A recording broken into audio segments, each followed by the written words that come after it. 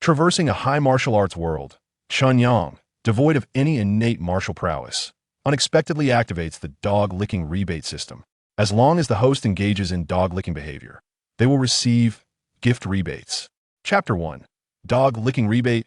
I traverse the high martial arts. Spring has arrived, ushering in the mating season for small creatures. In Tianyu City, behind Xingu No. 3 Middle School, couples can be seen strolling in pairs. Early love blossoms. In a world where martial arts reign supreme, some dedicate themselves to the study of martial techniques, while others revel in the chaos of battle. Yet, there are those who seek every opportunity to capture the favor of the goddess. Chen Yang, is this what you call me over for? The girl gazed at the chi blood pill in the boy's palm with evident impatience, her rosy cheeks tinged with annoyance. A low-grade chi blood pill, of inferior quality, scarcely worth 1,000 in the market. How dare he present such a meager offering? She is Lu Qingyi, the esteemed campus belle of Shengwu No. 3 Middle School, leading a life of luxury with exceptional talent. Suitors line up from the school gate to her home. Does this useless waste think he can win my favor with this? Meanwhile, the boy, smiling gently, was unfazed, and he softly consoled her, 30 years east of the river, 30 years west, dear sister. Wait for me. Enough already. Just put it down and leave. The girl shot him a frosty glance. Listen, don't bother me with such trivialities again. I'm very busy. All right then. Seeing Lu Qingyi accept the item, a cold smirk suddenly crept across the boy's previously obsequious face as he turned to leave. Ding! Detected the offering of one inferior chi blood pill. The Dog Licking Rebate System has been activated, granting 10 flawless chi blood pills of inferior grade. Ding! Dog licking points, 10. System.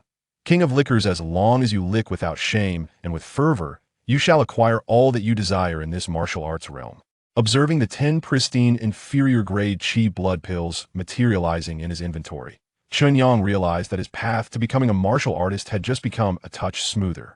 In the year 2049 of the Xingyu calendar, in Huaxia, unlike the blue star of Chen Yang's past life, this is a world where martial prowess is revered.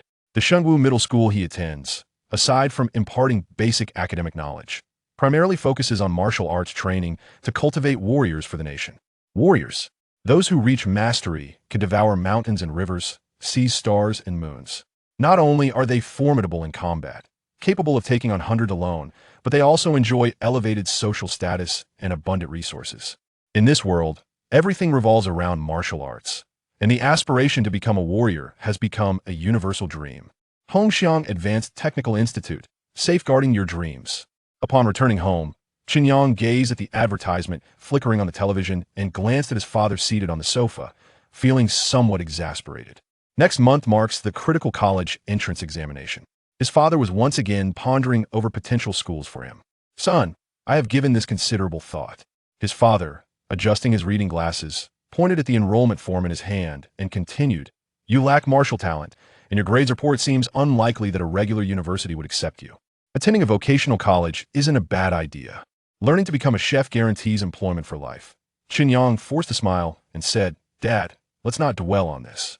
I believe I can still turn things around. At that moment, Chen's mother entered the room, carrying dishes, her face displaying a look of disdain. Sleeping until noon every day and still thinking you can turn things around? Quickly wash your hands and come to dinner. In this life, Chen Yang was born into a blissful family of 3. His father, honest and straightforward, worked as a minor employee in a company, while his mother was capable and open-minded, serving as an ordinary teacher in the city. In a world where martial arts talent dictated everything, such a family could be described as utterly mundane, remarkably unremarkable. Had it not been for the system and his lack of martial arts aptitude, Chen Yang might have heeded his father's advice, engaging in menial tasks like cooking or becoming a social media influencer selling electronic cigarettes, leading a life of mediocrity. However, times had changed. After dinner, Chen Yang lay in bed and opened the system interface. System, King of Liquor's current objective. Lu Qingyi qualification level. See affection level difficulty. Average extremely simple, simple, average, difficult, hellish, ascendant. Rebate multiplication factor. 10 current affection level. 5 successful rebate. Low-grade health pill x10 remaining rebate opportunities. 1 liquor points, 36. A month had passed since Chen Yang had successfully traversed into this realm, and he had activated this system. By selecting a real-world target, once their affection for him reached a certain level, he could engage in gift rebate actions. In simpler terms, for every item gifted, the system would return multiples of it. The different levels of targets determined the multiplication factor for rebates. Lu Qingyi, rated C, offered a tenfold return. Moreover, the target's affection level dictated how many times he could utilize the rebate feature. Host, Chen Yang, age, 17, health value, 12 martial power index, 2 remarks, capable of basic life activities. Gazing at his attributes, Chen Yang chuckled self-deprecatingly. A young man who had never undergone cultivation or body refinement typically had a health value around 15. His martial power index represented an individual's overall combat capability. Both figures were dishearteningly low for Chen Yang. Fortunately, there was still a month before the major examination. Taking the first step would make subsequent endeavors significantly easier. Ding. Low-grade health pill absorbed, health value 5. Feeling a warm current flow into his dantian, Chen Yang returned the remaining pills to his bag, contemplating a visit to the martial artist market first thing in the morning. With only one rebate opportunity left, he needed to make it count. The martial artist market was an official resource trading center for martial arts, offering basic health pills, healing potions, and more. As it was the weekend, the market was bustling with people. Chen Yang stood at the entrance, observing for some time before donning a mask and hood and stepping inside. "Boss, I wish to sell some items." "What do you wish to sell?" The vendor was a young girl, fair-skinned and beautiful, with a tear-shaped beauty mark at the corner of her eye that added to her allure. Noticing Chen Yang wrapped up like a dumpling, she smiled slightly. "I would like to exchange 3 low-grade health pills for 1 medium-grade health pill." Surprised by his request, she turned her head. 3 low-grade pills for 1 medium-grade? It's 5. "That is only natural," Chen Yang replied, handing over his bag. The girl lifted the bag and, upon inspection, discovered it contained 9 gleaming health pills. "This is a flawless quality?" A flicker of emotion glimmered in the girl's eyes. The pills of the same grade are categorized into 4 levels: inferior, mediocre, superior, and flawless. Flawless pills not only possess purer and more abundant spiritual energy, but they also require less time for digestion. How could such a remote place yield flawless pills? The girl furrowed her delicate brows and subsequently dispatched someone to have the pills tested. "It is indeed flawless." After a considerable time, she received the response. "Very well. I shall accept this. How about a 3-for-1 deal?" The young woman cast a lingering glance at Chen Yang and handed over a medium-grade blood tonic pill. "Quite commendable." Chen Yang glanced at the pill, nodded, and accepted it. On his way back, Chen Yang deliberately hailed a cab, then switched to the subway and bus, taking a convoluted route before finally removing his mask and stepping through his front door. Caution is the mother of safety. That evening, Chen Yang racked his brain to arrange a meeting with Lu Qingyi. "Did I not tell you to stop pestering me?" Upon seeing Chen Yang's pitiful demeanor, Lu Qingyi felt a surge of irritation. "Here, take this. It's a gift for me." Chen Yang presented a medium-grade blood tonic pill. "What is this?" Lu Qingyi's expression gradually shifted to one of astonishment. Beep. Detected Lu Qingyi's favorability level at 3. Beep. Obtained 30 pursuer points. Beep. Successful rebate. Medium-grade flawless blood tonic pills 10. It worked. The Taoist has succeeded. Gazing at the 10 additional medium-grade blood tonic pills in his inventory, Chen Yang's heart raced with excitement. With a graceful exit, he returned home that night and promptly consumed 9 of them. Beep. Medium-grade flawless blood tonic pill absorbed. Blood value increased by 50. Beep. Medium-grade flawless blood tonic pill absorbed. Blood value increased by 50. Chapter 2. Is it possible that I am the 1 in a million genius? Host. Chen Yang, age, 17, vitality, for 67 combat power index, 20 combat. Although his combat capability has improved, he remains a mere single-celled organism in the eyes of the strong. Excellent. It resonates with my heart. Chen Yang felt the changes in his body, disregarding the system's commentary. It is worth noting that even in the prestigious St. Martial Academy, the highest vitality score among all students is merely 121. Presently, he is undoubtedly a monster. And this is far from his limit. Ding. Detected that the dog licking points have reached 50. Would you like to draw a lottery? Draw. Congratulations. You have won a divine level reward. Dog licking points doubled to 1,000. Detected that dog licking points have surpassed 10,000. Would you like to spend 10,000 for a special martial skill lottery? Draw. Ding. Congratulations. You have obtained a top-tier martial skill, Shadow Step. Would you like to learn Shadow Step? Yes. As a burst of golden light flashed, Chen Yang felt as if he were constantly practicing the shadow step in his mind.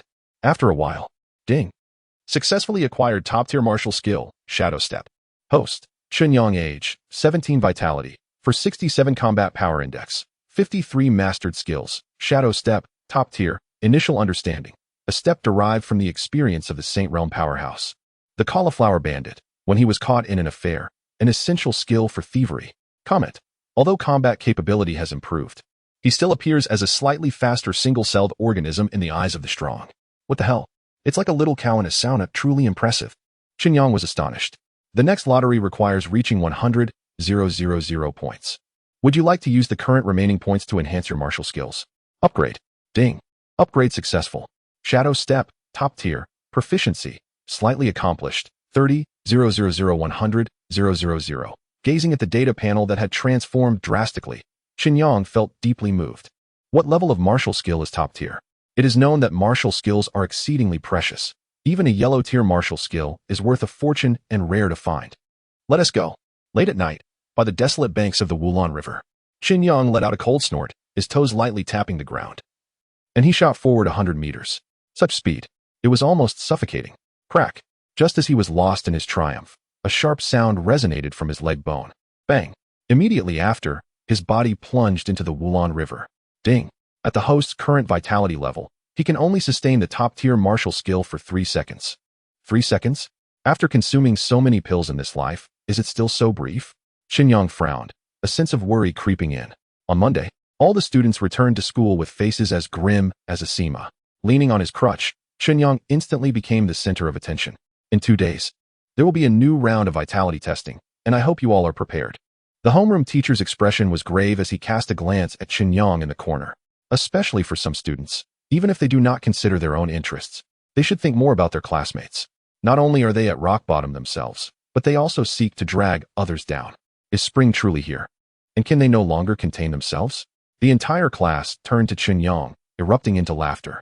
His pursuit of Lu Qingyi was common knowledge among the entire year. Yet the very person, Chen Yang, appeared utterly indifferent. At that moment, he was engrossed in sending Lu Qingyi romantic lines he had found online. I have a cut on my hand. You should cut yours too, then we will be a couple. Get lost. Lu Qingyi shot him a glare. Her eyes cold enough to chill to the bone. Ding. Lu Qingyi's affection level detected. 1. Tisk. Chen Yang furrowed his brows. This woman truly had a foul temper. Just yesterday, she had accepted his favor, and today she turned her back on him. These two are our new transfer students. And for the month leading up to the big exam, they will accompany everyone. A round of applause followed. Chen Yang looked up at the voice, momentarily stunned. The vendor? Wasn't she the girl who exchanged pills for him at the martial arts market? Please find a seat. At that moment, the girl, clad in a school uniform, appeared even more innocent, her autumn-like eyes scanning the room before locking onto Chen Yang's. Calmly, she approached and, in front of everyone, sat down beside him. A waft of fragrance enveloped him. We meet again. The girl began conversing as if they were old friends, catching Chen Yang off guard. I don't know you. Noticing the unfriendly gazes from the surrounding male classmates, Chen Yang frowned slightly and casually opened the woman's profile. Was she deliberately seeking him out? Target, Chu Mingling. Qualification level, SS. Affection level difficulty, ascending to heaven. Extremely simple, simple, average, difficult, hell, ascending to heaven. Rebate multiplier, 1000. Current affection level, 0. Successful rebates, none. Remaining rebate chances, 0. Dog licking points, 0. How much? 1000 times. In an instant, his face flushed crimson. Even his breath began to quicken. His gaze towards the girl transformed into unabashed desire. Chu Mingling frowned slightly, feeling quite uncomfortable under Chen Yang's stare. Chu Mingling. Chen Yang. Chen Yang flicked his bangs and suddenly said earnestly, You know, you resemble someone I know. Oh, who is that? My beloved. His voice was not loud. Yet nearly everyone around could hear him. A male classmate in the front row turned around suddenly, staring at Chen Yang with an expression of incredulous disbelief. Was this person utterly shameless? Ding. New pursuit target added, Chu Mingling. This system is great in many ways. But it is a pity that one must confess before accumulating affection points. Yet, Chen Yang was entirely unfazed by such youthful topics that would cause embarrassment. Chen Yang, if you don't want to study, then get out. The voice of the homeroom teacher echoed from the podium. After school, Chen Yang emerged from the teacher's office, having endured yet another session of reprimands, accompanied by subtle insults. You and I perceive things differently. Outside the office, Chu Mingling had been waiting for quite some time. Indeed. You came here for me, Chen Yang sighed, remarking on his own allure. Chu Mingling paused momentarily, scrutinizing the young man before her, finding it difficult to discern his true thoughts. This is not a suitable place for conversation. Follow me. They exited the school gate, one following the other, unabashed in the presence of onlookers. Many students witnessing the scene began to ponder what unique charm Chen Yang possessed. Have you heard of the organization called Return to Zero? Upon arriving at their destination, a modest bookstore, the two settled across from each other, with Chu Mingling ordering 2 beverages. Never heard of it. Some sort of cult? Chu Mingling rolled her eyes. It is a special martial artist organization recognized by the Huaxia authorities, on par with the Martial Arts Association. Why are you telling me this? Before coming here, I researched your background, your grades, family, qualifications, all rather unremarkable. Your martial arts talent is dismal. Yet, a month ago, you opted for martial arts in the major examination. You investigated me? Chen Yang questioned, perplexed by her intentions. Chu Mingling smiled knowingly and rummaged through her bag, producing a phone and placing it before them. This footage was captured last night by the Ulan River. Upon hearing the name Ulan River, Chen Yang's heart tightened. A video began to play on the phone. Late at night by the river, a white light streaked across with an almost imperceptible speed, crashing directly into the water. Boom. The tranquil surface erupted in a towering splash. Moments later, a figure emerged, limping and cursing, stumbling into the darkness. Chen Yang's expression darkened. The person in the video was him. I don't understand. I don't know what you were trying to convey. Chen Yang shook his head. The individual's explosive speed in the video was approximately Mach 2. Chu Mingling raised an eyebrow at him. To achieve such velocity, one must have a vitality of at least 200. You are a monster, undeniably a monster. That is not me, Chen Yang attempted to argue. Following this, Chu Mingling zoomed in with 2 fingers, revealing a lewd face on the screen. Glancing at his own visage, Chen Yang remained unfazed. Could it not be possible that someone resembles me exactly? Chu Mingling was left speechless. Chapter 3. Do they provide insurance and housing fund? Are you inviting me to join the Zero organization? Chen Yang furrowed his brow after understanding the context. Indeed, Zero has consistently been at the forefront of martial arts research. Every few years, certain individuals in Huaxia emerge, possessing an extraordinary affinity for specific martial techniques. Among these individuals, some experience a meteoric rise in their vitality overnight, while others grasp the skills that would typically take a decade to master in a single day. Such individuals are generally referred to as dunny. Me? Chen Yang pointed to himself. Chu Mingling, observing Chen Yang's ignorance, sighed. You are in a precarious situation. Do you realize the uproar that would ensue if this video I hold were to be disseminated? A 17-year-old, mastering advanced martial arts, with vitality exceeding 200. Can you fathom how many would covet your life? That seems a bit exaggerated. Chen Yang shrugged noncommittally. What is the point? Chu Mingling shook her head.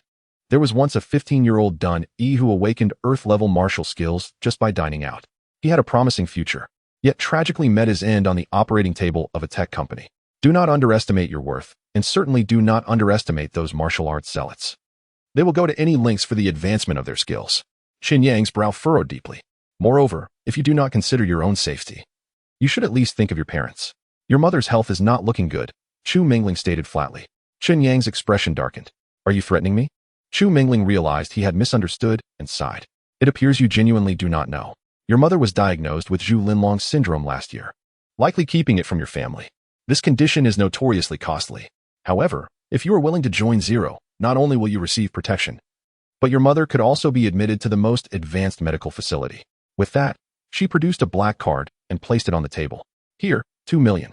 As a gesture of the organization's sincerity, you will not need to do much. The organization will not interfere with your daily life. You can continue your studies as long as you complete the periodic tasks assigned. The information was overwhelming, and Chen Yang lowered his head in contemplation. After a lengthy pause, he coldly smiled. Do I truly have a choice? I have stated this is not a threat. I merely wish to clarify the stakes. The choice is always yours. Chu Mingling replied, sighing again. I merely advise caution. Some opportunities do not present themselves a second time. Fine. Chen Yang took the black card decisively. I will accept the deposit. If your claims hold true, I will give you my answer in 3 days. Upon seeing Chen Yang accept the card, Chu Mingling revealed a gentle smile once more. Additionally, there is one more matter I wish to personally request of you. I am aware that you have a method to obtain flawless elixirs. If you can locate the flawless vitality elixir, irrespective of its grade, I shall reward you handsomely for bringing it to me. Chen Yang suddenly recalled that his first encounter with this woman occurred in the martial arts market. What could her background possibly be? Will we meet again in the future? Certainly, Chun. Chu Mingling replied with a smile. Ding. Chu Mingling's favorability level increased by 1. With a plethora of questions swirling in his mind, Chen Yang returned home, gazing at the black card in his hand, still perplexed by Chu Mingling's words. During dinner, he sat motionless, staring at his mother, several times on the verge of speaking yet finding himself unable to. After his parents finished their meal and went for a walk, Chen Yang rummaged through for a while until he unearthed the hospital test results from beneath his mother's bed. It was indeed true. After a cursory glance, the diagnosis boldly proclaimed Zhu Lindong syndrome. A quick online search revealed that this ailment gradually strips patients of their hearing, smell, and taste, ultimately leading to the irreversible loss of all senses, plunging them into an abyss of darkness. The doctor who first identified this condition was named Zhu Lindong. The cost of the initial treatment was $3 million. It was hard to fathom the depth of his mother's anguish during this time. After thoroughly researching all information related to Zero, he found himself both impressed by the other party's formidable means and somewhat inclined to believe Chu Mingling's words. Later that evening, Chen Yang hesitated for a moment but ultimately decided to inform his parents about Chu Mingling's invitation for him to join Zero. He feared his mother might act recklessly. In front of his parents, he retrieved the black card, entered the card number and password, and confirmed that it indeed held $2 million. His parents were overjoyed, completely unprepared for such a miraculous occurrence. After a considerable time, his mother, with tears in her eyes, asked, "Child, does this company provide you with social insurance and housing funds?" In the following 2 days, Chen Yang racked his brain, trying to enhance the favorability levels of the two women. Strength is the foundation of self-preservation. Unfortunately, Lu Qingyi showed no interest in him apart from accepting gifts. On the other hand, while Chu Mingling appeared amiable and approachable, her warmth masked a profound depth of strategy that was hard to gauge. Neither of them was easily manipulatable. Chen Yang resolved to utilize the remaining mid-grade flawless blood qi pill he possessed to visit the trading hall, hoping to find the vitality elixir that Chu Mingling required. Soon, the day for the new round of blood qi testing arrived. As usual, Chen Yang hurried to school, and just as he alighted from the bus and had taken a few steps, someone slapped him hard on the shoulder. "Are you Chen Yang?" Having skipped breakfast, he was both hungry and drowsy, and such an abrupt interruption infuriated him. Turning around, he found a tall, muscular young man with a buzz cut staring at him with wide eyes. "What do you want?" Chen Yang replied coldly, glancing at the man. "Oh, you've got quite the temper. Haven't you?" The young man sneered. "I heard from my dear sister that a certain fly has been pestering her lately. So I came to see which inconsiderate little creature it is. Do you know who I am?" With that, he pointed to an iron badge on his school uniform.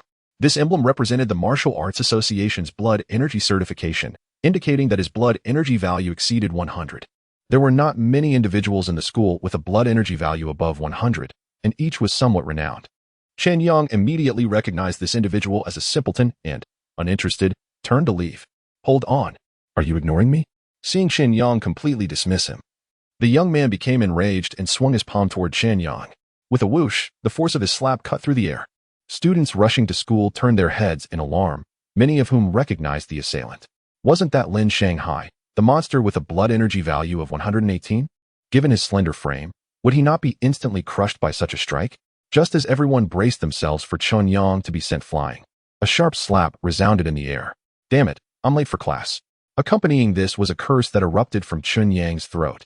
To the astonishment of the onlookers, Chen Yang swiftly spun around and delivered a resounding slap to Lin Shanghai.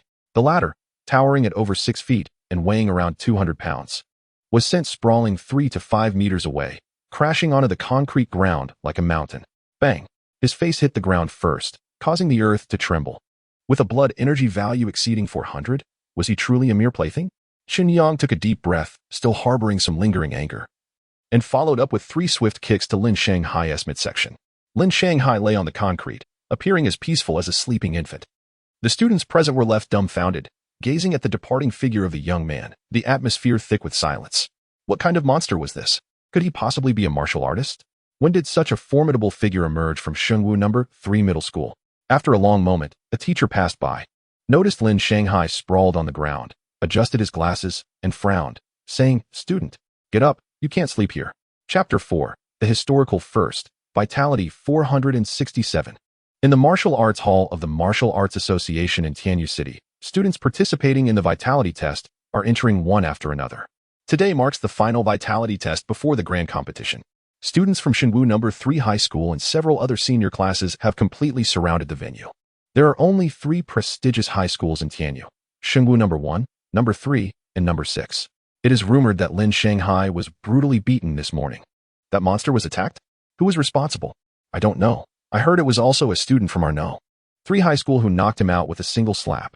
Many are discussing the events of this morning, while Chen Yang, appearing groggy, sits beside Chu Mingling. I am quite curious. What is your vitality value? Chen Yang suddenly inquired. You'll find out shortly, Chu Mingling replied with a gentle smile. And you? Chen Yang chuckled awkwardly, evading the question. 12, if I recall correctly, it should be 12, right, Chen Yang? At this moment, Lu Qingyi approached with a mocking expression and said, why must you embarrass yourself in front of so many people every time? Chen Yang frowned at the woman. Some things he could not comprehend. Why does Chu Mingling have a mere affinity of 1 for him, yet seems perfectly normal and communicative?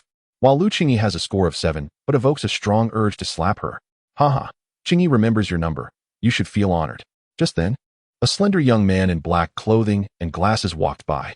He appeared harmless and fragile, yet he was the foremost martial artist among the students of Xinwu No.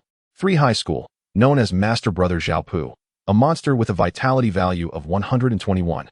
Zhao Pu first noticed Chu Mingling beside Chen Yang, his eyes lighting up. Then turned to Chen Yang and sneered, born of lowly origins, lacking talent, and yet unwilling to strive. What a waste. Last time, a vitality value of 12 shocked the entire educational community of Tianyu. Now you come here to disgrace our No. 3 High School again. How unfortunate. Beside him, Lu Qingyi coldly laughed. She was aware that Chen Yang had been spending time with the girl surnamed Chu recently. She had brought Zhao Pu over to show this girl what Chen Yang was truly like. With a person like you, do you still intend to pursue Qingyi? Truly overestimating yourself, Zhao Pu continued. Chen Yang shot him a glance and replied with a mischievous grin, who I pursue is none of your concern. If you're so worried, why don't you bring your mother here? If I find her appealing, I'll gladly be your father for free. Zhao Pu's expression darkened. He hadn't expected Chen Yang to retort. He immediately sneered, a wild spawn like you. Say another word, and I'll make you regret it here. No one would dare seek retribution on my behalf. I believe you, why wouldn't I? Chen Yang yawned and said, go on, kill me. I'm quite eager to die. The Zhao family, to which Zhao Pu belongs, holds some influence in Tianyu City. In the realm of Tianyu, 5 prominent martial arts clans stand out: Zhao, Lu, Lin, Shu, and Mu. These clans boast a profound heritage, with flourishing lineage systems and many unique body refinement techniques and martial skills passed down through generations. Among the younger generation of these illustrious families, numerous individuals shine brightly in the high schools of Tianyu. Zhao Pu is one of them. As the undisputed top figure of Xinwu No. 3, he naturally considers Lu Qingyi, a member of the Lu clan, to be his destined partner, perfectly matched in social standing. This notion is not to be challenged by others. Therefore, even though he knows Chen Yang is utterly inept and poses no threat, he harbors an intense loathing towards him. Humph, you are not worthy of my direct involvement. Zhao Pu scoffed, disinterested in casting another glance at Chen Yang, and departed alongside Lu Qingyi. What do you find appealing about her? Chu Mingling gazed at Lu Qingyi's retreating figure, her brow furrowed in confusion. With your talents, such a girl will only drift further away from you as time passes. It's best for children not to meddle in adult matters. At that moment, a commotion suddenly erupted in the testing hall. What the hell? 154. Someone actually scored 154. Everyone stared in astonishment at the screen in the testing hall, rendered speechless. At the top of the screen, Lin Shangshan's name boldly appeared, with the notable figure of 154 trailing behind it. He is the elder brother of Lin Shanghai, from Xinwu No. 3. Someone exclaimed in awe. I never expected his brother to be even more formidable. It seems he has been concealing his true abilities all along. Chen Yang glanced over the crowd towards the testing room and spotted a robust, dark-skinned man pushing the door open. He bore a slight resemblance to the fool he had beaten earlier that morning. Is the strength of Yizhong this terrifying this year? I heard Lin Shangshan isn't even the strongest in Yizhong.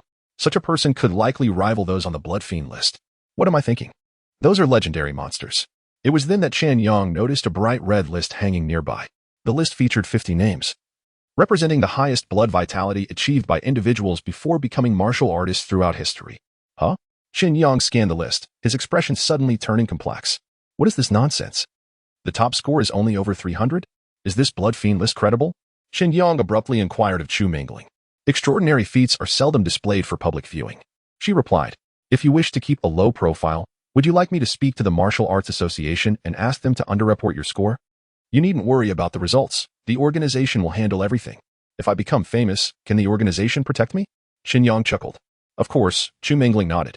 As long as you hold value, the organization will do everything in its power to retain you, but it depends on your true capabilities. In that case, there's no issue. Chen Yang nodded. Concealing one's abilities was not in Chen Yang's nature. Next, Chen Yang. Before much could be said, the room echoed with his name. Ah, I remember this individual. He only scored 12 points during the test last week. How amusing that he still requires 3 attempts. Which school is he from? The third school? Indeed, it is a breeding ground for talent. Laughter erupted around, as everyone observed the man's flushed face and anxious demeanor as he approached the testing room, which appeared quite comical, akin to someone heading to the gallows. Just as Chen Yang stepped into the room, a young man with half his face swollen entered the martial arts hall. The youth was slender and dark-skinned, sporting a buzz cut, evidently injured and just returned from the hospital. Upon Lin Shanghai's arrival at the martial arts hall, all those from the third school turned to him with laughter. Who on earth could have inflicted such a beating on you? Seeing his brother resembling a pig's head, Lin Shanghai was instantly engulfed with fury. That person must have employed some nefarious method. He was clearly a good-for-nothing. Recalling the humiliating defeat from the morning, Lin Shanghai grew more aggrieved and quickly recounted the events. Those nearby listened intently. That scoundrel's name is Chen Yang. Chen Yang, with a vitality score of 467 points. In the testing room, the elderly man from the martial arts hall adjusted his reading glasses as he regarded the numbers before him. It seems I truly must retire. I can barely perceive the digits clearly. For 6 what? What's 6-7? For what 7? Wait a moment. Is that the young master? Chapter 5. Something is amiss. There must be an error. The hall fell into silence. Thousands of students turned their gazes towards the large screen, and aside from their astonishment, most instinctively thought that perhaps it was a malfunction of the machine. Surely, how could anyone's vitality score exceed 400? Absurd. It must have reported an extra digit. Perhaps in the 40s. The crowd began to comfort themselves mentally, yet only Chu Mingling furrowed her brows and silently made her way towards the testing room. She had estimated Chen Yang's vitality to be around 200. Sisterly, please come here. There may be an issue on my end. She hastily dialed a number and then entered the room. Just then, the voice of a staff member from the Martial Arts Association echoed through the speakers. Dear students, we sincerely apologize, but the vitality testing equipment at the Martial Arts Center has encountered a malfunction. All students will have their scores retested next week. As expected, many exhibited relieved smiles. If that person truly scored over 400, wouldn't he be at 8,000? How small-minded. Let us aim for 10,000. The delay of the test was a fortunate turn of events for them, in the high-stakes atmosphere of the major examination. Even an additional point in vitality could eliminate countless competitors. Over the course of a week, with a stroke of luck, one might even improve by 2 or 3 points. Brother, this. As everyone departed, Lin Shanghai, disheartened, gazed at his elder brother, noticing Chen Yang's prolonged absence. That fellow likely slipped away while we weren't paying attention. Lin Shangshan sighed, furrowing his brow. You should return now and focus on your recovery. At such a critical moment, we cannot afford any mistakes. The Lin family will settle this account. The two quickly followed the crowd out. 2 hours later, Chen Yang sat in the room, feeling somewhat fatigued. Glancing at Chu Mingling beside him and the anxious testing elder, he couldn't help but stifle a yawn. Today is the supermarket discount day. When can I leave? No. The elder paced back and forth in the room. You cannot leave just yet. Have you heard of Huio? He suddenly fixed his wide eyes on Chen Yang. He was that once genius youth, the rising star of the martial arts realm. Chen Yang was somewhat speechless and shook his head. That fellow merely passed the test under my supervision. A monster with a vitality score of 236. The elder's face flushed with excitement. You, my boy, are even more terrifying than him. You could easily rank among the top 100 of this generation. However, the top 100 of this generation is not the same as that of previous generations. Chen Yang felt a hint of disappointment. The blood fiend list outside was indeed intended for the public's gaze. The martial arts world has undergone countless years of evolution, sifting through heroes. How many talents have emerged from this realm? One could say that in this generation, you already possess the potential for invincibility. The elder rubbed his hands together, appearing even more exhilarated than Chen Yang. After determining his vitality, he dialed his leader's number, insisting that Chen Yang wait. The lecherous gaze made Chen Yang feel somewhat uneasy. Old senior, I have told you, this lad is one of our zero-return individuals, sighed Chu Mingling. Nonsense. A wise bird chooses its tree to perch upon. With such a talent, I believe that after our leader presents the conditions, he will make the right judgment. The old man looked hopeful. Once you are brought into the Martial Arts Association, I can retire with honor. After a considerable time, the old man made another call. Ah, yes, indeed, It is over 400. How could that be? My eyesight is quite sharp. Oh, all right, all right. Ahem. My young friend, my leader wishes to meet you the night after tomorrow. He is currently en route from City 1's Tianbei. Tianbei. Chen Yang frowned. That was the political and economic center of Huaxia. Who could be such an important figure coming from there? Well, it suffices that in my lifetime I have seen two prodigies. You may return for now and come back the day after tomorrow. After bidding farewell to the old man from the Martial Arts Association, Chen Yang was pulled by Lu Qingyi to a noodle shop. Having eaten nothing since the afternoon, he was indeed quite hungry. What do you want? My treat. Chen Yang ordered a glass of juice and a bowl of handmade noodles, and they sat down. Why didn't you mention this matter to me earlier? Chu Mingling frowned at Chen Yang. The vitality value? Chen Yang raised an eyebrow. Chu Mingling sighed. Since you are now part of the organization, you should be more candid. It would facilitate our work. Does it matter? Chen Yang was perplexed. 400 vitality is not the same as 200. Chu Mingling looked into Chen Yang's eyes and said, you are at risk of an early demise. You never asked? Now it was Chu Mingling's turn to be speechless. She had subconsciously assumed Chen Yang's vitality was around 200. We have a preliminary understanding of your mother's condition. It is somewhat complicated. With Chu Mingling's assistance, Chen Yang's mother had been admitted to Tianyu Hospital. Due to the delay in receiving treatment, her body had already developed some complications. Chu Mingling said with a serious expression, there is a substance extracted from the dream-eating beast that acts as a hallucinogen. Reputable hospitals dare not use it, but if you can procure it, I will find a way to cure your mother. Chen Yang frowned. This was not what he had anticipated. There are insufficient personnel from Zero Return in Tianyu. So I have had to manage many matters personally, Chu Mingling explained. Of course, you may also view this as your first test from the organization. The following day, Chen Yang left home early. After requesting leave from school, he boarded the Line 21 subway, intending to search for this hallucinogen in the economic development zone. After crossing into this other world, he retained all the memories and emotions of the original owner. He is not the indifferent and invincible Dragon King. He possesses emotions and flesh, and is susceptible to the influence of feelings. In the protagonist's memories, his mother plays a pivotal role. He strives to do his best. Observing the subway filled with weary workers, faces etched with weariness from their toil, Chen Yang glanced at the transit line. Realizing this round trip would require no less than 3 hours. The economic development zone is a new area of Tianyu, yet it resembles a chaotic and disorderly satellite city. This locale is rife with various crimes, violence, and bloodshed. Upon alighting from the subway, Chen Yang was engulfed by a pungent stench. Not far away, the floor was smeared with excrement, whether animal or human. Piles of garbage were heaped beside the corridors, and vending machines had been pried open, revealing their innards. A group of individuals swayed as if under the influence of substances, their gazes fixated on Chen Yang. Big brother, I have the latest XAI-9 for sale. Would you like to purchase one? A soft, feeble voice called out, prompting Chen Yang to look down and see a dirty little girl gazing up at him with bright, innocent eyes. A string of multicolored chips hung from her. Chapter 6. The incident unfolds. Chen Yang furrowed his brow as he examined the items before him, software that could be downloaded and viewed. However, it was immediately apparent that these were not legitimate products. They were likely stolen pirated versions or crude creations from small workshops. Perhaps due to the flourishing development of martial arts, the advancement of technology in this era surpassed Chen Yang's imagination. Innovations such as brain-machine interfaces had become commonplace years ago, accompanied by a myriad of chips designed for entertainment and leisure. The girl held in her hands a selection of such chips. Once inserted into the connection slot of the brain, one could directly experience the content contained within. Dubbed a new form of narcotic, these chips possessed a potent addictive quality. Chen Yang had refrained from implanting such a connection slot in his own mind. Little sister, where are your family? He inquired. At such a tender age, you shouldn't be out here struggling to make a living. Your parents truly. Big brother, would you like to buy one? It's very cheap, just 30 yuan each. The little girl looked up at Chen Yang with timid eyes, trailing behind him like a small shadow. With a sigh, Chen Yang took out 100 yuan and handed it to the girl. Here is some money for you, but you must tell me who provided you with these items. The girl grasped the money tightly in her hand, her face revealing a look of hesitation. It was my dad who sent me out. Chen Yang picked up a chip and inspected it closely. A pink spiral logo boldly marked its surface. This signified the presence of hallucinogens within. Upon inserting it into the side slot of his phone, a series of lascivious sounds erupted from the device. This is truly lamentable, Chen Yang thought, his frown deepening. However, this discovery provided him with a new lead to trace the source of the original hallucinogens. Little sister, could you take me to your home? Chen Yang said calmly. I have some questions for your father. Are you a bad person, big brother? The girl asked innocently.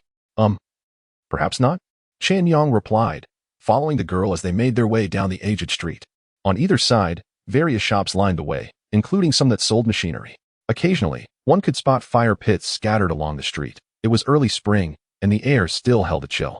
Many people huddled around the fire, watching the ebb and flow of passers-by. After half an hour, Chen Yang found himself standing before a dilapidated alley, where the sounds of children squabbling filled the air. I got it first. Nonsense, I got it before you. Two children were embroiled in a scuffle on the dirt path, dust swirling around them, revealing a backdrop of various worn-out appliances and steel equipment. A broken radio crackled with the news from the previous night. Upon noticing the arrival of newcomers to the small courtyard, the two children immediately grew wary. One, who did you bring with you? A boy clad in a blue hoodie and wearing a tattered motorcycle helmet brandished a steel rod. Another boy, with unkempt hair and a pale complexion, timidly hid behind an old car. Who are you? The young boy wielding a steel bar sternly inquired, as if ready to strike Chen Yang at any moment. I have come to discuss some business with your father. My father is not here. The boy retorted defiantly, raising his chin. You can tell me whatever you wish. At that very moment, as Chen Yang momentarily lowered his guard, the pale-faced lad had stealthily circled around to the rear of Chen Yang's car, seizing an old microwave and swinging it towards Chen Yang's head. With a resounding thud, the microwave descended from above, but Chen Yang deftly sidestepped with a slight lean. Fool, how could you mess up something so simple? The boy with the steel bar berated, swiftly launching himself forward like a monkey. And with a sudden flick of his wrist, that's quite enough. Chen Yang raised his hand and grasped the steel bar. Then, to the astonishment of the onlooking children, he effortlessly twisted the bar into a U-shape. Behave yourself, or I might just have to give you a spanking. He made a playful face at the boy, startling him in the process. All right, Xiaoming, Xiaoyu, you two take your sister inside. At that moment, a man's voice resonated from within a small house in the yard. He was a man with graying hair, yet his physique appeared robust. Judging by the wrinkles on his face and the cloudiness of his eyes, he seemed to be of advanced age, perhaps having resorted to some concoction to maintain his youthful appearance. Young lad, you didn't come here just to showcase your muscles, did you? The man discerned Chen Yang's lack of malice but maintained a safe distance. Are you really their father? Chen Yang queried, puzzled. No, I'm merely a vagabond, taking in a few stray cats and dogs. Is that not a normal thing to do? The man answered candidly as he pulled up a chair to sit down. Speak up. What brings you here? You don't seem like someone here to make a purchase. Chen Yang replied, why not take them to a shelter? At their age, they should be able to be enrolled in school if they enter a shelter, right? Huh. The man scoffed. Spit it out quickly. I've consumed more salt than you've eaten rice. If you keep talking nonsense, I'll have you thrown out. Chen Yang frowned, the man's demeanor further tarnishing his impression of him. Are there any workshops nearby that produce such chips? Chen Yang retrieved a chip, which turned out to be the hallucinogenic variety. At least a factory capable of producing level 3 or above hallucinogenic chips, and the raw materials must be fresh. This was a directive from Chu Mingling before he arrived. The hallucinogen extracted from the Dream Eater had approximately a one-day shelf life, and he required materials of level 3 or higher. Ha! The man erupted into laughter upon hearing Chen Yang's words. The people in this economic development zone are merely trying to make a living. If they dared to mess with such things, they would have been in trouble long ago. Go play elsewhere, kid. The man began to rise to leave. 10,000. Just provide me with the information, and I'll give you 10,000, directly transferred. The man showed a flicker of interest. 30,000. Chen Yang added another 20,000. After a moment of hesitation, the man nodded, his expression suddenly turning serious as he said, however, you must promise me that no matter what happens, you will not disclose that I provided you with this position. This was, of course, no issue. Smuggling high-grade hallucinogens is illegal, and the forces behind factories capable of chip production are not difficult to imagine. Beside Lu Chu, there stands a modest garage. Upon your arrival, simply state that you are there to make a purchase. However, I must caution you that it is far from a pleasant place. The man cast a meaningful glance at Chen Yang. At that moment, Chen Yang's phone suddenly rang. He glanced at the screen and saw it was a call from Chu Mingling. Hello? Chen Yang, where are you right now? I'm in the economic development zone. Why? Come back immediately. Huh. Sensing the gravity in her tone, Chen Yang furrowed his brow. What is happening? Turn on the news right now. Chen Yang did not hang up. He walked over to the radio in the courtyard and twisted the dial a few times until he heard the broadcast. This is a news report. On March 1st, 2049, in the city of Tianyu, a martial arts center located at number 64 caught fire, resulting in 16 fatalities. The cause of the incident is still under investigation. Chen Yang's pupils dilated abruptly, and a chill surged through his heart. Chapter 7. What movie is this? All data from the martial arts center has been lost, and even a second-tier martial artist guarding the premises has perished. This is no mere accident. Someone has set their sights on you. Return swiftly. The incessant voice of Chu Mingling echoed in Chen Yang's phone, yet he could hear nothing. He glanced towards the outer courtyard wall, where several men clad in blue robes were approaching step by step down the alley. Damn it. Here, take this money. Chen Yang set down his phone and immediately handed over a card containing 50,000 to one of the men. He then turned and dashed out of the yard. Racing towards the left alley, those men exuded an aura of extreme danger. The man hesitated for a moment before stepping forward and securely locking the courtyard gate. After sprinting through the alley for an unknown duration, Chen Yang finally halted. On either side were food stalls, with an amalgamation of aromas from skewers and marinated delicacies. Entangled wires and various neon lights flickering incessantly. The lighting here was dim, and the weather was overcast, as if rain could fall at any moment. Chen Yang lowered his head, took a deep breath, and feigned nonchalance as he sat down, ordering a bowl of rice noodles. The noodles were quite good, although regrettably not spicy enough. No sooner had he taken his seat than a sinister voice emerged from behind him. Before Chen Yang could turn around, a hand struck down with a knife-like motion. Instantly, Chen Yang reacted like a cat whose tail had been stepped on, activating his shadow step and crashing into the noodle stall, propelling himself forward. Whoosh! His speed was astonishing, but the alley was exceedingly narrow, causing him to collide with various objects along the way. Clattering sounds echoed as he surged forward, only hearing the stall collapse behind him after he had bolted 300 or 400 meters away. Oh! The man in the blue robe seated at the stall was momentarily taken aback, his pupils narrowing in realization. This individual was at least an awakened practitioner of celestial tier martial arts. Pursue him. Meanwhile, Chen Yang's situation was far from favorable. Blood stained numerous parts of his body. Even without utilizing the full power of Shadow Step, the collisions had fractured several bones. He had to run. If these individuals were allied with the attackers of the martial arts center, they undoubtedly possessed his data and blood samples. The latter must have used some special means to pinpoint his location. Enduring the excruciating pain, he retrieved 5 recovery pills from his system repository, swallowing them hastily. Ding. Low-grade recovery pill absorbed, restoring 20 of physical condition. Ding. Low-grade recovery pill absorbed. A series of system notifications resonated. Having secured 2 million earlier, Chen Yang had allocated the majority for his parents and spent the remainder on various medicinal pills. Feeling his body rejuvenate instantly, he unleashed his full power and began sprinting towards the highway. What a joke! What does it mean to unleash the full power of Shadow Step? Even if Chen Yang only had 3 seconds, that equated to 3 seconds at Mach 2. 3 seconds, 2 kilometers. With numerous obstacles littering the ground, Chen Yang propelled himself directly onto the highway. The second-tier martial artists of the martial arts center have all perished, indicating that there is no one left in the city who can protect him. The only course of action now is to reach the city as swiftly as possible and seek assistance from Chu Mingling. Observing the assortment of elixirs remaining in his system's repository, Chen Yang steadied himself and boldly stood in the middle of the highway to flag down a vehicle. For narrative purposes, this is not advisable for young readers. Hello? Is anyone there? In the midst of this chaos, he dialed Chu Mingling's number. Chen Yang? What is your situation? There are 4 or 5 individuals here, and their strength is formidable. I can't catch the subway now. I'm on the highway in the economic development zone. All right, you need to flag down a car and head to Tianyu Ancient Town. Our organization is on its way there, but I don't have a driver's license. Chen Yang gritted his teeth, resigned to the fact that he had to take desperate measures. Mom, why is there a person on the highway? A boy in a pink sedan gazed curiously at the man waving on the roadside. Is that a traffic cop? A bespectacled woman squinted, observing for a moment before pulling over. Miss, there's no time for explanations. I'll give you 20,000. Take me to the ancient town. Ah. What is this? Suddenly, a fierce gust of wind surged from behind Chen Yang, instantly propelling him through the air. The terrifying gale shredded his clothing, exposing numerous wounds on his body. Coughing violently, he struggled to his feet, spitting out a mouthful of blood without even glancing back, and promptly shoved another elixir into his mouth. Ding.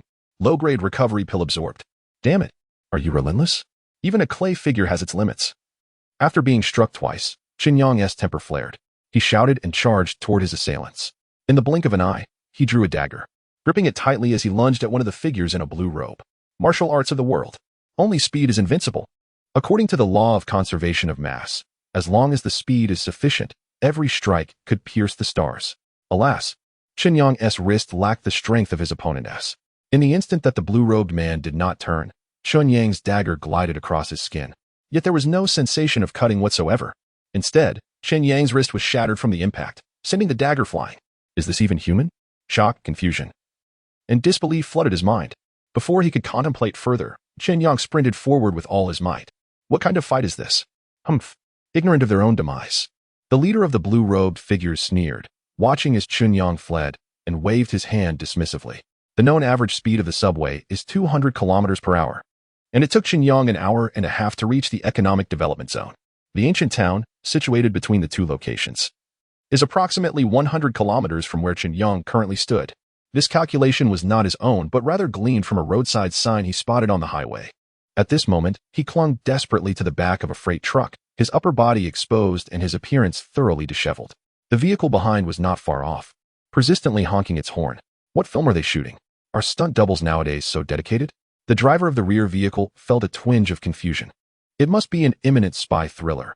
This fellow is putting in such effort, surely earning a fortune of 800 a day? Chen Yang laboriously ascended the cargo truck and retrieved 5 recovery pills from the warehouse, consuming them without hesitation. The medication must not cease.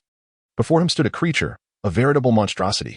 For someone like Chen Yang, whose thoughts were rooted in modernity, the sensation of a knife that could not pierce the skin was utterly bewildering. Once his recovery was complete, he struggled to rise and leapt off the truck. At a constant speed, he could maintain approximately 300 meters per second for about 10 breaths. He felt a sense of relief as the celestial martial arts proved formidable. At least the speed of the pursuing group was nowhere near his own. Goodness! Someone is performing a drift on the highway. Suddenly, a keen observer captured the astonishing scene on their phone. In the footage, a man executed his moves with incredible speed, overtaking vehicles with remarkable agility. The spectacle was truly breathtaking. Chapter 8. The Sparrow. Here lies the WDO, Warrior Defense Organization. The suspect has entered the expressway, moving with remarkable speed, resulting in 3 vehicles igniting in flames. Please expedite the evacuation of the crowd and seal off the highway entrance. Do not act recklessly. Remember, do not act recklessly. At the expressway entrance of the economic development zone, 3 police cars blazed fiercely, their sides torn open by an extraordinary force. Standing nearby, having just ended a phone call, was none other than the youngest second-grade police inspector of Tianyu City, the esteemed officer Lin Ruashi. What shall we do now? Asked Shally, his hand trembling slightly as he gripped his firearm while gazing at the chaotic scene. As an intern, encountering such a situation on his first assignment filled him with dread. For martial arts maniacs, each possessing strength surpassing the 3rd rank of a warrior, who in all of Tianyu could possibly stand against them. Get in the car, Lin Ruashi commanded, pulling the visibly pale Xiao Li into the police vehicle before pressing the accelerator to the floor in pursuit. Old Fourth. How far is he from us now? Inside the car, 4 men clad in green robes sat together, with the man in the passenger seat querying the 2 in the back. Very far. This fellow's martial prowess is exceptional. He has turned right ahead. Old Fourth replied, his expression grim. He had not anticipated encountering such a formidable escapee even in this remote area. The driver, Old Second, who was more robust than the others, sneered, once we extract his martial techniques, we will ascend to the elders' ranks. He cannot sustain this pace for long. With his vitality, he won't get far. The vehicle sped along the expressway, pursued by a line of police cars maintaining a safe distance, hesitant to advance. Old Third. Deal with these insignificant pests. Old Third, who had remained silent, leaned forward, his emotionless eyes narrowing slightly. He raised his hand, summoning forth a fierce gust of wind. Bang! Vehicles closer to them were overturned, some even plummeting from the overpass, igniting into roaring flames. Be cautious. There are others approaching to snatch the spoils. The leader remarked with a faint smile, sensing multiple presences converging in their direction. Truly, it was a grand feast. Meanwhile, Chen Yang found himself with dwindling pills in hand. He consumed them one after another as he sped down the highway, daring not to pause. I must reach the ancient town. Where are your people? However, on the other end of the line, a prolonged silence ensued. Speak, Chen Yang urged, his impatience growing. We're facing complications here, Chen Yang, this time. It's up to you. Avoid direct confrontation. We will need at least half an hour. What? Half an hour? Chen Yang's expression darkened. With such a delay, how could he possibly reach the ancient town? Gazing at the remaining 10 returned pills, a sense of urgency gripped him. He swiftly dashed forward and commandeered a truck. I truly must get to the ancient town. If I can find the market and procure sufficient pills, then perhaps I may yet preserve my life. He took a deep breath, regretting that he had not invested the 2 million in purchasing chi blood pills to enhance his strength. Tianyu Ancient Town, only recently unearthed and developed as a tourist attraction by archaeological teams over the past century, is situated in the old district of Tianyu City, where numerous antiquated buildings are densely packed, resembling a swarm of flies beneath the overpass.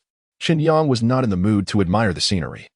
As soon as he sensed he was near his destination, he leaped directly from the train. "Mom, look, there's a superhero." Below, in the scenic area. A few people looked up in astonishment at Chen Yang, who was soaring down from the sky, their eyes wide with disbelief. "What is happening?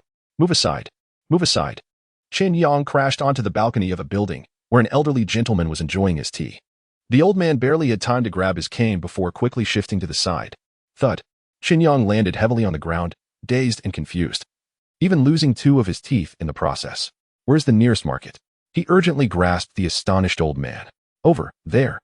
The old man adjusted his reading glasses, trembling as he pointed toward an adjacent ancient structure. Without hesitation, Chen Yang pulled out 3 returning essence pills and consumed them. Then with a powerful stomp, leaped 3 zhong forward. "Is there no way for them to completely lose track of me? This is a secret technique. They are likely paying a hefty price to sustain it. The longer you endure, the more advantageous it becomes for us. Truly unreliable." Chen Yang sighed, dashing towards the direction indicated by the old man. It was only then that he noticed the blood smeared across his bare torso, drawing the attention of passers-by. Is this a movie? How could someone look so dreadful? A villain? Before anyone could take a closer look, a sudden whistling sound pierced the air. A flurry of flying daggers sliced through the atmosphere with breathtaking speed, pulverizing the stones at Chen Yang's feet into dust. What kind of impressive figure did I intend to capture? It turns out to be just a delicate young lad. As the smoke dissipated and the crowd erupted into chaotic screams, Chen Yang could still hear an enchanting voice. Looking up, he saw a fair-skinned, stunning woman with long legs and heavy smoky makeup, seated on a nearby building, watching him with a smile. Behind her stood 2 burly men clad in ripped denim jackets, adorned with peculiar white masks. "Go, bring him to me," the woman commanded, and the 2 men instantly vanished from the balcony, their speed surpassing even that of the previous man in the green robe. Damn. Chen Yang felt a jolt of fear. There was no time for further observation. Are they here? 3 masked figures have appeared. While relaying information to Chu Mingling, he activated his shadow step technique and sprinted towards the market. On the other end of the line, there was no response, only the crackling sound of static. "What are you all doing?" Amidst the chaos, the city's guard team surrounded the area, attempting to thwart the 3 who were wreaking havoc. However, before they could react, one of the masked men swiftly disarmed a guard, knocking him against the wall with a single punch. The lad is remarkably swift. Indeed, an awakened master of celestial martial arts. The masked man revealed a cruel smile. However, it matters not, now that we have reached this juncture. With the sparrow ensnared, it is time to close the net. Suddenly, the ancient town was engulfed in darkness, accompanied by violent tremors, as crimson beams of light enveloped the entire village. What followed were the sounds of collapsing structures and the anguished screams of the populace. Many were rendered into mere chunks of flesh upon contact with the red rays. Nanoscale. Chen Yang gazed at the encroaching crimson beams, a wave of despair washing over him. He had witnessed such technology in an exhibition by a certain tech company, capable of cleaving any material it touched in twain. So many. In that moment, these crimson threads resembled a vast birdcage, tightening inexorably. "Help! Save me! Oh heavens! I do not wish to perish. My leg!" The cacophony of wails nearly drowned out the entire town, with explosions of vehicles and the sounds of collapsing buildings echoing everywhere. It felt akin to the apocalypse. Was this devastation wrought by his own hand? Chen Yang clenched his jaw, dismissing further thoughts, and sprinted towards the local pharmacy. Chapter 9. The Explosive Body Pill. Outside, a police car performed a magnificent drift and came to a halt at the entrance of the ancient town. From an external viewpoint, the entire town appeared to be engulfed in a raging inferno, with scarlet lines illuminating the sky. Lin Ruashi gazed at the scene before her, her brow furrowed in anger. These brutes. The investigation revealed that the individual they were pursuing was merely a high school student. Little Li, the deputy, had wires protruding from his head, and he finally uncovered some useful information. The WDO network had been compromised, and we lacked the authority to access any details about this person. Little Li felt somewhat despondent. A high school student. At that moment, the surroundings were cordoned off, with firefighters and traffic personnel tirelessly transporting the injured. So, this is all we could ascertain. To kill so many for the sake of a high school student? Lin Ruashi's chest heaved. She struggled to comprehend the reasoning behind it all. What did the SRO, Special Response Organization, have to say? How long until their personnel arrive? The defensive capabilities of WDO and Tianyu could barely withstand 4-tiered martial artists. Moreover, deploying those large-scale destructive weapons required extensive approvals. The mere thought of this ignited Lin Ruashi's fury. They too had encountered individuals and had already lost numerous three-tiered martial artists. Damn it. What on earth is happening? What does this high school student possess that drives these lunatics to come in droves? As she observed the encroaching blood-red lines, she felt a profound sense of helplessness for the first time in her life. Within the birdcage, Chen Yang arrived at the local pharmacy. Amidst the collapsed ruins, numerous scattered bottles and jars were visible. These items, invaluable in ordinary times, prompted Chen Yang to squeeze through the gaps on the ground. The space within was narrow and dimly lit. He gradually moved aside the debris, one hand holding up his phone's flashlight, while the other continuously shoved pills into his mouth. Ding. Intermediate vitality pill absorbed, vitality value 30. Ding. Low-grade detox pill absorbed, poison resistance 60. An unexpected turn of events. The individuals who came this time. Over the phone, Chu Mingling's voice crackled intermittently. Second-tier martial artists have already appeared. Martial artists? Chen Yang's heart sank. They were beings above the 9th tier. Not to mention the Tianyu city number 64. Even considering the surrounding dozens of cities, how many martial artists could there possibly be? Be cautious. This time, I have put you in danger. Chu Mingling felt deeply guilty. She had promised to ensure Chen Yang's safety, yet within just 3 days, such an unforeseen incident occurred. Rest assured, they cannot kill me. Chen Yang scoffed, finally discovering what he sought in a corner. A collection of pills stored in earthen-colored jars. Crash. He slapped the earthen jar open, and dozens of crimson pills tumbled out. Is this it? It must be this. Chen Yang picked up a pill to examine it. The translucent, mixed-hued pill appeared as if blood coursed within. Ding. Detected the inferior explosive body pill entering the body. Vitality surged by 600, lasting for 3 minutes. A torrent of medicinal power suddenly erupted from his dantian, as if his internal organs had shifted positions in an instant. Indeed, it was the explosive body pill. This elixir, classified as a forbidden drug, is rarely circulated in the market, its purpose being to exponentially enhance one's vitality within a short duration. The cost, however, is the permanent loss of a portion of one's meridians after surpassing the martial artist realm, potentially rendering one incapable of wielding spiritual energy to execute more advanced martial techniques. Chen Yang's muscles expanded at an unimaginable rate, the veins on his arms resembling writhing earthworms. He could feel his senses sharpening, a sensation of invincibility enveloping him. Apart from a slight pain, there were indeed no side effects. Chen Yang meticulously examined his meridians. Due to the system's influence, he found no abnormalities. Just then, a concrete slab above him was suddenly penetrated by a tremendous force. Bang! The deafening sound reverberated throughout the street. I found you, the burly masked man grinned. Why aren't you running? In his hand, he wielded a massive executioner's sword, effortlessly slicing through the falling debris. You came alone to seek me out. Are you not afraid? Unexpectedly, the young man before him displayed no signs of panic. Instead, he wore a calm smile. Afraid? The masked man burst into laughter. And with that, his sword stirred up a gust, cleaving through the air straight toward Chen Yang's head. The wind howled as Chen Yang merely tapped his toes lightly, instantly propelling himself into the air. This leap reached a height of several dozen meters. Upon landing on a nearby building, he suddenly inhaled deeply. Just as his lungs threatened to burst, he bellowed, "You beasts, listen closely. I am right here waiting for you. If you have the guts, do not harm the innocent. Come, let us fight." His voice boomed, resonating throughout the ancient town of Tianyu, clearly heard by everyone. Who is this person? He has gone mad. This kid is truly insane. It seems there is no escaping this calamity today. The remaining townsfolk largely dismissed Chen Yang as delusional, with few taking him seriously. Only those lurking in the shadows, drawing closer, wore enigmatic smirks on their faces. Chen Yang, are you out of your mind? The voice of Chu Mingling echoed through the phone. No rush, let us play with them a bit.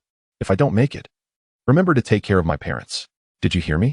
Chen Yang took a deep breath, observing the devastation around him, before hanging up the call. Before long, 7 or 8 figures indeed appeared in the vicinity. Apart from the earlier men clad in azure robes, there was also the long-legged woman. Hurry up. The SRO members are already on their way. The leader of the azure-robed men spoke in a low voice. This operation will succeed, thanks to our people. The woman coldly gazed at Chen Yang, remarking, were it not for our intelligence indicating his approach, your brutish kind would undoubtedly allow this young man to escape. The 4 men in blue robes immediately darkened their expressions. Masked and cloaked, you are nothing but scoundrels, unworthy of respect, sneered the burly third man. Without our Qingyi gang, you bloodthirsty marauders would be powerless to stop him. Enough of this idle chatter. Third, let us take action.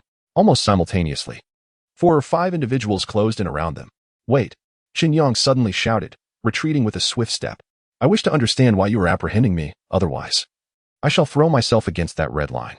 Humph. The leader of the Qingyi gang chuckled coldly. Weren't you rather arrogant just moments ago? Before engaging in battle. One ought to clarify matters, lest I inadvertently unleash my strength and annihilate you all. Chen Yang replied nonchalantly. What can you do knowing this? You are but ants.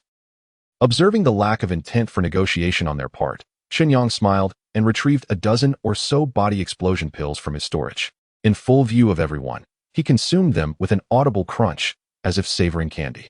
Alert! Low-grade body explosion pill detected. Vitality increased by 1300, lasting for 3 minutes. Alert! Low-grade body explosion pill detected. Vitality increased by 4000, lasting for 3 minutes. Suddenly, a terrifying aura erupted in the surroundings. Chapter 10. Passing the buck. At this moment, everyone present sensed that something was amiss. What on earth has this lad consumed? Host. Chen Yang age. 17 vitality. 88848 combat power. 1557 commentary. Your physique has reached the pinnacle. You are truly a relentless war machine. Though your limited martial skills hinder your potential. Chen Yang felt his mind buzzing. His vision darkened. As if he could see the blood vessels in his retina, tinged with a faint red hue. Do not let this boy regain consciousness. Act now. The leader of the Green Robe Gang issued a command. Everyone realized the gravity of the situation and sprang into action. In an instant, the arena was engulfed in a tempest of energy, chaos swirling around them. Broadswords, daggers, and martial arts techniques unleashed, all aimed at incapacitating Chen Yang in an instant. Bang! Just as the attack commenced, the woman drenched in blood perceived a shadow flickering before her, and the massive figure of a burly man was sent flying like a cannonball. Boom! A deafening roar reverberated throughout the ancient town, and the ground trembled beneath everyone's feet. The burly man crashed through buildings and shattered the earth, soaring hundreds of meters without stopping. Retreat! This bizarre sensation sent shivers down the woman's spine. She decisively commanded her remaining subordinates to flee. Flee! Before she could make a move, the boy's figure suddenly flashed before her once more. His formidable physique obscured the red glow behind him, and the last thing she saw was a fist the size of a sandbag. Boom! This punch produced a sonic boom, scattering the air around them. Crack! Crack! Crack! As the woman was hurled through the air, her body contorted and morphed, ultimately resembling a puddle of mud, as she too was flung hundreds of meters away. Bang! Bang! Bang! Chen Yang continued to dance through the air, leaping from building to building, shattering structures in mere milliseconds. The group of assailants, like mere balls, were kicked away one after another. Only the leader of the Green Robe Gang remained. Chen Yang restrained his strength slightly and sent him tumbling aside. Now, shall we converse? Chen Yang maintained his warm smile, akin to a passerby, casually crushing this man's leg. Ah! A piercing scream escaped the man's lips.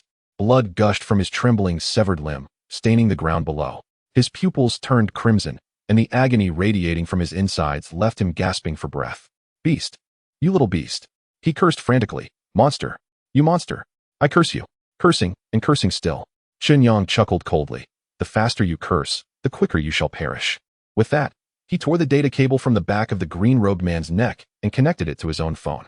These individuals used this device for communication, relaying data via satellite directly to their neural systems for interaction. What on earth transpired on your end? After connecting the phone, Chen Yang promptly opened the decryption software, and an immediate voice emerged from the other end, a deep-toned middle-aged man. Your lackey is on the verge of death. Do you have any words for him? Chen Yang remarked with a smile. A prolonged silence followed on the line. You will pay dearly for your ignorance.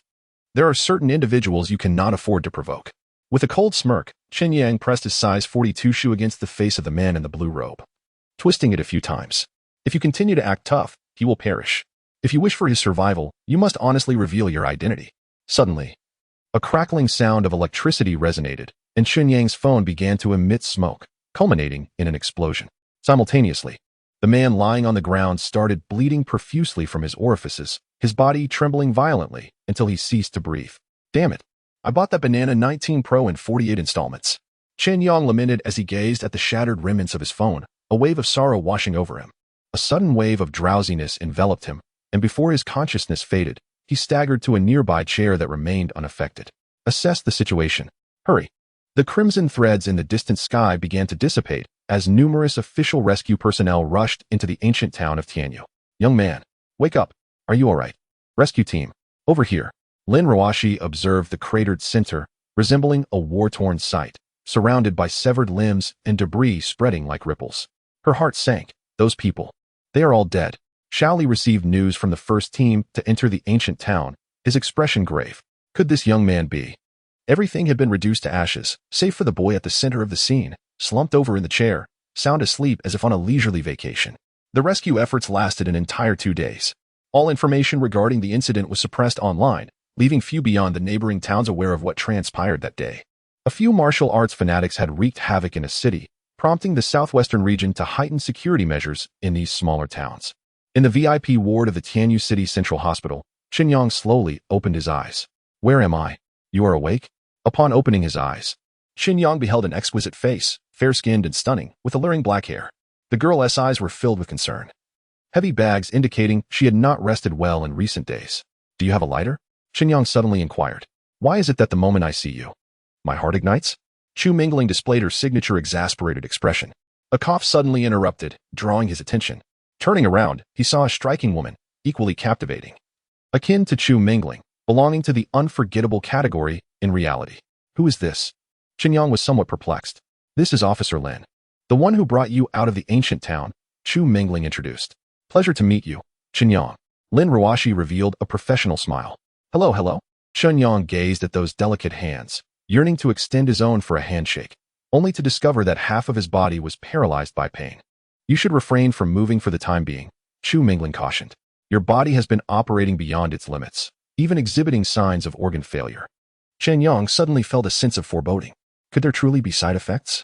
Host, Chen Yang age, 17 vitality, for 67 combat index, 10 martial arts mastery, shadow step, heavenly grade. Upper tier, somewhat accomplished, a step derived from the experience of the renowned Saint Realm expert, the cauliflower bandit, when caught in an affair, essential for thievery. Evaluation, ant. Fortunately, Chen Yang exhaled a sigh of relief. This was indeed vital to his existence. Classmate Chen Yang, now that you have regained consciousness, we would appreciate your cooperation with our inquiries. There are numerous matters we wish to discuss with you. Lin Ruoshi's brow furrowed slightly. This matter is of great importance. I hope you can respond truthfully. It seemed inappropriate for him to engage in such an intense interrogation so soon after awakening. Chu Mingling expressed her dissatisfaction. I have stated that this issue is critical and will not be overly taxing. Lin Ruoshi persisted. Chen Yang sensed an undercurrent of tension in the air. What was happening? Chapter 11. The traitor first. Tend to your wounds and refrain from overthinking, Chu Mingling remarked, casting a fleeting glance at Lin Ruoshi. As for Officer Lin, I trust you have more pressing matters to attend to. Lin Ruoshi felt a twinge of dissatisfaction towards the presumptuous young girl. Just as she was about to voice her thoughts, a middle-aged man clad in a suit entered the room. He was robust, his muscular frame causing his attire to appear somewhat strained. You must be Chen Yang, the newcomer said, smiling as he regarded the patient. How are you feeling? This is the finest hospital in Tianyu, and quite an expense it was. The man then casually retrieved a metal clip from his pocket, presenting it to Chen Yang. Inside were neatly arranged cigars. Care for one to invigorate your spirits? Confused, Chen Yang inquired. Who are you? If you wish for him to recover. Perhaps it would be unwise to encourage smoking, Chu Mingling interjected with a hint of annoyance. The man chuckled awkwardly. Officer Lin, why don't you attend to your duties? Should you uncover anything, I shall relay it to Officer Zhou. Who exactly are you? Lin Ruoshi replied tersely, exasperated as each individual seemed impervious to her words. I am an agent of the SRO. As for my rank, perhaps if you join me for dinner, I might divulge that information, the man said, extracting his credentials. Lin Ruoshi shot him a disdainful glance before turning back to Chen Yang and exiting the room. Once she had left, the man produced a small card from his pocket and gently tapped it. Immediately, a faint green aura enveloped the room. Discretion is paramount. Now we may converse freely, he said, taking a seat and patting Chen Yang's shoulder. Impressive work, young man. To have single-handedly vanquished those martial artists complicates my report considerably. After a moment of silence, Chen Yang turned to Chu Mingling. What exactly is going on? There is a traitor within the organization, Chu Mingling pondered before continuing. Your test results from the Martial Arts Center have been leaked, attracting some deranged individuals. A traitor? Chen Yang mused. It seems this individual wields considerable power. Indeed. Zhou Kai sighed. This is my oversight. Looking earnestly at Chen Yang, Chu Mingling said, I apologize. Chen Yang felt a sense of disbelief. He thought to himself, why boast of their prowess when their operations are so flawed?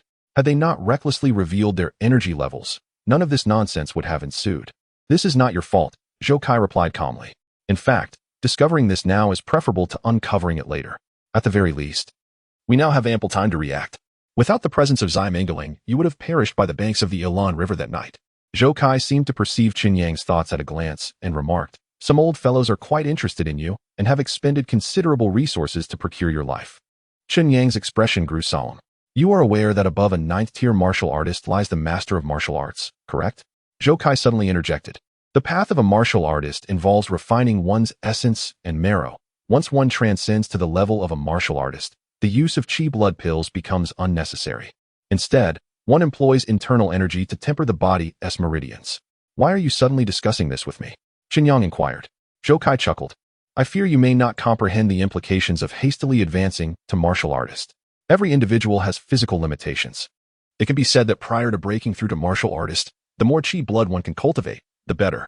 For an ordinary person, 200 to 300 may be the limit. But you are different. Zhou Kai's demeanor became serious. Your body seems to transcend such concepts. You are capable of reaching heights unattainable by others. But without breaking through to martial artist and lacking internal energy, how can one execute advanced martial techniques? Chen Yang queried. Somewhat puzzled. Every individual is unique. Some are inherently frail yet can wield techniques that disrupt the consciousness of others.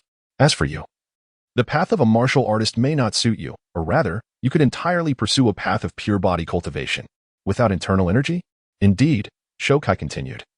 The path of pure body cultivation once flourished in history, but eventually faded due to the scarcity of suitable individuals.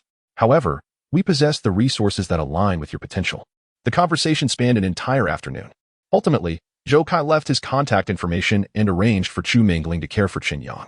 Back at home, his family remained oblivious to the events surrounding Chen Yang. Chu Mingling had preemptively informed them that she was participating in a pre-exam sprint. All right, I feel much better now. You may head back, Chen Yang stated after dismissing Chu Mingling. Once he was alone, he retrieved several recovery pills from the warehouse and consumed them like candy, crunching them down with ease. His body immediately responded. Remarkable, his system indeed proved effective. Pure body cultivation? The realm of martial arts necessitates the cultivation of internal energy to become a martial artist. Upon achieving this status, individuals are categorized into 9 tiers based on the depth of their internal energy. At this juncture, qi blood pills become redundant.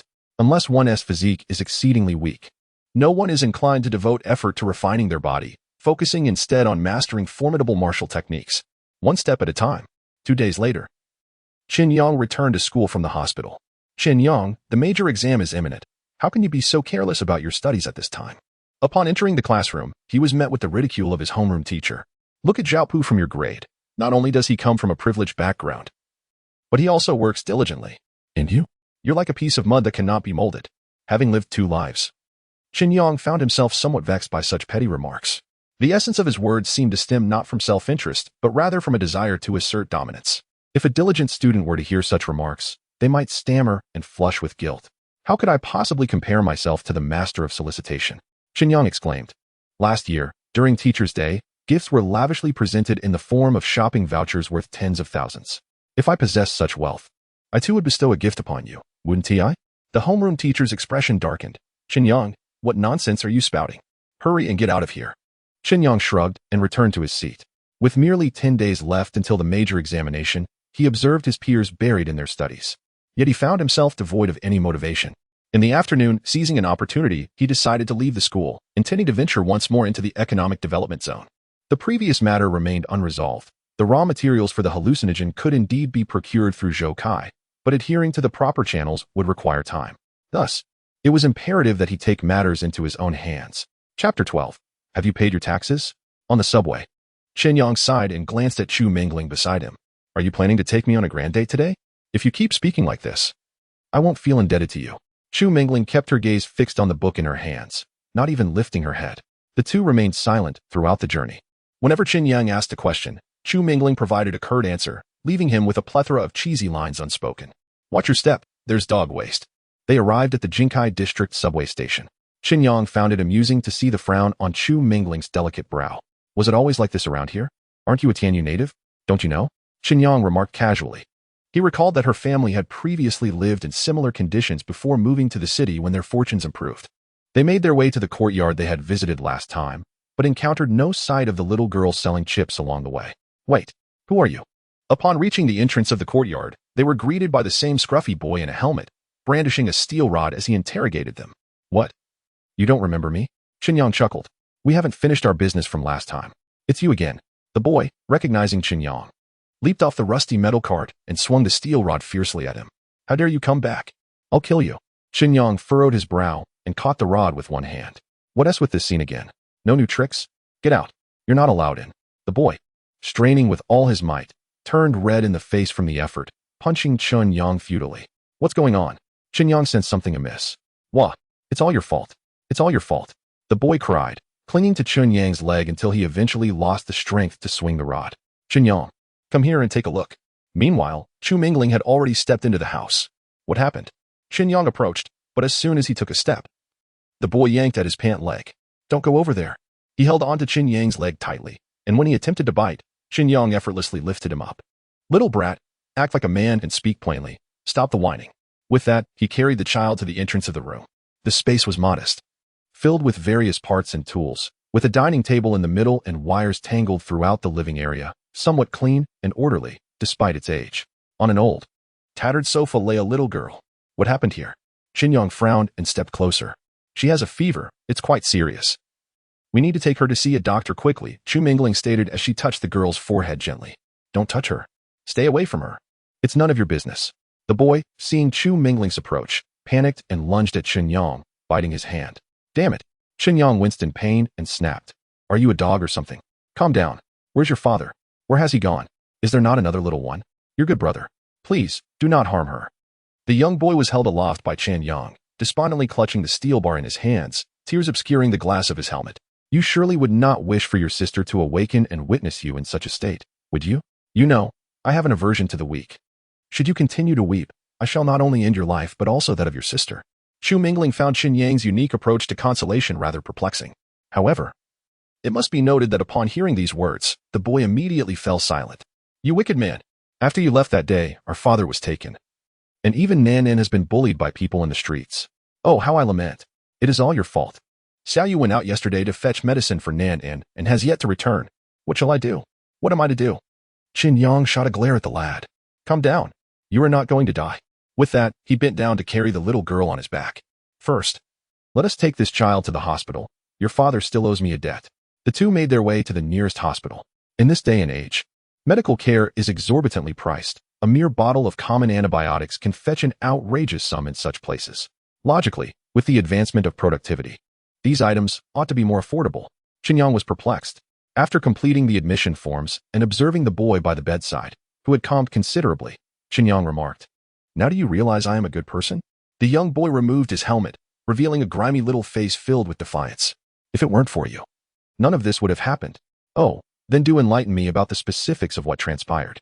The boy began recounting the events of the past 2 days. Shortly after Chen Yang departed, a group of individuals came knocking, claiming someone had damaged their property and demanding compensation from the old man. The old man, upon realizing it was an extortion attempt, dismissed them with a few words. That very night, they surrounded the courtyard, and after a fierce struggle, to ensure the safety of the children, he had no choice but to leave with them, instructing Xiaoming to take care of his younger siblings. Upon hearing this, Chen Yang furrowed his brow. Do you know who they are? Local thugs? They belong to the Black Tiger Gang, the boy replied, lowering his gaze. I saw the tiger emblem on their motorcycles. As an outsider, you might not know, but the Black Tiger Gang is formidable. How could I be unaware? Chen Yang replied with a wry smile. You stay here and look after this girl, understood? Xiaoyu, that little fellow will likely be fine. He is somewhat cleverer than you. Chen Yang recalled their first meeting when that lad had attempted a sneak attack from behind. He was unlikely to confront them head on. What do you intend to do? Upon exiting the hospital, Chu Mingling inquired, You are not contemplating storming in, are you? Am I such a person? Chen Yang shot her a disdainful glance. If only his strength were sufficient, he might consider it. However, his past experiences had taught him that reason must prevail, regardless of the circumstances. Do you have that woman's phone number, Lin Ruashi? Isn't this territory under that guy's control? After a considerable time, a police car came to a halt near the hospital. A pair of long legs emerged first from the vehicle, followed closely by a tall woman with a frosty demeanor. Officer Lin cast a glance in my direction, seemingly displeased. Chen Yang greeted her with a smile. However, Lin Ruashi's expression remained icy, offering Chen Yang no warmth. Help me find someone. Chen Yang stated directly. Listen here, Chen Yang. Although I am unaware of your true identity or the organization you belong to, you do not possess the authority to demand anything from me. Do you understand? Lin Ruashi replied with a cold smirk. Moreover, our matters are far from settled.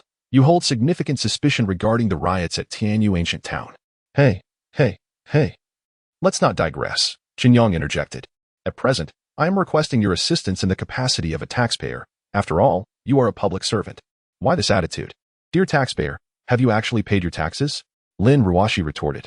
Chen Yang's expression darkened. Is my father's tax contribution not sufficient? Chapter 13. Jealous of my cauliflower. It turns out you are still just a child.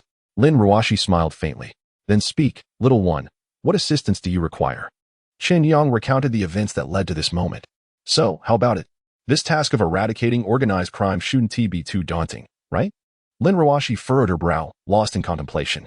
Are you certain it is the Tiger Gang? Since the child claims to have seen them, it is likely accurate. Chen Yang nodded. Are there numerous gangs operating in this area? Lin Ruashi replied, indeed.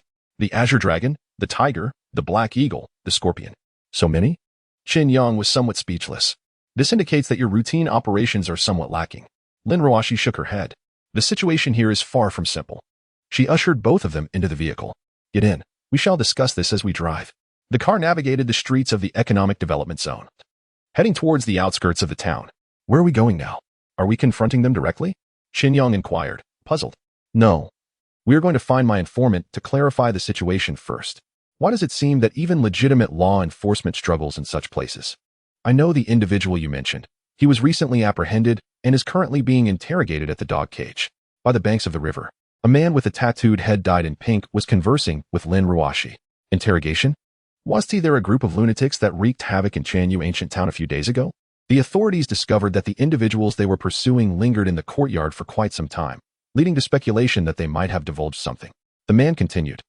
The old man has a tough exterior. He has been beaten for 3 days and still has uttered a word. Chen Yang felt a pang of distress. The old man was oblivious to everything. The only information he possessed pertained to their dealings with hallucinogens. And now? After getting into the car, Chen Yang suddenly asked. This matter is complex. Those they are targeting are not easily swayed. Lin Ruashi's brows knitted tightly. Difficult? Indeed. Chen Yang sighed. Why must this be so complicated? Forget about it. Just tell me where they mention the dog cage is located. Behind the market. There is an abandoned building. What are you planning to do? You should take Mingling back. Just inform me of where he is, Chen Yang replied nonchalantly.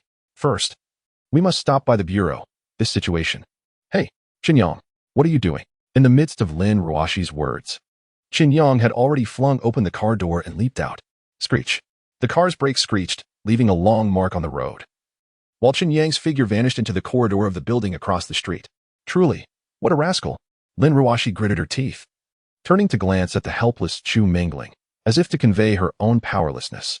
Behind the market, in the abandoned building of the economic development zone. Following these directions, Chen Yang searched for about 10 minutes before finally locating the place. Is the underworld in this world truly this audacious? As Chen Yang gazed at the fully armed guards stationed at the entrance, a wave of frustration washed over him. Their attire increasingly resembled that of armed militants from the Middle East in his previous life. In this era, ordinary firearms could circulate in the market. However, many potent weapons posed little threat to martial practitioners, merely endangering the safety of ordinary citizens. Wait, what brings you here? The guards, seeing Chen Yang stride towards the entrance, swiftly blocked his path with an outstretched hand. Oh, I'm just here to find someone, Chen Yang replied nonchalantly. There is no one here you're looking for. Get lost. The guard glared coldly, his voice sharp and commanding. What if I insist on entering? With that, Chen Yang executed a swift hand strike directly to the guard's neck. Thud. The guard collapsed to the ground, his eyes wide with shock, frothing at the mouth and convulsing. Seizing the moment while the others were momentarily stunned, Chen Yang employed the shadow step technique, deftly maneuvering through the group and delivering a strike to each of their midsections. They couldn't even withstand a blow, yet they fancied themselves as gangsters? Chen Yang turned and ascended the staircase, finding it easier than anticipated. After consuming a plethora of explosion pills in one go last time, Chen Yang felt a renewed mastery over the shadow step, no longer experiencing the awkwardness of crashing into walls with even slight exertion. Who are you? As he entered the stairwell, a barrage of gunfire erupted from within. Bullets rained down like a torrential storm against the walls beside him, many piercing through the concrete. The ferocity of the firepower was suffocating. I'm here to negotiate. Imperial Army. The police declared, surrender and disarm, and the rewards will be substantial. Chen Yang feigned boredom, striking a theatrical pose. Nonsense. You're seeking death. A member of the Tiger Gang, feeling mocked, leaped down from the rubble behind him, intent on tackling Chen Yang. What a flying fool. Chen Yang sneered, sidestepping and seizing the man's head, forcefully slamming it against the concrete. Bang! The violent impact shattered part of the wall, blood and saliva splattering across Chen Yang's sleeve. Be sensible. Chen Yang spared his life, delivering a kick that sent him sprawling to the side. In a flash, as another guard reloaded, Chen Yang swiftly executed another hand strike, eliminating him. Navigating through the dim, foul-smelling basement corridor, a thick iron door loomed before him. This must be it. Chen Yang launched a powerful kick. With a resounding crash, the entire door was sent flying. Inside, several members of the Tiger Gang, seemingly interrogating a captive, turned in shock at the sight of the strikingly handsome boy. Confess willingly for leniency, resist for severity. With that, Chen Yang delivered a resounding slap, sending the interrogating thug flying. Witnessing his comrade's swift downfall, one man immediately fell to his knees, quaking in fear. I'll confess. I'll tell you everything. He trembled, genuinely placing his firearm down. Confess what? Did I ask you to confess? With a swift kick, Chen Yang rendered the old man unconscious. Gazing at the elderly figure bound to the rack, Chen Yang sighed and, after a brief exploration of the nearby computer terminal, deftly loosened the iron clamps that restrained him. Fellow Taoist, save me, and also rescue me. Chen Yang faintly heard a sound. After walking a short distance to his right, he indeed discovered a lecherous man tightly bound and lying on the ground. The man appeared gaunt, his complexion somewhat sallow, and he donned a striking yellow Taoist robe, which gave an impression of time travel. Is there a Taoist in this world too? Chen Yang pondered briefly before untangling the ropes that bound him. Fortunately, the young Taoist was indeed not destined to perish. Fellow Taoist, what brings you here? Chen Yang found himself somewhat at a loss, sensing that the man's mind was not entirely clear. Let us discuss this outside. After adding 200 yuan, he managed to drag both individuals into a taxi. Only then did the Taoist sweep aside his flowing hair, contentedly resting his arm on the car window. What led to your capture? Chen Yang inquired. What else could it be? Simply envy of my cauliflower. Chapter 14. Only 998. Talent? Chen Yang was perplexed. The wandering fortune teller traveled far and wide, offering divinations for others. This time, he was invited to Tianyu, where he clearly stated the stakes to the fierce leader of the Tiger Gang. Not only did the latter refuse to listen, but he also had the fortune teller suspended and beaten. The Taoist gritted his teeth in frustration. It was truly detestable. Chen Yang was at a loss for words. What stakes did you clarify? I told him his mother would be unfaithful tonight, and he refused to believe me. The Taoist's eyes widened in disbelief. Can a learned person's words be spoken carelessly? I undoubtedly have my reasons. Chen Yang was left with a dark expression. You might as well stay wherever you feel comfortable. The car drove past the economic development zone and finally stopped beside the central hospital. As soon as he stepped out, he saw Lin Ruoshi looking at him with a cold expression. Don't just stand there as if nothing happened. Come over and lend a hand. After exchanging brief greetings with Chu Mingling, Chen Yang assisted the elderly gentleman upstairs, ultimately settling him into the hospital. Upon seeing his father in such a condition, Xiaoming immediately burst into tears. Crying. Chen Yang cast a glance at the child, who promptly stopped his tears upon hearing the remark. Big brother. By the wall, a timid boy peeked out, clutching a ragged doll, his eyes brimming with tears. The doctor wouldn't give me medicine, so I tried to steal from the veterinarian and ended up getting beaten. Chen Yang gazed at the children and let out a sigh. After leaving the ward, he arranged for the elderly gentleman's hospitalization, also asking Lin Ruoshi to send some personnel to assist in keeping an eye on things. He was no saint, since he had initiated this affair. It was only right to see it through. The police department had no such resources for private matters. Lin Ruoshi flatly refused. Chen Yang raised an eyebrow, feeling a bit irritated. Is this my responsibility? Shouldn't this be your duty? I brought the person back, and all I ask is for you to maintain some semblance of public order. Why is it so difficult? What kind of public servants are you? What do you mean by public servants? Lin Ruoshi furrowed her brow. They are not taxpayers. It's as simple as that. The WDO does not protect the rights of such individuals. Moreover, this man has a criminal record and is an escaped felon. There is no reason for him to enjoy such treatment. What criminal record? 15 years ago, he committed murder, changed his name, and has been hiding ever since. Without your assistance, we likely wouldn't have found him, Lin Ruoshi stated matter-of-factly. 50,000, to ensure the protection of these children until his discharge, and also to contact the local community to help these children find a school. Would that suffice? Chen Yang was too weary to argue with this cold-hearted woman and turned to leave. The things you wanted. Lin Ruoshi tossed a bottle of black liquid toward Chen Yang. A level 3 hallucinogen. I must remind you that the Tiger Gang will not let this matter rest easily. It won't matter. After a few days when the old man is discharged, I will need to return. Thank you for your gift. Chen Yang turned around to call Chu Mingling.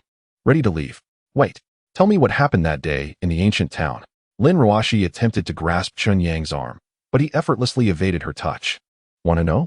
This trivial matter lacks sufficient weight, Chen Yang replied with a smile, leaving Lin Ruoshi standing there, her expression as frosty as ice, clearly unsettled. Did you charge in directly? On the way back, Chu Mingling inquired. Did those experts we arranged cause you any trouble? He was aware that Guiling had arranged for someone to protect him, yet he remained oblivious to the individual's strength and whereabouts. No, it should be peaceful for a while. With this hallucinogenic agent, you can safely enhance your abilities, Chu Mingling replied nonchalantly, a frown soon creasing her brow. Moreover, who exactly is this person? Behind them. A Taoist in a yellow robe squinted with a broad smile, having shadowed Chen Yang since their entrance into the hospital. At last, you two remember the little Taoist. I don't recognize you. Just a traveling swindler we brought along. Chen Yang dismissed him with a wave of his hand. Taoist friend, meeting his fate. Your words wound my heart, the Taoist sighed. Why are you following us? I am but a wanderer, alone and unanchored. Now that I have encountered fated companions, I wish to cultivate a good relationship. Cultivating good relations yields good fruits. Is this not a Buddhist saying? The Taoist suddenly produced a dark pill from his filthy robe, claiming, this is a unique elixir I developed, the only one of its kind in the world. For the sake of our fateful meeting, it is merely 998. Chen Yang observed the pitch-black pill, which emitted a faint fragrance. Otherwise, he might have mistaken it for a dubious concoction. Goodness, this fellow has taken me for a potential customer from the outset. Truly dedicated to his sales. Not interested. However, Chen Yang underestimated the Taoist's persistence. He followed them onto the subway and trailed them until they nearly reached home. Finally, Chen Yang relented, saying, all right, you win. He pulled out 2 10-yuan notes and handed them to the Taoist. 20 should cover a night at an internet CAF. You go on your way and stop following me. All right. The Taoist's face suddenly flushed, and he retorted, young friend, why not inspect the goods? This is a genuine and splendid elixir. I never deceive. You will regret missing out for a lifetime. All right, enough.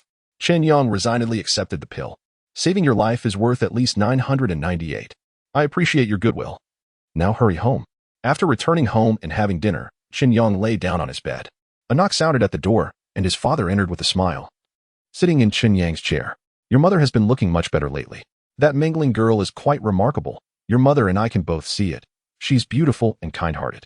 What does her family do? Why are you asking this, Dad? Chen Yang replied, puzzled. At the tender age of 18 or 19.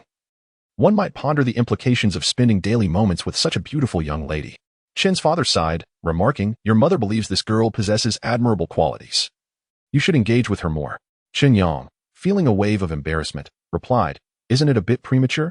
Well, given our family's circumstances, it's indeed not ideal. But fortunately, you are willing to strive for progress. Such a wonderful girl. Chen's father began to ramble, and after meandering through a series of inconsequential topics, he finally took his leave. During these past few days of interaction, Chen Yang discovered that winning Chu Mingling's affection was akin to scaling a formidable peak. Truly, the rewards were 1,000-fold. It was no easy feat opening his phone. He gazed at the chat history with Lu Qingyi, and a sense of melancholy washed over him.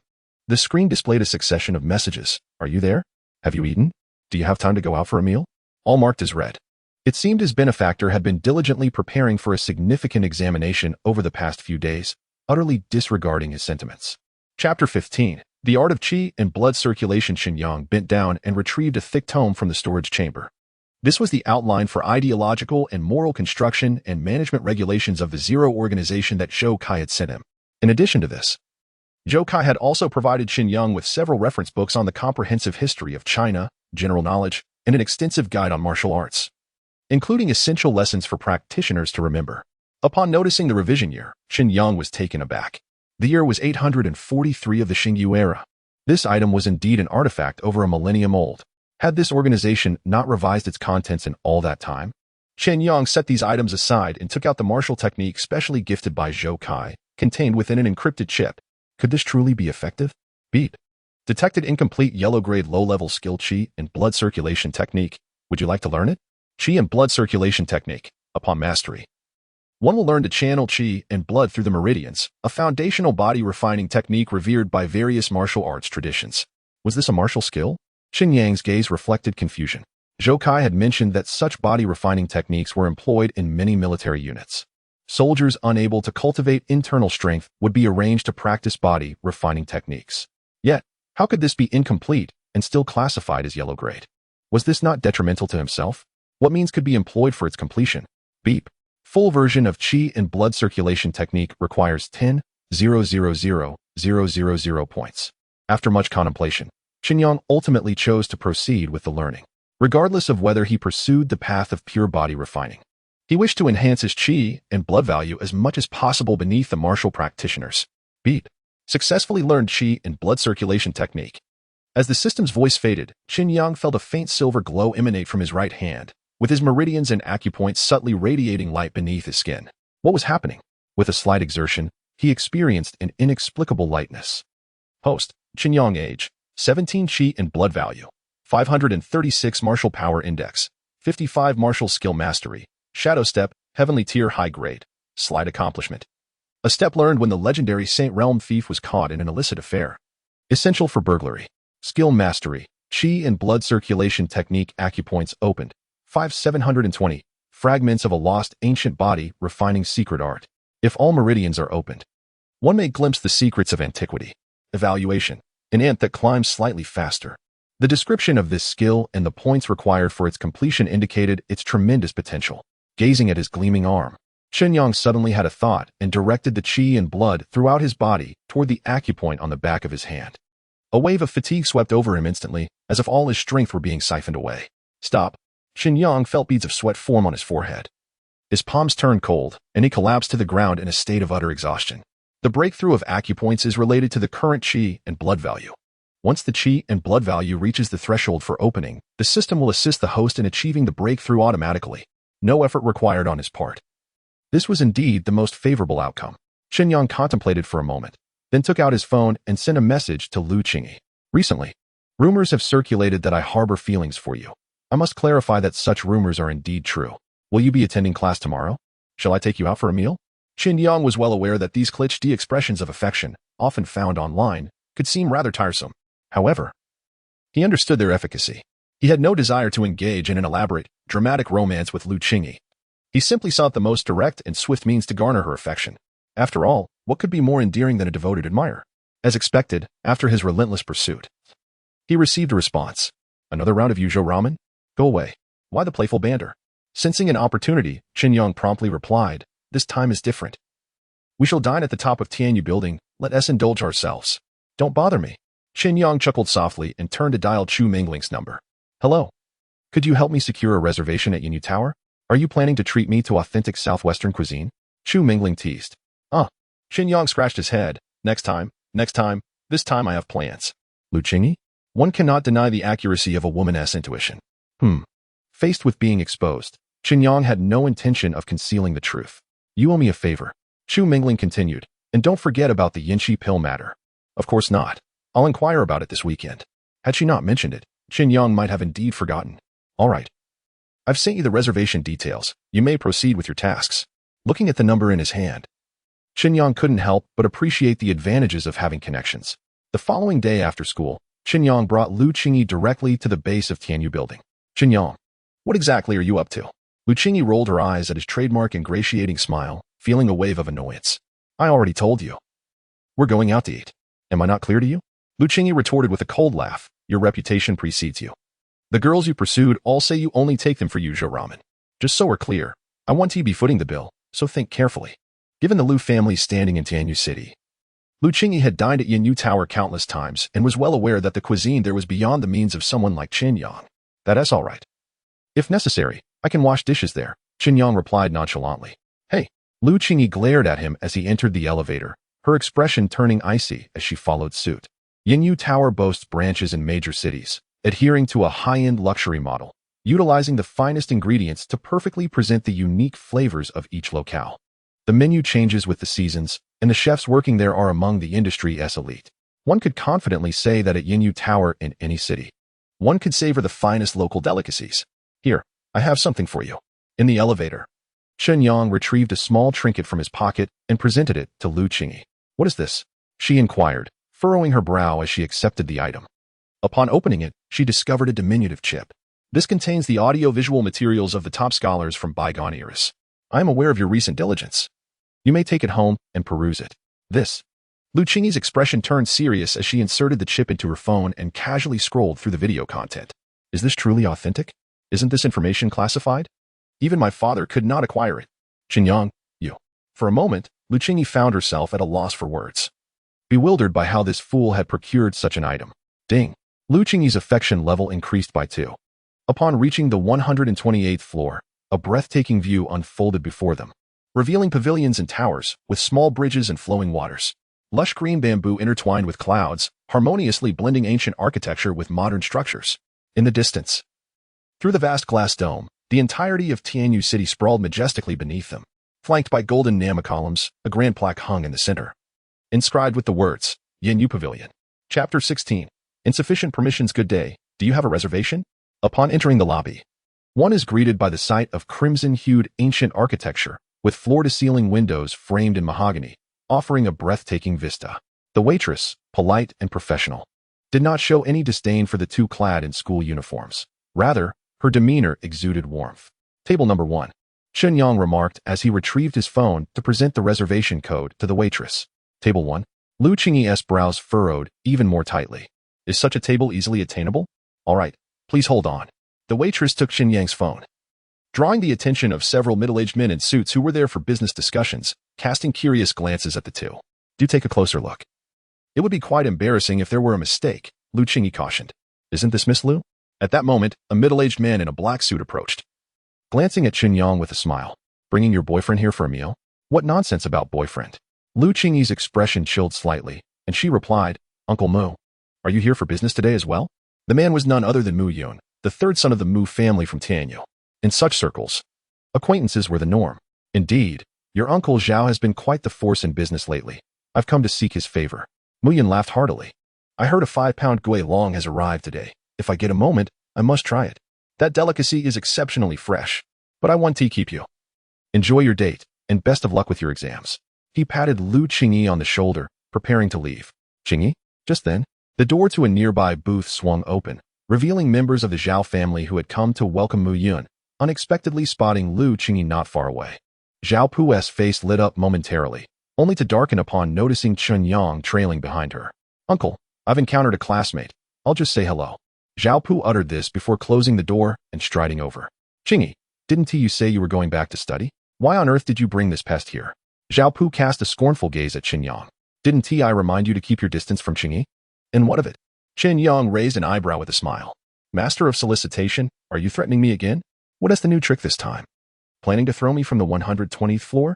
I've already stated my aversion to such jesting. Zhao Pu's expression darkened ominously, his thoughts swirling. He could not fathom why Lu Qingyi had just declined his invitation only to dine with this boy moments later. The mere thought of sharing a table with someone so loathsome made him feel nauseous. Qingyi, what is the meaning of this? Zhao Pu turned to her with a cold tone. I've made it clear I disapprove of this boy. Do you truly intend to associate with him daily? What I choose to do with whom is none of your concern. To Chen Yang's surprise, before he could utter a word, Lu Qingyi had already begun to retort. Are you my father or my mother? She scoffed. Since when must I report to you about where I go and what I do? Qingyi, you. Zhao Pu stared at her, his face darkening. Uncle Lu won't permit you to associate with this scoundrel. Huh, here we go again, Lu Qingyi replied coldly. If you wish to tell tales, go ahead, but from now on, do not expect this young lady to spare you even a glance. Very well. Zhao Pu's expression grew increasingly frigid, resembling a balloon on the verge of bursting. He stormed to the counter, pointing an accusatory finger at Chen Yang. Where's your manager? How did such a lowly person gain entry here? The two receptionists were startled, unsure of the unfolding situation. I apologize, sir, but Mr. Chen has made a reservation with us. A reservation? Him? Zhao Pu's face darkened. Is it now the case that anyone, regardless of their status, can reserve a spot here? I have heard tales of people tampering with back-end data. Have you verified this? It is indeed confirmed that Mr. Chen made the reservation, they replied. Oh dear. A smirk crept onto Chen Yang's lips. I advise you to watch your tongue. Otherwise, you may find yourself in a regrettable position. You insolent wretch.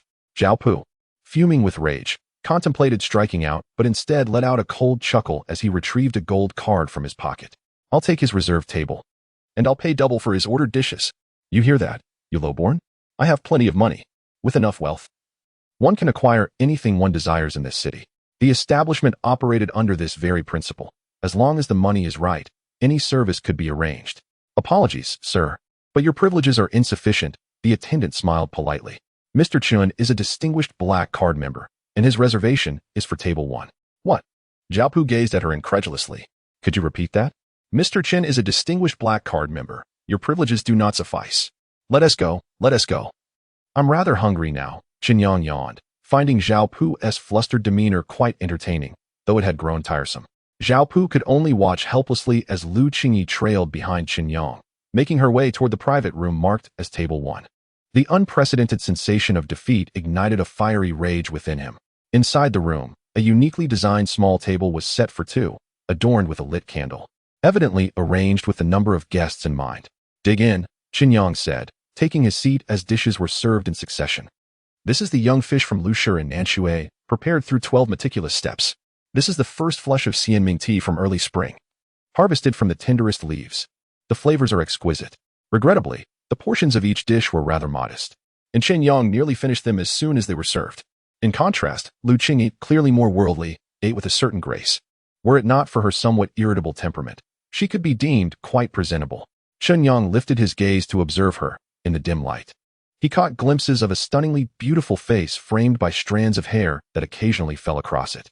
Let me clarify, I am not defending you by criticizing him, so do not misunderstand. Lu Qingyi picked up a napkin to dab her lips. Is this your persona? Chen Yang suddenly inquired, intrigued. At Sundara, I see. Lu Qingyi's complexion flushed slightly. Do not presume that these tactics will win my affection. I am not of your ilk, so understand that clearly. Indeed, I am aware. Chen Yang replied with a resigned smirk. You are slightly better than him. Lu Qingyi continued, yet only marginally so. What is the matter? It feels unnatural being with him. Those thoughts should have been conveyed to him long ago, but with family ties and business entanglements, my father would be delighted if I were to marry him directly. A hint of frustration crossed Lu Qingyi's face. Never mind. Discussing this with you is futile. Chapter 17. The Increase of Rebate Opportunities. As the dining and drinking reached a satisfying point, Lu Qingyi suddenly inquired, Are you truly contemplating participating in the martial examination? Although you are, by all accounts, a waste. I shall offer you some counsel out of gratitude for this meal. Transforming one's life through the martial examination is no simple feat. Lu Qingyi wiped her mouth and took a sip of red wine. In the vast expanse of Huaxia, with 3,000 cities, there are not merely tens of thousands, but perhaps 80,000 students in each city.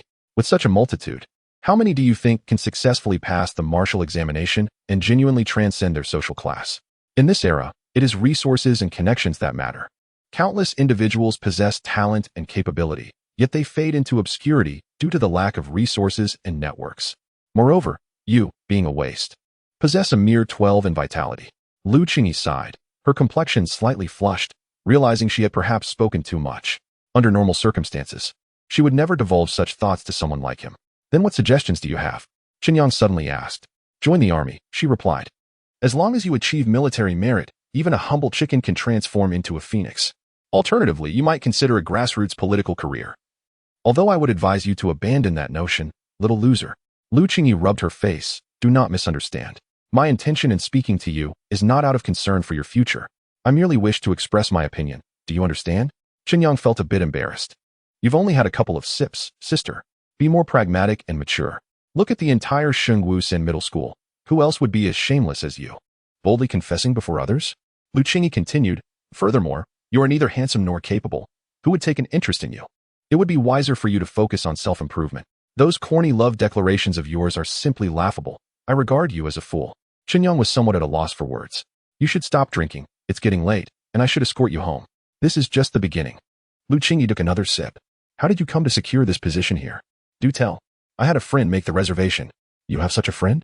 Lu Qingyi cast a dismissive glance at Chen Yang, mocking him. I thought you were friendless. However, Chen Yang, I berate you daily. Why do you insist on clinging to me like a leech? Lu Qingyi frowned. Could it be you possess some undisclosed peculiar obsession? Chen Yang felt a surge of frustration. Were it not for his desire to raise his favorability to 10 points tonight, he would have turned and walked away. Not at all. I fell for you at first sight. Chen Yang replied with a narrowed-eyed smile. Do you know that every time you wear that expression, it is utterly repulsive? Lu Qingyi bluntly stated, it is hypocritical, quite disgusting. Chen Yang was beginning to feel exasperated. Lu Qingyi then proceeded to lament her grievances before him.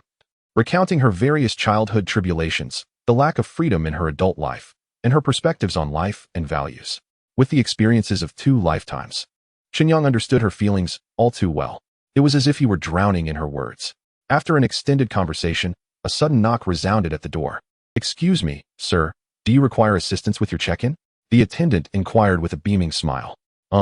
No, that's unnecessary," Chen Yang replied, glancing at the unsteady Lu Qingyi beside him, a wry smile gracing his lips. "Could you please assist me by escorting her downstairs?" "Certainly. We can arrange a dedicated vehicle for you. We have a record of Miss Lu's address." "I wouldn't have guessed it, Chen Yang. You're quite the gentleman." Ding. Lu Qingyi's affection level increased by 1 ding.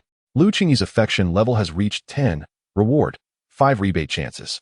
Hearing that melodious notification, Chen Yang realized the situation had turned in his favor. "Here, this is the vitality elixir I earned from my labor a couple of days ago, a gift for you." In the vehicle, Chen Yang presented a low-grade vitality elixir to Lu Qingyi. Ding. Presenting 1 low-grade vitality elixir detected, the sycophant rebate system has been activated, rewarding 10 flawless vitality elixirs. "Just like you, it's all worthless trinkets," Lu Qingyi remarked, not sparing a glance as she tucked it into her bag. This girl truly has a knack for being infuriating. As the car navigated near the 3rd ring road, a scattering of low, standalone buildings became visible in the night. "You have arrived at Tianyu Manor. Please gather your belongings," announced the soothing mechanical voice from the driverless vehicle. "Be careful, can you manage to walk?" Chen Yang furrowed his brow, observing Lu Qingyi's swaying form. "Just leave, I wish to rest," she retorted. "One day, I will teach you a lesson." The vehicle whisked Chen Yang away, vanishing into the night once more. Meanwhile, at the Lu residence, upon entering, Lu Qingyi was met with a sharp reprimand. "Who is that boy?" A tall, imposing middle-aged man stood illuminated by the light, his expression darkened. "Did I not instruct you not to drink before reaching adulthood?" "I am of age now," Lu Qingyi replied coolly, removing her shoes. "What brings you here, father?" "You wretched girl," Lu Donglai shouted in fury. "Have you lost all semblance of basic manners? Do not bring your office demeanor into our home. If it weren't for your mother's poor judgment in choosing you, would you even be worthy of calling me father?" Pouring herself a glass of water, Lu Qingyi responded icily, "You are not welcome here. Leave at once." "You." Lu Donglai seethed, raising his hand mid-air. "Go ahead and hit me." Lu Qingyi mocked. "Other than asserting your masculinity by striking women, what other talents do you possess?" "Qingyi, it's not what you think. I am doing this for your own good. Why can't you understand?" Lu Donglai's tone softened unexpectedly. "Xiao Zhao informed me about today's events. Do you realize your status and the kind of people you are associating with?" The man's demeanor appeared pained. "I know you blame me for your mother's situation, but leave." Lu Qingyi suddenly raised her head and bellowed, "Get out of here at once." The man took a deep breath, forcing himself to regain his composure. "Even if you refuse to acknowledge me, you should occasionally visit your grandfather. He misses you dearly." Lu Donglai turned and exited the room, leaving Lu Qingyi alone in the desolate space, which felt profoundly lonely. After a long while, the sound of soft sobbing began to echo within the room. Ding. Superior Flawless Blood Essence Pill absorbed. Blood Essence value, 200. Ding. Superior Flawless Blood Essence Pill absorbed. Blood Essence value, 200. A series of notifications rang in Chen Yang's ears, enveloping him in an exquisite sensation. What exhilaration! This was the essence of empowerment. In the darkness, his left arm was flooded with a delightful tingling sensation, as radiant as the Milky Way. With a gentle flick, he experienced an indescribable lightness. Host, Chen Yang age, 17 Blood Essence value, 2536 Martial Power Index, 155 Martial Skill Mastery, Shadow Step, Heavenly Tier, Superior, Moderately Accomplished. Cultivation Mastery, Qi Blood Meridian Technique Acupoints unlocked, 25720. Comment. With merely your physical prowess, you possess the strength to contend with a second-tier martial artist. Feeling the surging energy coursing through his body, Chen Yang exerted a slight force, effortlessly crushing the steel bar into powder. Chapter 18. Echoes from the depths of the ruins. Old man, does this really work? Amidst the bustling crowd at the street market, Chen Yang held up a brown glass bottle, his eyes widening in disdain as he scrutinized it. The flower and bird market of City 64. Much like the past life on Blue Star, this place was rife with opportunistic antique dealers and purveyors of counterfeit remedies. Yet, Chen Yang sensed that the old man was not a charlatan. He seemed familiar. Trust me, this is a potent tonic. Upon hearing doubt cast upon his wares, the old man instantly grew agitated. Brother Wang next door has been impotent his entire life. After I gave him this, his wife ran off with him that very night. Chen Yang's lips twitched, and he trembled slightly, placing the bottle back down. Hey, why don't you believe me? The old man grasped Chen Yang's hand, leaning in conspiratorially. I have something even more powerful. Would you care to take a look? With that, he discreetly pulled out a small green vial from his pocket. Chen Yang squinted at it. Is that a bore estrus stimulant? What the hell? Veterinary medicine? Chen Yang forcefully withdrew his hand from the old man's grip. The old man, shrouded in mystery, whispered, "Shill, you're still young. What do you know? This stuff packs a punch." Ultimately, Chen Yang departed, and both parties felt a profound sense of disappointment. With less than 5 days remaining until the major examination, ever since he learned from Chu Mingling that he merely needed to show up, Chen Yang had been wandering aimlessly, seeking news on the Yanjidin elixir. Not without reason. A single meal had cost him a staggering 360,000. Does our organization not offer any wages? Feeling somewhat embarrassed, Chen Yang had spent a hodgepodge of funds on various elixirs, leaving him with little money to spare. Your current level means the organization has no tasks to assign you. Do work for me. If you can procure the flawless Yanjidin, I can waive some of your interest. Owing money can lead to trouble. However, after several days of wandering, Chen Yang had yet to uncover any information regarding this particular elixir. In a state of despair, he received a call from Officer Lin. The old fellow has been discharged from the hospital, but he faces a minimum of 36 years in prison. It's likely you won't see him again in this lifetime. Do you still wish to meet him? Furrowing his brow, Chen Yang took the subway to the economic development zone. Upon arriving outside the hospital, he found it teeming with people. Not only were there WDO officers in uniforms, but also numerous members of the Tiger Gang, idly conversing as if nothing were amiss. Most of these individuals appeared to be seeking trouble. Chen Yang pulled up the hood of his sweatshirt and walked into the hospital. Just before pushing open the ward door, he heard the cries of 3 little ones. Wah, Daddy is a good person. You can't take him away. No, you're liars. You must want to take my daddy away. Lin Rawashi sighed and shook her head. If your father hadn't done anything wrong, I wouldn't be here. Do you understand? Those gangs kill countless people each year. Why don't you arrest them? Chen Yang pushed open the door, a teasing smile gracing his face. Do refrain from lying in front of children. They are quick to see through it. He bent down to gently pat the little girl on the head. How are you feeling now? MHM. The little girl beamed upon seeing Chen Yang, rushing forward to affectionately wrap her arms around his neck. Big brother, thank you. I heard them say it was you who saved my daddy.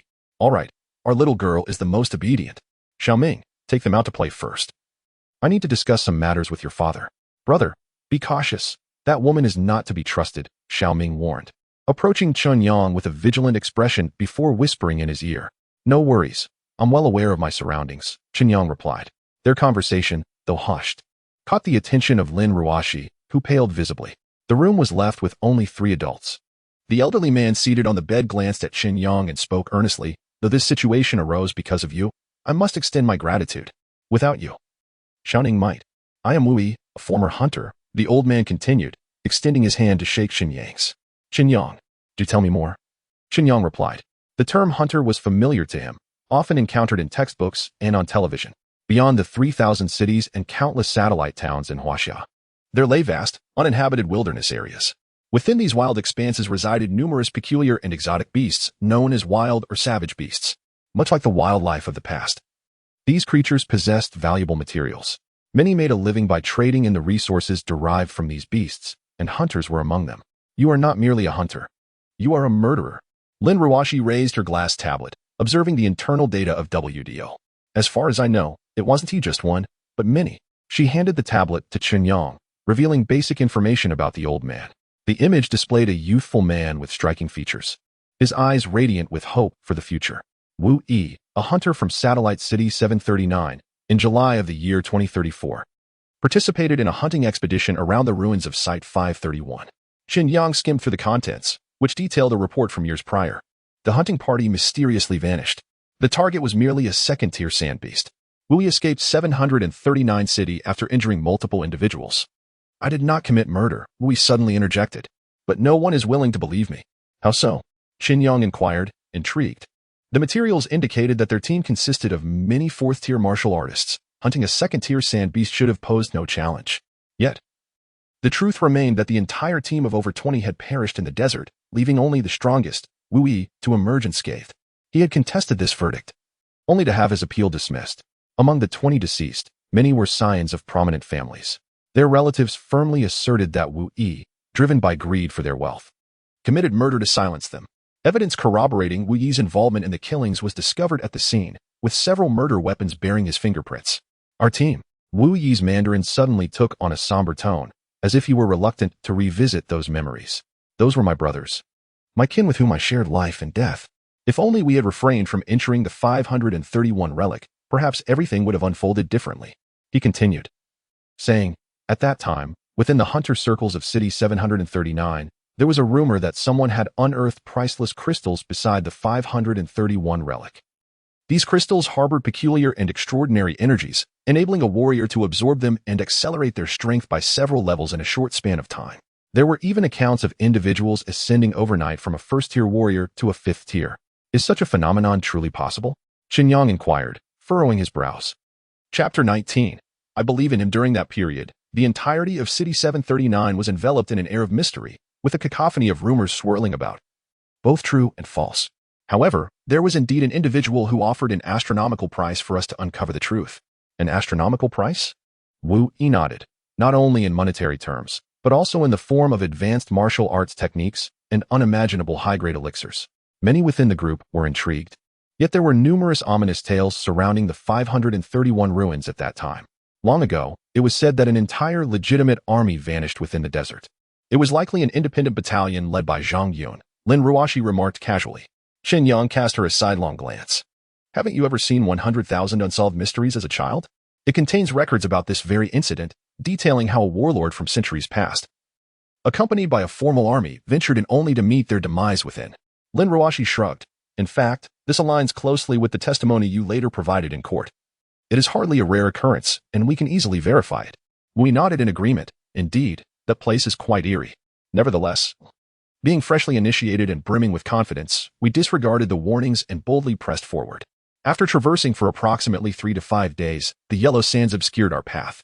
The swirling sandstorm blotted out the sun, and within the tempest, formidable blue lightning flickered, accompanied by ominous flashes of red light in the distance. Even fourth-tier martial artists found themselves unable to advance without any cover. We began to hesitate, contemplating whether to proceed, but given that we were nearing the ruined center, we resolved to continue, even amidst the casualties that had begun to occur. Wu Yi suddenly sighed. Yet at that moment, we beheld a city suspended in the sky.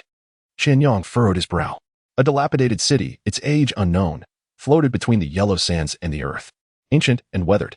There was no storm nor city, Lin Ruoxi stated. The weather conditions that day were crystal clear from satellite imagery, and had such a city existed, it would have been discovered long ago.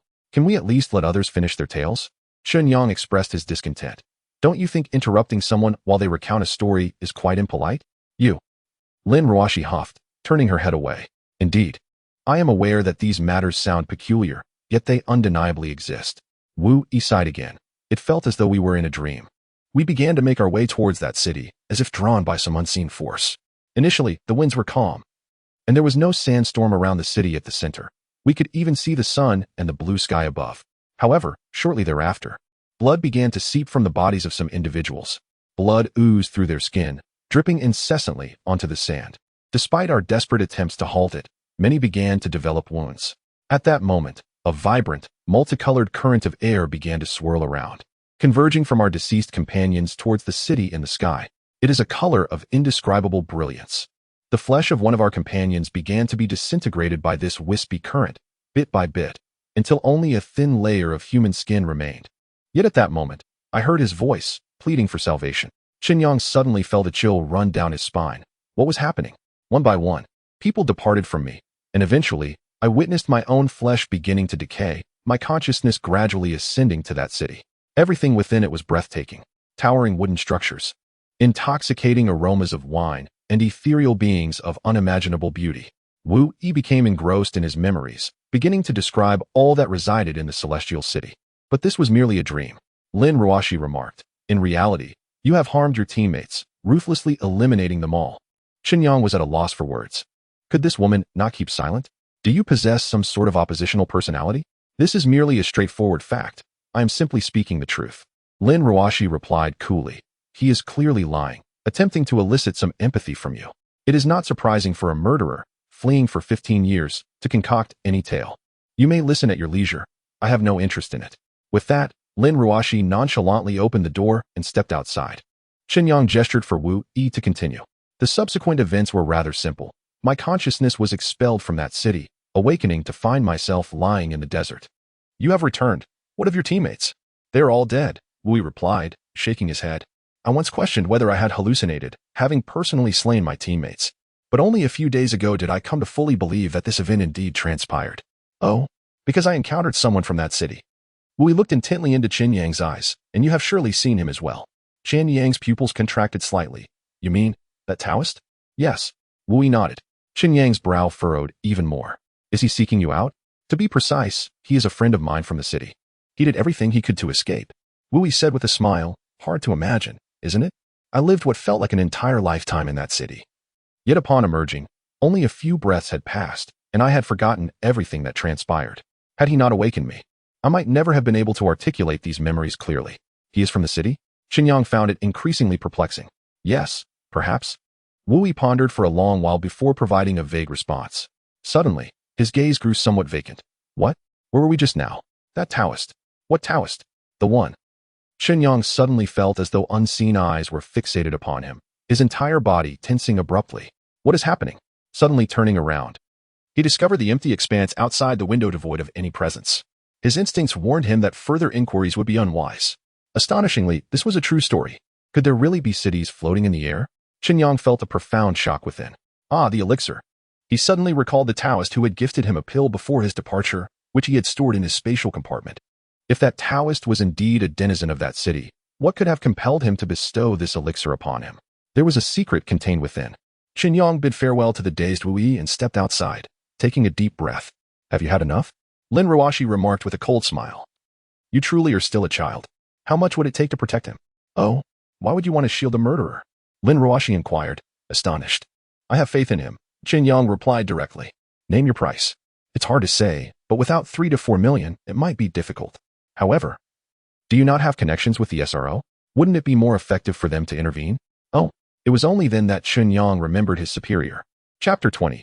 Donghai Cuisine. I have heard some whispers regarding this matter, Zhou Kai responded after listening to Chen Yang's words.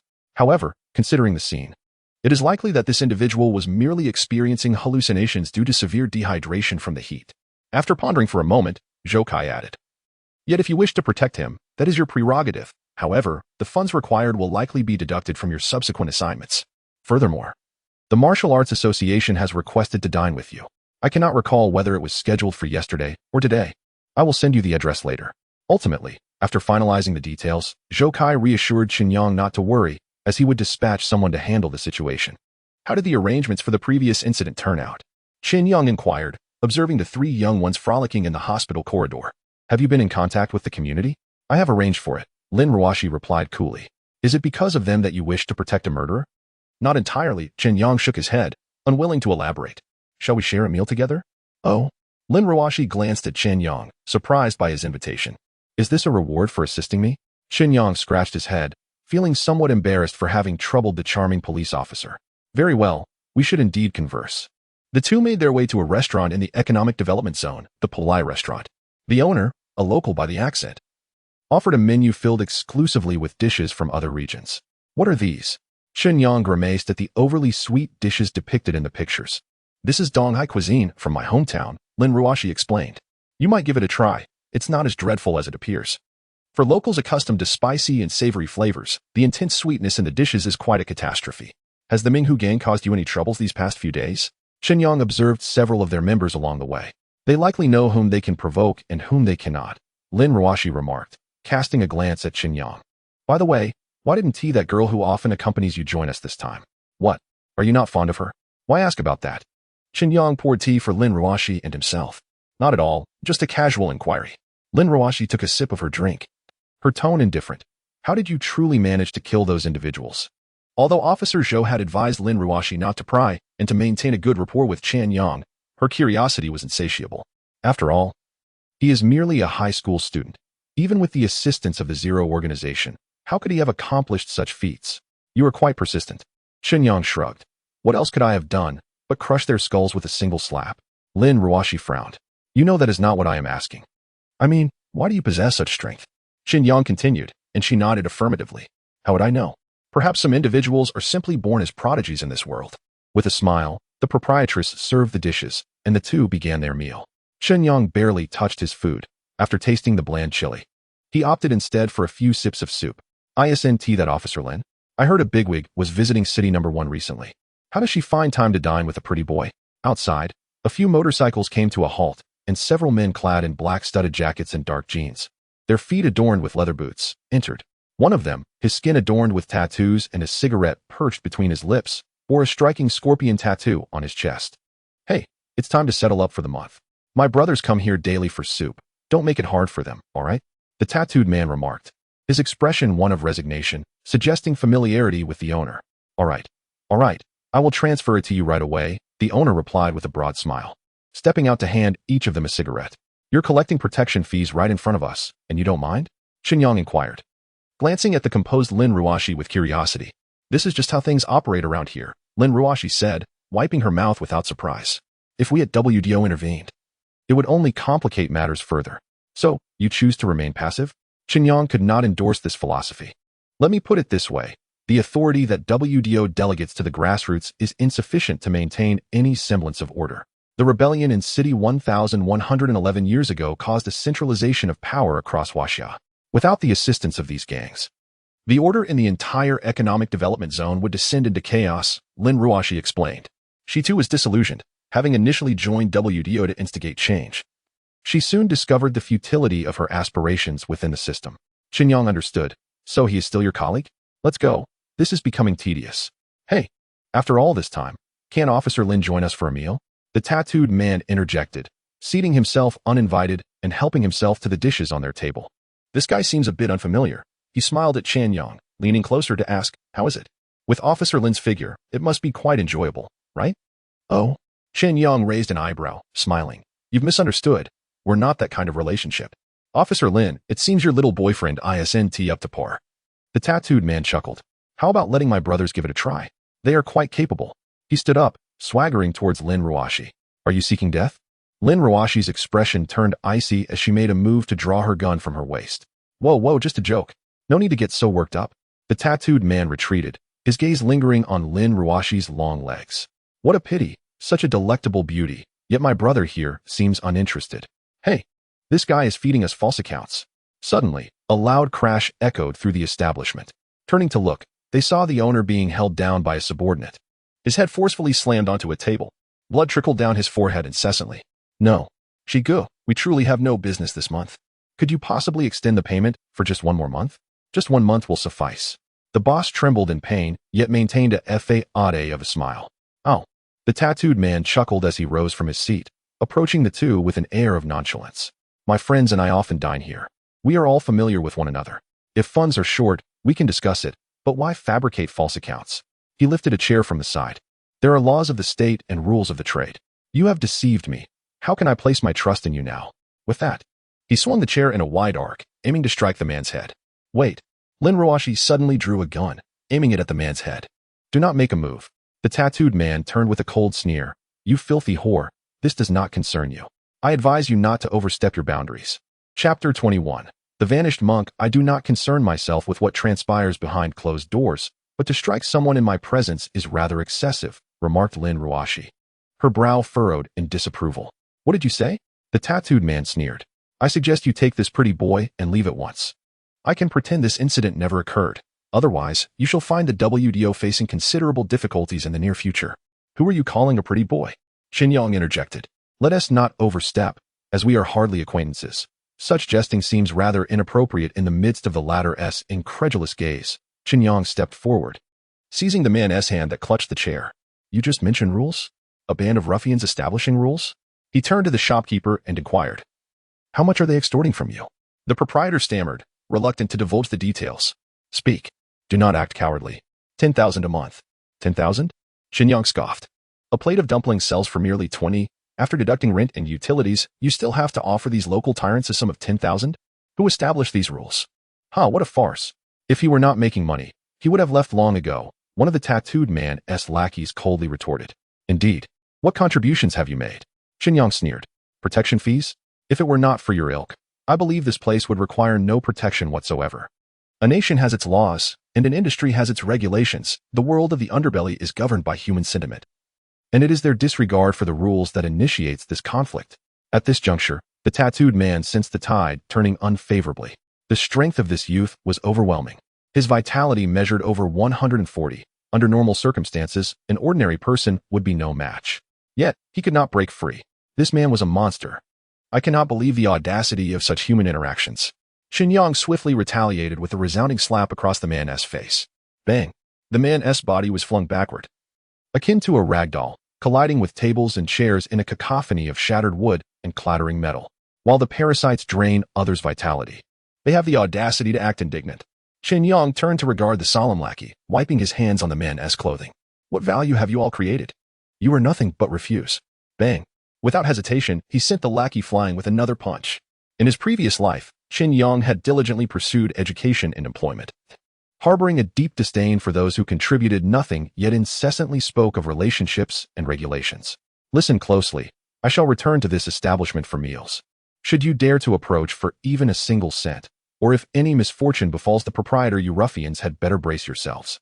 Chen Yang grasped the tattooed man's head and slapped his face. Do you comprehend? You will regret this. Bang. Chen Yang delivered another kick. I ask you, do you understand? Yes, I understand. That is more like it.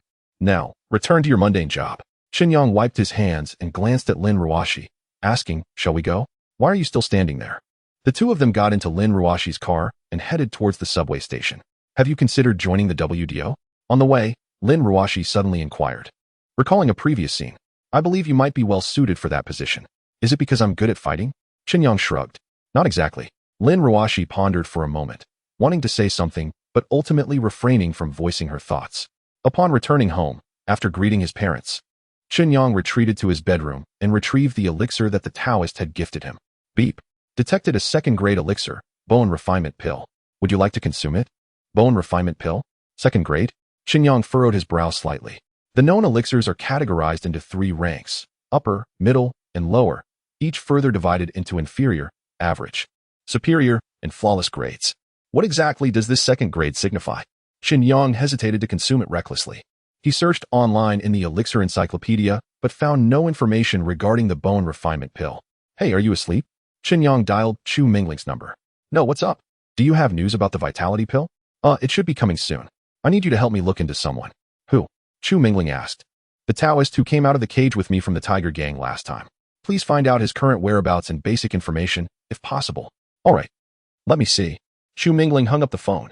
If it weren't for encountering that Taoist and the subsequent events, Chen Yang might have believed that Wu Yi was lying. However, this elixir in his possession indicated that there were undisclosed matters lurking beneath the surface of this world. I couldn't find anything. After a while, Chu Mingling sent a message. This person last disappeared in City 764, heading towards the 473rd ruins. 473rd ruins? Chen Yang's brow furrowed even tighter. What is there? I'm not sure. There is a museum in the area that excavated some data hard drives from a century ago. Chen Yang's phone screen lit up with a message about the museum at the 473rd ruins. The museum preserved the excavation site and unearthed artifacts, including hard drives. Nothing seems apparent. This is no coincidence. There must be something significant there. By the way, did Zhou Kai mention that someone from the Martial Arts Association wants to meet you? This person is not ordinary. You need to prepare. What kind of preparation? Don't say anything indiscreet. Keep everything about you concealed as much as possible. Chen Yang smiled, of course. 2 days from now is the major examination. The coming days mark the most crucial phase of your lives. Why do I say this? Because many will become complacent during this time.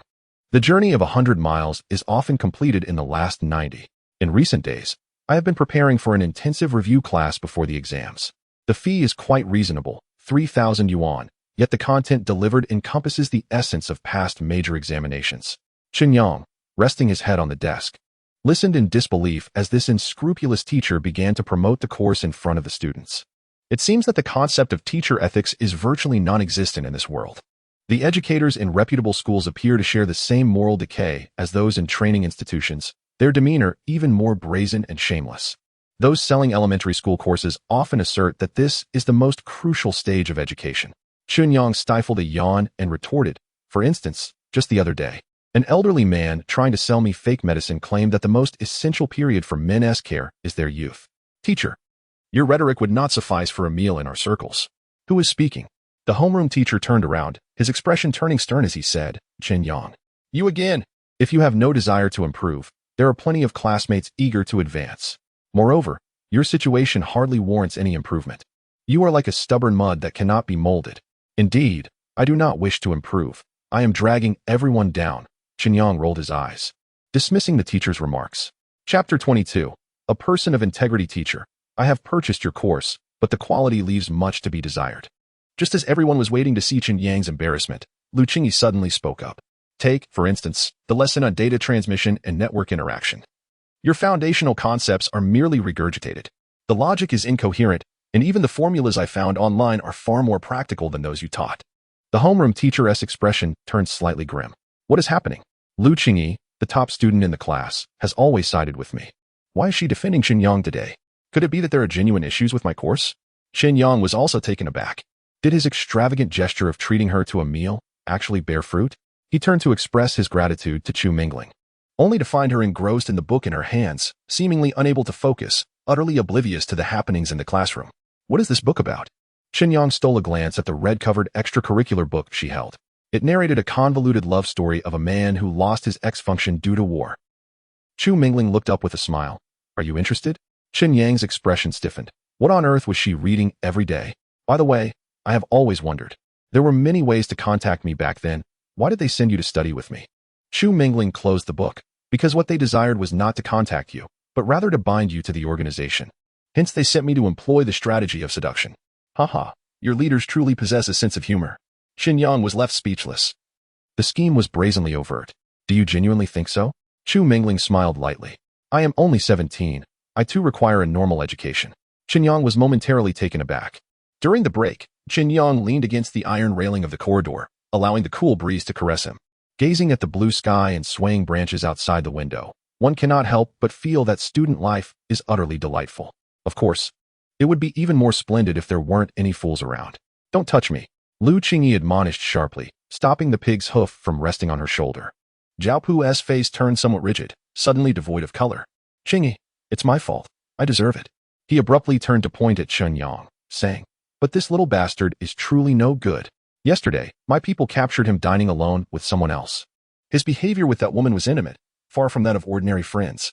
Zhao Pu suddenly let out a cold laugh, presenting the photo from his phone to Lu Qingyi. Look, this is the evidence. This little scoundrel is not only incompetent, but also a scoundrel. To his surprise, Lu Qingyi didn't even cast a glance at it. Zhao Pu, have you misunderstood? Lu Qingyi scoffed. You both are equally vile in my eyes, even if there is a distinction. It merely amounts to the difference between dog feces and bird droppings. Yet, Chen Yang has always been self-aware dog feces. What about you? It is truly amusing. Just leave me be. Lu Qingyi forcefully knocked Zhao Pu's phone away and turned to walk into the classroom. What are you laughing at? Zhao Pu coldly turned around, only to find Chen Yang gazing at him with a grin. It's nothing. I merely find it amusing that the master of solicitation and bird droppings seem ill-suited. Perhaps we should swap roles, and you can take on the mantle of dog excrement. Chen Yang jested with a chuckle. Sword tomb. Zhao Pu, exasperated, retorted with a cold smirk. You won't be prancing around for much longer, you little wretch. However, in the next moment, Chen Yang had directly approached him. Insults are nothing more than a trifling matter, Chen Yang said with a smile. I'll just assume you're still a child who doesn't understand. But why are you following me? In an instant, Zhao Pu felt the world spin around him, and the next moment, he was lifted effortlessly by Chen Yang and carried out to the corridor. Chen Yang, are you insane? The classroom is on the 7th floor. From such a height, even with his considerable vitality, he would likely break his legs upon falling. He had no time to think, desperately trying to wriggle free from Chen Yang's grasp, only to realize he lacked the strength to do so. What on earth is happening? When did this useless fool become so formidable? Consider this a lesson for you. Of course, if you find this lesson insufficient, you are always welcome to seek me out, Chen Yang said with a faint smile. After ensuring no one was watching, he gently loosened his grip. To prevent Zhao Pu from grabbing onto the railing as he descended, Chen Yang thoughtfully delivered a kick as he departed. Bang! Students on the first floor witnessed a dark figure plummet from the sky, followed by a sudden tremor of the ground. Ah! A chilling thud echoed, followed by a cacophony of screams. Someone jumped. Quick, someone help. The scene below erupted into chaos, with students, teachers, and even the security guard at the entrance rushing in with a stretcher. Only Zhao Pu, lying on the ground and coughing blood, glared resentfully at the smiling figure on the 7th floor. What is happening? Who jumped? The classmates in the classroom, hearing the commotion, rushed out to witness the spectacle. Zhao Pu, the master of the Zhao family, jumped. A student who had just come up from below shouted. Why did this happen? It seemed someone had seen him entangled with Lu Qingyi in the corridor. Was it for love? With the major exams approaching, Zhao Pu truly was a man of passion. That day, the news of Zhao Pu's leap spread like wildfire through the high school social circles of Tianyu City. Such an event struck the youth with a force akin to that of middle-aged individuals witnessing a stock market crash overnight. Some called him foolish, lamenting the waste of his youth, while others regarded him as pure-hearted, a straightforward young man. All of this, of course, had nothing to do with Chen Yang. What exactly did you do to him? Chu Mingling inquired, intrigued, for he believed Zhao Pu was not as foolish as he appeared. It's nothing. I merely assisted him in taking the leap he was too afraid to make, Chen Yang yawned. In the evening, as he gazed at the invitation to the Eastern Wind Martial Arts Hall on his phone, he prepared to meet the members of the Martial Arts Association. On his way home from school, Lin Shanghai, holding a bouquet of flowers, intercepted Lu Qingyi midway. Qingyi, this is a token of my affection. He had painstakingly waited for the moment when Zhao Pu was absent to express his admiration. They say opportunities must not be missed. Today, he was determined to invite her out for dinner. Lin, you seem to have recovered quite well from your injuries, a voice suddenly called from behind, causing Lin Shanghai to shudder and deflate in an instant. Turning around, he was met with a simple, cheerful face. Qingyi, I have something to attend to, so I must take my leave. He scurried away like a mouse escaping a cat, leaving his romantic intentions behind as he hurried into a nearby car. Let's keep in touch, okay? Qingyi, what on earth is wrong with this guy? Chen Yang pondered. Is it really that serious, just because he got beaten up? Chapter 23. Returning to zero at the entrance of the East Wind Martial Arts Hall, Chen Yang stood by the roadside for quite some time, unable to discern how this place resembled a martial arts academy.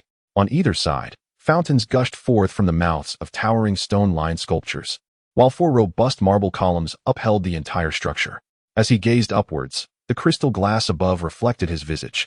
This edifice must be worth a considerable sum, Chen Yang mused, though the attendant at the entrance had already set his sights on him. Sir, our martial arts hall is a private venue. Entry requires credentials. We ask for your understanding. Here you go. Chen Yang presented the invitation on his mobile phone.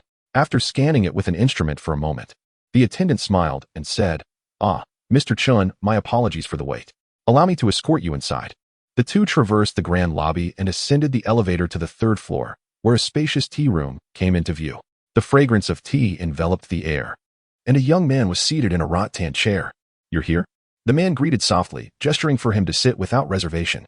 Sunlight streamed through the floor-to-ceiling windows, illuminating the man's youthful and handsome features. However, a deep scar marred his profile, resembling a centipede that stretched from his right cheek to his neck, adding an air of menace. Behind him stood a middle-aged man clad in a dark blue ancient robe, who nodded in acknowledgement at Chen Yang. I had intended to meet you earlier, but unforeseen circumstances compelled us to reassess the risks of our meeting. The man smiled faintly as he extended his hand. The name is Longjia, Lang Yu. Chen Yang. Chen Yang settled into the rattan chair.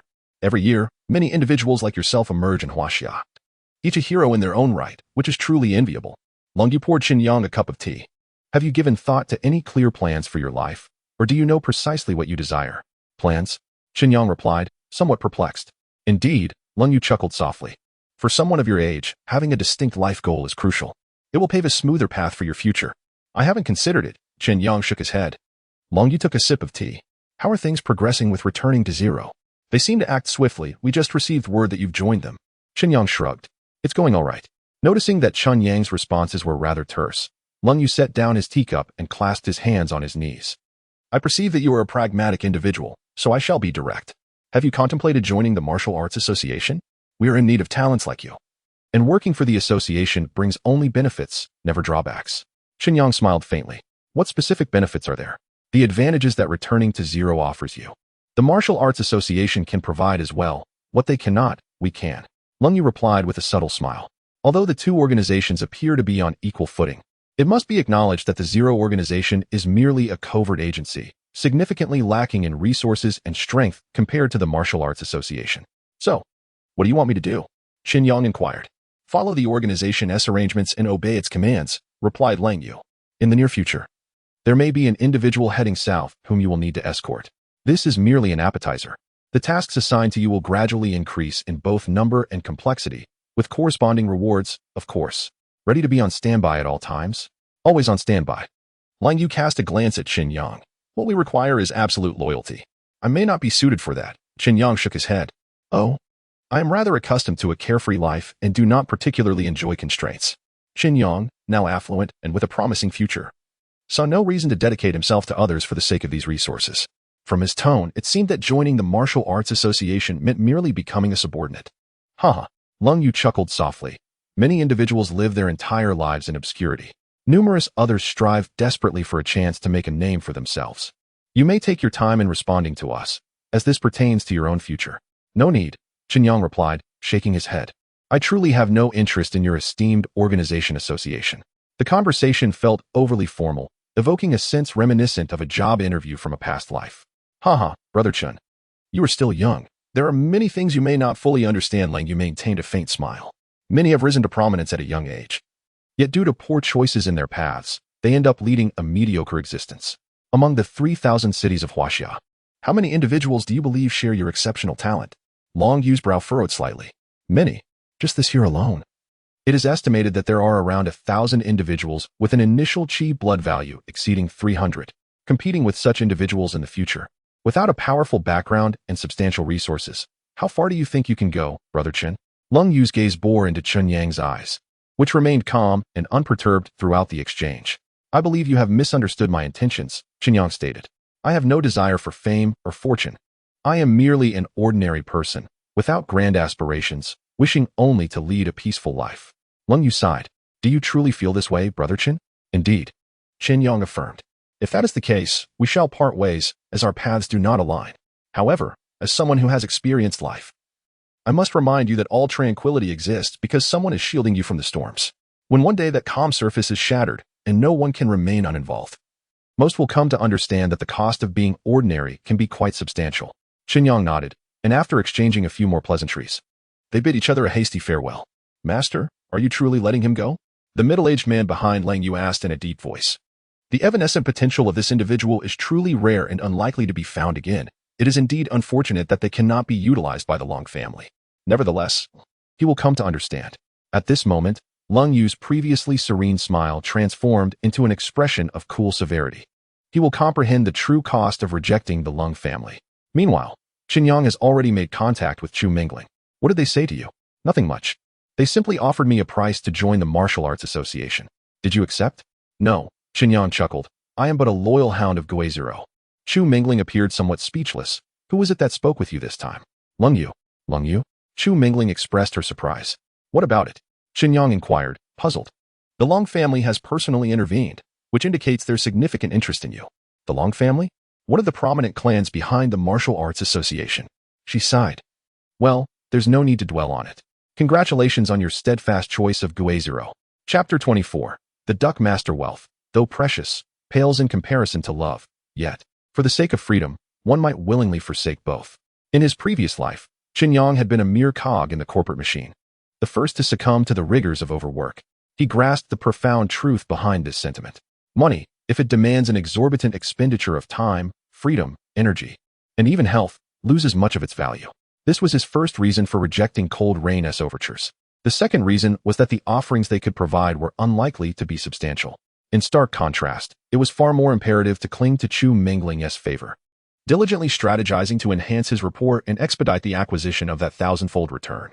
Chen Yang's mind was lucid, and during his discourse with Cold Rain, he sensed a distinct lack of sincerity. The insinuations in their words suggested that without their alliance, his life would be rendered insignificant, stripping him of opportunities for success. But who defines success? Is it merely at your discretion? As Chen Yang strolled through the flower and bird market of City 64, the eve of a significant examination loomed. At such a time, the streets were sparsely populated with youthful souls. Approaching a familiar stall, he found the lecherous old man fervently peddling his wares to passers-by. A spritz of this guarantees a night of unyielding vigor. Hungwa divine oil. Clearing his throat, Chen Yang waited until the last customer departed before sheepishly uttering the secret phrase. A flock of ducks passed under the bridge. The old man's eyes suddenly sparkled with excitement. Come, count with me. 2, 4, 6, 7, 8. Young man, who divulged this secret to you? Indeed, it was you, Chen Yang thought, a wave of irritation washing over him. His prior encounter with this old man had not been a mere whim. Rather, he had expended considerable sums in the black market to uncover the Duck Master's whereabouts. The last time, without the password, he had feared he had been misled. only to discover later that the seller had neglected to provide him with the vital code. Thus, he found himself compelled to return to the flower and bird market. "Are you the duck master?" Chen Yang inquired, raising an eyebrow, secretly wishing to deliver a sharp rebuke to this old rogue. Previously, he had pressed the man with questions at his stall, only to be met with an obstinate silence, and upon leaving, he had been recommended 3 types of aphrodisiacs. "The crowd can be quite discerning," the duck master replied cautiously. "What is it you seek, young brother?" "My collection is vast and varied. I am in search of a longevity elixir." Oh, the duck master exclaimed repeatedly and extended 3 fingers. "What does that signify?" 300,000. 300,000 for a single piece of information? Chen Yang was taken aback. "Is longevity truly so costly?" "Not at all," the duck master replied, adjusting the various bottles and jars on his stall. "Can you confirm the accuracy of your information?" Chen Yang felt a twinge of skepticism. While many knowledgeable individuals spoke highly of this duck master, he remained cautious. "Who do you think you're looking down upon?" With a raised eyebrow, the duck master remarked. "What I can divulge to you is assuredly reliable. Do you not understand the rules?" Chen Yang, rendered speechless, promptly dialed a call to Chu Mingling. "Transfer me 300,000. It is essential." Beep. In less than 3 minutes, indeed, 300,000 had been credited to his account. 3,000 in interest. Accompanying this was a text message. Chen Yang felt a pang in his heart as he transferred the money back to the old man. "Let me remind you. If the information proves inaccurate, I shall take down your establishment." After the funds were received, the duck master smiled faintly, then rummaged through his rear pocket, producing a mobile phone which he handed to Chen Yang. "What are you doing?" Chen Yang felt a wave of nausea. "This is confidential." The duck master shot Chen Yang a disdainful glance. "If it's not discreet, it becomes easily discoverable. The last time you visited, I hadn't prepared these documents yet. Rest assured, everything you seek is within." No. I find it distasteful. Send me the information instead. The internet is not secure. And you think this is secure? Chen Yang fumed, vowing not to touch that phone. Moments later, his own phone indeed buzzed with news regarding the elixir of vitality. Recently, the elder of the Liu family was celebrating his 80th birthday. Liu Donglai, the son-in-law of the Liu family, spared no expense in procuring a low-grade elixir of vitality from the south as a gift, with the transport handled by the renowned martial organization, Dark Dragon, from City 211. Chen Yang glanced at the information on his phone, opening the interface to discover a satellite image depicting the current location of the elixir of vitality. Several red dots indicated areas of caution and danger. Was he being instructed to intercept the goods? Furrowing his brow, Chen Yang then opened the information regarding the Dark Dragon organization. The personnel responsible for transporting the goods included at most 1 second-tier martial artist. Given his current capabilities, he could potentially match a second-tier martial artist. Wait a moment. This item belongs to the Liu family. Does that imply he is to steal from the Liu family and then present it to Liu Qingyi of the Liu family? Young man, this is a substantial undertaking. You may find it overwhelming. I suggest enlisting a few accomplices for greater reliability. The duck master pulled out another mobile phone from his rear pocket and extended 2 fingers. These individuals are all ruthless characters, skilled in the art of survival. And this costs 200,000? Chen Yang regarded him with disdain. No. Merely 2,000. The duck master shot Chen Yang another contemptuous glance. I am a legitimate businessman, not some illicit operator. Right. Chen Yang could not be bothered to engage further and purchased the information about these mercenaries for 2,000. A cursory glance left him speechless. What manner of individuals were these? Thugs and pickpockets, and 2 of them were currently incarcerated. Damn it. Refund. Was this what he meant by ruthless characters? Ultimately, Chen Yang bid farewell to the flower and bird market and made his way alone to the satellite city of Wanhe, located to the north of Tianyu City. This region is characterized by its mountainous terrain and numerous rushing rivers.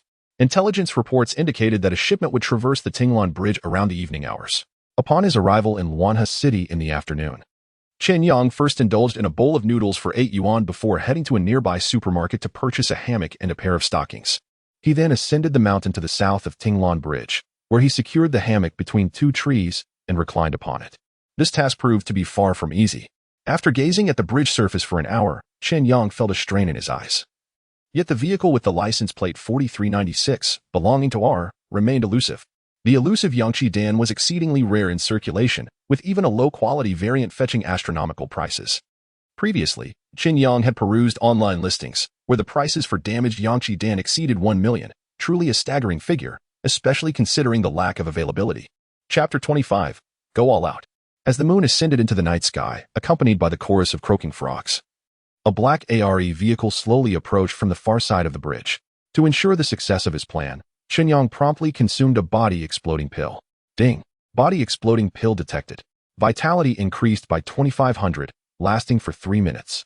He had 2 pills remaining from his last endeavor and intended to save one for future use. Subsequently, he donned a pair of stockings over his head. If one is to take action, one must commit fully. In the darkness, Chen Yang moved like a specter, swiftly closing in on the black car. He leaped off the steel cables of the bridge, landing with a thud atop the vehicle. Who goes there? The occupants felt the vehicle sway and immediately tensed. This is a robbery. Pull over. Chen Yang shouted with fervor. With several vehicles still on the road, he wasted no time, turning to smash the car window with a resounding crack. However, the force proved excessive. The reinforced glass shattered, causing the vehicle to shake violently. Steady now. Inside, a second-tier warrior from the Dark Dragon snorted disdainfully before flinging the door open. You truly lack vision, daring to touch what belongs to the Dark Dragon.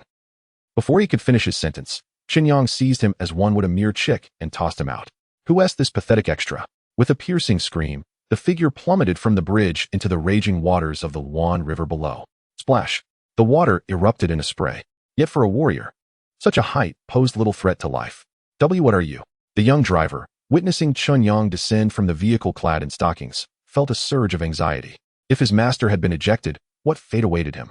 No worries, just drive carefully and ignore me, Chen Yang reassured him. How courteous for a robber. As Chen Yang rummaged through the car's interior, he found no elixirs, only an array of loot items. Where's the pill? He inquired, frowning. What pill? The young man swallowed hard, his throat parched. Feigning ignorance? Do you wish to entertain me with a dive? Please, please. The young man quickly backtracked. I'm just the driver, I know nothing. I'm asking about the pills you were supposed to deliver. The ones from the Liu family. Chen Yang's voice turned cold. After guarding the area all night, failure to retrieve the goods would surely break his resolve. It's with my boss, the young man replied weakly. What nonsense? Chen Yang was taken aback, feeling more dismayed than if he had swallowed a dead fly. To prevent the youth from deceiving him, Chen Yang yanked him from the vehicle and hurried to the spot where he had thrown the other man. Where is he? Chen Yang stood on the bridge, gazing down at the tumultuous Luan River rushing beneath his feet. Master, my esteemed master. The young man wept profusely, believing that his mentor had fallen victim to the treacherous hands of Chen Yang. Tears, though they flowed, were of little consequence. Chen Yang struck the youth sharply on the head. Call your master. With such prowess, how could one possibly perish in the river? He must have already reached the shore. Before the young man could dial, his phone lit up. Chen Yang snatched the device. Hello, speak. A deep voice resonated from the other end. If you don't come soon, he may very well be on the brink of death. Chen Yang promptly covered the young man's mouth. Huh, you, with such formidable strength, resort to underhanded tactics. Do you not feel ashamed? The voice on the other end was evidently incensed. It was only natural to feel anger after being thrown out without even a proper greeting. Enough of your prattle. I am here to rob you. If you wish for your disciple to live, then exchange him for that elixir. Humph. Should you dare lay a finger on Xiaoliang? Our dark dragon will pursue you to the ends of the earth. Wana City, Century Building B, Room 250. I await your arrival there. Let me reiterate, if you so much as harm my disciple, we of the Dark Dragon will hunt you down relentlessly. After ending the call, Chen Yang pondered the location, feeling somewhat bemused. Century Building? Initially suspecting a trick, he checked the map and found the name indeed existed. He chose an unconventional approach, directly scaling the building and entering through the second-floor window. Knock, knock, knock. Chen Yang rapped on the door. A man with a face that was redder than black opened the door, eyeing him warily. Where's my disciple? The Dark Dragon warrior gritted his teeth. Before he could finish speaking, Chen Yang forcefully pressed him to the ground. You, the warrior fumed, you disregard the rules. Where's my disciple? As the warrior was on the verge of losing control, Chen Yang swiftly knocked him unconscious with a single blow. What was it with this organization? Such an obsession with master-disciple bonds? Chen Yang searched the man and ultimately discovered a small box in his pocket. Upon opening it, he found a jade-green elixir. Not bad at all. Satisfied, Chen Yang rose and casually exited through the window. Master, what shall we do? The next day, in a hotel room, the master and disciple sat dejectedly with their heads hung low. Fear not, Xiaoliang. This mission is ensured, and as long as you are unharmed, all is well. The local gang displayed an utter lack of decorum. Surely, we have encountered a case of black eating black. At that moment, Chen Yang was fast asleep in his bed, only to be awakened by his mother around 10 o'clock. Son, today is the day of the major exam. How can you still be sleeping? His mother, filled with concern, roused him. Indeed, it was the day of the exam. Groggy, Chen Yang rose, brushed his teeth, washed his face, and leisurely boarded the bus to school. Arriving 21 minutes late, what on earth were you doing? Upon entering the examination hall, Chen Yang was promptly halted by the invigilator. Hurry inside. Chen Yang initially feared he would be disqualified, only to breathe a sigh of relief. Seated at his desk, he gazed at the examination paper in his hands, and once more found himself at a loss.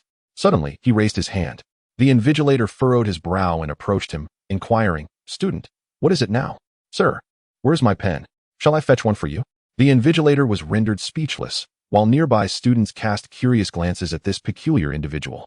Isn't it customary for candidates to bring their own writing instruments for such an exam? Chen Yang wondered aloud. The invigilator's expression darkened. Before retrieving a pen from the lectern and handing it to Chen Yang, "It is clearly stated on your admission ticket that you must bring your own stationery." "Ah, how stingy." Chen Yang sighed, stifling a yawn as he began to answer the questions. Chapter 26. Do you wish to dance as well?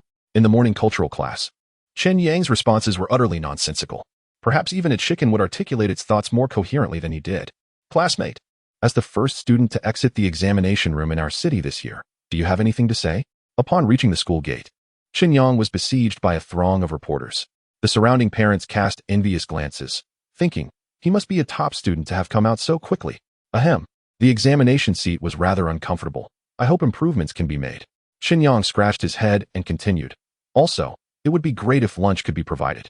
Finishing the exam and heading straight to a meal would be wonderful. The reporters' smiles grew slightly strained. We heard the topic this time was the influence of martial arts on contemporary society. How did you respond to this question? "Oh, I wrote quite well on that," Chen Yang suddenly declared. "I believe our society is severely diseased. The wealth gap is too vast, and social stratification is alarmingly serious. Even the police are colluding with gangs. In my hometown, while it is not entirely ideal, we certainly do not face such numerous issues." Speaking candidly to the camera, Chen Yang aired his grievances. Expressing his dissatisfaction with the current state of affairs, he concluded with a rhetorical question. "Is it all right to say all this?" The nearby reporter was taken aback, realizing they were broadcasting live. Having finished an hour early, Chen Yang sought a noodle shop and savored a bowl of noodles, casually waiting outside with his legs crossed. Before long, the crowd began to swell, and he soon spotted Lu Qingyi walking out. Hey, Chen Yang called out loudly. "What are you doing here at this hour?" Lu Qingyi, though clearly exasperated and disdainful, approached him with a frosty demeanor. "I ventured outside the city to procure a qi-condensing pill, which I took before the exam. It calms the mind and revitalizes the spirit." Chen Yang produced the pill from his pocket. Originally a vibrant green, it had been steeped overnight in strawberry syrup, rendering it unrecognizable at first glance. "This isn't some contraband, is it?" Lu Qingyi frowned, concerned about the impending urine test for the afternoon martial arts examination. If you're worried, you can consume it later." "I went to great lengths to obtain this pill," Chen Yang said, rubbing his hands together. Ding. Detected the issuance of a low-grade qi-condensing pill. The sycophant rebate system has been activated. Rebate. Low-grade flawless qi-condensing pill X10. Remaining rebate chances. 3. What time is your exam this afternoon? Lu Qingyi inquired after accepting the pill. "In Nandu. And you?" Chen Yang replied. "I'm in the city center. Is there a testing site in Nandu?" Lu Qingyi asked, her brow furrowing. "I'm not sure. That's what my admission ticket states." Nandu lies to the south of Tianyu, adjacent to the economic development zone, and is approximately a half-hour drive from the city center, known for its concentration of light industry. "Will you make it there in time?" Upon realizing that the fool had been waiting here to deliver his medication, Lu Qingyi furrowed her brow. "It's nothing more than sufficient." Chen Yang yawned. "You should go eat first. I have to depart." With that, he boarded the subway. 30 minutes later, a bleary-eyed Chen Yang followed the crowd towards the exit. Why is my examination venue in such a dreadful place? He frowned slightly, stepping out of the subway station and gazing at the greenery on either side. Now covered in dust, feeling somewhat speechless. Isn't this an abandoned mining area? What kind of martial arts center could possibly exist here? Just as he intended to check his phone for confirmation, he suddenly felt something pressing against him from behind. "Don't make a sound. If you wish to live, behave yourself." A raspy male voice coldly threatened. "Oh." The blade's tip pierced Chen Yang's t-shirt, and he could sense its sharpness. "What is the meaning of this? A kidnapping? Move forward." The man coldly grunted, wrapping an arm around Chen Yang's shoulder. The two proceeded side by side into a small alley across the street. The man's grip was strong, yet not so overpowering that Chen Yang could not retaliate. If he wished, he could easily reverse the situation and pin the man to the ground. However, he refrained from doing so, allowing himself to be led through the alley until they reached an old building. This appeared to be the former office building of the adjacent mine, still displaying the mining company's insignia. Get inside. Our master is waiting for you. The man pushed Chen Yang into the stairwell. Ha ha ha. Chen Yang, I never expected you to be foolish enough to come here so willingly. Before they ascended, he heard a familiar voice. Upon reaching the third floor, the moment Zhao Pu's face came into view, Chen Yang suddenly understood. You simply altered my examination permit, and I came here obediently. Zhao Pu sat on a sofa in the room, the decor unexpectedly exquisite, resembling a private office complete with everything one could desire. Should I call you foolish or obedient? Zhao Pu's expression darkened, revealing a leg wrapped in bandages beneath the redwood desk. What is this? Chen Yang frowned. Are you seeking a one-for-one exchange? You've abandoned your martial arts examination just to trouble me? Participate in what? Upon mentioning this, Zhao Pu's anger flared, his whole body trembling. If it weren't for that little wretch, I should be at the martial arts examination right now. Because of him, I not only broke my leg but also sustained varying degrees of damage to my liver and pancreas. Going to the martial arts examination in this state would be a disgrace to the Zhao family. It's nothing. Zhao Pu took a deep breath, his tone icy. I warned you to stay away from Qingyi long ago, yet you refused to listen. Time and again, you have provoked me, forcing my hand. He pulled a long rod from the drawer, and upon pressing a switch, the sound of electricity crackled ominously. Old 5, you go out and lock the door. What follows may be a bit gruesome. He let out a sinister laugh, turning to the young man behind him and said, Brother Pu, this might be inappropriate. Lao Wu's face was filled with concern. What are you afraid of? Even if I were to kill this fool today, no one would care. Zhao Pu's face flushed with rage, exclaiming, I won't be satisfied until every bone in this bastard's body is shattered. Lao Wu wished to say more, but a single glare from Zhao Pu silenced him. With a sigh, he exited and locked the door. You ought to have realized earlier that in this world, there are some people you can provoke, and others you cannot. Zhao Pu sneered, and in a swift motion, lunged forward, bringing the electric baton down towards Chen Yang's head. Bang! Contrary to expectations, the gruesome scene of brain matter splattering did not occur. Instead, the electric baton crackled as it was firmly grasped in Chen Yang's hand. Impossible. Zhao Pu exerted all his strength to withdraw the baton, yet it remained utterly immovable. A cold sweat broke out on him. You've really brought this upon yourself, Chen Yang remarked, somewhat exasperated. After having been taught a lesson before, he still hadn't learned his lesson and wanted to lock the door for a solo showdown. Chapter 27. Feel free to call me anytime. Enjoying the pretense? I'll make you sore. With one hand clutching a stun baton, Chen Yang suddenly seized the collar of the young man and forcefully slammed him to the ground. The impact reverberated through the aging structure. The ferocity of the blow caused Zhao Pu to spit out a mouthful of blood, his rigid body collapsing limply. Help! He gasped, but before he could utter a sound, Chen Yang covered his mouth and wrested the stun baton from him, bringing it down upon his broken leg. The ensuing agony made Zhao Pu tremble violently, his face turning crimson, veins bulging on his forehead. He struggled to break free from Chen Yang's grasp, but the latter's hands were like iron clamps, refusing to yield. Lock the door? Smack. A bit bloody? Smack. You want to shatter my bones? Smack. With each utterance, Chen Yang delivered a strike, reducing the young man to tears. In truth, he was merely a teenager, filled with arrogance due to his family's modest wealth, resorting to bullying whenever faced with adversity. Yet, this was not mere bullying. This fellow was engaging in kidnapping. You're going to jail. Smack. Another slap landed on his face, leaving him feeling nauseated by the mingling of tears, blood, and mucus. Zhao Pu, muffled, cried out in agony, tears streaming down his face, his heart filled with an unbearable sense of humiliation. The last time Chen Yang had kicked him off a building, he thought it was an ambush and panicked. This time, he had purposely dismissed others to reclaim his dignity. To show Chen Yang that the top student of Shenwu No. 3 was not to be trifled with. Yet, before he could even mount a proper offense, he found himself ground into the floor. What on earth was happening? How could this useless individual possess such strength? Outside the door, the fifth brother listened intently to the commotion within, his expression grave. Brother, should we go in and check? If someone dies, it will be difficult to explain upon our return, one of his subordinates suggested. There's no need for concern. The master has already spoken on this matter. This boy must learn a lesson, the fifth brother replied as he lit a cigarette. In the past, such matters would be settled through duels. There are rules in the underworld. For a man, dignity outweighs all else. If you enter now, it will merely be a slap in the young master's face. His subordinate pondered this deeply. Brother, your wisdom is unparalleled. Inside the room, Chen Yang wiped the sweat from his brow, feeling somewhat fatigued from the exertion. Zhao Pu lay unconscious on the floor, sprawled out, and soundly asleep. Chen Yang approached the desk, glanced at the terminal's display, and opened a message. only to find an unread notification. How is the situation being handled? The sender's identity was unknown. Chen Yang furrowed his brow, contemplating for a moment before responding. This guy is lying on the ground like a dog. After a considerable pause, the sender replied, "Who are you? Why so alert?" Chen Yang pondered carefully, reflecting on those he may have offended. The only possible adversaries were the gang in the Economic Development Zone, Lin Shanghai of the Lin family, and the Dark Dragon, whom he had recently robbed. If the gang sought retribution, they would not enlist the Zhao family, as that would be overly drastic. The Lin family's scion was likely too intimidated to act against him. As for the Dark Dragon, their involvement seemed implausible. Who could it be? Chen Yang contemplated, even considering the martial arts fanatics from the Qingyi gang. However, they had witnessed his prowess. It was unlikely they would allow the Zhao family to target him after such significant losses. His thoughts began to crystallize, and a visage materialized in his mind. Cold rain? Upon further reflection, he realized that examination permits were issued uniformly by the Martial Arts Association. Even if the Zhao family possessed influence, they could not easily tamper with such information without detection from within the association. However, if someone from the Martial Arts Association were aiding them from the shadows, that would complicate matters. Chen Yang's speculation was nearly spot on. Yet to avoid error, he refrained from articulating it directly and opted instead to send a message, "Be cautious." After that, he received no further replies from this individual.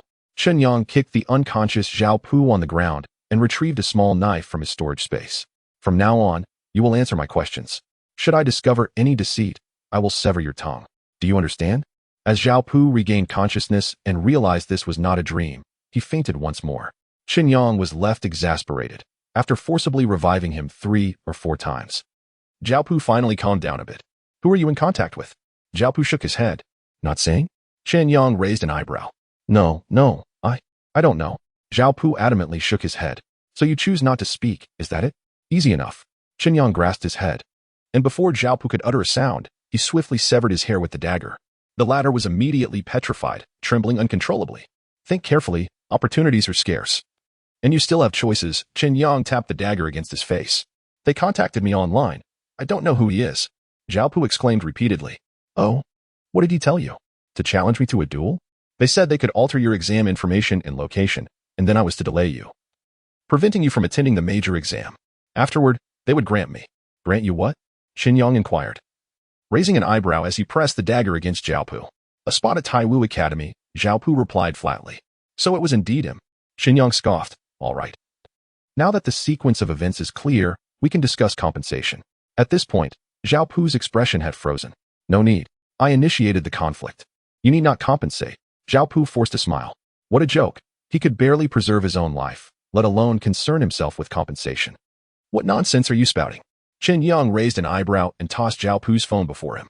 "Call your father and have him transfer the money over promptly." Huh? Zhao Pu was perplexed. Compensation for mental anguish, transportation expenses, laundry fees, and training costs, it's not excessive. Just send me 10 million. Zhao Pu was taken aback, realizing he was being asked to compensate.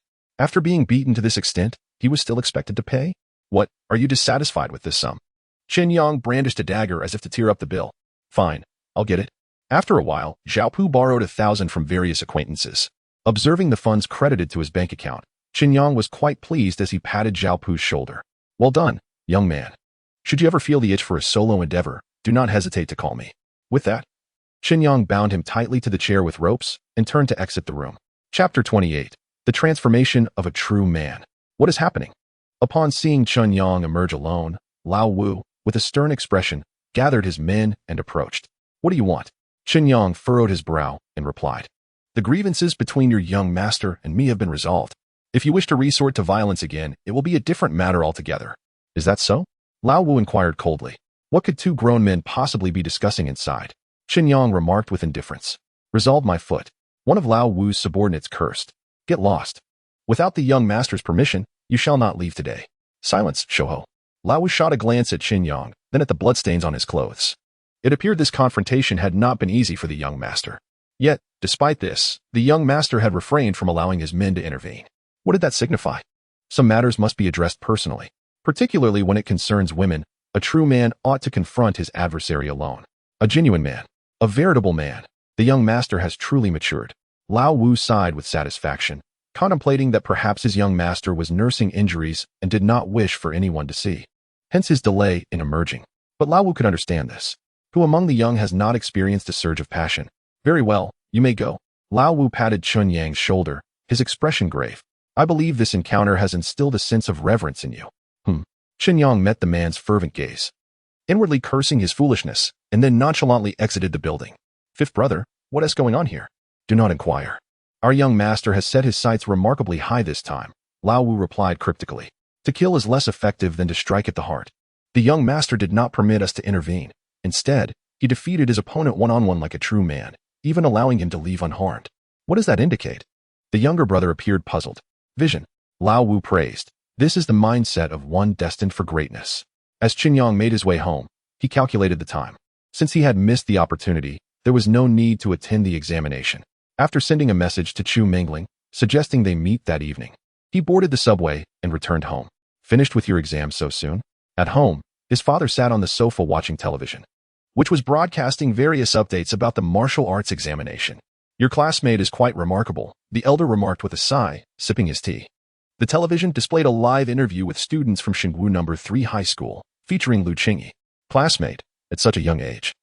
Your vitality is recorded at 132, and you have consecutively triumphed over 3 new martial arts testing robots. Could you share which academy you plan to attend next? The host inquired with a beaming smile. I have yet to decide, Lu Qingyi replied calmly. Oh, I have heard your academic results are also exceptional. I wish you the best in receiving a satisfactory acceptance letter. The scene transitions to the studio. Xingwu No.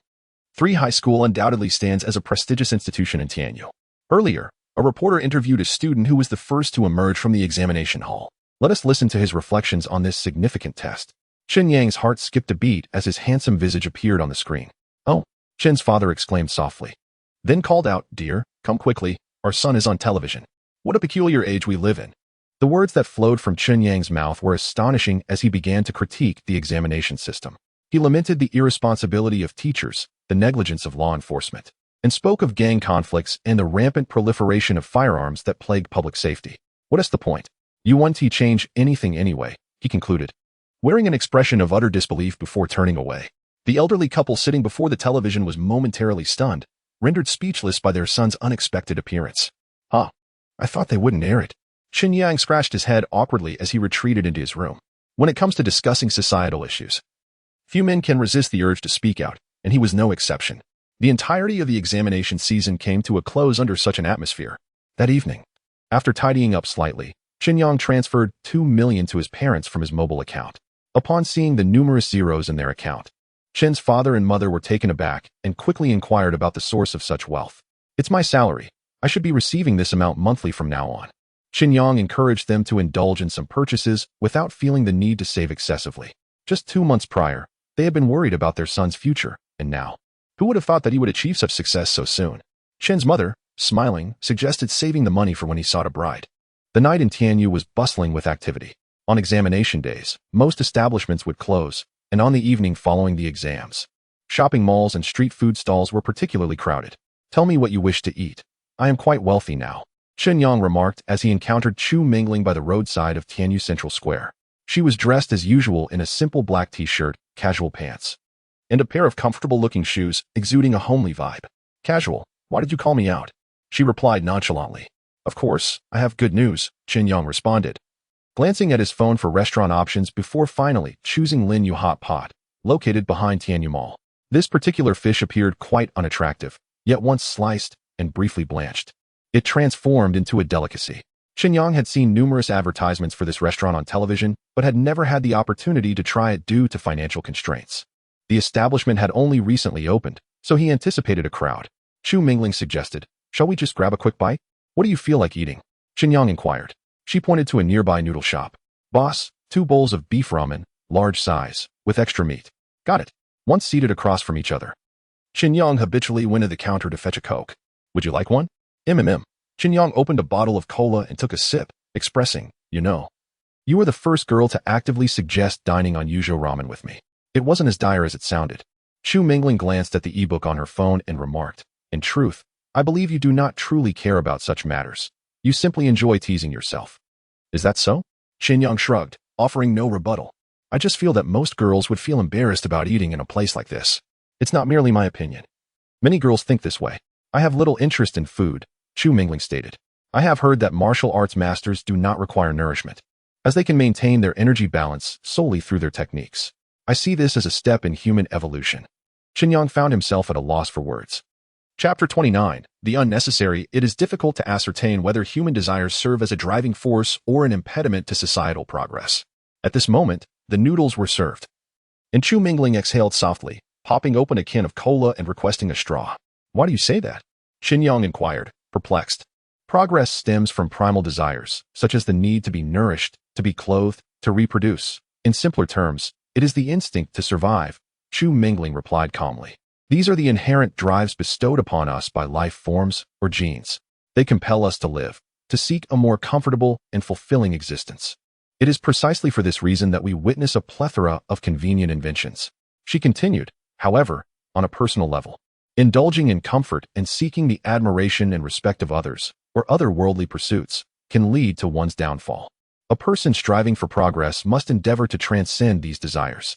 Chen Yang felt his noodles were cooling and decided that eating them was a priority. I have procured what you desired, he said, presenting the flawless Yinchi Dan to Chu Mingling. Within the box lay a jade-green pill, resplendent and translucent. Though the rich aroma of the medicine was tightly sealed within, its extraordinary nature was apparent at a mere glance. Of course, this is not the only one. I have 2 more if you wish, Chen Yang added, producing additional pills and placing them upon the table. Hiss. This time, it was Chu Mingling who gasped in astonishment. Please do not investigate my affairs. However, if you wish to inquire about their origin, I shall remain reticent. Chen Yang chuckled as he slurped his noodles. Consider these 3 a gift from me, though I am curious. What do you intend to do with such pills? Chen Yang was intrigued. The Yinchi Dan is one of the rare elixirs on the market capable of extending a warrior's lifespan. Essentially, it serves to purify the marrow, rejuvenating cells and organs.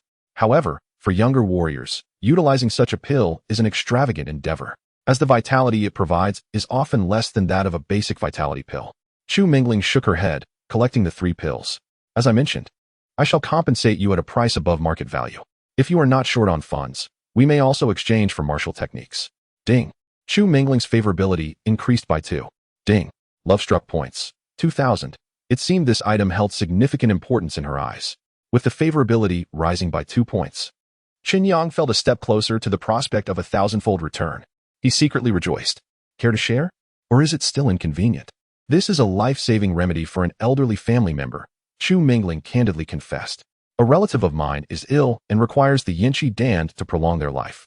To rely on the Yinchi Dan for survival is quite a luxury, indeed. One flawless lower-grade Yinchi Dan costs at least 4 to 5 million in the market. How long does one last? Perhaps a month? Chu Mingling smiled slightly, but there is no need for concern. My relative has improved significantly over this period. Perhaps soon. Such a need will no longer exist. Chen Yang nodded, feigning understanding. By the way, have you decided which university to attend? Chu Mingling inquired. I've already arranged for a trip through the organization, Chen Yang replied, furrowing his brow in contemplation. I haven't quite figured it out yet. Wherever you go, I shall follow. He added. The entire spring came to a tranquil conclusion. During the lengthy holiday, Chen Yang first took his parents on a tour of nearby cities, and then enrolled in a driving school close to the economic development zone. Amidst learning to drive, he also assisted a few youngsters with their schooling issues. Thanks to the help of his superior, Zhou Kai, Wu avoided imprisonment but was placed under house arrest in the economic development zone. With at least 3 years before he could leave, the children successfully completed their enrollment procedures at a local school, and by summer, they should be able to attend classes as desired. This was undoubtedly the best outcome. Big brother, do you have a fondness for Officer Lin's figure? On the streets of the economic development zone, Xiaoming and Chen Yang each held a candied hawthorn stick, munching on it. You've been staring for 3 minutes without blinking. Xiaoming remarked curiously. The books say that part of the human body is fat. I've seen anatomical diagrams, and it looks like yellow oil, quite disgusting. Chen Yang was somewhat speechless at the boy's comments, even finding his candied hawthorn less appealing. What do kids understand? You'll know when you reach my age, he said, giving Xiaoming a playful thump on the head.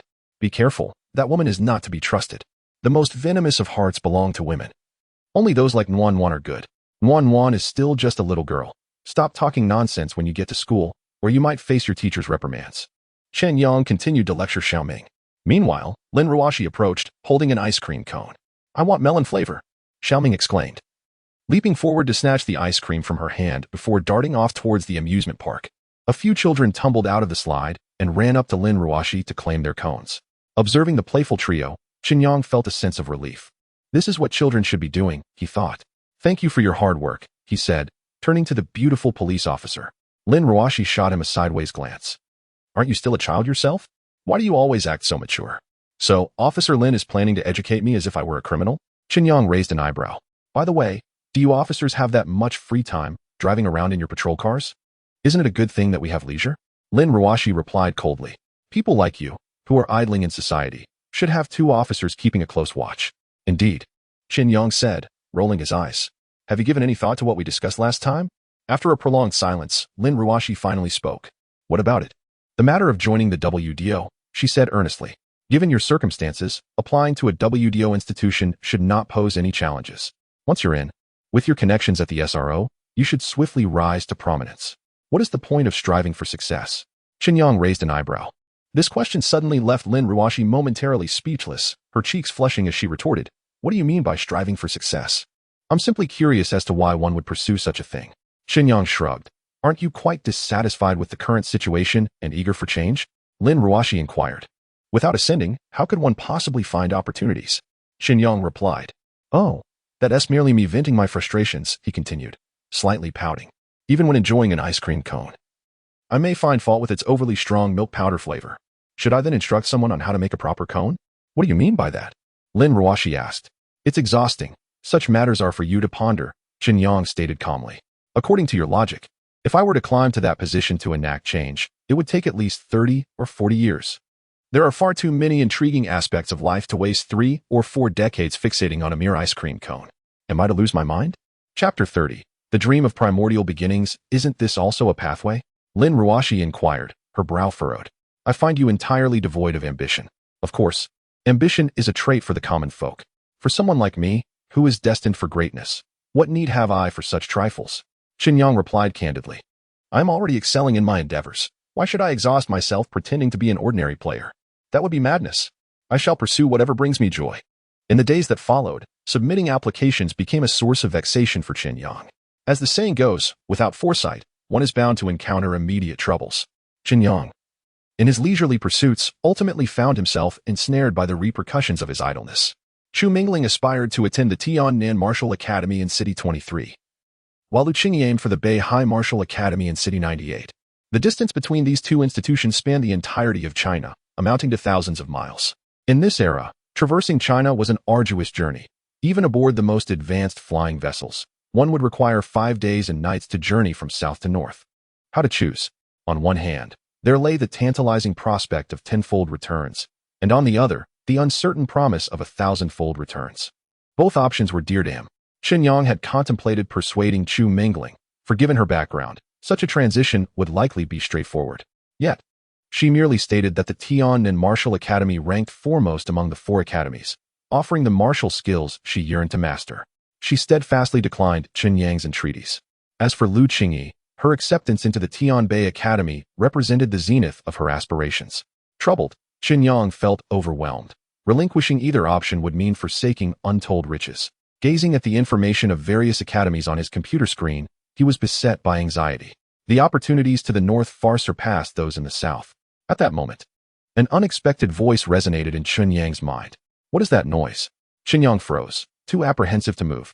After a long pause, he rose and scanned his surroundings, deep in contemplation. Listen, young man, heed the words of the Taoist. I mean you no harm. It came again. Why did this voice sound so familiar?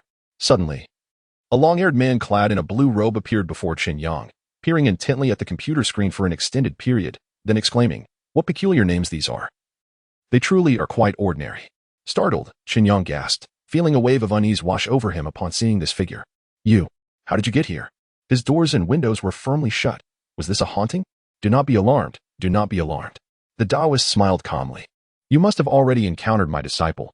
I am benevolent, and I shall not cause you any distress. Chen Yang regarded the eccentric Taoist with suspicion. Lean and sallow. Upon closer inspection, while their figures bore resemblance, the faces were decidedly different. This one's smile was distinctly more lascivious. Your disciple? The one clad in yellow robes? Chen Yang inquired. Yes, yes. Before he departed, he mentioned he had made a new friend and asked me to come and take a look. The Taoist, unrestrained, directly reclined upon Chen Yang's bed. Upon our first encounter, I find you to be even more remarkable than my junior brother described. What do you mean by remarkable? The Taoist suddenly fixed his gaze upon Chen Yang's eyes and inquired, young man, would you care to assist me in a grand endeavor? Chen Yang was left utterly bewildered. His junior brother was a purveyor of counterfeit medicines, and now this senior brother was attempting to deceive him so directly? This task is one only you are capable of. Others do not meet my standards. The Taoist raised an eyebrow and declared, were my true self present, such an opportunity would indeed not fall to you. Wait. Chen Yang felt a headache coming on. Let me clarify from the beginning. First, who are you? Second, how did you enter? After addressing these matters, I shall consider whether to trust you. The Taoist furrowed his brow, pondering for a moment before responding. Very well, since we are to reach a mutual understanding, we must certainly know each other well. I am known as the Supreme Clear Compassionate Deity, and in your vernacular, you may refer to me as a celestial being. As for how I arrived, I simply passed through, did I not? The Taoist tapped on the wall. Do you truly believe this mixture of clay and iron could impede me? Supreme Clear Compassionate Deity, Chen Yang scoffed. This conversation was utterly nonsensical, and the man spoke as if still inebriated. What exactly are you? Chen Yang queried. A ghost? Upon glancing down, he was startled to see that the man was indeed floating. His materialistic beliefs crumbled in an instant. Spirits, what utter nonsense. The Taoist sighed, alas. In this age of decline, explaining further would be futile. Just know that I mean you no harm, and I wish to guide you towards opportunities. What opportunities? The treasures buried beneath the earth. The Taoist licked his lips. The people of today are lacking. Only you possess a modicum of talent.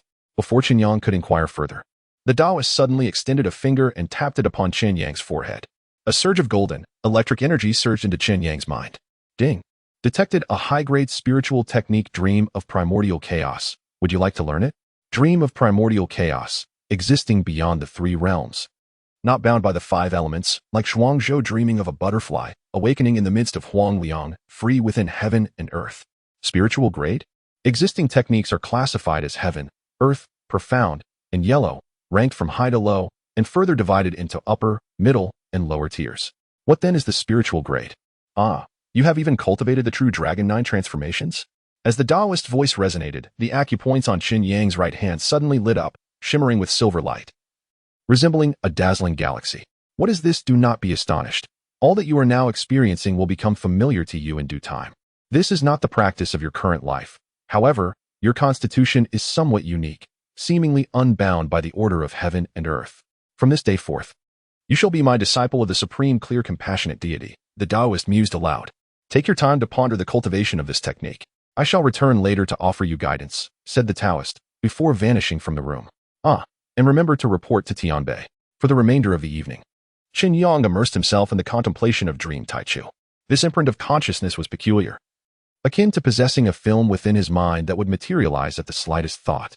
The entire technique was divided into 2 volumes. The first volume primarily addressed the refinement of spiritual awareness, the ethereal journey through the void, and the perception of surrounding changes. The second volume detailed various arts of spiritual combat. In simpler terms, it was a martial arts technique concerning consciousness. Let us begin, he thought, regardless of its strangeness. It was best to learn it first. Beep. You have successfully learned the technique Dream Taichu. Upon opening his status panel, Chen Yang was astonished to discover notable changes. Host, Chen Yang age, 17 vitality, 25-36 combat strength, 155 martial skills, shadow step, heavenly grade, superior, moderately proficient, a step derived from the insights of a once great master. Valuable for stealth. Technique mastery, vitality meridian technique acupoints unlocked, 25-720, fragment of an ancient body tempering secret. Should all meridians be unlocked, one might glimpse the secrets of antiquity. Dream Taichu initial understanding. Allegedly a secret art of spiritual awareness created by the Qingxiu clan in ancient times. Capable of discerning all illusions of the world. Upon mastery, perhaps even the 3 realms shall not confine you. Commentary. A humble ant, brimming with treasures. Chapter 31. You truly are a genius. Why do you seem unaffected? Before Chen Yang could regain his composure, he was enveloped by a cacophony of voices below. Who do you think is the true number 1 in the world? I believe it's Jiang Wuxian. No. Jiang Wuxian pales in comparison. It must be Emperor Tang. What is happening? Chen Yang widened his eyes, realizing that the chatter originated from downstairs. At that moment, he entered an extraordinary state. Not merely the sounds of conversation, but he could perceive everything transpiring on the street below. Even the tiniest pebble on the pavement was vividly clear. Is this what they call divine consciousness?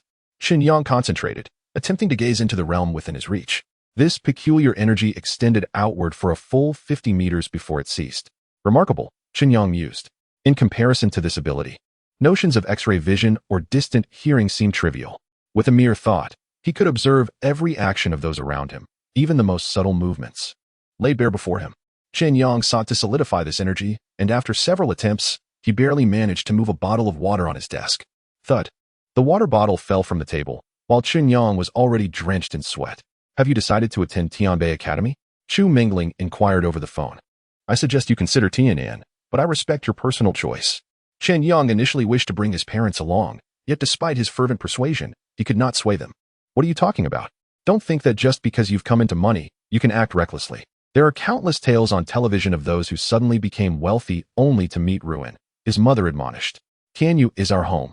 After you finish your studies, you can go wherever you like, and your father and I will not interfere. Chen Yang shrugged, and after acquiring his driver's license, 2 months passed.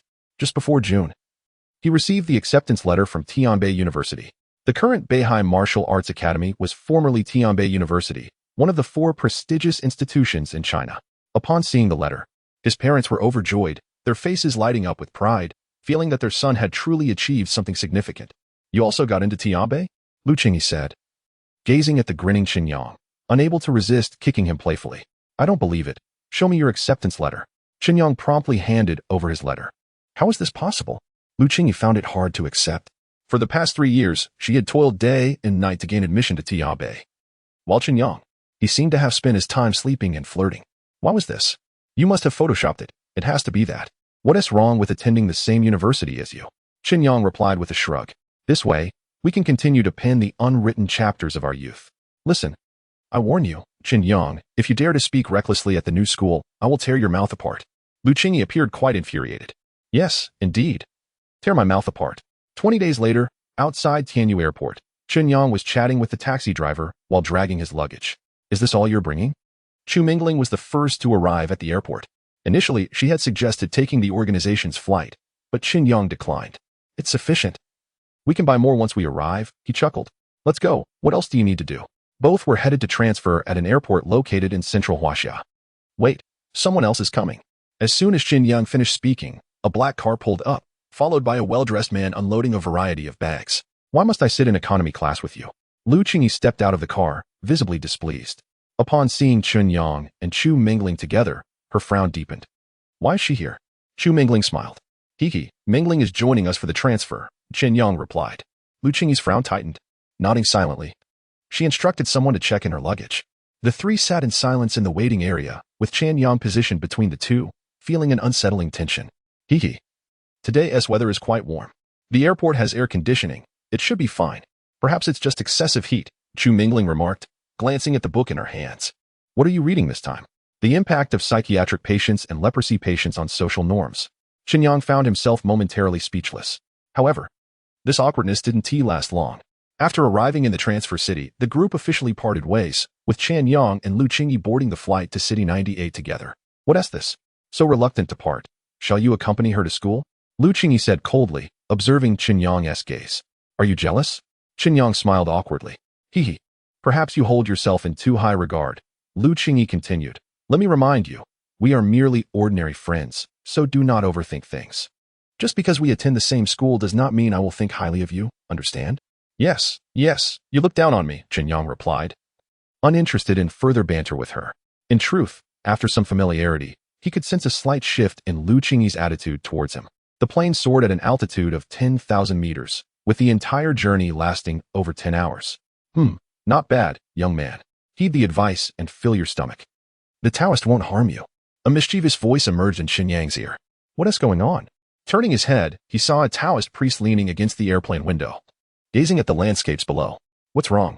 I occasionally come out for some fresh air, and you're unhappy? Out? Chen Yang was puzzled. Where exactly are you?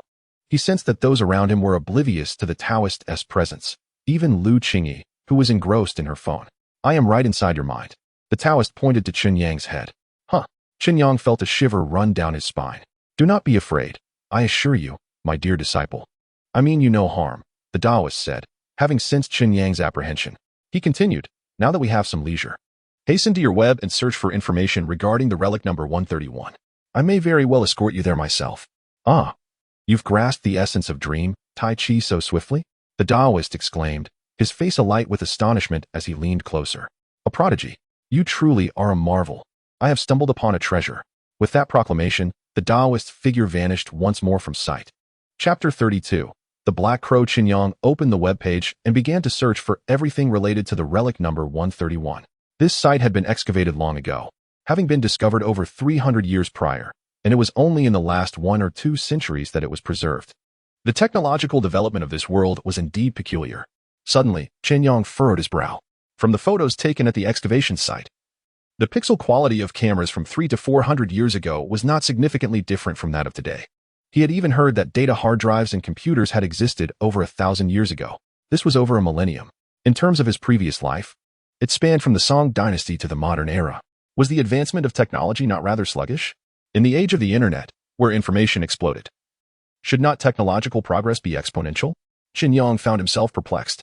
Relic number 131 was speculated to be the tomb of an ancient king who had ruled the northern territories of Huaxia over 10,000 years ago. Numerous religious ceremonial artifacts had been unearthed, alongside a sword, believed to be the king's personal blade. Chen Yang gazed at the sword. Even after millennia, its edge remained sharp, and he could almost feel the chill emanating from it. Further inspection revealed that a museum had been constructed on the original site to protect it. An admission fee of 200 yuan? Why not just rob it? Chen Yang smirked, uncertain of the old priest's true intentions. As night fell, Chen Yang began to feel drowsy, and the cabin fell into an eerie silence. Suddenly, he jolted awake. The first sensation hitting him was a severe feeling of weightlessness. The sensation made his heart skip a beat. Turning to look at Lu Qingyi, he found her remarkably composed. Did you have a nightmare? Was it just a bit of turbulence?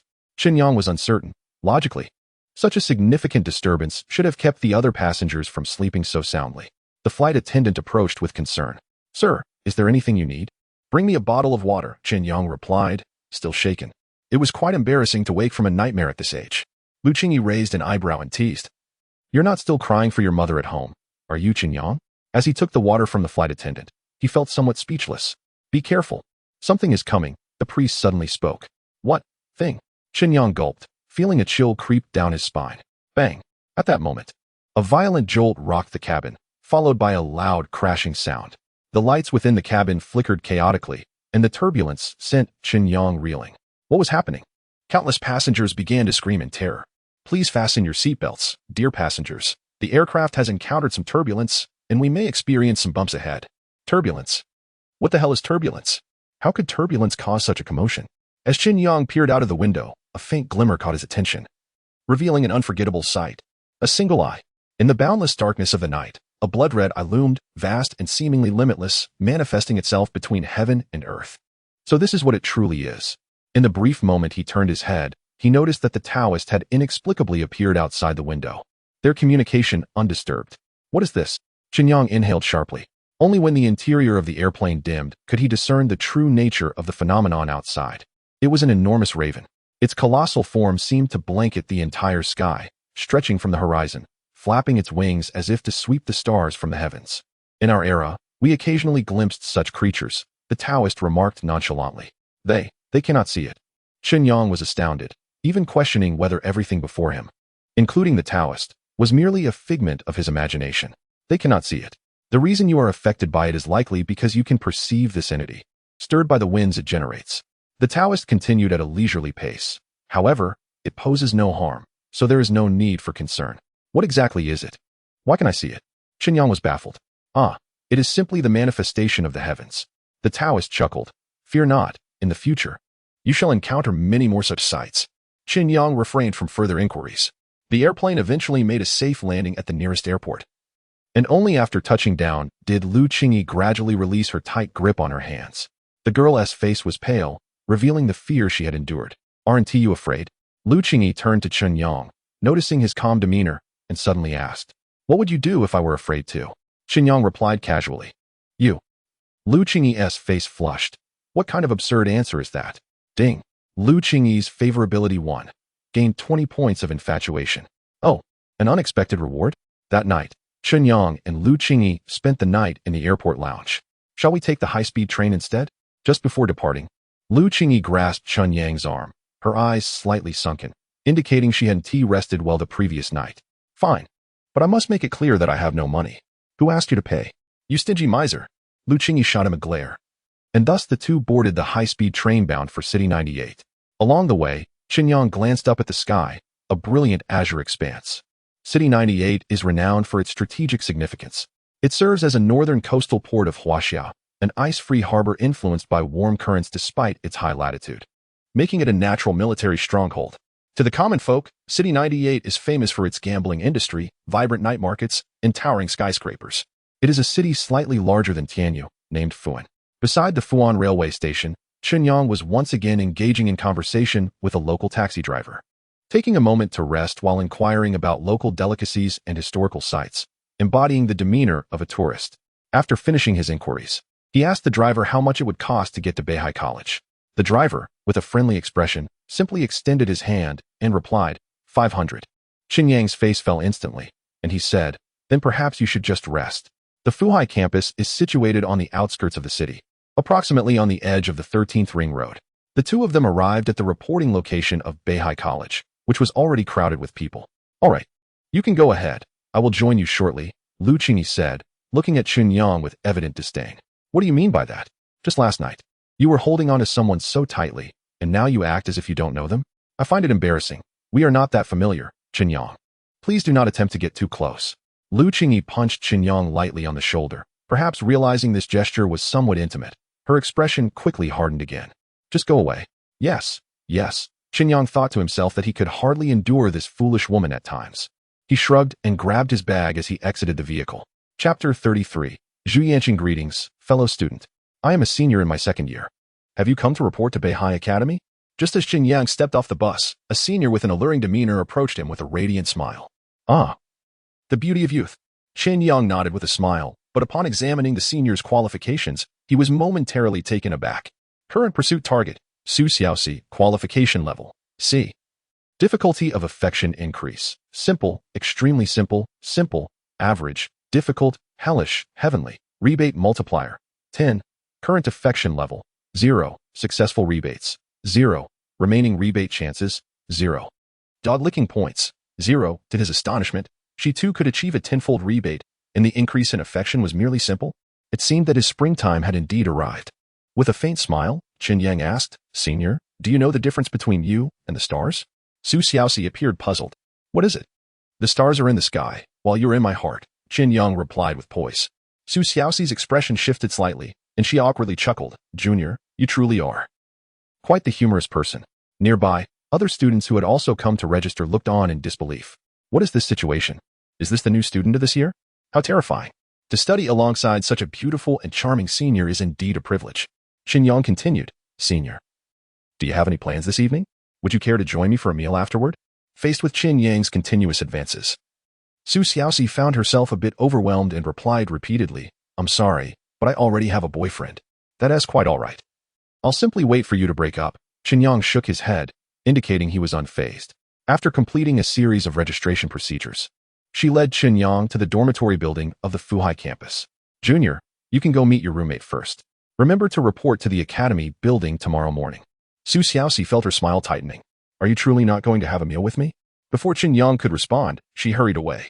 Upon reaching the dormitory, Chen Yang had not even stepped inside before he was greeted by a cacophony of heavy metal music. A boy with an untamed hairstyle and wearing baggy shorts lifted his head from the desk. You must be my roommate. Hello, hello? The boy greeted him with a smile. Is the music too loud? I'll turn it down. My name is Liang Bo. I have many hobbies, and my temperament should be quite amiable. What do you go by? Chen Yang. Observing Liang Bo's carefree and slightly reckless demeanor, Chen Yang surmised that he would likely be an easygoing person to get along with. All right, from now on we are roommates. Where do you hail from, brother? Chen Yang quickly tucked away his belongings, realizing he still had much to prepare. I come from City 780, and in my hometown.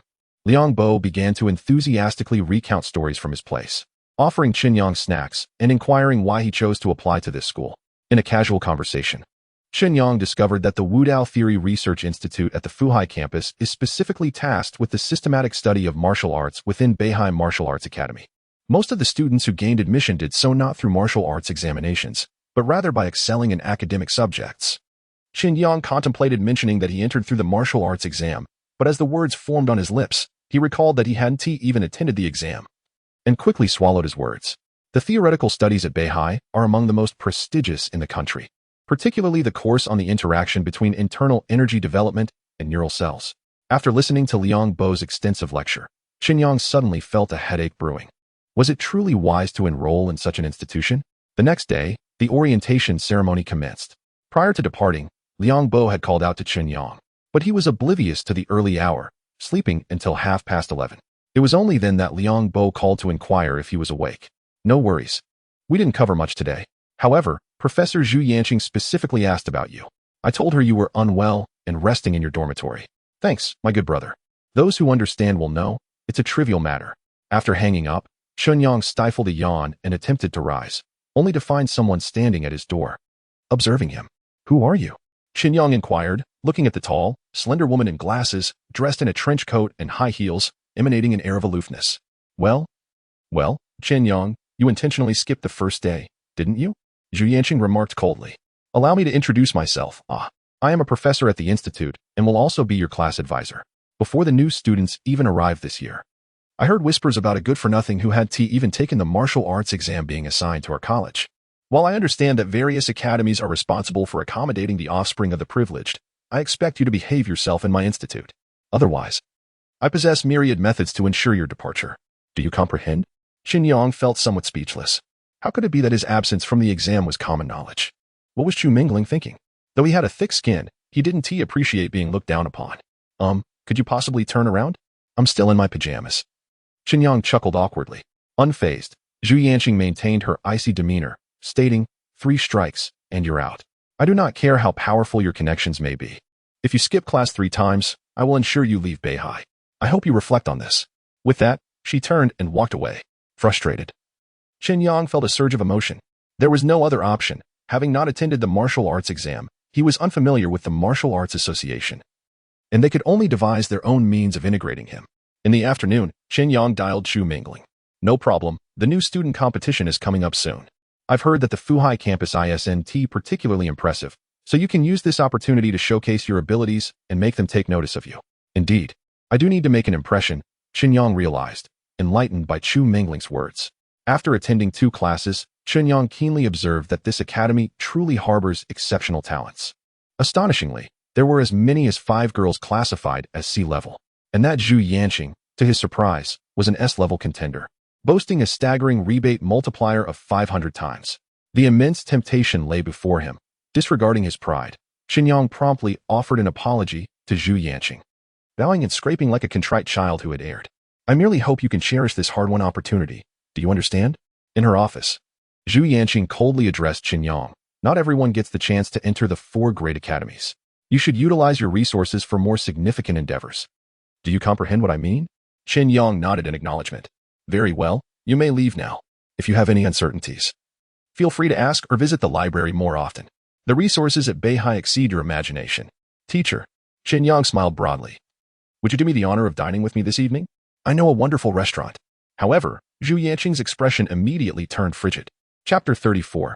Have I never tasted it?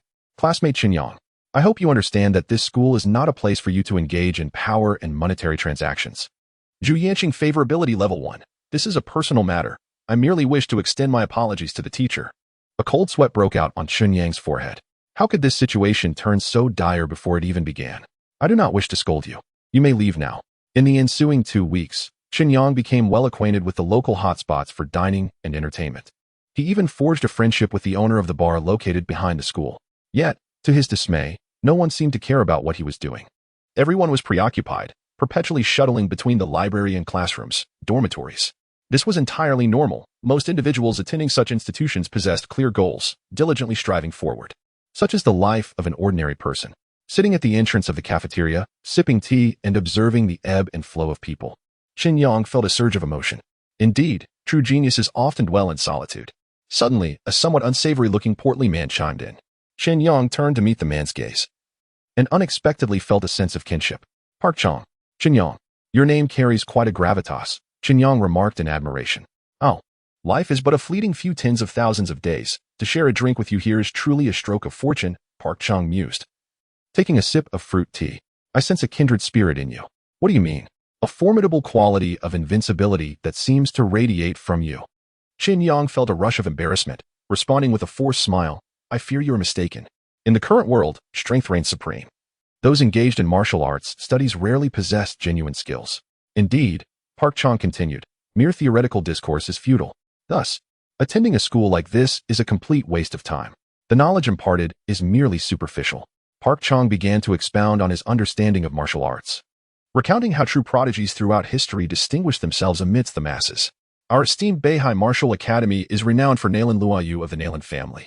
His marksmanship is nothing short of divine. It is said he has already surpassed the realm of warriors, with an astonishing mastery of techniques. Beneath him, there are the Zhao, Gongsun, and Yun families, whose science are equally remarkable. With nothing pressing to attend to, Chen Yang listened intently. These were all distinguished figures within the academy's ranks. Park Chang retrieved a pack of cigarettes from his pocket, offering one to Chen Yang as he continued. When the inter-academy competition begins, you will understand. Our Fuhai campus simply does not measure up. What exactly is the academy ranking? Chen Yang inquired with curiosity. Have you not downloaded the academy's forum on your phone? Discussions abound daily regarding the martial prowess of the entire institution. Believe me, the analyses are quite astute and worth noting. The two conversed at the entrance of the tea shop for quite some time. As the hour for class approached, Chen Yang waved farewell to Park Chang. In the classroom, Zhu Yanqing elucidated the principles of qi and blood pills, while Chen Yang dozed off, utterly disengaged from the lecture. For several days, Lu Qingyi had undeniably become the center of attention within the academy. With her extraordinary beauty and talent, she had garnered a throng of admirers shortly after the semester commenced. Chen Yang. Suddenly, Zhu Yanqing's icy voice resonated throughout the lecture hall. Please explain to everyone the difference between the qi and blood pill's replenishment of vitality and that of the explosive body pill. Liang Bo swiftly nudged Chen Yang beside him. The latter, still groggy, stood up. The qi and blood pill? Well, it provides vitality for a longer duration. Laughter erupted in the classroom, as the response was reminiscent of a child's naivety. What I need you to elaborate on is the distinctions in their effects on the endocrine and nervous systems. Zhu Yanqing retorted, her expression unyielding. I'm not sure. After consuming the explosive body pill last time, my lips felt rather numb. Chen Yang replied, observing the bewildered expressions around him. Upon waking, I felt somewhat unwell. A bit weak? Noticing the silence from his peers, he wondered, did I not answer correctly? Zhu Yanqing then remarked, after taking the explosive body pill, the meridians can become damaged due to the overwhelming potency of the pill, resulting in indelible injuries. Are you certain you have consumed the explosive body pill, classmate Chen Yang? Chen Yang nodded. I've had some. His classmates regarded him with even greater bewilderment. Given the rarity of students who had participated in martial examinations, it was astonishing that one had actually consumed the explosive body pill. Very well.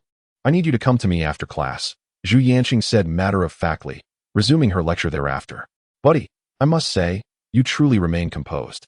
You managed to navigate that situation seamlessly. Liang Bo praised Chen Yang with a thumbs up. By the way, our academy is hosting a welcome party tonight. Shall we attend? I've heard seniors from other campuses will be sparring at the martial arts arena. Such opportunities are rare. Chen Yang raised an eyebrow, intrigued by the notion that social gatherings in this world revolved around sparring. You haven't been to the martial arts arena yet? Liang Bo queried, somewhat perplexed. But then again, students like us, who primarily focus on academics, typically don't venture there. Why not? It's a place where many seek enlightenment. Liang Bo continued. Numerous individuals practice their martial skills there, in their dedicated arena. I've heard a senior has achieved 100 consecutive victories. Are there any rewards? Chen Yang inquired. Of course. As long as you win in the martial arts hall, the academy will grant you rewards. Well, then this could be interesting, Chen Yang exclaimed. His interest piqued. Recently, he had refrained from hastily enhancing his abilities, primarily due to concerns regarding unforeseen circumstances. Thus, he had retained the rebate opportunities with Lu Qingyi, intending to utilize them judiciously. Moreover, high-grade qi and blood pills on the market were exorbitantly priced. The last premium flawless qi and blood pill he consumed was priced at over 200,000, and such pills were scarce. After class, Chen Yang was summoned to the office by Zhu Yanqing. Have you truly consumed the explosive body pill? Zhu Yanqing inquired, raising an eyebrow. Indeed, I have. Chen Yang replied candidly. Are you aware of the condition of those who have ingested the explosive body pill? Zhu Yanqing opened her computer screen and, after sifting through various folders, displayed an image to Chen Yang. The individuals on the screen were uniformly afflicted, some were missing limbs, while others appeared to be in a concerning mental state. How can this be substantiated? Chen Yang scratched his head. So, does that mean I have not consumed it? Zhu Yanqing furrowed her brow. Proceed to the infirmary and have a blood sample drawn for me. Why? Chen Yang protested, raising an eyebrow. Am I obligated to do so? Chapter 35. A cold breath. Zhu Yanqing momentarily forgot that this rascal was quite the rogue and extended 2 fingers. Twice, as long as you bring a vial of blood. You may skip my class twice. Are you not being a tad arrogant, teacher? Chen Yang expressed his dissatisfaction with the proposition. Are you lying? Zhu Yanqing retorted. You merely seek to garner the attention of your classmates, deliberately making such statements to appear unique. Chen Yang was left speechless. The provocation tactic had been employed. My blood is precious. It is not something that can be demanded by just anyone. He was not mistaken. At one point, an individual from the organization had requested a vial of Chen Yang's blood for research, which he had flatly refused. The rationale was simple. He was acutely aware that many eyes were watching him. The more he revealed, the more disadvantageous it would become for him. Unless you agree to go on a date with me, Chen Yang shifted the conversation. Get lost. Zhu Yanqing turned her back on him, choosing to ignore him henceforth. To be frank, I have not only tasted it, I once consumed more than 10 at once, Chen Yang said with a grin. The people behind me also wish to uncover the secrets I possess. They offered me a considerable sum, but I declined. The price I offered you, teacher, is merely a matter of friendship. With that, Chen Yang refrained from further elaboration. He understood that given Zhu Yanqing's reaction today, it was only a matter of time before she sought him out. As night fell, all gathered at the training arena. Everyone took their seats, awaiting the imminent clash of the 2 contenders. Why is it so lively? Chen Yang inquired, somewhat astonished, as Liang Bo guided him to a more favorable position. Oh, is that not Senior Su? Chen Yang turned around and was surprised to see Su Xiaoxi seated in the front row. Did you not know? Today, it is Senior Su's boyfriend, Li Nanshan, a second-year martial artist, who is to take the stage. His prowess is exceptional. Liang Bo explained beside him. A first-tier martial artist? Chen Yang expressed mild surprise, realizing that the school indeed harbored numerous skilled individuals. The advancement among martial artists is arduous, closely linked to the depth of their internal energy. Once one reaches the first tier, the efficacy of using blood and energy elixirs diminishes significantly. They must rely on honing their techniques to transcend their own limitations. The deeper the internal energy, the higher the tier, allowing for the invocation of more formidable martial arts techniques. Brotherly practices the Fuhu Fist technique, likely employing the San Gong Na Chi Ju. It is said that upon attaining mastery, one can unleash a roar akin to that of a tiger with each punch. Liang Bo narrated. Appearing to have conducted considerable research lately, Brotherly has secured a place among the top 10 in our academy. Is that so? Chen Yang smirked. Noticing the hostile glares directed at him from around, he quickly realized he had misspoken. From the vicinity of Su Xiaoxi, a girl remarked.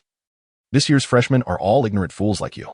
Chen Yang frowned, somewhat displeased, and chuckled, if I am a fool, then perhaps the entirety of the academy is even less than foolish. The girl suddenly furrowed her brows and chuckled. Since you are so confident, why not step up and let everyone witness your prowess? Indeed, what nonsense is being spoken? First-year students should be mindful of their words. The crowd began to hurl insults, as an inexperienced newcomer unwittingly struck a nerve among the seasoned seniors. I never perform. Chen Yang smirked coldly. In a contest, one distinguishes not only victory from defeat but also life from death. Who among you dares to challenge me? In that moment, a chill emanated from Chen Yang, causing the seniors to shudder involuntarily, silencing them instantly. All right, I was merely jesting. Look at how frightened you all are. Chen Yang waved dismissively. The competition soon commenced, with all eyes fixed intently on the contenders. One was Li Tiannan, the other a newly recruited student from a different academy named Song Xiao. This Song Xiao was formidable, having already established himself as a practitioner of martial arts upon his arrival, reputed for his mastery of the Cloud Dragon technique, a family tradition honed since childhood. And his internal energy was evidently profound. Liang Bo perused the forum beside him, noting, however, the odds have shifted to 1 to 7, as everyone still favors senior Li Tiannan. What's this? Chen Yang became intrigued, glancing at the bets placed by others. Goodness, they are wagering quite heavily. If I were to stake 100,000, what would the odds become? Perhaps 1 to 3? I shall place my bet. Chen Yang promptly retrieved his phone and transferred 100,000 to Liang Bo. This money felt almost like a gift. He was confident that, barring any foul play, Song Xiao would emerge victorious. Due to his training in Dream of the Primordial, Chen Yang possessed acute sensory perception, allowing him to directly gauge the energy fluctuations between the 2 combatants. Is he out of his mind? A girl beside Su Xiaoxi gaped in disbelief. What student places a wager of 100,000? Everyone else was merely seeking thrills, while he was simply throwing money away. The onlookers exchanged glances, beginning to question Chen Yang's mental state. Will I still be able to participate in tonight's match? Chen Yang suddenly inquired. I'm not entirely sure, but it should still be possible? Liang Bo replied, incredulous, staring at the 100,000 that had just transferred. Before he could fully comprehend the situation, Chen Yang removed his outer garment. I will transfer 300,000 more to you. If I take the stage later, just bet on my victory. With that, Chen Yang leaped down from the steps and dashed backstage. Student, what brings you here? The student council host swiftly intercepted Chen Yang. Senior, I heard that new students are allowed on stage today, correct? Chen Yang asked with a warm smile. That is indeed the case, but the match schedule is nearly full. They're S only. The student council host hesitated. Only Senior Chen Shou remains without an opponent. But this is a new and old exchange event. Facing Senior Chen Shou might cost you your life, chimed in a robust young man who strode over decisively. You, with your slender arms and legs, dare to challenge Chen Shou? He is merciless in his strikes, the burly man sneered. Every year, many newcomers seek to showcase their prowess. How amusing. Oh? Chen Yang raised an eyebrow, casting a glance at the robust figure. If you are afraid, then why not fight me? Upon uttering these words, the surrounding crowd turned in astonishment, their gazes fixed on Chen Yang. Who is this audacious young man? Heh, if it weren't for my match tonight, I would have stepped onto the stage and crushed you. The burly man retorted coldly, a disdainful smile on his lips. Chen Yang frowned at the man's foul words. Boom. In the next instant, he leaped forward, delivering a slap that sent the burly man flying 3 meters away. Clang. The man's massive frame crashed against a pillar, causing the entire venue to tremble.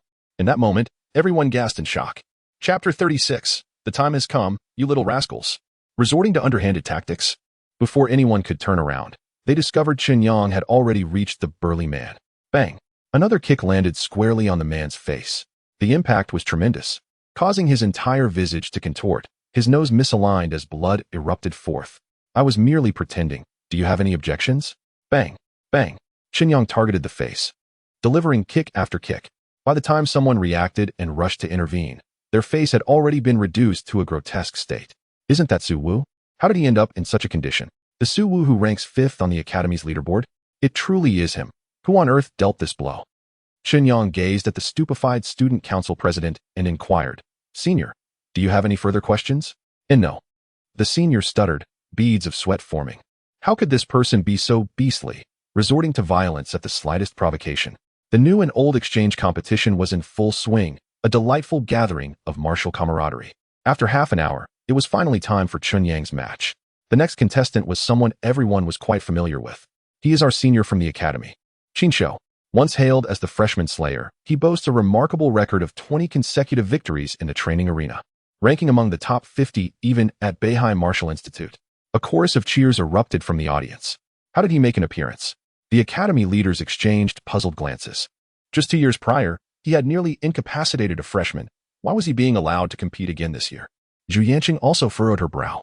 It was rumored that the junior was eager to enter the arena after understanding the situation. A student council member explained. He even sent Su Wu flying with a single punch. Su Wu? The leader's expressions darkened. That young man managed to send Su Wu flying? Wasn't he already on the verge of becoming a second-tier martial artist? I'm not sure what methods the student employed. Another student lamented. It seems this year's freshmen harbor quite a few promising talents.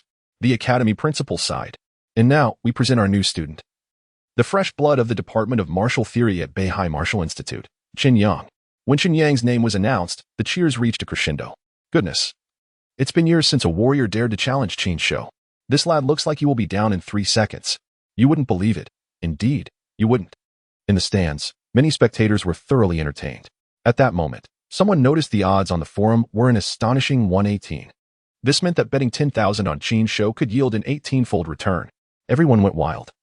To think someone would wager such a hefty sum on this obscure lad, it was akin to a windfall from the heavens. People began to place frantic bets, unwilling to miss this extraordinary opportunity. Madness. How could he possibly step into the ring? On the stands, Lu Qingyi gazed at Chen Yang's jovial face as he greeted the audience, her expression instantly paling. How foolish. Qingyi, what's wrong? Is this your friend? A handsome and robust young man beside her inquired with a smile. I don't know him. He's a fool. Haha. That's good. That's good. I certainly don't want to see Qingyi's friend get hurt. What are you laughing at? Lu Qingyi retorted coldly. You are even inferior to a fool. Hurry up and get lost. Don't obstruct my view. At the moment Chen Yang stepped onto the stage, Zhu Yanqing acknowledged that she had indeed misjudged the lad. She had thought Chen Yang merely craved attention, not realizing he would risk everything for it. Prepare the school doctor. Tonight, there may indeed be a casualty, Zhu Yanqing sighed. Both contestants, please take your positions. The host announced.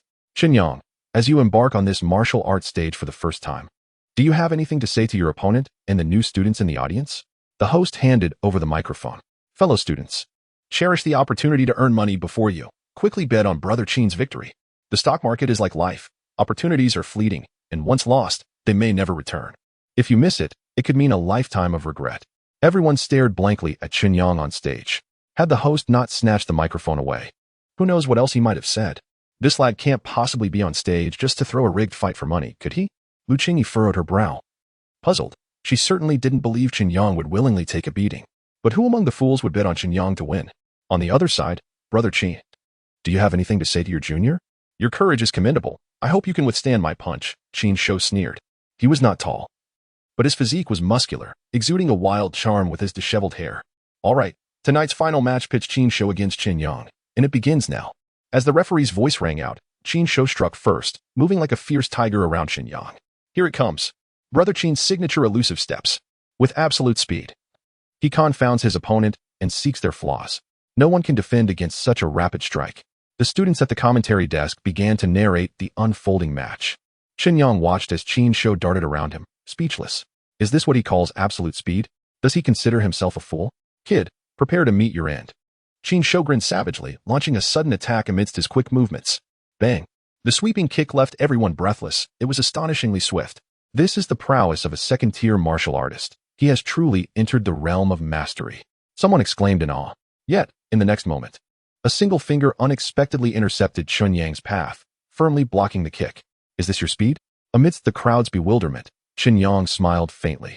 You, Chen Shou. Both astonished and furious, snarled. All right, you have some skills, but how will you defend against what's coming next? He began to move again, delivering a ferocious punch. Bang. Once more, it was intercepted by a single finger. Another palm strike. Again, it was thwarted. At that moment, not only did Chen Shou's gaze shift, but the expressions of everyone on stage also transformed dramatically. What was happening? How on earth was this young man achieving such feats? Was senior brother Chen Shou throwing the match? After a series of setbacks, Chen Shou's body began to flush crimson, with waves of vital energy surging within him, as if he were on the verge of bursting, emitting plumes of white smoke. Oh, Chen Yang raised an eyebrow. Subsequently, nearly everyone witnessed Chen Shou's figure suddenly vanish from sight. It was time to get serious. Destroy him. Senior brother Chen Shou. Render him useless. The crowd in the stands erupted, many placing bets, reveling in the thrill of the gamble. The time was right. On stage, Chen Yang stifled a yawn. Bang! In an unnoticed corner, Chen Yang unleashed a powerful punch. This blow would shock Beihai Academy, and indeed all of China for decades to come. Chapter 37. A gentleman as beautiful as jade. No one could discern how Chen Yang moved. Even the students closest to the audience did not catch a glimpse. Not even a shadow remained. Yet, Chen Shou was undeniably thrown into the air. My heavens! After a moment of silence, someone gazed at Chen Shou, suspended hundreds of meters from the ceiling beams of the martial arts hall, exclaiming in astonishment. What on earth is happening? A rigged match? How could he possibly be thrown out like that in a fixed game? The entire venue fell into hushed disbelief, save for Chen Yang, who stood on stage checking his earnings on his phone. 1 to 20. The odds were astonishingly 1 to 20. That meant 6 million in revenue. Chen Yang felt an overwhelming joy, unconcerned by the stunned crowd, as he patted the bewildered host's shoulder. Announce it. Chen Yang wins. A roar of exhilaration erupted, drowning the entire martial arts arena as everyone, except those who lost money, relished the rise of a legend. In the stands, the expressions of Zhu Yanqing and the senior members of the academy were rather complex. There was disbelief, ecstasy, and a weighty seriousness. Is this the little fellow sent by Gui Ling? The dean of the Martial Theory Research Academy remarked in admiration. Sent by Gui Ling? Zhu Yanqing had never heard of this news. Indeed, the dean nodded, saying, I've heard that when this young man awakened, he single-handedly defeated 8 fourth-tier martial artists. Internal information is tightly sealed, and we were advised not to speak of it. Zhu Yanqing appeared somewhat helpless. Oh, this seems to be something we shouldn't discuss. Ha ha ha ha. The dean chuckled heartily and turned to the students behind him. You didn't hear anything, did you? The students behind him felt as if they had swallowed a fly, forced to smile awkwardly. Heroes emerge from the youth. Having him here, our academy is likely to achieve a commendable ranking in this year's competition. Not to mention Beihai. Even the monsters from Donghai and Tiannan can hardly match this young man's prowess. The dean clapped Zhu Yanqing on the shoulder. Little Zhu, you are his class advisor. You will need to pay more attention to him from now on. Zhu Yanqing, with a complex expression, watched the back of the young man walking towards the stage below. Lost in thought. The strength of this junior truly commands respect. This junior is indeed a dragon among men. Our Beihai truly produces exceptional talents. As soon as he stepped off the stage, a throng of students eager to flatter surrounded him. Everyone wanted to observe this extraordinary individual up close. Chen Yang, indifferent to the attention, maneuvered through the crowd towards Liang Bo's location. How is it going, good brother? Haha, I placed my bet at the highest odds. I reckon the earnings will be 6 million. Liang Bo exclaimed with excitement. Perfect. Chen Yang clapped his hands. Let us go. Tonight, I'll treat you. All right. Behind them. Su Xiaoxi's friend looked at the two, feeling as though it were all too surreal. The earlier silhouette of Qin Shou being flung away cannot be dismissed as mere illusion. Reflecting on her previous words, she suddenly felt her cheeks flush with heat. That evening, Chen Yang brought Liang Bo to the afterlife bar, along with a few male classmates, indulging in the finest wines and extravagantly consuming a significant amount. Initially, these high achievers were somewhat reserved, but as the drinks flowed and they became inebriated, they began to reminisce about the past, sharing childhood stories. Such is the nature of men, regardless of familiarity. Once intoxicated, everyone becomes a brother. Brother Yang, I'm with you from now on, exclaimed a classmate. Raising his glass to clink with Chen Yang, his speech slurred from drink. Chen Yang reclined on the sofa, sipping his drink. There had been similar occurrences in the past. During his previous life in university, gatherings among dorm mates on weekends evoked a familiar sentiment. Yet, the topics of conversation among this group seemed oddly peculiar. Did the double-slit experiment truly halt the minds of men? It didn't seem so Kierkegaard once remarked that those who do not comprehend despair cannot possess hope. Chen Yang sighed, finding the world of these intellectuals quite perplexing. The following day, the entire academy buzzed with tales of how a single punch from Chen Yang sent Qin Shou flying. Through the grapevine, simple events became embellished. And soon some began to claim that Chen Yang was a reincarnation of a martial deity. This was utterly absurd. On the forum, a researcher known for ranking the academy's elite lamented in a post. Even among the prodigies in the school, or even across all of Huaxia's universities, none could compare to him. He was truly a rare genius. He presented data illustrating the speed and force of Chen Yang's punch that night, and, after meticulous calculations, concluded that even a third-tier martial artist would not have fared well after receiving such a blow. The comments below began to flood in, with some doubting that Qin Shou was merely acting, while others admired the original poster's diligence. Of course, Chen Yang remained blissfully unaware of all this. At that moment, he was in an office, facing an interrogation from Zhu Yanqing. Are you certain that one vial of blood will suffice for a meal? Zhu Yanqing squinted at the reckless young man, removing her glasses to wipe them clean. I only have half an hour this weekend afternoon. If you believe this is acceptable, then our transaction shall be complete. With that, she bent down to retrieve the blood-drawing tools from her drawer. Wait a moment. Observing Zhu Yanqing's figure, elegantly wrapped in her tailored suit, Chen Yang felt his throat tighten slightly. That was the previous price. It won't he do now? You must accompany me for a semester. Zhu Yanqing furrowed her delicate brows, visibly displeased. A gentleman is as beautiful as jade. Do you understand the value of this precious stone? Previously, you were unaware of my gem's worth, and I offered you a discounted price. Things have changed now. Chen Yang raised his hands in surrender. I've heard several professors are conducting research in this field. Perhaps they could offer me a better deal after all. A single needle for a vial of blood is merely a meal. What isn't it for me? Zhu Yanqing's eyelids involuntarily twitched. This individual truly epitomizes shamelessness. Had it not been for the relevance of her research direction to this matter, she would never have deigned to lower herself in such a manner. 1 month. Zhu Yanqing stated coldly, I will allocate half an hour for dinner every weekend. 2 months. Then you may leave, Zhu Yanqing grated through clenched teeth. Fine. 1 month it is. Chen Yang, satisfied, extended his hand. Draw from the left. Reserve the right for significant endeavors. Zhu Yanqing's brows furrowed as she suppressed the resentment bubbling within her, constantly reminding herself to remain composed. That evening, Chen Yang arrived at the Kelly Hotel, located in the northern part of Fuan, where Zhou Kai had arranged to meet him. The establishment was spacious, yet sparsely populated, with only a few tables occupied. Chen Yang was escorted to a private room on the second floor. You've arrived? Please, make yourself comfortable. Chapter 38, The System's Treasure Vault. How did you get here? Eating so much at this late hour? Chen Yang settled into his seat, observing Zhou Kai devouring his food with incredulity. Here, take a look at this and share your thoughts afterward. Zhou Kai extracted a chip from his pocket and handed it to Chen Yang. What is this? Chen Yang inquired. Just watch. Chen Yang inserted the chip into his phone, and a blurry image promptly materialized on the screen. The scene depicted a pitted marshland, where dilapidated structures were partially visible amidst the underbrush. Suddenly, several figures darted swiftly across the frame. Clad in black, their faces obscured. They quickly formed a circle around the ruins. A haunting melody, reminiscent of both song and chant, emanated from their lips. What are they doing? Chen Yang queried, baffled. This is a site of ruins located in the southern region. What they are singing is some form of ancient language, Zhou Kai elucidated. As soon as he finished speaking, brilliant blue light erupted from the figures. The shimmering blue flickered like will-o'-the-wisps, rendering their forms indistinct. Chen Yang's brow furrowed in concern. To his astonishment, the figures' bodies inexplicably vanished, their black cloaks dropping to the ground, leaving no trace behind. What on earth is this? You don't understand, do you? Zhou Kai remarked while continuing to eat. To be honest, I don't comprehend it either. But it's evident they employed some method to disappear from this location, only to reappear a month later in Black Feather City, significantly empowered, and have since taken many lives. Zhou Kai continued. These individuals are prisoners confined in the 6th level of the Abyss. Have you heard of it? Chen Yang shook his head. That place holds the most troublesome criminals in all of Huaxia. Each inmate on the 6th level possesses the power to dominate their surroundings. Zhou Kai's expression darkened. This situation is dire and has attracted the attention of several martial saints who are now en route to Fuan. Fuan? Indeed. There are credible reports indicating that they are heading straight for Fuan, Zhou Kai confirmed with a nod.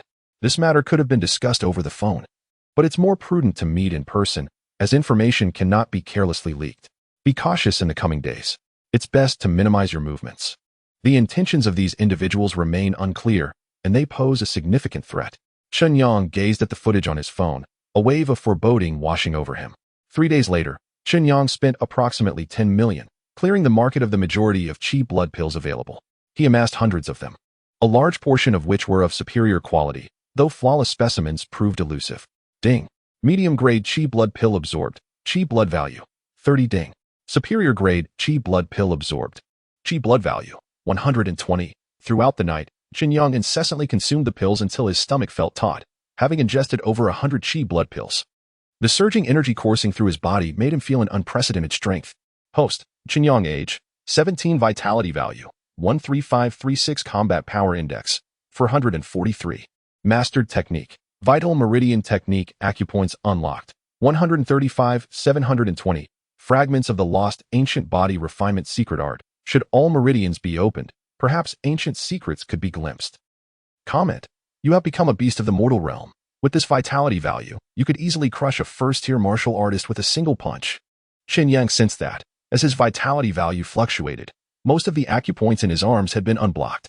His arms swung with such force that they seemed to cut through the air. At that moment, his physical form had attained an unprecedented level of power, bordering on the terrifying. Kid, I suggest you consume that bone-refining pill as soon as possible. At this juncture, a Taoist appeared beside Chen Yang, stating nonchalantly. Compared to these utterly useless pills of yours, the second-tier ones are considered treasures. Oh, Chen Yang furrowed his brow slightly and replied, from your tone, it seems the second tier is not worthy of note. Of course, the Taoist scoffed. The items you're consuming now are beneath contempt. They were once deemed unfit even for feeding pigs. Chen Yang felt this Taoist was posturing. Above the 9th tier lies the immortal tier. Your offerings are far from even reaching the 1st tier. The Taoist raised one of the remaining vitality pills Chen Yang possessed, displaying a look of disdain. If anyone were to refine such things in the past, they would have been severely punished. It's a disgrace to alchemists. Chen Yang grew increasingly curious about the Taoist's origins. You seem to have lived for quite a while?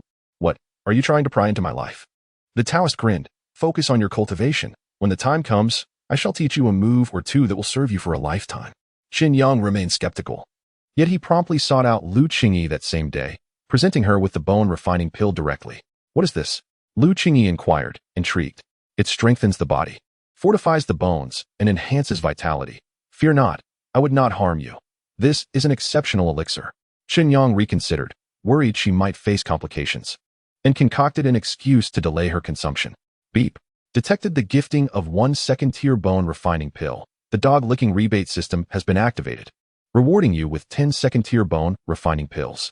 Reward. Dog Licking points 20,000. Remaining rebate chances? 2. Huh? So many points.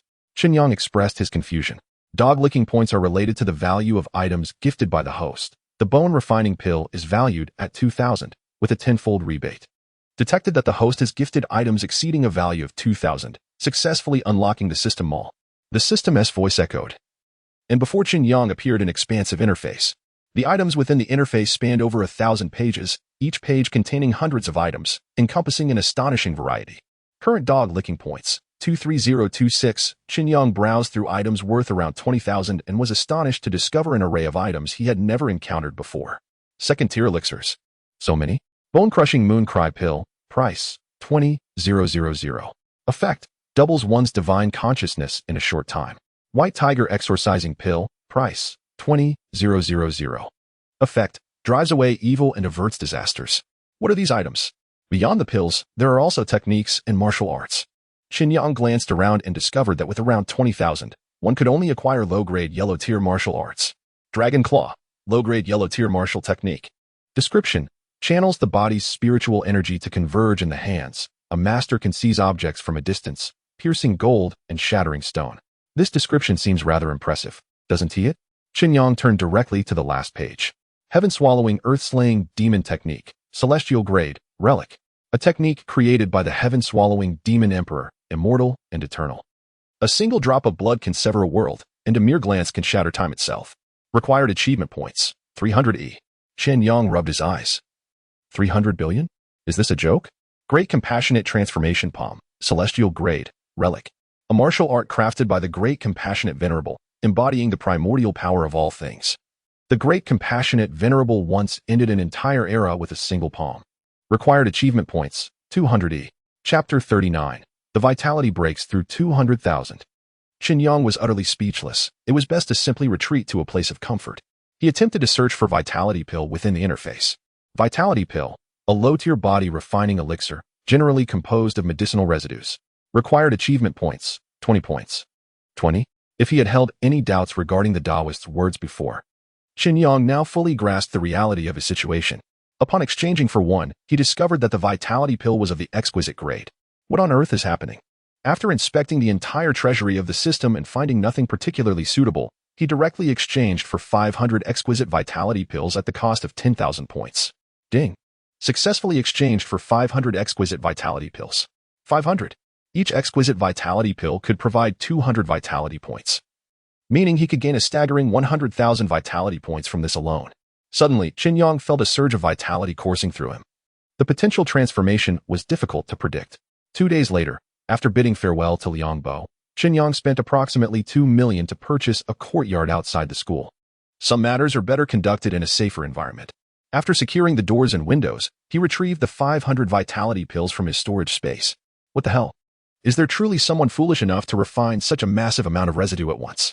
The Taoist exclaimed, his expression one of disbelief, as he dashed in front of Chen Yang, furious.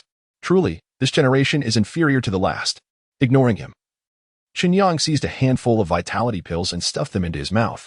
Vitality Pill. Activate. Ding. Exquisite Vitality Pill absorbed. Vitality points. 200. Ding. Exquisite Vitality Pill absorbed. Vitality points. 200. Chen Yang's body began to operate in a frenzied manner, resembling a coal-burning machine emitting smoke, with booming sounds emanating from his dantian. After consuming a substantial number of Vitality Pills, one side of his body radiated with brilliance, dazzling like the stars, as countless acupoints lit up, bestowing upon him a solemn and majestic presence. It was time. Boom. At the moment his vitality points surpassed 100,000, the entire courtyard trembled. Every item within the room, the television, chairs, and tables shattered in an instant. Appliances exploded, walls fractured, as if unable to withstand the terrifying pressure. All glass within a radius of several hundred meters shattered in an instant. Am I about to transform into a scion? Chen Yang murmured, feeling uncertain about his current state. His hair stood on end, resembling an electrified mess, while his body tingled as if currents coursed around him. Merely making a fist caused the surrounding air to compress instantaneously, creating a sensation that was suffocating. Host, Chen Yang age, 17 vitality points, 113536 combat power index, 3443. Mastery of techniques, Qi and blood meridian method acupoints opened, 720. Fragments of the ancient body refining secret arts have been lost, should all meridians be unblocked. one might glimpse the secrets of antiquity. Commentary: congratulations on successfully completing the operation of the first small circulatory system in the innate stage. There remains a long journey ahead to attain innate perfection. Chen Yang focused his mind, attuning to the transformations within his body, suddenly overwhelmed by an indescribable sensation. All his senses felt rejuvenated, as if he could perceive things previously beyond his reach. Indeed, it is commendable to have made such progress in this era of decline. The Taoist observed Chen Yang's transformation and remarked, "However, it is still insufficient. Perfection remains a distant goal." The Taoist assessed. "What level am I currently at?" Chen Yang inquired, perplexed by his situation. In the present world, the realms are categorized as below martial practitioners, martial masters, martial venerables, martial saints, and martial gods, each divided into 9 tiers. By your standards, you are likely comparable to an 8th-tier martial venerable. In a close-quarters ambush, even a martial saint would likely be no match for you. The Taoist nodded in affirmation. Yet, in terms of the true cultivation system, you have merely scratched the surface. The innate realm is regarded as a preliminary threshold before truly entering the path. Historically, many renowned figures were perfect innate bodies. Perfect innate? Chen Yang questioned, intrigued. Precisely, the 10th level of innate cultivation dictates the heights of your future prowess. Since we are on this topic, the Taoist continued without reservation. If you wish to safeguard all that you possess, you must act swiftly. Soon, everything in this world will be overturned. At that time, as my disciple, you will have no opportunity for lamentation. With that, the Taoist vanished from sight. When did I become your disciple? Chen Yang, bewildered by this nonsensical statement, chose to disregard it, gazing at the bone-refining pill in his hand. Chen Yang hesitated for a moment before ultimately deciding to consume it. Ding! Second-tier bone-refining pill absorbed. Qi and blood value increased by 10,000. He felt an explosive surge of energy within him, causing Chen Yang to startle. Yet, immediately following was an excruciating pain that pierced to the bone. In an instant, every bone in his body trembled as if on the verge of shattering, compressing, and expanding in turmoil. Damn! Chen Yang bore the pain, leaving one pill behind before swallowing the remaining bone-refining pills in one go. Host: Chen Yang, age 17, Qi and blood value 203,536. Commentary: successfully completed the operation of the second small circulatory system in the innate stage. You seem different. The next day, when Chen Yang entered the classroom, he instantly became the center of attention. The reason was simple. His height had suddenly surged by a full 20 centimeters. What was once approximately 175 centimeters had now reached nearly 197 centimeters. Liang Bo glanced around and, upon recognizing his good friend, inquired, "Can your growth technique be applied in other areas?" Chen Yang raised an eyebrow in response. "No, it's not what you think. I'm merely curious," Liang Bo quickly clarified. In the following days, the Academy announced an exchange event to be held at the Ruins Museum number 131, located 30 kilometers from the city center. On stage, Zhu Yin stated calmly, "This presents a remarkable opportunity for interaction. Students from our academy, along with several others, will attend together." Zhu Yin elaborated on the time and location. "Well, such a comprehensive excursion involving the entire school is quite rare," Liang Bo remarked while scrolling through his phone. "I heard that 5 colleges will be visiting the museum. It should be nearly 1,000 attendees." Chen Yang expressed skepticism. "Has this happened before?" "No." "And is it truly feasible for so many people to visit the museum at once?" Liang Bo replied, somewhat disinterested. Chen Yang instinctively furrowed his brow, pondering whether there might be a connection between this event and the martial arts enthusiast that Zhou Kai had mentioned to him. Chapter 40. The Rise of a Legend. In the subsequent days, Chen Yang immersed himself in the training grounds of the Fuhai campus. The reason was simple. Ever since the meridians throughout his body had been unblocked, he was experiencing subtle yet profound changes. This sensation was enigmatic, as if all his acupoints were shrouded by a barrier, urgently seeking to be liberated through a grand battle. Chen Yang, 78 victories. Chen Yang, 79 victories. Chen Yang, 123 victories. As he watched his fellow students being sent flying, the referee was momentarily taken aback. This individual was extraordinarily formidable. How could one fight like this? In merely 3 hours, he had dispatched over 120 challengers, each with a single punch. Among them were even those ranked within the top 10 of the academy. The crowd around him swelled, with more and more spectators expressing their astonishment at Chen Yang's ferocity. It was truly a case of one punch, one opponent. It seemed that no one within the academy could match this young man. Wait, if that person were to step in, perhaps there would be a chance, some mused. As admiration filled the air, thoughts turned to an individual who had once also achieved 100 victories in the training arena. Gongsun Lin was not even a contender. Suddenly, a portly figure holding a bubble tea appeared nearby. Piao Chan, he smiled, let Gongsun Lin come. He wouldn't withstand a single punch from my brother. Do you believe that? Who are you? A student raised an eyebrow, questioning him. I am Piao Chang. Soliciting? Indeed. After sending the 146th challenger flying, no one dared to step onto the stage again. Everyone was eager to gauge the disparity between themselves and Chen Yang, but by the end, each person's resolve had been significantly shaken. Is this still human? One questioned. I have won 140 matches. What reward do I receive? Chen Yang turned to the referee. With each victory, you earn a point. You now possess 140 points, which can be used to download the Training Arena's mobile application for further insights. The referee replied nonchalantly. Chen Yang nodded. Despite the many battles, he felt the barrier clinging to his acupoints remained intact. Clearly, the intensity of these fights was insufficient to satiate his needs. Are there no stronger opponents? He surveyed the crowd below and inquired. This question elicited a complex reaction from everyone present. Humph, what bravado! If Senior Gongsun were here, you wouldn't dare to be so arrogant. What is there to boast about within the academy? If you have the ability, go show off at another institution. Indeed, we are merely a theoretical research academy. What is he even boasting about?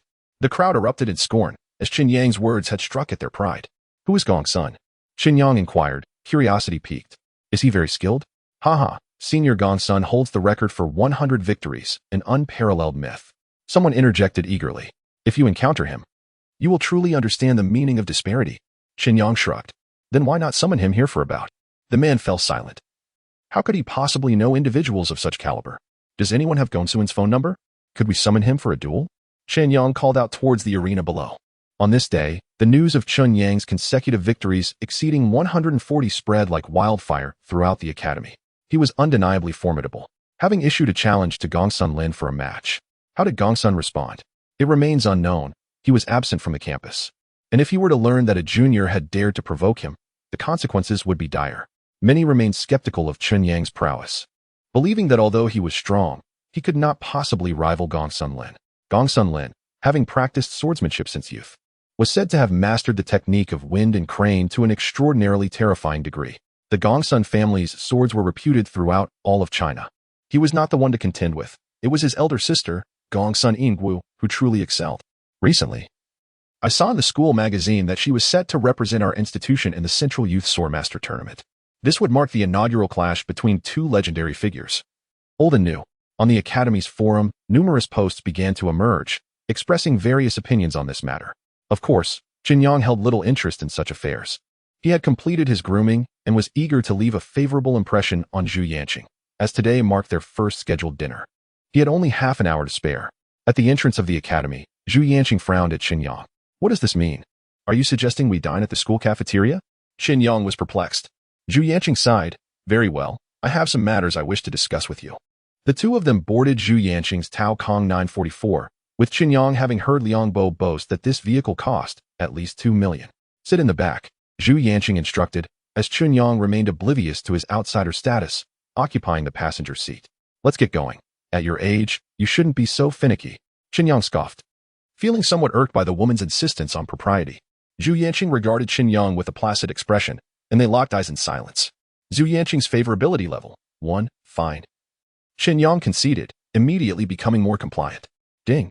Detection of pursuit target's favorability level reaching 2. To enhance the host's ability to express his talents, the system will activate the emotional visualization window, which will aid the host in understanding the emotions of the pursued object to a certain extent. Zhu Yanqing's current emotions. 1. Feeling irritated with Chen Yang's demeanor. 2. Curious about Chen Yang's identity and abilities. 3. Regretful regarding Chen Yang's physical condition. What does this regret imply? Chen Yang found himself perplexed. Upon arriving at a local restaurant in Fuan, the establishment was sparsely populated. After selecting a table on the second floor, Chen Yang noticed it was a round table designed for 8. Sit across from me, Zhu Yanqing said, casually placing her bag down and giving Chen Yang a glance. Thus, they sat facing each other, commencing their meal as if convening a meeting. You did not participate in the martial examination, nor did you undergo the preliminary physical assessment. Am I correct? Zhu Yanqing stated calmly. Why?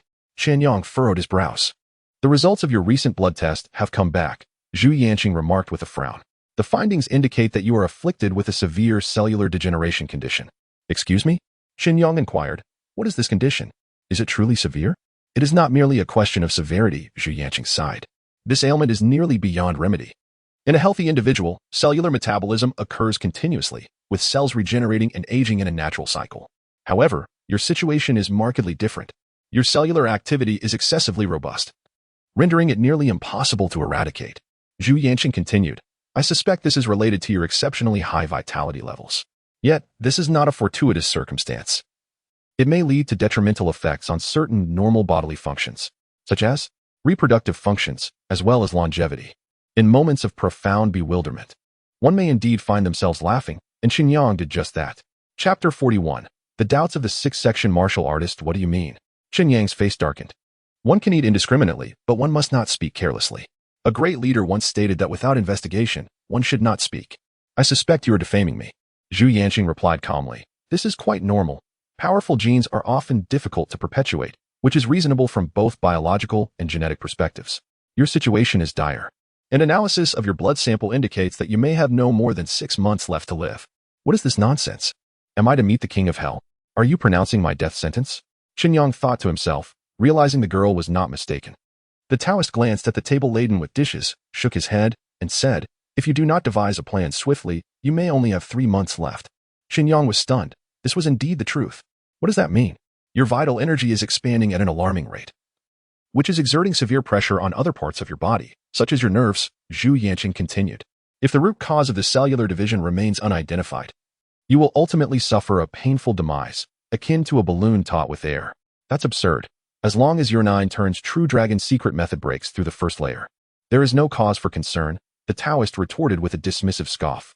This body refinement technique is formidable, harnessing the essence of heaven and earth for oneself.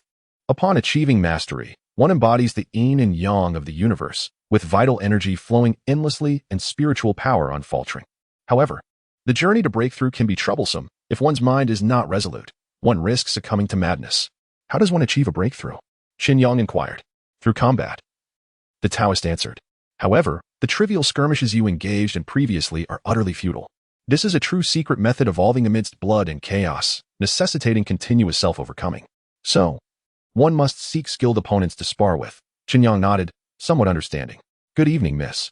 This is a bottle of red wine specially gifted to you by our manager. We hope you enjoy your meal. A waiter entered, placing the wine on the table. I do not need it. Zhu Yanqing shook her head. Chen Yang seized the wine, exclaiming, a 2023 Lafite. He promptly uncorked it and poured himself a glass. Is it customary for someone to send wine? Can I take a few bottles home? The waiter, slightly taken aback, smiled awkwardly. You truly have a sense of humor. After the waiter departed, Chen Yang eyed the wine curiously. Do you often dine here? Occasionally, Zhu Yanqing replied. Occasionally, and they bestow upon you tens of thousands worth of wine? As Chen Yang peeled off the label, he confirmed it was indeed a genuine bottle. You seem rather indifferent to your own health, Zhu Yanqing frowned. What is there to be concerned about? Life and death are in the hands of fate, and at present, I feel quite well, with no deficiencies in my vitality. Zhu Yanqing's expression turned cold as she sighed and shook her head. One should always hold a degree of reverence for life. As the two individuals finished their meal and stepped outside, they were promptly halted by a man clad in a suit. Miss Zhu, is this your boyfriend? Upon seeing this man, Zhu Yanqing's expression faltered momentarily, and she shook her head, saying, he is my student. Ah, I see, the man said with a somewhat insincere laugh, extending his hand to shake Chen Yang's. Greetings, my fellow student. You must be from Beihai Martial Arts Academy. Truly, you are a promising talent. The future of our great nation relies on individuals like you to build it. With a polite handshake, Chen Yang refrained from saying much more. Miss Zhu, Mr. Yang is dining inside and would like to invite you for a drink. Do you find it appropriate? The man inquired with a squint and a smile. Not particularly. I am quite full, Zhu Yanqing replied, furrowing her brow. Then, unexpectedly, she grasped Chen Yang's hand and attempted to leave. Ah, Miss Zhu. It would be best if you did not put me in an awkward position. It's merely a drink. It shouldn't take up too much of your time, the man persisted, swiftly positioning himself before them. As for this student, I will ensure he returns shortly. I have stated that I am full and it is inconvenient. Zhu Yanqing's countenance grew cold. Chen Yang glanced at her, noting her typically rational and aloof demeanor now tinged with unease. Did you not hear that we are unavailable? Chen Yang scoffed. If Mr. Yang wishes to drink, Shall I accompany him for a couple of rounds? The man frowned slightly. My dear fellow, for your own future, I advise you to refrain from involving yourself in this matter. Oh? Chen Yang raised an eyebrow. Are you affiliated with the underworld? With a narrow-eyed smile, the man replied. Mr. Yang is a respectable businessman, albeit lacking in patience. Should you continue to be obstinate, the ensuing conversation may not be so amiable. Patience? I possess none. Chen Yang retorted with a smile. We intend to exit from here, taking a right turn towards home. If you dare obstruct us further, I will unceremoniously throw you aside. Do you comprehend? The man regarded Chen Yang coldly. Then please, let us see if you can leave this restaurant. At that moment, the restaurant staff had all retreated behind the counter, aware of the man standing, and none dared to intervene. For in the city of Fuan, the power this man represented constituted the very order of Fuan itself.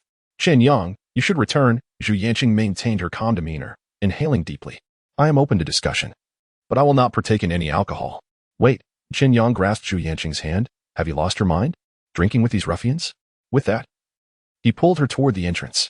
Indeed, they were inviting trouble. Just then, the man moved, his figure vanishing as if a specter, leaving only the sound of whistling wind echoing through the empty hall. Bang! Yet, in the next moment, a violent tremor reverberated throughout the entire floor. Chen Yang gazed at the man he had pinned to the ground, a cold smile gracing his lips. Did I not warn you that if you dared to move even an inch, I would hurl you from this place? The restaurant was situated on the 5th floor, and through the window, one could observe the incessant flow of vehicles below. The man, firmly held down by Chen Yang, had blood trickling from the corner of his mouth, his face a mask of shock.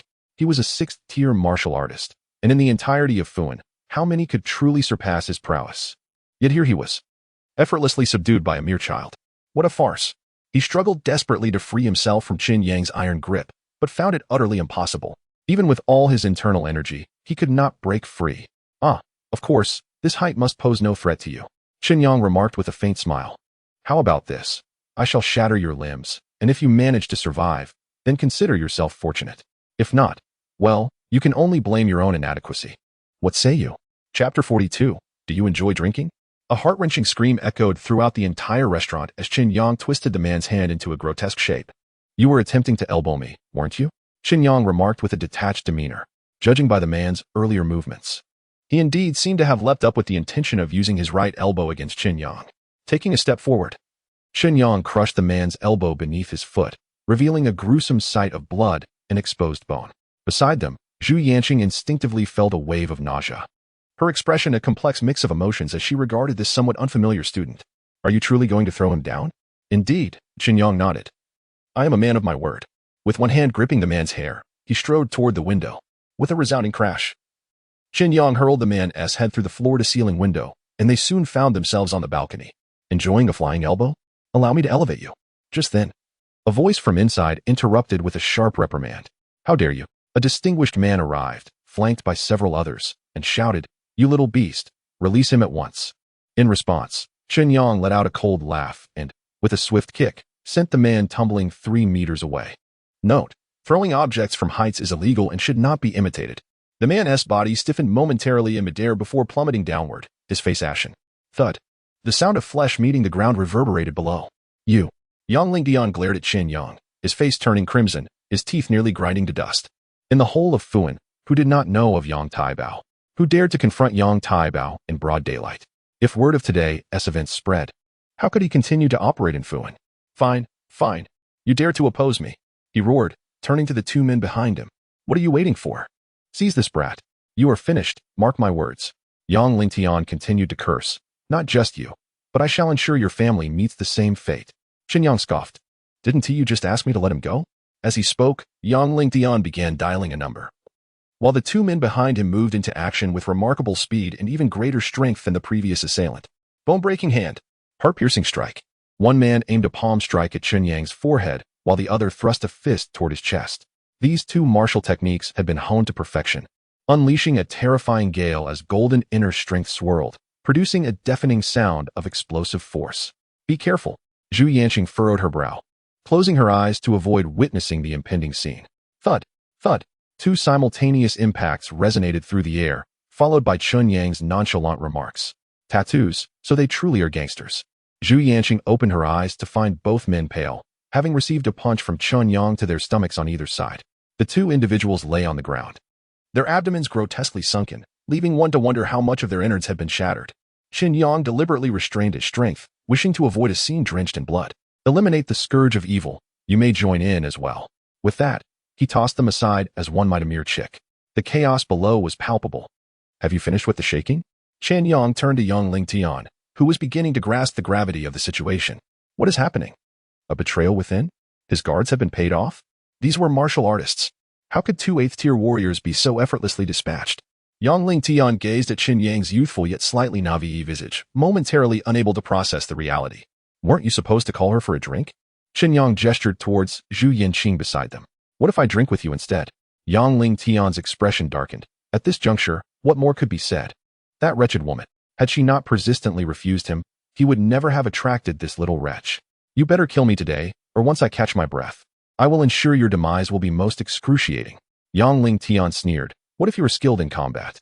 In this world, one must. Yet, his words were abruptly silenced as Chen Yang delivered a swift kick, sending him crashing against a pillar in the hall. Endless chatter, is it?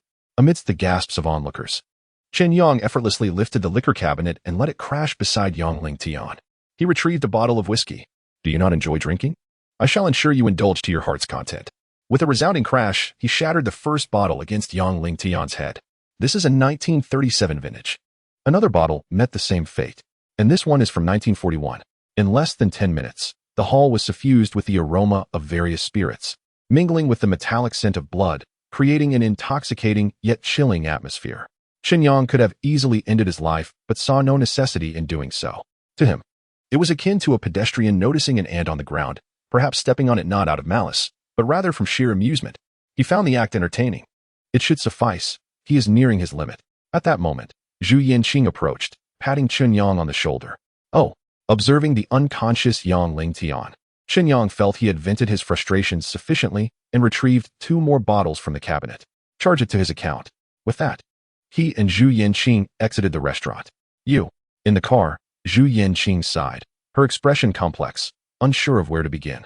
Zhu Yanqing felt guilty for involving Chen Yang in the conflict. Zhu Yanqing harbored concerns for Chen Yang's injuries. Zhu Yanqing's favorability level 2. Gained 1,000 dog licking points. What? Are you worried that he will take revenge on me afterward? Chen Yang yawned. There is no need for concern. I am actually hoping he comes forward. Chen Yang felt a twinge of regret, with Zhu Yanqing by his side. It would be inappropriate to ask that fellow for money. Otherwise, given the emotional distress he endured today, it would be utterly unreasonable not to borrow at least 10 or 20 million. Chen Yang, you should refrain from leaving the school for the time being. Zhu Yanqing said earnestly. The Yang family's influence in Fuan is beyond your imagination. To call them local tyrants would not be an exaggeration. You have provoked them today, and they will not let this matter rest easily. Within the confines of the school, at least they would consider the repercussions of acting against you. Chen Yang shook his head. What about you? Will you not go out either? I. Zhu Yanqing bit her lip. In truth, even if you do not take action, they would not dare to harm me. Oh, Chen Yang chuckled. So, I am being overly sentimental? Not entirely. Zhu Yanqing sighed. I am truly grateful to you, but do you realize how perilous your actions are? Chapter 43. What are you pretending? In the following days, Chen Yang continued his routine, eating and sleeping without a care for the events of that fateful day. However, on the afternoon of the 3rd day, a group from the WDO unexpectedly entered the academy and, during class, forcibly removed Chen Yang from his seat. Chen Yang, you were suspected of damaging public property and endangering public safety. Without a moment's hesitation, they apprehended him before the teacher on stage could utter a word. What is happening? Lu Qingyi pondered as she watched Chen Yang being taken away. Do you have any idea what is going on? Suddenly, a message from Lu Qingyi arrived on Liang Bo's phone. Oh, this is unexpected for Liang Bo. His own brother seems to have some involvement with the academy's belle? Is it true? I'm not sure. It seems he might have gotten into a fight with someone. Liang Bo replied, his concern palpable. For Chen Yang had never mentioned anything to him. It should be fine. My brother is intelligent and affluent, so he likely managed to extricate himself with some financial influence. Lu Qingyi furrowed her brow. Ever since Chen Yang gained notoriety within the academy, their relationship had evidently shifted. How should she articulate it? In the past, during high school, whenever Chen Yang had free time, he would invite her out, and he would often gift her things, always surrounding her with a somewhat nauseatingly obsequious demeanor. Now, however, he had become elusive, hardly ever present. She could scarcely fathom how he had transformed into someone so formidable. How had that timid, somewhat lecherous boy managed to send Chen Shou flying with a single punch on stage and achieve over 100 consecutive victories in the martial arts arena? Wasn't he supposed to be incapable? Lu Qingyi was engulfed in confusion, shrouded in a haze of unanswered questions that compelled her to seek clarity. Meanwhile, upon hearing that Chen Yang had been taken by the WDO, Zhu Yanqing immediately set off for the police station. What does this mean? Intentional harm is a serious offense, and we have confiscated numerous hallucinogenic chips from him. This boy is a drug addict, don't you understand?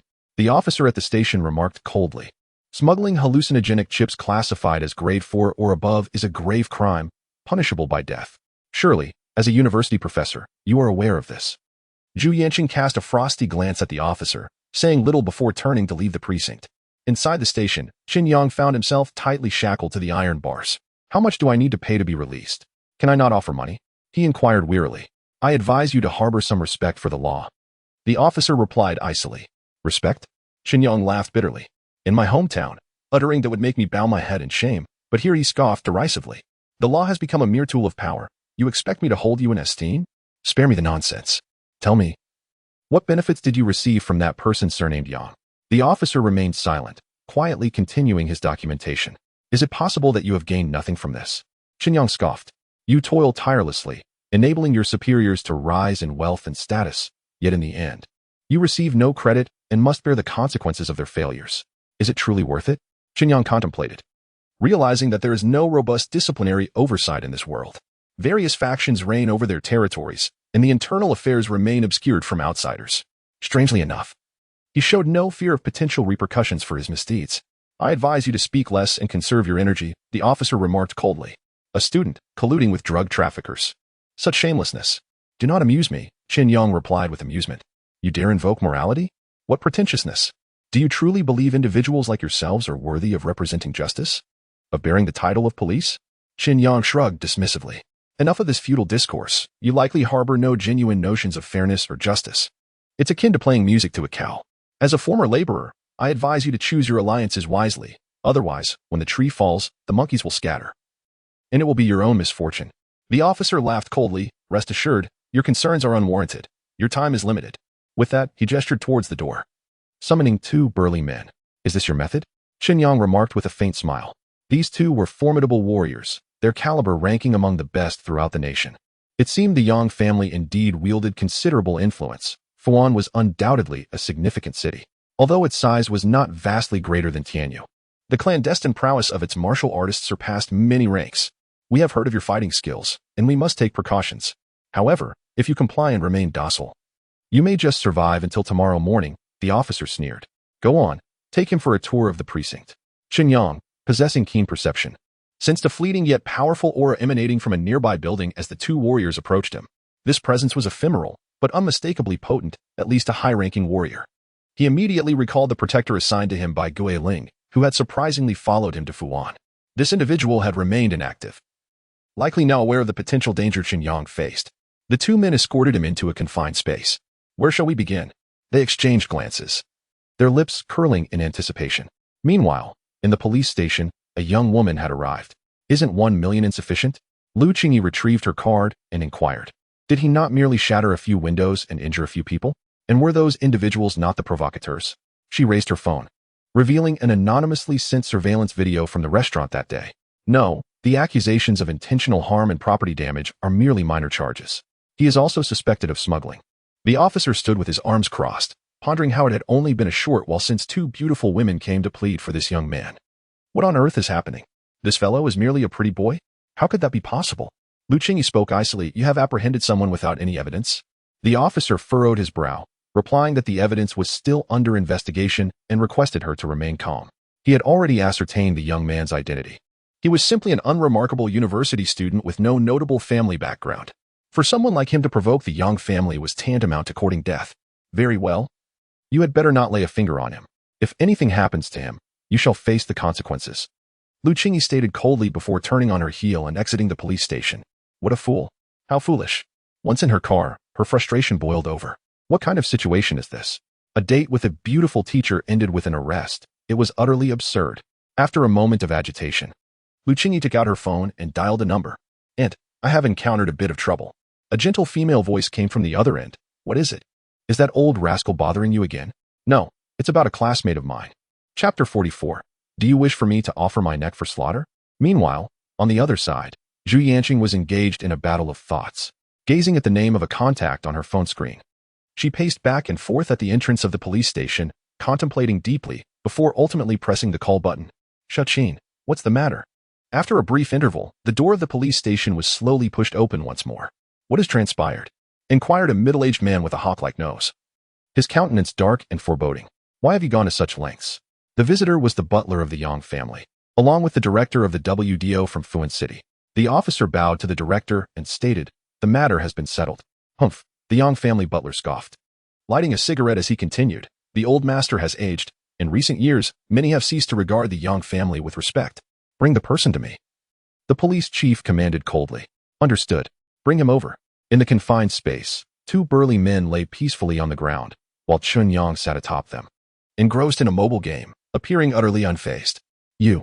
Upon opening the door, the officer was taken aback, stumbling 3 steps backward at the sight of the 2 men on the floor. What have you done to them? What do you mean?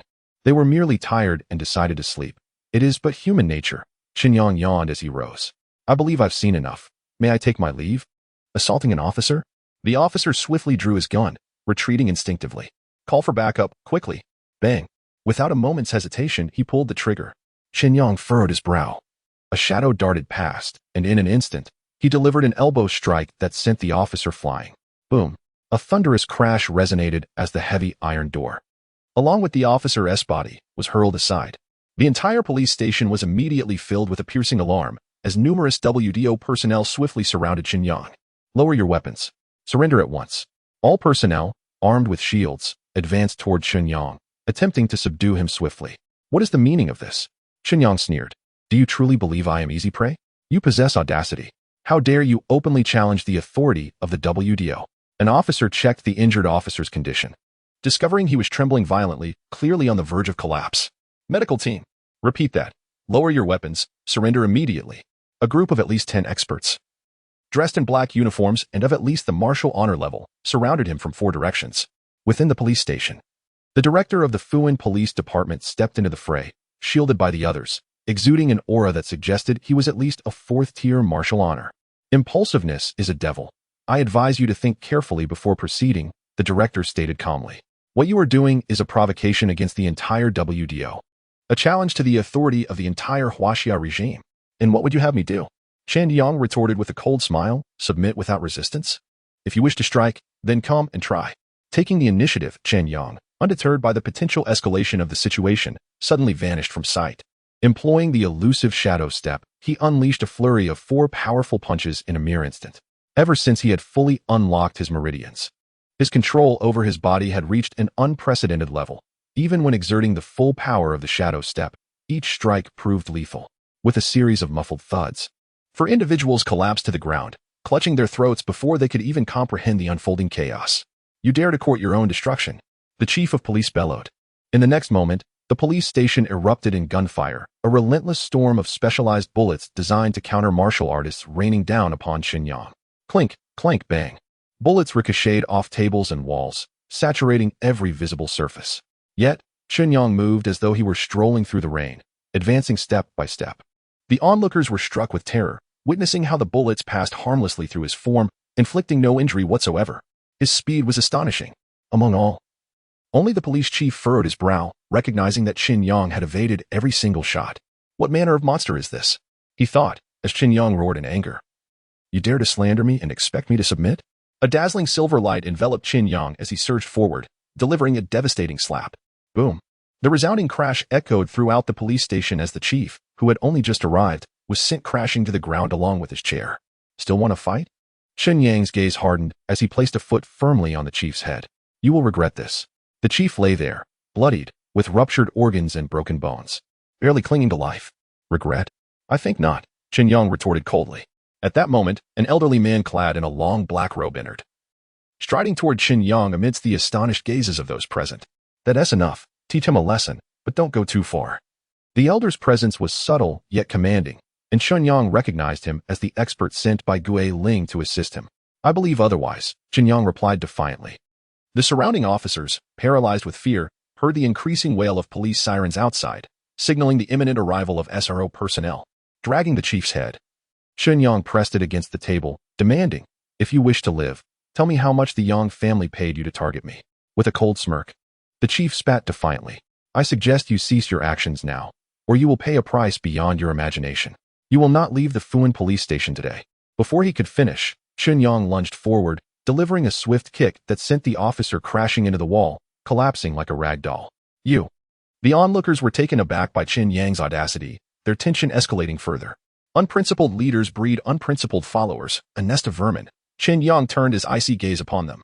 "You wretches dare to call yourselves police?" Surveying his surroundings, he noticed that none dared to retaliate. "Young man, now that your anger has subsided and the matter has been dealt with, it's time to cease hostilities." At that moment, a middle-aged man entered from outside, his appearance and attire suggesting he held a high-ranking position from the SRO. "Yun Jingjin, save me," cried Director Fuan, sprawled on the ground. Yunli sighed and shook his head, then bowed to the elder who had entered earlier. "Old Wei. This old fool was unaware of your standing and inadvertently offended this young friend. Though he is guilty, his transgressions do not warrant such a severe consequence." The elder, who seemed to embody a sense of calm, smiled faintly. "You flatter me. I lack the ability to rein in this young man. You must convey those words to him." Old Wei gestured towards Chen Yang. It appeared that Yun Jingjin assumed Chen Yang was acting with impunity due to Old Wei's presence. But the reality seemed otherwise. At that moment, Yun Li's phone rang, displaying a number he would ordinarily never expect to contact him. Cold sweat trickled down his back. "Chairman Jiang." "Yes. No.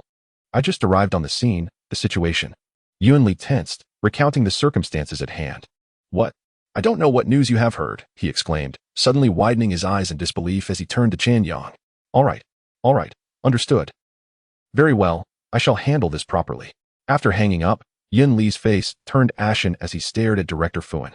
Without hesitation, he delivered a resounding slap across Fuan's face in front of everyone. Chapter 45. A dire situation. Just as everyone present wore expressions of confusion, uncertain of what had transpired, Yun Li's phone rang once more. Who could it be this time? Upon checking his phone, Yun Li's pupils constricted in shock. The words "Commander" evoked immediate respect from all those in attendance. "Understood. Yes, I will handle it diligently." At that moment, Director Fuan, who lay on the ground, revealed a look of fear for the first time. When he glanced at Chen Yang, the arrogance he once exhibited had vanished entirely, replaced by an eerie silence. "Brother Chen." Yun Li's demeanor shifted, adopting a tone of respect. "May I take charge of this matter? I shall ensure that not only the police station but also the Yang family will be dealt with to your satisfaction." "No need." Contrary to everyone's expectations, Chen Yang declined Yun Li's offer. "Although I am unaware of whom you spoke with or who is assisting you, should I acquiesce? How would I differ from these wretches?" Chen Yang surveyed the room, a cold smile gracing his lips. "I have no desire to be the sort who abuses authority. These individuals must adhere to protocol. Those involved in financial dealings shall be dealt with accordingly. As for the police station and the series of losses I have incurred, I shall not forfeit a single cent of compensation owed to me." With the strength Chen Yang currently possessed, he could easily refuse arrest. His initial choice to come here for discussion stemmed from a subconscious belief that the police station held credibility and upheld fairness and reason, an after effect of his past life. However, the treatment he had endured here had enlightened him to the true nature of these individuals. As for the Yang family, they were merely a nuisance. He left them to their own devices. "Do you comprehend?" Chen Yang inquired, his brow furrowed. I understand. Yun Li nodded repeatedly. "Very well. I'm also quite famished. The ensuing matters are in your capable hands. Come, old sir, allow me to treat you to a meal," Chen Yang said, turning to the elder Wei, who was now devoid of emotion. Meanwhile, within the Yang estate, "I want that scoundrel dead. Let me out." The anguished roar of young Ling Tian echoed from the bedroom, startling the surrounding servants and attendants. "Young master, the patriarch has already dispatched someone to handle this matter." "You need not worry," an elderly man beside him reassured. "Enough with the noise. What a disgrace." Yang Laoyi bellowed as he entered the bedroom, his dissatisfaction with his grandson growing. How could our Yang family produce such a coward? In a place like Fuan, to be bullied by outsiders is truly a shame upon our name. Yang Ling Tian clenched his fists, his eyes blazing with fury. "I will make him pay. Patriarch. Trouble is brewing." At that moment, the steward who had been at the police station rushed through the door in a panic. "What is the matter? Even you are in a flurry?" Yang Laoyi expressed his displeasure. "An incident has occurred. Yun Li from the SRO has arrived. He intends to support that young man." "Yun Li?" Old Master Yang furrowed his brow and after a long pause, sneered. "What is Yun Li? How dare he oppose the Yang family? Sir, it is said that this time the directive came directly from the commander of the Northern Military District. The butler was so frightened that his spirit nearly fled, continuing, moreover. Even the governor of Beihai Prefecture has made a call. What? Old Master Yang suddenly sensed something amiss and immediately inquired. Is this all about that young man? Indeed, we may have genuinely encountered a formidable obstacle this time. The butler had yet to finish his words when a knock sounded at the door. Hello, is Old Master Yang in? Peering through the crack of the door, one could see a throng of SRO warriors outside, all fully armed, with the weakest among them being at the peak of martial mastery. Monstrous beings, truly monstrous. Old Master Yang dashed into the bedroom, intent on throttling Yang Lingtian. Meanwhile, Chen Yang was enjoying a warm meal, albeit in a rather peculiar atmosphere. At the table sat Chen Yang, Zhu Yanqing, Elder Wei, and Lu Qingyi, each positioned at the four corners. Chen Yang was perplexed as to why Lu Qingyi had also come. Well, you are all my saviors. I shall toast you with this bowl of soup instead of wine. Chen Yang lifted the bowl of seaweed egg drop soup and drank it in one gulp. Haha. Elder Wei smiled at Chen Yang, saying, I have not contributed much. Even without my presence, given your capabilities, I doubt you would have encountered any mishaps. That is not true. If it weren't for Elder Wei's covert protection, I imagine I would have been ambushed long ago. Chen Yang smiled gently. Indeed. It is better without anyone watching over you. Enjoying drinks and meals with your mentor while causing a ruckus at the police station is quite delightful, isn't it? Lu Qingyi remarked with a cold smile. Lu Qingyi feels resentful towards Chen Yang. Lu Qingyi holds a hostile stance towards Zhu Yanqing. Lu Qingyi is curious about Chen Yang's identity. Wasn't this unavoidable? Chen Yang replied nonchalantly, but I must sincerely thank you. If it weren't for you, I might have perished in the detention center. Lu Qingyi retorted coldly, I'm not familiar with you, so do not attempt to draw closer. In contrast to Lu Qingyi, Zhu Yanqing's demeanor was considerably more amiable. As long as you are safe, this matter, to put it plainly, arose because of me. Had I not initially dismissed the trouble, perhaps none of this would have occurred. Zhu Yanqing felt a twinge of guilt, knowing the entire situation stemmed from her actions. I truly did not expect you to be the daughter of the commander of the Northern Military District. Chen Yang exclaimed, if I were to marry you, wouldn't I become the young master of Northern Huaxia? Zhu Yanqing frowned. I have no connection with my family. They are they, and I am I. What makes you think you could aspire to be a prince consort? You should reflect on your own character. Lu Qingyi scoffed in derision. Enough. You all continue your meal. This lady has no time to dine with you. Hey, where are you going? Chen Yang attempted to grasp her arm, but to his surprise, she effortlessly withdrew from his hold. Get lost. Chen Yang shrugged, acknowledging the truth of her notoriously difficult temperament. Since there's nothing more to discuss, I shall take my leave as I am here on leave. Zhu Yin remarked with a faint smile, nodding gently at Old Wei. Take your time enjoying your meal. Watching the two women depart, Old Wei sighed, you young men are quite remarkable. What do you mean by remarkable? Chen Yang questioned. The commander of the Northern Military District, the governor of Beihai Province. For those two girls to advocate on your behalf to such figures is truly extraordinary. Old Wei took a sip of wine and sampled a few dishes. The governor of Beihai Province? Chen Yang pondered, his curiosity piqued. I am not acquainted with such individuals. Are you implying? It must indeed be about Lu Qingyi. However, how have you managed to cultivate such skills? I recall you were recently fleeing from a group of young rascals. That is a secret. I cannot divulge it. Chapter 46. The martial arts examinees in the ensuing days, the Yang family's downfall in Fuan became a trending topic on social media. For years, the entire clan had engaged in nefarious activities, entangling numerous officials in their web of corruption. The sordid tales and crimes associated with these individuals were simultaneously laid bare. The Yang family, deeply involved in real estate development and finance, faced a complete eradication. Even long-standing wrongful convictions were revisited in light of these events. Chen Yang sat in the subway, perusing the reports on his phone, and he couldn't help but marvel at the swift efficiency of the proceedings. Does absolute fairness exist in this world? He was uncertain. Perhaps, from varying perspectives, identical situations could elicit a multitude of interpretations. Yet, regardless of who one might be, there is likely a universal desire for equitable treatment.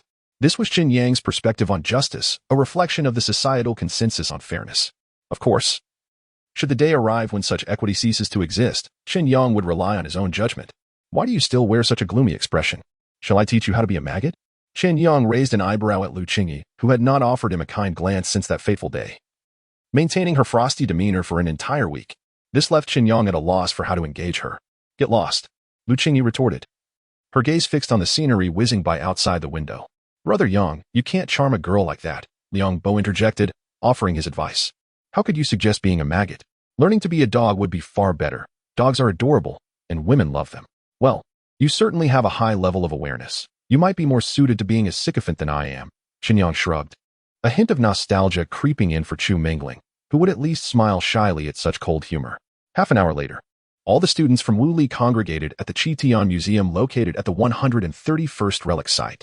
Hey, be cautious, Taoist, who had not been seen in days, suddenly appeared beside Chen Yang, his expression grave. This place is not as simple as it seems. Oh, Chen Yang furrowed his brow. The Qitian Museum sprawled over an extensive area of at least 3 to 4 square kilometers, far exceeding Chen Yang's expectations. Within its confines lay hundreds of exhibition halls, showcasing a plethora of artifacts unearthed from various relics. The exchange program would span 7 days, during which participants could explore freely. Yet there would be a nightly roll call followed by collective study sessions. After Zhu Yanqing outlined a series of important guidelines, the group commenced their exchange. In addition to the Wuli students, a considerable number of students from other academies began to arrive, alumni from other campuses of Beihai Martial Institute. Goodness. These individuals are nothing short of savages, Liang Bo remarked with concern, observing the newcomers disembarking from vehicles. We should keep our distance. Most of them likely scored around 200 in cultural studies, making communication quite challenging. Chen Yang felt as though he had been struck in the knee with an arrow. A score of 200 in cultural studies. Wasn't that a reflection of himself? In reality, he did not even achieve a score of 200. That essay, a vehement critique of society, ultimately garnered him a mere 7 points out of a possible 60. We certainly ought to maintain our distance from them, Chen Yang remarked with indifference. Throughout the entire first day, both Chen Yang and Liang Bo trailed behind Lu Qingyi, serving her tea and water. Resembling little more than errand boys. What could be done? A decline in goodwill is typically transient. Given some time, it will naturally rejuvenate, of course. If one remains completely inactive, it may lead to a permanent decrease. In his previous life, Chen Yang had never endured such torment. In his former existence, he was a resolute warrior, the quintessential man, the type who, if he caught a fleeting glance from a striking woman, would chastise himself for the lapse. With no women in his heart, his actions were inevitably precise. This was the creed he adhered to in his past life. Women are the source of all distractions, merely serving to impede one's momentum. But now, such a principle had become obsolete. This was his own golden goose. He must play the servant, no matter the cost. What was there to complain about when it came to earning money? Enough already. After completing this, no more study. Look at how exhausted Liang Bo is. Upon exiting the third venue, Chen Yang purchased a bottle of water from a nearby kiosk, handing it to Lu Qingyi and offering Liang Bo an ice pop. You're putting a lot of pressure on your peers. What are you trying to prove? If you're tired, just leave. I didn't ask you to follow me. Lu Qingyi scolded directly. Brother Yang, I've actually gained a lot from this. It's nothing. Chen Yang, witnessing this lad nearly succumbing to heatstroke yet still persevering, felt somewhat exasperated. You, my friend, are destined to be a servant. If this fellow were to enter a relationship, he would undoubtedly become a quintessential sycophant. As for myself, I can at most be considered a laborer earning a meager wage. The exhibits within the venue were rather unremarkable, consisting of local unearthed texts and some analyzed data. The towering structure, which had perplexed Chen Yang for some time, was aptly named. In the central venue stood a crystalline pillar that soared into the sky, reaching an astonishing height of nearly 100 meters. By extending his consciousness to perceive carefully, he could detect the faint, elusive energy fluctuations emanating from the crystal. Hello, beautiful lady. I have been observing you for quite some time. May I have your contact information? At that moment, a young man dressed in opulent attire approached, his complexion somewhat pallid. Brother Yang, someone is trying to make a move on you. Liang Bo immediately became alert, providing a warning. Stay calm. Let us hold our position for now. Chen Yang bit into his ice pop. With so many pursuing Lu Qingyi, how many would end up with a favorable outcome? Apart from himself, a battle-hardened warrior devoid of romantic entanglements, the rest had all but given up. Who are you? Lu Qingyi inquired, her brow furrowing. My name is Mu Lin, a freshman from the Beihai Martial Arts Academy Swordsmanship Department. I am currently a third-tier martial artist and have garnered some recognition within the academy, the young man replied courteously. I have no interest in weaklings. Lu Qingyi coldly shook her head. Chen Yang, come here and carry my bag. We are heading to the next venue. The young man turned his head to glance, noticing that Chen Yang stood nearly 2 meters tall, exuding an aura of masculinity. He furrowed his brow and remarked, I merely wish to obtain your contact information. Why must you slander me with accusations of kidney deficiency? He observed the martial arts academy insignias on Chen Yang and Liang Bo, instinctively dismissing their capabilities, and sneered. Some individuals may appear formidable, yet in truth, they are mere decorations, impressive in appearance but utterly ineffectual. Chen Yang found no inclination to retort. However, as he passed by, the young man foolishly attempted to jostle him with his shoulder. A fool. It seemed Liang Bo's impression of martial arts students held some merit. These individuals were indeed devoid of intellect. Without hesitation, Chen Yang retaliated with a counter-shoulder shove. Bang! A tremendous force surged from Mu Lin's left shoulder, the terrifying energy propelling him uncontrollably backward. The spectators in front of the museum could only watch in astonishment as a figure suddenly soared into the air, flying a full 10 meters. Chapter 47. Strange occurrences. What is the situation with this individual? Many gazes were cast upon Mu Lin, who lay on the ground, bloodied and bewildered, as the bystanders remained uncertain about the unfolding events. Scoundrel! Mu Lin erupted, leaping to his feet and wiping the blood from the corner of his mouth. I challenge you to a duel. He drew his sword from behind him, pointing it directly at Chen Yang. Oh? Chen Yang furrowed his brow. To determine our fates through combat? Precisely. Very well, I shall indulge you. Chen Yang gradually approached him. Who is this man? Mu Lin? The heir of the Mu family swordsmanship? The perennial underachiever of the Swordsmanship Academy? The onlookers whispered, recognizing Mu Lin's identity. While their knowledge of Chen Yang was limited to his affiliation with the martial theory faction, among the various academies within the North Sea Martial Institute, the Physical Training Academy was the largest and most formidable. Its members typically gained entry through martial examinations, yet they refrained from learning specialized martial techniques, instead integrating diverse skills, resulting in their substantial numbers. Following them were the 4 academies of swords, spears, sabers, and halberds, with martial theory being the last in rank. Outwardly, the individuals of the North Sea Martial Institute looked down upon the martial theory students, dismissing them as mere scholars of culture. However, to everyone's astonishment, after just a few steps, Mu Lin turned and fled, sword in hand. He ran away. This revelation left the crowd utterly flabbergasted. Why would you so cowardly propose a duel? Chen Yang, equally perplexed, watched Mu Lin's vanishing figure, reflecting on the extraordinary nature of the world. What a disgrace to the Swordsmanship Academy, someone in the crowd muttered. As the number of spectators grew, Chen Yang stifled a yawn and seized the opportunity to depart. This young girl met her demise at the tender age of 16. Historical records suggest she was likely the last concubine of the ancient king of the North Sea, known as Xiangji. A staff member softly remarked, gesturing towards a skeletal remains within the glass exhibit. From past accounts, she was said to possess extraordinary beauty, ethereal and otherworldly, having sparked the infamous Xiangji rebellion. Chen Yang yawned again, utterly disinterested in this history. Approximately 10 millennia ago, the entirety of China was fragmented, with various factions rising amidst incessant warfare and bloodshed. Historians collectively referred to this period as the era of crimson turmoil. It was during this time that numerous ancient kings, including the ancient king of the North Sea, emerged, possessing immense power. The ancients seemed to have mastered a method of preserving data. The staff member continued. They could encapsulate spoken words and visual information within crystals, rendering them vivid even after 10,000 years. Upon hearing this, Chen Yang noticed her pointing at a pale green crystal. Why does this crystal resemble the one outside that is inverted? Chen Yang pondered with confusion. Interpreting the information contained within these crystals is a significant task for our historical scholars, aside from a few practitioners of consciousness-based martial arts who can glimpse some of it. The majority of this knowledge remains obscured. Chen Yang focused his mind and gradually approached the verdant crystal. In the next moment, an overwhelming wave of sanguine energy surged into his consciousness. Was there truly an image? A blood-stained sky loomed over an endless prairie at dusk, where a city was rapidly perishing. A colossal claw emerged from the horizon, gaunt yet boundless, its skin resembling fish scales glinting with a chilling light. What could this be?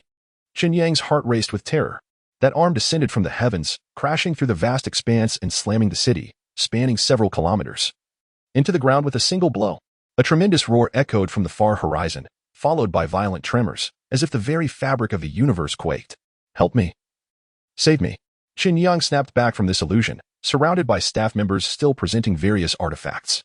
Many mysteries regarding the North Sea Imperial City remain unsolved to this day. Geological surveys indicate that the city now lies 100 meters beneath the surface due to subsidence. Who was speaking? A chill ran down Chen Yang's spine. Even after withdrawing his consciousness from the crystal's vision, he could still hear a voice incessantly ringing in his ears. Help me. Save me. Did you hear any voices? Chen Yang turned to Lu Qingyi, who, noticing his pale complexion and the beads of sweat forming on his forehead, queried in confusion, What voice? What's wrong with you? The Taoist. Chen Yang silently yelled in his heart. Yet, the loquacious Taoist, usually so talkative, was now utterly silent, as if rendered mute. Help me. Save me. Initially, Chen Yang only heard a singular voice. Soon, however, the voices multiplied, a cacophony echoing chaotically within his mind. Something strange was afoot. This place was indeed peculiar. Chen Yang scanned his surroundings, observing that everyone else appeared utterly calm, oblivious to his plight. No one could hear. "We must leave. Do not linger," he urged, clutching his head and firmly grasping Lu Qingyi's hand as he headed for the exit. "Hey, what are you doing?" Lu Qingyi protested, attempting to break free, only to find Chen Yang unrelenting, his face ashen as he dragged her outside. "Help me. Save me." Upon stepping through the door, the voice continued unabated. Just as Chen Yang exhaled a sigh of relief after walking a considerable distance, he looked up to behold a horrifying sight. Countless dark figures hovered in the sky, a multitude of ghostly silhouettes, densely packed and varying in size, some towering as high as 30 stories. Like ink floating against the azure sky, while others were no larger than a palm, resembling jellyfish. The entire expanse of the sky was shrouded in these entities. Chen Yang abruptly turned around, and upon gazing at the colossal crystal at the center of the exhibition hall, it had vanished. In its stead lay a bone. Larger than he had ever imagined, an imposing 100-meter-long bone entwined in swirling black smoke. Damn it. If that dog Taoist doesn't emerge to clarify the situation, I might just flee. Chen Yang felt as though he had opened his third eye. The bodies of the students from Beihai Martial Arts Academy continuously passed through these phantoms, seemingly unfazed, laughing and conversing among themselves. This surreal sensation sent chills down his spine, rendering his breathing labored. What in the world is happening? At that moment, Lu Qingyi suddenly inquired, "Why? Are you bleeding?" Chen Yang reached to touch his face, only to find that he was indeed bleeding black nasal blood. "This is, kid, you need to leave now. Something has its sights set on you." The Taoist voice echoed intermittently in his mind, as if it had only just managed to breach some kind of barrier. Chapter 48, The Unraveling of Reincarnation Without Hesitation. Chen Yang requested a leave of absence from Zhu Yanqing that very day and, accompanied by Lu Qingyi, secured accommodation in a hotel adjacent to the ruins. Upon entering the hotel, Chen Yang swiftly closed the door behind him, exhaling deeply as he gasped for breath. The intense sensation of being pursued abruptly dissipated from his being. "What on earth are you doing? What has transpired?" Though Lu Qingyi typically exhibited a temperamental disposition, the pallor on Chen Yang's face indicated that something grave had occurred. Thus, she refrained from pressing him further, yet a tinge of concern lingered in her heart. What exactly was the situation? Chen Yang sensed that his connection with the Taoist remained unimpeded. "Did you see that bone?" The Taoist, standing beside Chen Yang, sighed, "Currently. You are the sole individual capable of communicating with these entities. Naturally, they are clinging to a lifeline. They acted rashly. I had not anticipated their heightened vigilance. They must truly be desperate." "What are you talking about?" Chen Yang furrowed his brow. "Now you are aware that ruins know. 131 was once the territory of the ancient king of the North Sea, correct?" The Taoist continued, "However, long ago, this place was not the domain of any ancient monarch. It was once known as the Ghostly Gate." "The Ghostly Gate?" Chen Yang echoed, intrigued. "Indeed, it differs from the later interpretations of the Ghostly Gate. You may simply understand it as a site that bridged the realms of life and death," the Taoist explained, his brow knitted in contemplation. "In antiquity, the cosmos was far more expansive than it is now. The Ghostly Gate served as the terminus for all things. Yet, after millions of years, the spiritual energy of the world became depleted, and relentless battles ensued, compressing the universe. It was then that humanity discovered the Ghostly Gate, the conduit between life and death, had been sealed." The Taoist continued, "This signifies that from that point onward, all beings that perished in this world were denied the cycle of reincarnation. Even the departure of the soul incurred unforeseen consequences." "So, what does this have to do with me?" Chen Yang inquired, perplexed. "Why do I hear them imploring for my assistance?"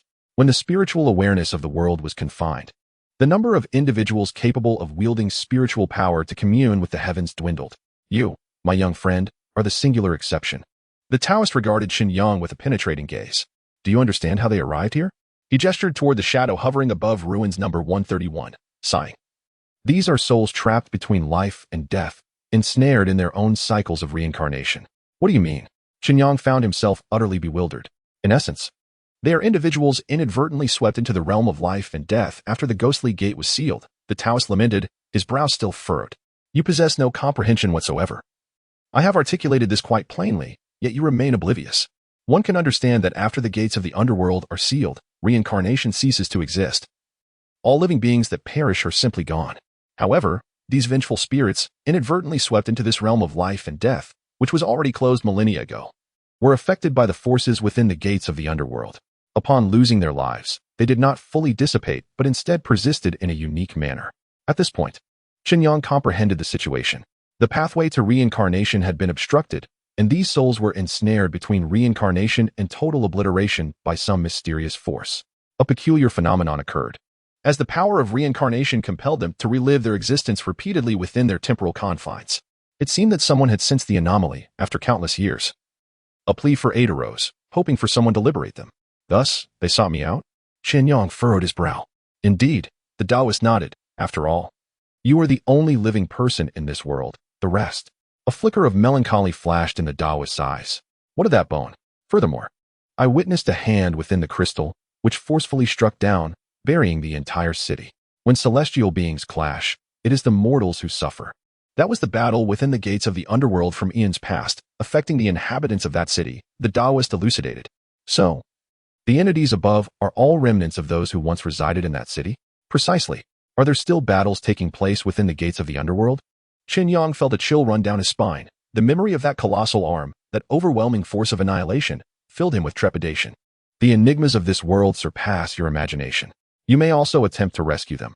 Perhaps you will uncover something significant. The Taoist shrugged. Why then did you summon me here? Chen Yang posed the question that lingered in his heart. After all, it was he who had directed Chen Yang's attention to the relic number 131 months prior, claiming he had grand plans ahead. Aha, you finally grasped the situation. The Taoist narrowed his eyes. I have slumbered for too long. Upon awakening, I discovered this realm undergoing subtle transformations. Some ancient entities may soon awaken as well. And it is imperative that we act swiftly. Chen Yang sensed a hint of danger in the Taoist's intentions.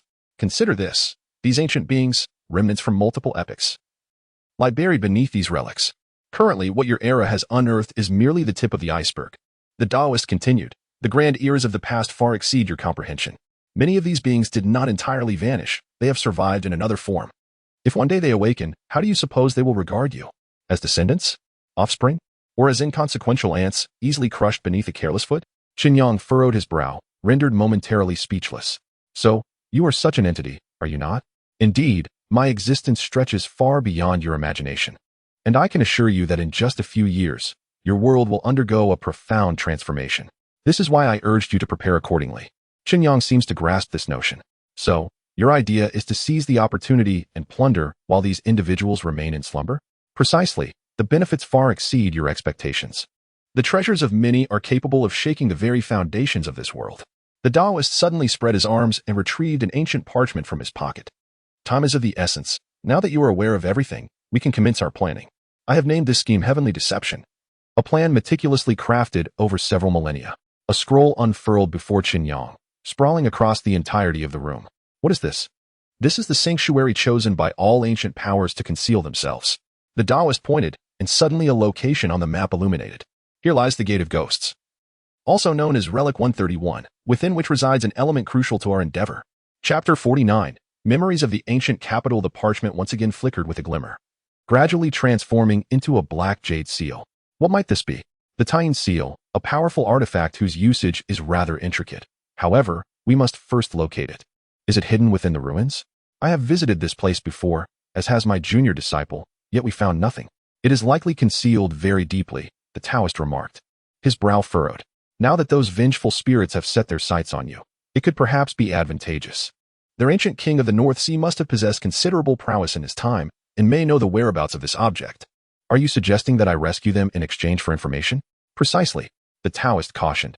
However, one must remain vigilant, for many vengeful spirits roam here, consumed by rage as they struggle to escape the cycle of reincarnation. Something has already attempted to harm you. Therefore, should the situation turn dire, it would be prudent to retreat. After pondering for a moment, the Taoist conjured a green lamp from the ring on his palm. This lamp may offer you some protection in times of danger. Carry it with you, and should you encounter those frenzied spirits, use it to defend yourself. It can only be utilized 3 times. 3 times? Chen Yang felt skeptical, considering the multitude of vengeful spirits. Avoid confrontation, and it should be manageable. Hence, prior to your arrival, observe closely and prepare thoroughly. Liang Bo, you are quite knowledgeable about technology, are you not? Chen Yang suddenly called Liang Bo, who was still at the museum viewing an exhibition. What is it, boss? Could you check if there is a jade seal among the exhibits?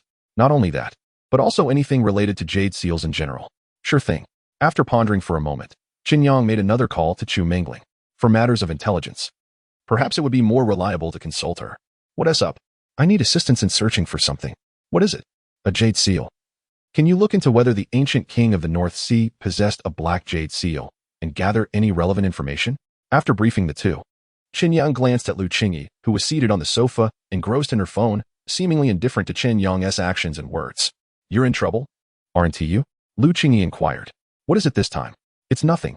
I'm merely curious about the items in the exhibition, Chen Yang replied nonchalantly. I didn't ask about that. Lu Qingyi frowned. You dragged me to a hotel in broad daylight. If you don't provide a reasonable explanation, I will end you. Chen Yang, sweating profusely, stammered. I just felt a bit unwell. I thought it would be good to bring you here to rest for a while. You are hiding something from me, and it's significant. Lu Qingyi sensed Chen Yang's suspicious demeanor. 2 days later, Chen Yang received a message from Chu Mingling. The imperial seal of the state is not quite this. Chen Yang gazed at the image of the verdant jade seal, furrowing his brow with a sigh. Over the past few days, with the assistance of his companions, he had perused a plethora of images of various seals, yet he found no trace of any black jade seal. The artifacts unearthed locally are housed within the museum, and both the excavations and subsequent developments are meticulously catalogued, thus eliminating the possibility of any items being illicitly removed. But why are you so intrigued by this object? Chu Mingling inquired. Chen Yang, feigning nonchalance, soon realized that his account had inexplicably swelled by another 20 million. This was the reward for the elixir of vitality. Thank you. Having exhausted these avenues, Chen Yang once again set foot in the museum of relic number 131. Surrounded by the wailing spirits, he felt a wave of dizziness wash over him. You might delve into the memories sealed within the spirit stones, the Taoist suggested. The crystal fragment you previously examined contained a person's memory. As far as I know, there are many such memories here. Perhaps you might uncover something of significance. Of course, you could also attempt to communicate with these vengeful spirits, though it may prove perilous. The entirety of the following day was spent by Chen Yang exploring a variety of spirit stones. The images encapsulated within these stones were far more intoxicating than any hallucinogenic chip, vividly portraying the events that transpired in the ancient capital of Beihai from a first-person perspective. Daddy, when shall we go south to see the sea? The voice of a little girl echoed incessantly in Chen Yang's mind. This was the sole remnant within the exhibition hall, a snippet of dialogue. In the empty gallery, this exchange played on a loop. At the center, within a glass case, lay a green crystal, accompanied by a device linked to a holographic projector. Upon inserting a data chip, a holographic image would materialize, depicting a scene where a little girl perched on an adult's shoulders, both gazing toward the southern sunset over an expansive grassland. A picturesque and heartwarming tableau. This was the only crystal that had been fully deciphered, containing solely the dialogue, while the scene was imagined by later generations based on those words. What was the truth? However, Chen Yang felt a tightness in his chest. As he directed his consciousness into the crystal, he beheld a little girl lying in bed. Her lower body was entirely missing, presumably burned. Her form was a charred shadow. The girl murmured, yet no sound escaped her lips. In the room, a man wept inconsolably, ultimately summoning someone to procure a memory crystal to record the girl's final words. When shall we go south to see the sea?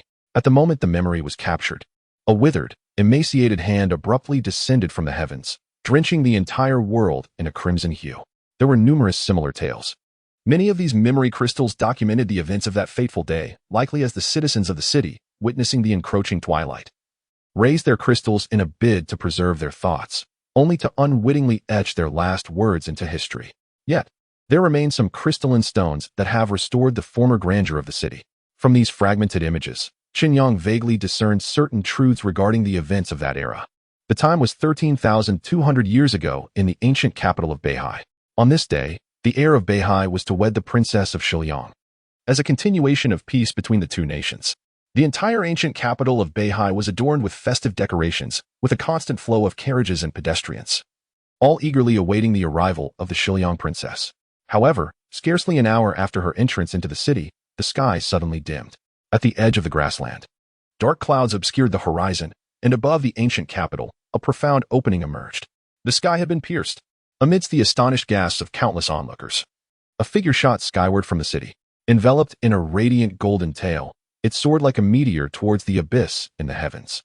The ancient king of Beihai. Chapter 50. The inability to remember. Chen Yang gazed into the distance, striving to discern the silhouette, yet he could only faintly perceive its outline.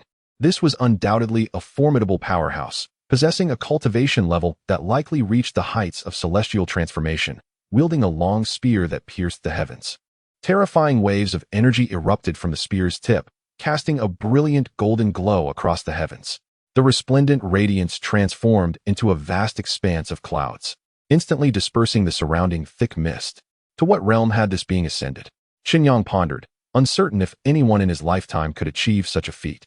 In a moment of bewilderment, he witnessed the figure charging directly into the skies, plunging into the depths of the cloud layers engulfed by darkness.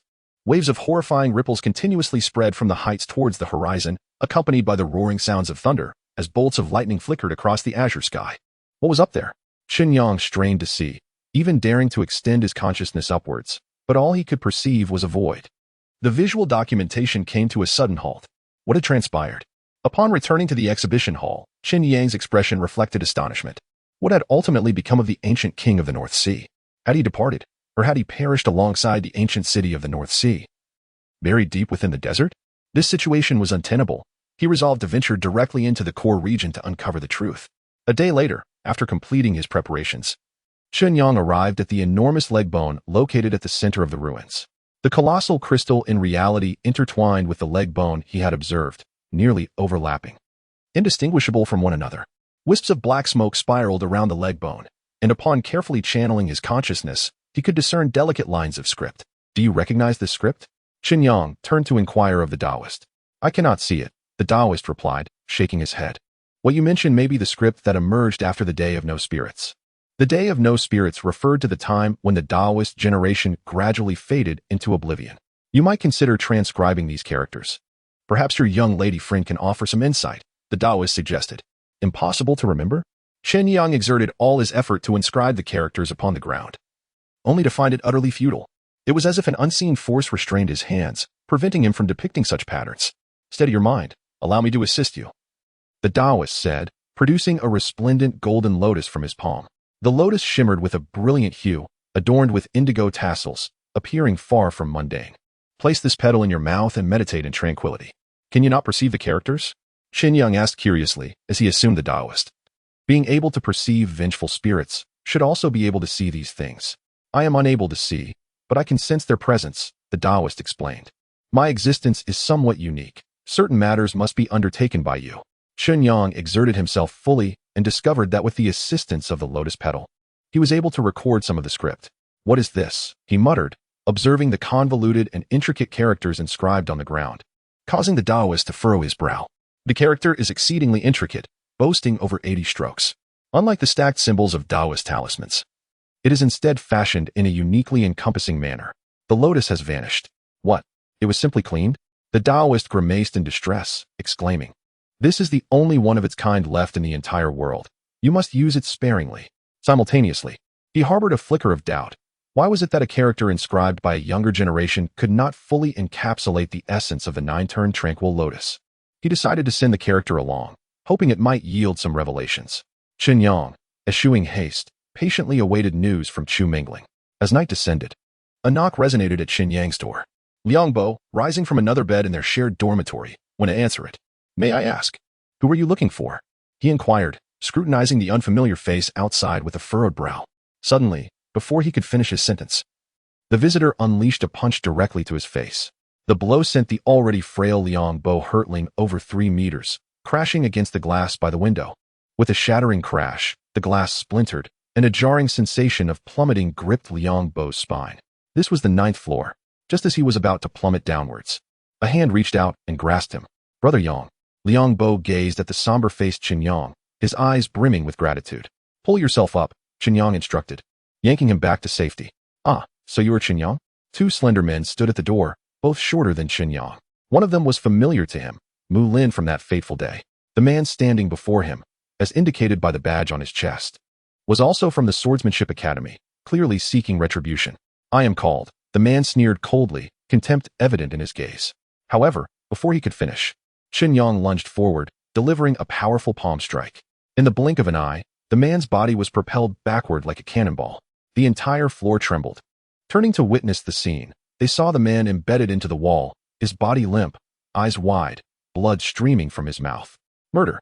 Someone screamed from within the building, panic spreading rapidly. You, Mulin stammered, his legs trembling. He had summoned a senior with peak 4th stage prowess, intending to teach Chen Yang a lesson, yet he never anticipated the latter's overwhelming power would nearly result in death with a single blow. You are a monster, you are not human. He stared in horror at the man before him, collapsing to the ground and crawling desperately towards the corner. Truly lacking in memory, Chen Yang remarked, shaking his head as he approached and lifted him effortlessly. Then, with a sudden kick, bang! A chorus of gasps erupted from the onlookers as the man was sent sprawling next to his senior, both of them losing consciousness simultaneously. At that moment, a singular question loomed in the minds of all present. Who on earth was this individual, and how could he possess such extraordinary strength? Wu Li. He is a member of the Martial Arts Theory Research Institute. A voice rang out from the crowd as someone spotted the badge on his chest. Wu Li? How could someone from Wu Li be so formidable? I've seen that person before, a freshman who, upon arrival, easily bested the upperclassmen. The crowd began to swell, and Chen Yang, uninterested in the onlookers, called Liang Bo to prepare for dinner. Wait, you harmed someone. You are not permitted to leave until the teacher arrives. A girl from the Gun Repair Institute stepped forward to block Chen Yang's path. What? They provoke trouble and expect me to cover the medical expenses? What a delusion. Chen Yang forcefully pushed her aside, dismissing her entirely. Teacher Yun is coming. At that moment, someone in the crowd shouted. A burly middle-aged man approached, his expression dark and foreboding. Who is causing a disturbance? Chapter 51, Brother Yang, enough. It is Teacher Yunshan. Teacher Yunshan, this individual has injured a fellow student, disregarding school rules and regulations, and even attempted to flee, but I managed to stop him. Upon seeing Yunshan's arrival, the female student immediately brightened, eager to take credit. Who? What is your name? Yunshan stepped into the crowd, and everyone felt the palpable aura of authority emanating from him. He was a genuine third-tier martial master, a figure revered like a deity in their eyes. Moreover, he was a professor at the Swordsmanship Academy, renowned for his protective nature towards his students.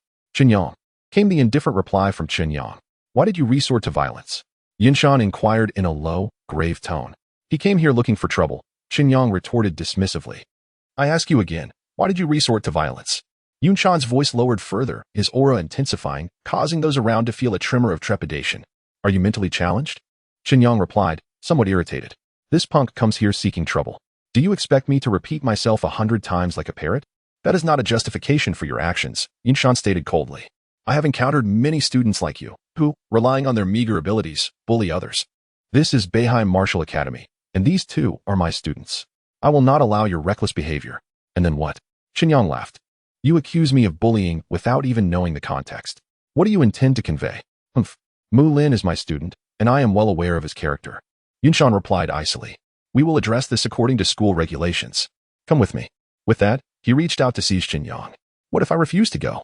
Chen Yang stood firm, unyielding. Despite Yunshan's grip tightening on his collar, he remained immovable.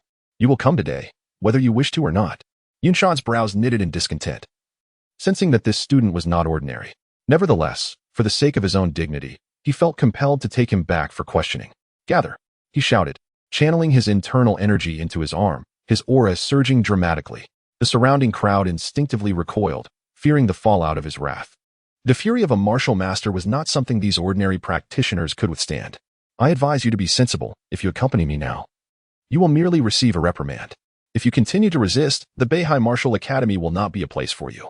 Fine, then lead the way, Chen Yang replied, standing unchanged, his hands clasped behind his back. Seeking death, Yunshan smirked coldly, gathering a surge of azure energy in his hand, and made a swift, claw-like motion toward Chen Yang's neck.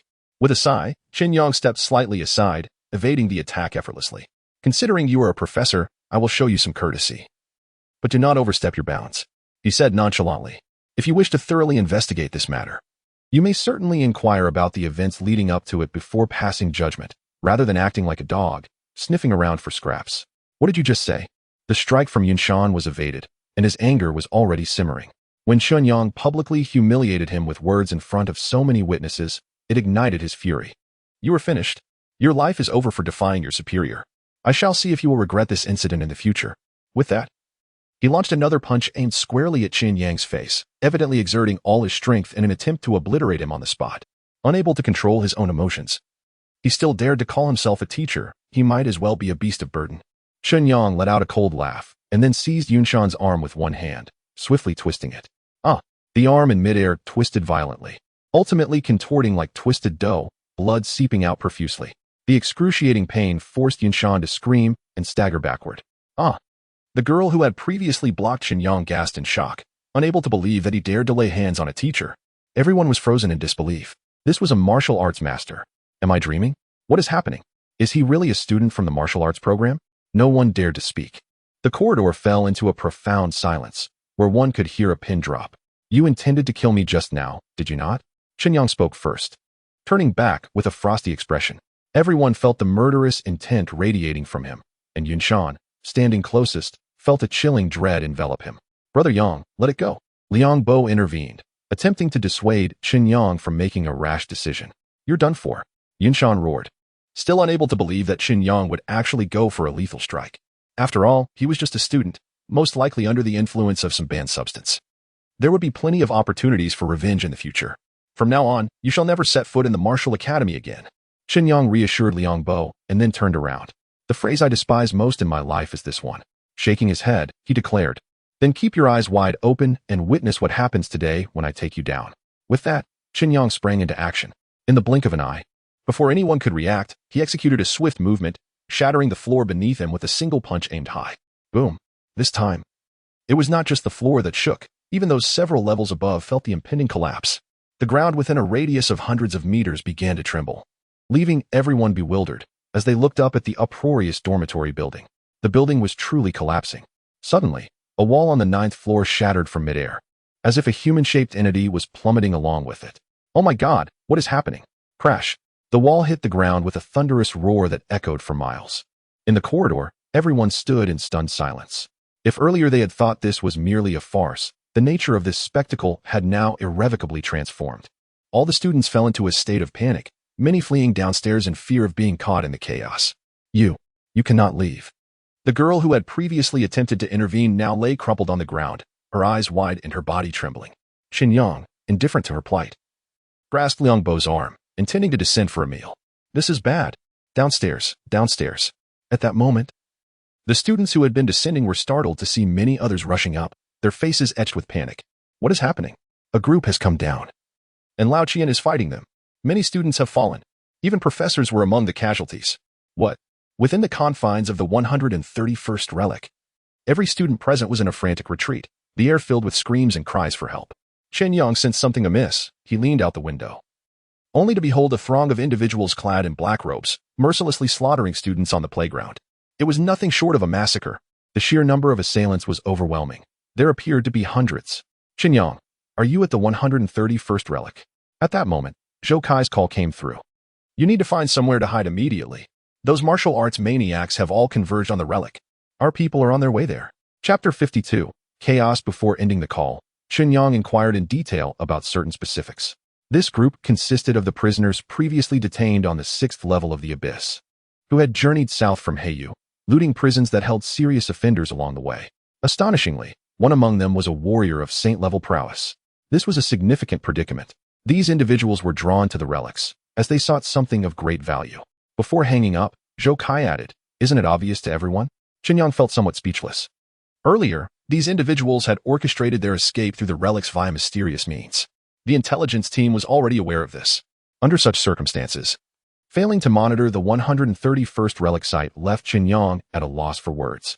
With matters reaching this point, he could only call Lu Qingyi to inquire about her whereabouts. The call did not connect.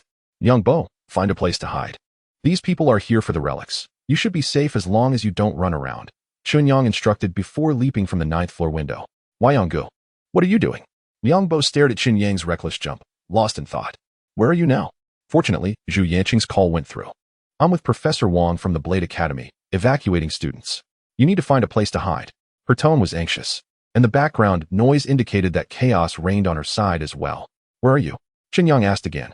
In Exhibition Hall 36. Have you seen Lu Qingyi? No. With a swift motion, Chen Yang propelled himself towards Exhibition Hall 36. Along the way, he encountered several black-robed warriors, their bodies engulfed in dark blue flames that seemed devoid of heat. He effortlessly crushed the shoulder of a man poised to attack a student, yanking him by the head to reveal a horrific visage, skinless, with only raw flesh remaining. There were not even pupils. Blue blood secret technique. A Taoist suddenly emerged beside Chen Yang, frowning. Such a phenomenon should not manifest here. What is it? An ancient technique used for the crafting of puppets. You must exercise caution. We are not the only ones with intentions here. What do you mean? Chen Yang asked, perplexed. Someone may have awakened before me. Or perhaps at the same time. In any case, if they are knowledgeable about this technique, the Taoist continued, there must be shadows of those individuals lurking behind. You need to hurry. They may have already begun their attempt on the jade seal. A heavy feeling settled in Chen Yang's heart. The situation was becoming increasingly intricate. Roars filled the air as warriors cloaked in blue flames charged into the throngs, their cries echoing as they wielded knives, guns, and spears, ruthlessly reaping lives. With a swift punch, Chen Yang crushed one assailant's skull, only for the man to continue lunging at him with a spear in hand. This bizarre occurrence was too strange. Happening at every moment. Help! Save me!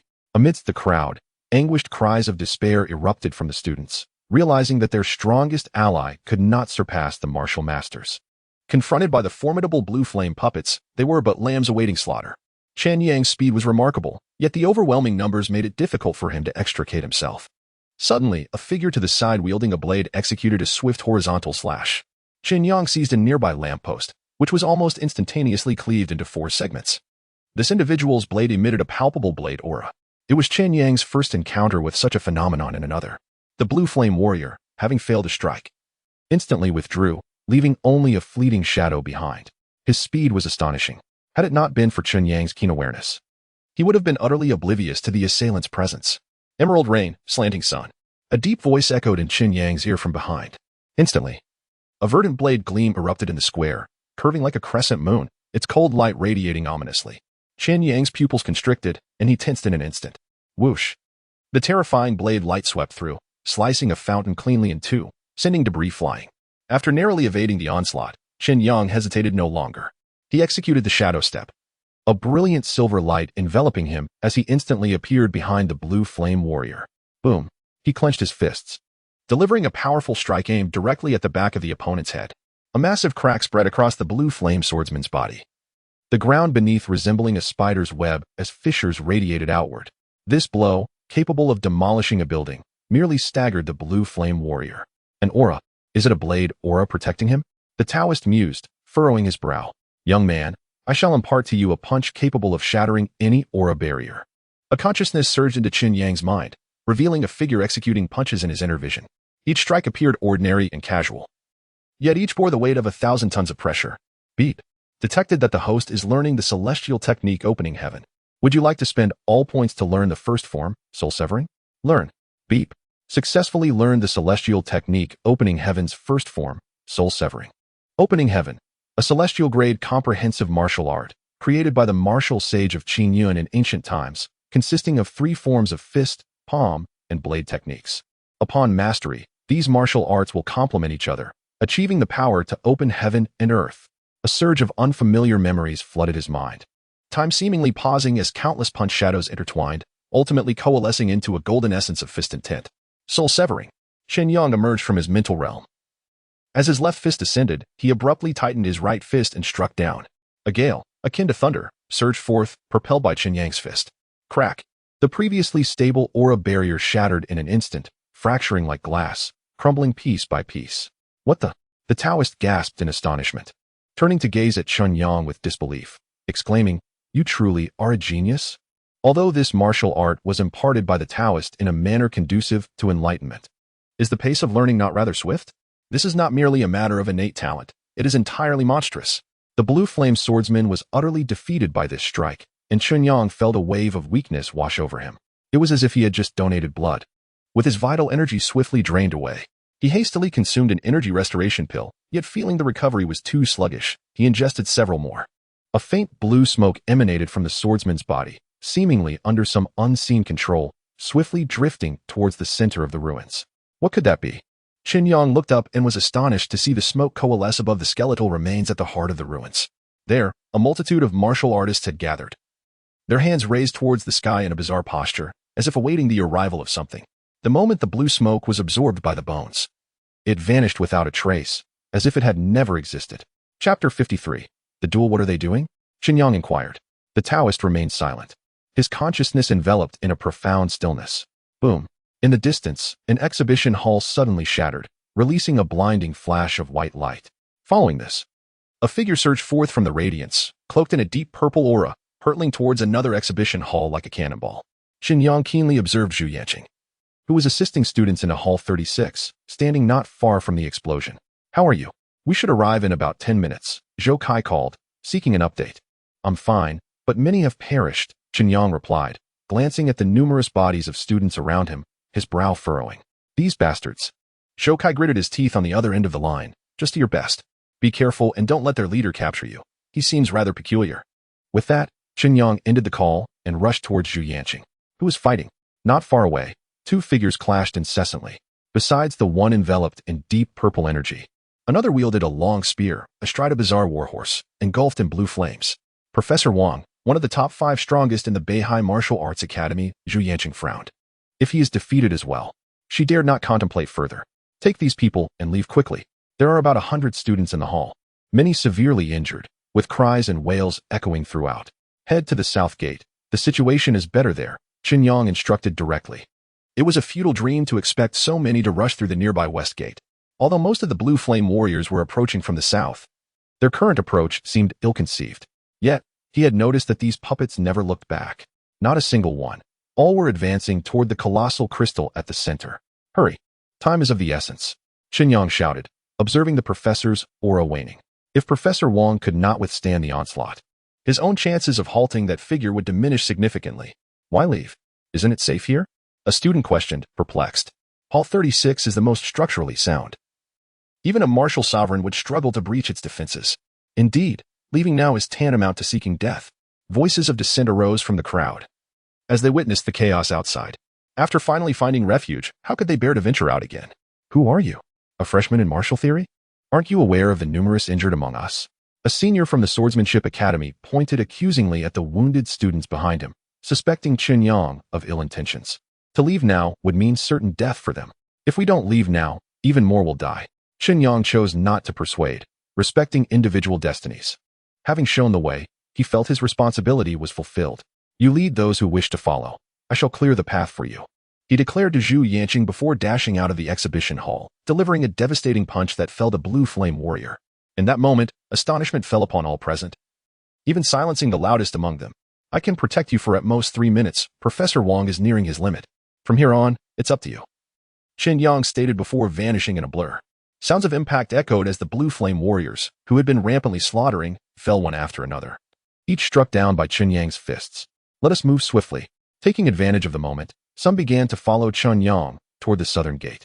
Suddenly, a fierce energy wave surged forth, arriving almost instantaneously before the crowd. It was a blood-red pillar of light, entirely composed of pure internal force, a manifestation of fist intent. Chen Yang turned sharply, noticing a figure far more imposing than the other blue flame warriors standing before him. "Another expert," he exclaimed. "Move." Soul severing. With a thunderous shout, his acupuncture points ignited like the Milky Way, concentrating his vitality into his right fist, charging toward the terrifying fist intent. A golden radiance erupted from his fist, the sound of wind like the cry of a crane, moving with blinding speed. Boom. The two forces collided, sending shockwaves across the ground. Chen Yang coughed up blood. His body hurled backward. A martial saint. This was undoubtedly a being of martial saint caliber. Shock coursed through him. If this individual was also a martial saint, did that mean there were 2 among the blue flame warriors? What a formidable configuration. Despite Chen Yang's formidable vitality, which left others in awe, his training had been too brief, and he still lacked in martial prowess. Engaging directly would yield little chance of victory. His strength lay in absolute speed. "Are you all right?" Zhu Yanqing rushed over, concerned for his injuries. "We must go. I can't hold him off for long," Chen Yang replied, shaking his head and urging her to lead the others away. The burly blue flame warrior seemed to recognize Chen Yang's exceptional nature. He extended a hand in a defensive gesture before slamming his foot into the ground. Boom. A violent shockwave erupted, shattering earth and stone, like a giant serpent burrowing underground, rushing toward the crowd. "If we don't leave now, there will be no chance," Chen Yang shouted as he saw some still in shock. He quickly retrieved several energy-replenishing pills from his storage and swallowed them. Soul severing. Once again, he summoned a peak punch, but this time, instead of striking the incoming shockwave, he charged directly at the warrior. What was his intention? Everyone's eyes widened in astonishment. At the critical moment when the shockwave approached, Chen Yang suddenly pivoted, using his entire back to shield against the terrifying onslaught.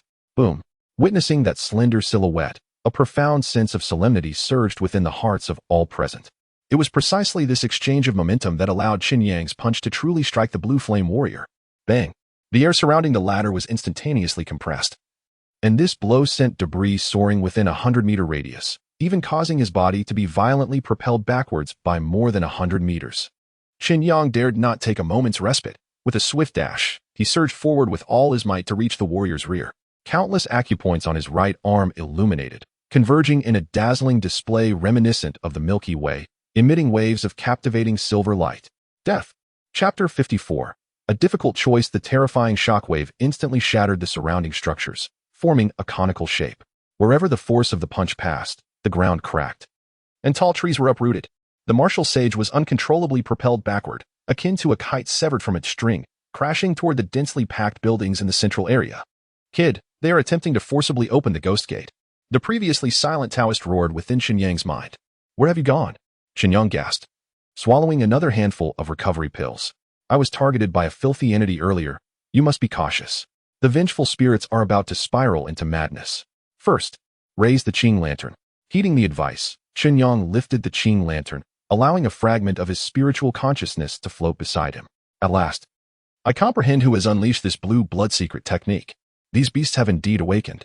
The Taoist's expression grew grave. The jade seal is likely concealed within the ghost gate, taken in by the ancient king of the North Sea. They have their sights set on that artifact. What will happen if the ghost gate opens? Chen Yang murmured. Uncertain. So much time has passed, and no one knows what lies within. The Taoist shook his head. That artifact may have been insignificant in the past, but now it is an invaluable treasure. We cannot afford to falter.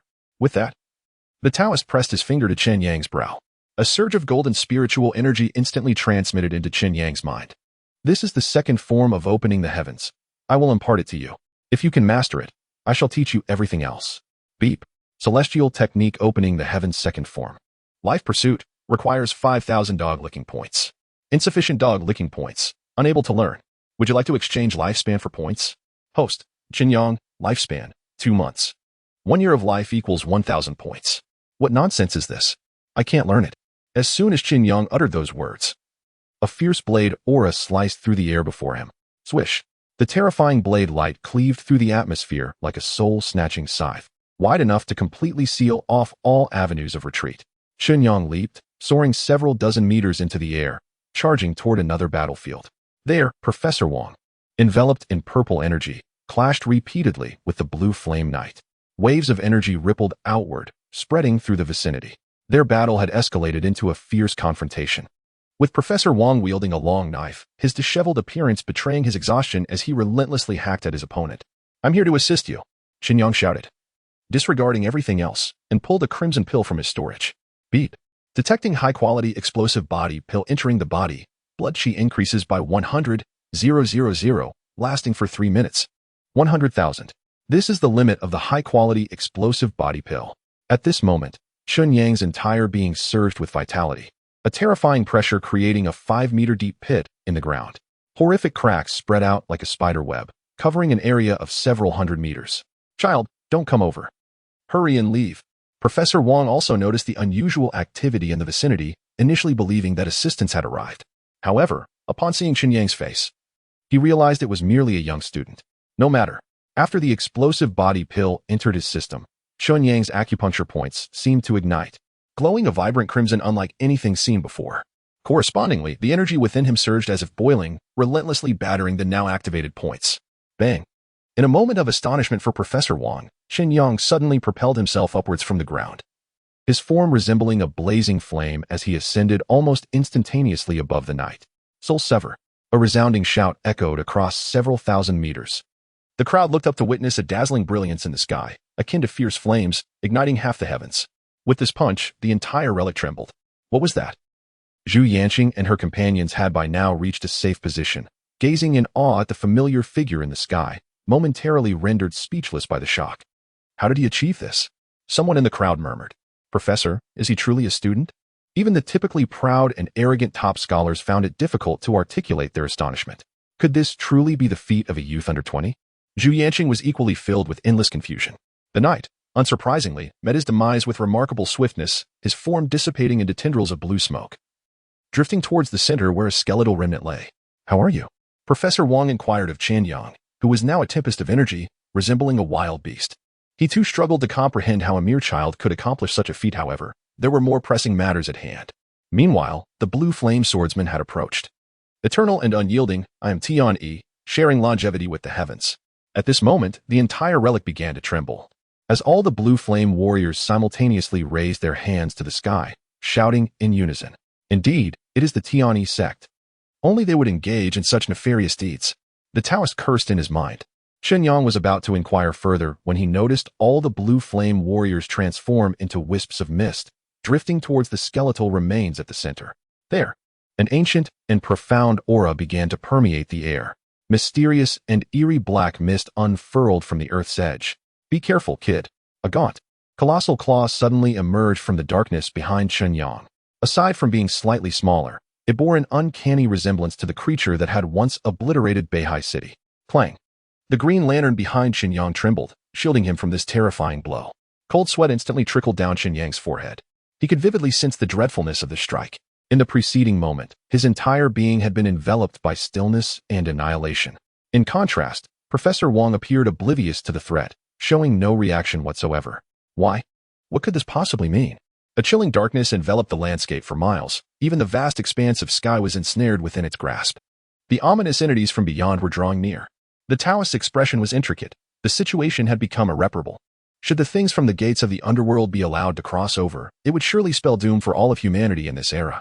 In the heavens above, countless vengeful spirits, affected by the encroaching black mist, began to wail and scream in anguish. Their own cycles of reincarnation had been shattered, and the true force of reincarnation beckoned them. The puppeteer behind this turmoil had yet to reveal himself. Where could he be? Clutched in his hand were 5 pebbles, which he manipulated upon the ground, attempting to discern the location of that enigmatic figure. Young one, the power that man has regained is likely far beyond my expectations. You now face 2 choices. The first, confront them to the bitter end, seize the jade seal, and etch your name in history. However, the unfolding events have exceeded my predictions, and with your current strength entangled in this, the risks are substantial. The second, conceal yourself, flee at once. I possess means to ensure your safety. With your innate talent, a millennium of cultivation would suffice to reach the pinnacle. Yet, I must caution you, all others. Save for you must perish. Chapter 55. Between life and death, how infuriating. Chen Yang exclaimed, his voice rising in vehement curses. You have schemed for thousands of years. And now you tell me that events have unfolded beyond your expectations? It seems as though Chen Yang has choices. But, do I truly? If everything in this era turns to ashes, what meaning does life hold for me? A true man can endure and adapt, as long as the green hills remain. One need not worry about firewood. If you falter, we should flee without hesitation. The Taoist replied, there is no shame in this. Looking around at the desolation, with the stench of blood and countless corpses, Chen Yang's brow furrowed deeply. This is utterly maddening. Damn it. Chen Yang shot a glare at the Taoist. There is no time left. I advise you to make your choice swiftly. I mean it. Act now. The Taoist smiled with relief. Indeed. You are worthy of being my prized disciple. Rest assured, with me here, your demise is not imminent. Chen Yang's expression was no better than that of a pig's liver. Supporting Professor Wang, he moved into the crowd. At this moment, the suffering of these ordinary people had come to an end. In their eyes, the weather appeared clear and the breeze gentle, yet it was an utterly despairing day. Many were wailing, weeping. Some had lost their dearest friends. Others were gravely injured and on the brink of death, while some had already perished in the initial wave of conflict. This incident would likely become a shocking event that reverberated throughout all of Huaxia. Professor Wang felt a profound sorrow. Despite his utmost efforts, he could not prevent the deaths of many. It is a blessing for Beihai to have a student like you. He patted Chen Yang's shoulder before collapsing in exhaustion. Professor. The surrounding students rushed to him. We must leave quickly. This place is unsafe. Chen Yang turned to Yu Yanqing and urged, we need to move. In Chen Yang's eyes, the entire world had grown dark. Even the figures around him began to blur. This sensation was peculiar. Everyone else had narrowly escaped disaster and was preparing to flee this place of turmoil, yet only Chen Yang remained to face the impending cataclysm. Chen Yang. At this moment, even the transmission of sound began to grow indistinct. Yet, he still recognized Lu Qingyi's voice. Hang in there. It's good to be alive. How are you? You seem unwell. Zhu Yanqing observed Chen Yang, noticing his increasingly dazed expression. I'm fine. Chen Yang murmured to himself in the real world. Bang. Just as Zhu Yanqing was about to utter another word, a distant explosion echoed through the air. At the center of the ruins, a colossal crystal, hundreds of meters tall, suddenly shattered. A golden mist, as if released from ancient times, began to swirl, exuding a powerful and mysterious aura. Following the shattering of the crystal, a human figure fell from within its depths. If Chen Yang were able to see clearly at this moment, he would undoubtedly recognize that the person sealed within the crystal was none other than the ancient king of the North Sea. Chen Yang. Zhu Yanqing turned her head back, and suddenly, Chen Yang's body stiffened, crashing heavily to the ground. What on earth is happening? Lu Qingyi rushed over. Witnessing Chen Yang enveloped in white mist, his face rigid and trembling uncontrollably, an intensely frigid aura emanated from him, spreading wildly in all directions. It was cold, so cold that it felt as though one might suffocate. We must leave.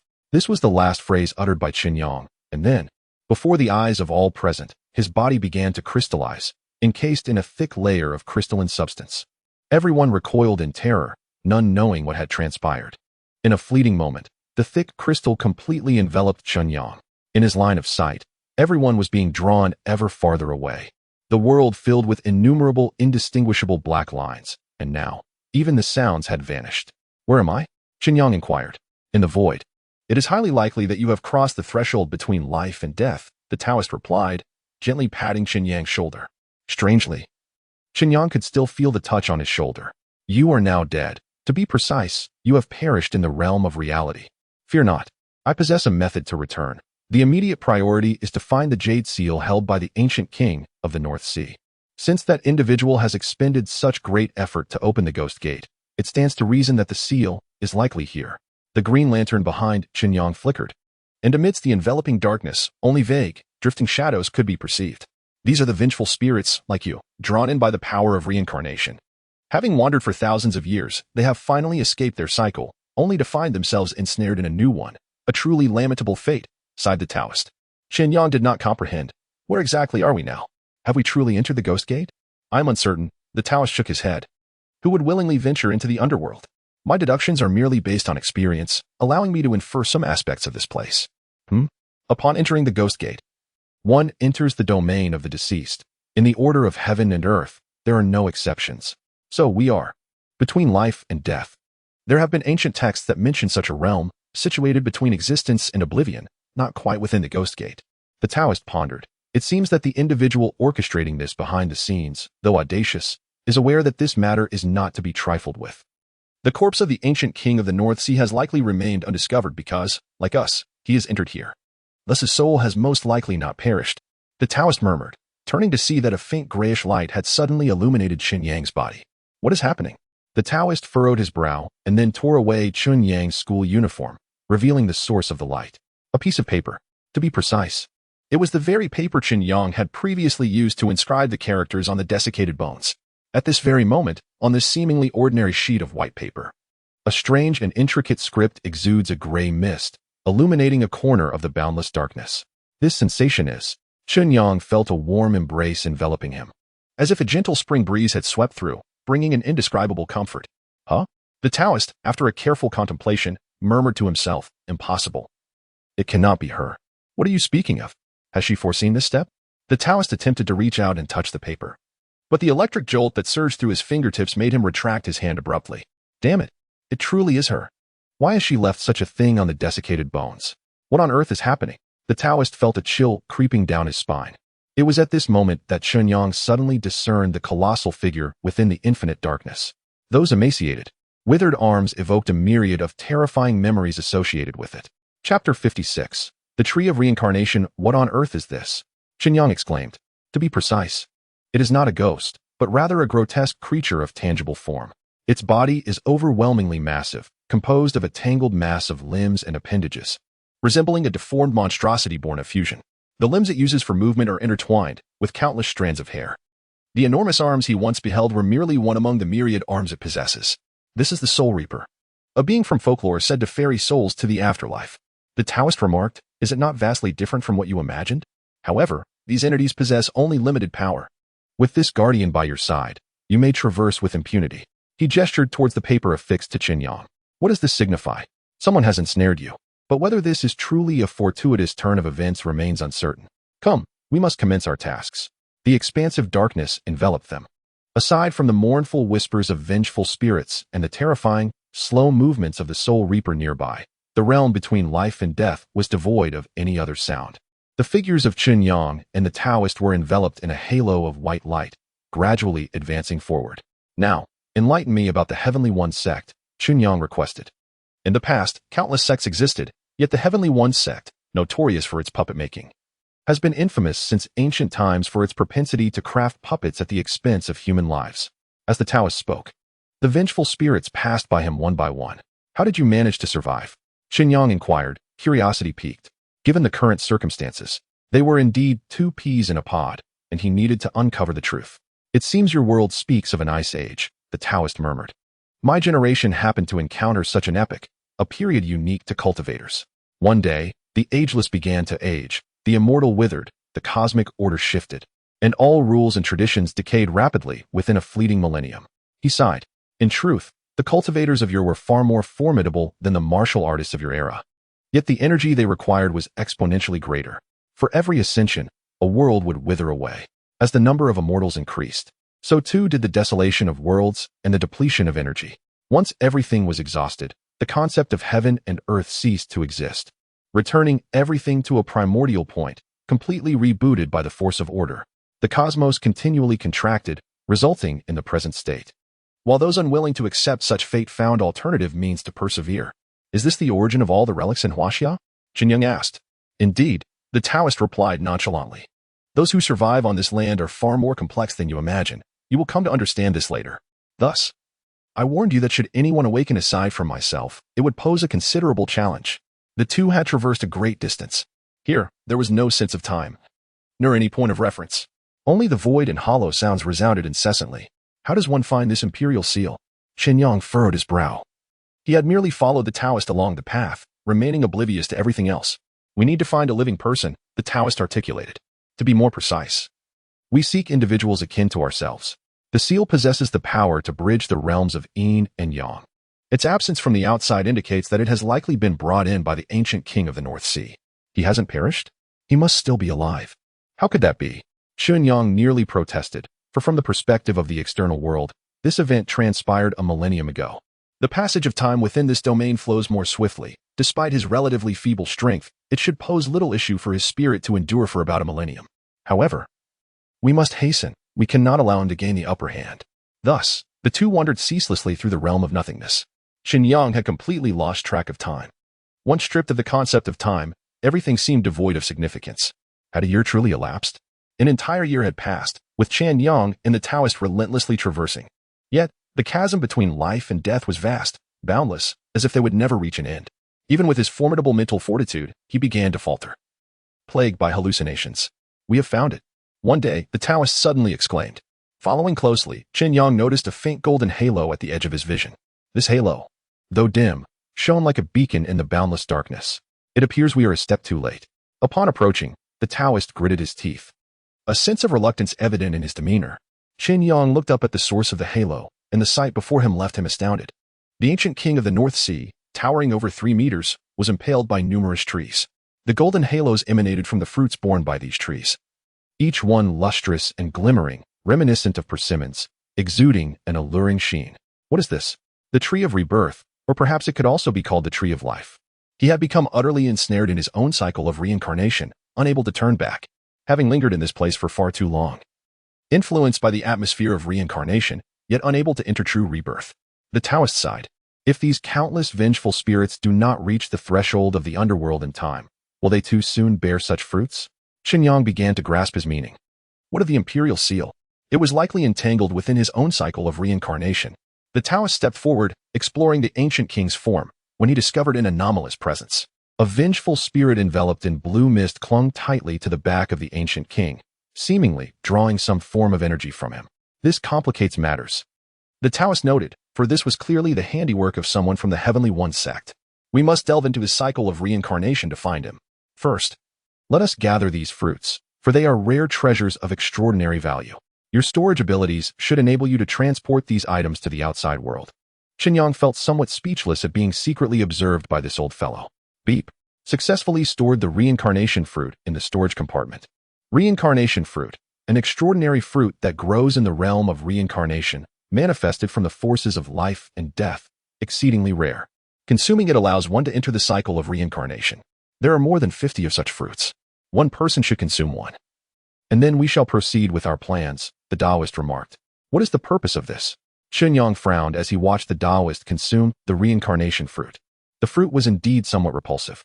You cannot enter his reincarnation without consuming this. It is the only method available.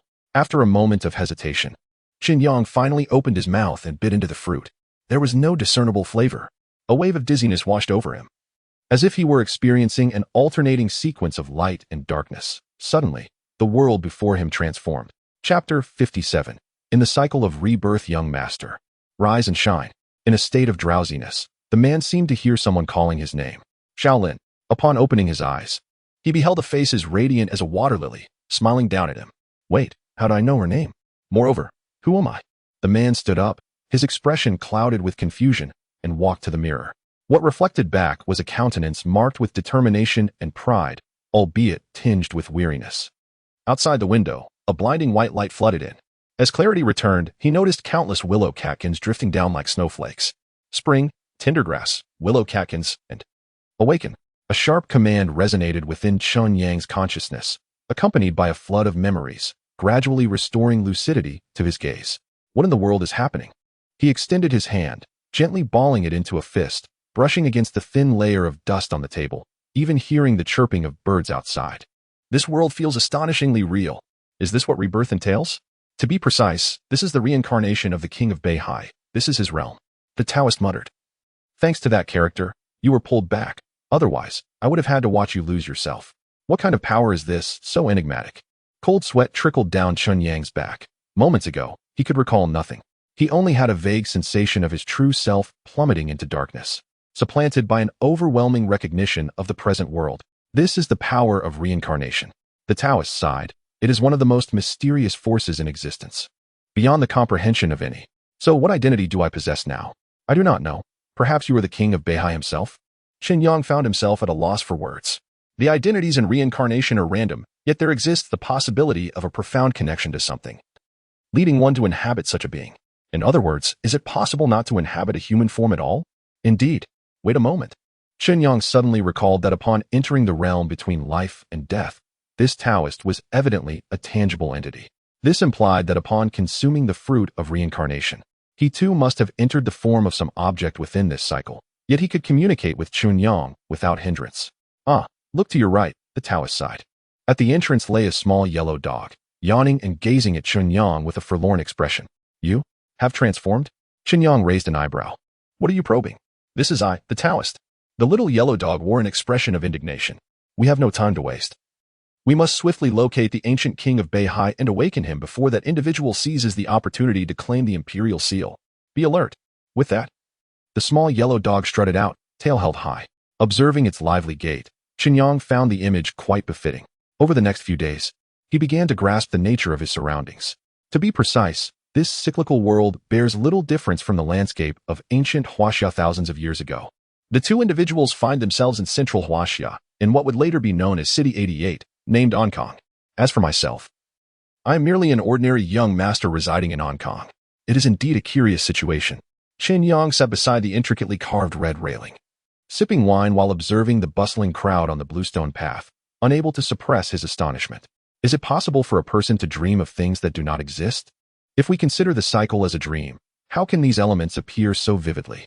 Not only are the passers-by's expressions and smiles authentic, but they also exhibit emotions and thoughts. Does such a phenomenon truly exist? Chen Yang found it difficult to articulate his feelings. In his previous life, there was a technique in anime known as infinite Tsukuyomi. Now, he felt as though he were ensconced in such a realm. It was different. The Taoist sighed, acknowledging, this person is indeed a remarkable talent. Are you referring to the ancient king of the North Sea? Yes. After millions of years of spiritual depletion, he has still managed to cultivate himself to the true Yang realm, achieving the pinnacle of the 10th layer of innate perfection. This attests to his formidable nature. The 10th layer of innate perfection. Chen Yang understood the implications. He was akin to a player with cheats in this world, having consumed numerous blood essence pills. Yet he had only refined to the 2nd layer of innate. In ancient times, he would have undoubtedly been one of the supreme powerhouses of this realm. Alas, the Taoist shook his head and instinctively licked the fur on his body. The stronger the cultivator, the more expansive their self-created cyclical world becomes. In ancient times, there were great beings who could transform into ancient life trees, envisioning a reality that approached the infinite, yielding countless fruits of reincarnation. Chen Yang found it difficult to fathom the level of attainment required for such feats. Thus, your journey is still long. There is no need to rush, the Taoist remarked.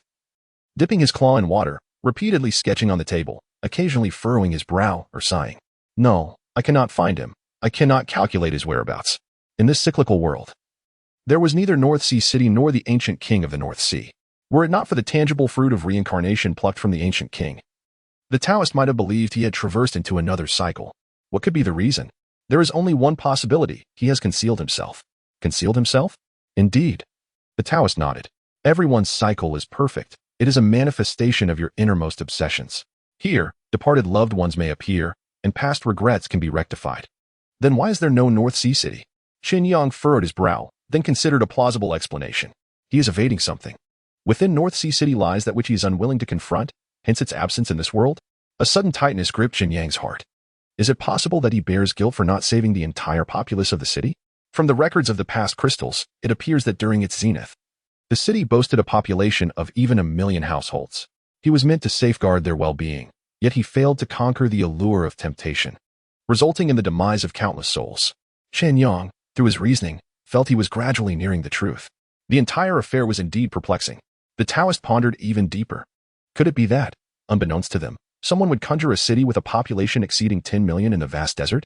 Indeed, such was the case. It is said that the construction of Beihai City was remarkably swift, undertaken to thwart the invasion from Xiliang. As the ancient king of Beihai relocated the capital towards the northwest, the sovereign guards the nation's gates. Chen Yang felt a pang of frustration. For within the entirety of the reincarnation cycle, there was no trace or news of the ancient king of Beihai. In the vast sea of humanity, he could be a tree, a stone, or even a dog. Where could one possibly search for him? Perhaps a visit to the original site of the ancient Beihai city would yield some discoveries, the Taoist suggested. On this day, the two set forth northward towards the ancient city of Beihai. Chapter 58, the greatest under heaven. Throughout his journey, Chen Yang witnessed numerous extraordinary tales from a millennium ago and experienced the diverse customs and cultures of various locales. Indeed, this was an idyllic realm of reincarnation, devoid of war and famine, where centenarians and playful children could be seen gracing the streets, creating an atmosphere akin to a golden age. However, history tells a starkly different story, one that those well-versed in the past are acutely aware of. A millennium prior, the land of Huaxia was fragmented into hundreds of dynasties, with the prominent states including Beihai, Xiliang, Nanyuan, Liaodong, Chu, Yin, and Wei. Prolonged warfare left the terrain marred and scarred. In such chaotic times, no one could remain unscathed. Even the most gifted heroes could not withstand the relentless onslaught of conflict. Ultimately, by the end of that era, the population of Huaxia had diminished by a staggering 80%, representing over 1 billion vibrant lives. Among the younger generation, the title of the greatest under heaven undoubtedly belonged to the southern swordsman, Lu Xiaoxiang. Nonsense. I believe the king of knives from Shichu, Yin Wuya, surpasses him. Cease your bickering. The Qingshan crane staff technique of Beitang is unparalleled. Have you forgotten about the overlord spear wielded by Song Nen of Dongwu? The tavern buzzed with the heated debate of merchants and travelers, all vying to determine who among the youth claimed the title of the greatest under heaven. As he ventured north of the desert, autumn began to settle in.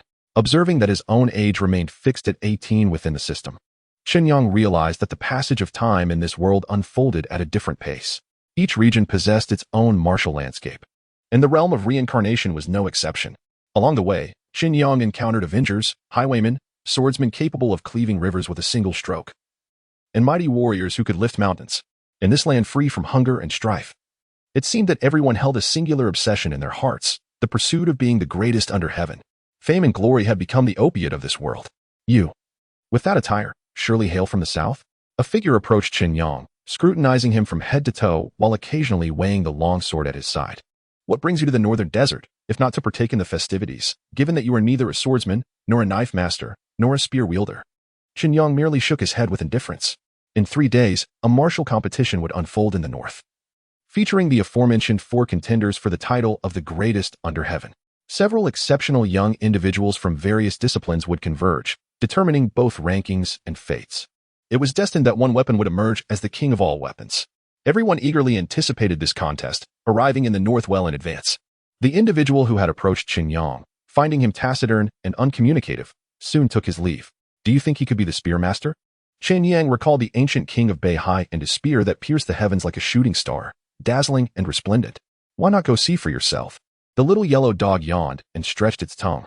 I feel you've increasingly taken on the demeanor of a dog lately, Chen Yang remarked, unable to suppress a frown. The previous night, after finishing his business, this creature had waited outside for an extended period, which unsettled him. What nonsense are you babbling about? The little yellow dog let out a cold snort. With my capabilities, even without that paper and its inscription, it is utterly impossible for me to fall into the cycle of reincarnation. With that, it deftly kicked its face with its hind legs. Chen Yang felt a twinge of anxiety. Under the influence of this power of reincarnation, over time, one could forget everything once cherished, embracing the present from the depths of one's heart. He needed to act swiftly. 3 days later, Chen Yang stood beneath the arena, witnessing the swordsman named Lu Xiaoxiang, who, with one stroke after another, brought down 3 opponents in succession. The world's #1, Lu Xiaoxiang. The crowd erupted in cheers. Having encountered the ancient king of the North Sea, Chen Yang knew that the figure sprawled on the ground was not the gunman. This gunman was a one-armed man of exceedingly unattractive appearance. Had it not been for that severed arm, he would have been half a beat quicker in their final confrontation. Had he been half a beat quicker, it would have been this swordsman who lay dead. Thank you all for your support. On stage, the battered Lu Xiaoxiang bowed to the crowd, seemingly unfazed, laughing heartily as he reveled in the praises of others. Chen Yang squinted, as if perceiving something unusual. A man and a dog traversed the desolate expanse of the northern desert, crossing mountains and rivers. Time flowed ceaselessly, until one day, Chen Yang noticed that the little yellow dog's condition had become increasingly troubling. Its body began to age rapidly, its fur curling, and it could no longer run. Damn it! I have begun to forget the past. The Taoist felt a pang of worry. Unlike Chen Yang, who had the protection of that character, he could only rely on his own strength to withstand the trials ahead. Strange matters, he thought. I must devise a plan. If I perish in this realm of reincarnation, it will be even more challenging to reclaim my memories in the next life. Ultimately, following his guidance, Chen Yang sealed the dog's body within a mountain in the north. Remember to call for me before you depart. The dog succumbed to a deep slumber. Chen Yang remained in high spirits, undeterred by the passage of time. Observing that his own system had frozen at the age of 18, he realized that from the moment he entered the cycle of reincarnation, the external flow of time had come to a complete halt. Thus, he harbored no reservations. He indulged in life's pleasures, journeying for a decade from south to north, savoring the vibrant tapestry of this vast world. He rowed a boat with fishermen, composed poetry with wandering scholars, listened to music in teahouses, and dined on vegetarian fare in temples. Such experiences were rare in the real world. Throughout those 10 years, the name he heard most frequently was Lu Xiaoxiang. Lu Xiaoxiang had uprooted an entire mountain to slay a fierce beast in the south. Whispers circulated of him being pursued, allegedly by the masters of Shiliang. He had entangled himself with the princess of Shiliang, a predicament indeed. Everywhere he traveled, tales of Lu Xiaoxiang followed. He was carefree, charming, and astute. Half the women in the world knew Lu Xiaoxiang, while the other half admired him from afar. Even the songs sung in the brothels allude to his name. A decade later, Chen Yang had traversed much of the vast expanse of Huaxia, taking respite in a quaint town in the south. Though he had contemplated utilizing this time for cultivation, he was astonished to realize that despite the system indicating an increase in his vitality, his corporeal form in this realm remained unchanged. He began to age, his limbs losing their agility, no longer suited for protracted journeys. In the southern town, he established a bookstore, offering an assortment of strange tales from across the land. Shopkeeper, you are peddling counterfeit wares. This lewd literature is not sufficiently obscene. What do you call it then? This is deceit. The patrons frequenting the bookstore were mostly familiar faces from the town. Days passed in this manner. And when Chen Yang finally contemplated returning to his starting point in Hong Kong City, he found himself nearly unable to walk. 40 years later, tales of Lu Xiaoxiang continued to circulate throughout the martial world. The #1 in the realm, Lu Xiaoxiang has been defeated by Dugu Aoyan. He has become the foremost in the world. Chapter 59. A forgotten past. On this day, a man with a bushy beard, approximately in his 40s, pushed aside the curtain of the bookstore. His calloused hands, especially at the knuckles, indicated that he was a formidable martial artist. The bookstore was stocked with 100 yellow books and 50 classics, with no credit extended. Chen Yang raised an eyebrow and glanced at him, choosing to ignore his presence. The swordsman rummaged through the bookstore for a considerable time before finally taking a seat in front of Chen Yang. Is your obsession truly to be the greatest in the world? Chen Yang inquired. Is that why you would have so many ordinary people in Beihai City perish for your cause? The The swordsman did not respond to Chen Yang's question. Instead, he smiled silently. His expression reminiscent of the first time Chen Yang had seen him in the northern desert 60 years ago. He exuded confidence, composure, and a hint of rebellious pride. This man was none other than the legendary first swordsman of the world, Liu Xiaoxiang, or rather, the ancient king of Beihai. I have come to understand many things over the years. Yet I fail to grasp why a man wielding a gun would feel compelled to contend for the title of the world's greatest with a sword, Chen Yang remarked, furrowing his brow. Is it truly meaningful? The ancient king of Beihai suddenly exhaled deeply, lamenting, it is not meaningful. I was an orphan from a young age. Enough of that. I have no interest in tragic tales. Get to the point. I was an orphan, and my master was proficient with all weapons. Before I reached adulthood, he asked me what I wished to learn, and I chose the gun. The ancient king of Beihai continued, disregarding Chen Yang's interruption. Do you know why?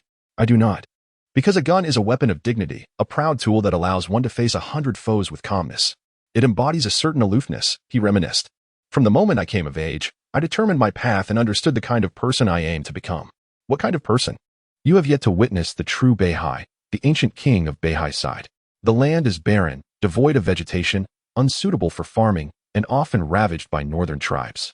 Since I can remember, I have been in flight, as if wherever I went, the flames of war followed. Even after I rose to become a leader, those fleeing continued to flee. At that time, I wished for a place that could ensure peace for my people, where they could be well-fed and warmly clothed. How wonderful that would be. And thus, I aspired to be a person capable of protecting them, a true leader, the ancient king of Beihai said, his gaze intense. Chen Yang asked, so you brought them all into this cycle? The ancient king of Beihai shook his head, a bitter smile gracing his lips. That came later. My life has been one of struggle. At the outset, I fought against the heavens and the earth, against local bandits and soldiers. Once I reached the court, I battled against the corrupt and the wealthy elite, and later, I took my troops from Beihai to confront foreign tribes. In chaotic times, as one strives to secure a place to belong, one often finds that what is lost grows ever greater. The ancient king of Beihai sighed heavily. Yet, I remain unburdened by guilt, for I have fulfilled the duty of a leader and granted my people a semblance of peace. Chen Yang seems to grasp this notion. Thus, when you find yourself on the brink of demise, with Xiliang and neighboring nations eyeing you with predatory intent, you resolve to relocate the capital, journeying beyond the gates of the underworld, intending to usher all of Beihai's denizens into an idyllic realm. I struggle to comprehend why you are so resolute that such a flawless cycle of existence lies within the gates of the underworld. Chen Yang is perplexed. I do not possess such certainty. The gaze of the ancient king of Beihai is tinged with melancholy. In my waning years, Beihai indeed falters. I have left no heirs. And the descendants of my brothers, who once fought alongside me in the north and south, harbor ulterior motives, eager to seize their share upon my downfall. I pondered deeply, yet could devise no viable solution. Ultimately, a woman illuminated a path for me. She inscribed 5 characters upon my forehead and spoke of an ideal world. She assured me that as long as I held these characters, I would not lose my way in the cycle of reincarnation, and my people could dwell in this utopia. Safe and sound. Characters? Chen Yang furrowed his brow. Indeed, one day a man will come seeking one of these characters, when that time arrives. You must grant him what he desires. The ancient king of Beihai continued, quoting her verbatim. So you have awaited my arrival? The ancient king of Beihai nodded. Alas, I was unaware that this wait would stretch into eternity. Since entering this realm, countless eons have passed. Chen Yang suddenly felt a tightening in his chest. At times, clarity brings greater anguish. If no one remembers you, what purpose does life serve? Not long ago, when the Taoist prompted Chen Yang to make a choice, he had provided his answer. It is devoid of meaning. And here stands this man, perpetually observing the inception and conclusion of all things, continuously reaffirming his responsibilities. This individual, even in death, remains lucidly safeguarding his people. Chen Yang's emotions became a tapestry of complexity, uncertain of how to respond. Is this resoluteness or responsibility? It is difficult to ascertain. Thus, the obsession that resides within you, that city of Beihai which has yet to manifest in the cycle of reincarnation. Your reluctance for its emergence stems, on one hand, from your uncertainty regarding the righteousness of your decision, bearing guilt for having chosen for millions of souls. On the other hand, Beihai is a city that ought not to exist. Chen Yang sighed. A city that would never have come into being if a better path had been available. The ancient king of Beihai chuckled, this time with a particularly bitter edge. Wielding a sword does not suit you, Chen Yang remarked. Even after the passage of 1,000,000 years, you remain unable to let go. Yet this only underscores your prowess as a marksman, a man of integrity. Perhaps, fame in youth, resplendent attire upon a spirited steed. reveling in the vastness of the world. The ancient king of Beihai gazed at the sword in his hand, softly chuckling. Had I chosen a different path? Would not all, including myself, have met a different fate? We are not the same. I cannot answer for you. Chen Yang yawned. I am a person who drifts along without burdensome weight. You choose to bear responsibility, while I merely honor individual choices. Indeed. Thus, everything concluded in serene stillness. The swordsman lifted the curtain of the bookstore and stepped into the embrace of the setting sun. The winter sun cast a gentle glow upon him, neither harsh nor blinding. For characters floated away from him, merging with the symbols inscribed upon Chen Yang's paper, gravitating towards the latter's brow. The ancient king of Beihai smiled as if liberated. Turned around, and from his chest, a pitch-black jade seal slowly emerged. My task has reached its end. From this day forth, I shall be but one among the multitude. Should you one day find yourself in this place, witnessing the sky and land, this winter sun and evening glow, do not forget that we once crossed paths. Chen Yang, somewhat speechless, remarked, Are you a homosexual? Ha ha ha ha.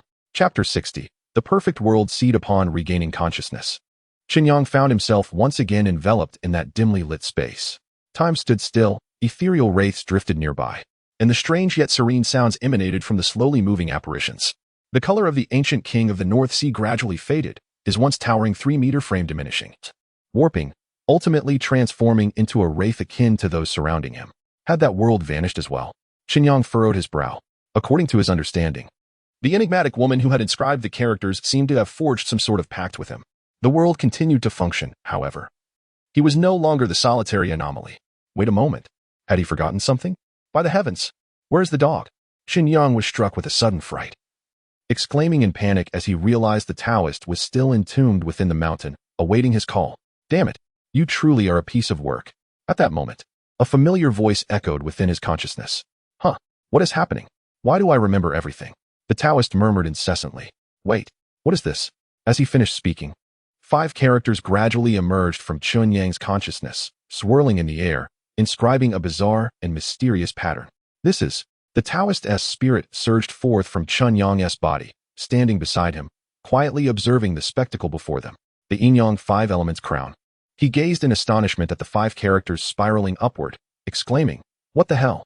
What incredible fortune you possess, that someone would bestow upon you such a magnificent boon. What is this?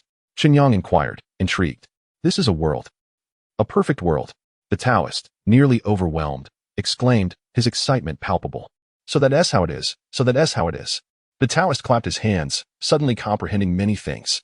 No wonder she would grant such a gift to an outsider. You, my boy, are destined for greatness.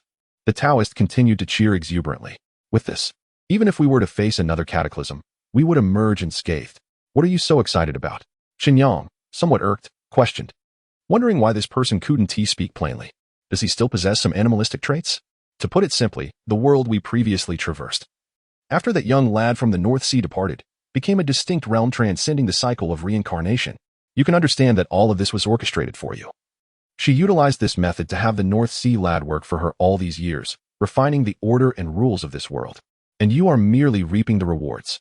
After pondering for a moment, Chen Yang asked, Who is she? If someone had been aiding him from the shadows all along.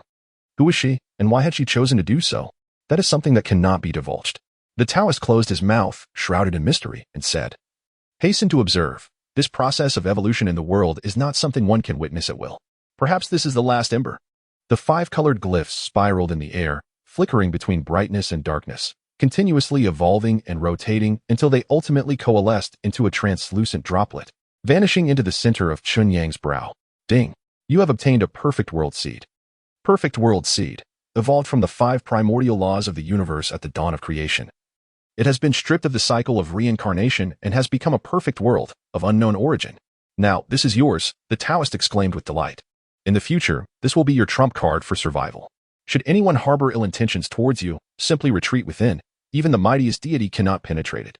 The recent events have indeed been fantastical. Has the handcrafted world truly come to fruition? Chen Yang swallowed hard, his perception of this world seemingly renewed. Accompanied by the force emanating from his brow, the two vanished instantaneously into the dark expanse. Upon returning to the cycle of reincarnation, everything appeared unchanged from when he had departed. Even the book spread open on the table remained on the 32nd page.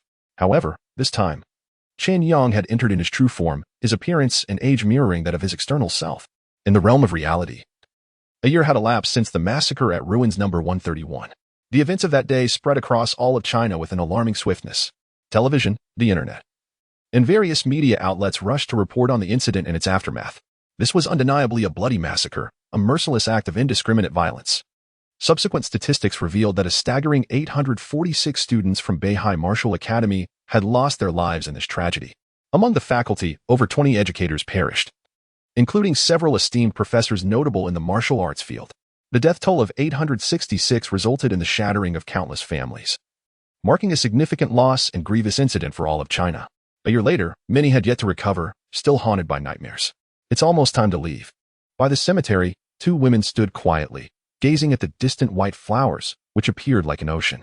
One was mature and rational, while the other radiated youthful vibrance, each possessing her own allure. He was truly a good person, Lu Qingyi said, her eyes slightly reddened, though somewhat glitch and a bit bothersome. I had intended to befriend him. Zhu Yanqing observed the girl with calm understanding, likely grasping her emotions. After a lengthy pause, she sighed. If he were here, seeing you like this would surely sadden him. For a long time after being frozen, Chen Yang had maintained vital signs, at least from a scientific perspective. His brain remained active, showing no signs of complete cessation. However, just a few days prior, this phenomenon of cerebral activity gradually subsided, ultimately failing to endure, and ceased in the research room of oblivion.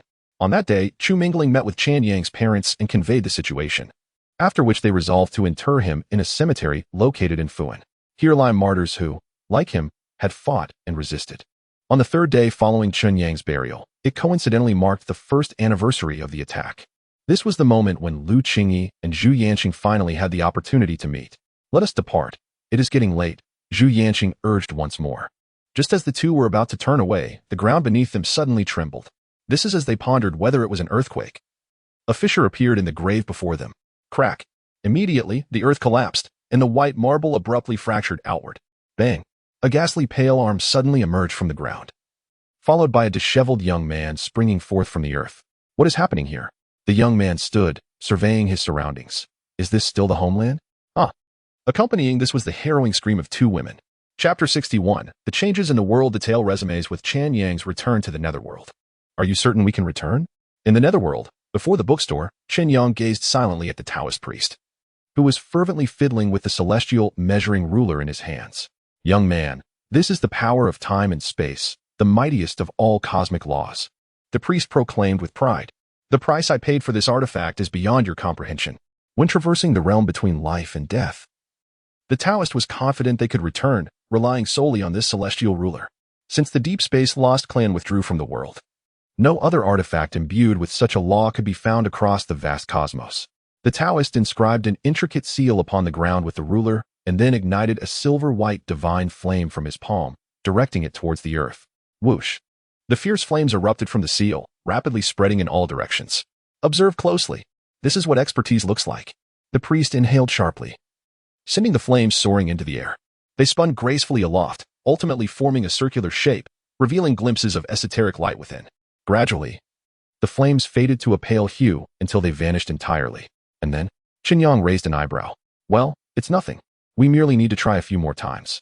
Thus, the two of them diligently explored the netherworld, and after 3 months, they finally discovered the way to return.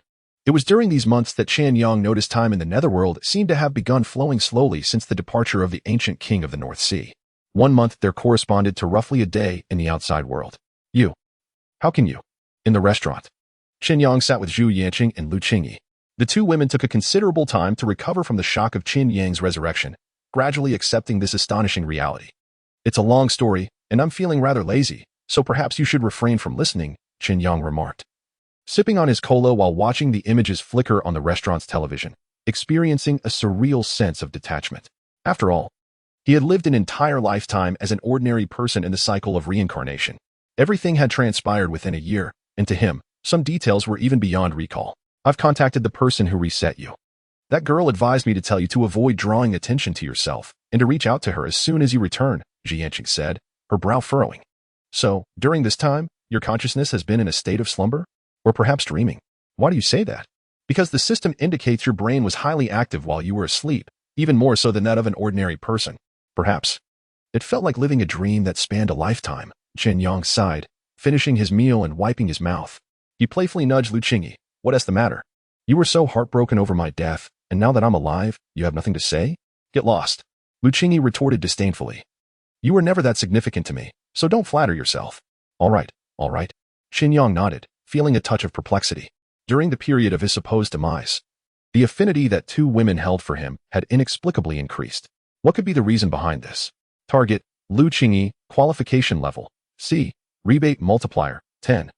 Current affinity, 18. Target, Zhu Yanqing, qualification level, S, rebate multiplier, 500. Current affinity, 3. Indeed. It is only through the loss of something that one truly learns to cherish it. After dinner, Chen Yang opened a hotel, with no intention of revealing his identity.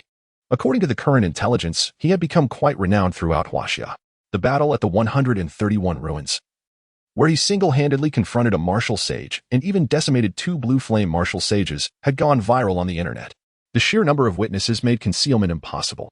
Many assumed it was merely computer-generated effects, but the clarifications from hundreds of students from the Beihai Martial Arts School debunked that notion. These individuals elevated Chen Yang's status to an unprecedented level. Many believed he had passed away prematurely, akin to a shooting star piercing the night sky, having saved Beihai. Consequently, they not only raised funds to erect a bronze statue of him at the Beihai Martial Institute, but also inscribed his name in the front page of the alumni memorial booklet. Beneath his black and white photograph lay a line of small print. A remarkable genius, a true man. Chen Yang gradually came to understand all of this over the next 2 days. That evening, Chu Mingling called. I have taken care of your affairs. For the next few days, stay at that hotel and wait for me. I have something important to give you. Chen Yang felt a sense of confinement. Given the urgency in Chu Mingling's tone, he had no choice but to cooperate, suppressing his desire to return home for the time being. However, he could still make phone calls. He dialed his parents' number, and the moment his voice emerged, it caused his mother to faint. My son is already dead. His father's enraged voice echoed from the other end, evidently mistaking Chen Yang for a fraud. Chen Yang concocted a lie, claiming that his feigned death was a secret of the reset, and after much effort and explanation, he finally convinced his father that he had indeed resurrected. Haha, I told you our Chen family lineage is not so easily extinguished. Where are you now? I stomped a couple of extra times on the ground during your burial for your peace. Chen Yang urged his parents not to hastily disclose his survival, promising to visit them after some time. 2 days later, he awaited the arrival of Chu Mingling. Target, Chu Mingling, qualification level, SSS, rebate multiplier, 1000. Current affinity, 4. Upon opening the door, he was met with a visage that bore a blend of coldness and gravity. Her enchanting eyes held a maturity and contemplation beyond her years. Upon seeing Chen Yang, the calmness in her gaze finally revealed a hint of turbulence. Thank heavens. You haven't gone wandering these past few days. Chu Mingling placed the bag on the bed and promptly entered the bathroom. It has been such a long time since we last met. Aren't you going to offer a long-awaited embrace? Chen Yang remarked with a smile. I have just stepped away from the dissection table. If you do not mind the lingering scent of cadaver, I find it inconsequential. What transpired? You seem rather tense. Chen Yang inquired once they were seated across from one another. It is a rather peculiar matter, difficult to elucidate, Chu Mingling replied, her brow furrowed. Chen Yang noticed that even the hand with which she held the water trembled slightly. I should have arrived sooner, but circumstances dictated otherwise. We are currently in dire need of personnel, and this past year has been tumultuous. Are you referring to the tide of cadaveric energy? Chen Yang asked. You have seen it? Yes. Indeed, this year had witnessed a plethora of bizarre occurrences, and Chen Yang had gleaned fragments of information from the internet. Chapter 62. Organizing intelligence on that fateful day, after Chen Yang found himself teetering on the brink of life and death, a violent earthquake erupted, centered around the 131st relic, shaking the entirety of China. The tremors persisted relentlessly for a full fortnight. Experts surmised that the earthquake was largely triggered by the fierce battle above the relic, causing a previously concealed tectonic plate beneath the 131st site to shift ever so slightly. As the quest for truth unfolded, an astonishing discovery was made 1,000 meters underground. A long-lost city, the ancient Beihai, vanished for millennia. Yet, this revelation was merely the beginning. Following the cessation of the earthquake, numerous individuals observed that land had shifted several hundred kilometers toward the sea. Islands that were once distant now appeared at their doorsteps. This phenomenon was noted globally, but China remained unchanged. Even as other nations experienced the tremors of such a significant quake, the damage to the Chinese mainland was negligible. However, a peculiar occurrence began as entities emerged from the myriad relics scattered throughout the country. These beings, clad in tattered robes and moving with a zombie-like gait, numbered in the millions, advancing relentlessly toward human settlements. Thus commenced the nationwide battle against this tide of the undead. The explanation offered by Taoist practitioners was succinct. Spiritual energy was awakening, and some ancient entities had likely stirred, their presence infecting the restless spirits of the deceased. Such a seemingly casual remark belied the terrifying power emanating from these beings, sufficient to threaten the very existence of China. Due to these developments, Chu Mingling was summoned to the front lines, collaborating with specialized research teams to uncover the source of this catastrophe and devise means to combat the corpses. Thus far, these entities proved remarkably resilient. Even nuclear ordnance struggled to eliminate them. Chu Mingling murmured, recalling a relic in the western desert where the military had deployed a nuclear bomb capable of obliterating a city. What transpired?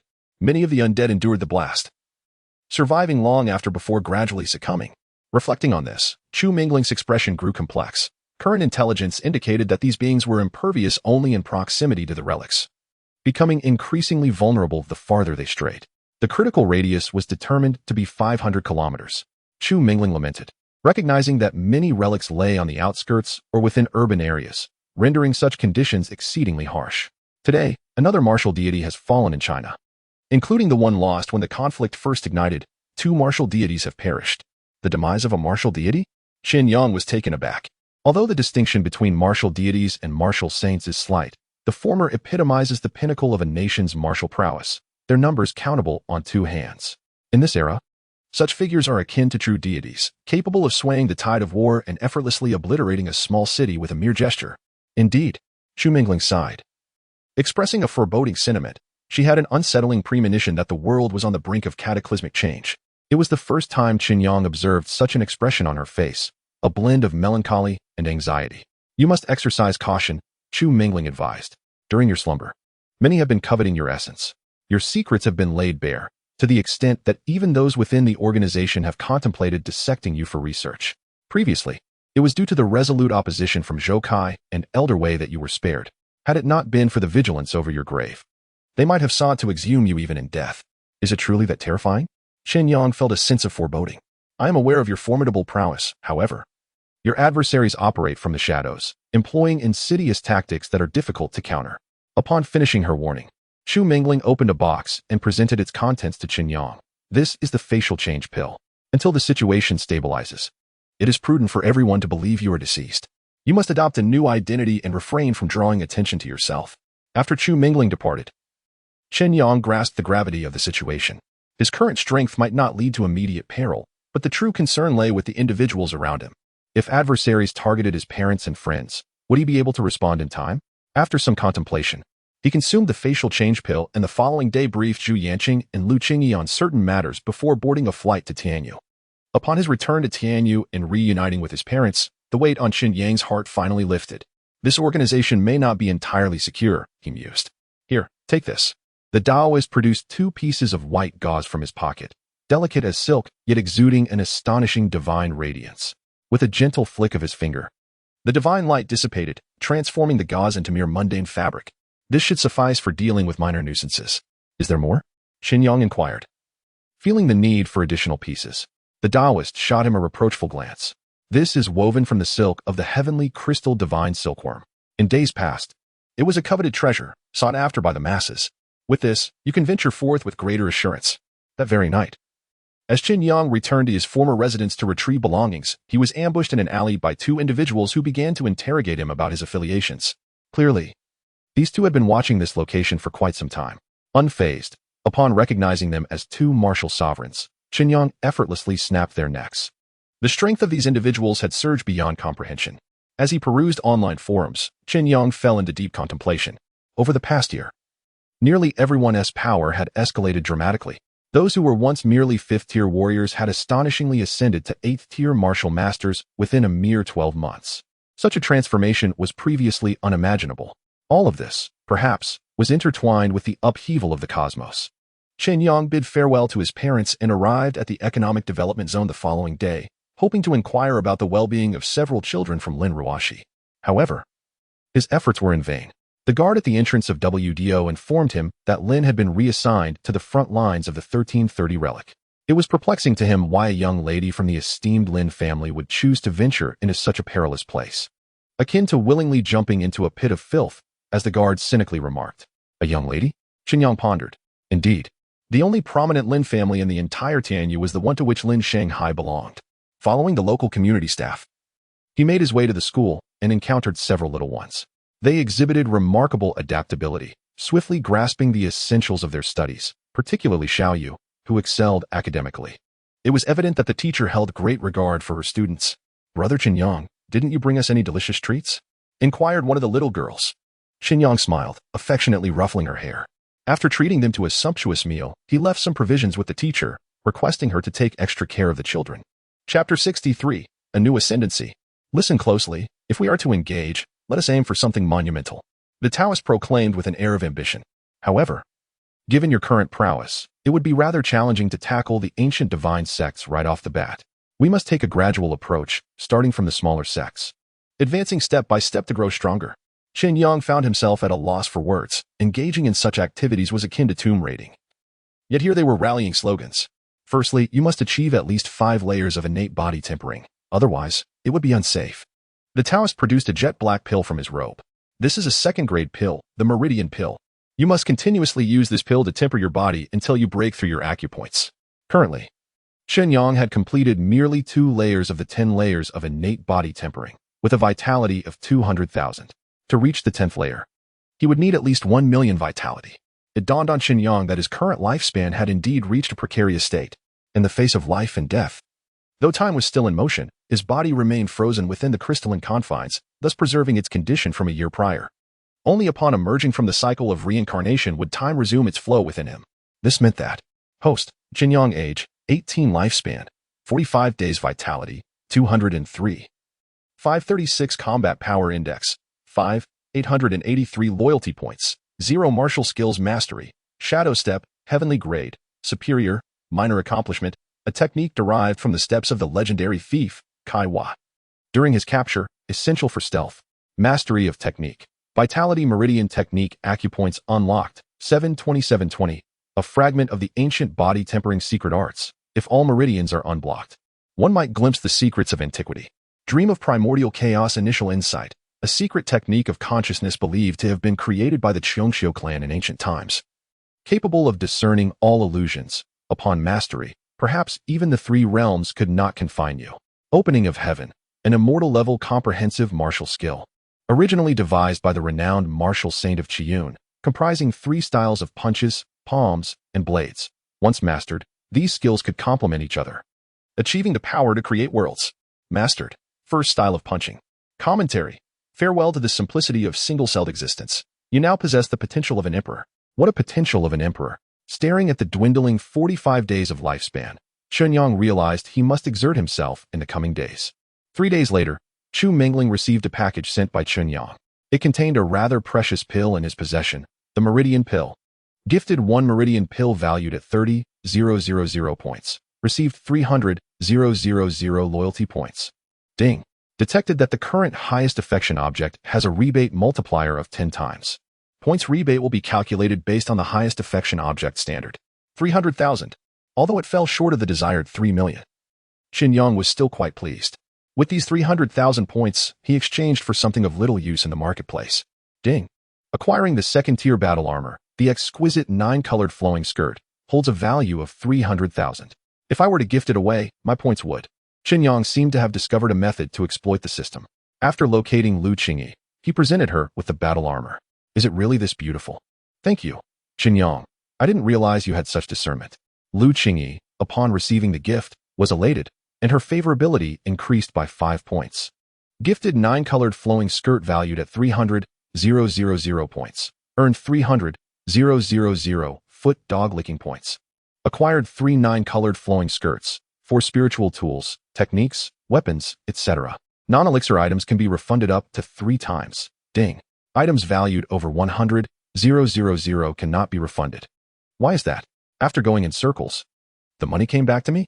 No, this is akin to obtaining favorability and a garment for free, with only 1 refund opportunity left for Lu Qingyi. What should I do with all these clothes? Chen Yang felt a twinge of worry. 2 days later, Zhu Yanqing and Chu Mingling also received gifts from Chen Yang, resulting in an additional 600,000 points. An idea struck him.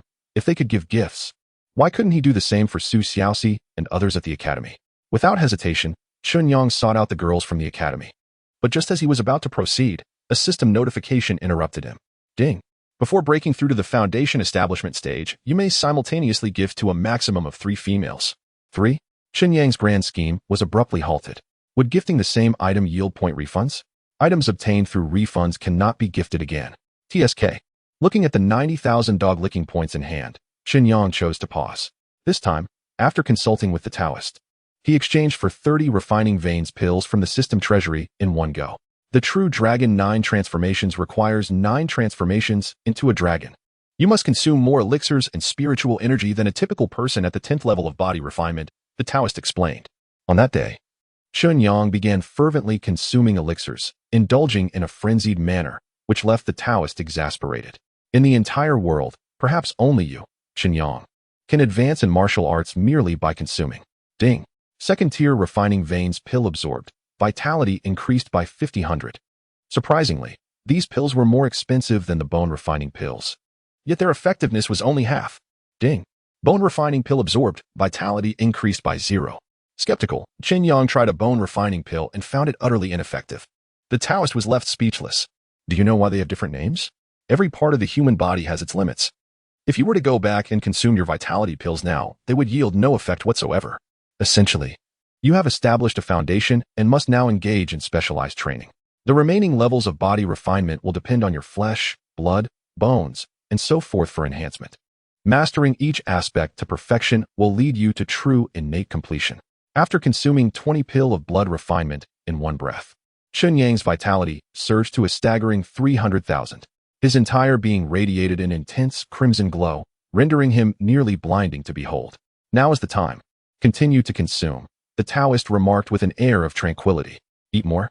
Chen Yang was taken aback, exclaiming, I feel as though I might burst. Exactly the sensation we desire. It is perfect. The Taoist replied nonchalantly, turning his attention to the television. Ding. A long-buried history is being unveiled. In the next moment, as the pills entered his body, Chen Yang's physique began to heat up fervently. Streams of fiery energy coursed through him, akin to serpentine dragons, incessantly connecting the energies within his being. The acupoints within him were interconnected by these fiery dragons, resonating with a series of thunderous roars. Suddenly, a sharp pain surged through him, as if something within was undergoing a transformation. Ding. Successfully mastered True Dragon's 9 transformations. Third transformation, an ancient secret technique for body refinement, passed down from the true descendants of the primordial dragon. Renowned as the strongest in existence. After 9 transformations, it is said that one may have the potential to transform into a dragon. Chapter 64. Exceptional Value. Host, Chen Yang. Age, 18. Lifespan, 120 years. Vitality, 353536. Combat Strength Index, 9023. Feeling the surging energy within him, Chen Yang inhaled sharply, and with every movement, it seemed as if a terrifying power capable of annihilating the heavens and earth flowed and rippled around him. Truly, it is remarkably extraordinary. The Taoist observed Chen Yang's condition and remarked, Your physique is quite impressive. However, it has been squandered by your indulgences. What sort of food have you been consuming? Legend has it that there once existed a devouring physique, where one's cultivation would increase in proportion to the amount consumed, and upon reaching full mastery, the individual could breathe clouds and exhale mist, harness lightning and conceal fire, rendering them invincible across the world. How enviable. In a hotel in Fuan City, Chen Yang, drenched in sweat, rose to his feet, preparing to pour himself a glass of water. As he lifted the cup, a sudden crack echoed, leaving him with nothing but shards of glass. It seems I shall need some time to acclimate. The triple body refinement alone cost nearly 1,000,000 points. The further I ascend, the more I fear my points will become insufficient. Time is of the essence, and the tasks are weighty. I must expedite the enhancement of my affinity and points. The following day, Chen Yang boarded the high-speed train and arrived at the research facility near the 463rd relic, where Chu Mingling was located. The 463rd relic is nestled in the mountainous region of southern Huaxia, with towering peaks and rugged terrain, where one can witness white cranes soaring through the clouds while the ground is shrouded in miasma, intermittently interrupted by the roars of wild beasts. The research facility is perched at the highest point on the western side of the valley, closely adjacent to the wartime command post. A couple of 100 miles to the north, a mountain peak is enveloped in miasma, dim and opaque. What is the situation? Chen Yang inquired. Gazing at the distant mountain peak, Chu Mingling was typing away at a computer terminal, retrieving the latest data. What brings you here? After a long pause, she looked up, frowning at Chen Yang, who was sitting idly beside her, sipping coffee. I was merely concerned for your safety and came to check on you, Chen Yang replied nonchalantly. Well, thank you, but if you truly wish to assist, there may be a task suited for you. Oh, a few days prior, the military dispatched an advance team into the depths of the relic, and they have yet to return. Are you asking me to rescue them? Chen Yang frowned. Have you considered that I might not return either? From our analysis, the highest level corpses in that area emit energy fluctuations at the Marshal Saint level. It should pose no challenge for you. The information they possess is crucial, yet there are natural barriers that obstruct communication. After explaining, Chu Mingling led Chen Yang to the adjacent wartime command post. Allow me to introduce, this is General Wu from the army. This is my friend Song Yang. I believe he can be of assistance to us. General Wu appeared to be around 40, with sharp, eagle-like eyes that complemented his robust physique, exuding a commanding presence. Hello. Wu Yong. I hope you are not a student here for research. Wu Yong glanced at Chen Yang and greeted him with a handshake. Since the individual recommended by Chu Mingling is a person of integrity, it would not be appropriate for him to publicly contradict another. As for the matter of efficacy, that is a different discussion altogether. You and Major General Wu should familiarize yourselves with the situation. I have data that requires processing. Very well. Shall we arrange for dinner then? What dinner? Chu Mingling frowned. I simply wish to share a meal with you. I can certainly return before nightfall. Chen Yang shrugged. What audacity! Before Chu Mingling could respond, Wu Yong expressed his dissatisfaction first. Our Special Operations Unit has already dispatched 3 elite teams, with even the esteemed Wu Zuan among the casualties. I hold you in high regard, but I ask that you extend the same courtesy to us. Major General Wu was quite indignant. After all, many lives had been lost on their side in the attempt to rescue the forward team. And Chen Yang's words seemed to belittle the valor of their army. Ah, my apologies. I should indeed be more considerate of your sentiments. Chen Yang smiled and offered his apologies, reminding Chu Mingling of the dinner engagement before following Major General Wu. Adjacent to the command center were numerous hastily constructed accommodations. Chen Yang followed Major General Wu into one of these makeshift shelters. The space was well lit, housing approximately 5 individuals. Each face bore a solemn expression, brows furrowed, indicating that the situation was dire. This is Xiao Chu's classmate, who will join us in the upcoming rescue operation. Chen Yang politely nodded at those present. Yet none returned his acknowledgement. What purpose does he serve? Is he here merely to play the role of a journalist? A slender young man scoffed. This pale student should be in school, not here seeking an internship report. Enough, you scrawny fool. Be silent. He is a person of integrity, retorted Major General Wu with a sigh. Since Xiao Chu has deemed him useful, he should be able to assist us. I have no objections, as long as he does not hinder our efforts. Beside him, a striking woman with sun-kissed skin clad in a crop top coldly remarked. With everyone present, they commenced the operational briefing. The Major General gestured towards the 3D holographic projection on the table, stating, this is the topographical profile of the entire Loxi Mountain area. We cannot produce the latest scans, so we must use this as our standard. The entire vicinity of Loxi Mountain, extending 20 kilometers, is shrouded in toxic mist. The current activity range of those entities appears to be confined to this area, with the last signal received originating from this location. Major General Wu pointed to a concave valley on the map, approximately 5 kilometers into the mountain. The signal source is faint, and their precise location is unknown, only narrowed down to within 100 meters. To the south, adjacent to the valley, lies a precipice. Major General Wu began to elucidate the details of the operation and the primary objectives, emphasizing that every possible means must be employed to ensure the return of the individuals.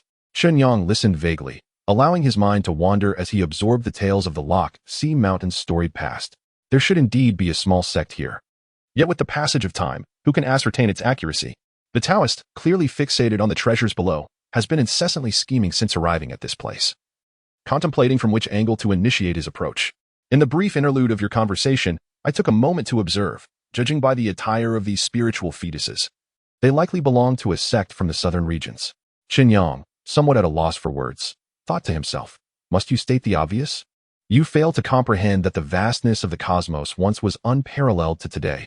Information regarding location is eternally relative. Ignoring Chen Yang, the Taoist began to peruse ancient texts, using the stars above to calculate the location, seeking to ascertain which sect this place corresponded to in ancient times. Could it be that different sects possess distinct methods of entry? Chen Yang wondered with curiosity. Incorrect. I am merely discerning which family possesses wealth, the Taoist replied, his eyes gleaming with insight. The usage of the jade seal is finite, while a gradual approach is prudent if we are to accomplish our goals. Each endeavor must yield results that far exceed the investment.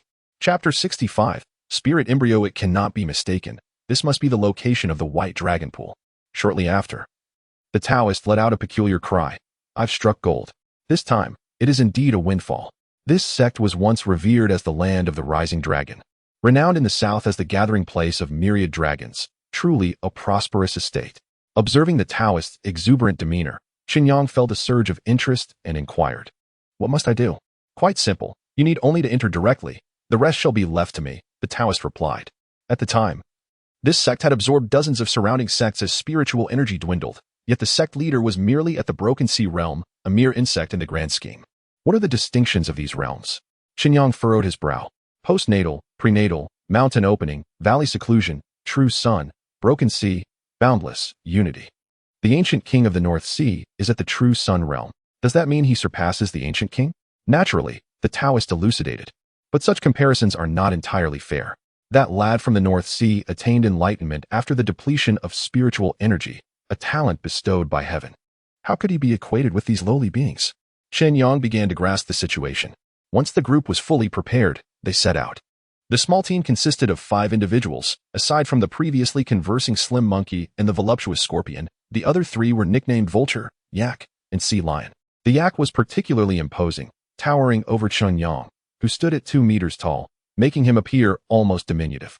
Vulture donned the attire of an engineering type, meticulously organizing his equipment, which consisted largely of electronic devices, indicating a technical background.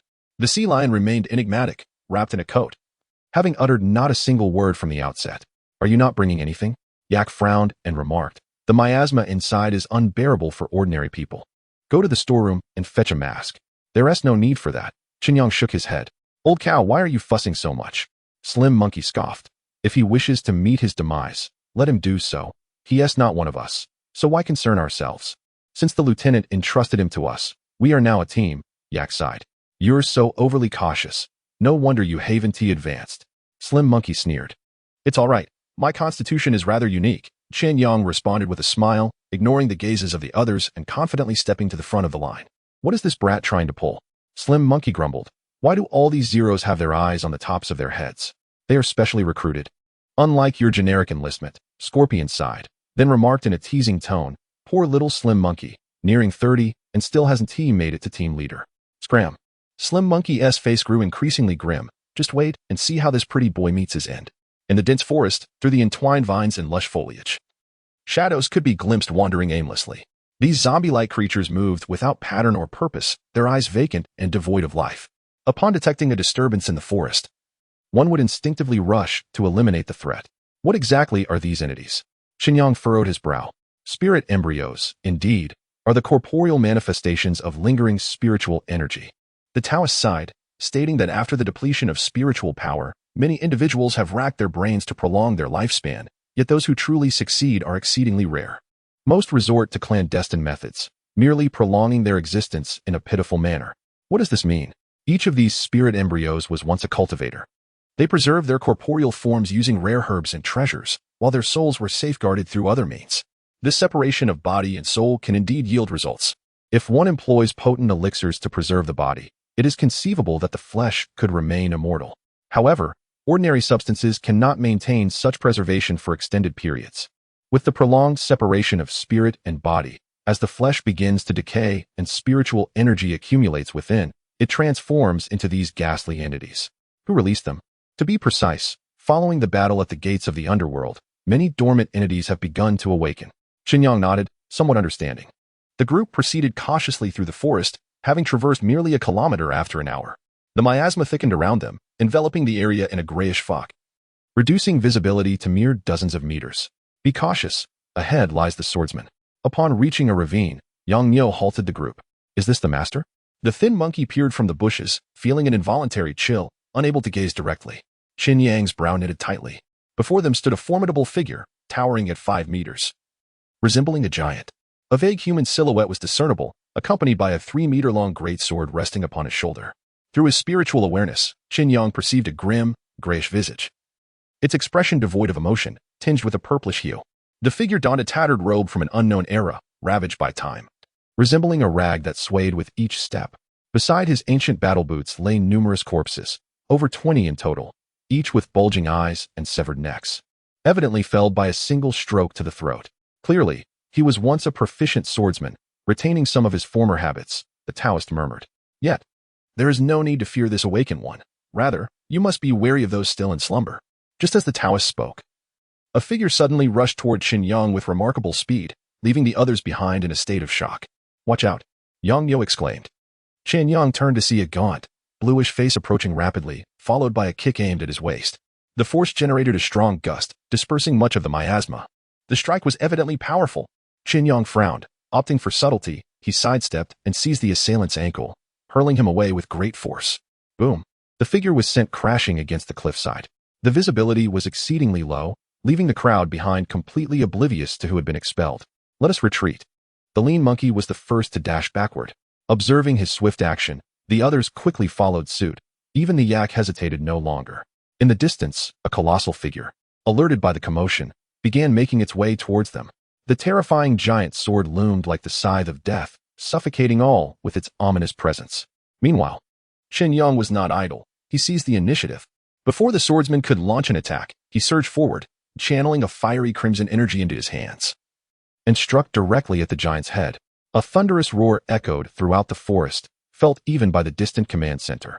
The swordsman's helmet disintegrated into dust in an instant, and with it, his massive form collapsed to the ground. Chapter 66, The Dragon of Treasure. What transpired? Within the operational command center, the general observed the screen displaying unusual energy fluctuations, perplexed by the events unfolding in the mountains. An exceptionally formidable presence was detected, yet there was no information regarding its origin. The radar screen was dotted with numerous red points, and notably, the area where the earlier tremor had originated exhibited a larger concentration of red than all others combined. Should such a formidable zombie manifest, how could they possibly defend against it? General Wu furrowed his brow, beads of cold sweat cascading down his face. Has it truly reached such strength? Chu Mingling gazed at the information streaming across the screen, momentarily lost in thought. She understood that Chen Yang could possess great power, yet she never anticipated he would be capable of such ferocity. Damn it, that rascal. Half an hour later, a 5-member team appeared outside the temporary outpost. It was evident that they were somewhat disheveled, clearly shaken by their encounter. I always said this fool is a liability, that damned thing. The thin monkey incessantly complained, stating that he had never heard of zombies flying out to devour people before. This jinx. Calm down. The emergence of that creature was unforeseen. Had it been you leading, you would already be dead, the yak observed coolly. Should I be grateful to that idiot then? The thin monkey scoffed. I thought this fellow was formidable. Yet he was ultimately defeated in a single strike. The person is dead. You ought to cease your incessant chatter, the scorpion remarked with impatience. First, let us clarify the situation. That route is no longer passable. The sea lion finally spoke after a period of silence. The group returned to the command post and solemnly recounted the assault. I am already aware of the situation. This incident is unrelated to the zombies, General Wu stated, his gaze reflecting a hint of helplessness. Little Chu has informed me that the earlier disturbances were caused by their people. That bastard. The thin monkey exclaimed vehemently.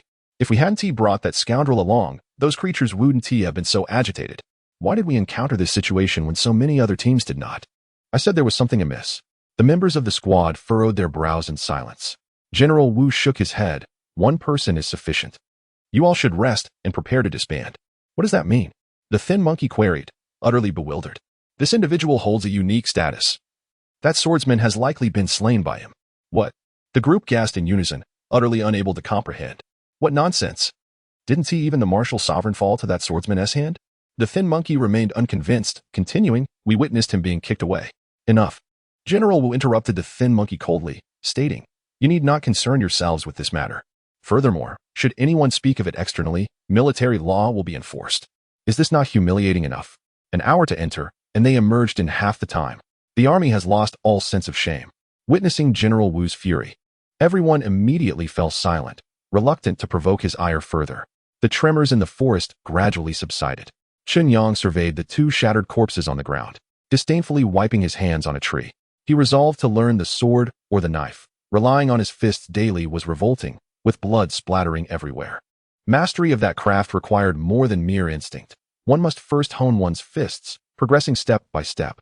At present, Chen Yang's spiritual awareness could extend approximately 100 meters, a significant increase from the initial 50. He keenly sensed that, alongside the growth of his vitality, his martial arts were also advancing. Utilizing this ability, he dashed through the forest, carefully controlling his speed while continuously scanning for any clues. After 10 minutes, he arrived at the valley marked on the map. Surrounded by mountains on 3 sides, the valley featured a tranquil pool at its center, its surface obscured by a thick miasma that concealed its depths. After sweeping the area with his spiritual awareness, Chen Yang discovered a signal transmitter near the shore, a black box, trampled into fragments, emanating a faint glow. Where could these people have gone? As he took a few steps forward, he noticed a gigantic footprint on the ground. A dragon? A voice of confusion resonated within his consciousness. Is this the track of a dragon? How could such a creature still exist in this corporeal form? Chen Yang felt a chill creep up his spine. What was happening? The dragon race, even the serpentine variety, possessed a corporeal form far surpassing that of ordinary beings, necessitating astronomical treasures to sustain their physical existence. Even if such a spiritual embryo were to emerge, it would not be in a place like this. The voice pondered, unable to comprehend the situation. Chen Yang probed beneath the water with his awareness, but detected nothing. No fish, not even a trace of life. Most creatures had perished, with only a few surviving at the edges of the miasma. Just as his awareness was about to reach the bottom, a pair of crimson eyes suddenly opened beneath the water. Damn. Run, you fool. The voice jolted with alarm. This creature has likely evolved into something formidable. Without hesitation, Chen Yang sprinted away, showing no signs of stopping. In the instant he turned, a tremor erupted behind him as a colossal, serpent-like creature emerged from the water, its hollow eyes staring blankly ahead. My goodness. Unable to resist, Chen Yang glanced back, witnessing a 50-meter-long monstrosity surging from the surface, creating a massive wave. Its foreboding scales, the stench wafting through the air, and the chilling aura it exuded. This truly is a dragon. I have seen such a thing before. Chen Yang was momentarily dumbfounded, forgetting his perilous situation. Wait a moment. Upon closer inspection, why do its eyes appear so dull? Chen Yang found it rather peculiar and gazed intently for a moment longer. It indeed seemed somewhat foolish. What was the source of this familiarity? In a flash, a well-known name surfaced in Chen Yang's mind. Is this not a husky? Indeed. Why does this dragon before me exude the essence of a husky? Chen Yang pondered and inquired, is this how dragons appeared in your era? No, something about this little creature seems genuinely amiss. The Taoist was equally perplexed. This being was inherently violent and suspicious, and under normal circumstances, it would not remain so tranquil upon the arrival of a stranger in its territory. It now stood, scrutinizing Chen Yang, showing no inclination to strike. Alas, you have encountered a true dragon. This is not merely a spirit embryo. This little one is indeed an immature dragon. After a prolonged silence, the Taoist smacked his forehead in realization.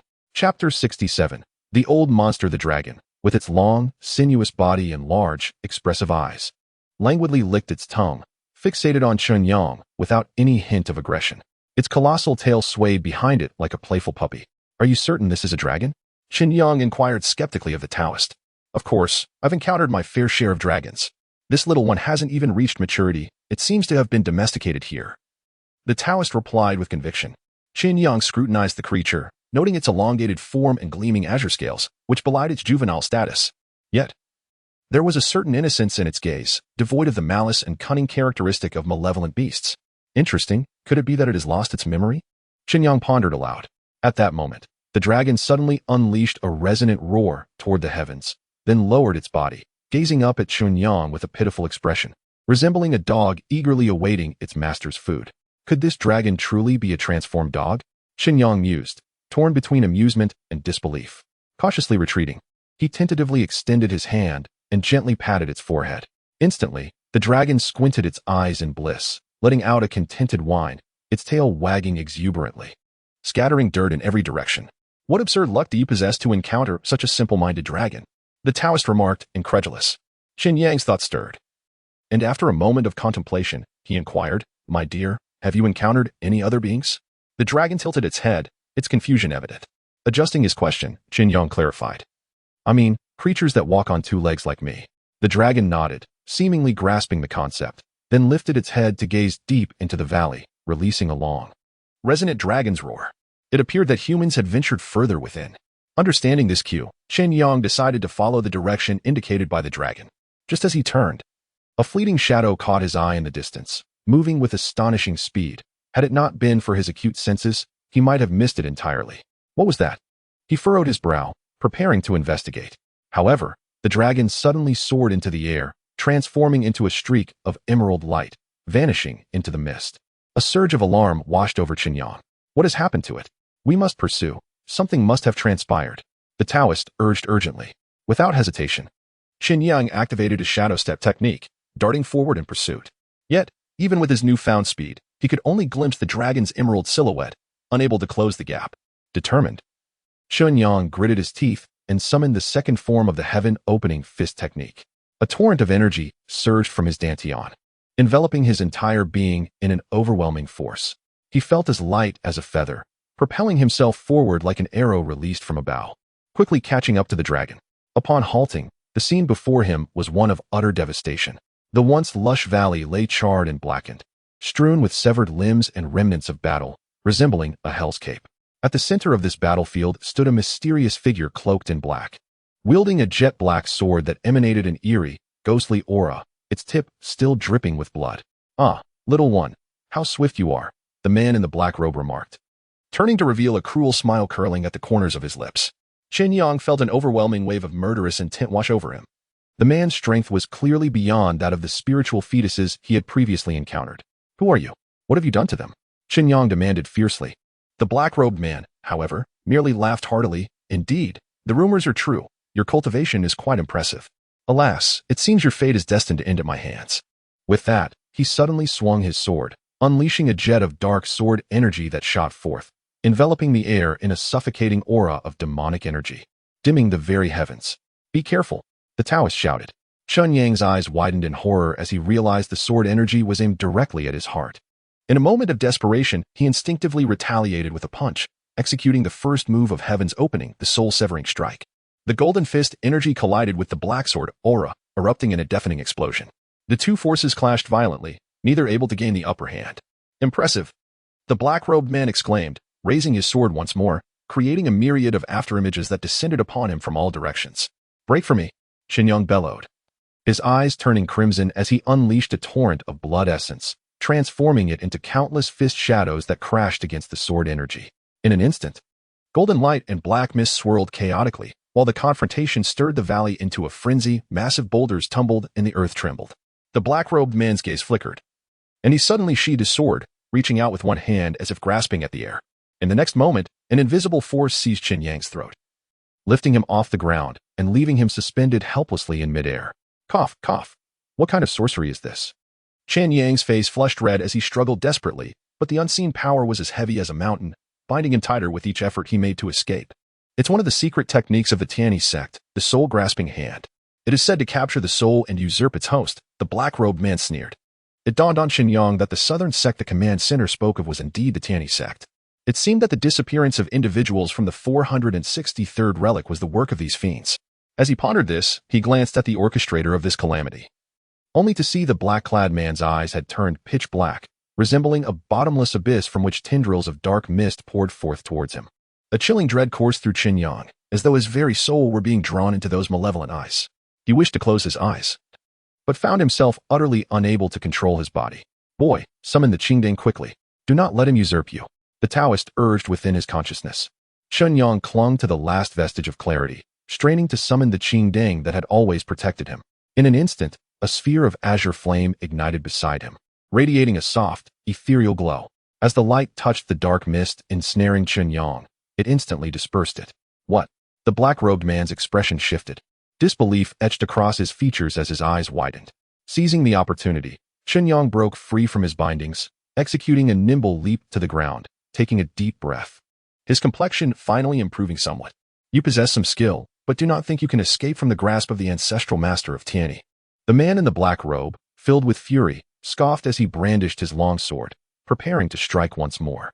Just at that critical moment, a thunderous dragon roar suddenly resonated from the horizon. Everyone was momentarily taken aback, turning their gaze toward the source of the sound. To their astonishment, the sky seemed to rend apart as a colossal creature, entirely emerald in hue, soared into view. adorned with wings and armed with claws. The once bumbling dragon had inexplicably transformed into its majestic form, exuding an overwhelming presence and regal authority. Its agile figure circled above the valley, its piercing gaze scrutinizing the entire battlefield. Chen Yang's heart soared with joy. He recognized that salvation was at hand. The foolish dragon, which he had previously tamed, had come to his rescue. Upon seeing Chen Yang in peril, the dragon erupted in wrath, unleashing a torrent of azure lightning from its maw. Wherever the lightning struck, rocks were scorched and trees splintered. The man in the black robe, unable to evade in time, was struck directly, letting out a blood-curdling scream as he was sent hurtling away, crashing heavily against the cliffside. Chapter 68. The mischievous hound. Damn beast, I will not let this matter rest. The figure in the black cloak struggled to rise from the ruins, casting a furious glare at Chen Yang and the dragon beside him. With a flick of his sleeve, he vanished into a cloud of black smoke. Phew, I am saved. Chen Yang exhaled deeply, gazing up at the hovering dragon, and sincerely expressed his gratitude. Thank you for rescuing me. Otherwise, that fiend would have seized my body. The dragon, suspended in the wind, looked down at Chen Yang with a twinkle in its eyes. As if to say it was no trouble at all, it spiraled downward, gracefully lowering its head, waiting for him to mount. It seems I possess the potential to be a dragon rider. Chen Yang grinned, leaping onto the dragon's back with a flourish. The dragon let out a soft rumble, unfurling its wings, and once again soared into the sky. Wow, I never imagined I would one day fly atop a dragon. Chen Yang felt exhilarated, like a child, as the strong winds tousled his hair. But enough of this delight. We must quickly locate that military squad. The Taoist truly excels at dampening spirits. Chen Yang nodded, communicating telepathically for the dragon to carry him around the valley in search of the soldiers. Oddly enough, it appeared that the military personnel had vanished without a trace. Not even a corpse in sight. They might have relocated to another position for refuge, the Taoist speculated. Chen Yang nodded, finding some merit in the reasoning. At this moment, the priority was to reunite with the military and discuss strategies. He urged the dragon toward the camp outside the 463rd ruins. Throughout the flight, the dragon exhibited astonishing speed, reaching its destination in no time. However, to Chen Yang's astonishment, the camp was utterly deserted. Even the shadow of Major General Wu was nowhere to be found. He hurried to the command center, only to discover it in disarray, clearly having endured a fierce battle. Xiaochu left a note. Chen Yang's keen eyes spotted a crumpled piece of paper among the debris. He quickly unfolded it, revealing the message. Chen Yang, urgent evacuation. A group of black-clad individuals attacked the camp. Leave immediately for the safe house in the southeastern direction of the valley. Coordinates, XXXX, codeword Sun. Xiaochu. It seems they have indeed relocated. Chen Yang sighed in relief, then swiftly adjusted his course toward the coordinates mentioned in the note. Along the way, he couldn't help but admire Chu Mingling's composure under pressure, managing to leave such a crucial message amid the chaos. It appears that those who return to Zero are indeed the elite of the elite. After about half an hour of flying, a concealed valley came into view, appearing no different from any ordinary woodland. This must be the place. Chen Yang urged the dragon to descend, landing in a secluded clearing, surveying the surroundings. He noted the lush trees and the absence of any signs of human habitation. Chen Yang felt a twinge of doubt. Could there truly be a safe house here? Click. At that moment, a mechanical sound echoed. Following the noise, Chen Yang saw a stone wall slowly shift, revealing a hidden entrance. Then, a familiar figure emerged from the opening. Xiaochu. Chen Yang exclaimed with delight, rushing forward. You finally made it. I was beginning to worry something had happened to you. Chu Mingling sighed in relief. She appeared somewhat haggard, evidently having endured considerable tribulations in the past few days. Chen Yang recounted the events that transpired in the valley, particularly concerning the enigmatic figure in the black robe and the affairs of the Tianyi sect. Upon hearing this, Chu Mingling furrowed her brow, deep in thought. It seemed that we were indeed destined to confront the Tianyi sect directly this time. She pondered aloud, having heard rumors that this sect specialized in malevolent practices, wondering what means they had employed to retain such a number of cultivators even after the depletion of spiritual energy. Now that they had revealed themselves, it was clear they must harbor some ulterior motive. Chen Yang speculated whether it might be connected to the Ghost Gate. Chu Mingling nodded in agreement. It is highly probable. The Ghost Gate was a passage linking the realms of Yin and Yang during ancient times. Should it be reopened, the consequences would be dire. As the two conversed, a group emerged from the cave, the very team that had gone missing earlier, rescued by General Wu and his special operations team. Although they bore numerous injuries, their spirits remained undaunted. Mr. Chen, I am relieved to see you unharmed. General Wu exclaimed upon spotting Chen Yang, rushing forward with genuine concern. I am well, however. What has transpired with you all? Chen Yang inquired, his worry evident. General Wu sighed and recounted their harrowing experiences over the past 2 days. After Chen Yang had entered the valley, a band of black-clad assailants had suddenly attacked their camp. Each of these assailants possessed formidable skills, and despite the military's valiant resistance, they suffered significant losses. Recognizing the dire situation, General Wu had no choice but to order an emergency evacuation. I feared that those individuals might pose a threat to you.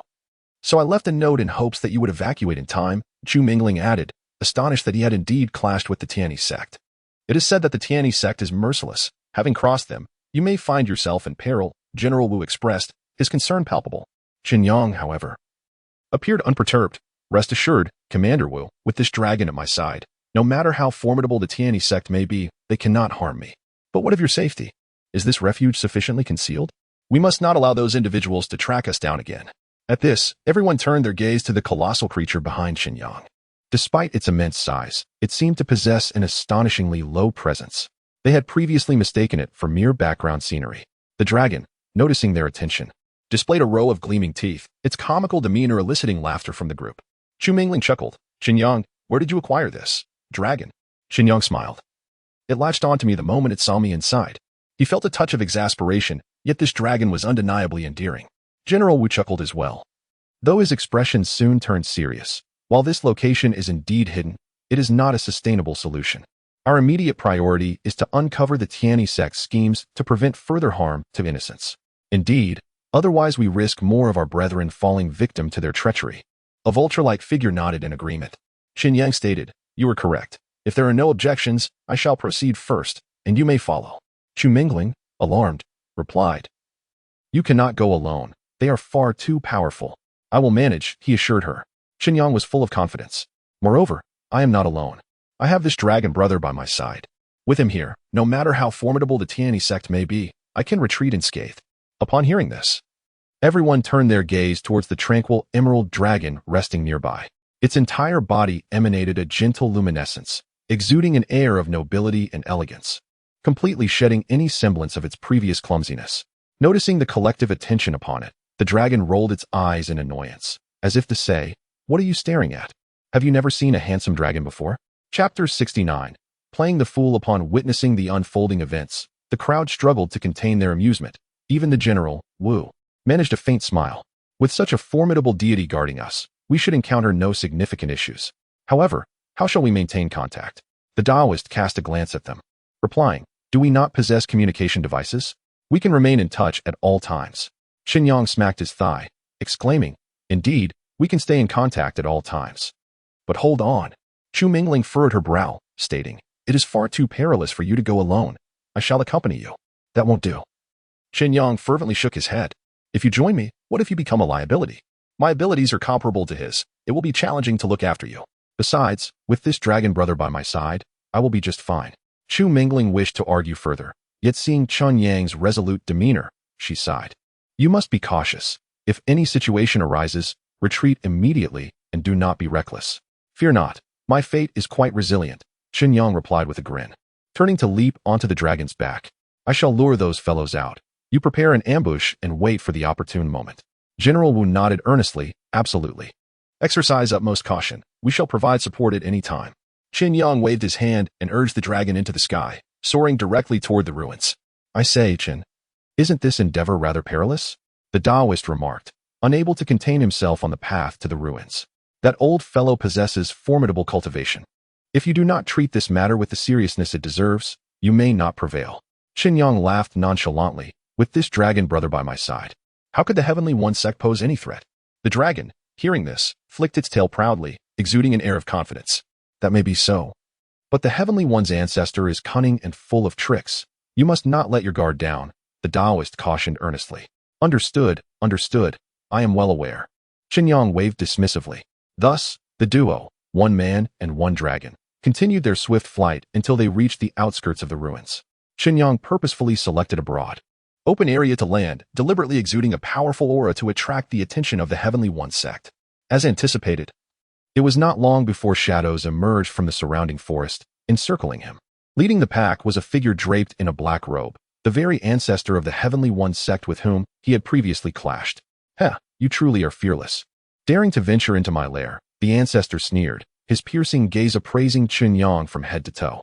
"It is not that I am unafraid of death, but rather that your sect has committed too many misdeeds. I shall eradicate you in the name of the moon." Chen Yang retorted defiantly. The Heavenly One ancestor, enraged, shouted, "You foolish boy, you seek death." With that, he thrust his palm toward Chen Yang. Even from such a distance, a massive hand formed from dust descended upon Chen Yang, aiming to ensnare him. Is this really all that a venerable sect's ancestor can muster? Little did he expect that upon beholding the approaching hand, Chen Yang remained unperturbed. Instead, he smiled lightly, saying, "Then, allow me to respond." With a resolute step forward, he declared, "Annihilate." A radiant golden light enveloped him, emanating an overwhelming aura that surged forth from his being. The first move of the supreme secret art of the true dragon, known as Nine Heavens Have Dragons, embodies tremendous force and weight. Each strike is delivered with overwhelming power. When this technique was unleashed, the venerable Tianyi ancestor was utterly astonished. "You little rascal!" Masquerading as a harmless creature, he managed to exclaim, only to have his wounds rupture further, blood gushing forth uncontrollably. He never anticipated that this individual, whom he regarded as insignificant as an insect, would possess such formidable strength. As he watched the crimson liquid splatter and swiftly stain his garments, Chen Yang did not hesitate.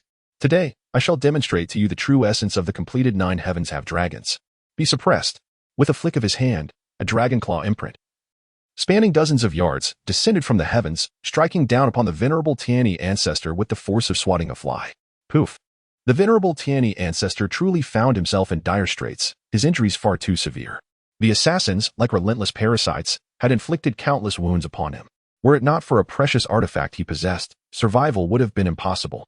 Nevertheless, under the strain of his injuries and the artifact, his strength was reduced to a mere fraction. Now, he found himself thoroughly subdued by the cunning young master of the Shin family. Did he truly have to perish here? He could not accept such a fate. With that thought, he summoned his precious artifact one last time. It was a malevolent wooden sculpture, upon which he intended to drip his own blood. Alas, his actions were far too delayed. Chen Yang felt a chill run down his spine at the sight of this object, sensing an imminent and extreme danger. The wooden sculpture he held was profoundly perilous. True Dragon's 7 extremities, dominate and suppress, manifestation of the Tathagata, emerge. Having reached this critical juncture, Chen Yang no longer held back. With a thunderous roar, the true Dragon's 7 extremities, a force that transcended past, present, and future, materialized before him. It descended upon the venerable Tianyi ancestor like a magical artifact, crushing him beneath its weight. The venerable Tianyi ancestor uttered not a word, thoroughly struck down by the true dragon's 7 extremities, collapsing to the ground like a squashed toad. His bones shattered under the pressure. The sinister wooden sculpture that had instilled fear in Chen Yang also fell to the ground. At that moment, as Chen Yang had anticipated, a ray of sword light emerged from the earth, severing the venerable Tianyi ancestor's throat. To prevent any pretense of death, the sword light also targeted his heart and other vital areas. The sword energy rampaged within his body, obliterating any flicker of life. Chen Yang's expression remained unperturbed. He had long been aware of the assassins lurking below, those who would kill for wealth. No matter how well they concealed themselves, their martial arts had already betrayed their presence. Those who kill for money had finally reached this point, successfully eliminating their target. The once mighty Tianyi ancestor met his demise before Chen Yang, falling at the hands of one he had deemed beneath him. Their confrontation had transpired in the blink of an eye, far too brief, with the speed of their clash astonishing. In less than a minute, the venerable Tianyi ancestor, who was accustomed to commanding storms, lay lifeless here. If one were to ponder what he regretted most in his final moments, he could not bring himself to believe, nor did he wish to accept, that he would meet his demise at the hands of Chen Yang, a man of his remarkable intellect and stature. To perish at the hands of an inconspicuous individual, such a fate was intolerable to him. He felt a profound sense of resentment and anguish.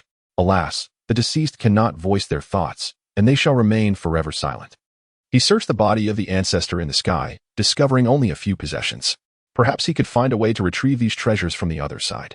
Among them was an oddly shaped wooden carving. Chen Yang grasped the carving and tucked it close to his heart, as the golden dragon transformed into a visible golden incantation, returning to his form. Additionally, there was a silver locked box that appeared to hold great significance, its exterior shrouded in an aura of darkness. Chapter 70. Slaying the ancestor. Chen Yang hesitated to open the mysterious box, opting instead to seek a secure location for closer examination. Reluctant to linger in the area, he discarded the body of the ancient ancestor, Tianyi, onto the silvery waters of the river nearby. He then sent messages and coordinates to General Wu Zhong and others, summoning them to rendezvous. At that moment, disciples of the Tianyi sect, having received word, arrived, and Chen Yang and his companions swiftly united to vanquish them. Once the skirmish concluded, Chen Yang instructed General Wu to return to headquarters for a report, while he and Chu Mingling ventured deeper into the ruins in search of a suitable environment to study and unlock the secrets of Tianyi's enigmatic box. The box was shrouded in mystery, and he preferred to keep its existence concealed from the base personnel. Mounting the dragon-like creature, he and Chu Mingling soared towards the heart of the ruins, where they discovered an immense and enigmatic estate. Chen Yang urged Chu Mingling to investigate the hidden intricacies within. Soon, she returned with an individual in tow, revealing that this remarkable estate served as a sanctuary for martial artists, known as the Amber Manor. A place equipped with amenities perfectly suited to his needs. Chen Yang nodded thoughtfully, scrutinizing the individual clad in a resplendent peacock robe, accompanied by a grand, flowing cape. The attire was undeniably extravagant, reminiscent of a performer on stage. He held no particular judgment regarding others' attire, as long as it did not involve him. Chen Yang chose to overlook everything else. What truly captured his attention was the aura of profound mastery surrounding the individual, indicated by a series of intricate symbols above their head, an enigmatic figure indeed. Maintaining an air of nonchalance, Chen Yang observed as the individual approached him, stating, "I am your dedicated customer service representative for this occasion. You may call me Kong K." The voice, unmasked and unmistakably feminine, belonged to a striking beauty. Chen Yang found himself at a loss as to how this impression had formed, for at that moment, he had little interest in beauty. Pointing at the box, he inquired, "Since you are my dedicated representative, can I rely on you for assistance in opening this box?" "Indeed," Chen Yanyu responded with unwavering certainty. She spoke the truth. Her authority, even at headquarters, was considerable. Not only did she possess the privileges of a gold-tier representative, but her inherent authority was sufficient to aid the youth before her in acquiring countless extraordinary treasures. Curiously, she assessed the young man, pondering whether he might be a practitioner of geomancy. However, he did not fit the typical mold. Those practitioners were often eccentric, while this youth concealed his depths remarkably well. She perceived that he had recently engaged in violent conflict, as a subtle scent of blood lingered about him.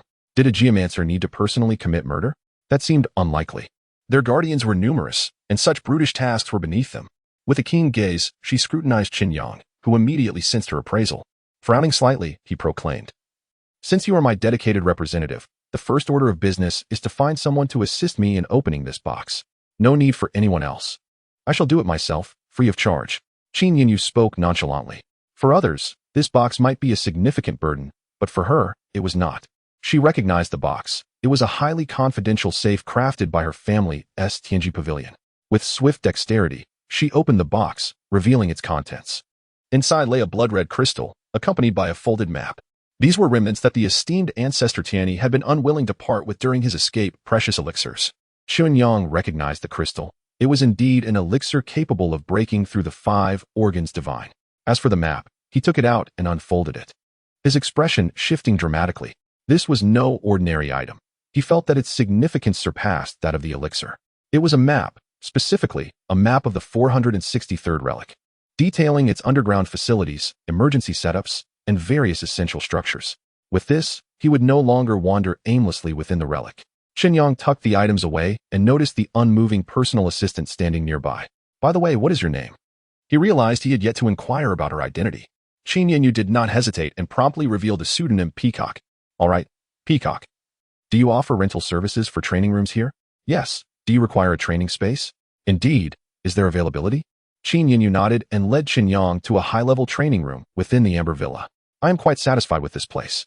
Observing the expansive training room, at least the size of 3 basketball courts, adorned with various high-polymer flooring materials and equipped with diverse weaponry and even training dummies, Chen Yang felt a surge of contentment. When he inquired about the rental prices, Chen Yanyu replied, "Rooms cannot be rented without a purple card. For a purple card, it's 100,000 a day. For a gold card, it's 80,000 a day." As she spoke, she retrieved a resplendent golden card from a safe, stating, "This supreme gold card allows you unlimited free use, anytime you wish." Chen Yang's spirits lifted further. Who wouldn't he appreciate something free? In these times, even landlords struggle with excess. He had not anticipated that his supreme gold card would hold such benefits. He called for Chu Mingling to accompany him inside, closed the door, and gestured for her to wait for the incoming delivery of potions. His hand explored the wooden carving. In his grasp, the once terrifying sensation had significantly diminished. Although it remained perilous, it was no longer as daunting as before. Was the activation of this object indeed reliant on blood as a catalyst? Chen Yang scrutinized the wooden sculpture. It was intricately crafted, depicting a green-faced, tusked demon standing atop numerous skulls, adorned with jewels that resembled arm bones. An ogre king? Chen Yang could not identify the figure intricately carved upon the wood. He inquired of Chu Mingling, who was equally unaware. Chen Yang, having seen no golden incantations upon the wooden carving, contemplated its destruction. As long as his sanity remained intact, he would never allow his blood to touch what appeared to be an ominous object. Since it could not be of use to him, he deemed it better to obliterate it. At this moment, the elixir for cultivation arrived. Chen Yang closed the door. For the potency of the elixir provided here was excessively violent, rendering it unusable for Chu Mingling. Should she force its use, it could lead to her untimely demise. He handed the wooden carving to Chu Mingling and commenced his cultivation, instantly enveloped by that familiar, searing sensation. Thus, seizing this opportunity, he practiced the true Dragon 9 transformation's secret method, and soon, the entire room resonated with a series of muffled sounds. Chapter 71. Cultivating remarkable techniques. Chen Yang radiated an immense warmth, akin to that of the sun itself. Instinctively, Chu Mingling took a step back, distancing herself from her young master. Around him, the air began to shimmer and distort, a consequence of the soaring temperature. Behind Chen Yang, the visage of a golden divine dragon gradually became more pronounced. For reasons unknown, Chu Mingling was suddenly overwhelmed by an impulse to prostrate herself in reverence. Fortunately, her resolve was strong. Upon sensing something amiss, she swiftly regained her composure, beads of cold sweat forming on her brow. She had not anticipated the profound allure emanating from the divine dragon that loomed behind Chen Yang. Chen Yang himself was equally astonished by the potency of this technique. As his cultivation deepened, an ethereal yet tangible sound resonated throughout the chamber once more. A Sanskrit character materialized beside him, settling upon the center of his brow, amidst a lotus blossom. This was followed by a second and a third character. By the time the eighth character graced his brow, Chu Mingling was startled by a piercingly high sound emanating from Chen Yang's being. At that moment, Chen Yang appeared radiant, his lips crimson and his teeth white, his aura transforming into something both elusive and sublime. Almost instantaneously, a mystical artifact manifested behind him, resembling the sacred celestial visage of the Taoist realm. The dragon soars in the heavens. Chen Yang's eyes flew open, and in that instant, his vitality surged like a mighty river, stepping into the boundless realm. Not only that, but as he entered this infinite state, it felt as though his very blood had been renewed, an intoxicating fragrance emanating from him. This was the benefit of combining his cultivation with the elixirs. His body resembled a bottomless pit, eagerly absorbing bottle after bottle of potions. 1 bottle, 2 bottles, 3, 5, 10, until the last bottle. These potions, sufficient to empower numerous warriors in the boundless realm, were all consumed by Chen Yang within the span of a single night. After achieving the pinnacle of the 9 heavens, it was time for the dragon to soar. His strength became unparalleled, capable of shattering anything in its path. His gaze flickered as he surveyed the floor beneath him, which could withstand a full-force strike from a boundless realm warrior. With a single hand, he pressed down effortlessly. Chu Mingling's pupils involuntarily constricted. She witnessed Chen Yang's hand pierce through the floor with ease, his arm disappearing into it. Such a hand could withstand even the mightiest of masters, surpassing even the legendary Tian Yi Laozu. Once satisfied with his display of power, he withdrew his hand, the intoxicating aroma dissipating. At that moment, Chen Yang's gaze shifted slightly, sensing an intrusive presence. Is someone watching me? His intuition sharpened. He turned to face Chu Mingling, who held a wooden sculpture in her arms. Suddenly, golden incantations appeared from the sculpture, imprinted within his mind. The appearance of the once invisible golden incantations caught Chen Yang completely off guard, re-emerging following his breakthrough. Reflecting upon the peculiar symbols hovering above others' heads, Chen Yang pondered whether he had misjudged the situation. It was not his golden finger that had uncovered the issue, rather, it was he who had faltered.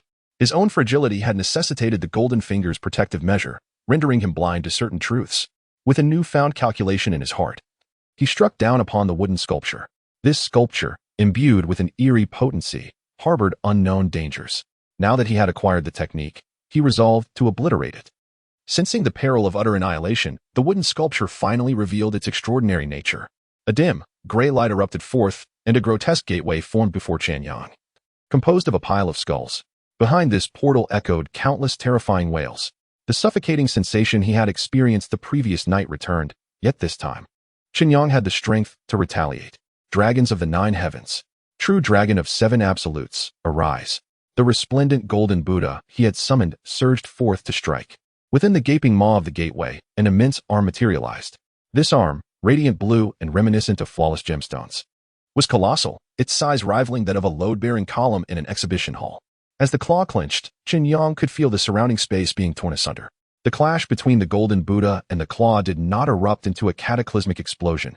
Instead, both entities were consumed in silence, vanishing without a trace. A terrifying force emanated from the vicinity, causing Chen Yang to stagger back. The once sturdy floor, drawn toward this void of annihilation, disintegrated utterly, leaving no remnants behind. Should a person become ensnared within, they would likely be reduced to mere dust. Chen Yang had completely lost sight of the true dragon of 7 absolutes. However, with the 9 heavens dragon already in its prime, it would take merely days to refine another true dragon. The pressing concern was not the anguish of losing the perfected true dragon, but the appearance of yet another arm from beyond. Chen Yang clasped the Vajra seal, and a seed character materialized upon his brow. He then unleashed a powerful punch toward the gateway. He understood that as long as the door remained standing, no matter how many arms he severed, more would inevitably emerge. These arms were inextinguishable. To eradicate them, he must destroy the gateway. A golden divine dragon manifested upon Chen Yang's arm, accompanying his fist as it struck the door with ferocity. The gateway groaned under the weight, akin to a timber pillar on the verge of collapse, or an injured beast in agony. Without hesitation, Chen Yang unleashed a second punch, another seed character appearing upon his forehead. A mighty white elephant descended with the force to shake the heavens upon the gateway. This time, the entirety of Amber Manor sensed the disturbance. The estate trembled, and Zheng Xiong, sipping tea, observed the rippling water in his cup. What was happening? Was someone attacking Amber Manor? Zheng Xiong recognized the manor's usual tranquility. Such a sudden upheaval was inconceivable. Was there indeed someone causing chaos? Near the practice room, Qin Yinyu was the first to sense something amiss. She swiftly approached the vicinity and felt an overwhelming, terrifying force emanating from outside the door. This power was pure, an embodiment of sheer strength. At such a magnitude, even a mountain could be obliterated with a single blow. As Qin Yinyu contemplated whether to enter, the door suddenly burst open with a resounding crash, flung from its frame. Instinctively, she raised her arm to shield herself as a streak of light appeared behind her, reducing the door to nothingness. Within that doorway, she beheld an astonishing sight. The young prodigy who had just been ushered in had his upper garments shattered like fragile butterflies, his physique resembling that of a bronze statue, muscles distinctly defined. Chapter 72. Envy and jealousy. Above his clenched fist, the 9-headed dragon appeared as if resurrected from the divine, crashing forcefully against an illusory portal.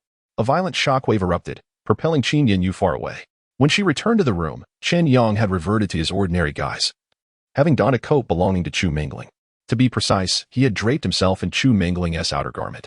Although her figure was striking, she was still a woman, making her clothing ill-fitting for him. Upon observing the disarray in the training room, a flicker of astonishment crossed Qin Yinyu's gaze. The sight of the shattered bottles strewn across the floor intensified her intrigue. Had he absorbed all the potions within a mere 2 hours? Moreover, what had he been battling? Even a divine dragon could have been slain with a single blow from him. What entity could have occupied his time so extensively? In that moment, Qin Yinyu found herself utterly perplexed and deeply curious about the secrets concealed within this man. The individual before her possessed formidable martial prowess. It was not an exaggeration to assert that, apart from the 3 major factions, he could roam freely within the confines of the 463rd relic, unchallenged by anyone. Contemplating this, she stepped forward, only for Chen Yang to sense something amiss. While he was allowed to practice here at no cost, it did not grant him the liberty to lay waste to the place. The aftermath of his battle with the illusory portal had left the area utterly ravaged. This was akin to the saying, when the city gate catches fire, the fish in the moat suffer. In light of the situation, Chen Yang proactively offered to compensate for the damages, but Qin Yinyu shook her head in refusal.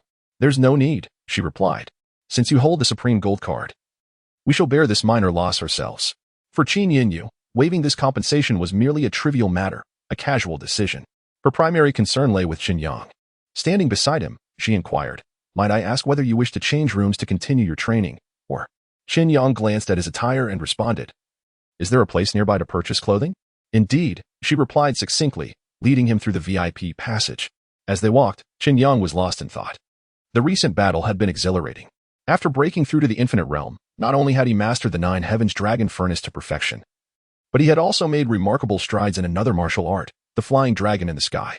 His body had absorbed the nutrients, elevating his skeletal refinement to a level surpassing that of Tian Yi Laozu, who had practiced horizontal cultivation. Were Tian Yi Laozu to appear at that moment, Chen Yang could dispatch him with a single strike. In other words, within a 10-step radius, he was confident in declaring himself invincible. Yet, all of this was of secondary importance. What truly mattered was the wooden sculpture. The golden incantation that emerged from the wooden carving settled within Chen Yang's mind. Initially, this golden incantation, brimming with audacity, sought to occupy the central position of the colossal incantation formed from oracle bones. However, after being forcefully repelled, the wooden sculpture dared not overstep its bounds. It cautiously approached the side of the true Dragon 9 transformation's secret technique, and after a contest of strength, Chen Yang discovered that this incantation was, in fact, expelling the true Dragon 9 transformation's secret technique. If his conjectures were correct, the position of the golden incantation in his mind inherently represented its formidable power. Aside from the enigmatic oracle bone script, the remaining runes were rather docile. Yet, this incantation, carved from wood, surprisingly surpassed even the 9 transformations of the true dragon in strength. This was partly due to the incomplete nature of the 9 transformations. However, it also indicated that the wood-carved runes were anything but trivial. Chen Yang took a moment to glance at the incantation on the peacock's head and discovered that it remained elusive. It seemed his cultivation level was still insufficient. He needed to strengthen himself further to grasp this mysterious, exclusive martial art. He endeavored to connect with the wood-carved incantation that had just manifested in his mind. With a furrowed brow, he pondered, was this also a fragmented S-class secret technique? Why were all these secret techniques and martial arts incomplete? Chen Yang found himself at a loss for words. These S-class artifacts were indeed valuable, yet the troubling fact remained that they were all flawed. This elicited a bitter smile from him. Could he not acquire some complete martial arts? However, once he discerned the nature of this secret technique, his desire to smile bitterly dissipated. This technique appeared to be rather extraordinary. Yet, at that moment, hunger overtook him, making it an inopportune time for such contemplation. He and Chu Mingling exited the training room and descended to the first-floor restaurant to indulge in hot pot.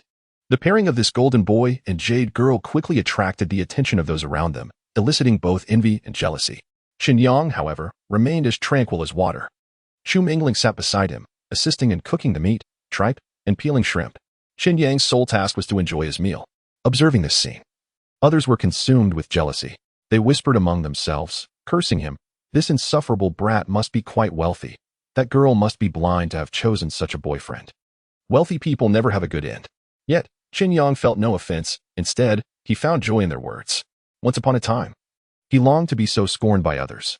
Little did he expect that this simple wish would manifest now. The dining habits of the wealthy were so unpretentious, mundane, and unadorned. This hot pot restaurant was quite popular, frequented by those with means. Chen Yang chuckled heartily, while Chu Mingling's face turned crimson. She too heard the sour remarks from the surrounding patrons, yet inexplicably, she felt no anger. Being misjudged alongside Chen Yang seemed trivial. Instead, she was concerned that he might feel upset upon hearing such idle gossip. As Chen Yang savored his hot pot, a new incantation emerged in his mind. One that was inscribed upon the wood carving. This was a secret technique, albeit a fragmented one. Yet, merely reading the description of this incomplete technique revealed its extraordinary nature, the 9 transformations of the demon god. This secret technique claimed to be derived from the Taoist talismans. Constructing a talisman within one's heart to summon deities and demons to battle on behalf of the practitioner. However, the talismans of the Taoist school relied on connections. This technique, however, was considerably more domineering. It requires sacrifices, utilizing talismans to summon deities and demons. Should the summoned entities find the offerings unsatisfactory, they may retaliate. This practice is an exceedingly perilous secret art. Nevertheless, the deities and demons summoned possess an allure that is undeniably enticing. As nightfall descended, those who had been savoring their evening meal reluctantly returned to their quarters. Chen Yang settled by the window, gazing at the setting sun, when he noticed the field team arriving to conduct an investigation. They approached Chen Yang with a brazen demeanor, addressing the 2 individuals still dining with a loud voice. Hey, you there? Yes, you. Do you have identification? Are you residents of this relic? If not, it would be prudent for you to leave immediately and not complicate matters for us. These individuals were the enforcers of this domain. Chapter 73, a direct hit. At this moment, the peacock descended from the upper floor and addressed the personnel of the external team, stating, "These 2 are esteemed guests of our hotel. Please do not trouble them." Upon recognizing the hotel manager, the external team members nodded respectfully and departed. The peacock then turned to Chen Yang and his companion, expressing, "Mr. Chen, I sincerely apologize for interrupting your enjoyment. Chen Yang waved his hand dismissively and replied, there are too many people here, making it inconvenient for cultivation. May I inquire if you could provide a more suitable place for practice? After a moment of contemplation, the peacock responded, behind the hotel lies a mountain rich in spiritual energy, ideal for cultivation, though the conditions are rather rudimentary. Would you be willing to go there? Without hesitation, Chen Yang replied, please lead the way. Under the peacock's guidance, they arrived at a secluded cave, which indeed brimmed with abundant spiritual energy, making it perfect for their training. Chen Yang generously compensated the peacock and sent her on her way. The two then tidied up the disarray within the cave before embarking on their study of the fragmented S-class secret technique, the 8-9 profound art. Chen Yang was wholly absorbed in practicing his martial arts. At this moment, he refrained from using any internal energy, immersing himself entirely in the spiritual realm of his martial techniques. Over the past few months, he had endeavored to integrate various martial arts skills he had learned. Aspiring to create a unique and immensely powerful style, he envisioned a technique that would endure through the ages, never to be forgotten. Despite the arduous nature of this endeavor, far beyond what the current Chen Yang could easily achieve, his extraordinary memory and comprehension allowed him to simulate and analyze these techniques countless times in his mind, seeking their commonalities. Remarkably, he discovered that the fundamental 8-9 profound art possessed remarkable compatibility, as it served as the foundation of all martial arts, embodying the wisdom of countless predecessors. Presently, Chen Yang had successfully conducted a preliminary integration. The next task was to practice day in and day out until he ultimately achieved true amalgamation. With a thunderous boom, the cave resonated as Chen Yang, deeply engrossed in his training, stirred the surrounding natural energies with sheer intent, causing the entire cave to tremble. Suddenly, a crisp sound echoed from within his body. His second restraint silently unraveled, and a brilliant light erupted within the cavern, a powerful life force surging forth like a torrent, revitalizing his being. However, Chen Yang appeared unperturbed. Reaching the second stage of boundlessness had long been anticipated. Nonetheless, this overwhelming vitality jolted the massive stone sealing the cave entrance, causing the light and energy within to spill forth, illuminating the surroundings. Coincidentally, a search party arrived at this location, sensing the unusual energy fluctuations. This must be the person of zero return. Let us investigate, a young man remarked. He Wu Xiao's advice. Let us proceed. Boomed a burly figure at the forefront of the group, his keen gaze scanning the vicinity. Everyone, remain vigilant. This could very well be the individual of zero return. This formidable team, comprising over 10 individuals, was in search of the elusive Chen Yang deep within the mountains. As they approached the cavern's entrance, they fortuitously encountered Chen Yang, who had just emerged from his training. They slowly encircled him. Do you wish to confront me? Chen Yang squinted, his gaze sharp and penetrating. He recognized that these individuals lacked the strength to pose any real threat to him. The bearded man, the strongest among them, was merely a level 5 warrior, while the others were even weaker, insignificant in Chen Yang's eyes. Little did he expect that after only a few days in the wilderness, he would once again cross paths with the minions of the Tianyi sect, a coincidence that was both absurd and amusing. Humph, we indeed intend to strike. Do you believe you can withstand us? The bearded man sneered derisively. Surrender now, and perhaps young master will spare you. A burly figure stepped forward from the crowd, grinning menacingly as he lunged a palm toward Chen Yang. With a sharp crack, the sound echoed, but it was not Chen Yang who was sent flying. Rather, it was the man whose smile had barely faded. With a single blow, Chen Yang sent him hurtling against a tree several meters away, where he hung there for several seconds before collapsing to the ground. This spectacle left everyone speechless. How could this be possible? They had anticipated a different outcome. Yet reality delivered a shocking twist. Even if that man was only a level 3 warrior, he should not have been so easily overwhelmed. Seeking death, with a furious roar, a figure sprang from the crowd, advancing toward Chen Yang with an uncanny gait, resembling a wraith. Go on, Black Third, eliminate him. Someone shouted in encouragement from the throng.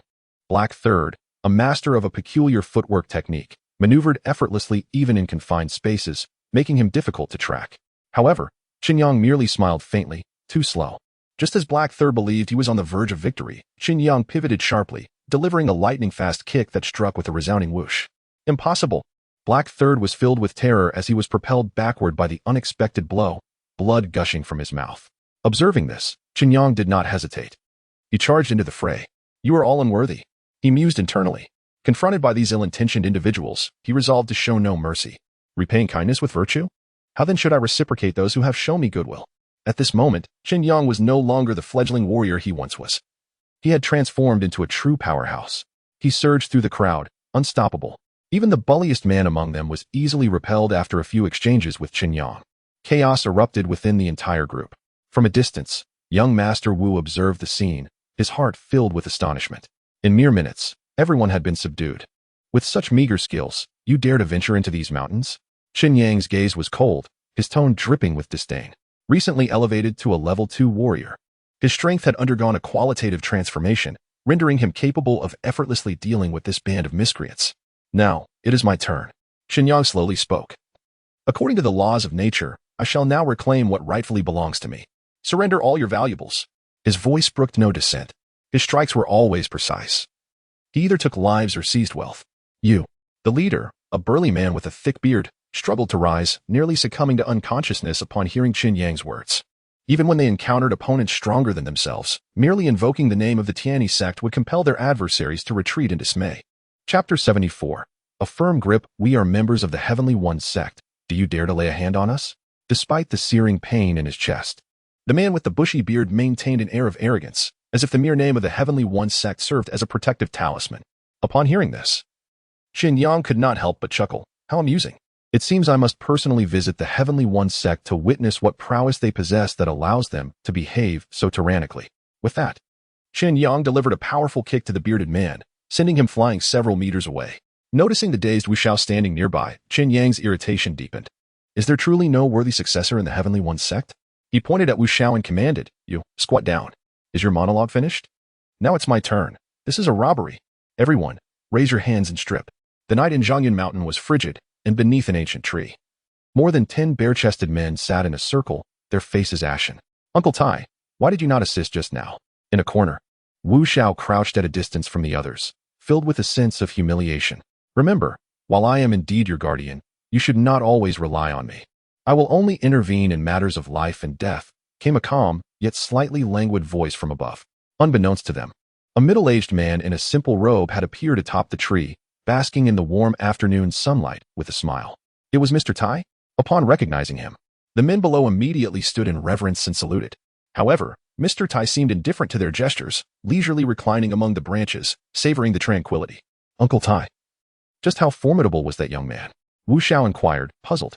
He could not fathom how someone seemingly of his own age could effortlessly defeat more than a dozen experts at the 4th and 5th ranks. Uncle Tai opened his eyes. He was sent by my master to protect you. Throughout our journey, I have been observing him discreetly, including the brilliance that emanated from him just now. Strangely, he found himself unable to fully discern the young man's true strength, an unprecedented situation. Uncle Tai mused. Such a young expert is exceedingly rare. Perhaps he is a mysterious genius from another province, or even a disciple of the martial king. The technique he employed was one created by the martial king in his youth. For this reason, I have decided against taking any action against that young man. After all, even my master does not underestimate the martial king. A talent of such caliber, venturing into the world, is surely protected by formidable individuals. Since I have detected no signs of a hidden expert, it suggests that their strength far exceeds my expectations. Meanwhile, Chen Yang delved deeper into the Zhangyan mountain range, only to encounter a powerful 5th-level demon beast, the colossal forest python. This massive serpent, robust and powerful, rendered escape nearly impossible once it coiled around its target. Though its vision was not keen, it was extraordinarily sensitive to heat, and at that moment, it had set its sights on Chen Yang as a delectable morsel. Hiss. With a deep, resonant hiss, the enormous python lunged toward Chen Yang, its massive tail striking the ground with ferocity, its cavernous mouth agape, poised to devour its prey. A life-and-death struggle was about to unfold.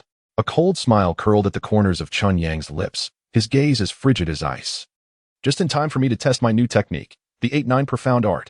As his words fell, several slender golden needles slipped stealthily from his sleeve, transforming into almost imperceptible beams of light that shot straight toward the colossal serpent before him. These golden needles, with their delicate form, traversed the air almost silently.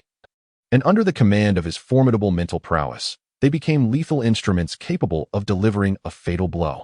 This was indeed the survival treasure he had prepared for himself. Whoosh! The golden needles pierced through the giant snake's eyes like lightning, unhesitatingly advancing toward its brain. A sudden, excruciating pain elicited a harrowing cry from the python, its body emanating a thick aura of malevolence in a futile attempt to expel the intruders. However, these needles, forged by ancient sages, were anything but ordinary. Common malevolent energy had no effect on them. Guided by the boy's will, the needles spiraled deeper into the serpent's brain. In an instant, the needles released a potent metallic essence, shattering the serpent's brain into fragments. Boom! With a muffled thud, the life force of the massive python dissipated instantaneously, its colossal form crashing to the ground. Swish! Soon after, the blood-stained and brain matter-smeared needles flew back from the serpent's eyes, vibrating gently as they cleansed themselves of all impurities. Recently elevated to the second stage of the infinite realm, the boy's mental prowess had significantly enhanced, enabling him to manipulate objects weighing several kilograms, though still somewhat clumsy. He had christened this newfound ability as telekinesis. Upon discovering his telekinetic strength, he had been in search of suitable weapons. For ordinary items could scarcely withstand the formidable energy of the demonic beasts. It was not until he encountered this special set of golden needles in the hospital that he found his answer. Calmly, the boy stowed away the needles and gazed at the fallen python. Feeling a twinge of regret, this method not only saved his life in a moment of crisis, but also preserved the beast's exterior, allowing for a more lucrative sale. Unlike the chaos typically left in the wake of a beast horde's attack, this serpent's body remained almost intact, signifying the potential to acquire a fortune from its pristine skin and precious tendons. As the beast tide of Zhongyan Mountain subsided, many powerful demonic creatures were vanquished, rendering the entire region more serene, significantly reducing the dangers of traversing the mountainous terrain. Strolling through the mountains, Chen Yang observed a marked increase in practitioners compared to before. Most people traveled in pairs, looking out for one another, while only those truly confident in their own strength would dare to navigate this perilous land alone. Chen Yang disapproved of such reliance on teams. In this world, cultivation meant unearthing the limits of one's personal potential. He firmly believed that true strength could only be claimed when one was capable of facing an army single-handedly. To him, a genuine cultivator should possess the audacity to confront the entire world as an adversary, even when alone, surrounded by foes. One should be able to conquer all through sheer willpower. This was the martial spirit that Chen Yang held dear in his heart. Gazing upon the majestic mountains, Chen Yang could not help but exclaim, "The ferocious beasts here resemble prey domesticated by humans, periodically harvested by formidable individuals who take away the robust specimens, leaving only the feeble to continue their existence. In truth, these creatures are remnants of the ancient war between humans and demons, their fate tightly ensnared by humanity. The true demon race, however, remains concealed within the boundless ocean, accessible only to the most valiant human cultivators who dare to confront them." Chen Yang's aspirations are distinct. He yearns to traverse the path of martial arts, striving to attain an unprecedented realm, even aspiring to stand shoulder to shoulder with the pillars of the nation. Chapter 75, The Final Counterattack. Thus, the forthcoming 2 months proved to be of paramount importance. He resolved to devote himself entirely to cultivation during this period, harnessing the precious herbs found within the Zhongyan Mountains to enhance his abilities. Moreover, Chen Yang remained preoccupied with a mysterious task, as well as the unseen eyes that lurked in the shadows, observing his family. This enigmatic threat spurred him to persistently strive, ever ready to confront any challenges that might arise. Suddenly, a thunderous explosion shattered the tranquility, the sound of shattering rocks reverberating like a clap of thunder. Despite the myriad thoughts racing through his mind, Chen Yang maintained a heightened state of alertness. He swiftly sought shelter to protect himself and cautiously gazed in the direction of the noise. Shortly thereafter, a series of roars echoed through the valley, causing the undulating mountains and ancient trees to tremble. Both beasts and demonic creatures cowered in fear. Even the fiercest of predators dared not utter a sound. While birds ceased their flight, the air was thick with a suffocating pressure. Upon closer inspection, approximately 2 miles away, 3 formidable 7th-tier demonic beasts were engaged in a fierce battle: a peculiar purple python, a black king monkey, and a massive beaked eagle. Each of these creatures was exceedingly rare and immensely powerful. Chen Yang marveled inwardly. What a rare spectacle this was. His gaze sharpened like a blade. During the 2-month period, his strength had undergone a qualitative leap. Although he was still not yet capable of confronting 7th-tier demonic beasts head-on, he dared to approach and observe. When he reached a distance of 500 meters, he halted. From this vantage point, he could clearly discern the entirety of the battle while avoiding peril. In the Zhongyan Mountains, whenever a powerful being fell, a new contender would invariably rise to fill the void. Now, the 3 mightiest demonic beasts were vying for dominance. The struggle between the colossal creatures was extraordinarily intense. They collided with their robust forms, releasing demonic energy that enveloped several kilometers. Each faction yearned to claim the title of King of the Forest. Suddenly, a fierce wind swept through, slicing Chen Yang's cheek like a blade. A gigantic eagle swooped down, its claws gleaming with a metallic sheen and imbued with mysterious power. This eagle's target was the peculiar purple serpent. The serpent and eagle were natural adversaries. The purple serpent reacted swiftly, emanating an alluring purple glow, conjuring countless slender serpentine illusions to assault its aerial foe, yet all were systematically obliterated by the eagle's razor-sharp talons. Though the purple serpent adeptly evaded a fatal strike, its tail was tragically pierced by the eagle's claws, blood gushing forth. Hissing in fury, the wounded serpent attempted to retaliate, opening its maw to seize its foe. However, the great eagle afforded it no opportunity, rapidly soaring high into the sky, clutching the captured serpent in its grasp. This was a typical tactic of eagles against their prey, to carry it to great heights and then release it, allowing it to plummet to its demise. Realizing the impending disaster, the purple serpent struggled with all its might, yet found itself trapped in the sky with no escape. In that moment of life and death, it made a courageous choice, to sever its own tail in a bid for survival. With a resounding crash, the body of the violet serpent was severed at the point pierced by the eagle's talons, blood gushing forth and leaving a spectacular trail in the air. Simultaneously, a pained cry erupted from the great eagle, its claws darkening under the evident influence of some malevolent force. This fierce contest was far from over. The violet serpent, a rare mutated creature, possessed venom potent enough to claim the lives of beasts of its own rank, with its very blood also harboring deadly toxins. At that moment, the giant beak eagle was besieged by the onslaught of poison, its wings growing increasingly heavy. Suddenly, with a thunderous roar, a massive ancient tree transformed into a spear, hurtling towards the struggling giant beak eagle. This was the manifestation of the Black Ape King's might, effortlessly uprooting the trees around him and converting them into lethal projectiles, aimed directly at piercing the eagle's body. As a seventh-tier demon beast, the giant beak eagle possessed extraordinarily acute senses. When it sensed the impending danger, a flicker of fear and fury flashed in its eyes. Yet, under the influence of the violet serpent's toxin, its reaction time had significantly diminished. Despite its desperate efforts to evade, it could not escape the fatal strike. The spear pierced through its waist, taking with it a substantial portion of flesh and blood. The wounded giant beak eagle let out a cry of anguish and rage, attempting to retaliate. However, against the combined forces of its two formidable adversaries, it found itself powerless. The Black Ape King launched another assault, leaping into the air with blinding speed, seizing the eagle's wings with fierce determination. With a thunderous roar that resonated through the skies, he yanked forcefully, tearing off one of the eagle's wings. Blood erupted, creating a scene both magnificent and horrific. Deprived of its wing, the giant beak eagle descended into despair. Yet it refused to surrender. With its most formidable asset, its massive beak, it launched a final counterattack against the Black Ape King. This strike channeled all its remaining strength, nearly piercing the Black Ape King's heart. However, at that critical moment, the spectral visage of the ancient ancestor appeared behind the Black Ape King, absorbing much of the impact. Even so, the Black Ape King sustained grievous wounds, a deep gash marking his right shoulder. Despite his injuries, the Black Ape King pressed on, enduring the excruciating pain as he wielded the remnants of the giant beak eagle's body as a weapon, escalating the battle to a fever pitch.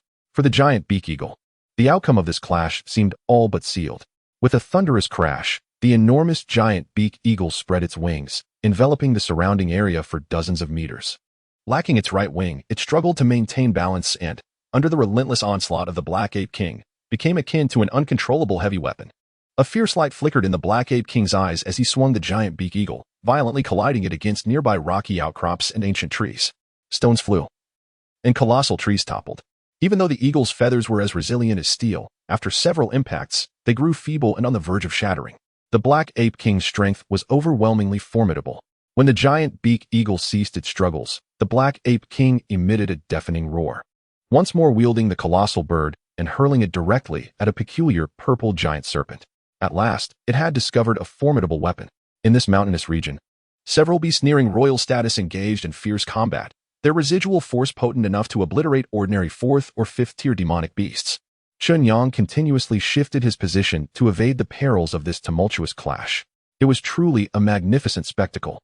A man concealed nearby was brimming with excitement, his eyes reflecting the awe inspired by the cunning displayed by the high-ranking demonic beasts during their battle. Chen Yang swiftly pondered, striving to comprehend the ancient secret techniques employed by these creatures. These techniques, emanating from the depths of their bloodlines, possessed the capability to unleash devastating power. Chapter 76. Until the final collapse within the Black Ape King coursed an even more potent ancient bloodline, capable of summoning the phantoms of its ancestors to subdue foes. Boom. The Black Ape King wielded the body of the giant beak eagle as a weapon, an aura of malevolence enveloping it as it relentlessly assaulted the purple giant serpent. The serpent, compelled to evade continuously, relied on its formidable constricting ability and lethal venom. The Black Ape King held an undeniable advantage. The purple serpent was utterly outmatched. Hiss! In that fleeting moment, the purple serpent deftly coiled around the body of the giant beak eagle, sinking its fangs viciously into its neck. The potent toxin surged into the eagle's body, which had once ruled the skies, emitting a mournful cry as its form began to dissolve into a black liquid, its very soul corroded by the venom. Simultaneously, the purple serpent's previously healed tail wound suddenly burst open, unleashing a cascade of purple blood that transformed into countless smaller serpents, swiftly darting toward the Black Ape King. Roar! The ancestral phantoms behind the Black Ape King radiated with renewed brilliance, dispersing much of the blood. Astonishingly, this blood was capable of eroding the demonic aura of a seventh-tier beast. Portions of the purple blood consumed the phantoms behind the Black Ape King, while the remainder splattered onto its wounded right shoulder. Squeak! The blood reacted violently with the Black Ape King's flesh, resembling a potent acid. The wound on its right shoulder swiftly expanded, as bone and muscle gradually turned black. Before long, the elongated right arm fell powerless to the ground. Such grievous injuries were unimaginable. The Black Ape King roared in agony, descending into a frenzied state, smashing the giant beak eagle and the purple serpent against a towering rock formation. In this desolate wilderness, the purple serpent unleashed its most lethal toxin. This venom not only caused the formidable Black Ape King to lose an arm, but also insidiously eroded its insides and bones, akin to an invisible worm that was nearly impossible to eradicate. Fortunately, this was not the purple serpent's most fatal venom. Otherwise, the Black Ape King would have already met its demise. At this moment, both the purple serpent and the Black Ape King lay grievously wounded upon the ground, gasping for breath. Whosoever regained their strength first would deliver a fatal blow to the other, thereby consuming its essence and achieving transformation, ultimately to reign over these mountains. Following the battle, an eerie silence enveloped the surroundings. Suddenly, Chen Yang sensed a foreign presence approaching nearby. Earlier, when facing another group, he had already detected this individual lurking behind. To avoid unnecessary conflict, Chen Yang resolved to conceal himself temporarily, gathering his strength to remain undetected. Before long, Tai Shiwan appeared. With a gentle wave of his fingertip, he summoned the energies of the cosmos, projecting two radiant beams of light directly toward the injured beasts. As a sixth-tier master, Tai Shiwan's strike was undoubtedly devastating for the already crumbling purple serpent and Black Ape King. The two beams collided with the beasts, instantly triggering violent tremors that caused more fissures to appear on their surfaces, rendering them incapable of rising to resist. The Black Ape King let out a final roar filled with despair and fury, seemingly denouncing the ruthlessness of humanity's might. Yet, this did not deter the determination of Tai Shiwan. With a surge of spirit energy akin to a ferocious tempest, the entire area appeared to undergo a small explosion, with dust swirling and debris scattering. Once the chaos subsided, the life signs of the purple serpent and the Black Ape King had entirely vanished, leaving only their battered bodies lying in silence. Observing this, Tai Shiwan slowly emerged from the shadows, a faint smile of satisfaction gracing his lips. No matter how formidable one may be, failing to harness wisdom ultimately proves futile, he proclaimed, simultaneously exuding the unique aura of the sixth stage of the infinite. I am Tai Shiwan. These two beasts are of great significance to us. I implore you all to refrain from contention, and I shall ensure generous recompense in the future. Mr. Tai aimed to intimidate those lurking adversaries, having sensed some opponent's presence, while others concealed themselves more deeply. Yet, he could feel the lurking threats around him, some of which were on par with his own strength, or even more formidable. He disclosed that his master was preparing to break through to the legendary annihilation stage, and upon success, would rank among the elite few in the Ba province. To face the sixth-stage infinite Tai Shichuan for the sake of a mere handful of seventh-stage beasts, while potentially incurring the ire of Wu Pujuan, was evidently a poor bargain. As night enveloped the scene, several unsettling presences that even made Tai Shichuan uneasy quietly vanished. Those with ambiguous intentions, witnessing this, had no choice but to retreat. As the situation calmed, Mr. Tai glanced down at the three seventh-stage beasts, and even this typically composed individual could not suppress a smile of contentment. The bodies of these beasts would be pivotal in his quest for the resources he needed to ascend to the seventh stage of the infinite, representing a qualitative leap forward. Just as Mr. Tai contemplated these matters, a sudden burst of purple light illuminated the entire forest, enveloping him in an aura of solemnity. However, this unexpected radiance did not bring him joy. Instead, it instilled a profound chill within him. To his astonishment, the purple serpent, which should have perished and was severed into three parts, launched a final counterattack with its remaining head. With a hissing sound, it transformed into a bolt of purple lightning, hurtling towards Tai Shishuan. Despite its fangs being destroyed in the earlier battle, it still ejected a spray of toxic blood, forming a mist of purple venom that surrounded Tai Shishuan. Chen Yang, who had been observing from the shadows, was taken aback, utterly unprepared for such a reversal. The purple serpent's desperate last stand was akin to thunderclaps reverberating across the land. The venom within its blood was lethal, and even the formidable 7th stage beast would find it difficult to withstand. Tai Shishuan faced an unprecedented crisis, with his life hanging by a thread. At that moment, the ancient jade at his waist suddenly glowed, gathering the spiritual essence of heaven and earth to form a protective shield, blocking this fatal strike. Tai Shishuan produced a talisman imbued with the formidable aura of a 9th stage infinite, sufficient to withstand a typical attack from an 8th stage infinite. For Tai Shishuan, this talisman was akin to a second life, having remained and used for many years. However, this time, an extraordinary purple serpent emerged. This serpent had evolved to the pinnacle of 7 segments and was launching its final fatal strike at the cost of its own life. As the purple serpent initiated its assault, an array of dazzling and enigmatic runes materialized in the air. Astonishingly, Wu Pejun's talisman emitted a hissing sound under this onslaught and was swiftly eroded, resulting in a substantial breach. How could this be? Tai Shishuan gasped in disbelief, as the once taut nerves that had just begun to relax were met with such an unexpected blow. Despite the talisman's valiant efforts to resist, it was powerless against the serpent's venomous assault. Chapter 77. Examining one's own condition, the protective layer gradually became riddled with minute cracks until it ultimately shattered, dissipating into the spiritual essence of heaven and earth.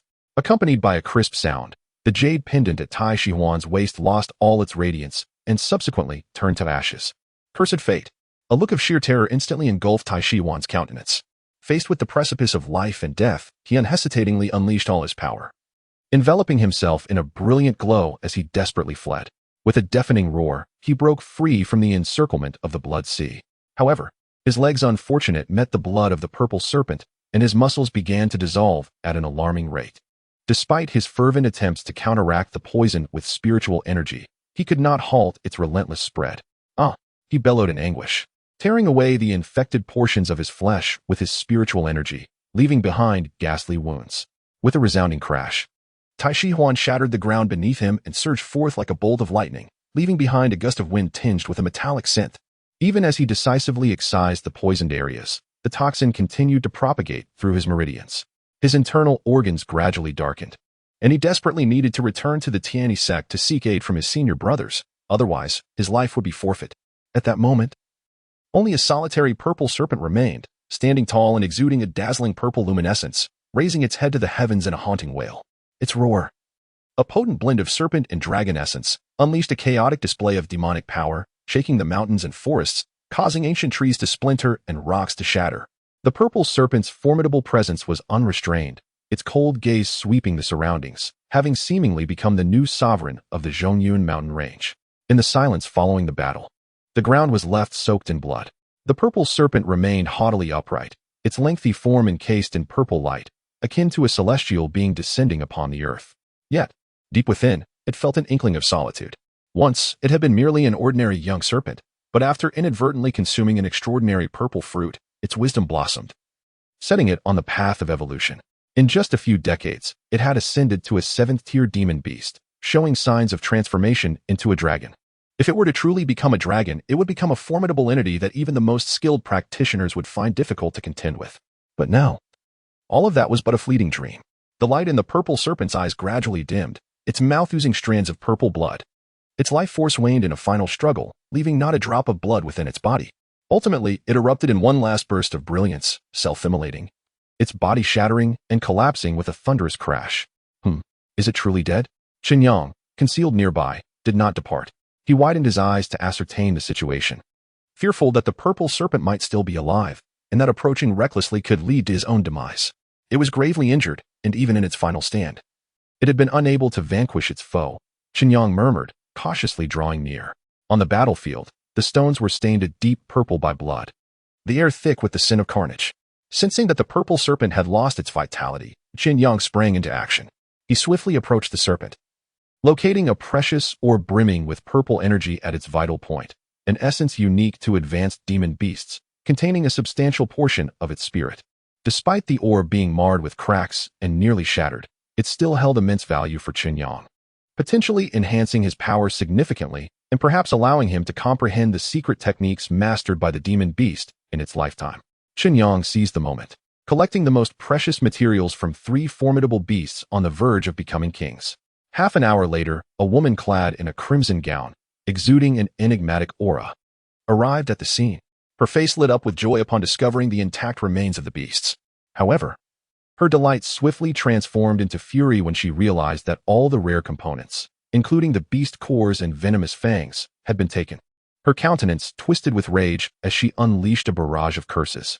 She had anticipated a typical sight, only to find that the most valuable parts of the 3 fierce creatures had been absconded. At that moment, a voice bellowed, "Hongxiu, how dare you act first? Hand over the items, or you shall not leave this forest." Immediately, 2 middle-aged men in black robes materialized like lightning, their formidable presence rivaling that of the woman, clearly indicating they were not ordinary individuals. They were determined not to let this opportunity slip by, allowing Hongxiu to depart with the treasures. Fuming, Hongxiu retorted, "You fools, the treasures were long claimed by someone else. Stop wrongfully accusing me. Cease your lies." The 2 men replied, their expressions devoid of emotion. They had a long-standing grudge against Hongxiu, and this was the perfect chance to settle old scores. "If you truly haven't taken anything, then strip so we can inspect you. Dream on." Hongxiu shot back, her fury palpable. Thus, the forest echoed once more with the sounds of a fierce struggle. Unbeknownst to Chen Yang, who had already departed quietly, all this turmoil was occurring. He was hidden away in a secluded cave, meticulously counting the spoils of his adventure.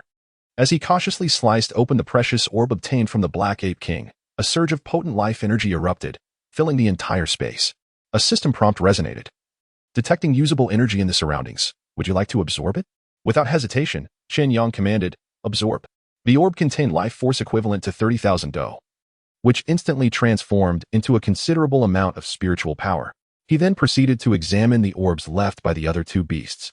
Although the effects were not as anticipated, he unexpectedly discovered that the orb from the purple serpent, despite its severe exterior damage, concealed great power. As he pondered how to harness this newfound strength, inspiration struck him. If he could inscribe specific runic patterns onto the orb, perhaps he could unlock the hidden secrets within.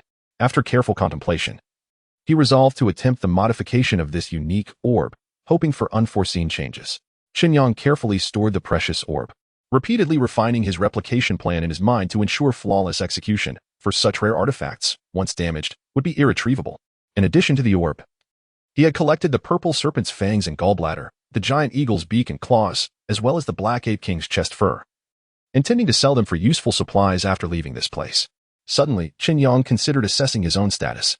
Vitality, 353, 600, Combat Power Index, 6000.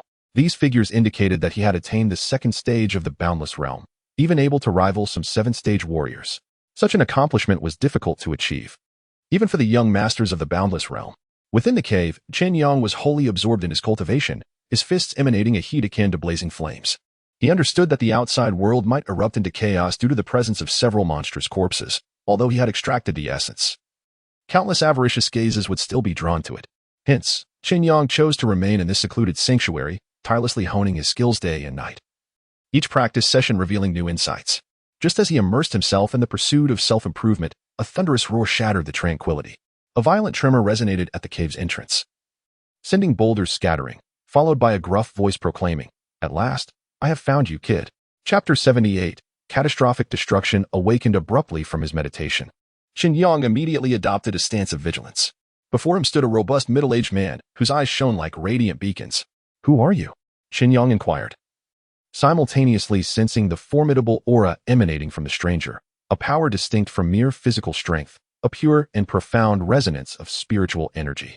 This cultivator possessed astonishing prowess, truly formidable, surpassing even Tai Shihuan. Chen Yang marveled inwardly. This was undoubtedly the most powerful human cultivator he had encountered to date. It was evident that the man did not approach him for amicable discourse. "I am Wu Miqing, the senior brother of Tai Shihuan." The middle-aged man introduced himself with a smile. "During the last beast tide, my companions and I united to vanquish the rampaging Beast King in the mountains. Little did I expect that the strife within the beast horde, sparked by territorial disputes, would ensnare my fellow disciples. Tai Shihuan has been afflicted by a rare poison.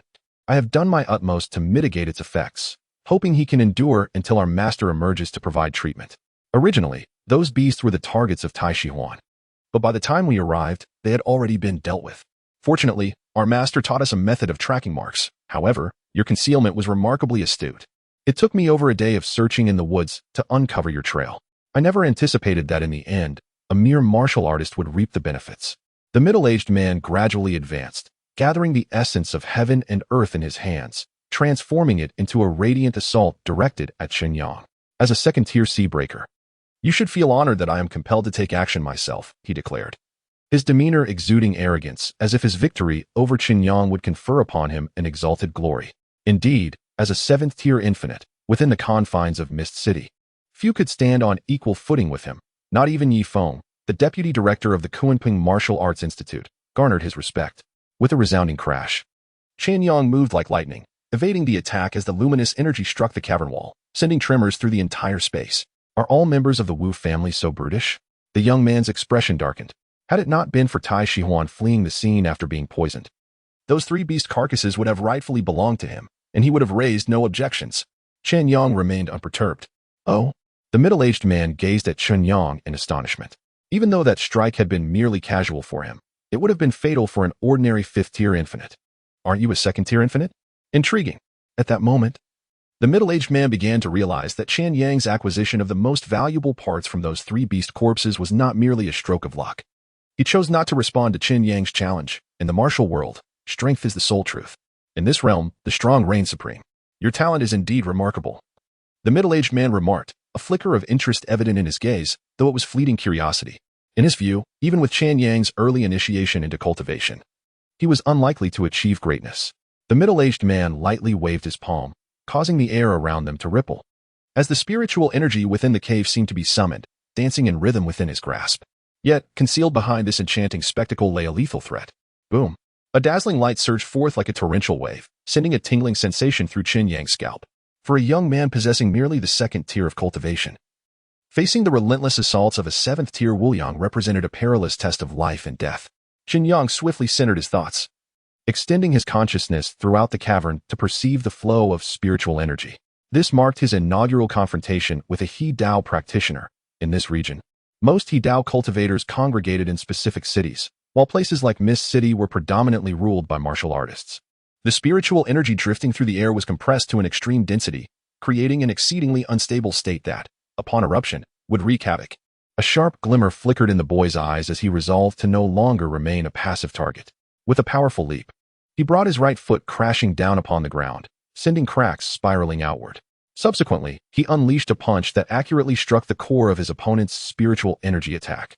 Furnace, Chen Yang proclaimed, declaring the name of his ultimate technique. During his time in the cavern, he had diligently practiced this skill, and the moment had finally come to demonstrate it.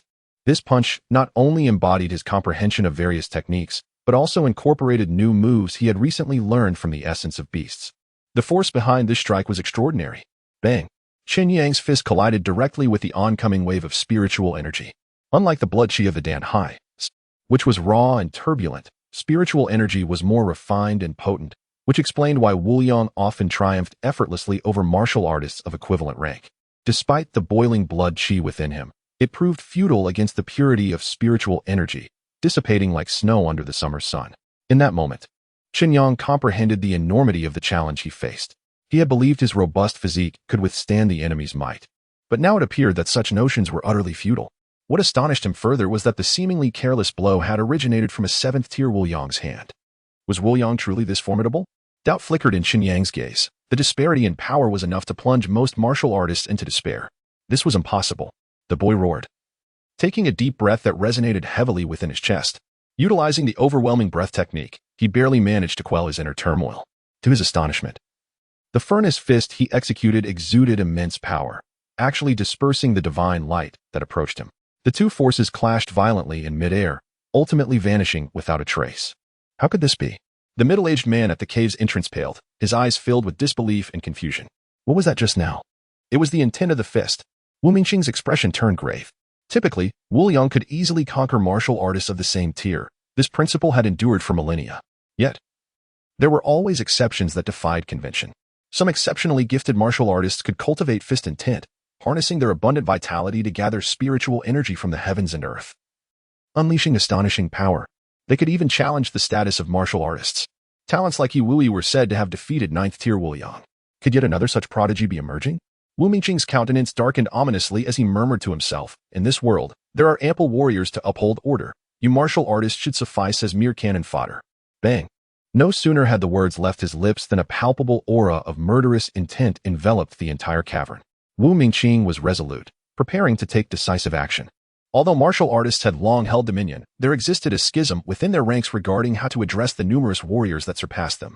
One faction advocated for collaboration with the martial arts, while the other insisted that martial artists ought to occupy the higher echelons, relegating warriors to subordinate roles. It was evident that Wu Mingqing and his master belonged to the latter camp. Chapter 79. The intent to annihilate must be stopped. A glint of cold light flashed in Wu Mingqing's eyes. Fortunately, Chen Yang's martial intent had yet to solidify. Otherwise, even he would have to tread carefully. This time, Wu Mingqing showed no mercy and devoted himself entirely to the challenge. Chen Yang suddenly realized that his furnace fist intent could influence the surrounding spiritual energy. Drawing a deep breath, he unleashed the nascent martial intent once more. Boom! The fist intent intertwined with radiant light, soaring with unrestrained vigor. Chen Yang fused the fundamental movements of the 8-9 profound arts with his profound insights into the universe, elevating the furnace fist technique to a new realm. Under the pressure from Wu Mingqing, this martial intent became increasingly pure. At the precipice of life and death, both fear and opportunity emerged. With keen perception, Chen Yang identified the weaknesses in the fluctuations of spiritual energy, striking precisely with his martial intent, yielding remarkable results. Yet, the disparity in strength between him and Wu Mingqing was vast. After only a few exchanges, he felt his stamina waning. Whoosh! Suddenly, a streak of cold light shot forth from Chen Yang's hand with a sharp whistle, hurtling towards Wu Mingqing's face. This was the dimensional light. In a moment of desperation, Chen Yang delivered this strike with astonishing speed, a threat to Wu Mingqing's very life. However, Wu Mingqing was no novice. He had fought many battles and was well-versed in experience. He swiftly evaded, the cold light narrowly grazing his face before embedding itself deep within a pile of rubble. It was a silver flying dagger, exceedingly sharp. What a pity! This was a meticulously prepared strike by Chen Yang, yet it had failed to achieve its purpose. Bang! Bang! Bang! Chen Yang exerted every ounce of his potential, focusing entirely on the furnace fist intent to coalesce spiritual energy and withstand Wu Mingqing's formidable assault. Wu Mingqing's heart surged with tumult. The young man before him, barely 20 years of age, managed to endure for so long under his onslaught. A display of strength that set him apart among practitioners of the same tier. He could not be allowed to survive. A ruthless glint crossed Wu Mingqing's gaze, seemingly deriving a sense of pleasure from this realization. In Wu Mingqing's eyes, Chen Yang possessed the potential to become a top-tier martial artist. Regrettably, his martial journey was about to be forcibly curtailed, rendering any innate talent moot. The gap in their strengths was insurmountable. As the battle raged on, Chen Yang's stamina gradually depleted, leaving him battered and bruised, with internal injuries and creaking bones. Yet his eyes remained vacant, as if oblivious to his plight, his entire being immersed in the martial intent. Ultimately, leveraging his extensive combat experience, Wu Mingqing swiftly capitalized on the momentary flaw following Chen Yang's use of the dimensional light, launching a fierce counterattack that engulfed the youth in a brilliant sea of brilliance. Boom! Chen Yang was unable to evade, struck by Wu Mingqing's force, hurtling like a cannonball against the cave stone wall, embedding himself within the rock. Ah! Chen Yang screamed in agony. This blow nearly shattered him, blood gushing from his mouth. An unknown number of bones fractured within. He had never suffered such grievous injuries. His body was a tapestry of blood, a harrowing sight. Well done. You possess a fair degree of skill to have inflicted harm upon me, Wu Mingqing gasped, caressing the fresh gash across his face, tasting the blood upon his fingers. His expression dark and foreboding. Although his adversary had not entirely evaded the attack, the blade's impact had left a mark on his visage, enhancing his ferocity. Nevertheless, this was of little consequence to him. Soon, the youth before him would no longer pose a threat. He was compelled to act. Should Chen Yang escape, Wu Mingqing knew he would be condemned to a life of fear and unease. This ends here. As the words fell from his lips, a brilliant radiance coalesced at his fingertips, preparing to deliver a fatal blow. At that moment, Chen Yang, partially ensconced within the stone wall, suddenly felt a spark of revelation. Yes, this is the way. As he focused on the impending assault, Chen Yang felt a surge within him, depleting his accumulated power index of 4,300 points in one decisive moment. The power index rapidly mended his injured form, and with a cacophony of crackling sounds, His wounds miraculously healed at an astonishing pace. In an instant, Chen Yang regained his optimal state. Witnessing this, Wu Mingqing was taken aback. Such formidable vitality surpassed his comprehension. Boom! Chen Yang surged forth, propelled by an unstoppable force, launching a counterattack against Wu Mingqing. In that fleeting moment, as Wu Mingqing's energy enveloped him, Chen Yang experienced a brief lapse in consciousness, during which the image of an ancient bronze palace resurfaced in his mind, marking the second occurrence of such a vision. However, this time, Chen Yang was no longer an outsider but had become one of the guardians, standing before the bronze gates shrouded in mist. The fog swirled gently, revealing intricate carvings upon the palace's outer walls. Though the symbols were foreign, they seemed imbued with profound significance, leaving Chen Yang both perplexed and fascinated. Even the formless void could not decipher the meanings of those characters, yet, from them, Chen Yang grasped a profound truth. Despite its abstract nature, merely glimpsing a few lines of text within the bronze palace caused his mind to swell with enlightenment. Upon regaining his focus, he found within himself an indescribable understanding, while the previously unsatisfactory furnace technique now became lucid and coherent. Indeed, even a full-force strike from a 7-segment master could leave an 8-segment warrior reeling. Under the dire pressure of life and death, Chen Yang's intent had undergone a qualitative leap. The lethal threat posed by Wu Mingqing compelled Chen Yang to thoroughly comprehend the core essence of the furnace technique. As he continued to amass new knowledge and skills, this self-invented art would possess unparalleled power. Die. At this juncture, Wu Mingqing was engulfed in extreme agitation, unable to tolerate the fact that he had yet to vanquish his opponent after such a prolonged struggle. Knowledge. Order. Wu Mingqing unleashed his most formidable technique, a recently mastered advanced academic skill. Although its use would inflict harm upon himself, he had no alternative. If he failed to eliminate this young man today, he feared he might never have another opportunity. Boom. As Wu Mingqing's gestures shifted, a stream of spiritual energy converged around him, swiftly coalescing into a resplendent spear. This weapon, forged from the very forces of nature, brimmed with devastating power. All chaos shall be quelled. As mysterious symbols flickered upon the spear, Chen Yang was instantly engulfed by an unprecedented sense of peril, as though the entire world conspired against him. Whoosh! The spear hurtled towards Chen Yang with the intent to obliterate him. This is merely your decree, Chen Yang shouted, his entire energy erupting in an instant. Concentrating at a singular point before being unleashed through the furnace fist technique, the intense shockwave even rendering his facial disguise utterly vanquished. Chapter 80. Becoming effortless. Boom. Like a clash of thunder from the heavens against the flames of the earth, Chen Yang's furnace fist intent met the order spear in midair, igniting a dazzling shower of sparks. This was the eternal contest between martial prowess and wisdom. Since time immemorial, warriors have sought to challenge the supremacy of intellect. Within the cavern, the ground trembled and the stone walls cracked, as if they might collapse at any moment. Die! Wu Mingqing roared, unleashing his most powerful strike, a force formidable enough to instill terror in any 7-stage Wuliang. Though Chen Yang possessed remarkable strength, he remained at a disadvantage before Wu Mingqing, struggling to endure. As Wu Mingqing's assault finally pierced Chen Yang's defenses, the spear penetrated his chest, embedding deeply into the stone wall, causing the entire cavern to reverberate with cracks. With a cry of agony, Chen Yang felt the order divine power rampaging within him, tearing at his recently healed body. Blood soaked through his garments, his gaze filled with defiance and pain. Wu Mingqing gasped for breath and addressed Chen Yang. Your rare talent is enviable. Yet, on this path of cultivation, yesterday's friends may well become today's foes. Pinned by the spear and drenched in blood, Chen Yang's gaze remained resolutely fixed on Wu Mingqing. On this brutal road, it was a matter of life or death. Just as Wu Mingqing prepared to deliver a fatal blow to Chen Yang, an unexpected chill made him alert. What was happening? Suddenly, his protective jade pendant radiated light, forming a shield. Almost simultaneously, he sensed an anomaly behind him. 2 golden needles were a mere 3 inches away. Had it not been for the timely activation of the pendant, he would have surely met his demise. Wu Mingqing had just begun to relax when the golden needles emitted a sinister glow, piercing through the protective barrier and striking his head with lightning speed. Impossible! Wu Mingqing was filled with terror, yet he had no time to react as the needles mercilessly extinguished his life. With a dull thud, silence enveloped the scene. In a muffled sound, the 2 golden needles plunged deep into Wu Mingqing's skull. A surge of metallic energy erupted, instantly obliterating his brain. Even the most erudite 7-stage Wuliang, their minds are akin to those of ordinary mortals. Once they suffer a fatal injury, life ceases instantly. The tides had turned. In this life and death moment, Chen Yang achieved a remarkable reversal. The light in Wu Mingqing's eyes swiftly dimmed with the end of his life. The order spear that had pierced Chen Yang's chest slipped from its master's control, dissipating into countless motes of light. Bang! Chen Yang's body fell heavily to the ground. Although the spear had vanished, the residual order power within him continued to inflict excruciating pain, as if relentless waves were crashing against every inch of his skin. I cannot succumb to slumber. Chen Yang felt his eyelids grow unbearably heavy, yet he understood that this was not a time for rest.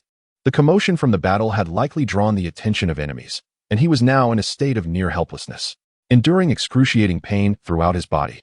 Chen Yang summoned the last vestige of his vitality to carve out a small sanctuary within the rocks. He then dragged Wu Mingqing's lifeless form into the refuge and swiftly sealed the entrance, cloaking it with debris to blend seamlessly with the surrounding environment.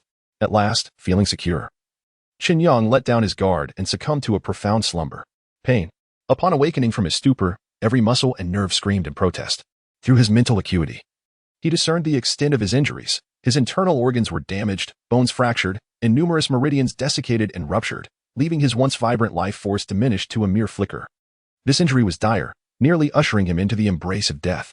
Had he not seized upon Wu Mingqing's momentary lapse and wielded his most formidable secret weapon, manipulating golden needles with sheer will to strike, this day might have marked his demise. Taking a deep breath, Chen Yang realized he had been ensconced in his hidden refuge for over 10 hours.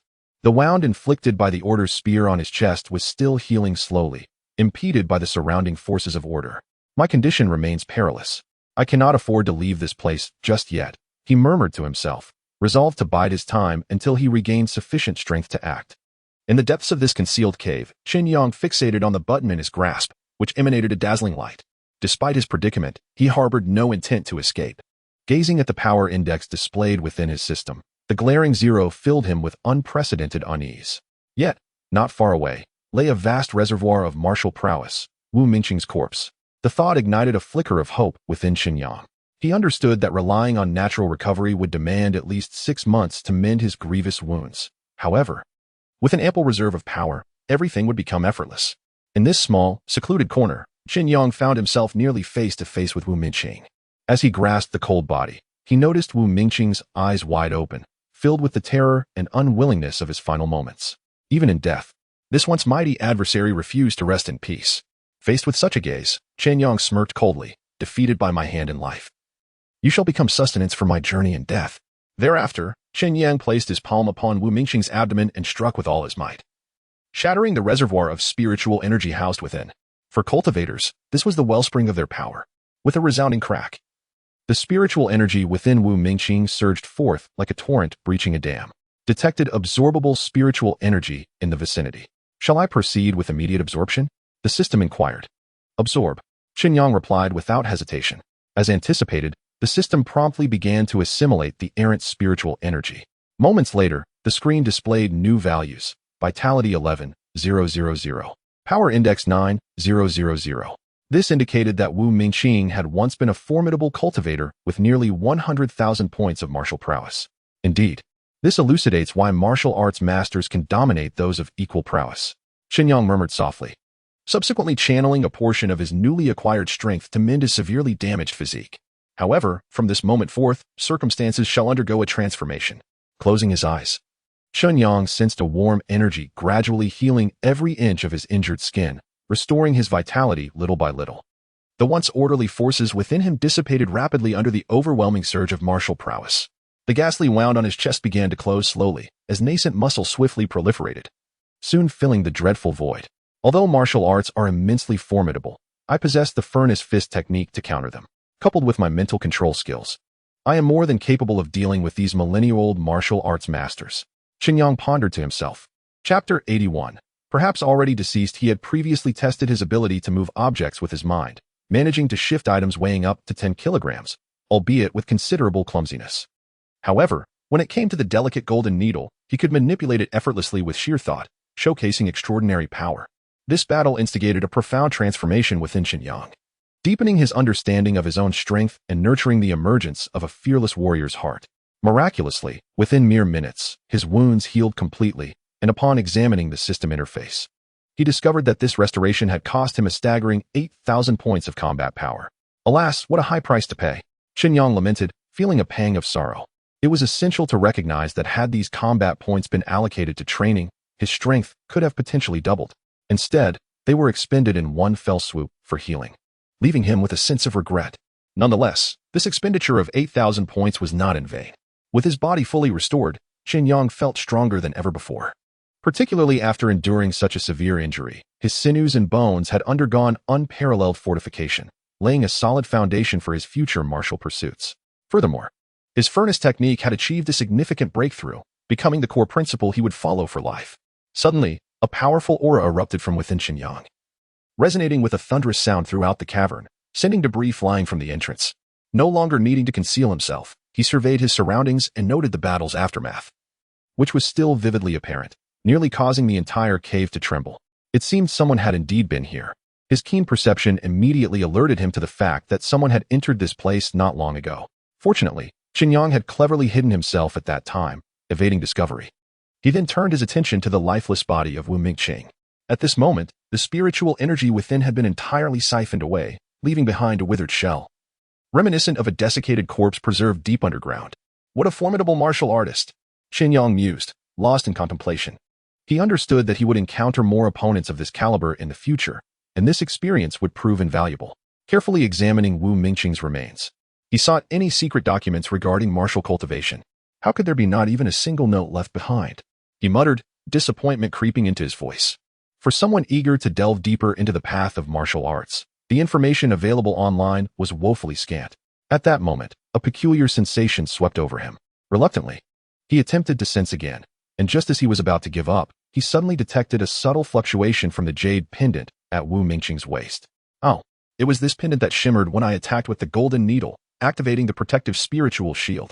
Chen Yang quickly recalled that it was also the glow from a similar pendant that had aided Tai Shi Xuan in escaping the fatal strike from the purple serpent.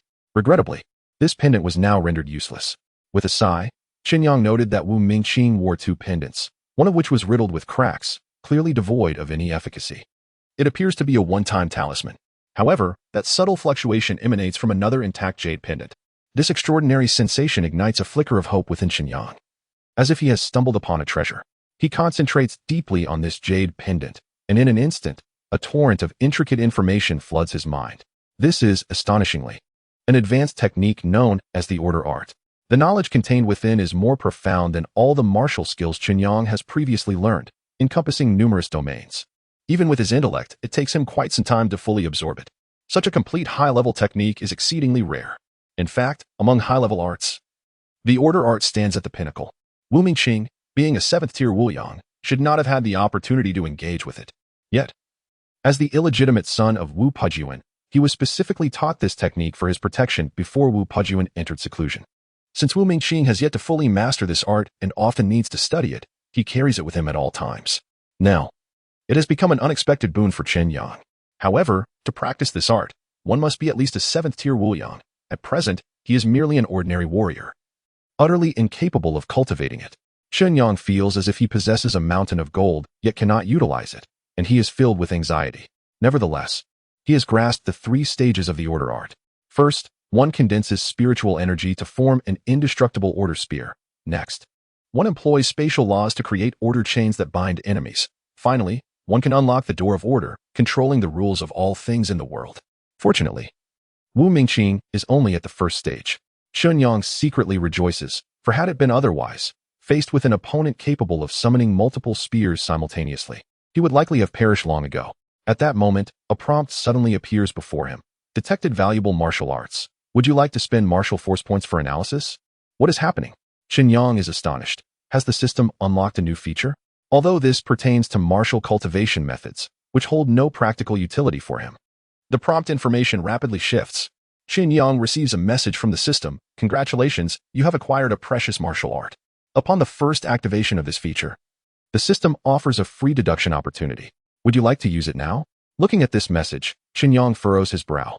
Could it be that his previous cultivation methods were utterly worthless? Though somewhat displeased, he resolves to seize this opportunity. Then let us do it now. He grits his teeth, determined to witness what makes this technique so special. The system displays magical attribute, order, current status, not yet mastered. Available deduction levels, beginner, costing 3,000 martial force points. Minor success, costing 30,000 martial force points. Major success, costing 300,000 martial force points. Complete mastery, costing 3 million martial force points. Upon reaching this point, Chen Yang's eyes nearly bulge with astonishment. Just to reach the beginner level requires 3,000 martial force points, yet he currently possesses only 1,000 points. As for the staggering requirement of 3 million points, it seems a distant astronomical figure. Let us begin the deduction. The progress bar on the screen gradually advanced, swiftly approaching 99, only to come to a halt for an extended period before finally reaching 100. Chen Yang could not help but exclaim, "This system is truly exasperating." It reminded him of the days spent gaming, where the final moments of waiting for an update felt interminable. Once the simulation concluded, the system prompted, "Simulation complete. Would you like to commence cultivation immediately?" Chen Yang promptly focused his mind and selected the affirmative response. In an instant, his body was enveloped in a peculiar radiance, and the surrounding world appeared to grow more vivid. The natural laws, typically imperceptible and intangible, unfolded before him like a magnificent scroll, particularly the mysteries of order, which became astonishingly clear. Chapter 82. Already beyond endurance, this is a once-in-a-lifetime opportunity. Chen Yang felt as though he stood on the threshold of comprehending the very essence of the world. A series of explosive sounds erupted from within his body, reminiscent of bones realigning. Under the influence of a mysterious force, the subtle meridians within him began to shift delicately, ultimately forming a series of intricate cycles. Simultaneously, the natural energies of the external world were drawn in by an invisible power, surging into his being like a tempest. Boom! A deep, resonant sound suddenly reverberated within Chen Yang, heralding the occurrence of a profound transformation. Upon awakening from his understanding of the laws, he was astonished to discover that he had grasped the fundamentals of the power of order and could condense it into a sphere of order. This was no longer mere theoretical knowledge. Following this metamorphosis, Chen Yang had gleaned a glimpse into the law of order, learning to harness the vitality of a warrior to manifest a spear of tremendous might. Incredible! Chen Yang was utterly astonished. He had instantaneously transcended a realm that would typically require years of arduous effort to attain. With a gentle flick of his finger, a blood-red spear materialized in the void, exuding an aura of dread. The power of this spear was nearly equivalent to that exhibited by Wu Mingqing. What a stunning advancement! With such capabilities, even if Wu Mingqing were to resurrect, Chen Yang felt confident in his ability to confront him. To achieve the first level of perfection, one requires 30,000 martial power index points. He pondered, if he could fully master this level, a mere shift of thought would allow him to conjure countless spears, even challenging the 9th level of boundlessness. He must acquire more martial power index points. Chen Yang's gaze hardened, filled with determination. If one day he could summon the Gate of Order, who on earth could rival him? With this thought, the youth's heart surged with excitement. He abruptly rose, his energy erupting instantaneously before swiftly retracting, the previously outward aura vanishing without a trace. With a month remaining, he planned to explore other regions of the Zhangyan Mountains in search of new opportunities. Just then, a woman's urgent cry for help echoed from outside the cave, followed by a disheveled and anxious woman rushing into the cave. "Please, help me, Senior." This woman had evidently just endured immense terror, continually glancing over her shoulder as if something dreadful were pursuing her. Upon catching sight of the figure within the cave, she was taken aback. "Why are you so young?" She had anticipated finding a powerful protector, only to discover a mere youth before her. "Are you the only one here?" The woman hesitated for a moment before cautiously inquiring. "Yes," Chen Yang replied, his current appearance a fabrication of a peer. Since entering the Zhongyan Mountains, he had only revealed his true self during his life-and-death struggle with Wu Mingqing, when exhaustion had taken its toll. Is it really him? The woman was filled with doubt. Though she possessed no talent for cultivation herself, she was aware, due to her family's influence, that a youth like Chen Yang, no matter how gifted, could not possibly have attained a high level of cultivation. However, as night fell, the Zhangyan Mountains grew ever more perilous. Alone, she found it exceedingly difficult to survive until dawn. Chen Yang became her sole beacon of hope. The woman's thoughts were in disarray. Reason told her that Chen Yang might not be capable of safeguarding her, yet she had no alternative. Suddenly, Chen Yang stood up, preparing to depart. He believed that in such circumstances, the presence of a stranger warranted his withdrawal. "Where are you going?" The woman, taken aback by his intention to leave, urgently grasped his arm, her face a portrait of helplessness. "I've lost contact with my family. Could you stay with me for the night? They will come looking for me in the morning." Chen Yang paused, aware that this secluded area was deep within the mountains, inaccessible to most. He had no desire to become entangled in trouble and was on the verge of leaving. "I am Huang Jiaqi, the granddaughter of the chairman of the Yike Group." Noticing Chen Yang's indifference, she anxiously revealed her identity. "As long as you protect me, the compensation is yours to determine. I can offer the highest bodyguard fees." The Yike Group, the second largest conglomerate in Mist City, boasted an astonishing annual revenue. The allure of wealth turned Chen Yang's head. His eyes seemed to shimmer with golden light. "I can protect you. 100 million for the night," he declared.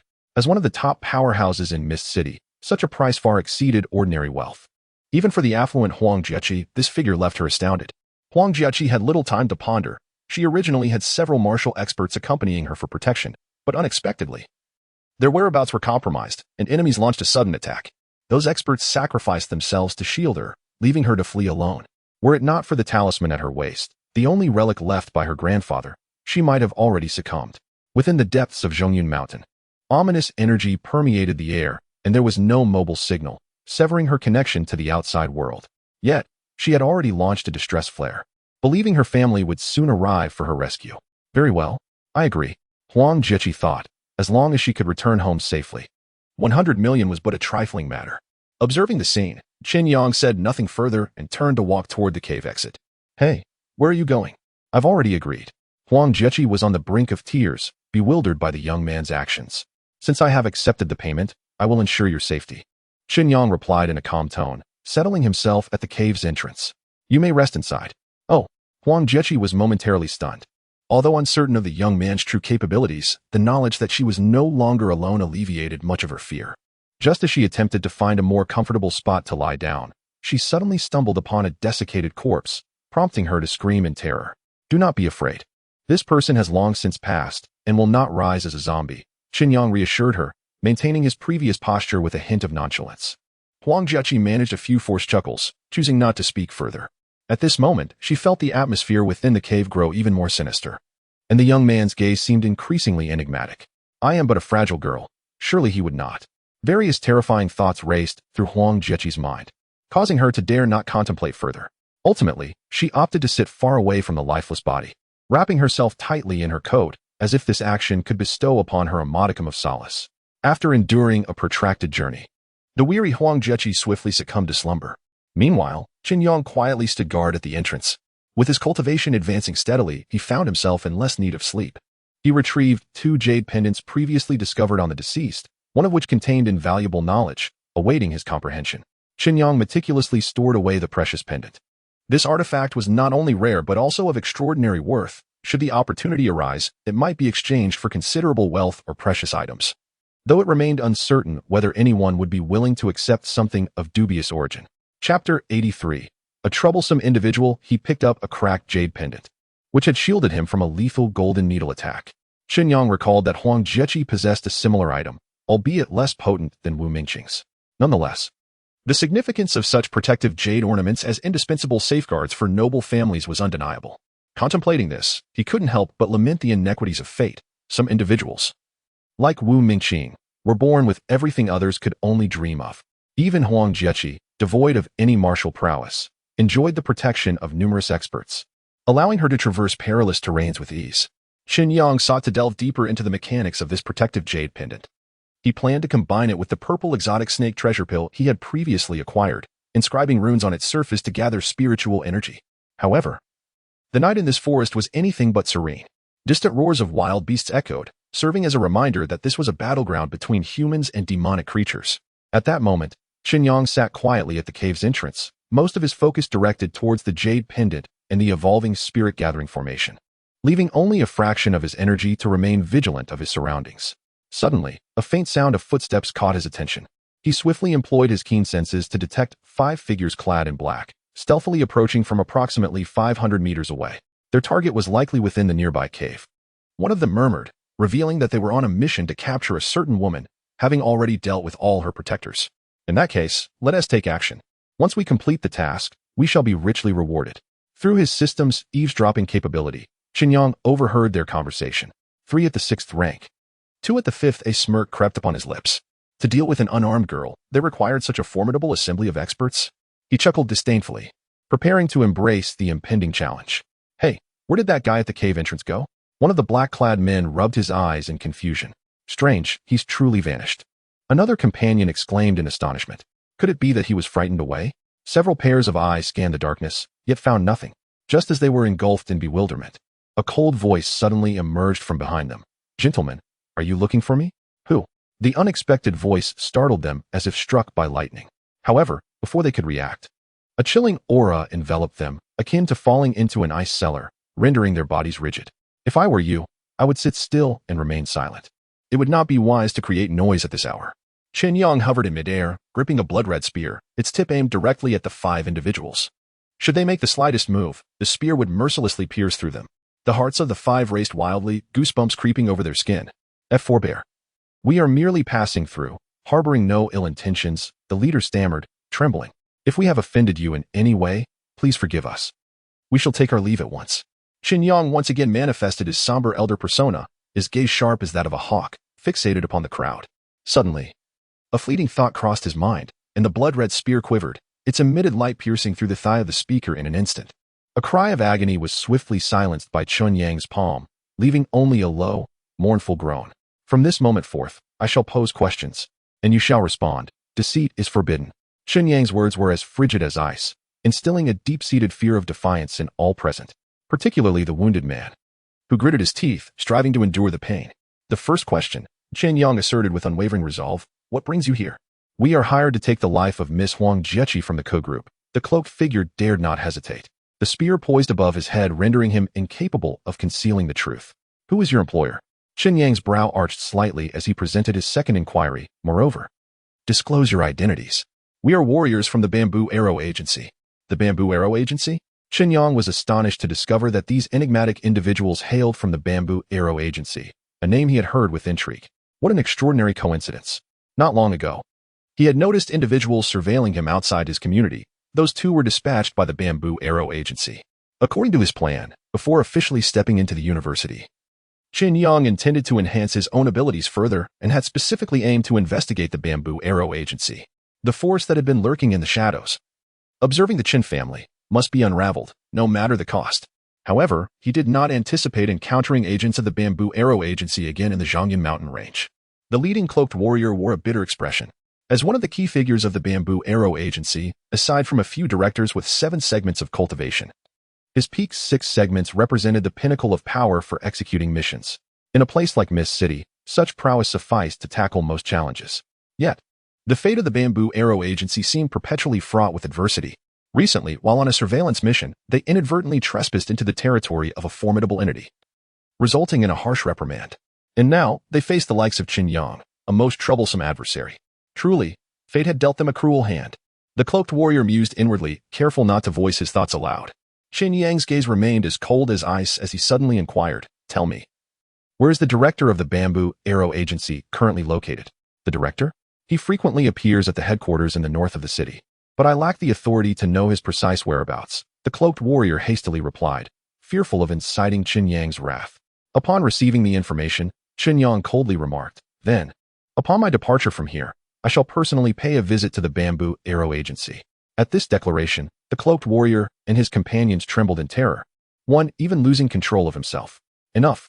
Chen Yang retracted his weapon, and the oppressive atmosphere dissipated instantaneously.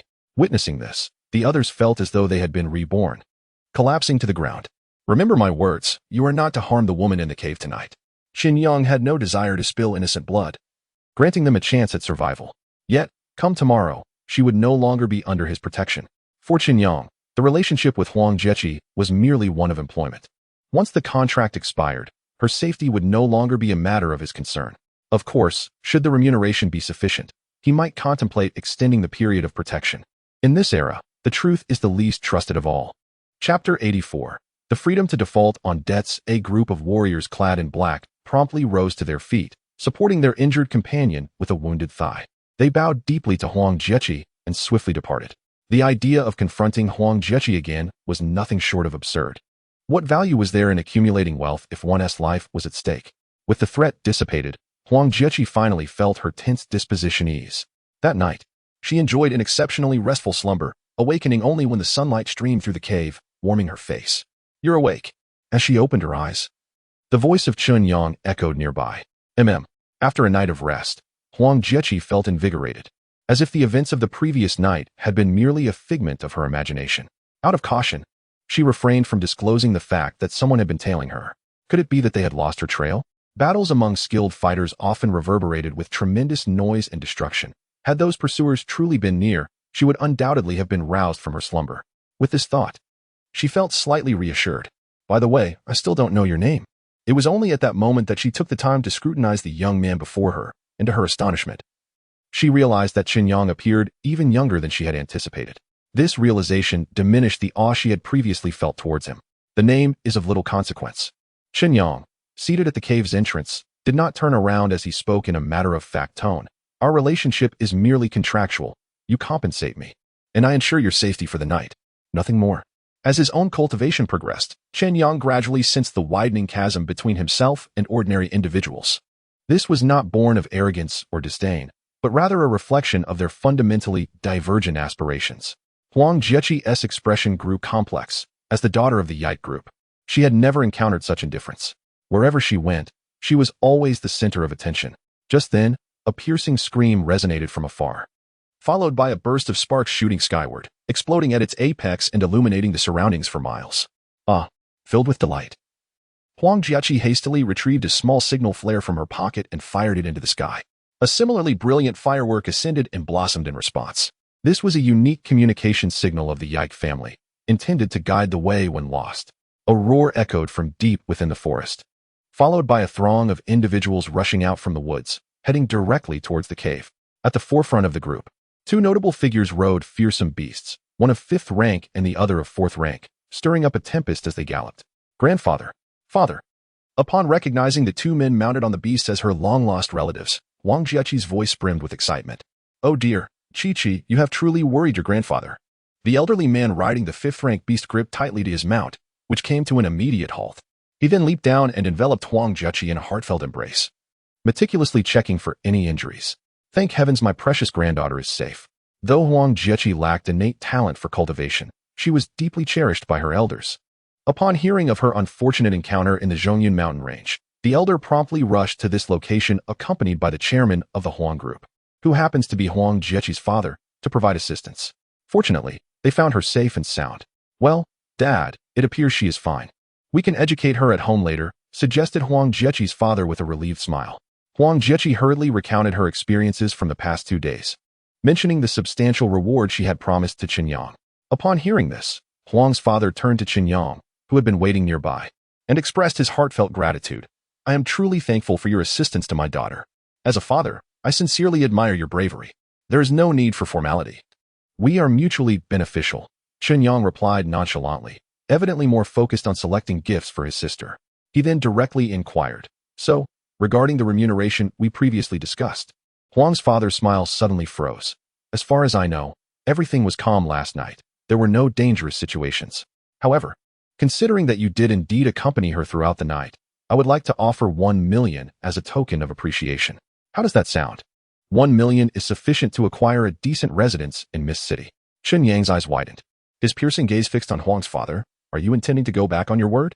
Faced with this unexpected question, Huang's father's expression turned exceedingly awkward.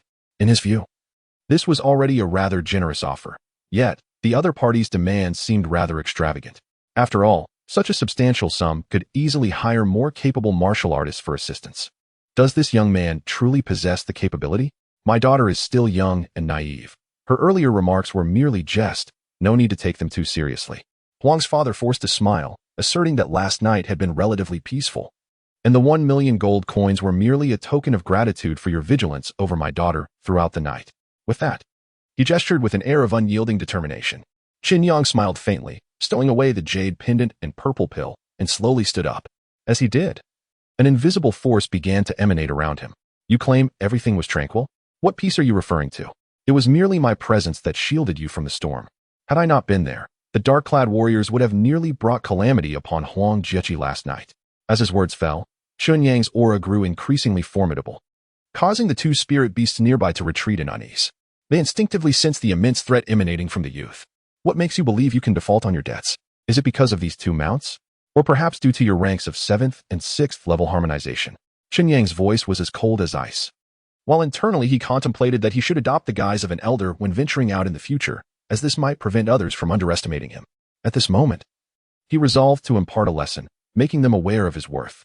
With a thunderous crash, Chen Yang darted forward like lightning, arriving before Huang's father in an instant and delivering a powerful punch. The force of his blow seemed capable of melting anything in its path. How is this possible? The expression on Father Huang's face shifted dramatically, astonished by the power displayed by the youth. This punch was nearly on par with my own. It seems such arrogance is backed by genuine strength. However, Father Huang did not flinch.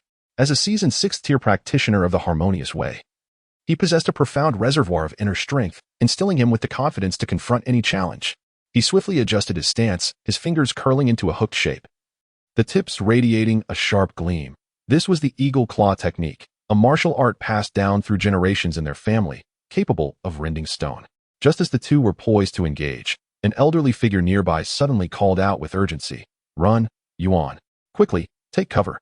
Chapter 85. An investigation. The astute instincts of the 7-segment martial artist informed him that the young man was about to unleash a legendary technique. A fearsome fist technique grasped only by an elite few. Chen Yang's punch struck like a tempest, swift and formidable. His strength had surged to an astonishing 11,000 do. As he unleashed his strike, his vital energy coiled into a vortex, infused with a furnace-like will. Propelled by this dual force, Chen Yang's blow erupted with a power equivalent to 40,000 do. With a thunderous crash, the middle-aged man was utterly unable to withstand it. His vital energy spiraled out of control, and he spat out a mouthful of blood. He was sent flying several meters as if caught in a hurricane. Even a robust old tree was shaken to the ground. With a single strike, Chen Yang stood firm like an immovable mountain, casting a cold glance at his fallen opponent. If even my punch cannot be countered, how can one still hope to evade responsibility? That glance was filled with disdain, leaving the middle-aged man feeling an overwhelming sense of humiliation. He struggled to rise, only to cough up more blood, clearly overwhelmed by the ferocity of Chen Yang's power. At that moment, an elder stepped forward, speaking with solemnity. "Young man, the previous incident was my grandson's fault. Since we have promised to pay 100 million as compensation, and Jiechi is unharmed, we shall honor our commitment." The elder was acutely aware that, despite his own extensive experience, he had never encountered someone as young yet terrifyingly powerful as Chen Yang. Huang Jiechi stood pale, hiding behind her grandfather, fully cognizant that had it not been for his protection, she might have already been harmed. The chilling aura emanating from the young man had revealed itself to be the source of her fear. She recalled the brief yet overwhelming presence she had sensed during her escape. "Our Yike group enjoys a modest reputation in Mist City, and we hope for opportunities to collaborate with you in the future. Given our location in the Zhongyun mountain range, all electronic signals are blocked. Thus we must wait until we leave to proceed with the transfer." The elder handed over his business card, believing himself to be the only one present capable of standing on equal footing with Chen Yang. Upon receiving the card, Chen Yang refrained from further comments. He understood that the Huang family would not easily breach their promise. After all, for the Yike group, 100 million was not a significant sum. More importantly, the Huang family wished to avoid offending a young expert of such boundless potential over a trivial amount. At this pivotal moment, the elder keenly recognized an opportunity to forge a connection with this enigmatic prodigy, perhaps transforming an unfavorable situation into a favorable one. He understood that Chen Yang's future was limitless, while he himself was advancing into his twilight years. His grandson, Yuan Heir, though somewhat gifted, was ultimately unlikely to achieve greatness. And his granddaughter, Jiechi, displayed no potential for cultivation whatsoever. As time flowed onward, the future of the Yike group appeared to be shrouded in shadows. Reality often proves to be ruthlessly unforgiving. Countless prominent families rise and fall overnight, often with decisive forces, cultivators, lurking behind the scenes. If they could draw this young man into their fold, they might not only maintain the Yike group's current standing but potentially elevate it to unprecedented heights. A fleeting thought crossed the old man's mind. His granddaughter was of a similar age to Chen Yang. Perhaps there was a chance to foster a fine connection. However, he refrained from expressing this notion, for he understood that the path ahead of Chen Yang would lead to peaks unattainable by ordinary individuals. Those who accompany him must possess sufficient strength. "Very well, I shall certainly pay a visit another day," Chen Yang replied, contemplating that 100 million funds could procure 500 chi blood pills, equating to 15,000 units of combat power index. In the realm of cultivation, the combat power index is of utmost value, whether it be enhancing physical constitution or elevating mental strength. Substantial support from the combat power index is essential. "Then I shall await your esteemed presence in Mist City." The old man bid farewell with a respectful gesture, simultaneously pondering how to better leverage this opportunity to deepen the connection with Chen Yang. "By the way, do you possess any particular methods for controlling mount beasts?" Chen Yang inquired. Recently, he had vanquished numerous beasts and attempted to tame a few, yet to no avail. Upon hearing the question, The Huang father and son appeared somewhat astonished, as their family's beast-taming techniques stemmed from a fragmented ancient text. With this method, the Huang family had cultivated many mid to low-tier beasts, allowing their overall strength to surpass that of many rival factions of comparable stature. If it involves confidential matters, then never mind.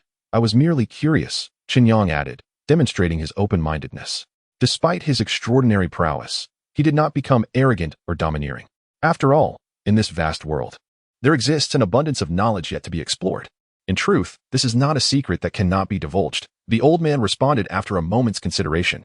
Since we wish to deepen our friendship, sharing a bit of knowledge is certainly permissible. He then produced a jade tablet from his sleeve and handed it to Chen Yang, saying, "This contains some records from our Huang family regarding beast taming. Although it is not comprehensive, it constitutes the entirety of our available information." "Ah, I see," Chen Yang remarked as he accepted the jade tablet, a glimmer of interest flashing in his eyes. As he lightly swept his thoughts across the tablet, the information surged into his mind. It did not contain the systematic beast taming techniques he had anticipated, and the specific methods for taming beasts were rather rudimentary, clearly supplemented by later individuals. Furthermore, the elder of the Huang family continued, "Through years of exploration, we have also accumulated some minor tips and insights. While not profound, they can indeed alleviate many troubles during the taming process." Chen Yang nodded slightly, reflecting that this approach diverged significantly from his original expectations. He had presumed conquest through force, whereas the Huang family's method resembled nurturing from a young age, akin to raising a pet. "No wonder your beasts appear far more docile than the wild creatures of the mountains, devoid of that wildness," he mused. This was not the answer he sought. "From where does this incomplete beast-taming technique originate?" Chen Yang pressed further. "It was discovered by our ancestors in a hidden cave, where they encountered an opportunity for cultivation and ultimately embarked on the path of asceticism. That place has since become our sacred ground," the elder explained. "The Huang family does not originate from a formal cultivation academy. Rather, it is one of the rare families that embarked on the path of cultivation through secret relics."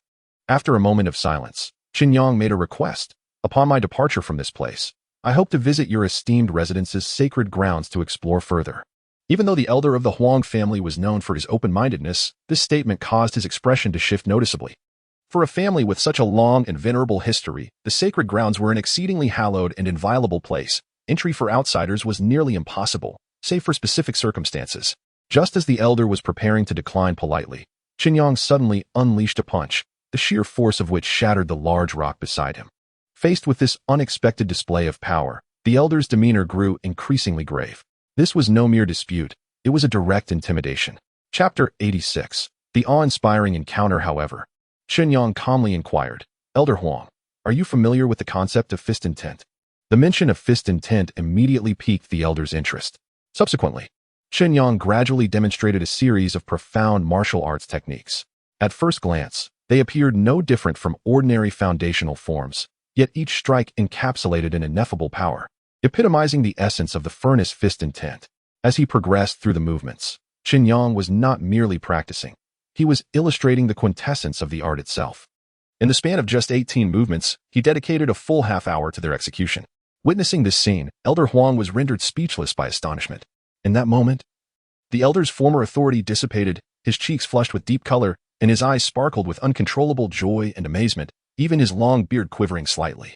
"Is this truly the legendary fist intent?" the elder marveled. Not only was the elder captivated, but even Huang Yuan, who had been repelled by Chen Yang's earlier strike, stood transfixed nearby. Although they had yet to fully comprehend Chen Yang's furnace-like fist intent, their spirits had been uplifted, deepening their understanding of martial arts. The elder's body began to sway involuntarily, his heart surging with emotions. The long-standing bottleneck in his cultivation seemed to have found an avenue for breakthrough. As Chen Yang concluded his demonstration and stood poised, the elder remained enveloped in the profound impact of the martial display. Moments later, clarity dawned upon him regarding a pivotal aspect, radiating an unprecedented aura of strength. "Aha!" The elder's face beamed with crimson delight, his laughter resonant and hearty. He could hardly fathom that in his twilight years, he would achieve such a breakthrough, taking a significant step on the path of a seventh-tier martial artist. "Young man, is this the fabled fist intent?" The elder's demeanor towards Chen Yang grew increasingly reverent, as he had gleaned immeasurable insights from the recent spectacle. Each recollection of the earlier scene bestowed upon him fresh realizations. It was truly astounding. "Thus, my demonstration of fist intent is not without purpose," Chen Yang stated with conviction. "This is an equitable exchange. It merely depends on whether you deem it worthwhile. Indeed, it is immensely worthwhile. Exceedingly so, the elder radiated joy. Not only having advanced in his cultivation, but also feeling a resurgence of vitality in his previously frail body. For someone of his age, every increment of progress was extraordinarily precious. Once we depart from here, I shall personally escort you to the sanctum of my family, the elder proposed. Recognizing that Chen Yang's potential far surpassed his expectations, although the family sanctum was typically closed to outsiders, the elder was willing to make an exception for such a rare opportunity. He appeared as an intrepid warrior, resolute in challenging all traditional constraints. Should our ancestors be aware, they would surely be elated to witness their descendants seize such an opportunity. Very well, should I glean any insights there, I will certainly share them with you. Chen Yang assured him. Then please, allow me to await your arrival in Mist City, the elder humbly remarked, surmising that Chen Yang was likely not a local. For someone of his remarkable caliber would undoubtedly be recorded by the Iku group. Thus, Chen Yang hurriedly departed, leaving behind a tale of legend. In the distance, Huang Yuan incessantly coughed blood, being supported as he slowly withdrew. More than half a month had passed. Chen Yang raised his gaze, watching the crowd of Yike group gradually fade into the horizon, as silence enveloped the surroundings once more. Unbeknownst to him, had he truly grown so formidable? Over the past several weeks, Chen Yang delved deep into the mountains, diligently training each day, combating wild beasts, and continuously honing his martial skills. Whenever hunger struck, he would satiate himself with the flesh of demonic beasts, fortifying his strength. Now, every nook and cranny of this mountain range bore his footprints, and the chilling aura he emanated sent even the most vigilant of beasts fleeing. In the blink of an eye, Chen Yang had spent 6 months in this realm. From an ordinary high school student, he had transformed into a martial artist whose power rivaled that of a 7th-tier master. With just over a month until the university semester commenced, Chen Yang resolved to seize every moment, striving to elevate himself further. His ambitions extended far beyond merely becoming a 9th-tier master. He sought to ascend to the pinnacle of martial prowess. Within the Zhongyan mountain range, the roars of beasts perpetually echoed. Howl! In the depths of the forest, a crimson whirlwind surged forth, accompanied by a thunderous roar as it ascended the peak.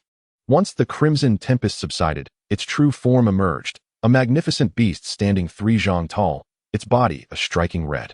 This creature was no ordinary beast. It belonged to the 6th tier, a rarity in these mountains. Quickly, take cover. That is a hoof-wind beast, exceedingly fierce. An onlooker, a cultivator passing by, recognized the creature from a distance.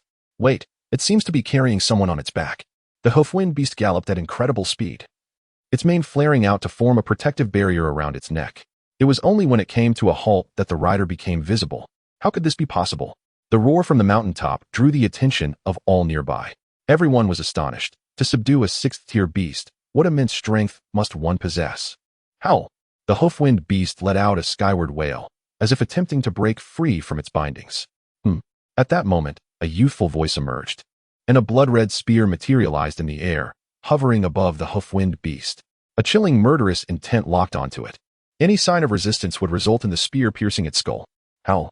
Even in the face of such lethal peril, the hoof-wind beast refused to submit, its proud lineage compelling it to choose death over submission. A light snort shattered the silence. Descending from the back of the hoof-wind beast was none other than Chen Yang, clad in tattered garments. He had been training in the mountains for an extended period, his beard sprouting a soft fuzz. An untamed aura radiated from him, suggesting that no challenge could deter him. The Huang family's beast-taming techniques were too rudimentary. Without early training, they could hardly control the creatures. Furrowing his brow, Chen Yang recalled the past month spent attempting to tame the demonic beasts using the Huang family's methods. While effective for lower-tier beasts, even if he could overpower mid-tier beasts, true submission remained elusive, particularly with unique entities like the hoof-wind beast. The spirit of resistance was exceptionally strong. Despite Chen Yang's ability to compel it to run for hundreds of miles, he could never completely subjugate the creature. Could it be that even a demonic beast resists the chains of servitude? After much contemplation, Chen Yang ultimately resolved not to slay the beast. With a gentle wave of his hand, the blood-red spear, which had been poised to strike, gradually dissipated into the air. You have aided me in my journey. You are free now. Although the hooved-wind beast could not comprehend human speech, it unmistakably sensed the absence of threat and promptly fled into the depths of the dense forest, distancing itself from this formidable and fearsome human. Gazing at the city silhouette rising in the distance, Chen Yang felt a warm sensation. It appeared to be yet another thriving metropolis. Chapter 87. The importance of courtesy after nearly 2 months of seclusion from the world. The sight of towering skyscrapers ignited a long-lost sense of belonging within him. "Haha, I feel like a wild man," he exclaimed, and with that, he leapt from the mountaintop, soaring hundreds of meters downwards. Good heavens! Is this fellow mad? The onlookers gasped in horror.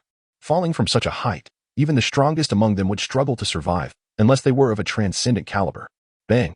However, just as everyone braced for a tragic spectacle, Chen Yang landed as lightly as a feather, swiftly vanishing from the crowd's gaze. What just happened? What extraordinary skill is this? Surely, such remarkable prowess cannot exist in this world. This is akin to the legendary art of flying, a feat achievable only by those at the pinnacle of mastery. But why would such an illustrious figure engage in such frivolous antics here? Who knows? The crowd exchanged bewildered glances, their minds swirling with questions. When one possesses the ability to ascend into the air, it signifies a transcendence beyond the ninth tier, an elevation to the realm of extinction. Those who attain such heights are undoubtedly true powerhouses, capable of influencing the fate of vast commercial empires. Many cultivators spend their entire lives striving for such a level, let alone witnessing such a peerless master in action. Yet, Chen Yang, within a month, had undergone a qualitative transformation in his spiritual strength. While he could not genuinely soar through the skies, he had mastered the ability to leap from 100 meters above without sustaining the slightest injury. To him, a simple jump was merely a trivial matter, but to the spectators, it was nothing short of breathtaking. Upon entering the city after leaving the mountains, his phone finally regained signal. The incessant beeping of notifications filled the air, revealing a multitude of missed calls and messages from friends, family, and some unknown numbers. In recent years, the focus of development in Mist City had shifted northward. Once desolate land now boasted skyscrapers and bustling shopping centers, embodying the spirit of a burgeoning metropolis. Among them, a particularly striking 55-story tower in the Aegean Sea district stood out. Not only as the tallest building in the area, but also as the renowned headquarters of the Bamboo Arrow Agency within the cultivation community. At this moment, in the vast office on the top floor, Bamboo Arrow was listening to reports from his subordinates, his expression increasingly grave. Utterly useless. He could no longer contain his fury. You have utterly tarnished the reputation of the Bamboo Arrow Agency. As the sole martial arts agency in Mist City, Bamboo Arrow had established this institution after reaching the 7th tier through sheer diligence, aiming to provide discreet services to major enterprises. The initial years were challenging yet manageable until 2 months ago when a turning point arrived. A professional broker presented a tempting project to surveil an ordinary citizen, hinting at the employer's illustrious background, with success promising to significantly elevate the agency's standing within the industry. However, just as they prepared to make their move, they unexpectedly encountered a formidable opponent, suspected to be a fugitive, forcing them to abandon their plans. Shortly thereafter, they accepted an even more perilous task, to kidnap Huang Jiaqi, the heir of the Yike Group. Despite the frailty of the opposing family's patriarch, Zhu Jian underestimated this challenge, resulting in yet another obstruction by an unknown master, which even left his most formidable warrior gravely injured. These successive failures in critical missions left Zhu Jian feeling despondent and perplexed, prompting him to question whether someone was deliberately undermining his endeavors. Every martial artist inevitably accumulates enemies on their quest for power, and Zhu Jian was no exception. Consequently, he suspended all business activities over the past month, dedicating himself entirely to uncovering the identity of the shadowy adversary. Regrettably, both the enigmatic elder and the youth from the mountains seemed to have vanished without a trace, as though they had never existed. Zhu Jian's heart burned with fury, confronted by repeated provocations from his rivals while remaining unable to retaliate. At this moment, an unexpected figure stood at the entrance of his headquarters. "Good day, sir. How may I assist you?" As Chen Yang approached the entrance, he was intercepted by security. At that moment, he embodied the countenance of a brooding elder, exuding an undeniable aura of authority despite concealing all his power. "Oh, I am here to discuss a potential collaboration," Chen Yang replied, donning a crisp suit and wearing a friendly smile. "Do you have an appointment or a contact person?" The security guard, taking his role seriously, was meticulous and cautious not to err in his duties. Chen Yang pondered briefly, quickly extending his perception to sense several energy fluctuations emanating from the 55th floor, particularly one that burned with an intensity akin to a raging flame, nearly suffocating those nearby. "My luck seems quite fortuitous," Chen Yang murmured to himself, convinced that this overwhelming presence likely belonged to Zhu Jian. In response to the guard's inquiry, Chen Yang smiled and said, "You just asked if someone is here to meet me? Indeed, someone will be descending shortly." No sooner had he spoken than Chen Yang unleashed a formidable aura, concentrating it and transmitting it to the 55th floor. In an instant, The once cacophonous floor fell into a profound silence, as if everyone had been ensnared by the gaze of an ancient beast, drenched in sweat from the tension. Even Zhu Jian, possessing a cultivation level of 7, was momentarily daunted by this sudden pressure, rising to his feet.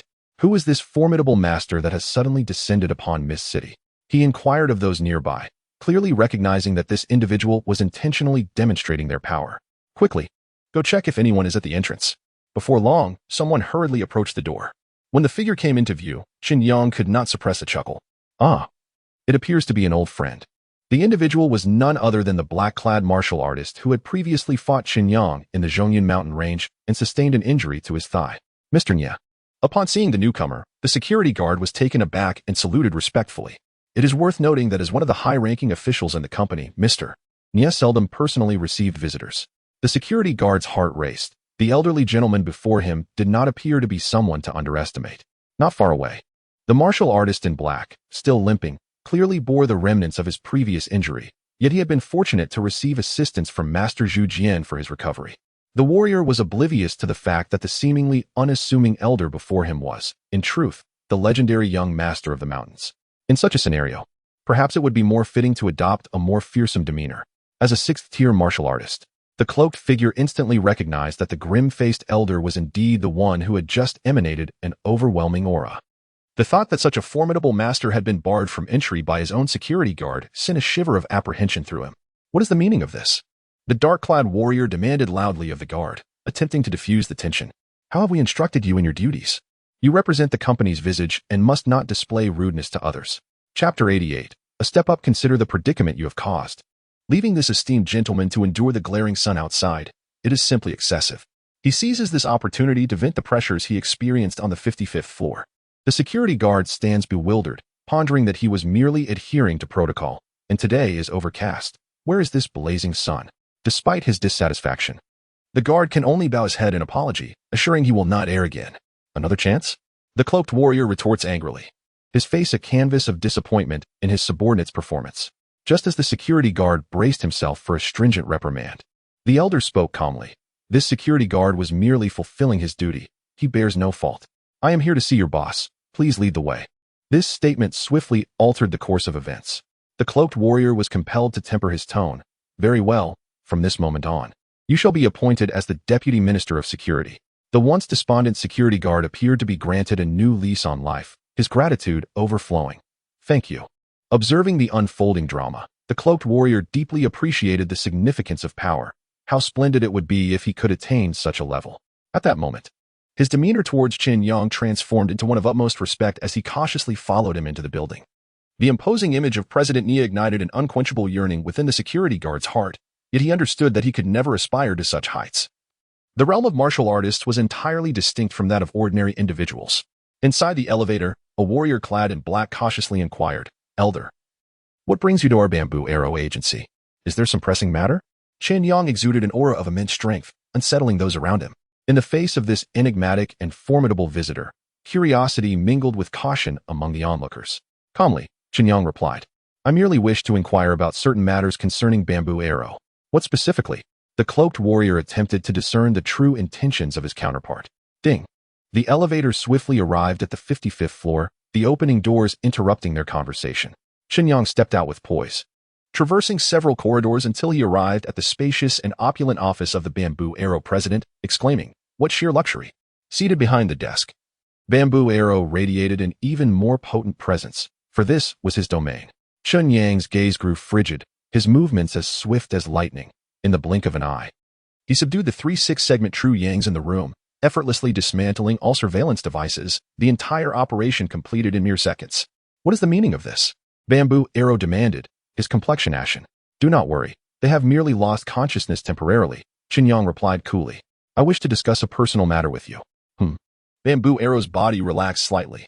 Were it not for necessity, he would prefer to avoid conflict with the inscrutable Chen Yang. What do you wish to know? 2 months ago, did you receive a task to monitor the Chen family? Indeed, Bamboo Arrow answered succinctly, the memory of that incident still igniting his fury. Who assigned you this task? This was the question Chen Yang truly cared about. Someone has been covertly watching the Chen family, which has left Chen Yang feeling profoundly unsettled. This matter is not convenient to discuss. Yu Jian shook his head in refusal. As a member of the martial arts intermediary, he is bound by professional ethics and would never divulge any information about his clients. It seems you still do not comprehend my intent. Chen Yang's gaze turned steely, emanating an unstable aura, clearly indicating his discontent. I am not here to negotiate, but to instruct you on what to do, Chen Yang threatened. This resolute demeanor is a result of the rigorous training he has undergone in the Zhongyun mountain range over the past few months, where power reigns supreme and the strong command respect. You, Zhu Jian did not anticipate such directness, his face flushing crimson. Very well. Let me see why you dare to speak so boldly. As a seventh-tier Xinjiang, Zhu Jian also possessed his own pride. Boom. The blood and energy within Zhu Jian erupted like an explosion, reverberating throughout the entire 55th floor of the building. This level was entirely his personal domain, reflecting his status as president and facilitating his practice at any moment. To this end, he had reinforced the structural integrity of the floor, ensuring that even a confrontation between seventh-tier Xinjiangs would not compromise its stability. It seems a battle is unavoidable, undaunted by the provocation. Chen Yang activated the dormant power within him, a terrifying aura surging forth. The essence of a furnace-like punch. Bang! With a resounding crash, the two forces collided. Their fists clashed violently, the tremendous force causing items in the office to topple and scatter. Chen Yang managed to steady himself, taking a small step back, while Zhu Jian was propelled backward by the massive recoil, crashing heavily against the wall. The impact forced Zhu Jian to cough up blood in agony. How could this be so powerful? Zhu Jian's eyes brimmed with disbelief. He was injured in a single move, leaving him utterly astonished. Zhu Jian had witnessed true 8th-tier masters, who, upon striking, seemed to be engulfed in raging flames, instilling fear in ordinary people who dared not approach. However, Chen Yang did not exude such a terrifying presence. Shaking his head, Chen Yang remarked, "Do you believe yourself to be the pinnacle among the 7th tiers?" Although Zhu Jian's strength reached an impressive 50,000 do, surpassing that of Huang Yuan from the Yike group, it was insufficient to instill fear in him. Still unwilling to speak the truth, Chen Yang extended his arms, fingers curling like a poised dragon, swiftly closing the distance to Zhu Jian. "I do not have the luxury of time to waste with you." No sooner had he spoken than a tremendous crash echoed as Chen Yang unleashed his full power, employing nearly all of his abilities except for his most core secret technique. Blood energy, 364600 combat index, 15,000. A few days prior, Chen Yang had just broken through to the 3rd tier, unlocking the 3rd layer of shackles, resulting in a qualitative leap in his potential. As the blood energy within him swirled and accelerated, combined with the furnace-like essence of his punches, Chen Yang fully suppressed Zhu Jian with a blood energy value of 70,000, each attack rendering his opponent unable to defend. Zhu Jian let out a despairing roar, retreating step by step before Chen Yang. In a moment of desperation, he drew forth the treasured blade that hung beside him, the very weapon that had bestowed him his fame, with the sword firmly in hand. The combat prowess of the bamboo arrow surged to a remarkable level as he unleashed the thunderclap sword technique.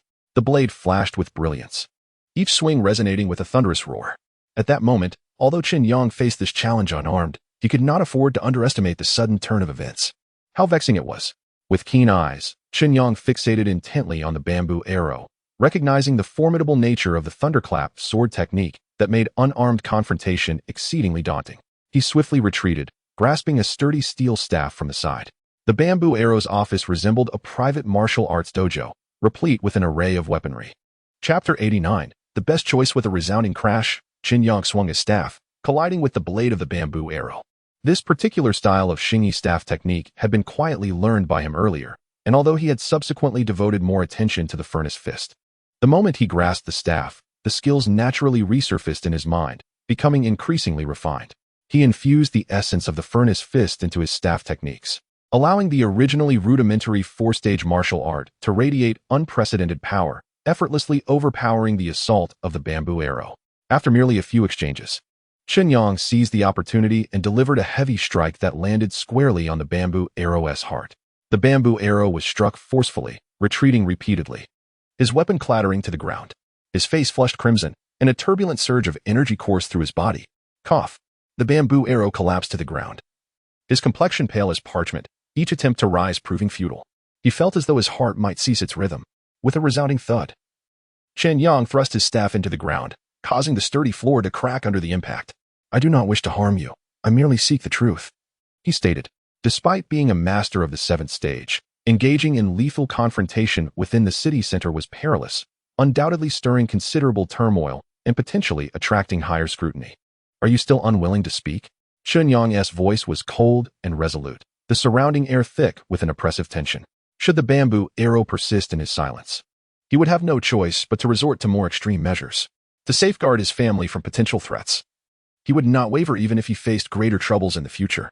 Just as the atmosphere reached a breaking point, a thunderous shout pierced the air, and a formidable presence surged into the room from outside, interrupting the confrontation. Chen Yang squinted slightly, the scene before him evoking familiar memories. This was a technique capable of inducing a swirling of vital energy. At that moment, the closed door was thrust open with force, and a middle-aged man clad in training garb strode in, shattering the tension within the room. Ah, esteemed senior, as a local of Mist City, it is only natural that I extend my hospitality to you, the newcomer declared, revealing himself to be Yi Feng, the vice master of the Qilin Martial Arts School. Chen Yang's gaze sharpened like that of an eagle. He sensed a formidable power lurking within Yi Feng. It seems he is on the verge of breaking through to the 8th stage of true Yang. Chen Yang muttered to himself. Indeed. The energy emanating from Yi Feng signified his imminent ascension to a new level, 8th stage of true Yang. This not only indicated a tremendous leap in personal strength, but also presented an opportunity to become a leading figure in Mist City and beyond. As Yi Feng entered the room, the air seemed to resonate with a deafening sound.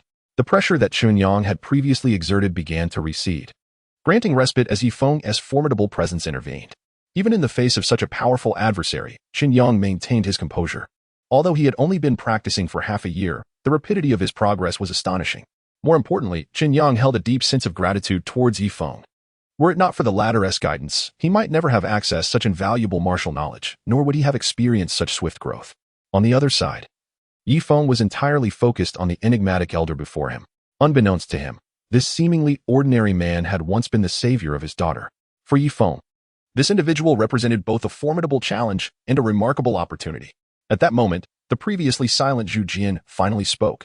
Director Yi.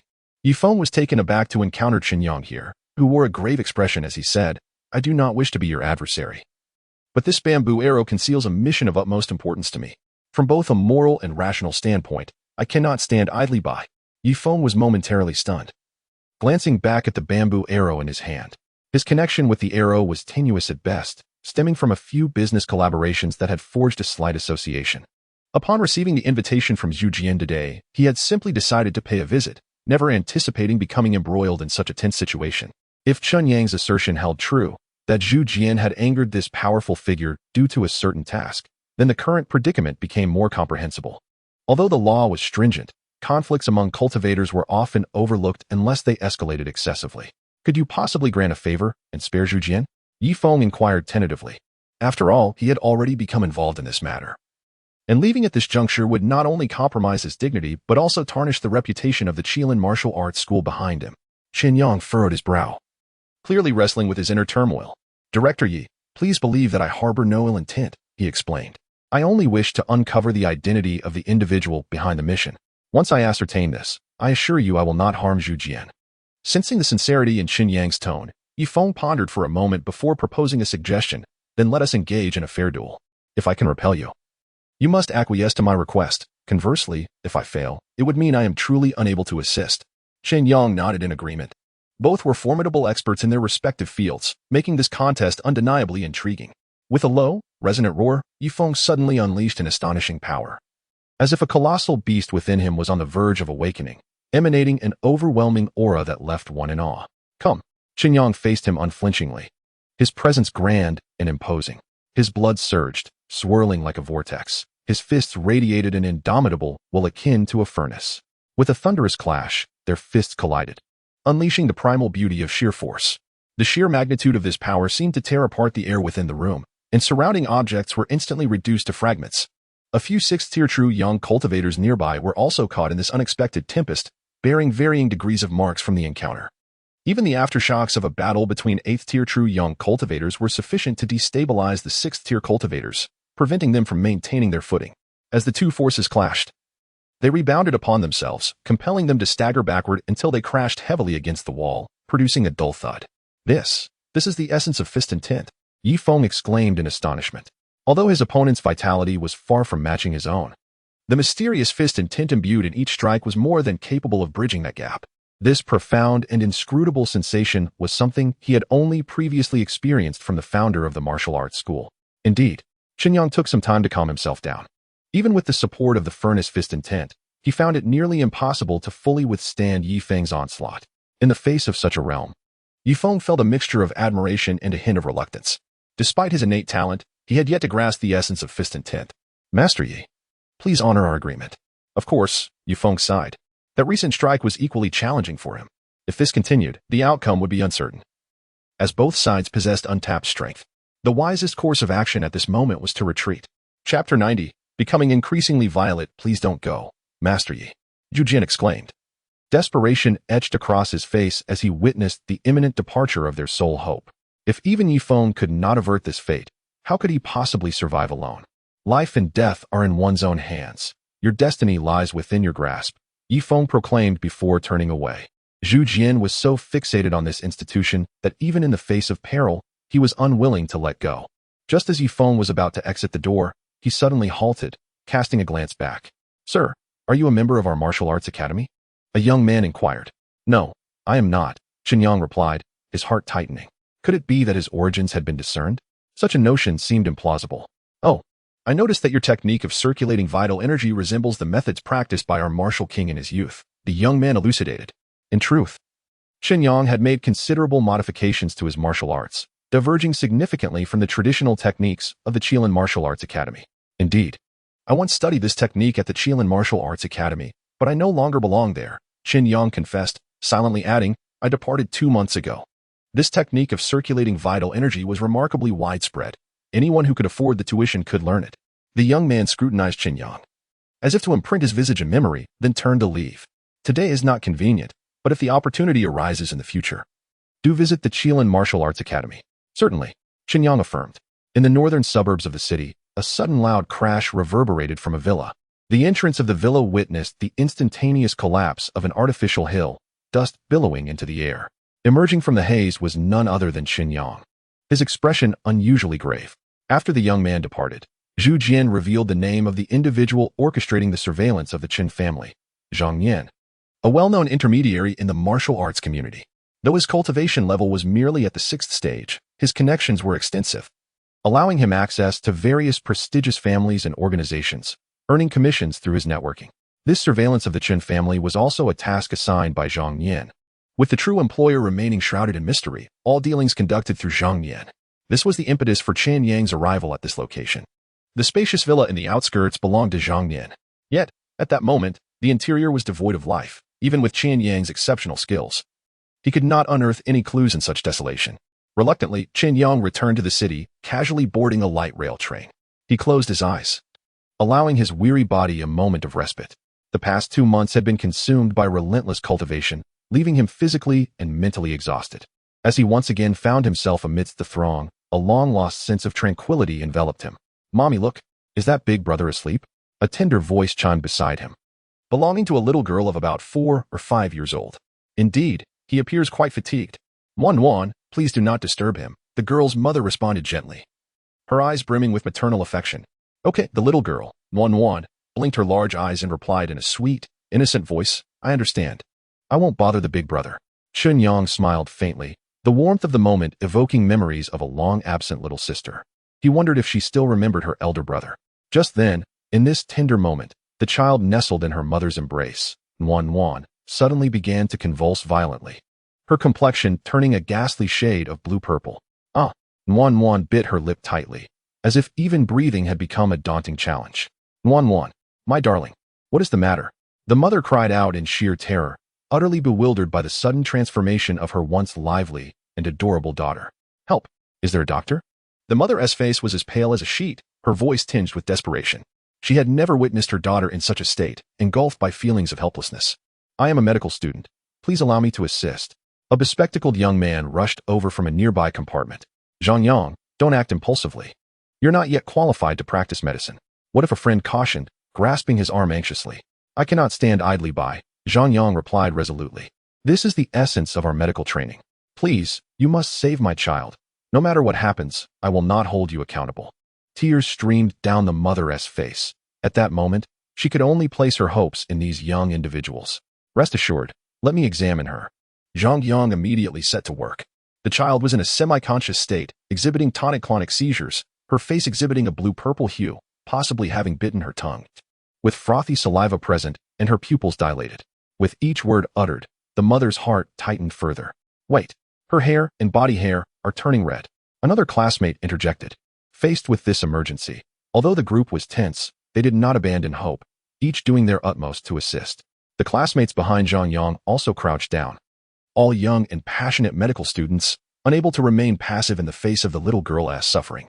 I, Wang Bai, have perused every conceivable medical literature, from the Lancet to the New England Journal of Medicine, reciting each paper by heart, yet I cannot ascertain her ailment, Wang Bai remarked, his brow furrowed in deep confusion. The symptoms did not resemble those of an allergic reaction, nor did they align with typical respiratory or dermatological conditions. It was utterly baffling. The group exchanged glances, feeling utterly at a loss regarding the plight of the 4-year-old girl. With only 5 minutes remaining until the next station, even if they immediately transferred to an ambulance, reaching the nearest hospital would take nearly 20 minutes. Meanwhile, the child's lips were becoming increasingly purple. Time was of the essence in such dire circumstances. Even an additional minute could prove critical. Just as anxiety reached a fever pitch, Chen Yang, who had remained silent at the periphery, suddenly opened his eyes, determination flickering within. Let me give it a try. Zhang Yang looked at Chen Yang in astonishment. Are you also a student from our medical school? Chen Yang shook his head. No, but I am confident I can help. Since the onset of the girl's affliction, he had been acutely aware of her condition in a unique manner. For this girl, sharing the same name as his sister, Chen Yang resolved to exert every effort to save her life. The reason for his prolonged inaction was not due to indecision, but rather because he had discerned some anomalies. Within the little girl resided a subtle and elusive energy fluctuation. This energy was exceedingly covert, to the extent that even a skilled practitioner like Chen Yang nearly overlooked its existence. It was precisely this faint oscillation of energy that incited the girl's symptoms. In truth, these manifestations were not genuine ailments, but rather the body's response to external disturbances. This phenomenon transcended the comprehension of ordinary medical students. Even the most esteemed physicians might fail to detect it. This force was profoundly enigmatic. Chen Yang murmured to himself. It resembled a seed, lying dormant within the girl, awaiting its moment to sprout. Chapter 91. Cherish it. Well, he realized that to resolve this issue, it was imperative to first comprehend the essence of this energy. Despite the immense difficulty, Chen Yang was determined to explore every possible method for the sake of the little girl's safety. Little Wan's fate seemed destined to be fraught with tribulations. As he gazed at the girl sharing his sister's name, a faint smile graced his lips as he shook his head. The peculiar energy not only disrupted her physiological functions, but also quietly altered her bones and muscles. The benefits of such changes were incalculable. Should Wan endure this transformation over a prolonged period, by the time she reached adulthood, her meridians would be remarkably expansive, enabling her to emerge as a prodigy admired by all. Nevertheless, reality was often unyielding. Even the slightest alteration posed a lethal burden for the 4-year-old Wan. Without intervention, she would succumb to organ failure or asphyxiation. Fortuitously, Wan encountered Chen Yang. He resolved to act immediately. Suddenly, a potent aura emanated from his being, followed by a beam of red light shooting from his palm, penetrating into Wan's body. This was pure life force, capable of gently mending her wounds. He was a practitioner of the arcane arts. Those around him were astounded, never having anticipated such a formidable presence in an ordinary carriage. How could a practitioner appear here? Questions flooded the minds of the passengers. Simultaneously, Chen Yang, drawing upon his profound cultivation, constructed a unique rune imprint in the void and slowly infused it into Wan's body. With a soft sound, this imprint formed a protective barrier within the little girl, effectively isolating her from the influence of the foreign force. Subsequently, through mental control, Chen Yang swiftly calmed the unstable state within her. Almost instantaneously, all the abnormal symptoms that had previously afflicted Wan vanished. Thank you so much. I am truly grateful, Wan's mother exclaimed, embracing her revitalized daughter and repeatedly expressing her gratitude to Chen Yang. Even though several young individuals were unable to assist, their goodwill was equally commendable. Just as everyone basked in joy, Chen Yang noticed an unfamiliar message that had long been absent. Unknown presence detected. Initiate absorption? Unknown presence? Chen Yang furrowed his brow, pondering how aptly this description encapsulated the strange power within Wan. Absorb it, he silently urged. His objectives were twofold: to completely eradicate the perilous ticking time bomb within the little girl, for should it flare up again. Only someone of his extraordinary caliber could discern its true nature, otherwise she could perish at any moment, and based on past experience. Anything deemed valuable by the system would confer immense benefits upon him. In the next moment, an invisible yet powerful force extracted the malevolent energy from the girl's body. Bang! In an instant, the entire carriage was engulfed in a blood-red glow, overwhelming all present with an intense discomfort that nearly induced vomiting. However, all of this transpired with alarming swiftness. Before the unsettling sensation could genuinely affect everyone, that malevolent force had already been drawn into Chen Yang's body and swiftly assimilated by the system. The moment the dark energy invaded his being, Chen Yang could not suppress a low moan. Almost immediately, he sensed a drastic depletion of his vitality, as if the sinister force had recognized a threat and was attempting to devour him through a complete resurrection. What is happening? Is the system not betraying me? Despite possessing power comparable to the pinnacle of the boundless, Chen Yang found himself struggling against such an uncanny entity. Despite exerting every ounce of strength to resist, his blood continued to flow away. Ultimately, with a piercing scream, the system successfully subdued the malevolent force, completely absorbing it. Subsequently, changes appeared on Chen Yang's personal status panel. Ding. Detected primary overbearing breathing technique, primary furnace fist technique, primary order law. Unknown eye, the newly added skill list showcased all the abilities Chen Yang possessed, deemed valuable by the system. Among them, the unknown eye was a skill extracted from the absorbed dark force, requiring a consumption of 5,000 points to master. Upon seeing that only 600 points remained, Chen Yang felt an overwhelming pressure surge within him. At that moment, the unconscious little girl finally awakened, slowly opening her eyes. Her damp eyelashes stuck together, her gaze still somewhat dazed. "Mommy, why are you crying?" she inquired.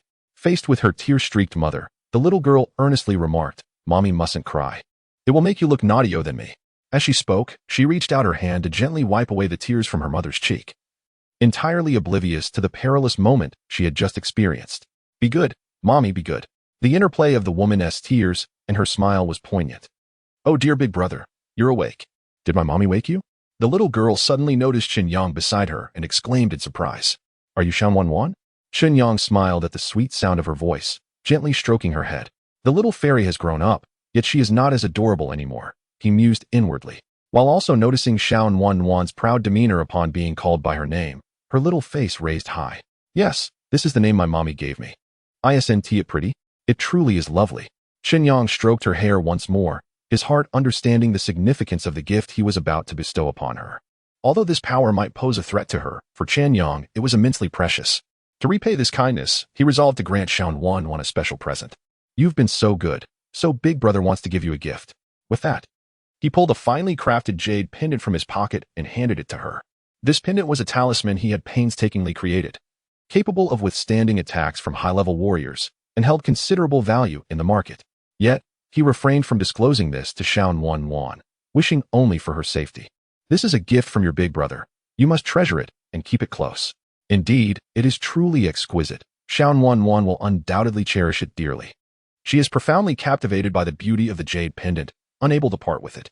In fact, this jade pendant harbors a unique ability, allowing the wearer to absorb the essence of nature, which is beneficial to one's health. Just as the two were engaged in conversation, Chen Yang's phone vibrated. A glance at the screen revealed a call from Chu Mingling. "Hello?" He answered the call. A subtle smile graced Chen Yang's lips, his tone softening. "All right. Let us meet at Yak Square."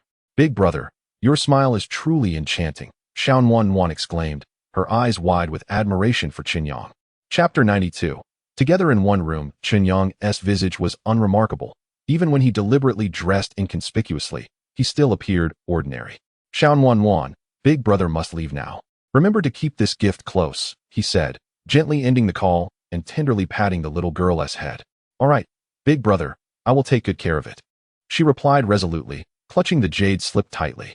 Subsequently, Chen Yang left his contact information with Xian Wan's mother, assuring her that she could reach out for assistance whenever necessary, sensing that there might still be undisclosed risks surrounding the young girl.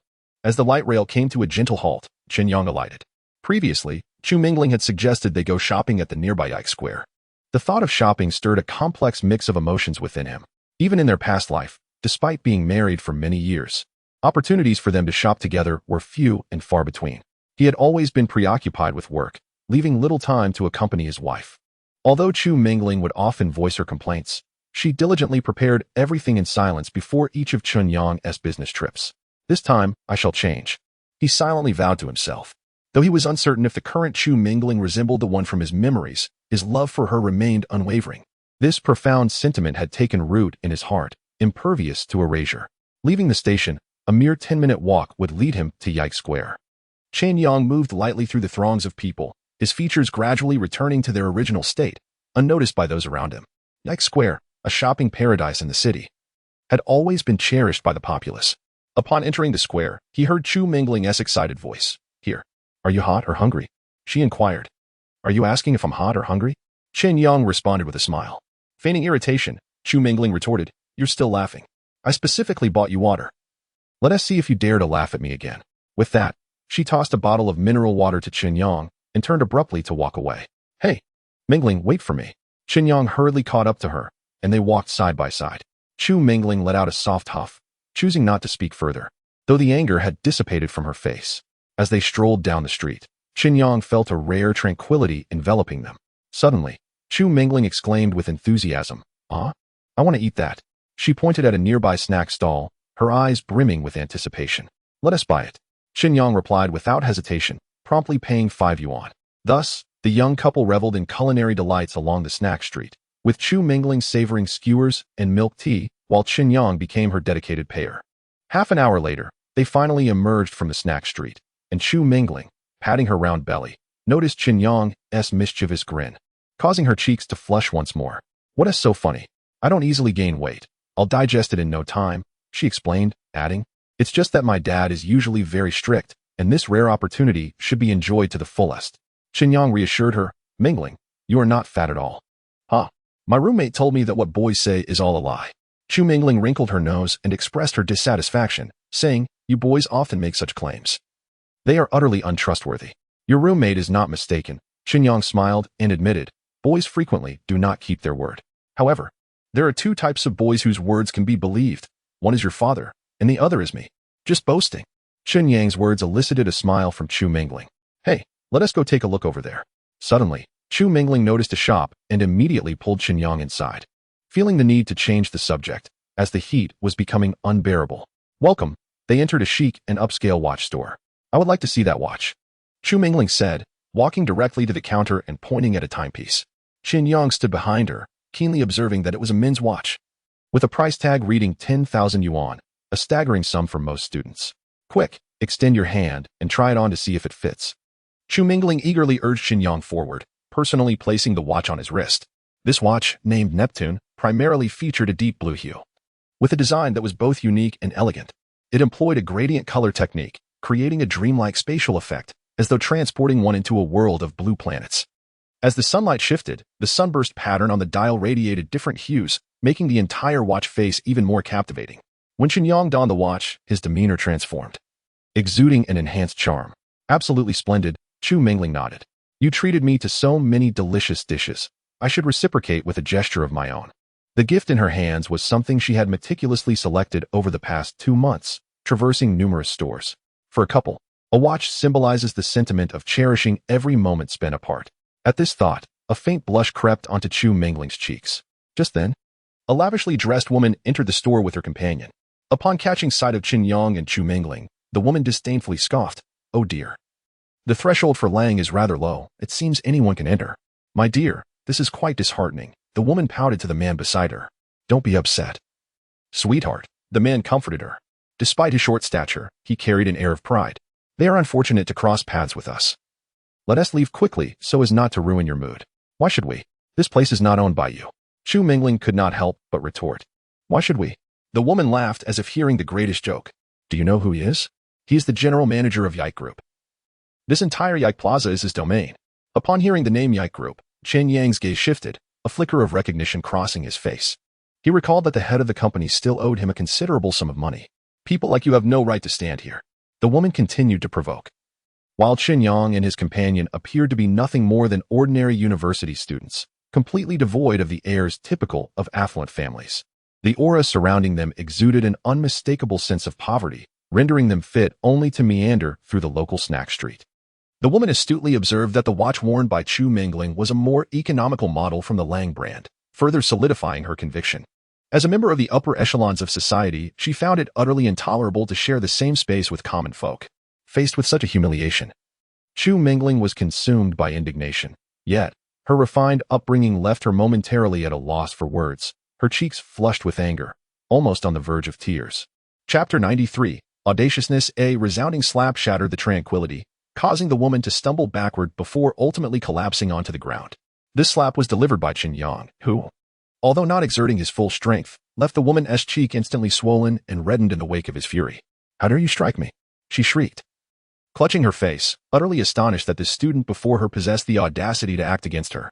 "Who permitted you to speak so disdainfully?" Chen Yang remarked, brushing off his hands as if cleaning away a stain. "How can you stand there and watch me being humiliated?" The woman turned to the man beside her, nearly on the verge of collapse, feeling this was an immense affront to her dignity. "Young man, you have acted too impulsively," the man said, his face pale, heart aching at the sight of his wife's disgrace. "You should be thanking me," Chen Yang replied coldly. "Today, I am in a good mood. Otherwise, this would not be the end of it." Turning to Chu Mingling, Chen Yang softly inquired, "Have you settled the bill?" Feeling Chen Yang's presence draw nearer, Chu Mingling's heart quivered. At that moment, he appeared to her as a guardian angel.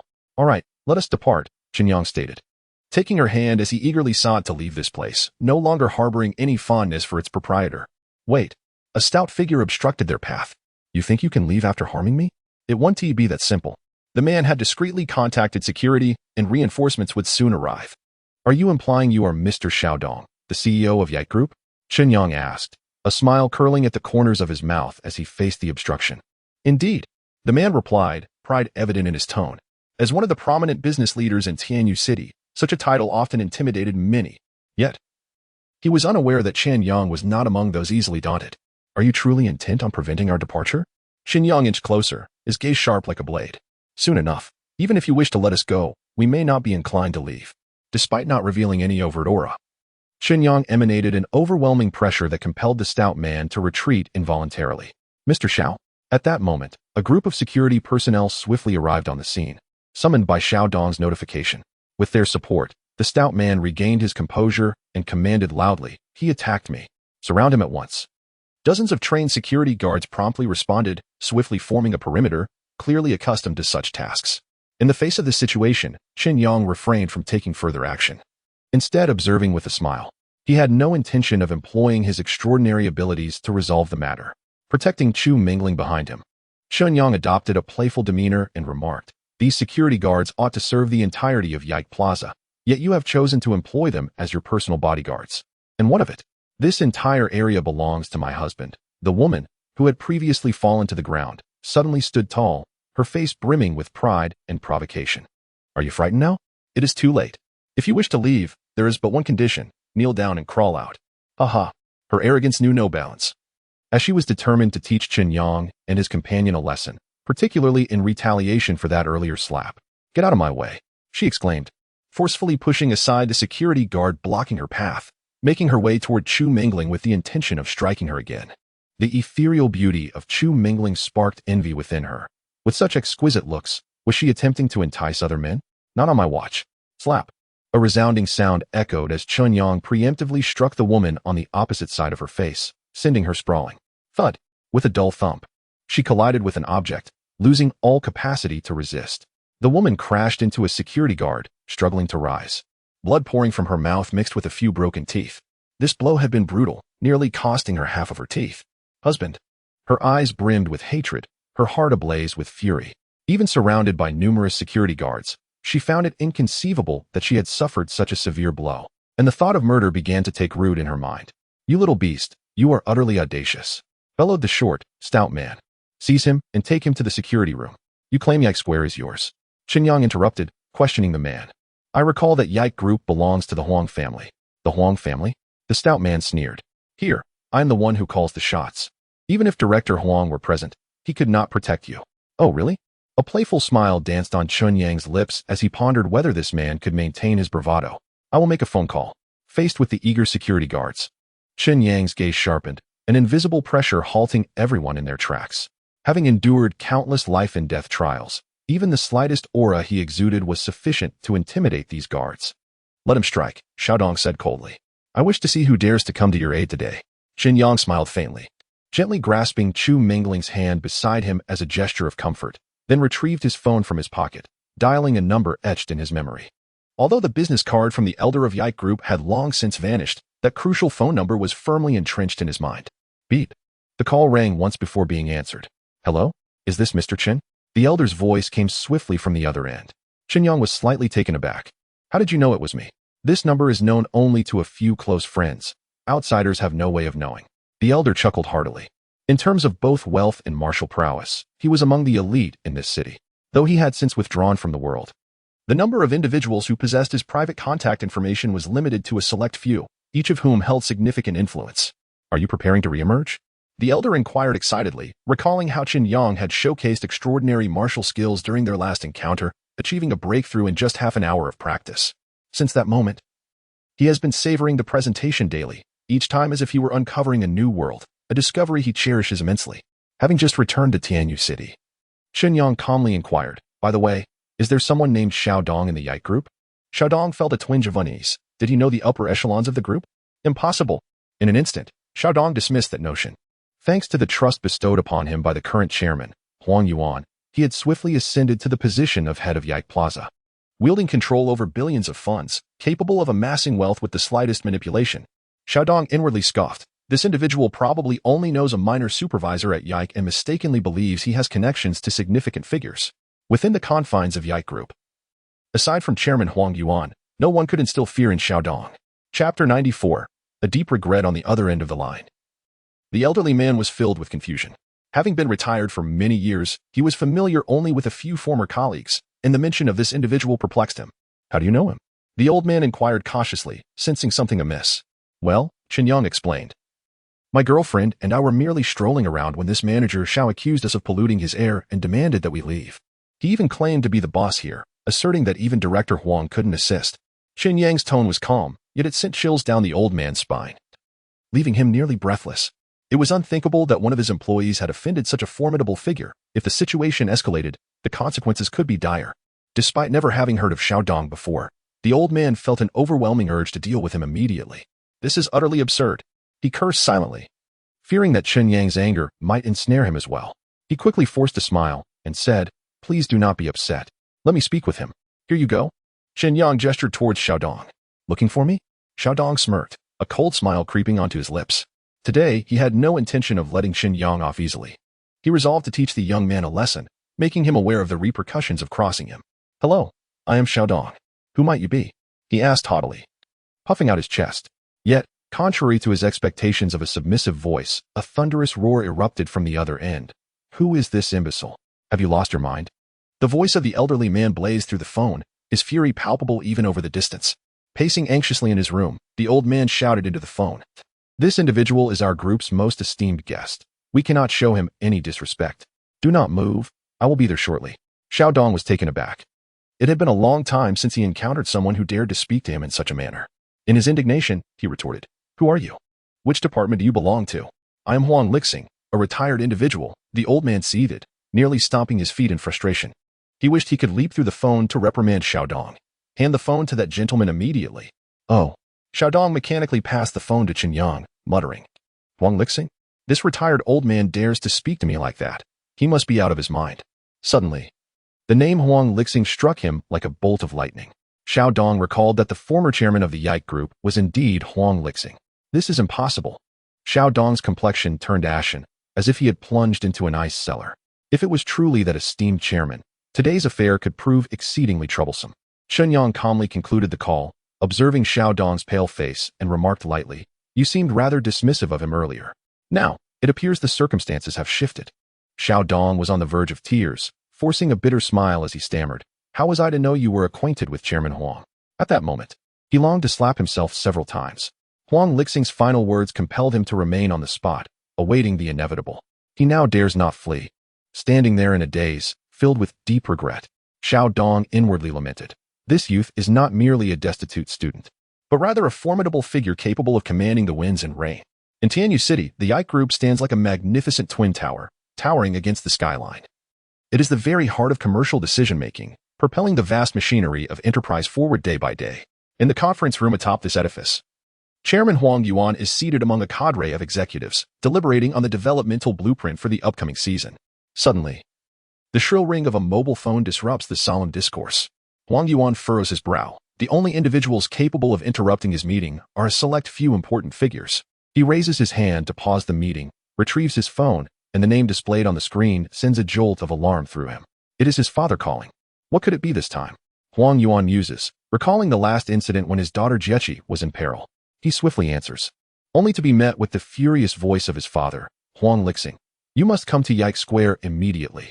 A sense of foreboding washes over Huang Yuan. He promptly announces a meeting suspension, rising and hastily exiting the conference room, oblivious to the astonished gazes of his colleagues behind him. Donning his Bluetooth headset, he strides purposefully towards the elevator, listening to his father's explanations. Below, a row of sleek black luxury cars awaits, as if anticipating this very moment. Let us go, Huang Yuan commands, and the convoy speeds off towards their destination like arrows released from a bow. Within mere minutes, he learns of the situation concerning Xiaodong, a man renowned within Yike for his performance, yet mired in controversy due to his personal life. However, this time, Xiaodong appears to have provoked an adversary he ought not to have crossed. Even the seasoned Huang Lixing senses an unprecedented urgency. This is infuriating, utterly infuriating. Despite being a longtime CEO, Huang Yuan cannot contain his fury in this moment. Xiaodong seems intent on ruining the efforts of the Huang family across generations. The potential of Chen Yang astonishes Huang Yuan. He has previously discussed with his father, Huang Lixing, that should Chen Yang develop smoothly, he could reach the pinnacle within a decade. The pinnacle of martial arts refers to those who transcend the ordinary ninth-tier practitioners. The future of the Huang family is closely intertwined with Chen Yang, a truth both Huang Lixing and Huang Yuan are acutely aware of. Thus, in their eyes, Xiaodong has committed an unforgivable sin. Meanwhile, at Yike Square, Xiaodong is panic-stricken. The thunderous voice of Huang Lixing has resonated so loudly that even the surrounding security personnel have taken note. The once encircling guards around Chen Yang and the others are gradually dispersing. Everyone at Yike is well aware of the name of the venerable chairman Huang Lixing, and anxiety grips their hearts, fearing repercussions for having previously assisted Xiaodong. Time seems to freeze, and the atmosphere grows heavy with tension. Who exactly is this Huang Lixing? Chu Mingling innocently inquires. Though she hails from a prestigious family in Tianyu City's educational sector, she is still young and unfamiliar with the titans of the business world. Just an elderly gentleman, Chen Yang replies nonchalantly, recalling their previous encounter on Zhongyun Mountain when he had persistently invited him to seek him out. Oh, Chu Mingling responds sweetly. With Chen Yang by her side, she felt an overwhelming sense of security. However, Chen Yang's words left Xiaodong and others in a state of unease. Initially, they presumed Chen Yang was merely a favored junior of Huang Lixing, but it now appeared that the reality might be quite the opposite. Chen Yang could very well be the dominant figure in their relationship. Contemplating this, Xiaodong trembled with fear. My dear, what is troubling you? The woman beside him inquired cautiously. The chilling tone from the phone call earlier had unsettled her, and Xiaodong's current demeanor only heightened her anxiety. Chapter 95. No mercy. A profound fear gripped Xiaodong's heart, his gaze transforming into one of fierce malevolence, as if he sought to devour everything in his path. The woman who once appeared gentle and captivating in his eyes had now morphed into a demon. It is all your fault, Xiaodong erupted, akin to a beast cornered with no escape, delivering a brutal kick towards the woman. You have destroyed everything I held dear. The woman screamed in agony, utterly unprepared for the violent turn of affection from the man who had once cherished her. Xiaodong, consumed by rage, continued to assault her with kicks, each blow infused with his resentment and despair. You shall pay the price, he bellowed. In response to this sudden onslaught, the woman refused to yield. She let out a furious cry and lunged at Xiaodong, her nails leaving deep marks on his face. The two became entangled on the ground, the scene descending into chaos. Though the surrounding security personnel were taken aback, none dared to intervene. The altercation swiftly drew the attention of passers-by, some even brandishing their phones to document the spectacle, only to be sternly halted by the security. There is nothing to see here. Please disperse, one guard commanded with gravity.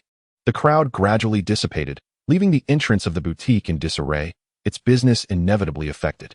Chen Yang, observing the farce with a disdainful eye, found such antics utterly unhelpful, believing they would only exacerbate the situation. Just then, a sharp screech of brakes pierced the air. A convoy of luxurious cars halted outside the store, capturing even more curious gazes. However, professional security personnel swiftly cordoned off the area, forbidding anyone from approaching. What are you doing, Xiaodong? Huang Yuan's voice thundered throughout the space as he exited his vehicle and stormed into the store, delivering a powerful kick that sent Xiaodong flying. He crashed heavily to the ground, blood spilling from his mouth. The woman, overwhelmed by Huang Yuan's formidable presence, froze in place, paralyzed by fear. The last flicker of hope within Xiaodong extinguished upon Huang Yuan's arrival. His complexion turned ashen, as if he beheld the abyss. "Mr. Huang, please spare me. It was never my intention," he pleaded, enduring physical pain as he crawled towards Huang Yuan, gripping his pant leg tightly. "I truly did not recognize this gentleman as your esteemed guest. I was wrong." Tears mingled with snot as he begged, utterly unconcerned with his dignity at this moment. What a wretch! Huang Yuan forcefully shook off Xiaodong's grasp and approached Chen Yang, a hint of humility gracing his features. "Mr. Chen, I sincerely apologize for subjecting you to such an unsightly scene. This is my responsibility, and I will take immediate action." It had been a long time since Huang Yuan had humbled himself in such a manner, yet he understood precisely how to navigate this situation. "Xiaodong will be dismissed forthwith. This is the resolute decision of our Ke group," Huang Yuan stated calmly. "As for the next steps, I defer entirely to your guidance." Upon hearing this, Xiaodong felt as though he had been struck by lightning, fully aware that his career had come to an end. Who is this individual that instills such fear in President Huang? Regret washed over him. Had he treated the young man with kindness from the outset, perhaps circumstances would have unfolded differently. Yet, no one paid heed to Xiaodong's current turmoil. Suddenly, a screeching halt resonated from outside, followed by an indignant rebuke. "Huang Yuan, you fool!" To Xiaodong's astonishment, Huang Lixing, his father who had been recuperating in the suburbs, had personally arrived at the scene. The father and son had maintained constant communication, and thus Huang Lixing was well informed of the situation. "How could this inconvenience Mr. Chen? Can't you resolve this on your own?" Huang Lixing interrogated his son, wholly disregarding Xiaodong, who lay on the ground. "Father." Huang Yuan could only silently accept his father's reproach. He understood that regaining Chen Yang's trust was the immediate priority. "Mr. Chen, I sincerely apologize for my tardiness." Huang Lixing respectfully bowed in apology to Chen Yang. "You are far too humble. I cannot accept such a gesture." Chen Yang gently sidestepped the courtesy with his companion, Chu Mingling, displaying polite avoidance. Huang Lixing chose not to elaborate further, merely casting a cold glance at Xiaodong. "Do you know who I am?" Xiaodong's complexion turned ashen as he stammered. "Yes. You are Huang Lixing, the esteemed former chairman of Yike Group.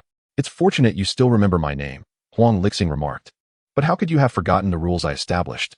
You have been reckless under the guise of Yike Group, tarnishing the company's reputation." His voice dripped with evident discontent. His anger stemmed not only from Xiaodong's affront to Chen Yang, but also from the revelation of some unsavory internal issues within the group. Even if today it were not Chen Yang, but another practitioner, regardless of their strength, I could subdue them with my own power. However, if such behavior persists, Yike Group will inevitably find itself in peril. Should a formidable opponent like Chen Yang become incensed, or should any misfortune befall Huang Yuan, Yike Group could face catastrophic collapse in an instant. Xiaodong is to be dismissed immediately, and furthermore, the authorities must be contacted for a thorough investigation. If he engaged in any illegal activities during his tenure, he must face the full brunt of the law, without exception. Huang Lixing's words cut like a sharp blade, and Xiaodong's expression shifted dramatically. He had anticipated losing merely his job, yet Huang Lixing intended to obliterate him entirely. Moreover, Huang Lixing's piercing gaze turned towards Huang Yuan. Upon returning, promptly rectify the group's conduct and eradicate these long-standing issues. "Understood, father." Huang Yuan silently admired his father's approach, recognizing that he not only addressed the immediate problem, but also laid plans for the future. "Let it be so," Chen Yang gently inquired of Mingling beside him. "Do you find this resolution appropriate?" Mingling nodded, nearly unable to meet Chen Yang's gaze under the scrutiny of those present. "Then we shall proceed thus," Chen Yang remarked, casting a glance at the Huang father and son, noting the numerous luxury vehicles parked outside, clearly indicating that their visit was not solely for the purpose of an apology. Indeed, Huang Lixing subsequently extended an invitation. "Mr. Chen, might you have the time to visit my humble abode?" Chen Yang hesitated for a moment. "Chen Yang, you should attend to your matters," Meng Ling encouraged. "I can return home by myself. Work is paramount, and we have ample time ahead of us." Summoning her courage, Meng Ling articulated these words, surprising even herself. For Chen Yang, it felt akin to a sweet confession, and he smiled in response to her bravery. "Indeed, our future stretches ahead.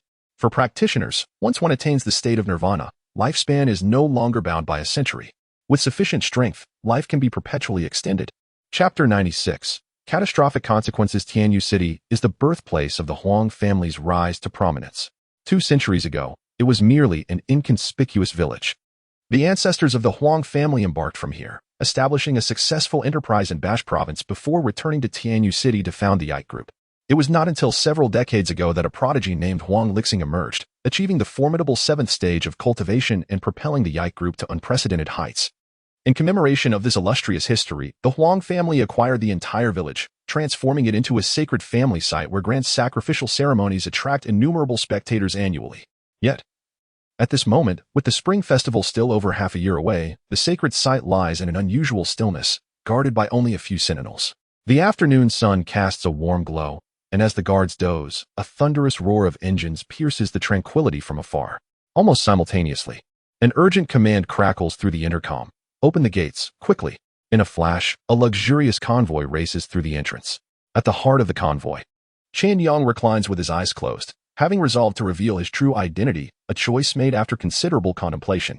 Suddenly, a virtual screen materializes in the air, displaying his physical condition: vitality, 370,000, combat index, 16,000. Magical skills, 9 transformations of rebirth, novice, furnace fist intent, novice, power of order, novice, mysterious eye, not mastered. Recently, Huang Licking had leveraged the resources of the Yike Group to procure rare medicinal herbs to strengthen his bond with Chen Yang, the value of which far surpassed the previous debt of 100 million. This infusion of resources significantly enhanced Chen Yang's spiritual energy, bringing it nearly in line with his vitality. Overwhelmed by such generous offerings, Chen Yang felt a surge of excitement. This was not merely an increase in power, but a pivotal step into the realm of cultivation. He pondered, first, I must swiftly master the mysterious eye skill. In an instant, 5,000 points from his combat index were siphoned away, as if an unseen force gently brushed against his consciousness. In a heartbeat, his mind became extraordinarily clear, followed by a peculiar yet potent energy coursing through him like a gentle stream, allowing him to swiftly grasp the essence of the ominous eye. A foreboding sign, a calamity looming. That is the very nature of the ominous. This power is ineffable, imbued with boundless dread. Inside the vehicle, Huang Licking and his son suddenly felt a wave of intense unease, their hair standing on end. Yet, as they scanned their surroundings, they found nothing amiss.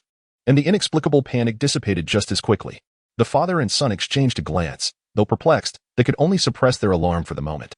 At this juncture, Chen Yang still had 32,000 points left in his combat index. To attain the initial mastery of the ominous, I required 100,000 points, while the Order Divine technique required 30,000. As for the Furnace Fist intent, Chen Yang resolved to create it step by step without relying on the system. Clearly, 30,000 points would not suffice. Chen Yang muttered to himself, perhaps I should prioritize upgrading my 9 transformations of rebirth. This breathing technique was initially a skill he mastered, providing him with immense assistance. However, as the application of martial force points evolved, its effectiveness gradually diminished. Commencing the simulation, Chen Yang resolved to upgrade the 9 turns resurrection. Yet he was taken aback to discover that merely achieving a minor accomplishment required a staggering 200,000 martial force points. 200,000. This figure astonished Chen Yang, and he recognized that he had underestimated the value of the 9 turns resurrection. After all, the unlucky eye demanded only 100,000, while the 9 turns resurrection required double that amount. Indeed, it lived up to its reputation, wielding immense power. A glimmer of light flashed in Chen Yang's eyes. He understood that the system would not arbitrarily set prices, implying that the 9 turns resurrection might be even more precious than the unlucky eye. Thus, he opted to simulate the Order Divine technique. Chen Yang had no alternative. He needed to swiftly transform his martial index into tangible strength. Before long, the first layer of the Order Divine technique was completed, enabling him to summon the phantasm of an ancient divine spear. However, given Chen Yang's current physical condition, executing it even once was already at his limit, and this technique could only serve as a last resort. Creak. The convoy came to a gradual halt, and Chen Yang opened his eyes, left with merely 2,000 martial force points. Mr. Chen, Huang Licking and his son disembarked to welcome him, guiding Chen Yang deeper into their ancestral land. No need for such formality. Do not call me Mr. Chen. I am Chen Yang. In that moment, the boy's voice resonated throughout the realm of cultivation, as it was the first time he confidently proclaimed his name. Huang Licking and his son Huang Yuan were momentarily taken aback, then smiles broke across their faces. Chen Yang's willingness to divulge his true name signified a deepening of their relationship. However, a flicker of confusion crossed Huang Yuan's eyes, as he felt the name was familiar, yet could not recall where he had heard it before. Just as the two were preparing to express their joy, Chen Yang abruptly turned to face them, his gaze resolute. The reason I disclose my true name is out of trust in you.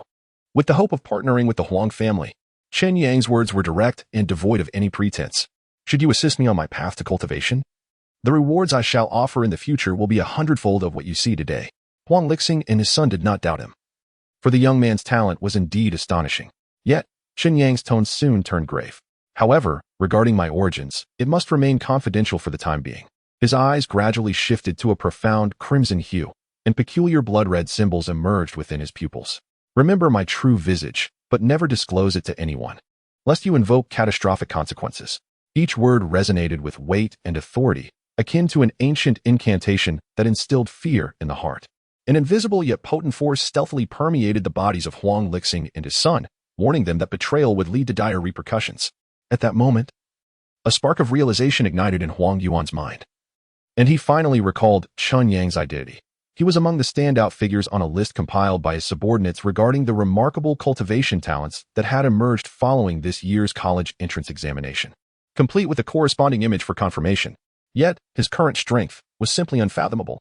Huang Yuan's eyes widened in astonishment, filled with disbelief. Surprisingly, he is even more formidable than many instructors from martial arts schools. No problem, we accept your terms. Huang Lixing readily agreed. For him, establishing a closer collaborative relationship with such a remarkably talented young individual was precisely the purpose of this journey. As for keeping secrets, that is merely a trivial matter. Amusingly, although it remains unclear why confidentiality is necessary, a practitioner with exceptional gifts like Chen Yang would undoubtedly be pursued relentlessly by other major powers once they became aware of his existence. Consequently, the allure of the Ike Group would significantly diminish in Chen Yang's eyes. Now, let us embark on our journey. For martial artists, a verbal commitment is far more trustworthy than any written document. They never go back on their word. Chapter 97. The Secret on the Stone Wall. Chen Yang and his companions swiftly arrived at the mysterious cave mentioned by Huang Lixing, a place rumored to harbor great fortune. This so-called family sanctuary was, in essence, a fade designed to conceal a profound secret. Only the direct male descendants of the Huang family were permitted entry here. Even Huang Zheqi had never set foot inside. Thus, Chen Yang became the first outsider granted access. As they ventured deeper into the cave, they ultimately arrived before a stone wall towering a full yard high. This wall was extraordinary, its hue a pale gray, with a texture that lay somewhere between rock and jade. Upon touching it, one could discern a faint warmth, a most peculiar sensation. However, much of the surface had been severely damaged, rendering the original inscriptions nearly indecipherable, despite the Huang family's ancestral efforts at restoration. Mr. Chen, this is the very place where our ancestors discovered the secrets of taming beasts, Huang Lixing whispered. Regrettably, this manuscript is incomplete, and prolonged gazing at the wall induces discomfort, possibly even fainting. The Huang father and son exhibited no unusual reactions, yet as Chen Yang approached the wall, he was immediately enveloped by an overwhelming aura, a fierce intent unique to sword masters. It seemed the wall had once endured an assault from a formidable swordsman, and even after many years, that force remained palpable. Having mastered the essence of the furnace fist, Chen Yang was able to perceive this phenomenon. It was no wonder the members of the Huang family struggled to maintain their focus, unless they possessed a similar level of mastery. Even advanced martial artists could barely endure for a brief moment, he mused. However, he was different, utilizing his own sword intent as a barrier. He could freely study the wall, step back and observe, then experience it for yourselves. After briefly instructing the Huang father and son, Chen Yang immersed himself in the sword intent, resolutely determined to assimilate it with the essence of the furnace fist. As he practiced his technique repeatedly, an extraordinary energy field gradually enveloped him, with each punch integrating the newly acquired sword intent. As time elapsed, the young martial artist's strikes grew increasingly powerful. Chen Yang's innate understanding of the artistic realm was remarkable, as though he were born to grasp its mysteries. After countless trials, the potent sword intent, concealed within the ancient stone wall for centuries, resonated and merged with his being. Such an opportunity was exceedingly rare. This fierce sword intent coursed through his veins, akin to myriad blades slicing within, continuously expanding his meridians. With a resounding boom, the fourth barrier within Chen Yang shattered instantaneously, unleashing a surge of potent life force, signifying his ascension from the third to the fourth stage. This marked a pivotal transition from the elementary to the intermediate realm, a qualitative leap in power. At this moment, Chen Yang radiated a brilliant light, and once again, the extraordinary phenomena within him manifested, leaving all in awe. Dark lightning rent the heavens, and unknown creatures emitted long cries. The spectacle bore resemblance to his previous breakthrough, yet this time, the momentum was even more staggering. Witnessing this scene, Dog Licking and his son exchanged glances from a short distance away, a mixture of astonishment and exhilaration washing over them. However, under the overwhelming aura, they found themselves compelled to take a few steps back. To their disbelief, Mr. Chen had merely reached the 4th stage of mastery. Could such a profound impact be achieved at just the 4th stage? It was utterly inconceivable. Dog Licking mused. A breakthrough accompanied by celestial phenomena. This is the hallmark of a true genius, a miracle on the path of cultivation. Such formidable individuals are rarely documented in history and possess the capacity to influence an entire era. Living in such a time, we are both fortunate and challenged. Have I been privileged to witness this moment? Even upon learning Chen Yang's exact level, the Huang father and son held him in even greater reverence.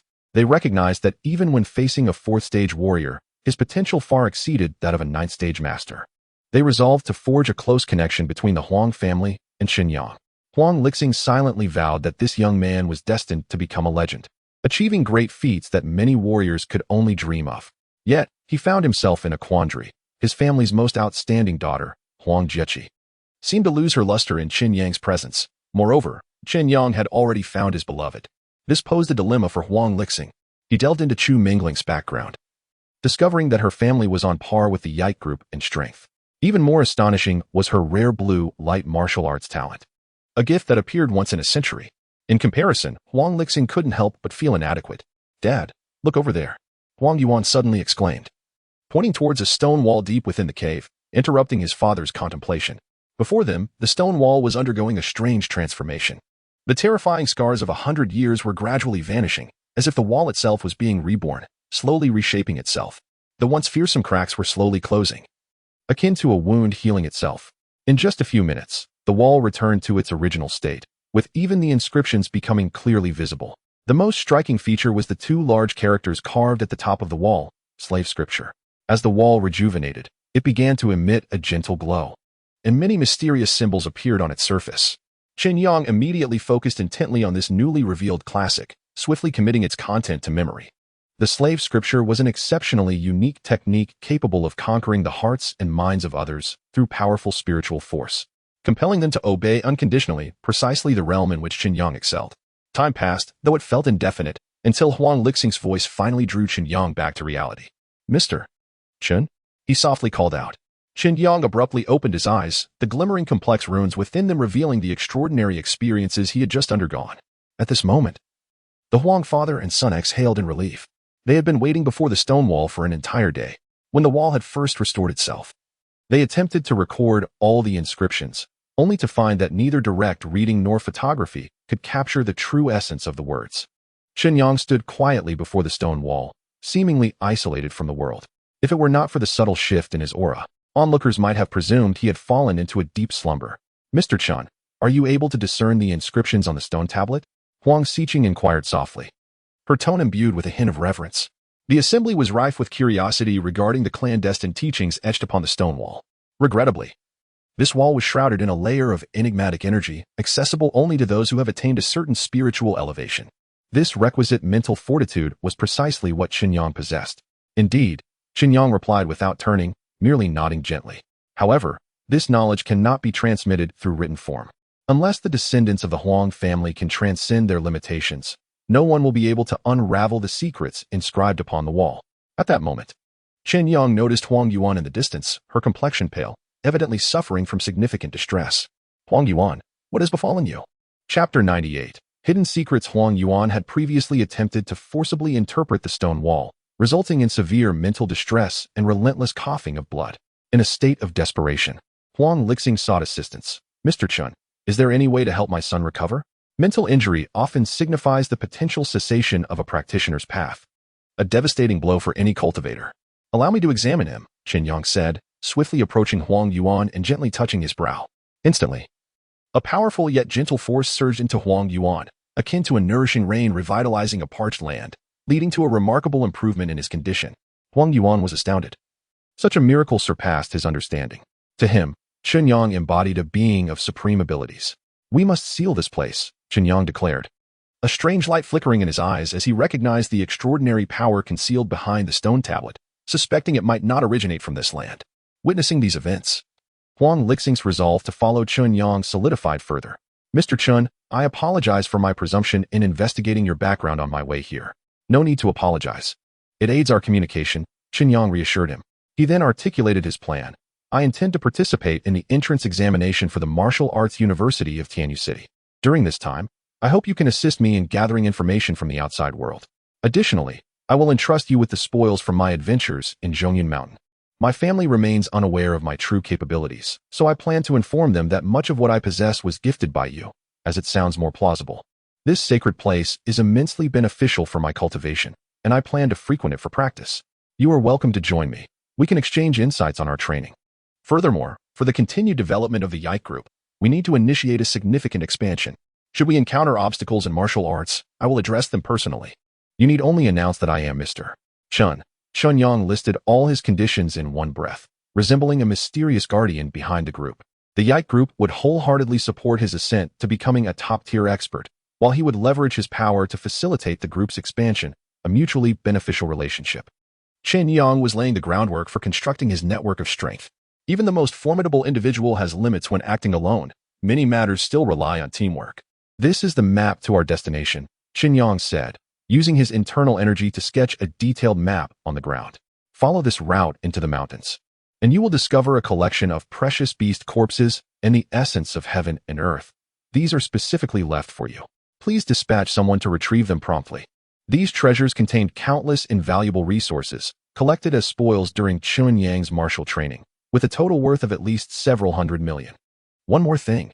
Please find me a quiet, spacious house, preferably near Tianyu City University, ensuring convenience and safety. Considering that once the grievances with the Wu family are exposed, it may jeopardize the safety of his family, especially his defenseless mother. Chen Yang hopes that Huang Lixing can dispatch trustworthy individuals to protect them, while exercising caution to avoid drawing unnecessary attention. Understood. From this day forth, you shall be our esteemed elder, Huang Lixing responded. We will select several reliable personnel to ensure the safety of your loved ones. Excellent. Remember to act discreetly. Chen Yang nodded in satisfaction before boarding the long-awaited sedan, beginning to rest his eyes. Mr. Chen, why not use this Maybach as your daily vehicle? Huang Yuan proposed, evidently already convinced by the prowess of the young master. There is no need. The vehicle holds little significance for me. As long as it can be swiftly provided when required, that suffices. Absolutely, Huang Lixing assured, already contemplating how to fulfill Chen Yang's various needs. From that moment forth, the Huang family would wholeheartedly support Chen Yang's journey of growth, while eagerly anticipating his leadership in guiding the Yike Group toward an even more illustrious future. Mr. Chen, where shall we go next? Huang Lixing inquired, suppressing his inner excitement. With only 2 days remaining before the end of school, Chen Yang was eager to reunite with his family. Let us go to the first municipal hospital to bring my mother home. As the largest public hospital in Tianyu City, the first municipal hospital was always bustling with crowds. Today, Chen Yang's sister, Chen Xiaoya, accompanied their mother for a checkup, making it the perfect opportunity for him to pick them up. As Chen Yang's imposing convoy passed through the hospital's entrance, it immediately captured the attention of everyone present. Many pulled out their phones, curious about the identity of this distinguished guest. Unfortunately, the convoy proceeded straight to the underground parking lot without pausing. At that moment, Chen Mother and Chen Xiaoya were already waiting in the underground parking lot. Upon seeing the luxury car convoy approaching, they quickly stepped aside. However, unexpectedly, the leading luxurious Maybach came to a halt right before them. The window slid down, revealing Chen Yang's face. Mom, sister, hurry and get in. Once they entered the vehicle, they were momentarily stunned by the lavish interior. Besides Chen Yang, there were Huang Lixing and his son. The authoritative aura emanating from the father and son made Chen Xiaoya hesitant to speak, yet her gaze kept wandering toward Chen Yang. She was puzzled. How can my brother return in such grandeur after just over a month in the Zhongyan Mountains? Even a martial artist wouldn't attract such extravagance. Chen Xiaoya murmured softly, aware that even martial artists might not receive such treatment. Only truly powerful practitioners could capture the attention of those immensely wealthy conglomerates. Chen Yang explained that all of this was due to his assistance in saving Huang Lixing's granddaughter, Huang Jieqi, while their mother believed this account. The astute Chen Xiaoya sensed that her brother was concealing something. Wait, this isn't the way home, she remarked, noticing the change in scenery outside the window, feeling puzzled. Do not worry, Chen Yang smiled reassuringly at his sister. I earned some money in the mountains and bought a new house. So those bothersome individuals will no longer disturb us. Originally, the Yike Group possessed an inventory of unsold luxury residential properties. Upon learning of Chen Yang's needs, Huang Yuan promptly arranged a residence in the prestigious Villa District of Palm Springs. This locale not only boasts stringent security measures, but is also safeguarded by skilled martial artists, ensuring the resident's safety is thoroughly guaranteed. Witnessing such meticulous protective arrangements, Chen Yang felt a profound sense of relief. Here, his mother could finally live in peace. Truly thoughtful, he murmured, reflecting internally that the Huang family was indeed a clan worthy of support. At the far end of the Palm Springs Villa District stood 3 stately European-style villas. Sprawling in size, fully equipped with amenities, and even featuring a lavish indoor swimming pool. Chapter 99. Ordinary threats. Even someone as worldly as Chen Yang was profoundly astonished by the opulent decor surrounding him. Ah, I truly lack experience. This has little to do with one's level of cultivation, the young man remarked, his tongue clicking in admiration. Dog Licking and his son, possessing keen insight, discreetly departed after escorting Chen Yang and his entourage, leaving the family to revel in this tranquil atmosphere. Brother, do tell, what plans do you have? Chen Shaya exclaimed. Her spirit invigorated as she leapt onto Chen Yang's back, playfully shaking him. Just like in the novels. You rescue a damsel in distress from a desolate wilderness and then enchant her with your charm. Soon, you step into the realm of the affluent, winning the heart of a beauty and becoming a victor in life. No. A more typical scenario would be you facing difficulties when meeting her parents, only to leave behind a bold proclamation of 30 years east of the river, 30 years west of the river. Storming away in indignation, Xiaoya interjected, recalling the plots of her favorite stories with excitement. Suddenly, her expression shifted dramatically. Could it be that you have betrothed our little fairy sister to some disabled heir of a conglomerate in exchange for wealth? If that were the case, when I marry into that family, I would uncover that the heir is merely feigning illness and is, in reality, a dashing and capable hero. A gleam of aspiration sparkled in Xiaoya's eyes as she became entirely engrossed in her fantasies. You certainly have a vivid imagination, Chen Yang scoffed. If you were worth that much, I would have sold you off long ago. You rascal, that's too much, Chen Xiaoya retorted, pushing him away in annoyance. Meanwhile, their mother, Chen Mu, observed the playful banter with a gentle smile. Upon entering the villa, which had been impeccably maintained by the Yike Group, they found it spotless and ready for occupancy. Chen Yang's attention was immediately drawn to the 200-square-meter training ground in the backyard, ideal for cultivation. Chen Mu, on the other hand, was captivated by the spacious and bright kitchen, envisioning it as her culinary showcase. This grand house, coupled with such exquisite decor, must be quite valuable. Chen Mu mused. Haha, it's probably in that ballpark, Chen Yang replied with a grin, fully aware of the villa's extraordinary worth. He couldn't help but chuckle. The price of this estate was indeed staggering. If he were to disclose the amount to his mother, she might very well faint. In Palm Springs, such luxury would easily command hundreds of millions. In contrast, Chen Xiaoya appeared unfazed, lounging languidly on the plush sofa, unwilling to move. For the girl who once could only dream of residing in such a place, the joy was evident on her face. This sofa is so comfortable. I hardly want to go to the capital, she lamented, though soon her indomitable spirit surged forth again. I am Chen Xiaoya, the future master of martial arts, the pride of the Yu family. Meanwhile, a significant piece of news circulated within the Tianyu City business district. Huang Yuan, the leader of the Yike Group, had suddenly stepped down, temporarily replaced by a professional manager, while his granddaughter, Huang Jiechi, ascended to the position of assistant chairman. Speculation abounds that this may be a strategic move by the Huang family to prepare for the next generation of leadership. As August 29th approaches, Chen Xiaoya is poised to embark on her journey to the capital. At the train station, her family has gathered to bid her farewell. Her mother, Chen Mu, has lovingly prepared a plethora of hometown delicacies, filling Xiaoya's luggage to the brim, while her brother, Chen Yang, incessantly reminds her of various precautions. These two treasures must be kept close. They will ensure your safety, he earnestly advises. In fact, over the past 2 months, he has meticulously crafted a set of spirit-gathering talismans and a powerful protective jade pendant, imbued with his utmost energy and mysterious powers, capable of warding off extraordinary threats. Although Chen Xiaoya does not fully comprehend the significance of these artifacts, she feels her brother's profound care and gratefully accepts the gifts, tucking them away with great caution. Filled with boundless anticipation for her forthcoming university life, she embarks on her journey to the capital, her heart brimming with excitement. As the train is about to depart, Chen Xiaoya hastily bids farewell, racing towards the platform, leaving her mother and brother watching her retreating figure from a distance. Just as Xiaoya's silhouette vanishes into the crowd, A figure clad in black and wearing sunglasses approaches Chen Yang swiftly, whispering, "Mr. Chen, all the magical beasts you requested have been prepared." The individual removes their sunglasses, revealing themselves to be Huang Yuan. Chen Yang's eyes brighten. This is the first time he truly appreciates the convenience that power brings. In recent days, he has been training at home while the vast enterprise of Yike Group has commenced its operations. Following his directives, various levels of magical beasts have been gathered, from the most basic to the advanced, all aimed at supporting Chen Yang's endeavors in mastering a secret technique. Previously, such tasks required his direct involvement, venturing into perilous territories to capture beasts for experimentation.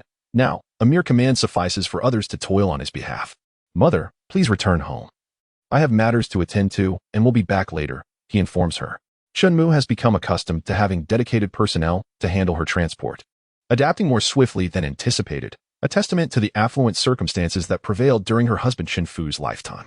However, after his mysterious disappearance, the family's fortunes plummeted. "All right. Do not worry about me," Chen Mu gently replies, "but do not forget, the opening ceremony of Tianyu City's Wuda is the day after tomorrow." "I understand, Mom." Chen Yang nods, promptly boarding his vehicle and departing. As she watches her son's car fade into the distance, a flicker of nostalgia crosses Chen Mu's eyes. "Do you see? Our children have become so remarkable. It is a pity you cannot witness it." Soon, Chen Yang and his companions arrive at the Huang family's clandestine base, where several magical beasts are confined within specially designed alloy cages.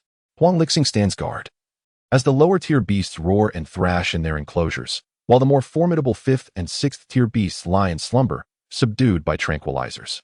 "Mr. Chen," Huang Licking greets as Chen Yang steps out of the vehicle, immediately rising to welcome him. "You have all worked hard," Chen Yang acknowledges with a nod of gratitude, his gaze shifting to the first magical beast, his eyes sharp as lightning. Then, he formed peculiar gestures with his hands, and the ambient energy in the air gradually coalesced in his palms, ultimately manifesting into an exquisite mark, the mark of subjugation. Once this mark is embedded within the beast's body, it compels the creature to utterly submit to the will of the caster. Everything hinged upon Chen Yang's instantaneous decision. Boom. At the moment the seal materialized, Chen Yang gently flicked his fingers, and the delicate seal slowly soared toward the beast before him. Roar! Roar! Sensing the overwhelming energy radiating from the seal, the beast felt an unprecedented sense of threat. It roared in defiance, yet found itself powerless. The seal effortlessly penetrated the creature's body, embedding itself directly within its mind. Chapter 100.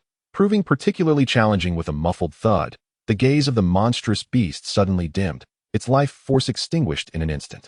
The power of the slave seal wielded by Chen Yang was astonishing, far exceeding the limits the creature could endure, utterly annihilating its consciousness. Chen Yang eradicated the beast from the depths of its soul. This scene stirred a glimmer of revelation in Chen Yang's eyes as he pondered. It bore a striking resemblance to the moment when Zhang Minglei vanquished the gray bear beast using the power of knowledge. It appeared that this slave scripture could not only be employed for conquest, but might also evolve into a method of assault on the soul. "Let us try again." Chen Yang formed another seal, this time attempting to make the slave mark gentler, imbued with a serene force rather than aggression. Boom. Almost instantaneously, the new slave seal penetrated the mind of another beast. This time, the seal harmonized flawlessly with the beast's consciousness, rendering its gaze vacant as the once ferocious glimmer faded away. Through a mental connection, Chen Yang issued commands to the creature, akin to a tamer in a circus. "Lie down, bark, roll, jump through the fire ring." Although he could exert control over this beast, its movements were not agile. Should the commands lack clarity? The creature struggled to respond appropriately. It was still far from ideal. Chen Yang clicked his tongue, aware that there were a dozen more beasts awaiting further experimentation. In an instant, the will of the beast dissipated entirely. This was the fate of those under the control of the slave seal, a mere thought separating life from death. Though Chen Yang appeared less than wholly satisfied, the expressions of the Huang father and son beside him betrayed their terror. The implications of such a fearsome spell, if wielded against humanity, were unfathomable. They had never encountered such a terrifying capability. For 2 consecutive days, Chen Yang honed the art of the slave seal within the sacred grounds of the Huang family, with remarkable comprehension and various levels of beasts available for practice. The young man swiftly grasped its essence. Roar. With a resounding crash, the last 6 segment beast succumbed to Chen Yang's slave seal, while its fierce glint had vanished. The colossal creature still emanated a formidable presence, indistinguishable from its ordinary counterparts. Such extraordinary control was truly astonishing. An infinite realm of fantasy surged within Chen Yang's mind. What if I could command two 9-segment beasts to protect my family? This notion rapidly flourished in his thoughts. Suddenly, Chen Yang rose, gently waving his arm, and the 6-segment beast obediently lowered itself, standing guard at the entrance. From this day forth, it would serve as the sentinel here. Chen Yang spoke solemnly, requesting assistance in locating smaller, yet higher-ranked beasts. Upon hearing the mention of advanced beasts, Huang Lixing's expression shifted dramatically. The previous endeavor to capture the 6-segment beast had already drained considerable resources, even injuring one of their own cultivated beasts of the same rank. Higher-tier beings were nothing short of a nightmare for them. Fear not, there is no need for you to take action personally. Chen Yang evidently understood their concerns. He merely needed to provide accurate information, and the rest would be handled by him. This statement brought a wave of relief to Huang Lixing. However, Chen Yang immediately added, "Nonetheless, your strength does require enhancement." After some contemplation, he deemed it necessary to augment the capabilities of the Huang father and son. Not long ago, Chen Yang had unexpectedly discovered a method to elevate others' abilities.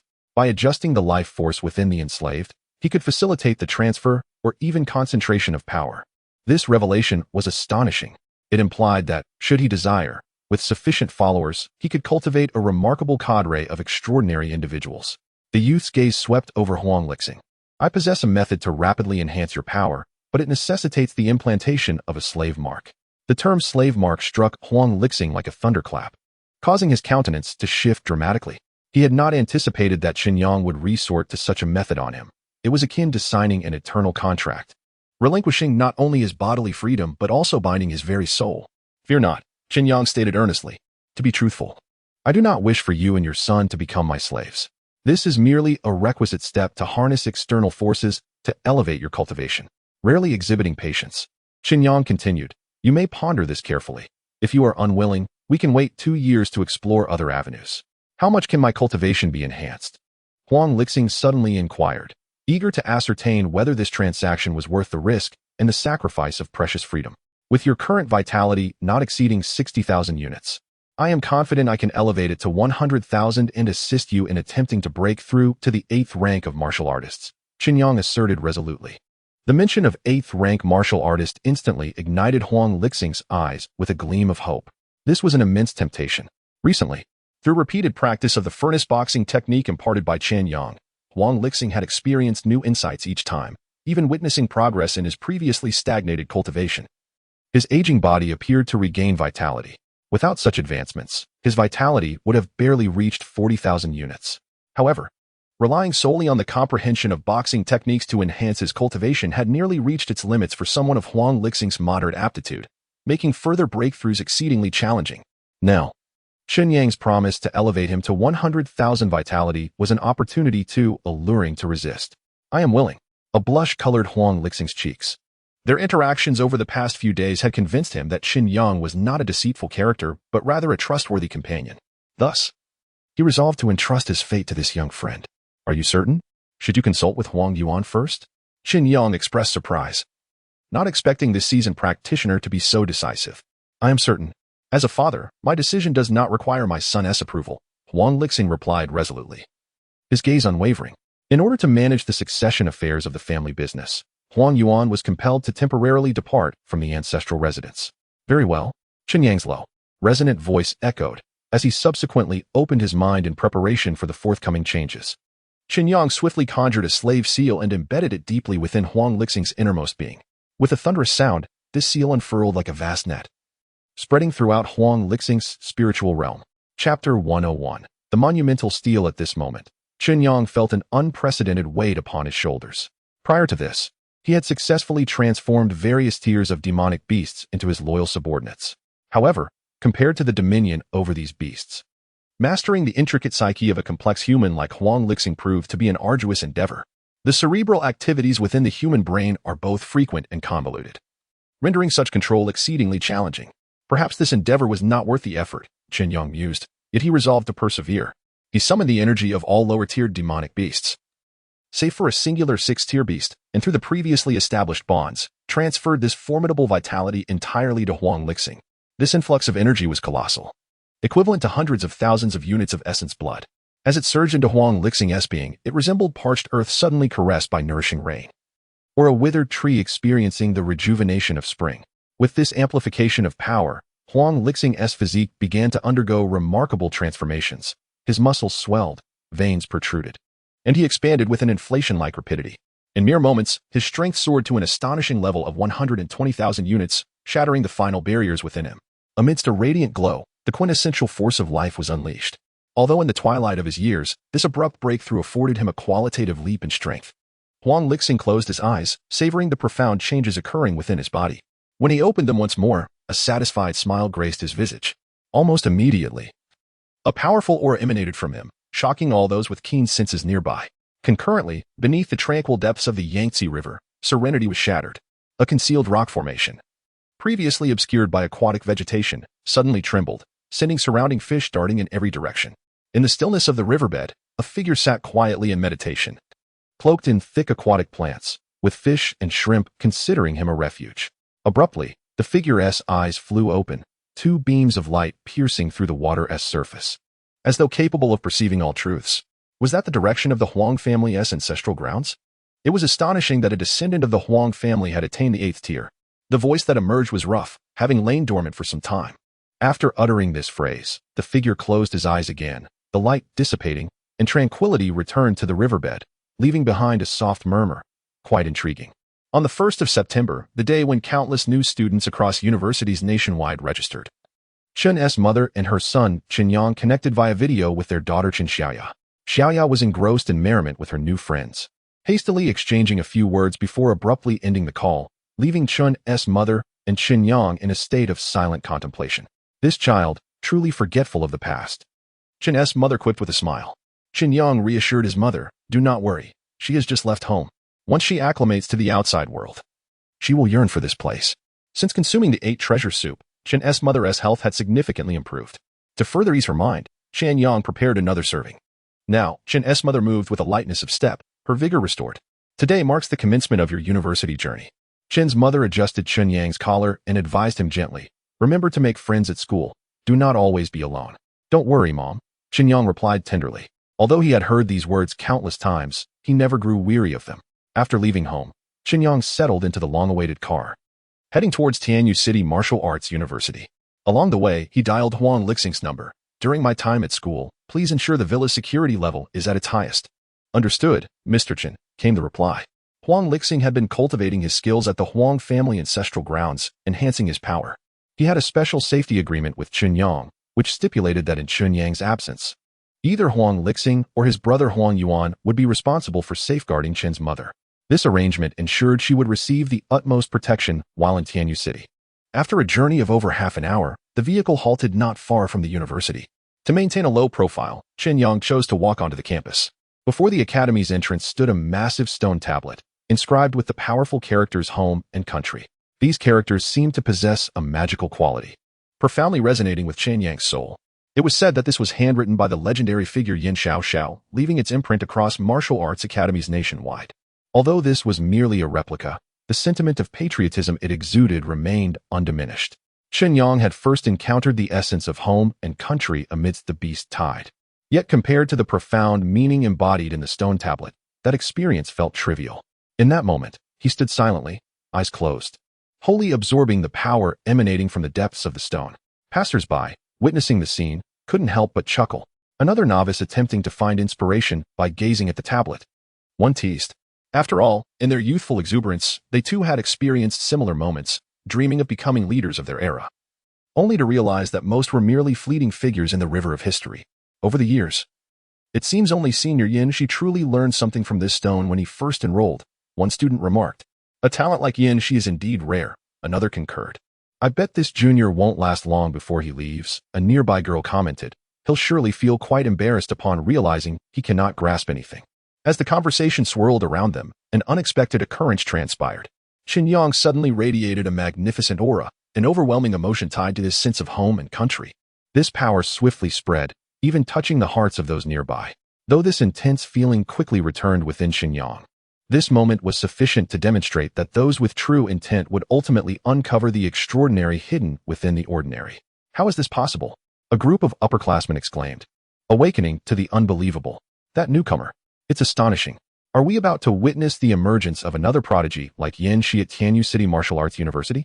Yet, Even during Yin Shi's moment of enlightenment before the stone tablet, such a commotion was never stirred.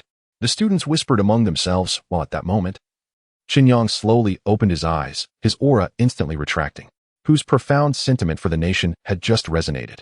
As he pondered, an elderly man, his hair as white as snow and barefoot, rushed towards them, his face alight with exhilaration. It turned out he had just experienced a unique wave of artistic inspiration in his office.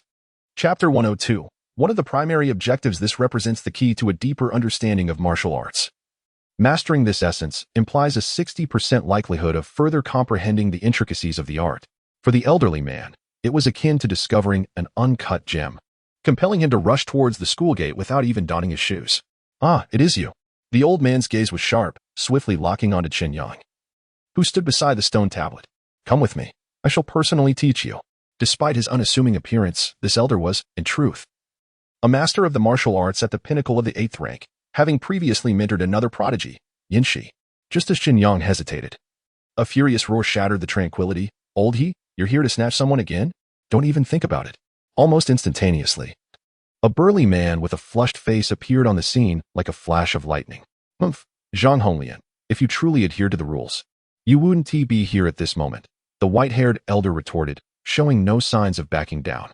As the two men faced off, a third elder, exuding a warm smile, leisurely approached. "Everyone, please remain calm. After all, we are all colleagues. It is unbecoming to quarrel in front of the children. We should engage in fair competition." The three instructors were embroiled in a dispute over Chen Yang, causing him considerable distress. He inwardly regretted having drawn so much attention to himself today. As the new year commenced, the campus of Tianyu City Martial University welcomed thousands of new students, each stepping into this revered martial arts sanctuary with high hopes. The school entrance gradually became crowded, and at that moment, Chen Yang felt a twinge of regret.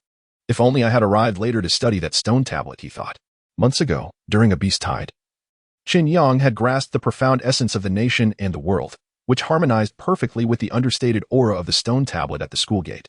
This newfound comprehension had significantly enhanced the power of his furnace boxing technique. Nevertheless, he yearned even more for the original tablet. "I truly hope to see the authentic artifact," Chen Yang murmured to himself. Although his current prowess was sufficient to look down upon most 8th-rank martial artists and even made 9th-rank masters seem less distant, the humble stone tablet made him acutely aware that unparalleled warriors like Yin Xiaoxiao were far more formidable than he had previously imagined. This realization ignited a fervent desire within Chen Yang to meet and converse with the foremost martial artists of his time, hoping to draw further inspiration from them. At that moment, an elderly professor with a head of silver hair extended an olive branch to Chen Yang. "Young man, consider joining my class. I can assure you a first-class scholarship each year, along with 2 precious blood essence pills as monthly rewards." This proposal immediately stirred a commotion among the surrounding students. "Incredible. Professor, he actually offered such generous terms," one astonished student remarked, recognizing the esteemed elder. "It is indeed enviable. Even upperclassmen rarely enjoy such privileges."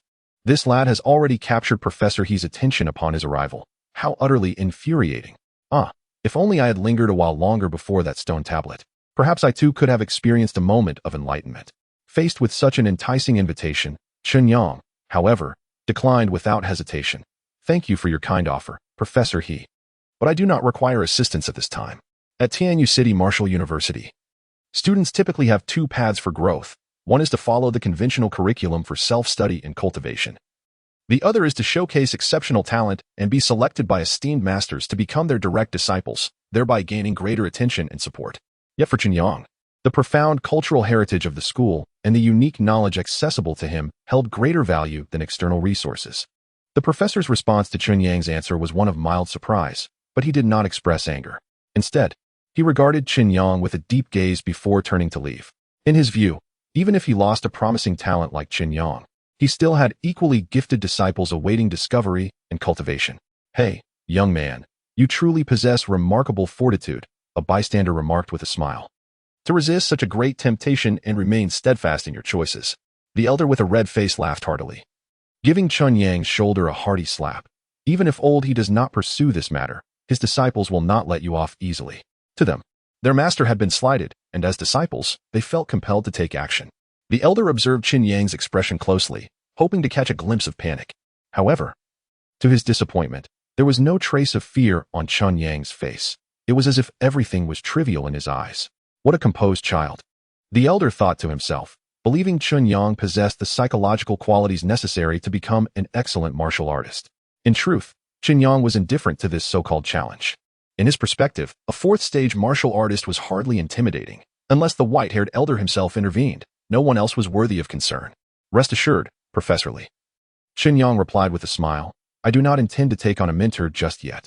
I merely wish to experience life at Tianyu City Martial University for the time being. Chen Yang was acutely aware that most individuals here were unfit to be his mentor. His goal was to seek out a truly formidable master.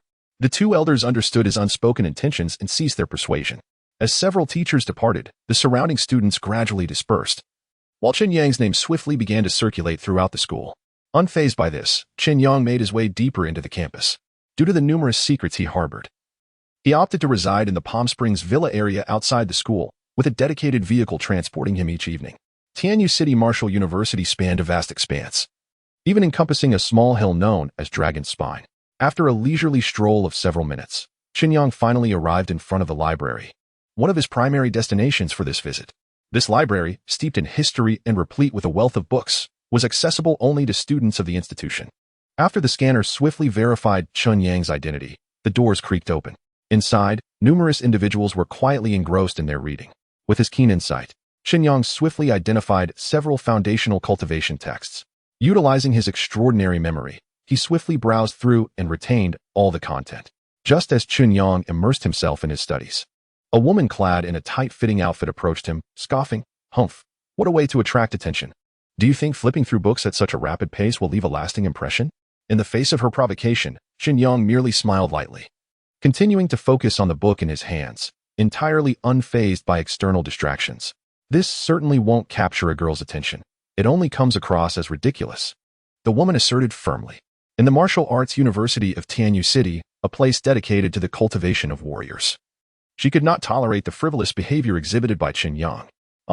Chen Yang expressed his helplessness. He merely wished to read in peace, never anticipating such censure. After finishing the last 2 pages, he closed the book and returned it to the shelf. Chapter 103. Empty-handed, he gazed earnestly at the young lady and said, "My cousin recently visited the capital, which is why I am perusing these books here." The lady paused, perplexed. What does your cousin's visit to the capital have to do with this? Doesn't it elucidate everything? Chen Yang rolled his eyes, replying, "What does my reading here have to do with you?" His words instantly flushed the lady's face with embarrassment. "You," the lady, incensed, felt compelled to reprimand Chen Yang immediately. "Shoo, please maintain silence. This is a library," Chen Yang softly reminded her. Consider yourself fortunate," she retorted, glaring at him before deciding to remember his face, intent on teaching him a lesson once he left the library. Watching her retreating figure, Chen Yang chuckled and shook his head. Such trivial altercations were merely a seasoning in the mundane fabric of his life. Subsequently, he meandered through the shelves, searching for books suitable for his cultivation. In just half a day, he had perused over a dozen volumes. Strange, why is there not a single book on martial artists? The youth set down the book in his hands, his mind brimming with confusion. He always regarded those martial masters as formidable opponents he might encounter in the future, yearning to glean more information about them. Yet, in this section, he found himself empty-handed. If I cannot find anything here, I shall venture to the second floor. As Chen Yang approached the staircase leading to the second floor, he noticed a peculiar formation laid out, evidently designed for some form of examination or selection. Aside from the gathering spirit formation, he possessed little knowledge of other types of formations, thus hesitating to attempt anything rashly. "Hey, you are the freshman who just enrolled this year, right?" At that moment, a passing young man, noticing Chen Yang standing at the foot of the stairs, inquired with a smile. "Our library is divided into 5 levels. The first floor primarily houses foundational knowledge. The upper levels contain more valuable martial techniques and spell tomes. Particularly on the 5th floor, it is said that there exists a collection of secret manuals left by the esteemed Yan Xiaoxiao. For any martial artist pursuing ultimate power, the opportunity to access the manuals of top-tier masters was undoubtedly enticing. To ascend to higher floors, one must first meet specific criteria." The young man's eyes sparkled with longing as he explained, "Once one's vitality surpasses 100 do, one may ascend to the second level." Curiosity piqued, Chen Yang asked, "What if one does not meet that requirement?" The young man smirked, a hint of mockery in his tone. "If you don't mind falling flat on your face in front of everyone, then by all means, give it a try." Despite being a sophomore, the young man's vitality had yet to touch the threshold of 100 do. Just then, a voice rang out. "Today, on my very first day of enrollment, I shall ascend to the second floor of the library. The speaker was a slender youth with piercing eyes. Wang Tian's declaration instantly sparked discussions among the onlookers. Isn't he a freshman? Quite the bold claim.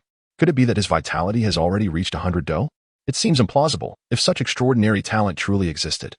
The renowned martial arts academies of the imperial capital or the magical metropolis would have long since recruited him. The Martial University of the imperial capital and the Martial University of the magical metropolis hold esteemed positions in the martial arts world. Backed by legendary figures Yin Xiaoxiao and the Martial King, respectively. My contemporaries are simply no match for me. Only the cream of the crop among the seniors are worthy adversaries. Today, I shall ensure that all remember the name Wang Tian, with unwavering confidence. Wang Tian ascended the staircase, and as he moved, a formidable surge of vital energy radiated from him. Upon crossing the threshold of the staircase, ripples appeared in the void, and he effortlessly stepped into the second floor. How could this be possible? Everyone present was astounded, unable to believe that Wang Tian truly possessed such strength. To validate this, a skeptic attempted to follow but was instantly repelled by an invisible force, landing clumsily on the ground. This spectacle dissuaded others from attempting the same. For the protective barriers of the Martial University of Tianyu City, established over a century, were not easily breached. Despite their disbelief, the crowd had to accept the reality. Wang Tian was indeed exceptionally gifted, having surpassed many soon-to-be graduates upon merely entering the school. It is worth noting that thousands of students depart Tianyu City's Martial University each year in disappointment for failing to advance. Now, Wang Tian indisputably emerged as a standout among the new students. Observing all this, a young man beside him sighed inwardly. Although his ambitions were limited to graduating smoothly and returning home in glory, he could not help but express genuine admiration for a luminous star like Wang Tian. His vital energy has reached 200 do. Chen Yang gasped in a hushed tone. He keenly sensed an extraordinary vitality surging within Wang Tian, evidently stemming from some rare and exquisite fruit he had just consumed. As time passed, that power continued to amplify. Such talent and fortune were sufficient to place him among the elite of this year's newcomers, Chen Yang mused. Throughout his journey, he had encountered most students with vital energy just exceeding 100 do, and the true martial artists among them were exceedingly few. Wang Tian's strength was evidently remarkable. Unbeknownst to this youth, his own prowess had already surpassed that of his peers significantly. With this thought, Chen Yang smiled slightly. Perhaps he too would not be overly conspicuous. With that, he stepped toward the second floor. Hey, a classmate beside him quickly reminded him. Someone just attempted that. The barrier is still intact. It turned out that everyone assumed Chen Yang also wished to seize the opportunity to enter the library's second floor. With a gentle leap, it appeared as though an invisible barrier was effortlessly breached. Adjusting his vital energy to 123 do, he easily overcame the obstacle. 123 do was precisely the figure Chen Yang had exhibited during the entrance examination out of sheer excitement. Now stepping onto the second floor felt entirely natural. The classmate who had tried to stop him was left dumbfounded. You have also reached a level above 100 do? A profound silence enveloped the surroundings, with even the sound of breathing becoming distinctly audible. After a lengthy pause, someone finally broke the stillness. Why are this year's new students all so formidable? Such talents ought to be attending top-tier martial schools. A few senior students exclaimed in disbelief. The duo, perhaps, is not inferior even to Yan Shi, the prized disciple of teacher He. Perhaps this heralds the impending revival of Tianyu City and Wuhan University. Some classmates speculated with eager anticipation. After all, each ascent in the school's ranking signifies the influx of more quality resources benefiting every student, which is undoubtedly a boon for all. Yet, not everyone is endowed with such extraordinary talent. As the youth watched Chen Yang depart, he couldn't help but murmur to himself, how peculiar it is. A stream of genius is emerging in this era. Upon stepping into the second floor of the library, Chen Yang's spirits plummeted to an abyss. Chapter 104. Additional stakes. Although the bookshelf here is somewhat less extensive than that on the lower floor, each tome is a precious martial arts manuscript, coveted by practitioners. Unfortunately, these volumes cannot be acquired with ordinary currency, but rather require the school's unique contribution points. As a newly enrolled student, Chen Yang possesses not a single contribution point, leaving him feeling immensely frustrated in the face of such a wealth of knowledge that remains beyond his grasp. At that moment, a student named Wang Tian took notice of him. Hey, aren't you that guy from the first floor? You've made it up here? Wang Tian clearly found Chen Yang intriguing. However, Chen Yang was reluctant to engage in prolonged conversation, as his ambitions extended far beyond mere pleasantries. A glance around the second floor revealed that even the most basic manuscripts commanded a price of at least 100 contribution points. As Chen Yang pondered his predicament, several senior students appeared, one of whom, clad in black and exuding an air of indifference, ascended to the third floor, capturing his attention. This individual was a practitioner who had already attained the second stage of mastery. Realizing that there might be a correlation between power levels and floor access, Chen Yang understood that revealing his true strength at this moment could derail all his plans. Thus, he resolved to address the immediate concern: how to earn contribution points. Soon after, Chen Yang returned to the first floor, where to his surprise, the young man he had encountered earlier still stood there. "Hey, what is your name? Let us be friends. I'm Wang Zhao, a sophomore," he greeted warmly. Though Wang Zhao did not appear to possess the potential of a top martial artist, the yearning for growth reflected in his eyes resonated with Chen Yang. "I'm Chen Yang, a freshman," he replied, and thus their acquaintance was formed. Sensing Chen Yang's goodwill, Wang Zhao's expression brightened. "You're new here, aren't you? Let me show you around campus." The two departed the library side by side. Years later, whenever Wang Zhao reminisced about that moment, a surge of fervor would well up within him. As they stepped out of the school gates, Chen Yang unexpectedly collided with a well-dressed young woman who was glaring at him with intensity. "You, at last, decided to emerge," she said through gritted teeth. "Is there something you need?" Chen Yang inquired, slightly taken aback. He recalled having seen this girl in the library. Could it be that his handsome appearance had captivated her? With this thought, he quickly waved his hand, stating, "I'm sorry, but I'm already taken." The air seemed to freeze momentarily. The girl's expression stiffened. Disbelief etched across her face.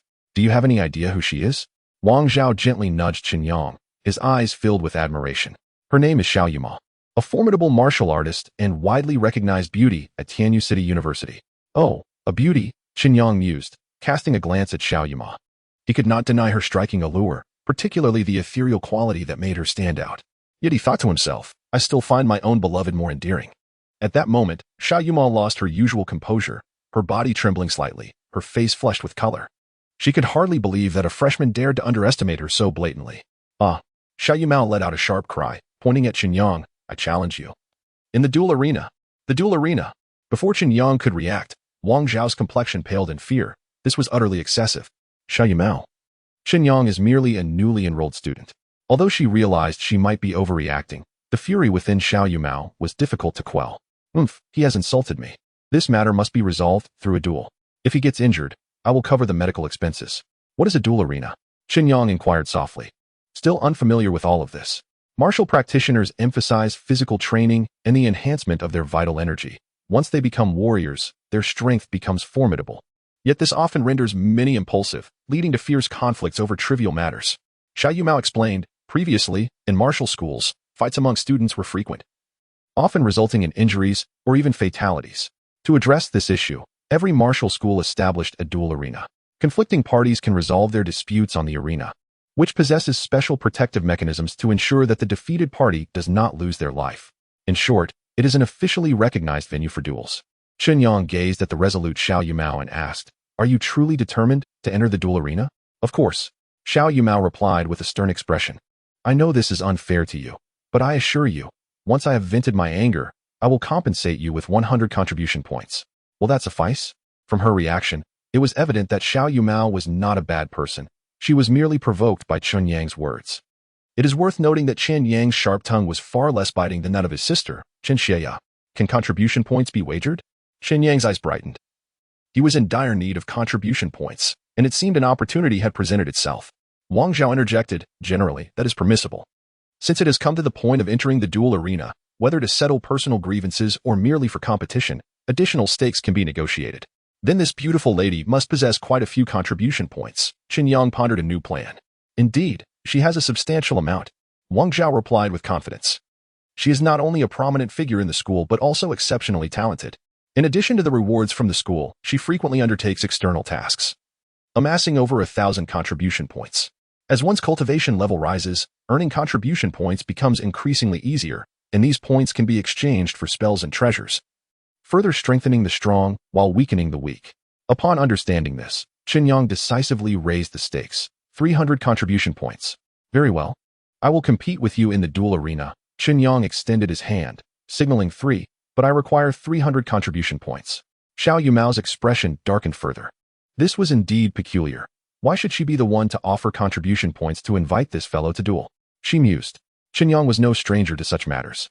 Just half a year ago, he encountered an onslaught from several third-tier instructors at the Qilin Martial Arts Academy, during which he adeptly compelled them to surrender 10 precious Qi blood pills. After all, as a sparring partner, he never worked without compensation. Very well. I shall acquiesce to your terms. Xiao Yuma clenched her silver teeth, a tempest of fury raging within her. This individual before her was utterly intolerable, even leading her to question her own allure. So it is settled then. Chen Yang chuckled effortlessly, seemingly oblivious to the ire etched on Xiao Yuma's face. Oh. By the way, how does one reach the competition arena? He inquired. Chapter 105. The potent force the Tianyu City Martial Arts University sprawls across a vast expanse, encompassing the entirety of Longji Mountain within its campus. All edifices are constructed around this modest hill. At the mountainside stands a circular structure, the gymnasium. Surrounding the gym are diverse training facilities, where numerous aspiring warriors fortify their physiques. Venturing further inward reveals a specialized area equipped with professional apparatus for those seeking to enhance their prowess. Additionally, the gymnasium has deliberately allocated approximately one-third of its space for the construction of several arenas designed for competitions and the resolution of personal disputes. At this moment, Chen Yang and Xiao Yuma stand beneath one of the arenas. Considering that the school has an opening ceremony this afternoon and that lunchtime is fast approaching, we should conclude this swiftly, Chen Yang remarked, lightly touching the tip of his nose before stepping onto the competition stage. He appeared indifferent about the impending duel with the second-tier warrior. Rest assured, I shall not keep you waiting, Xiao Yuma retorted from across the way. Her voice laced with unmistakable ire, her fists clenched tightly, and her beautiful eyes seemed to blaze with fire. Oh, look over there, someone is stepping onto the arena. The gymnasium was bustling with students engaged in their daily exercises, and the arrival of Chen Yang and Xiao Yuma immediately captivated their attention. The gentleman was unfamiliar to them. But the figure beside him, could it be the legendary ethereal goddess, Xiao Yuma? Her name resonated throughout Tianyu City Martial Arts University, known by all. Is it true? The ethereal goddess has graced us with her presence here? There was a palpable astonishment among the onlookers. After all, Xiao Yuma was universally acknowledged as the campus goddess, who possessed the audacity to challenge her. Senior Xiao, what brings you here? A third-year male student suddenly called from the crowd. Is there some personal vendetta that requires resolution? Does Yanxi know about this? His voice was high-pitched. I starting uncertainly as he scrutinized Chen Yang. This is my own affair. It has nothing to do with Yanxi. Xiao Yuma's expression shifted dramatically, akin to a cat that had just had its tail stepped on, springing up in surprise. Yanxi, a dazzling new star at Tianyu City Martial Arts University in recent years, had ascended to the rank of a third-tier warrior at a remarkably young age, setting an unprecedented speed record in the school's history. His prodigious talent garnered attention even within the esteemed halls of the Imperial Capital Martial Arts University. The president of Tianyu City Martial Arts University had even emerged from seclusion to personally mentor this genius disciple, granting him the privilege to discuss martial arts with the president at any time. During the last final examination, Yanxi displayed only the cultivation of a first-tier warrior. However, the power he harbored within reached an astonishing 500 blood vitality points, far surpassing his peers and rivaling many second-tier warriors. Moreover, this extraordinary strength was effortlessly showcased when he dispatched a second-tier warrior with a single, unassuming strike. As for the current state of Yanxi's abilities, aside from the president and his mentor, no one else was privy to the knowledge. This entire matter was initially unrelated to Xiao Yuma until several months prior when Yanxi had approached her, expressing a desire to establish a romantic relationship. Is something amiss with you? Faced with this sudden proposition, particularly given the other party's somewhat arrogant demeanor, Xiao Yuma unceremoniously declined. However, ever since that incident, the label of Yanxi's girlfriend clung to her like a shadow, and even after a holiday, she could not shake off this awkward identity, which left her feeling humiliated. Thus, whenever someone mentioned Yanxi's name, it filled Xiao Yuma with immense annoyance. Hey, after all, the two of you share an extraordinary connection. The person across from her chuckled mysteriously. Here, who would dare to disrespect you? I have no connection with him. Xiao Yuma nearly broke down. During this period, the mere recollection of this matter filled her with irritation. She had initially intended to seek a moment of tranquility in the library, only to encounter trouble with Chen Yang, compelling her to come to the arena to release her pent-up emotions. A mocking smile graced the man's lips as he glanced at the motionless Chen Yang, saying, "Young man, be wise and surrender quickly. Otherwise, you will find yourself standing against Yanxi and the entirety of Tianyu City's Martial University." On his very first day at Tianyu City Martial University, Chen Yang had already heard Yanxi's name thrice, leading him to believe that this name was indeed quite renowned. You talk too much, Xiao Yuma complained loudly. Are we going to fight or not? If not, I shall leave. Wait, We'll start right away, Chen Yang hurriedly replied. In his eyes, this senior sister appeared as a moving point of merit that he could not easily let slip away. With a soft tremor, the magical array on the arena activated, enveloping the entire platform in a layer of transparent energy. Come, Xiao Yuma called out, swiftly charging towards Chen Yang. She was keenly aware that he was merely a newcomer, his internal power not yet fully awakened. Hence, she only exerted part of her strength in a single palm strike. In response to this attack, Chen Yang reacted instantaneously. He summoned all of his strength, a formidable 120 vitality points, equivalent to that of a top-tier martial artist. He formed his fingers into a sword-like shape, precisely targeting the center of Xiao Yuma's palm. Bang! The two forces collided, and Xiao Yuma felt a sharp energy emanating from Chen Yang's fingertips, which nearly neutralized her offensive move. Your strength, Xiao Yuma exclaimed in astonishment, utterly surprised that this young man possessed such formidable power. Chen Yang, is that your name? Xiao Yuma murmured, a glimmer of light flashing in her eyes. Could it be that you are the one who achieved a score of 120 vitality points in this year's college entrance examination? The one from Yangzhou? Oh, you've heard of me? Chen Yang raised an eyebrow in confusion. The audience below, having heard Xiao Yuma's words, began to murmur amongst themselves. This is the genius student who has just arrived this year, but isn't she a bit too proud? Can he really compare to Xiao Yuma with those vitality points? A junior student shook his head, as if he had foreseen Chen Yang's impending failure, hoping that this lesson would instill in him a sense of humility, reminding him not to become arrogant merely due to a modicum of talent. In truth, this senior harbored a tinge of envy, for talent often leaves one feeling powerless. He himself possessed little in the way of innate ability, relying solely on currying favor with Yin Shi to acquire some commendable elixirs, barely managing to advance to the first rank of martial artists. As for reaching the second rank, it seemed a distant dream. In the arena, Xiao Yuma appeared somewhat astonished, for the youth before her was none other than the newly enrolled student ranked 9th, Chen Yang, whose vitality soared to an impressive 123 do, distinguishing him amid the multitude of new classmates. Chapter 106, The Need for Initiative. So it is, you truly possess some skill. Yet, before me, this mere vigor is insufficient. A flicker of combat spirit ignited in Xiao Yuma's eyes as she swiftly charged towards Chen Yang, having recently ascended to the second tier of martial artists. Her internal energy surged to 500, far surpassing Chen Yang. Nevertheless, Chen Yang adeptly evaded all of Xiao Yuma's attacks through his keen instincts and agile movements. To him, her strikes seemed to unfold in slow motion, allowing him to effortlessly predict and dodge them. As time progressed, Xiao Yuma grew increasingly impatient, unleashing her full strength in a flurry of attacks, yet she still could not touch Chen Yang. This fellow is too cunning, she mused internally, intensifying her assault, with each blow generating powerful gusts of energy. The onlookers changed expressions, recognizing that an ordinary first-tier martial artist could hardly withstand the full force of a second-tier practitioner.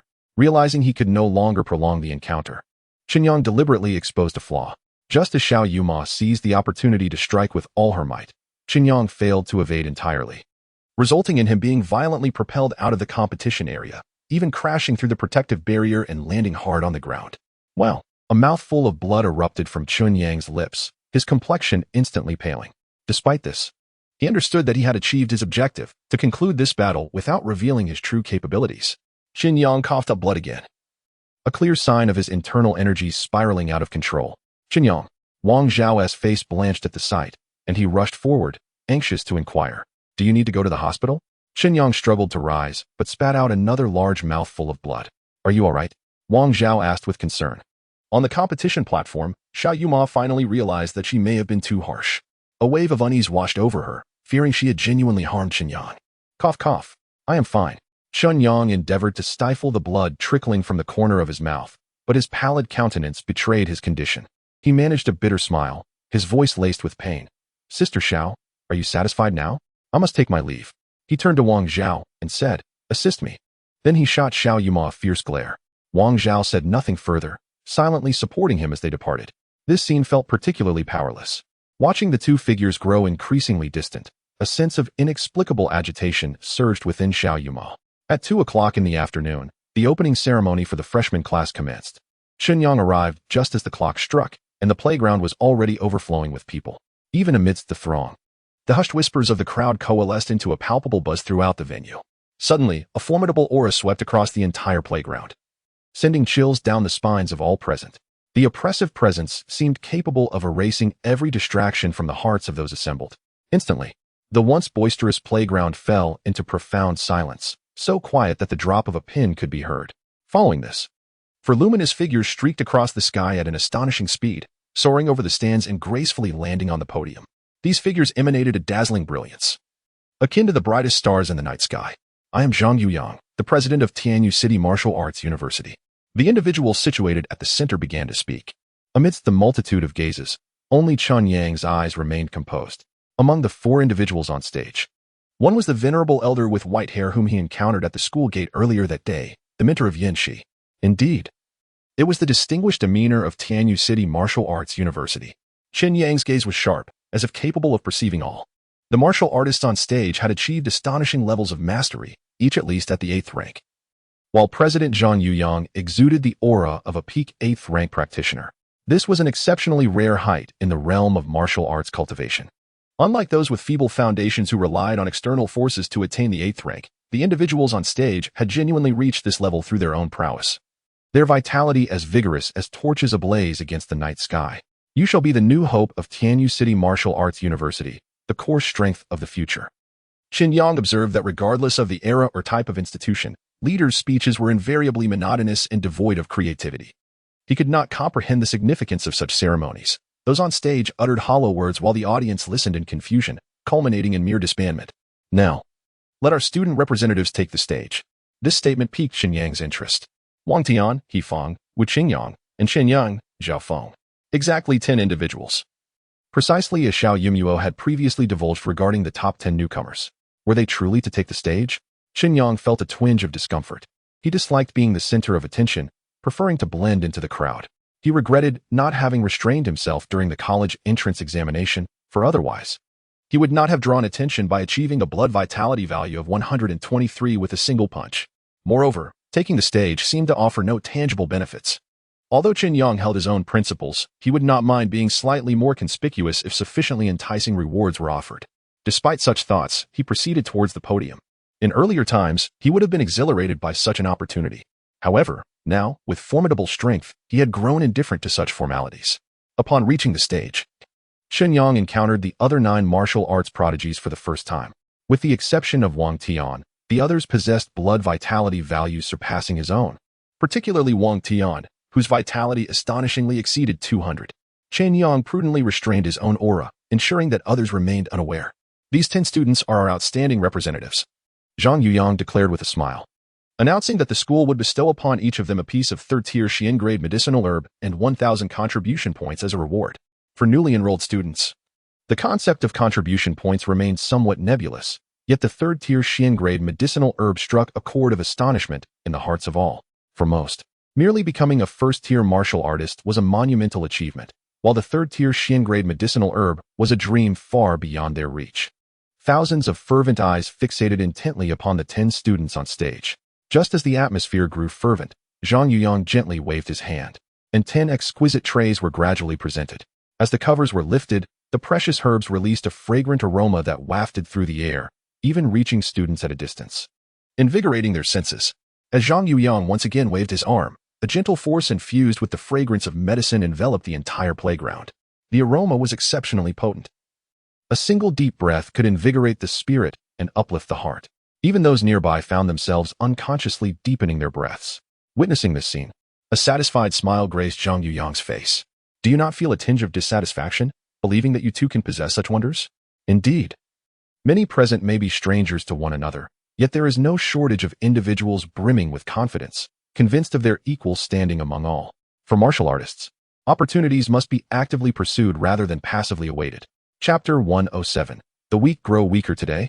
The school has bestowed upon you a remarkable opportunity, the chance to challenge these 10 outstanding students on stage. It has come to light that a nationwide martial arts competition is set to commence at the end of this year, encompassing all grades from 1st to 4th, with the results significantly impacting the school's reputation. Consequently, Zhang Yuyang has resolved to inspire the newcomers through this unique event, urging them to train diligently in the forthcoming days to achieve commendable results. On this very day, the playground is adorned with 100 designated targets for testing physical prowess. According to the guidance of the instructors, any student achieving a physical score exceeding 100 can attempt to challenge the 10 exceptional individuals on stage. Remember, True martial artists let their strength speak for itself. The victors shall remain standing. The defeated, regrettably, must depart. Take that courageous first step. Only the strong shall emerge victorious in the end. In the center of the playground, a pair of menacing claws loomed threateningly before Huang Su, so close it was suffocating. The youth exuding an aura of wildness was known as Langxing. Suddenly, Professor He, who had been seated quietly, sprang into action, his figure darting across the playground like lightning, effortlessly grasping Langxing's wrist. Langxing's once dreaded claws now posed no threat in Professor He's grip. Chen Yang, however, was not preoccupied with the standoff between Huang Su and Langxing. His attention was wholly captivated by Professor He's seemingly casual yet extraordinary maneuver. Despite both being 8th-tier experts, the power surging within Professor He was as unfathomable as the vast ocean, far surpassing any martial artist Chen Yang had ever encountered. In this arena, only Principal Zhang Yuyang could rival him. I must double my efforts to attain the level of someone like Professor He, Chen Yang mused inwardly. As the competition drew to a close, Huang Su became the first to be eliminated. As he left the arena, his face a mask of dejection. Remnants of the terror he had experienced on the brink of life and death lingered in his eyes. For many gifted individuals lacking fortitude, facing such fierce competition for the first time often signifies the end of their career. They struggle to regain their former selves and perform to their true potential. Professor He regarded Langxing with a satisfied nod. To him, Langxing resembled an unpolished gem, brimming with untapped potential awaiting discovery. Students who excelled today not only stood to gain substantial rewards, but also the acknowledgement of Professor He and Principal Zhang Yuyang, which was vital to their future development. As Zhao Feng and Langxing showcased their prowess, Chen Yang, ranked 9th, instantly became the target of many aspiring challengers. Numerous gazes filled with provocation were directed toward him. As if to say, "You're next."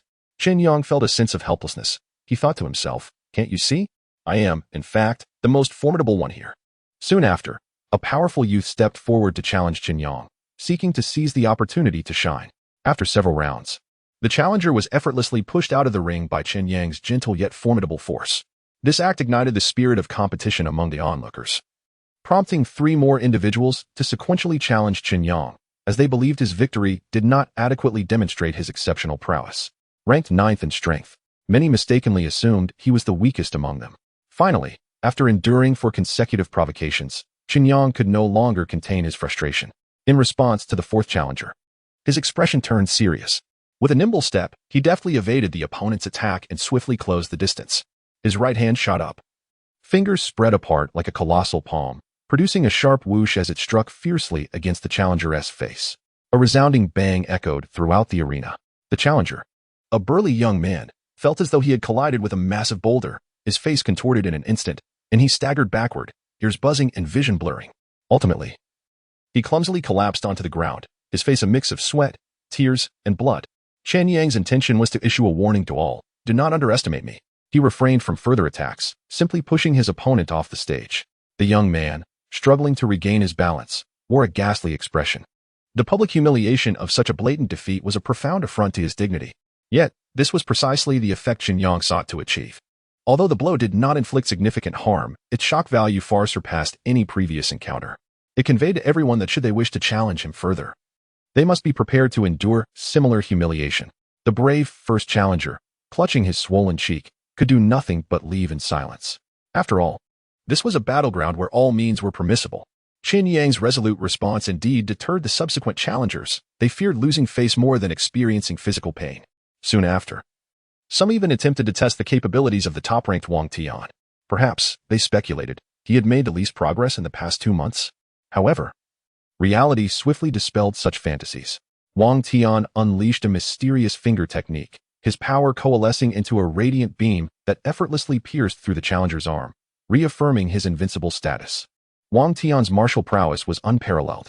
This technique intrigued Chen Yang, who observed with a glimmer in his eyes. The finger technique Wang Tian demonstrated bore a striking resemblance to the 6 Meridian's divine sword known from Chen Yang's past life, though executed solely with the index finger. This revelation inspired Chen Yang considerably. Regrettably, the swift nature of the technique left him yearning for more time to unveil its secrets. With his acute perception, Chen Yang could detect the flow of any power. Should he choose, any skill could fall under his mastery, akin to wielding extraordinary abilities.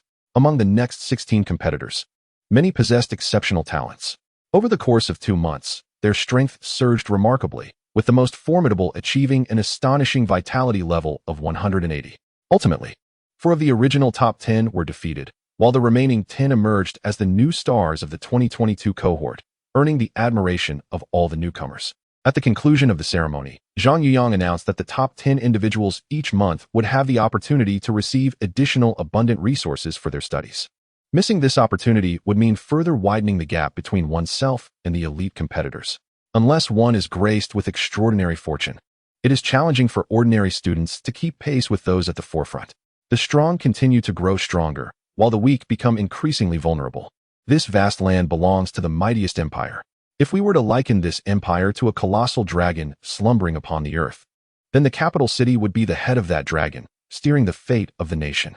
The capital embodies the true heart of power and culture, serving as a confluence of various central functions. Chapter 108. Rising to prominence for practitioners of the physical arts, the Imperial Martial Academy, situated in the northwest corner of Kyoto, stands as a sacred sanctuary in their hearts. A millennium ago, a great sage of humanity attained enlightenment here and established this esteemed institution. Since then, the Imperial Martial Academy has evolved into one of the world's premier educational establishments, nurturing countless exceptional talents.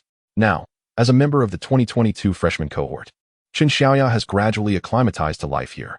Within a week, she has adapted to her new surroundings, forged new friendships, and embarked on a fresh academic journey. Everything seems to herald a new beginning. Xiaoya, are you heading to the laboratory again? As soon as class ended, Chen Xiaoya hurriedly made her way outside. While her classmates teased her with a hint of jest, their tone betraying a touch of envy. Indeed, I am off to see my mentor. Xiaoya replied with a beaming smile, a scenario she had grown accustomed to. This mentor was exceptional, having personally accepted Xiaoya as a disciple. Whenever she spoke of this teacher, Xiaoya felt as if she were living in a dream. During the college entrance examination, Xiaoya had showcased a rare blue cultivation talent, which had filled her with immense pride. However, upon attending the opening ceremony of the Imperial Martial Academy, she was astonished to discover that her unique blue talent was not particularly remarkable in this environment. To her surprise, there were over 20 students in her cohort possessing the same talent, and one even boasted the legendary purple talent. The purple talent symbolizes the pinnacle of martial arts cultivation and is said to be a miraculous phenomenon that had not reappeared for centuries. Its emergence sent shockwaves throughout the academy and even attracted the attention of senior scholars. In the presence of such a dazzling star, Xiaoya's blue talent appeared to lose its luster. Within the academy, there were 10 master-level mentors eligible to take on disciples, 3 of whom had attained academician status. Naturally, the student with the purple talent became the center of attention, while Xiaoya, lacking a prominent family background, performed poorly in the selection process, landing almost at the bottom. In contrast, her friend, Chu Mingling, had secured an impressive 7th place due to her father's astute guidance. Just as Xiaoya felt disheartened by this, an unexpected mentor extended an olive branch to her. This mentor was one of the 3 academicians. For Xiaoya, this was akin to a heavenly gift. What moved her even more was that this mentor not only provided immense academic assistance, but also showed great care in her personal life. Although the mentor was a middle-aged woman, her attentive nurturing sometimes led Xiaoya to jest, if it weren't for the considerable age difference. I would almost suspect she has feelings for me. Since becoming her disciple, in just a week, Xiaoya has received numerous and valuable cultivation resources, and her abilities have grown rapidly. According to her mentor, by the end of the year, she would likely advance to the rank of a martial artist. A pace of progress that even surpassed that of the previously legendary senior, Zhang Minglei. The young Chen Xiaoya, brimming with anticipation for the future, confidently embarked on her path of cultivation. Before long, she found herself standing before her mentor's laboratory door. A sign hung on the door, inscribed with the name Yu Bing.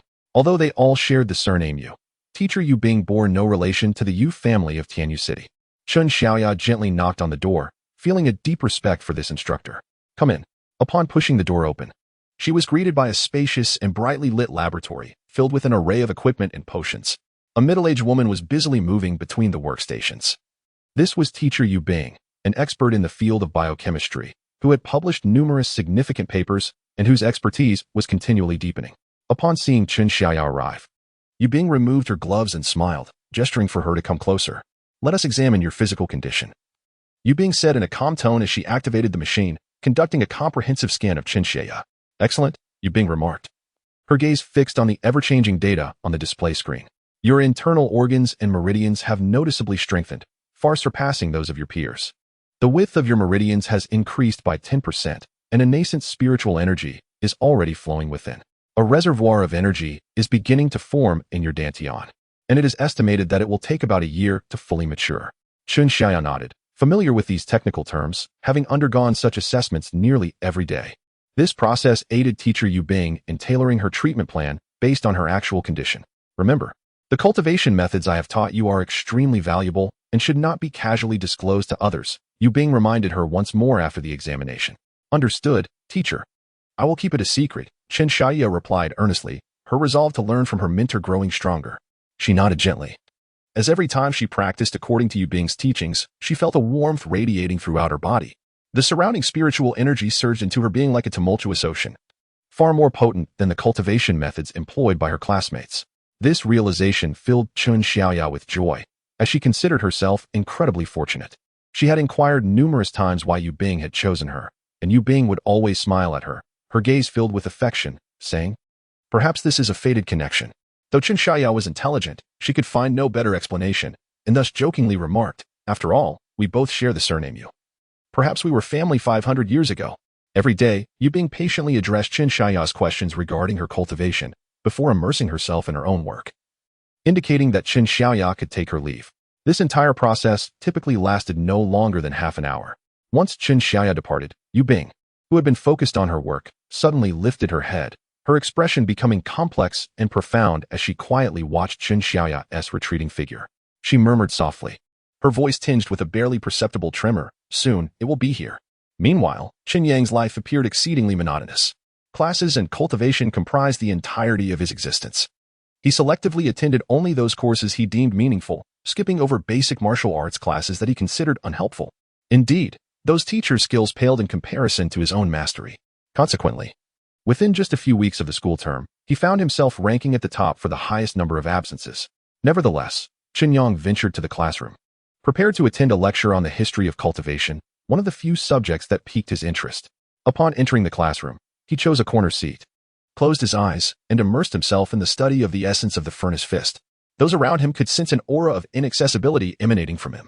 Just as Chen Yang was lost in contemplation, a clear voice interrupted his thoughts. "Hey, are you all right?" Chapter 109. Seeking one's own demise. Upon opening his eyes, he discovered that it was Xiao Yumuo standing beside him. He inquired, "Do you require something from me?" Xiao Yumuo's arrival immediately captivated everyone's attention, particularly the male students, whose gazes reflected both admiration for her and envy towards Chen Yang. "Actually, I merely came to see how you were doing. I feared that my last strike might have been a tad excessive, and that you had yet to recover. Thank you for your concern. I am quite well now." Chen Yang gently closed his eyes, seemingly disinterested in further discourse with Xiao Yumuo. For him, that previous encounter was merely a means to accumulate contribution points, devoid of any deeper intention. At that moment, the bustling crowd around them, with numerous eyes fixated on their interaction, made the typically low-key Chen Yang feel a twinge of discomfort. Wherever Xiao Yumuo went, she was the focal point of attention, prompting Chen Yang to wish to escape this unwarranted scrutiny as quickly as possible. "Why are you like this?" Tears welled up in Xiao Yumuo's eyes. She had never engaged in such a humble conversation before. Yet, despite her vulnerability, Chen Yang maintained his aloof demeanor, leaving her heart profoundly wounded. "This is a healing potion for you. I hope it proves beneficial." With that, she declared, "From now on, we are even," and departed, burdened by unspoken grievances. As Xiao Yumuo left, Chen Yang instantly became the target of resentment from the surrounding male students. "How outrageous! To make our goddess leave in tears," one student exclaimed angrily, while others contemplated confronting him. At that moment, an elderly man clad in simple blue attire entered the room, cradling several ancient texts. He was the lecturer for the class. Although his martial prowess was unremarkable, he had made significant contributions to historical studies. In our last lesson, we discussed one of the three saints, the Saint of Hua. "Excuse me, teacher, what does it truly mean to become a saint?" a student inquired with curiosity. After all, achieving the status of a national hero in this world was an immense honor, not only serving as a pillar for the nation but also enjoying a lifespan of 500 years. However, the new realm introduced by the Saint of Hua a millennium ago, the realm of saints, signified an even more resplendent era. In that time, the three saints united to combat the sovereign beasts, saving the fate of humanity. Even to this day, people continue to reminisce about these legendary figures. The realm of saints is beyond the comprehension of our generation, the elder replied calmly, adding that no one could provide a definitive answer on how to attain such a level. Impetuous and unafraid, young practitioners of martial arts often relish challenging authority. However, years later, they come to understand that even without being a saint, those advanced martial artists can effortlessly impede the progress of most. The elder simply smiled, choosing not to elaborate further. They are practitioners of martial arts, distinct from martial artists. Since ancient times, whether saints, national heroes, or those who fade into oblivion, none have ever truly transcended the limits of martial arts. For centuries, this has become an immutable truth. Even Chen Yang once harbored hopes that the vast collection of texts at the Martial University of Tianyu City would conceal secrets to aid his cultivation. Yet, reality often leads to disappointment. As these words fell, an oppressive silence enveloped the classroom. The students bore heavy hearts, as if the ceiling of their cultivation path had been predetermined. When the bell rang, they departed in droves, while Chen Yang strolled alone along the campus paths, silently contemplating his future direction. Strangely, although Chen Yang remained somewhat unaware, he immediately sensed an unusual presence around him. Someone was attempting to ambush him. These assailants were of mediocre strength, merely at the first or second stage, posing no threat to Chen Yang whatsoever. As he drew near, two figures suddenly leaped out, launching punches in his direction. Yet, all their efforts proved futile. Chen Yang nimbly sidestepped their assault with ease. "Who are you?" Chen Yang inquired in a calm tone. Faced with such effortlessly evaded strikes, the two attackers felt a sense of foreboding and halted their advance. Deep within, they recognized that this new student was no ordinary individual. "Our identity is of little consequence," one of them replied coldly. "Second-year student Yin Yang invites you to spar on the arena tomorrow." Yin Yang? The name was utterly unfamiliar to Chen Yang. Just as he pondered this, the assailant added, "He is the brother of Yin Shi." This revelation complicated matters further. Noticing Chen Yang's lack of recognition regarding Yin Yang, a first-stage martial artist interjected with a warning. Although Chen Yang had never encountered Yin Shi, the name had long been well known. "Oh, but what grievance do I have with him? I don't even know him," Chen Yang responded, puzzled. "Did Xiaoyuma seek you out today?"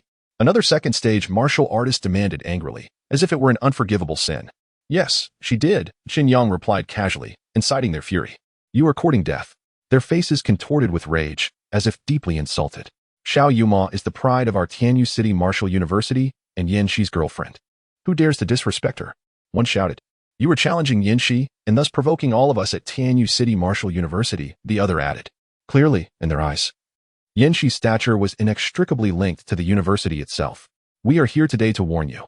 Do not presume that a modicum of skill grants you license to act recklessly. No matter your talent, can you rival Yin Shi?" They held Yin Shi in utmost reverence. Indeed, all students at Tianyu City Martial University regarded him as an idol. "From now on, keep your distance from Xiaoyuma. Perhaps Yin Shi might overlook your transgressions, but his brother Yin Yang will not let it slide. We shall see you on the arena tomorrow. Understood?" With that, they departed in arrogance, watching their receding figures. Chen Yang felt a profound sense of helplessness, as if he had been unwittingly ensnared in this turmoil. Was this what they called trouble arising from beauty? He mused, chiding himself for the absurdity of it all. Chen Yang paid little heed to their threats, for what mattered most to him was the continued honing of his furnace boxing technique.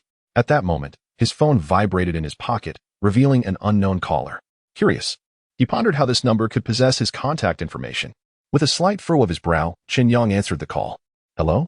A soft, weeping voice resonated from the other end. "Are you Uncle Chen?" Surprised, he listened intently to the tender voice of a little girl, a voice he had never encountered before, stirring suspicion within him. "Uncle Chen, I am so scared," the girl sobbed. "There are many bad people at home, and they are bullying me and my mother." A surge of alarm gripped Chen Yang's heart, and he endeavored to soothe her with a calm tone. "Do not be afraid. Please tell me who you are and how you got my number." Chapter 110. Resolving everything. It was Uncle Neo who provided me with this phone number. He mentioned that in times of peril, I could seek your assistance. However, I have been unable to reach Uncle Neo. The young girl's voice trembled, evidently attempting to evade some unseen threat. A familiar name flickered through Chen Yang's mind, Master Neo. 6 months prior, during a mission against the beasts of the forest, he had fought alongside this valiant figure. Ultimately, Master Neo sacrificed himself to protect others. Contemplating this, a glimmer of resolve ignited in Chen Yang's eyes. "Little girl, please tell me your name and your exact address." Chen Yang spoke gently, quickening his pace towards the school's exit. "My name is Nyonyo," she replied softly. "I know where I live. My mother instructed me to memorize the address in case of emergencies." Nyonyo cautiously recited her address. "All right, Nyonyo. Stay right there and do not move. Uncle will be there shortly. After ending the call, Chen Yang immediately dialed an emergency contact. Come to the school to pick me up at once. You must arrive within 5 minutes. At that moment, his heart felt unusually heavy, yet his steps remained resolute as he advanced towards the direction of rescue. The campus of Tianyu City University was expansive. Yet Chen Yang reached the main gate in merely 3 minutes. He surveyed his surroundings, brow furrowed with concern, as the vehicle he had arranged was nowhere in sight. Just then, a sleek black luxury car careened around the corner outside the campus, tires screeching as it left a long trail of rubber. The car came to a steady halt before Chen Yang, and the door swung open, revealing a robust gentleman clad in a sharp suit and sunglasses. His physique was as formidable as if forged from steel, immediately capturing the attention of the surrounding students, who regarded him with curiosity. Though the man's demeanor had initially been stern, it softened upon spotting Chen Yang, transforming into a warm smile as he beckoned. Quickly, get in the car. Without further ado, Chen Yang slipped into the vehicle. To Chongyang village, swiftly, he instructed the gentleman. The man, named Huang Yuan, was not only Chen Yang's friend, but also temporarily serving as his driver. Sensing Chen Yang's disquiet, Huang Yuan wasted no time in accelerating towards their destination. As Chen Yang settled into the plush leather seat, he closed his eyes, striving to calm himself, before inquiring, "Any leads on that matter?" Huang Yuan, gripping the steering wheel firmly, replied, "A rumor has circulated in Tianyu City that a rare descendant of a small nine-tailed fox has been sighted in this vicinity. Although diminutive in size, this fox is said to possess formidable strength." Chen Yang found this information intriguing, for he was in pursuit of a uniquely powerful 9-segmented demon beast to present as a gift for his cousin. Have its precise location been determined? I wish to capture it myself. It is said that the fox is injured and has appeared at several locations. Your father is currently investigating its exact hiding place. Huang Yuan explained. Excellent. Remember, if you spot it, notify me immediately and do not act without my instruction, Chen Yang added. As they engaged in conversation, the vehicle had already arrived at its destination. Huang Yuan turned to inform Chen Yang, "We have arrived, Mr. Chen." The car halted before a dilapidated house, and just as it stopped, a pained cry echoed from within, a woman's voice, presumably that of the little girl Nyonyo's mother. Indeed, shortly thereafter, Nyonyo's voice rang out. "You wicked people, let my mother go." Her sobs were heart-wrenching. "Haha." A man laughed maniacally, his tone laced with malice. "Your deadbeat father is gone, leaving you and your poor mother all alone. But fret not. With me, Zhao Sire, life will be much more pleasant. Uncle Chen will come to rescue me. He won't let you go unpunished." Nyonyo, though small, spoke with unwavering conviction. "Uncle Chen, dog uncle, if he dares to involve himself in my affairs, I'll ensure he never returns." The man scoffed dismissively. "Is that so?" Just as Zhao Si spoke, a chilling voice thundered like a storm. The front door was suddenly smashed open, and Zhao Si was toppled to the ground by an overwhelming force. A palpable aura of impending doom enveloped the space, rendering everyone immobile. With a crash, splinters of the door scattered, injuring Zhao Si and his companions, who writhed in agony on the ground. As the dust settled, 2 middle-aged men strode into the room, the leader's piercing gaze surveying the surroundings with icy precision. In the vehicle, Chen Yang had already disguised himself, resembling the figure he embodied during his confrontation with the beast tide. Zhao Si struggled to ask, Who are you? Friends? Chen Yang sneered. "There are many who could be my friends, but you are not worthy." Nyonyo's mother was bound to a chair, and the room was in disarray. Witnessing the scene ignited a fierce fire within Chen Yang. Had the heroes fought against the beast tide, risking their lives to protect the city, merely to allow such bullies to torment the children of the brave? His heart surged with tumultuous emotions, anger and sorrow intertwining. At that moment, Nyonyo's voice rang out again. "Uncle Chen, is that you?" Peeking cautiously from behind her mother, Nyonyo's tear-streaked face revealed her apprehension. "Nyonyo, it's me," Chen Yang replied, striving to quell his inner fury and forcing a faint smile. "Uncle Chen." Upon hearing the familiar voice, Nyonyo beamed with joy and unhesitatingly leaped into Chen Yang's arms. "I knew you would come to save us." Despite her tender age, Nyonyo understood who could deliver them from their plight. "I'm sorry for being late. I've caused you pain." Chen Yang gently stroked Nyonyo's hair, his heart aching for the little girl. "I don't feel pain. My mother is the one who suffers. Those bad guys are bullying us. Uncle Chen, you have to help us," Nyonyo implored, her anger palpable as she eagerly sought justice. "Rest assured, Nyonyo, I will resolve this matter for you," Chen Yang declared. No sooner had the words left his lips than the previously arrogant individuals around him fell silent, as if an invisible force was suppressing them, rendering them breathless. "Are you the Uncle Chen that Nyonyo spoke of?" Zhao Ci's expression shifted as he realized that the situation might not be as straightforward as he had initially presumed. "Do not act recklessly," he exclaimed. A wave of excruciating pain surged through his body, and he gazed fearfully at the two individuals before him, his heart laden with trepidation. They were practitioners, without a doubt. He contemplated inwardly.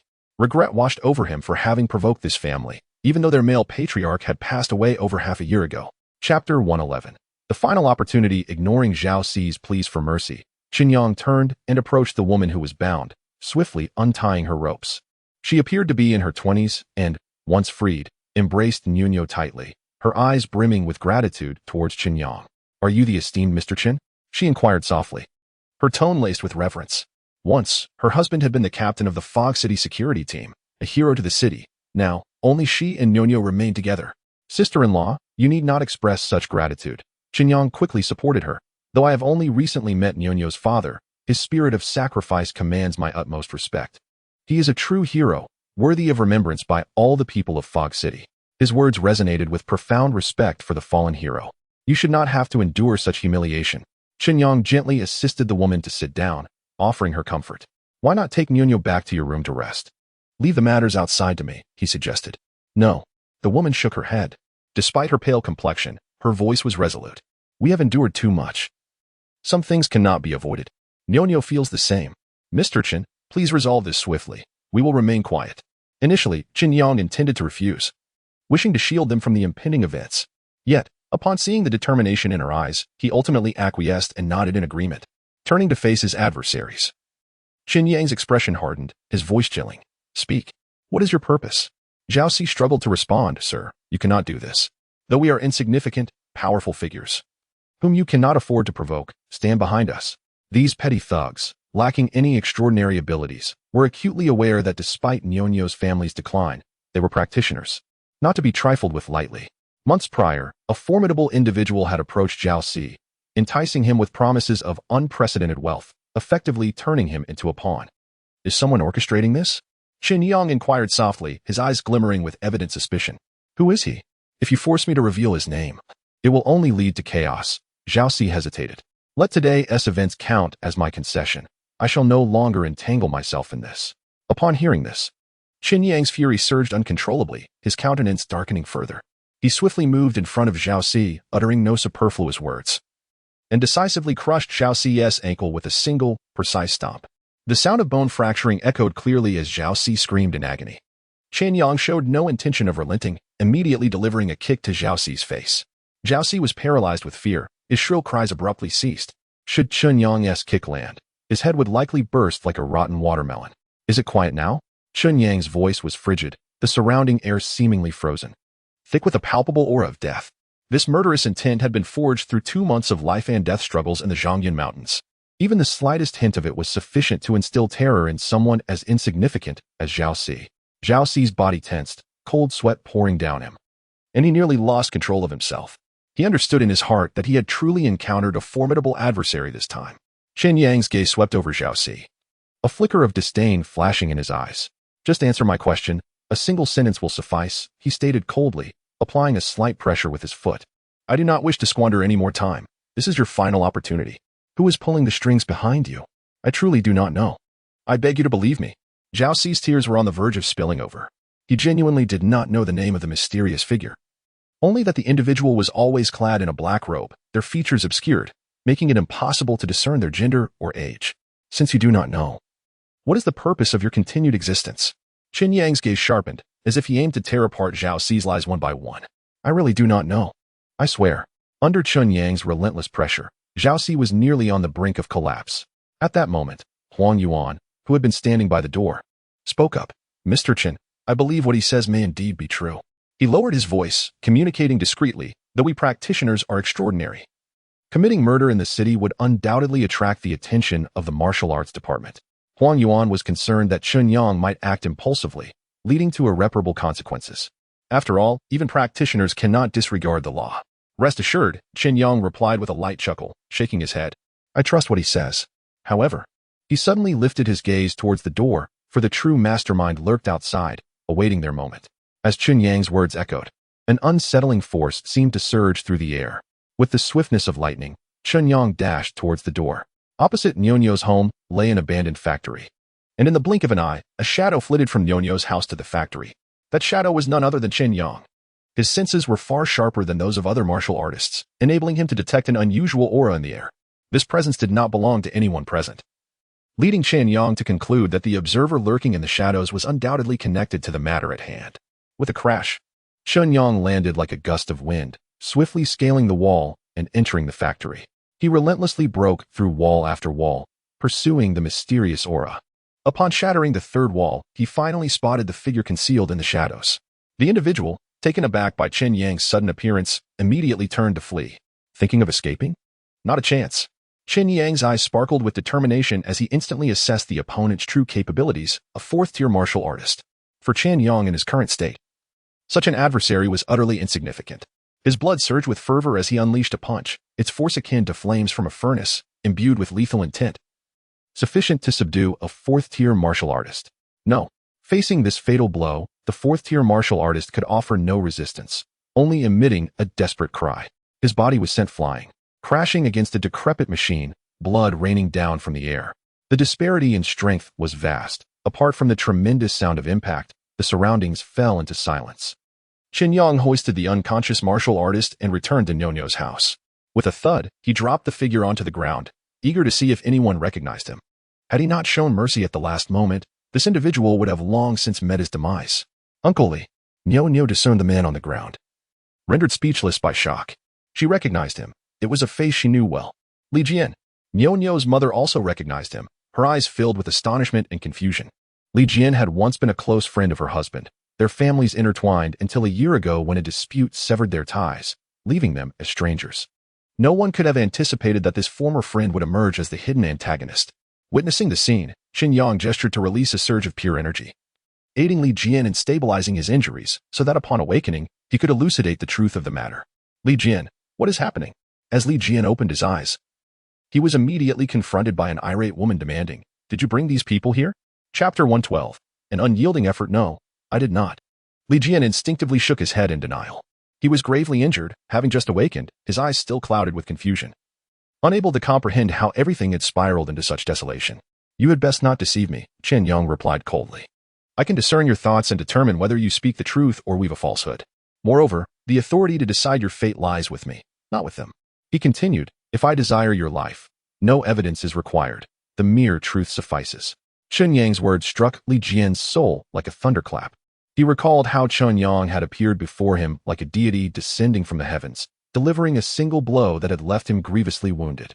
Chen Yang's prowess evidently surpassed that of a 6th-level warrior. He might well be a top-tier powerhouse.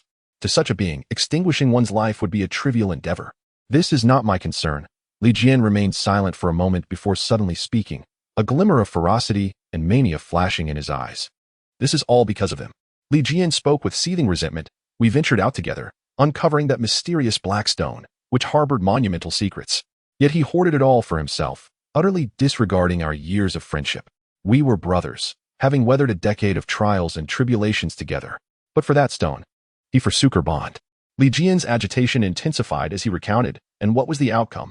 He perished amidst the beast tide of Zhongyun Mountain. It was his just deserts. Karma in motion, retribution unerring. He laughed heartily, blood spewing forth. He is dead, and the black stone should rightfully belong to me. Everything he did was aimed at coercing Nyonyo and her mother into surrendering that stone. Chen Yang fell into contemplation. According to his perception, Li Jian's current words were imbued with sincerity, devoid of any deceit. The entire incident's origin might indeed lie with Nyonyo's father.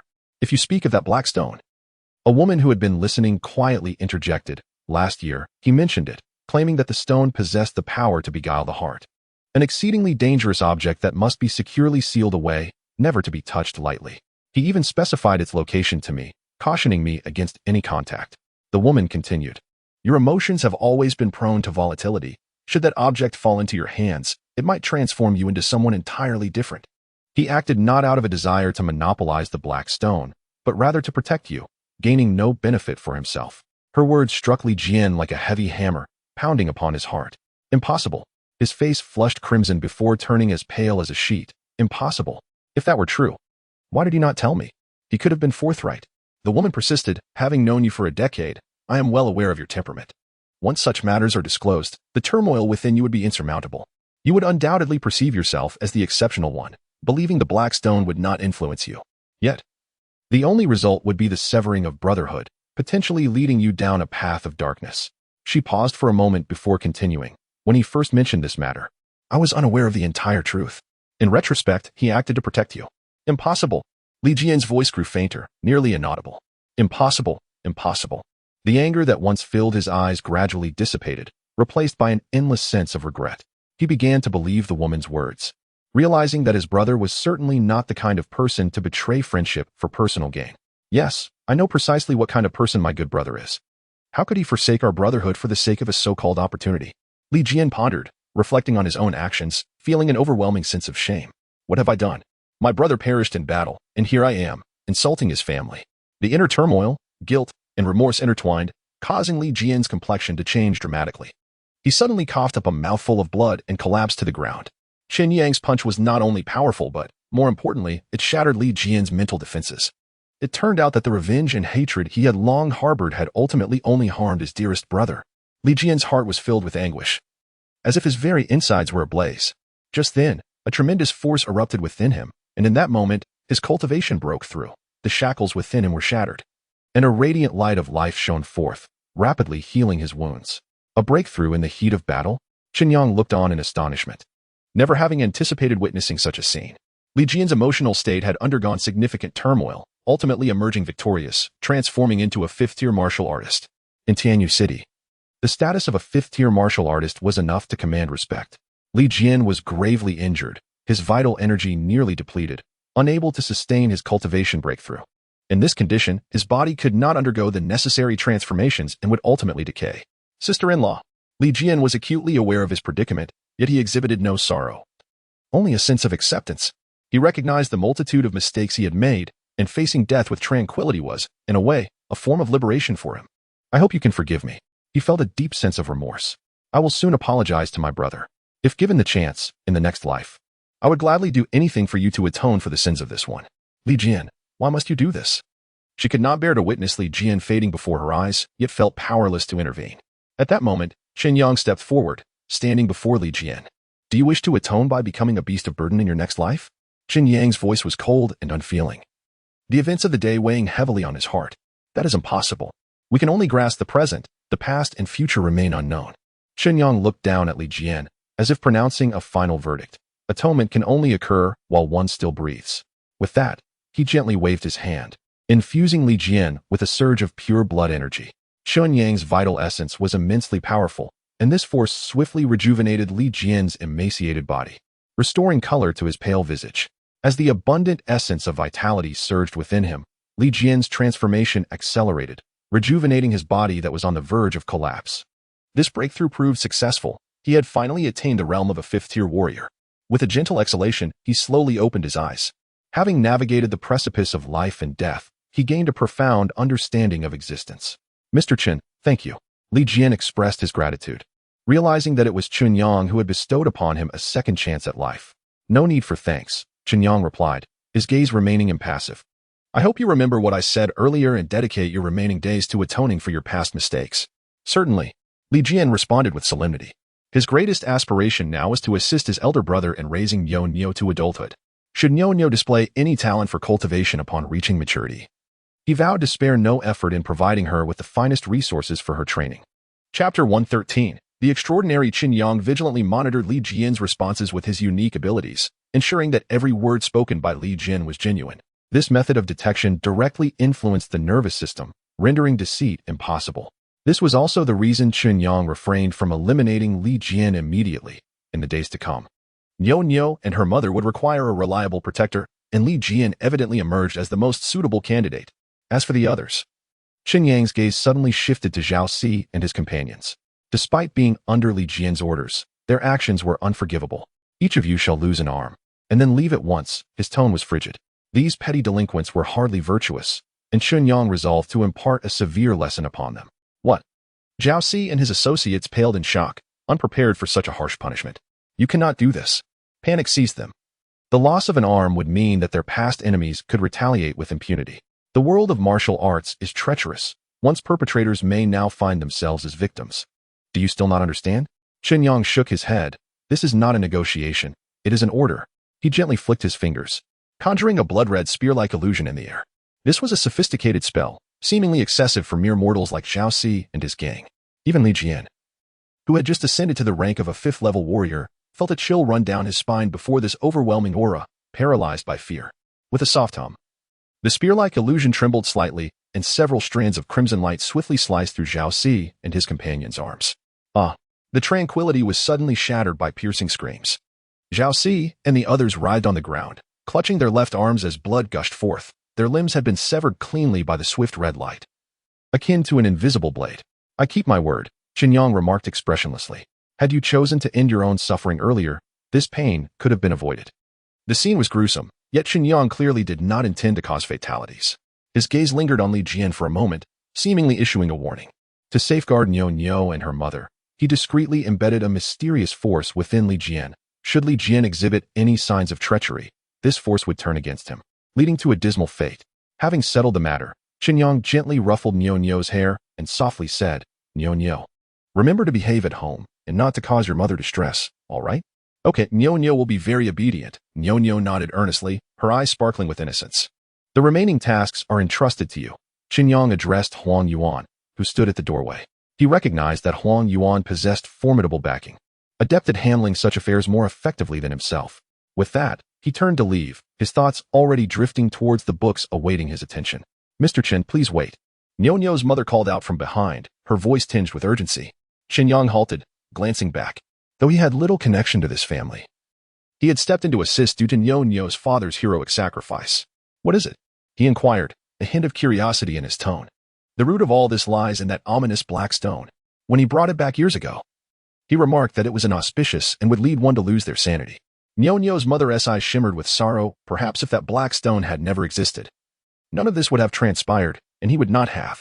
Sometimes, a seemingly trivial decision can alter the trajectory of one's fate, leading to entirely different outcomes. Thus, I no longer desire this stone and hope Mr. Chen will accept it. Niu's mother extended the black stone to Chen Yang.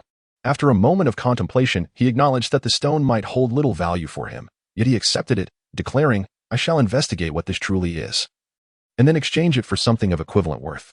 Mr. Chen is exceedingly courteous. There is no need for that. Niu's mother politely declined his offer. The woman rose and entered the house, soon re-emerging with a black sandalwood box. The box was sealed with numerous stamps, evidently concealing something of great significance and taboo to its owner. Upon sight of the wooden box, Chen Yang furrowed his brow, filled with suspicion.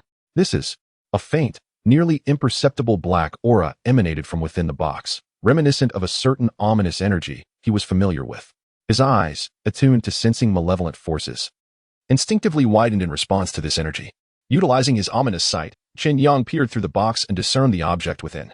No, this is not the black stone.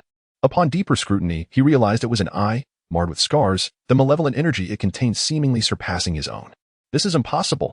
Further examination revealed that the scars formed a complex seal, permitting only a minuscule amount of dark energy to escape. This revelation made him acutely aware that the value of this eye far exceeded his expectations. Mr. Chen, this black stone is a bane to us. If you find it intriguing, please accept it, the woman offered, extending the wooden box to Chen Yang. He accepted it with caution, refraining from opening it on the spot, aware that should the malevolent energy spiral out of control, the consequences would be dire. To be honest, this object may hold little utility for most, yet it is of utmost importance to me, Chen Yang confessed, so much so that I currently cannot find anything of equal value to exchange. Is that so? The woman replied expressionlessly. If it is useful to you, that is truly wonderful. Indeed, Mr. Chen, this object has shattered the bond between my brother and me. Regardless of its worth, we wish to be rid of it, Li Jian added, relief evident in his tone. Very well. Chen Yang stowed the box away and then summoned Huang Yuan forward. This is Huang Yuan, the former president of the Yike Group in Tianyu City. He can assist you in resolving most of your issues. The name Yike Group sparked surprise in the audience. The girl was particularly astonished. For her, such a colossal enterprise was akin to a behemoth, permeating every aspect of life, yet she had never imagined that one day the president of Yike would stand before her. Mr. Chen, you flatter me, Huang Yuan smiled, presenting a gilded business card. I ceased to be president a month ago. I am merely a predecessor now. This is my contact information. Should you require assistance in the future, do not hesitate to reach out to me. All right. The other party responded courteously. In their eyes, Huang Yuan's status rendered him a remarkable individual. Even Li Jian, a fifth-level martial artist, found himself at a loss when confronted with the Yike group.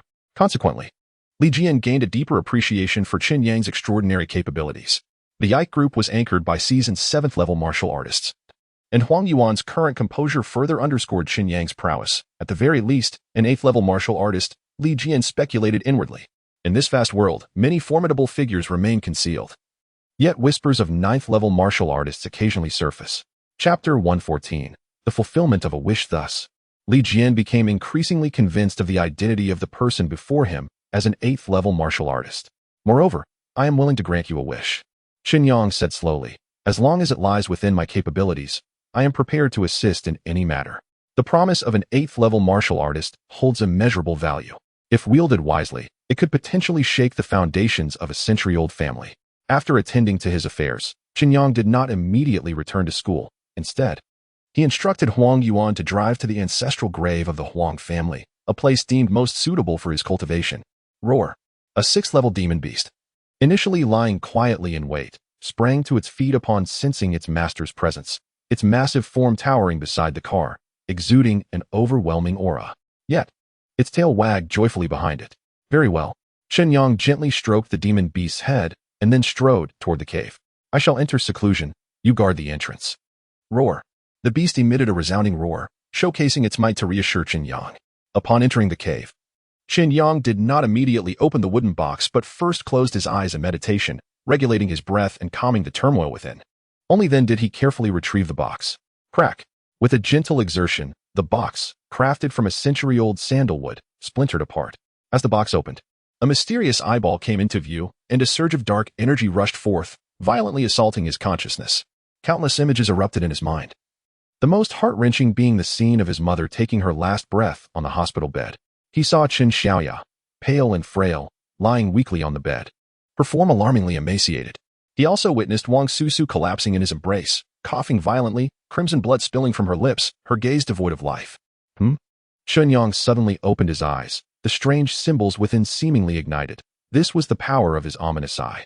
Those scenes were hauntingly vivid, as if foreshadowing an impending tragedy, deeply stirring his soul. Boom. Suddenly, an unknown force transformed the eerie eyeball into a stream of black light, rushing into Chen Yang's left eye socket. Chen Yang's anguished scream echoed within the cave. Everything transpired too swiftly. His left eye began to bleed profusely, the world before him turning a vivid crimson, nearly obscuring his vision. The searing sensation within his eye socket surged like relentless waves, the agony threatening to drive him to madness. He fell to the ground, frantically pounding the earth with his fists, soon creating a deep pit. Amidst this unbearable torment, Chen Yang instinctively summoned the power of his ominous eye, the mysterious symbols within his eye socket intertwining with the black light. The collision of these two forces generated a tremendous energy wave, directly melting his left eye, evaporating the blood that flowed, leaving behind a hollow, terrifying void. However, within this darkness, a wondrous transformation was quietly unfolding. The energy emanating from that black orb gradually fused with the fluctuations of the ominous eye, forming a new eye within Chen Yang's socket, an eye with a pure black pupil. This was a shocking metamorphosis. Chen Yang closed his eyes, enduring the pain. And after approximately a quarter of an hour, he slowly opened his eyes. At the moment he unveiled his left eye, a powerful beam of energy erupted forth, spreading with a peculiar vibration. Outside the cave, a 6th-tier demon beast sensed this surge and immediately cowered, burying its head between its forepaws, trembling uncontrollably. No matter how Chen Yang commanded it, it could not overcome its fear of this force, continuing to shiver in trepidation. In that instant, this new power manifested its majesty and irresistibility. Boom! A tremendous sound resonated, akin to the thunder of the heavens, shattering the tranquility. It seemed as though even the heavens would not permit Chen Yang to possess this extraordinary left eye. When he opened his left eye, the scenery before him transformed entirely. He could perceive the mysterious forces flowing through the air, the very deep rules that constitute the world. Yet, the moment he closed that eye, the fluctuations of those rules vanished without a trace. The capabilities of this left eye were extraordinary, promising to significantly influence Chen Yang's future path of cultivation. However, such power could not be easily revealed to others. Chen Yang realized that if the outside world discovered this, it might invite unnecessary troubles, even drawing the attention of formidable adversaries. Huang Yuan, Chen Yang called softly, narrowing his left eye to contain that special power. Please create a lightweight and comfortable eye mask for me, ideally one that does not interfere with daily life. He intended to inform others that this was a result of an accidental injury during his cultivation, necessitating the use of an eye mask for protection. The efficiency of the Yike group was remarkable. It wasn't long before Huang Yuan hurried back, holding a small box. Mr. Chen, this is our latest product. A specially designed pair of contact lenses that can mimic various natural light colors, almost undetectable to others. Huang Yuan respectfully presented the box. Still unable to meet Chen Yang's gaze, having felt a chill from that fleeting glance, as if his very soul had frozen. Chen Yang accepted the contact lenses. Secretly amazed by the advancements of modern technology. Once donned, his eyes appeared indistinguishable from those of an ordinary person. This way, he could conceal his secret while still harnessing the power of his left eye at critical moments. Mr. Chen, Huang Yuan, noticing the change, quickly added, in recent days, my father has delved deep into the Zhongyun mountain range and has finally discovered the whereabouts of the 9th-tier demon fox. Since you instructed us not to alarm the prey, he has merely followed quietly and hopes you can proceed there as soon as possible. Upon hearing this, a glimmer of excitement flashed in Chen Yang's eyes as he swiftly rose. Where is it now? We must depart immediately. For Chen Yang, this was a rare opportunity. Missing it might mean never finding this powerful demon beast again. My father is located approximately 70 miles to the east of the Zhongyun mountain range. We can head there directly, Huang Yuan added. In this world teeming with monstrous creatures, launching a satellite into the heavens proves to be far more challenging than one might envision. The depths of the ocean conceal terrifyingly intelligent beings, which dispatch formidable beasts to obliterate any satellites that dare to monitor them. Consequently, maintaining a satellite incurs an exorbitant cost, rendering satellite phones exceedingly expensive. The mere application for a single device can amount to tens of millions, while the cost of each call can soar to several tens of thousands, making it utterly unaffordable for the average household. As long as I have a rough location, I will be able to find him, Chen Yang declared, as he piloted his sleek black Maybach away from his ancestral home, racing along the road towards the Zhongyun mountain range like a bolt of lightning. Chapter 115. An opportunity not to be missed. Traveling at a remarkable speed, he arrived at the foot of the mountains in merely half an hour, a distance of approximately 30 kilometers from Huanglixing. You should return. I shall enter alone. Chen Yang swiftly dismounted, not allowing Huang Yuan a moment to speak before he plunged into the forest. The disparity in their strengths was stark, while manageable under ordinary circumstances. In this dire situation, Huang Yuan could scarcely keep pace with Chen Yang. Presently, he found himself in the northwest direction. Chen Yang navigated through the woods with great agility, grasping a small device equipped with a display screen, upon which a light point indicated Huanglixing's location.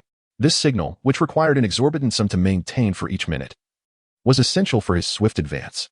Exuding his formidable aura, Chen Yang instilled fear in the surrounding beasts, who retreated at the ferocious energy reminiscent of one who had vanquished formidable foes. In less than 10 minutes, he traversed the 30 kilometers. A moment of clarity struck. Suddenly, a glimmer illuminated Chen Yang's eyes. In his consciousness, the marker representing Huanglixing became distinctly clearer. I am merely 3 kilometers away. Meanwhile, 3 kilometers distant, Huanglixing found himself in dire straits, his attire tattered and his visage marred by wounds, a clear indication of an ambush. Before him stood 3 identical men, their eyes fixed upon him with predatory intent. Lu Tian. Huanglixing's hair was disheveled, his countenance dark, and his eyes flickered with flames of fury. Are you truly intent on opposing me to the bitter end? These 3 identical men were a rare set of identical triplets, bound by a psychic connection since childhood. When one achieved a breakthrough in their training, the others would immediately grasp the understanding. This innate talent was nearly on par with the enigmatic powers possessed by Chen Yang. In Huanglixing's era, the Lu triplets were renowned figures in the martial arts community of Tianyu City, unmatched by their peers. You old fool. How did you silently ascend to the rank of an 8th-tier martial artist? Lu Tian replied, his expression grim.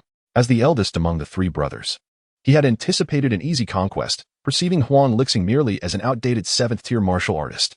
The Lu brothers were in their prime, each a 7th-tier martial artist, and their shared psychic bond rendered them capable of contending against even higher-tier opponents. Since you insist on pursuing total annihilation, I shall play along to the end. Huanglixing roared in defiance, despite the trio's combined strength being formidable enough to challenge an 8th-tier martial artist. Huanglixing's current disadvantage stemmed from an earlier encounter with a 9th-tier demon fox, the residual demonic energy within him sapping his strength.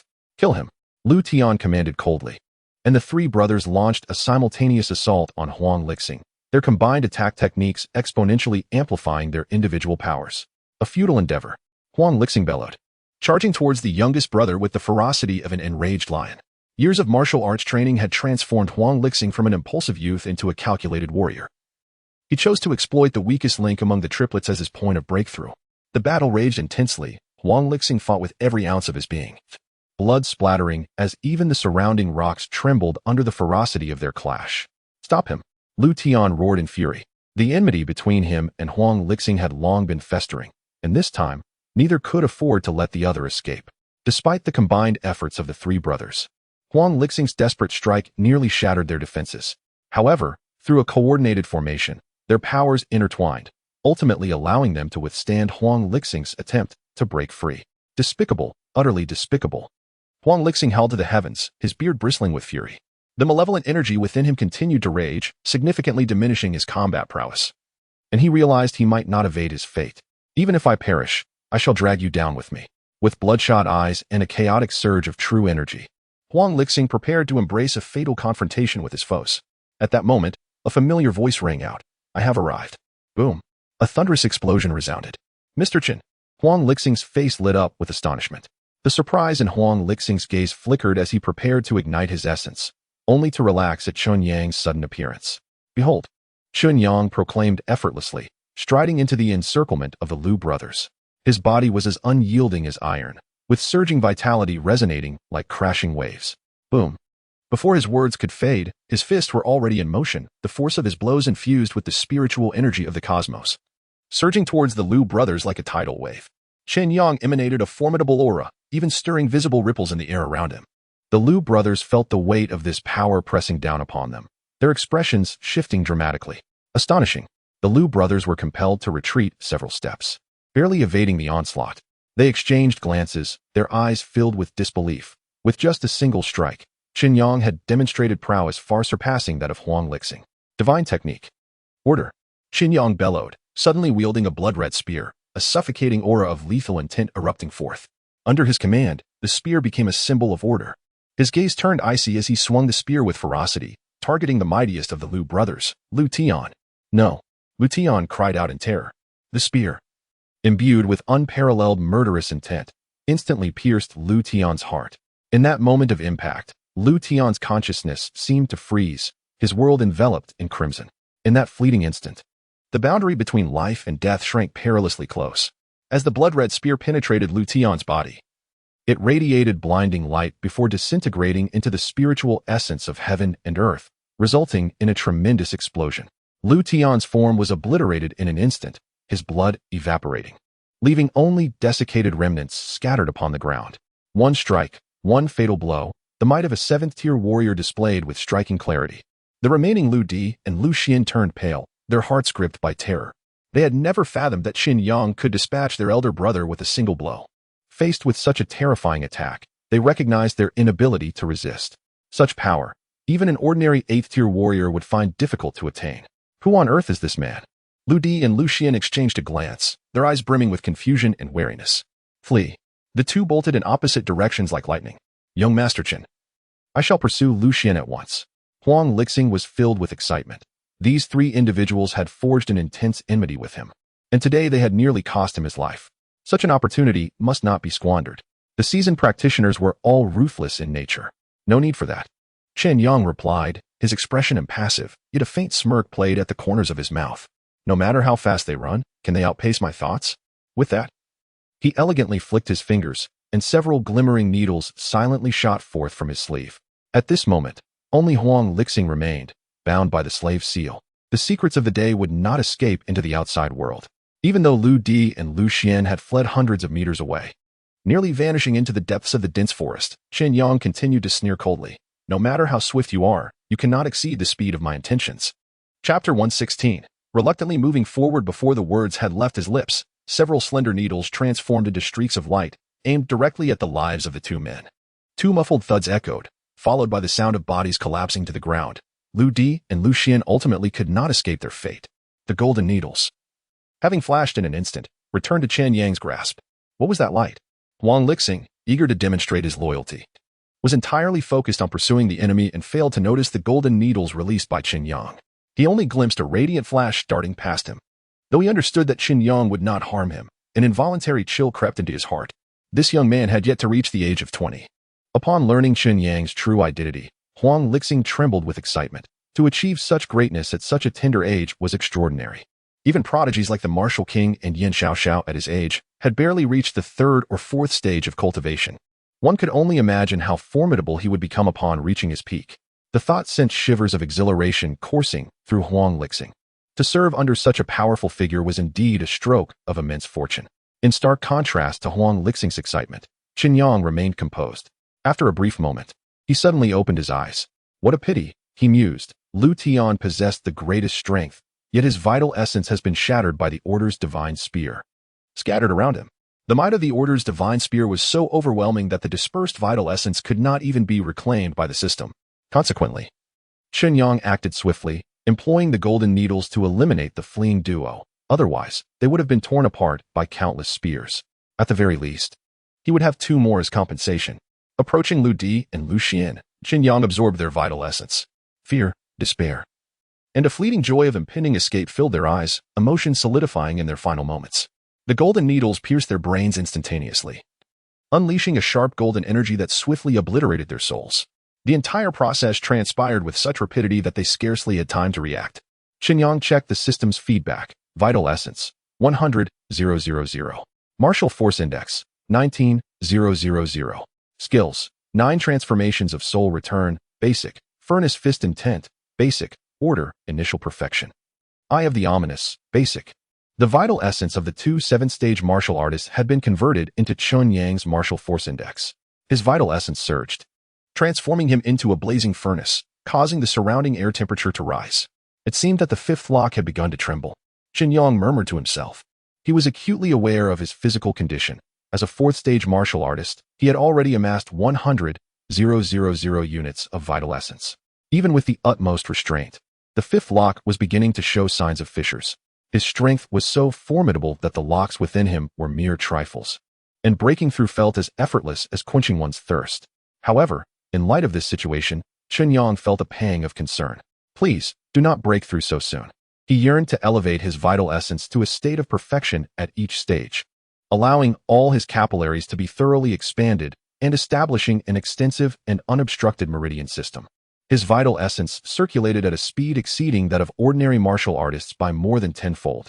If those warriors, who have diligently trained for years yet remain ensnared in their limitations, were to overhear Chen Yang's grievances, even with the knowledge that they could not rival him, they would be unable to restrain themselves from spitting in his direction, fueled by an inexplicable fury within.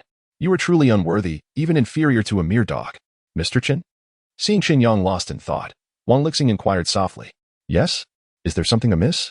Chen Yang, preoccupied with managing the shattered restraints within him, responded distractedly. Mr. Chen, the 9th-tier beast I have been tracking has vanished. Dog Licking's voice was faint, his complexion pale, clearly still recovering from their previous skirmish. You bear grave injuries. Do you not? Chen Yang's brow furrowed deeply. He understood Dog Licking's condition better than Dog Licking himself. It seemed the 9th-tier beast had significantly diminished in strength. A glimmer of insight flashed in Chen Yang's eyes. Previously, a 9th-tier beast could easily dispatch an 8th-tier warrior with an insurmountable disparity between them. With a gentle sweep of his hand, Chen Yang infused pure vitality into Dog Licking's body, swiftly dispelling the lingering demonic aura and nurturing his wounds. Dog Licking's complexion soon improved. Thank you, Mr. Chen. Despite their master-servant bond, Dog Licking still respectfully addressed Chen Yang, who had never regarded him as a mere servant. Regaining his breath, Dog Licking continued. Although I have lost track of the 9th-tier beast, I managed to place a family-specific tracking device when it countered my attack. This is a secret tool developed by our Huang family for capturing demonic beasts, capable of skillfully eluding their senses. However, this device has only been employed on 7th-tier beasts. I never anticipated it would work on a 9th-tier beast. Without Mr. Chen's support, facing such a formidable opponent, I would have certainly fled. He unveiled a small screen displaying a moving dot. This indicates the location of the 9th-tier fox. Chen Yang took the screen and instructed Dog Licking. You should return and recuperate. I shall handle the remainder. With that, he fixed a resolute gaze upon the screen and swiftly advanced into the depths of the forest. Determined to capture the 9th-tier beast, Dog Licking trailed beside him, yet felt utterly helpless to assist. The Zhongyun mountain range stretched vast and boundless. Chen Yang did not venture forth alone, but maintained an optimal state. He casually seized a 5th-tier beast and controlled it with a slave seal, employing it as his steed. The beast's roar echoed throughout the valley. Chen Yang focused on the increasingly proximate light on the screen. As he approached the target, the creature beneath him suddenly emitted a mournful cry. Its speed diminished, its head shook incessantly, revealing immense unease. It was gripped by an unprecedented terror. As Chen Yang drew nearer to the lair of the 9th-tier fox, he sensed the air thickening with an ominous aura. The beast's instincts warned it that it was encroaching upon perilous territory, where any provocation could yield fatal repercussions. Through the connection of the slave seal, Chen Yang instantly detected his steed's resistance. This was the innate sense of oppression that higher-tier beasts exerted upon their lesser counterparts. He cast a glance at the screen and discovered that the 9th-level fox demon was perilously close, within a mere 20 miles. Is it possible to sense such a distance? Chen Yang was astonished. His perception had yet to reach the foe. Press on, he resolutely commanded. Despite the demon beast's vigorous resistance, it was compelled to advance. However, with each step forward, its body trembled more violently. After traversing another 10 miles, Chen Yang's steed finally succumbed, collapsing to the ground, too frightened to move another inch. The aura of the 9th-level demon beast loomed stronger ahead, nearly shattering the resolve of the 5th-level beast. A mournful cry escaped its lips. Chen Yang attempted to force it to continue, yet under the combined weight of bloodline suppression and the power of the slave mark, the soul of the 5th-level beast quivered intensely. The slave mark flickered with a radiant glow in his consciousness. Chapter 117. Suppressing all enemies. Is this the limit of the slave seal? Is it incapable of overcoming the instinct of bloodlines? At that moment, the level 5 demon beast emitted a sorrowful roar, its soul shattered into countless specks of light, dissipating under the violent clash of opposing forces. Its body crashed to the ground with tremendous force, its eyes instantly losing their luster, transforming into a cold corpse. Chen Yang gracefully leaped down, glancing back at the massive carcass of the demon beast, a contemplative expression in his eyes. The slave seal requires further refinement. It must not only dominate the will of its target, but also eradicate their most primal instinctual responses. Setting this thought aside for the moment, Chen Yang darted deeper into the mountains like a bolt of lightning. He ventured further until he reached the very core of the mountain range, a place even more profound than where he had previously vanquished 3 quasi-beast kings. In just 6 months, this mountainous region had once again birthed formidable 6- and 7-tier demon beasts, with countless powerful figures lurking in the shadows, observing Chen Yang. What SMS? Chen Yang instantly sensed an anomaly. Those gazes unsettled his spiritual awareness, causing every hair on his body to stand on end. With his current prowess, ordinary 7-tier demon beasts posed no threat. Only 8-tier beasts could endanger him. Yet, at this moment, there were clearly more than 3 forces within the mountains that emanated danger. At least 3 8-tier demon beasts? Chen Yang was astonished. Such creatures should not inhabit this area. Suddenly, a deafening roar shattered the sky, causing the entire mountain range to tremble, rocks to splinter, and ancient trees to topple. What is that sound? Chen Yang halted, acutely aware that the source of this sound was immensely powerful. It must be a level 9 demon beast.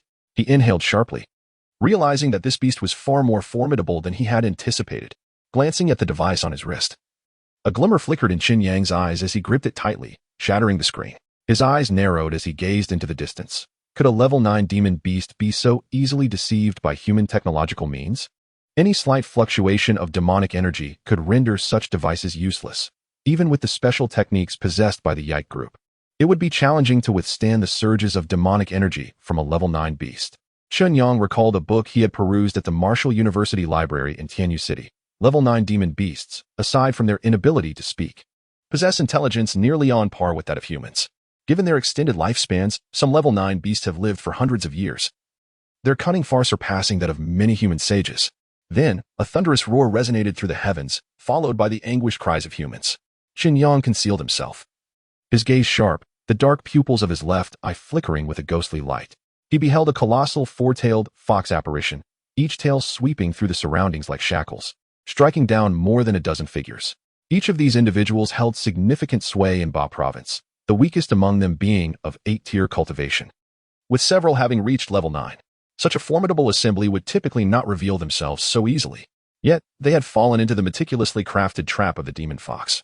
Unable to escape, this demon beast was evidently unscathed. We have been ensnared. These individuals were initially drawn by the rumors surrounding the 9th-tier demon beast, only to find themselves confronted by a fearsome killer, deep within the mountains. A dazzling brilliance erupted as the currents of air clashed violently with the ethereal energies of the world, struggling to withstand the lethal onslaught of the four-tailed fox. The rumble resounded. The demon fox's power was overwhelmingly potent, with each tail wielding terrifying innate abilities. In the blink of an eye, four individuals were reduced to mere dust. Flee! Quickly! Panic swept through the crowd as they desperately attempted to escape this perilous crisis. Yet, the fox's tails pursued relentlessly, elongating to ensnare four of the fleeing souls. Witnessing this scene, a flicker of relief crossed the faces of the onlookers. As long as they could evade the reach of the fox's tails, their lives would be spared. However, hidden in the shadows, Chen Yang's brow furrowed in concern. He seemed to sense something amiss. This, Chen Yang muttered softly, his gaze flickering. The demon fox had sealed off 3 directions with its 4 tails, leaving one unguarded spot, where several 8th-tier demon beasts lay in wait. This was no coincidence. Chen Yang's expression grew grave as he realized the dire situation. Those 8th-tier beasts were concealed with remarkable cunning. Without Chen Yang's acute perception, they would have remained undetected. As anticipated, scarcely had he spoken when 3 8th-tier beasts erupted from their hiding places, swiftly dispatching several martial artists attempting to escape. The cries of despair rang out in succession. Everyone was caught off guard. These 9th-tier warriors, confronted with the sudden assault, found themselves powerless to resist. More lives were lost amidst the chaos, with many having no opportunity to fight back. Squeak! A creature resembling a pangolin lunged at a man clad in black. Its streamlined form, augmented by demonic energy, capable of penetrating the toughest metal. Beast! The black-clad man's countenance changed drastically as an 8th-tier warrior. He understood the futility of resisting this deadly strike. Crack! In the face of impending doom, he decisively shattered the jade slip in his hand, unleashing a formidable force that instantaneously altered the tide of battle. The moment this power manifested, the surrounding spiritual energy seemed summoned, converging frantically to form a colossal finger composed of ethereal essence, accompanied by a low chant. Martial. This word resounded like thunder, reverberating through the heavens as the spiritual finger swiftly took shape, blanketing the sky, and directly targeting the ferocious pangolin beast. Roar! The beast emitted a pained cry as it was repelled by this sudden surge of energy. Although its defenses were formidable, they appeared feeble at this moment. The protective demonic aura was effortlessly shattered, its sharp scales scattering in all directions. That single finger crushed half of the beast's skull, rendering the 8th-tier creature devoid of combat capability. This is the Martial King's finger technique. An onlooker suddenly radiated a golden glow, shining like a brilliant sun. As a powerful aura emanated outward, the ethereal energies of the world seemed to respond, coalescing into an unstoppable force that sent an approaching 8th-tier beast flying. This individual was a 9th-tier warrior, a rarity among experts in the Ba province. After fending off the assault of the monstrous beasts, the golden warrior's gaze fell upon a finger suspended in the air. He stared intently and remarked, "I have long heard that the Qilin Martial Arts Academy harbors the protective finger techniques of the Martial King. I never anticipated witnessing it today through Master Lin." The speaker was Lin Zhan, clad in black, who served as the chief representative of the Qilin Martial Arts Academy in the Ba province. Mr. Wu chuckled, acknowledging that his efforts in Ba province over the years had garnered the recognition of the Academy's master, who bestowed upon him this protective jade tablet. Lin Zhan, though merely an 8th-tier warrior, immediately resorted to this final life-saving measure in such perilous circumstances. This strike contained the unparalleled might of the Martial King, potent enough to subdue all adversaries. Chapter 118. The final resort. Chen Yang concealed himself in the shadows, his eyes wide with astonishment. It became evident that the power of the Martial King was truly formidable, with merely a technique from the jade slip. He could unleash an attack equivalent to the full force of a 9th-level martial artist. My protective talisman can be used only this once. Fortunately, Mr. Wu is here to shield us with his 9th-level prowess. Lin Zhan respectfully clasped his hands in gratitude. As the golden light dissipated, the 9th-level martial artist revealed his true form, an elderly man with wispy white hair, yet a vigorous spirit, Wu Pejun. Chen Yang focused intently on the elder from his hidden vantage point, having meticulously studied the Wu family's records in preparation for potential retaliation. Wu Pejun was once an elder of the Martial Arts Academy, and his public information was abundant. Chen Yang distinctly remembered his visage. Within the entire Tianyu city, only Wu Pejun had attained the realm of a 9th-level martial artist. Rumors suggested he was in seclusion, and no one anticipated his appearance here.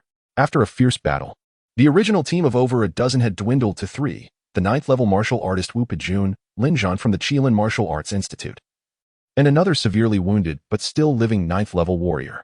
This conflict had nearly exhausted the full strength of the strongest in Ba province. It was apparent that all of this had been a meticulously crafted trap by those beasts. Wu Pejun's expression darkened. He had not expected to be outmaneuvered by these creatures. It seemed that the demon fox had not stumbled here by chance, but rather had intentionally lured them into this predicament. Lin Zhan appeared greatly astonished. It was indeed plausible. These ninth-tier beasts possessed high intelligence, making such a cunning scheme unsurprising. What was even more concerning was whether there existed a more powerful entity behind this ninth-tier beast. The faces of the others grew solemn. Aside from the pangolin beast that had been dealt with by the martial king, the remaining two beasts remained unscathed. What was even more distressing was that the ninth-tier demon fox had launched an assault on the four who attempted to flee, approaching the remaining three with a calm demeanor. The eyes of the demon fox sparkled with an unusual light, observing the three survivors with keen interest, much like a cat fixated on an unsuspecting mouse. The presence of the ninth-tier beast was overwhelmingly powerful, akin to a vast, unfathomable ocean, making it a formidable adversary. It should be noted that the ninth tier represents the pinnacle of this classification, with the chasm between it and the eighth tier surpassing even that between the eighth and first tiers. This was no ordinary ninth-tier beast. Wu Pejun spoke with palpable tension. Under comparable strength, human martial experts typically could subdue beasts. However, this ninth-tier demon fox was different. It was a rare anomaly in the world. Gazing at the four elegantly swaying tails behind the demon fox, Wu Pejun recalled the descriptions in ancient texts. It was a descendant of the legendary nine-tailed fox, a creature said to be concealed in the endless abyss. His words left everyone in shock. Unlike those terrestrial beasts that had become docile under human captivity, the beasts that had fled into the endless abyss retained their primal ferocity, often including formidable demon generals and kings of ninth-tier strength. Many years ago, a national hero, accompanied by three formidable warriors, ventured deep into the endless abyss, only to encounter a grave crisis that led to the demise of all three warriors, leaving the hero severely injured as the sole survivor. He recounted in public numerous times how, in the depths of the abyss, he confronted a fox demon beast with 8 tails, each resembling chains of law, which swiftly brought about the death of the 3 top-tier warriors.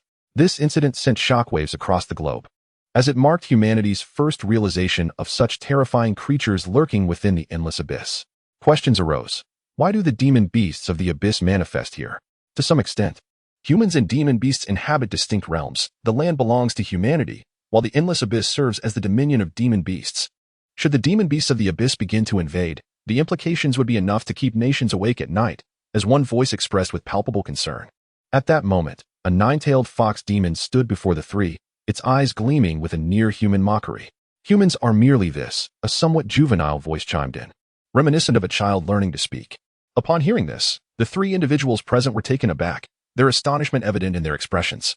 It could articulate human speech, an ability even 9-tier demon beasts struggled to attain, typically reserved for those of a similar caliber to human extinction-level creatures.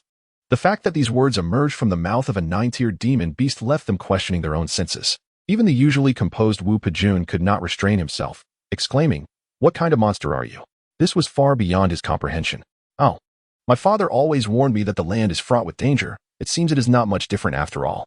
The fox demon disdainfully glanced at the trio.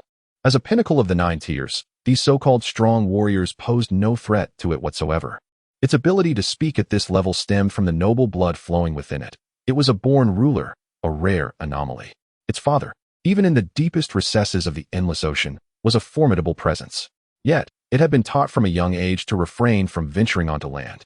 This time, it had sneaked out, having already conquered several 8-tiered demon beasts, eager to prove itself and quell the doubts of those around its father, thereby securing its claim to the throne. "Hey, do you still possess that finger technique you used earlier?" The fox demon inquired of the master Lin. Before Lin could respond, Wu Pejun's expression shifted dramatically as he discreetly unleashed a secret technique, enveloping himself in spiritual energy and darting backward like a bolt of lightning.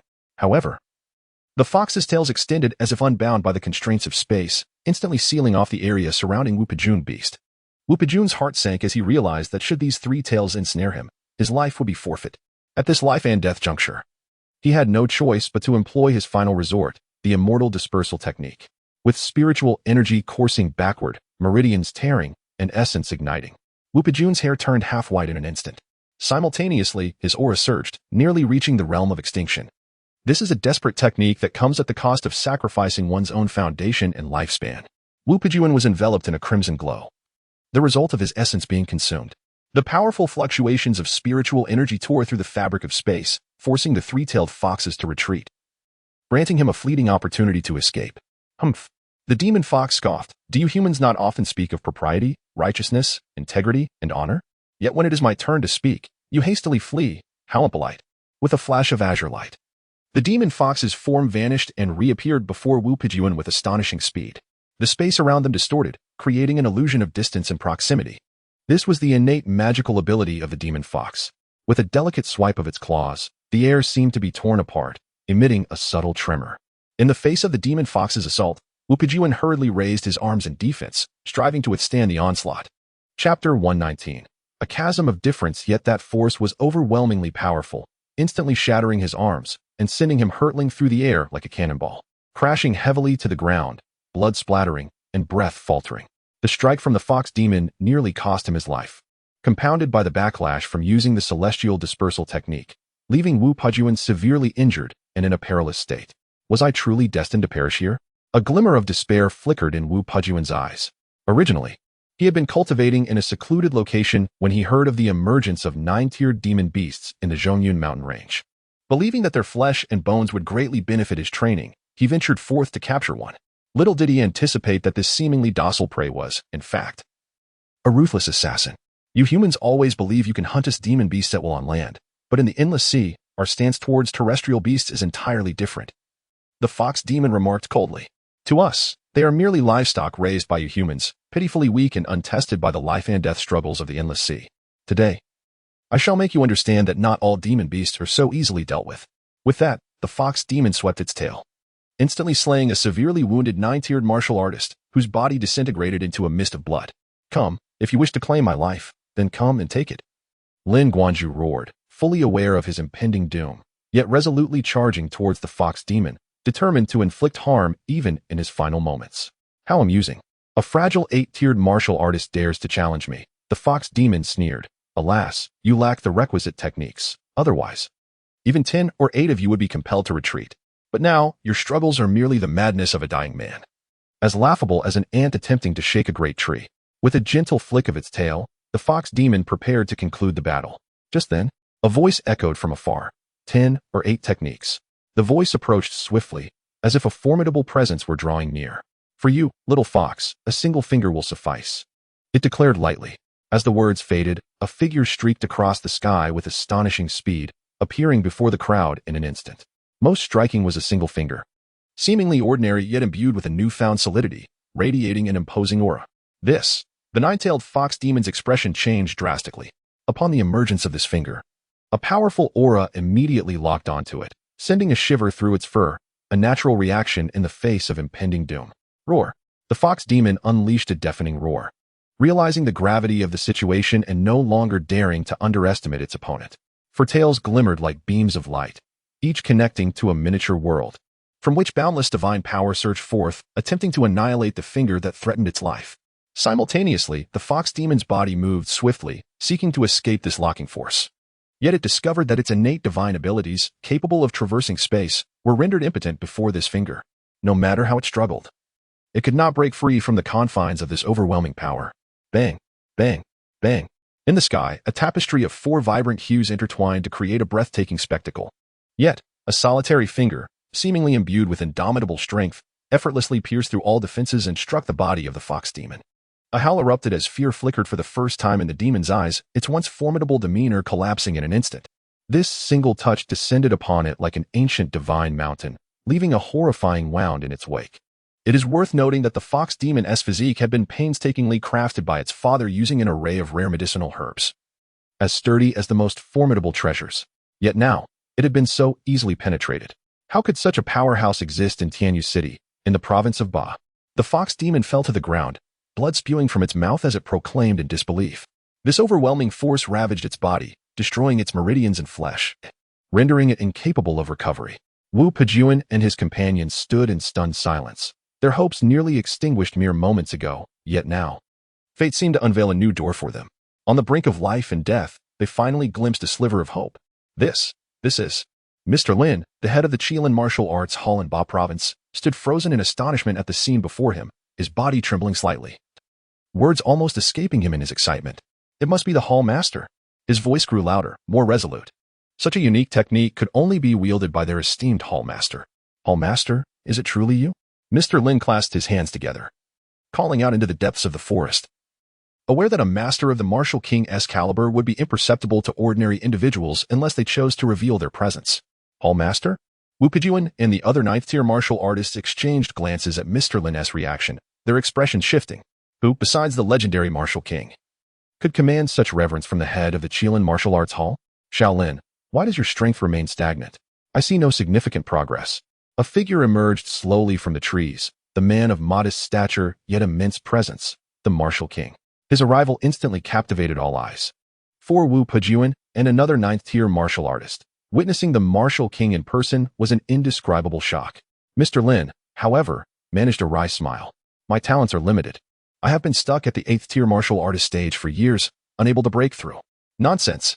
The Martial King waved his hand, his tone imbued with undeniable authority. There are no true bottlenecks on the path of cultivation. What matters is to forge ahead with relentless effort. Even if there were a bottleneck, it would be. The Martial King murmured softly, but no one could discern his words. All right, you lot, go and subdue those 8-tier demonic beasts over there. This should be a trivial task for you, the Martial King commanded, turning to them. Wu Pejuan and his companions paused momentarily before promptly responding. We shall give it our all. They understood well that dealing with these ferocious 8-tier demonic beasts was no simple feat, yet in the eyes of the Martial King, they were merely minor nuisances. The King of Wu paid no heed to their thoughts and instead turned his gaze toward a nine-tailed fox.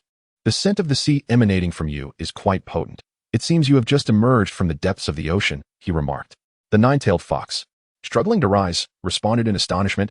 I recognize you. You are a 9-tiered martial artist? It could hardly believe its eyes. This diminutive man, though also a 9-tiered warrior, exuded an aura as formidable as a mountain, with a pulsating vitality that resonated through the heavens, instilling a sense of reverence. In comparison, it felt utterly insignificant, as if there were an insurmountable chasm between them. This was simply beyond comprehension. Only at that moment did it recall that its father had mentioned several formidable figures on the continent, among whom were 2 eminent 9-tiered martial artists, the King of Wu and Yin Xiaoxiao. Chapter 120. Not to be underestimated, are these 2 9th-tier warriors truly deserving of such reverence from my father? Many who have perished in silence have never received such accolades. I once posed this question to my father, but was met with no satisfactory answer. Now, I have experienced this formidable power firsthand. I vowed from a young age that should a beast from the endless sea set foot upon land, I would personally eradicate it. Though the Martial King stands not tall in stature, the power within him simmers like a dormant volcano, poised to erupt at any moment. Suddenly, he moved. The most formidable aspect was not his technique, but the surging vitality coursing through him, akin to a volcanic eruption, causing the surrounding spiritual energy to churn and transform into a radiant shield of light. He resembled an ironclad deity of war, each step resonating with thunderous intensity as he advanced toward the 9th-tier fox demon. This is the essence of his fist. Chen Yang, observing from the sidelines, felt a spark of inspiration. At this moment, the Martial King was unarmed, yet each strike was imbued with profound meaning. Despair, dominance, resilience, and obliteration. These emotions intertwined to forge the Martial King's formidable fist intent, blazing with the fervor of the midday sun, leaving Chen Yang in awe. He felt that by merely continuing to witness this fist intent, his own martial prowess would undoubtedly soar. In contrast, Chen Yang's fist intent resembled the first rays of dawn, radiant, but lacking the potency of the Martial King's. Yet, given a little more time, his fist intent would surely rival that of the Martial King. Determination etched upon his face, Chen Yang understood that acknowledging the gap was not daunting. What mattered was the unwavering resolve to pursue excellence. The yearning for the Martial King's fist intent compelled Chen Yang to stealthily approach the heart of the battlefield, hoping to grasp the profundities contained therein. In that fleeting moment, the immense fist intent descended upon the fox demon, which summoned all its strength in a desperate attempt to resist. With a roar, shadows of fists danced, and 4 colors of light flickered. The fox demon struggled valiantly, yet remained ensnared. Each blow from the Martial King crashed down like relentless waves, fracturing the once mighty body of the fox demon, comparable to a top-tier artifact, nearly shattering it. In the blink of an eye, this once proud 9-tailed fox stood on the brink of demise. But at that instant, a single golden hair upon its form radiated with blinding brilliance, an unprecedented power coalescing in the air, manifesting an illusion of an 8-tailed fox. Father. Upon seeing the apparition, the injured fox demon cried out in despair. As the sole descendant of the ocean's sovereign, it bore tremendous pressure.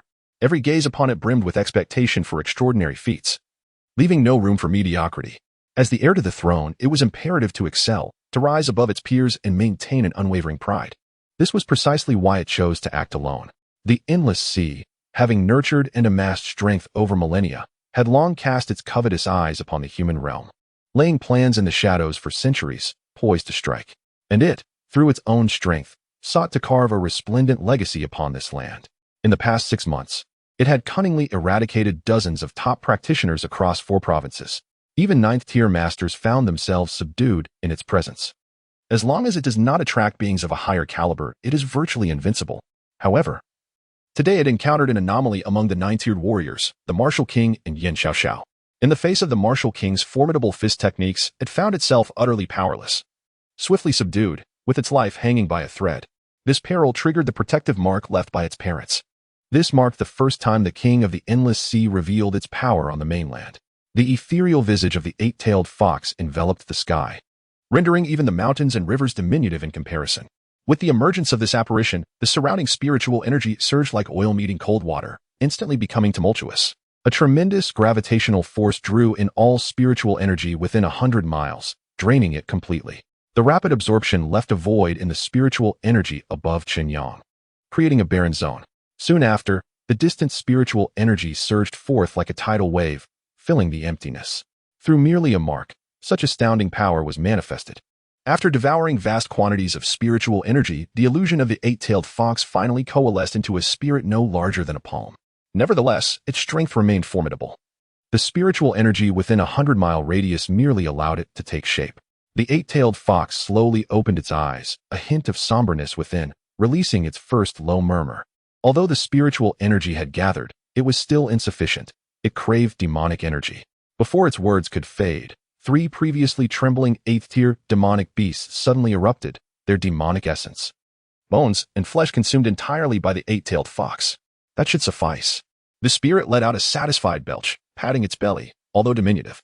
It radiated a remarkably intense demonic aura. Its gaze sharpened like a blood arrow, piercing directly at the Martial King. Mortals, it questioned, did you harm my descendant? Even this tiny incarnation bore a weighty gaze akin to an ancient mountain, causing the Martial King's bones to creak. The remaining 3 cultivators were similarly immobilized, too intimidated to even lift their heads. Yet, under such immense pressure, the Martial King resolutely declared, it is the decree of the 3 saints. His body, fortified by blood and will, resisted the 8-tailed fox's oppression. In the Endless Sea, no demonic beast above the 9th tier is permitted to land. Those who defy this edict face extermination. This proclamation is the sacred mandate left by the 3 saints after their victory over the demon emperor. A powerful decree that no beast dares to contravene. The 8-tailed fox scoffed derisively. You, brimming with vitality, must be the Martial King. Indeed. The Martial King's posture straightened under the immense pressure. He did not yield. Now I stand here, and you would threaten me with those who perished a millennium ago? The 8-tailed fox's eyes glimmered with curiosity. How long can the commands of the long-decayed 3 saints continue to instill fear in our kind? Until eternity, the Martial King responded. Though the 3 saints have passed, their spirit endures. As long as humanity draws breath, we shall confine your kind to eternity. A flash of brilliance ignited in the Martial King's eyes, and a fierce momentum surged skyward, shattering the 8-tailed fox's oppressive grip. Today, I wish to convey to you that humanity should not be underestimated. Your formidable presence is merely a fade meant to instill fear. Beyond this imposing aura, your true capabilities are likely insufficient. Otherwise, you would not be here engaging in such futile discourse. The wounds you sustained during that legendary battle from years past must have been quite severe, indeed. The 8-tailed demon fox fell silent, reflecting on the events of many years ago when a handful of humans ventured into the boundless deep sea. That conflict spanned across vast distances, marked by brutal combat, with countless corpses adrift upon the waves. Although he had slain 3 powerful humans on that occasion, staining the ocean with blood, he ultimately became sustenance for the myriad demon clans within the Endless Sea. Chapter 121. As it should be, however, the prowess of that noble warrior was astonishing. A remarkable figure well-versed in water techniques, capable of conjuring surging tides with a mere wave of his hand. Ultimately, he carved a bloody path through the myriad troops he led, sustaining grievous injuries in the process. Upon closer inspection, it became evident that 3 of the 8 tails of the 8-tailed fox were notably shorter than the others, a testament to the scars of that fierce battle. The noble warrior's name, later revealed to be Yan Kai, was said to have inherited a portion of the sage's legacy. Although his ascension to nobility was relatively recent, his strength rivaled that of seasoned warriors, positioning him among the elite. Even in my injured state, I remain a force not to be underestimated by a mere martial king. The eight-tailed fox's expression shifted dramatically as its form rapidly expanded to a height surpassing that of a person. With a thunderous crash, the two engaged in a fierce clash, their fists and spiritual energy intertwining, causing the surrounding rocks to shatter instantaneously, reducing a nearby artificial mountain to dust. Their figures separated like lightning, both instinctively retreating from the scene. Neither Wu Pujuan's party nor the wounded four-tailed fox could withstand the aftermath of their confrontation. As the two warriors distanced themselves, the battle escalated to a fervent climax, a spectacle of intertwined vitality and spiritual energy enveloping the scene, obscuring the precise state of the engagement. The sheer brilliance of such a conflict was a lamentable sight to miss. Concealed within the foliage, Chen Yang murmured with excitement. Witnessing the duel between the martial king and the sovereign of the endless sea was an invaluable boon for his martial cultivation. Suddenly, a deep blackness enveloped Chen Yang's left eye, resembling an unfathomable abyss, an ominous gaze. This eye pierced through the superficial layers, revealing the intricate dynamics of the battlefield, capturing the subtle fluctuations of spiritual energy and vitality with acute clarity. These were the techniques of a martial king. Although Chen Yang could not fully comprehend these skills at that moment, he endeavored to memorize every detail, intending to gradually unravel their mysteries. Convinced that such insights would greatly enhance his training, could it be that one could attain such heights at the 9th stage of martial arts? Chen Yang fixated on the resplendent radiance before him, utterly captivated by the unfolding conflict. The intensity of the duel between these two masters was extraordinary, each encounter igniting a tempest. He observed as the eight-tailed fox attempted to ascend into the sky, poised to launch an aerial assault, only to be met with a peculiar counter from the martial king, whose fist transformed into a massive column of energy, sending the fox plummeting. Subsequently, the martial king's fist intent surged forth like a tidal wave, seemingly conjuring miniature worlds, yet each was dispelled by the vibrant, multicolored light emitted by the eight-tailed fox. The two clashed for approximately a quarter of an hour, until the brilliance dissipated and two beams of light descended from the heavens. One crimson beam struck the ground, revealing the fervently bloodied martial king. His garments lay in tatters, his body marred by blood, a deep gash extending from his right shoulder to his left abdomen, nearly cleaving him in two. Meanwhile, the other beam of light descended beside the four-tailed fox, enveloping it and swiftly whisking it away from the scene. A phrase lingered in the sky. "Wu Wang, you are formidable. We shall meet again." Wu Wang, drenched in blood, stood immovable like an iron tower, his gaze fixed on the direction in which the fox demon had vanished. Suddenly, he coughed up a mouthful of black blood, and his aura instantly weakened. His complexion turned pallid, and his body swayed precariously.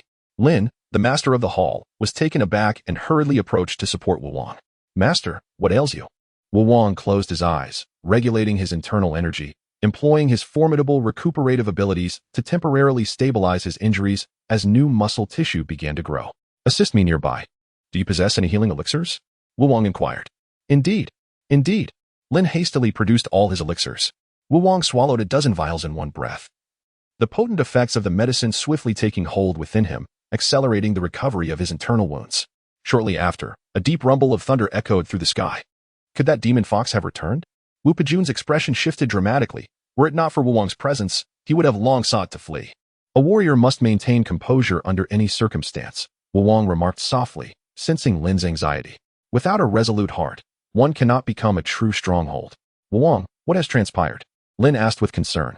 A beam of light streaked across the heavens and, upon reaching the ground, transformed into an elderly man with flowing hair. "Hua Weigua, how is it you are here?" Wu Wang exclaimed in astonishment upon seeing the elder. "Should you not be in Shucheng?" The elder chuckled in reply. "Ah." After a prolonged period of stillness, one yearns for motion. For the past 2 years, I have been in seclusion at the riverbed beneath Tianyu City, never anticipating that today I would encounter you, Wu Wang, in such a beleaguered state. Wu Wang shot him a glance of annoyance. "You inspectors, should I truly engage here? Would you not draw your blades against me? You are gravely injured. Who possesses the audacity to challenge your authority, Wu Wang? Was it some formidable academic who sought to trouble you?" Hua Weigua understood Wu Wang's prowess. Though a 9th-tier warrior, he had long surpassed the ordinary level, capable of contending with even the most formidable foes when exerting his full strength. This was precisely why he and Yin Xiaoxiao were held in such high regard. serving as paragons in the hearts of countless warriors. Nonsense. Wu Wang, well acquainted with Huawei, spoke candidly. If it were indeed those old geezers from the academic court who bested me, I would accept it, as there exists a disparity in strength. However, the current predicament is that monsters from the endless sea are crawling onto land, likely probing our defenses. What? Huawei's countenance changed abruptly. For beings of their caliber, few matters could stir such turmoil, and the mention of the endless sea was akin to a detonating bomb, rendering him restless. Do they intend to defy the edicts of the three saints? He scoffed. As long as the three saints remain, even if they were granted the boldness, they would not dare act recklessly. Yet, a millennium has passed without the emergence of new saints. Those monsters inevitably harbor unruly thoughts. Wu Wang snorted coldly. While he maintained a stern attitude towards the eight-tailed fox, he understood the validity of its words. In this world, strength dictated everything, be it individuals, nations, or races. Such was the immutable truth. Such matters should be most apparent to you, the inspectors. The words of King Wu plunged Huawei into deep contemplation. As one of the inspectors overseeing the 6 major regions, Southwest, Northwest, Southeast, Northeast, Central Plains, and North China, their responsibilities extend beyond merely monitoring the fluctuations of energy within their respective territories. They must ensure that forces exceeding the 9th tier do not manifest within a 300-mile radius of urban areas. More critically, they are tasked with observing the movements of the demon race to prevent the emergence of beasts surpassing established limits within the mountains of their domain. This is particularly vital in the Southwest, where the numerous mountain ranges demand heightened vigilance. They have established tiered limitations for the apex beasts residing atop these mountains, capping their ranks at no more than level 9. Chapter 122. Potent combat power. Take the Zhongyan mountain range, for instance. Its scale is modest. Thus its sovereign can only be a 7th level beast. Should it surpass this threshold, it must be eradicated. This was the very reason behind the recent beast tide in Zhongyun Mountain, triggered by a 7th level beast ascension to the 8th level, which alarmed the nation. The 9th level demon fox once remarked that the beasts on the continent are controlled much like livestock by humans, and from a certain perspective, this assertion holds a semblance of truth. Indeed, in recent years, many regions have witnessed aberrant behaviors among beast populations. Individually, these changes may seem insignificant, yet when interconnected, one can sense a mysterious force seemingly orchestrating events from the shadows. What specific findings have the monitoring authorities uncovered? The Martial King inquired, his brow furrowed, evidently grasping the gravity of the situation more profoundly. There are no definitive answers at present, Huawei replied, shaking his head. At least at my level, precise information remains elusive. He continued, however, we once summoned a national advisor well-versed in feng shui and destiny, who deliberated with the department head in a private chamber for 3 days. Subsequently, each inspector was assigned a group of 10 members to enhance the surveillance of beast populations across various locales. Simultaneously, half of the members from the academy mysteriously vanished. Their whereabouts unknown. These are all measures that could significantly influence the fate of the nation. The Martial King scoffed, such critical intelligence. And you divulge it to us so readily? Fear not, Huawei responded with calm assurance. Within 3 months, the government will officially announce a message to the entire martial world. War. The specter of conflict that has lingered for a millennium now looms over us once more. As the endless sea is poised to erupt into large-scale turmoil, this battle will determine the rise and fall of the human race. Upon hearing this, Wu Pajuan and the others were utterly shocked. They had never envisioned events spiraling to such an extent. Should war truly commence, it would be a cataclysmic disaster sweeping across the globe, leaving no one unscathed. Even the typically composed Martial King could not conceal his astonishment in that moment. Chen Yang, who was not far away, was profoundly shaken. This news was too staggering. The beasts of the endless sea, having proliferated for millennia, would confront a race that has lost 3 sages. Could humanity withstand this onslaught? It would entail monumental sacrifices. The Martial King gazed gravely at Huawei. Countless innocents will perish. Certainly. Many will fall. Huawei nodded solemnly. If we fail in this war, humanity could face utter extinction. Upon hearing the words human extinction, an invisible pressure enveloped the group, stifling their breath. Friend, the Martial King suddenly spoke, his gaze piercing through the dense forest, directly at Chen Yang's hiding place. How long do you intend to remain concealed? What? Someone is here? Huawei's expression shifted, realizing an unwelcome guest might be lurking nearby. Although the plans to announce the war were set for 3 months hence, any premature disclosure could incite societal unrest. Do not be alarmed. This friend appears to harbor no ill intent. The Martial King gently waved his hand, attempting to soothe Huawei's agitation. From the moment I began my battle with the fox demon, it remained in the shadows, observing me. refraining from intervening even when I was injured. It dawned on Chen Yang that his presence had long been detected by the martial king.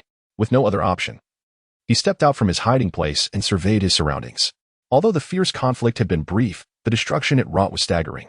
The mountain peak appeared to have lost several meters in height due to immense force. The martial king scrutinized the middle-aged man before him, puzzled by the unfamiliar identity of this warrior. "Friend, might I inquire your name?" "I am Yang Chun," came the reply. The martial king quickly racked his memory, but found no recollection of that name. Given his vast experience, it was evident to him that Yang Chun was likely an alias.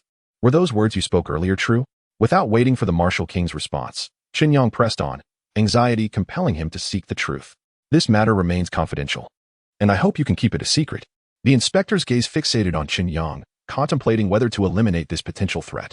However, considering that Chen Yang had managed to conceal his whereabouts unbeknownst to them, it was clear he was no ordinary individual. In the impending battle between humans and demons, he might become a rare and invaluable asset. With war looming, all worldly splendor and fame would dissipate like fleeting clouds. The martial king spoke gravely. "Survival is of utmost importance. Only by overcoming this conflict and driving these vile beasts back to the endless sea can humanity hope to reclaim its peaceful days." There was a profound sorrow in Hua Weigua's words. As for the complete eradication of the demon race, that was an almost unattainable dream. A feat that even the three saints had failed to accomplish in the past. How could it be easily achieved now? Chen Yang's mind surged with thoughts. Reflecting on the upcoming opening ceremony of the Martial Academy in Tianyu City, which bore a more tense atmosphere than in previous years. The precious elixirs awarded to newcomers further accelerated their growth. The imperial capital. Suddenly, he recalled his sister, Chen Xiaoya. The imperial capital was in close proximity to the Bohai Bay, and should war break out, it would be the first battlefield to bear the brunt. As the political and economic epicenter, the challenges faced by the imperial capital were unimaginable.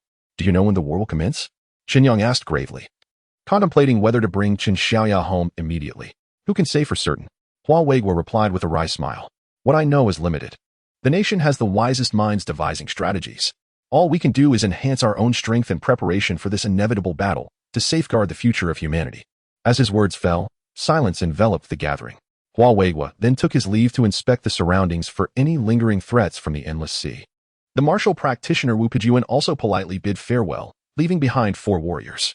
Warriors always found themselves at a disadvantage when confronting martial practitioners. Only through unity could they hope to effect change. The leaders of the warriors were none other than the martial king and Yan Xiaoxiao. "Today's news has equally astonished me," the martial king remarked, surveying the group. "In this dire situation, we must unite all possible forces.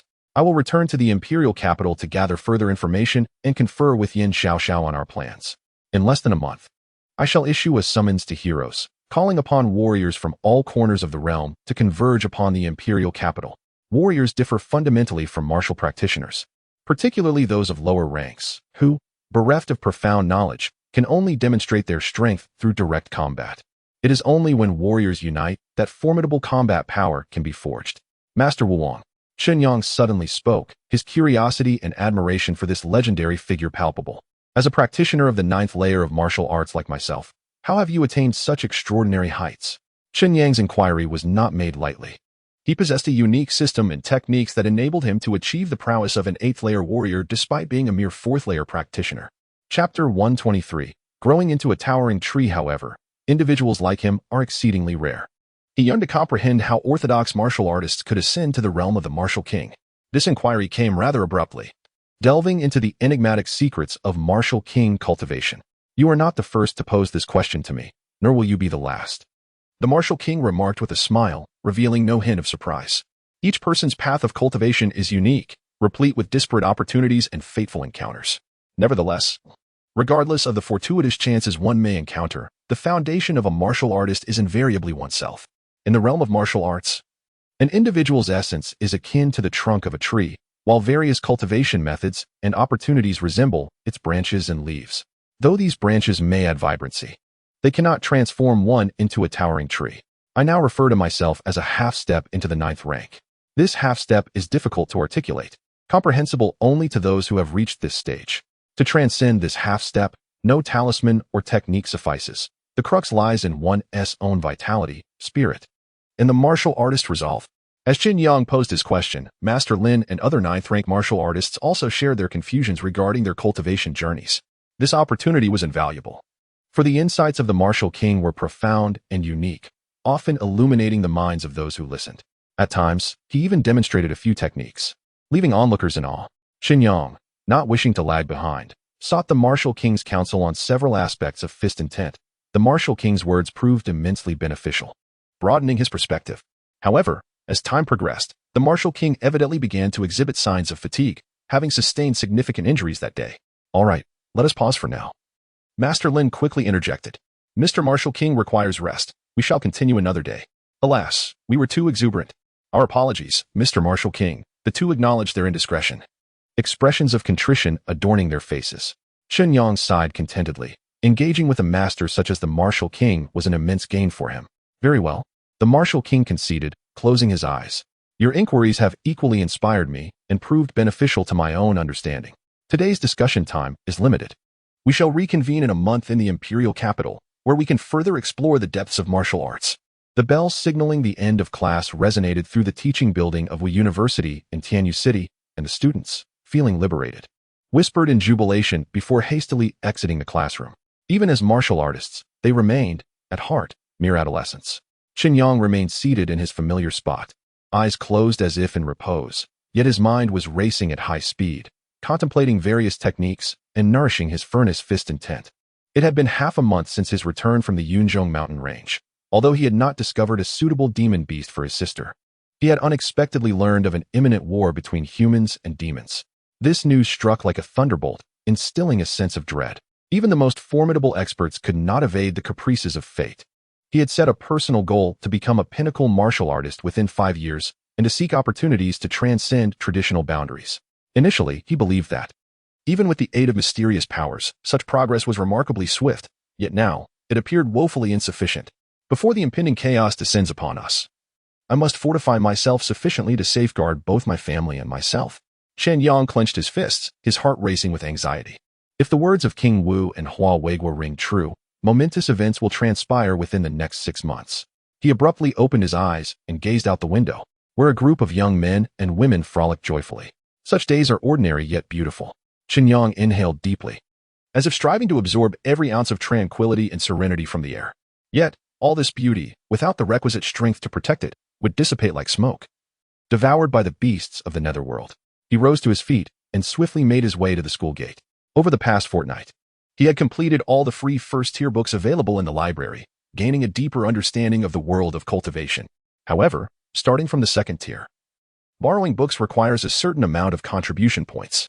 It seems that I must strive for first place in next month's examination. The top 3 in each monthly test are granted free access to the invaluable resources in the library's second tier. Chen Yang realized that his aspirations were gradually becoming elusive. The speed of change in this era exceeded his expectations, leaving no room for a methodical progression in his growth. Upon reaching the school gate, Huang Yuan and the iconic black Maybach had been waiting for some time. Upon seeing Chen Yang, Huang Yuan removed his sunglasses, opened the back door, and as soon as Chen Yang entered the vehicle, the car was set in motion. How are the preparations coming along? Chen Yang inquired softly as the car started moving. All is in order, Huang Yuan replied succinctly. This week, we acquired 3 7th-tier elixirs of the Xian level. Each of these precious elixirs is worth a fortune, amounting to hundreds of millions. However, several new faces have recently emerged in the market, seemingly in pursuit of high-grade elixirs, causing prices to soar. The cost of a 7th-tier elixir has surged by 20%. Huang Yuan expressed his confusion, noting that each transaction involved vast sums. And even the Yike group felt the strain. You do not comprehend. This world is on the brink of a monumental transformation, Chen Yang stated gravely, revealing his profound apprehension for the future. Leaning back in his seat, he allowed himself a rare moment of relaxation. Not only the 7th-tier elixirs, but also those capable of healing and saving lives, regardless of their grade. If you have the means, acquire them as much as possible. Soon, these substances may become strategic resources, and obtaining them will become impossible. He mentioned other influential forces active in the elixir market, including the Qilin Martial Arts Hall, Wupijun's Tiani sect, and a martial family with a severely injured 9th-tier warrior. These are venerable families deeply rooted in the community for over a century, closely intertwined with the locale, and nearly impossible to eradicate. They're all in a frenzy buying spree, striving to convert their available funds into essential resources. Understood. Huang Yuan had never witnessed Chen Yang's demeanor so serious. Reflecting on the recent surge in elixir prices, he suddenly felt that something unusual was quietly unfolding, of which he was entirely unaware. At the Huang family ancestral grounds, Huang Lixing had been waiting for quite some time. Mr. Chen. Due to the constraints imposed by the slave mark, Chen Yang disclosed the news of the impending conflict between humans and beasts to Huang Lixing, insisting that he must not divulge it to anyone, not even his son, Huang Yuan. At this moment, Huang Lixing's heart was similarly filled with unease. In addition to Huang Yuan, he has a legitimate granddaughter, Huang Jieqi. The Huang family boasts a multitude of descendants, having flourished and developed over several centuries in Tianyu City, resulting in a vast lineage with numerous branches. Faced with the impending calamity, Huang Lixing feels utterly powerless. His only recourse lies in firmly relying on the formidable support of Chen Yang. Upon entering the ancestral cave, 3 exquisite 7-segment medicinal herbs emanate an enticing fragrance. An ordinary person could restore their health merely by inhaling this aroma a few times. The cave is exceptionally bright, illuminated by their radiance. Beep. Detection indicates the presence of 3 profound-grade 7-segment medicinal herbs. Shall they be absorbed? Chapter 124. A rare gem without hesitation, Chen Yang confirmed his choice. In an instant, 3 precious herbs transformed into potent spiritual energy, surging into his body.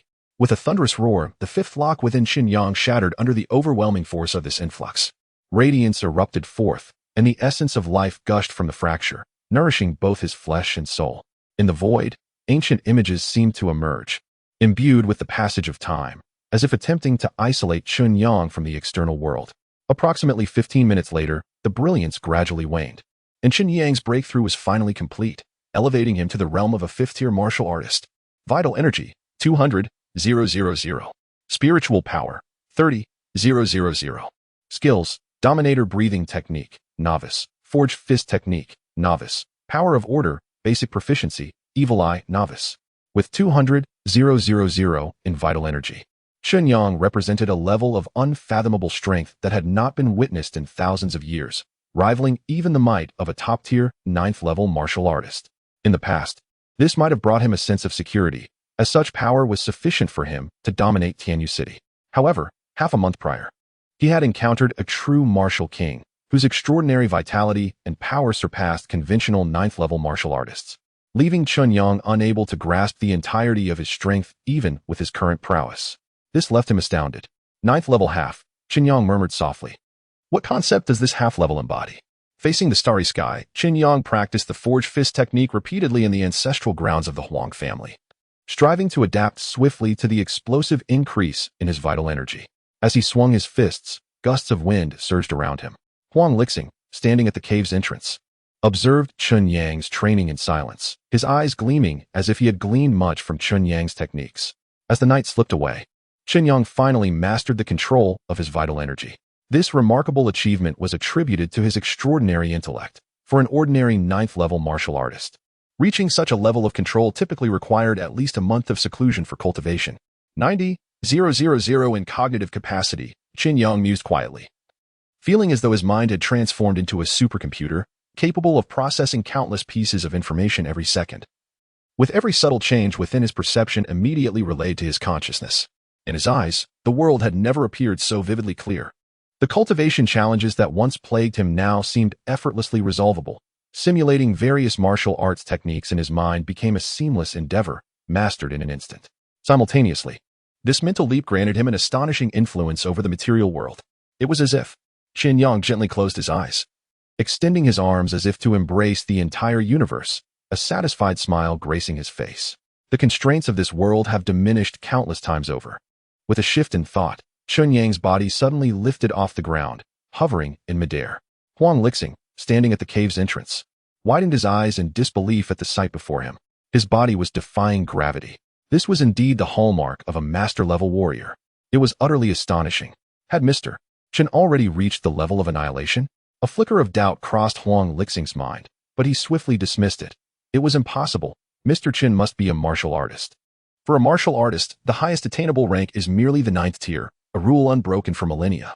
Even a top-tier warrior, capable of leaping 10 zhang with their formidable vitality, cannot escape the pull of Earth's gravity.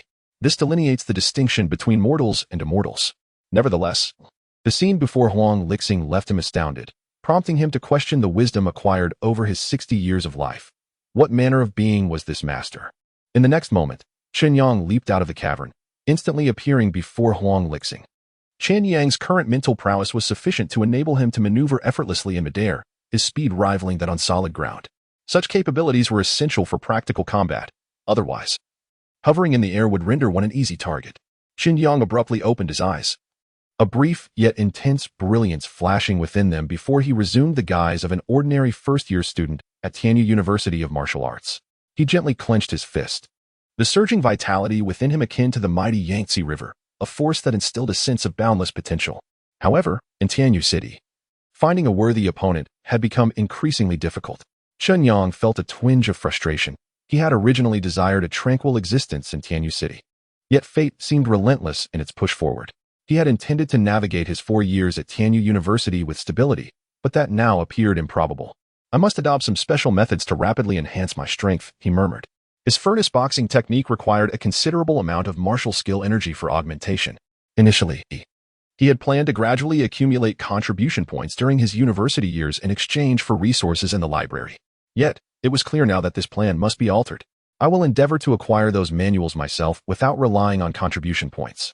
Chen Yang's growth in power was swift. He felt confident even against Zhang Yuyang, the principal he encountered at the opening ceremony.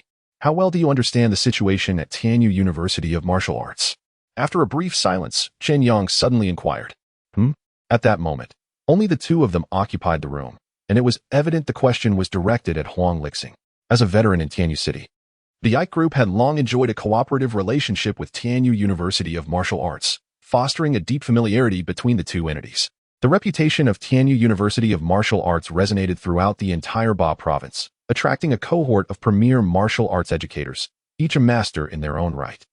The institution's leader, Zhang Yuyang, had already ascended to the 8th tier of martial artists, and rumors circulated that he had achieved the 9th tier. Rumors? Chen Yang frowned slightly. It was not mere hearsay, as Zhang Yuyang was indeed a 9th tier martial artist. On the day of the opening ceremony, Chen Yang had sensed Zhang Yuyang's aura and was well aware of his prowess. Moreover, the latter had been a 9th tier warrior for some time. Was it possible that there was only one 9th tier martial artist at the entire Tianyu University of Martial Arts? A hint of concern seeped into Chen Yang's tone, as he feared the library might harbor other formidable warriors, and should he inadvertently alert them, it could lead to complications. Mr. Chen, a 9th tier martial artist. Huang Lixing found himself at a loss for words, unsure of how to respond. The presence of 9th tier martial artists is indeed a rarity. He explained that at institutions like Tianyu City Martial University, which ranks somewhat lower, the principal is typically an 8th tier martial artist. Only the top 10 prestigious schools in the nation are likely to have a 9th tier martial artist at their helm. After hearing Huang Lixing's words, Chen Yang appeared contemplative. He suddenly realized that reaching the 9th tier is nearly the pinnacle of the martial arts realm, with individuals attaining such a level being exceptionally rare. Remarkably, he himself had achieved a strength nearly on par with that of a 9th tier martial artist in a mere 6 months, a feat that astonished even him. Mr. Chen, what are your intentions? Huang Lixing inquired, sensing a hint of unease at Chen Yang's demeanor. With a light chuckle, Chen Yang replied candidly, I intend to visit the library at Martial University tonight. I am certain that their collection boasts numerous rare treasures. Chapter 125, Exploiting Vulnerabilities. A midnight visit to the library. Huang Lixing was taken aback upon hearing this. Mr. Chen, Tianyu City's Wuda is a prestigious institution in Beiping Province. Under the scrutiny of countless eyes, if discovered, the consequences could be dire, potentially even drawing the attention of the authorities. The Yike Group can assist you in gathering martial arts manuals. Though these texts are not easily acquired, we are prepared to exert our utmost efforts, Huang Lixing suggested. However, are those invaluable cultivation methods so readily obtainable? Even if you dedicate all your resources, the quantity you might uncover remains uncertain. Chen Yang shook his head. Given that Zhang Yuyang is the only 9th level martial artist at Wuda, I am confident in my ability to accomplish the task discreetly. He gazed up at the clear sky. Yet a sense of foreboding loomed in his heart. With unwavering confidence in his abilities, he instructed the Yike Group to focus on collecting precious medicinal herbs. Whether through purchase or by personally foraging in the mountains, striving to amass as much as possible. A monumental change was imminent in this world. Under the cover of night, Tianyu City's Wuda buzzed with activity. Students practiced their martial arts on the grass or strolled in pairs beneath the soft glow of lanterns, reveling in the beauty of youth. Walking alone along the campus path, Chen Yang felt an unusual tranquility. Suddenly, his phone vibrated in his pocket. Upon seeing the caller ID, a warm smile spread across his face. "Hello, what is the matter? Do you miss me?" Chen Yang asked tenderly. "Not at all," came the slightly teasing voice of Chu Mingling from the other end. "Then, have you eaten?" After a moment of hesitation, Chu Mingling managed to squeeze out this question. Typically reserved in her emotions, it had taken her half a month to muster the courage to call Chen Yang. Chen Yang could almost envision the blush on Chu Mingling's cheeks at that moment. "I'm quite formidable now. Whether or not I eat is of little consequence," he joked, lowering his guard in her presence. "Stop teasing," Chu Mingling replied, clearly unconvinced. "Even if I don't understand martial arts, I know only masters can achieve the state of fasting." In truth, she had conducted considerable research on martial arts to better comprehend Chen Yang. "Really, I am now a high-level martial artist. Even 8th-level practitioners are no match for me. In 2 months, I shall ride on a rainbow to find you," Chen Yang asserted earnestly, yet Chu Mingling remained skeptical. "Do you have any idea how long I've been waiting for your call? It felt like an eternity." Chen Yang chuckled as he continued walking, his tone infused with happiness. "Then, why didn't you call me first?" Chu Mingling felt that Chen Yang's remark was somewhat unreasonable, yet she gently protested. "Isn't it because you couldn't wait any longer, ultimately succumbing to the urge to call me?" Chen Yang could not help but tease the charming girl. Perhaps it was due to his former life's lack of tenderness. But Chu Mingling did not perceive it that way. She even contemplated hanging up the phone immediately. Chen Yang refrained from further teasing her, recognizing that Chu Mingling was only 18, still quite young. "By the way, how have you been in the capital these past few weeks? Has your cultivation life been smooth?" "Quite well. I've encountered many fascinating new experiences." Chu Mingling relaxed and began to recount her experiences at school. As a prestigious institution passed down by sages, the Imperial Capital Martial Arts Academy boasts abundant resources for cultivation and numerous esteemed instructors, facilitating her swift progress in martial arts. With an anticipated promotion to a first-tier warrior eminent, this pace is indeed remarkable, for the path of martial arts is more intricate than mere practice, requiring a profound understanding of the laws of nature and the theories of fortune. Chen Yang listened intently. The anecdotes and insights shared by Chu Mingling provided him with considerable inspiration. Upon the conclusion of her narrative, he thought of his cousin Chen Xiaya, whose whereabouts had become increasingly sparse since her relocation to the imperial capital, nearly vanishing from communication. "How has Xiaya been? Have you seen her?" Chen Yang inquired, a tinge of concern in his voice. "At first, we often spent time together," Chu Mingling explained. "However, during the opening ceremony, she caught the eye of an esteemed mentor, who took her on as an apprentice. She has been engrossed in her lab work, leaving us with fewer opportunities to meet." A flicker of envy crossed her eyes as she spoke.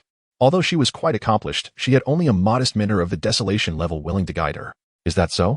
"She never mentioned it to me," Chen Yang remarked, a mix of surprise and joy filling him. An esteemed mentor in the imperial capital is a formidable figure, rivaled by only a select few national prodigies. Xiaya has an independent spirit. She may wish to achieve some accomplishments before sharing her news, speculated Chu Mingling. Moreover, her mentor shares the surname Chen as well. "Another Chen?" Chen Yang was taken aback, as this surname was rather uncommon. Indeed, her mentor is named Chen Bing, a long-standing elder at the academy. Though stern in demeanor, he possesses tremendous strength, Chu Mingling added. "By the time Xiaoya returns home for the holidays, her abilities will surely experience a significant leap. The martial university in Tianyu City is indeed vast, yet it possesses its boundaries." During their conversation, Chen Yang had unwittingly arrived at the entrance of the library. The hour had grown late. It was already 10:30, and the library had long since closed its doors, leaving the interior deserted. "Mingling," Chen Yang suddenly said, "it's getting late. You should retire early and not forget to cultivate." After uttering these words, he turned towards the woods behind the library. "All right, Mingling, good night." Good night." After hanging up, Chen Yang carefully tucked his phone back into his pocket. He looked up at the darkened library, employing a unique ability to observe its surroundings. He noticed that the library was enveloped in a protective barrier brimming with spiritual energy, with the sole entrance being the front door. Any attempt to breach the perimeter elsewhere would trigger an alarm. It seemed that significant places are indeed guarded by formidable individuals. This was evidently a technique of martial arts, which amused Chen Yang. After all, they were at a martial arts academy, yet they resorted to martial techniques. Though lacking knowledge of formations, Chen Yang could sense the entire defense system of the library. Utilizing his formidable mental acuity, he swiftly memorized the operational patterns of the protective barrier. All formations are guided by specific rules that harness the forces of nature. By identifying a weakness within, one could unravel it. Formations represent an advanced skill among martial practitioners. mastered by only a select few prodigies. The protective layer of the Wuhan University Library is not overly complex. Its primary function is to serve as an early warning system. Its power far inferior to that of a ninth dan martial artist. After a brief observation, Chen Yang identified several exploitable vulnerabilities. Although he could not completely dismantle this defense, it was sufficient for him to enter undetected. Lacking readily available resources for reference, Chen Yang relied solely on his intellect and countless reflections to discover a breakthrough. "It's time to set off," he murmured softly, before vanishing into the night. With a gentle leap, Chen Yang ascended as if treading upon invisible stairs, soaring to a height of several dozen meters. This maneuver, though lacking practical utility, exuded an extraordinary elegance. Chapter 126, a minor collision with the swift motion of his right hand. A formidable willpower coalesced upon the array before him. A specific node within the formation faltered in the circulation of spiritual energy.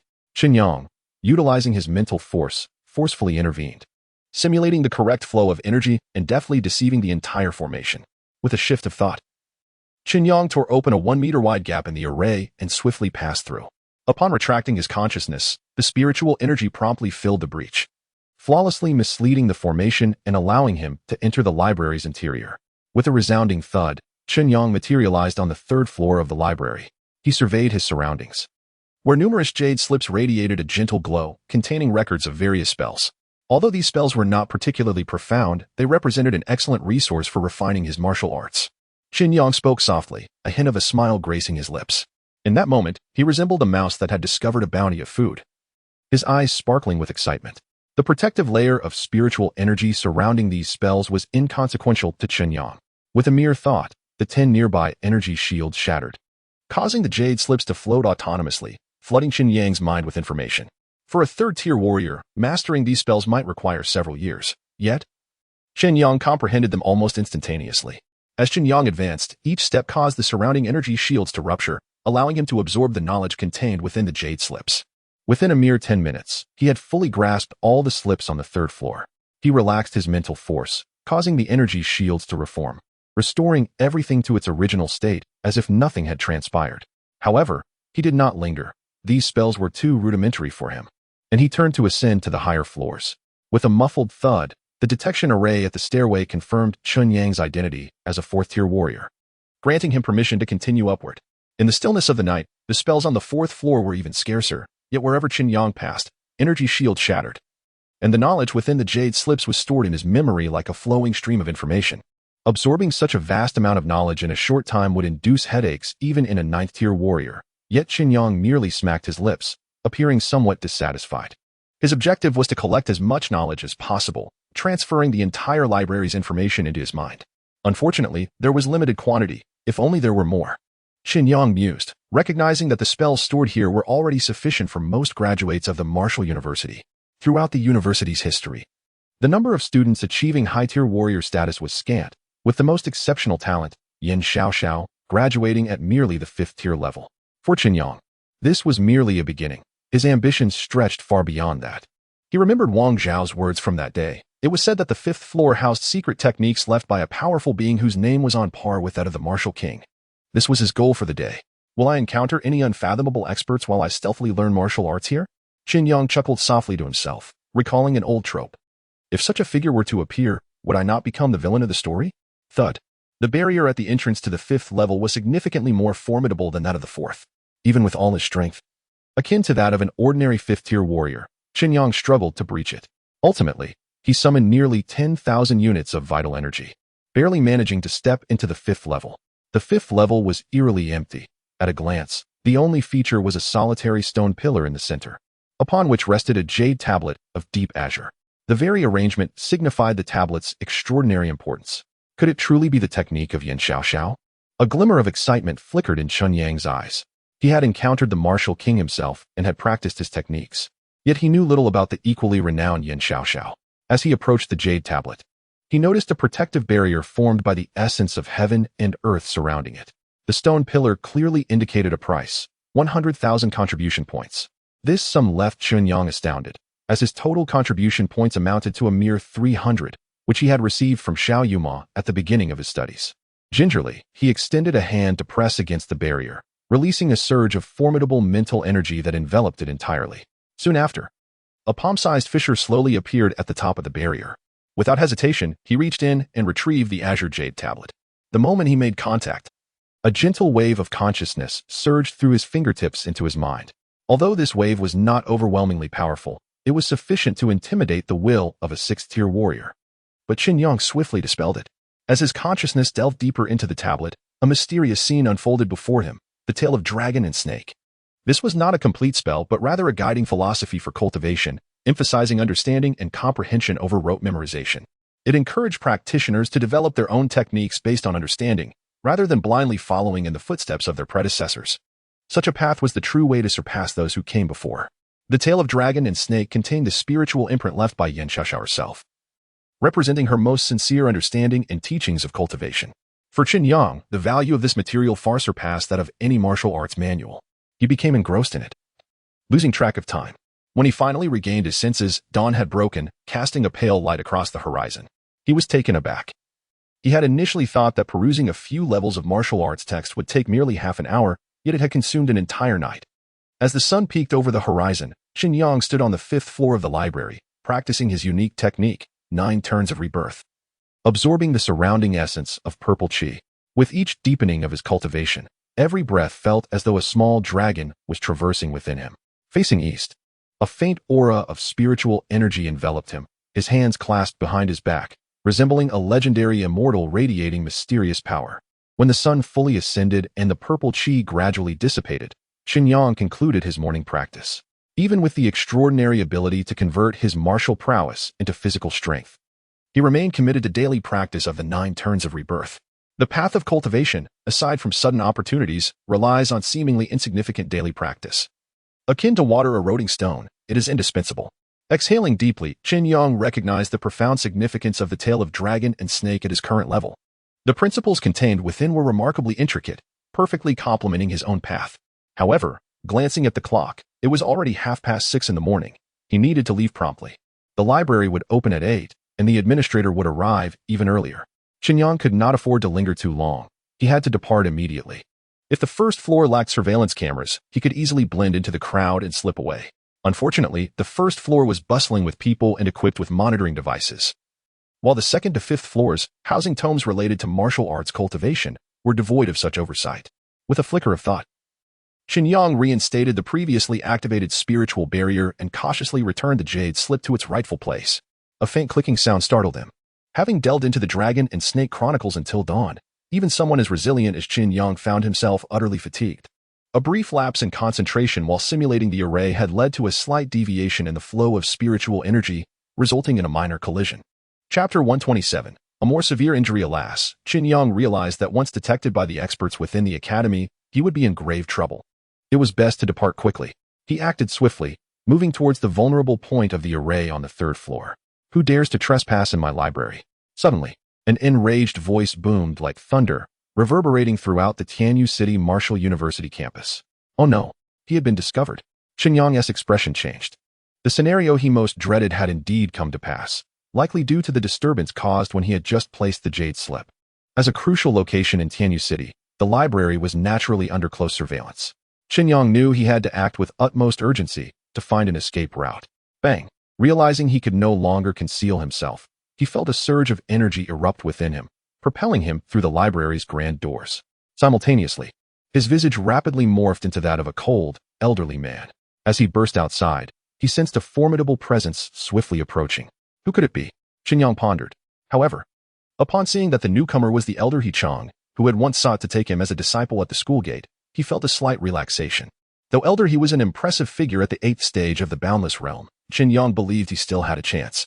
Without hesitation, he dashed towards the exit of the campus like a bolt of lightning.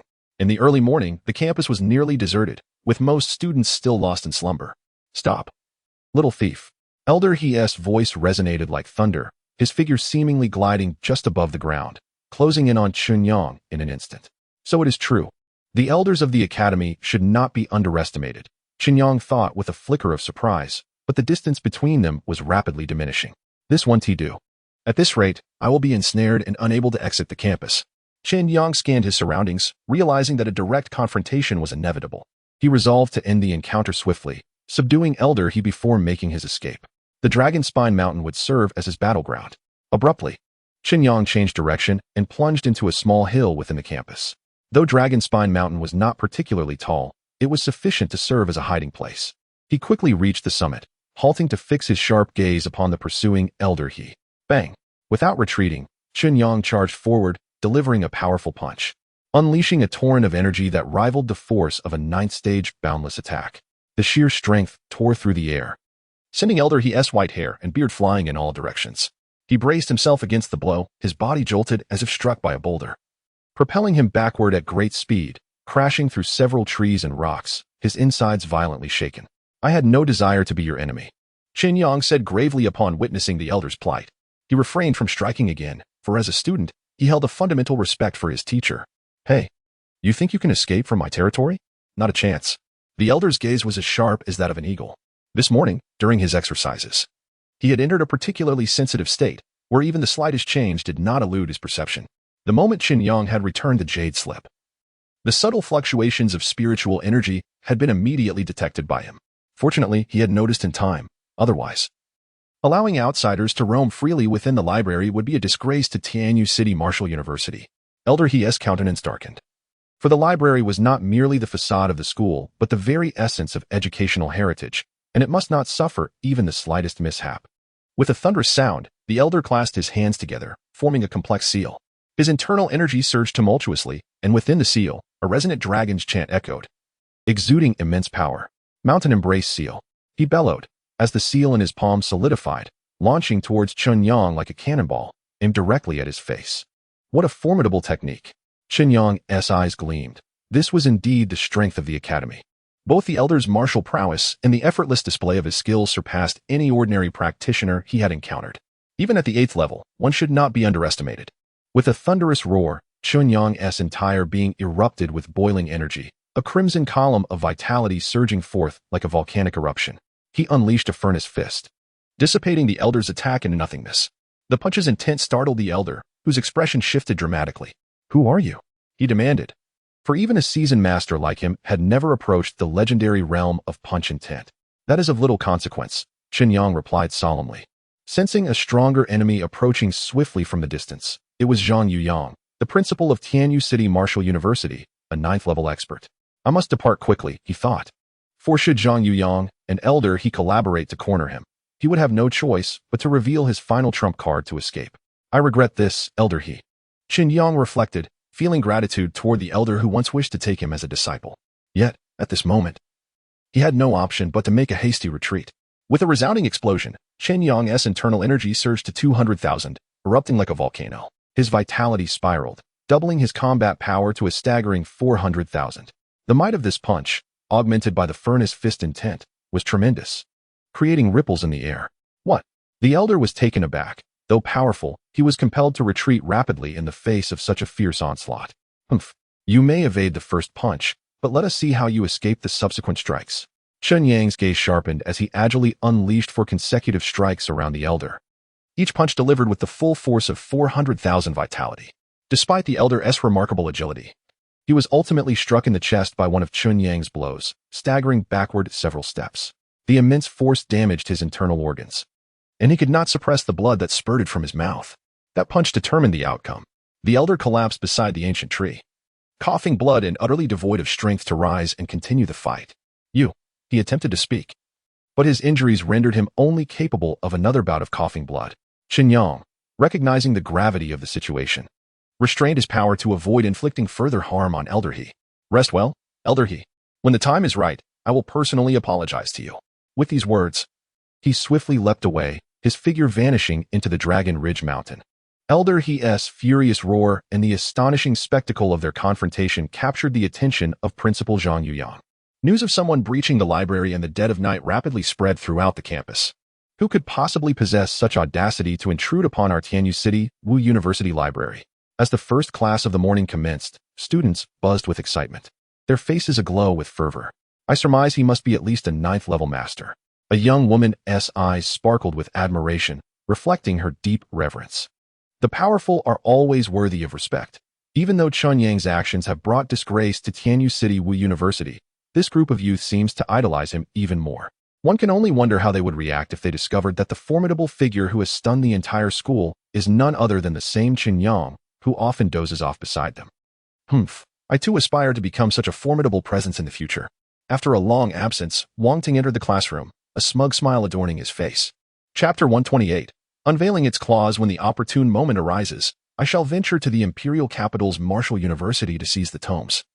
Transporting the treasures of the library back to Tianyu City's Martial University. As a first-year prodigy, Wang Ting exudes an inherent pride. Wang Ting, you indeed possess talent. Yet ascending to the 9th stage of Boundless is no trivial endeavor, some voiced dissent, asserting that achieving such heights requires not only innate ability, but also wisdom, perseverance, and fortune. With your current talents, you may not even surpass Senior Yin Sui in our institution. Who asserts that? Wang Teng's eyes gleamed with determination. Yin Sui merely began his training a year before me. In a year's time, I shall undoubtedly catch up to him and become the brightest star in our school. This embodies the fervor and pride of youthful ambition, refusing to allow anyone to underestimate their potential. While his strength may not yet suffice, his spirit must never wane. In contrast, Chen Yang represents a different kind of youth.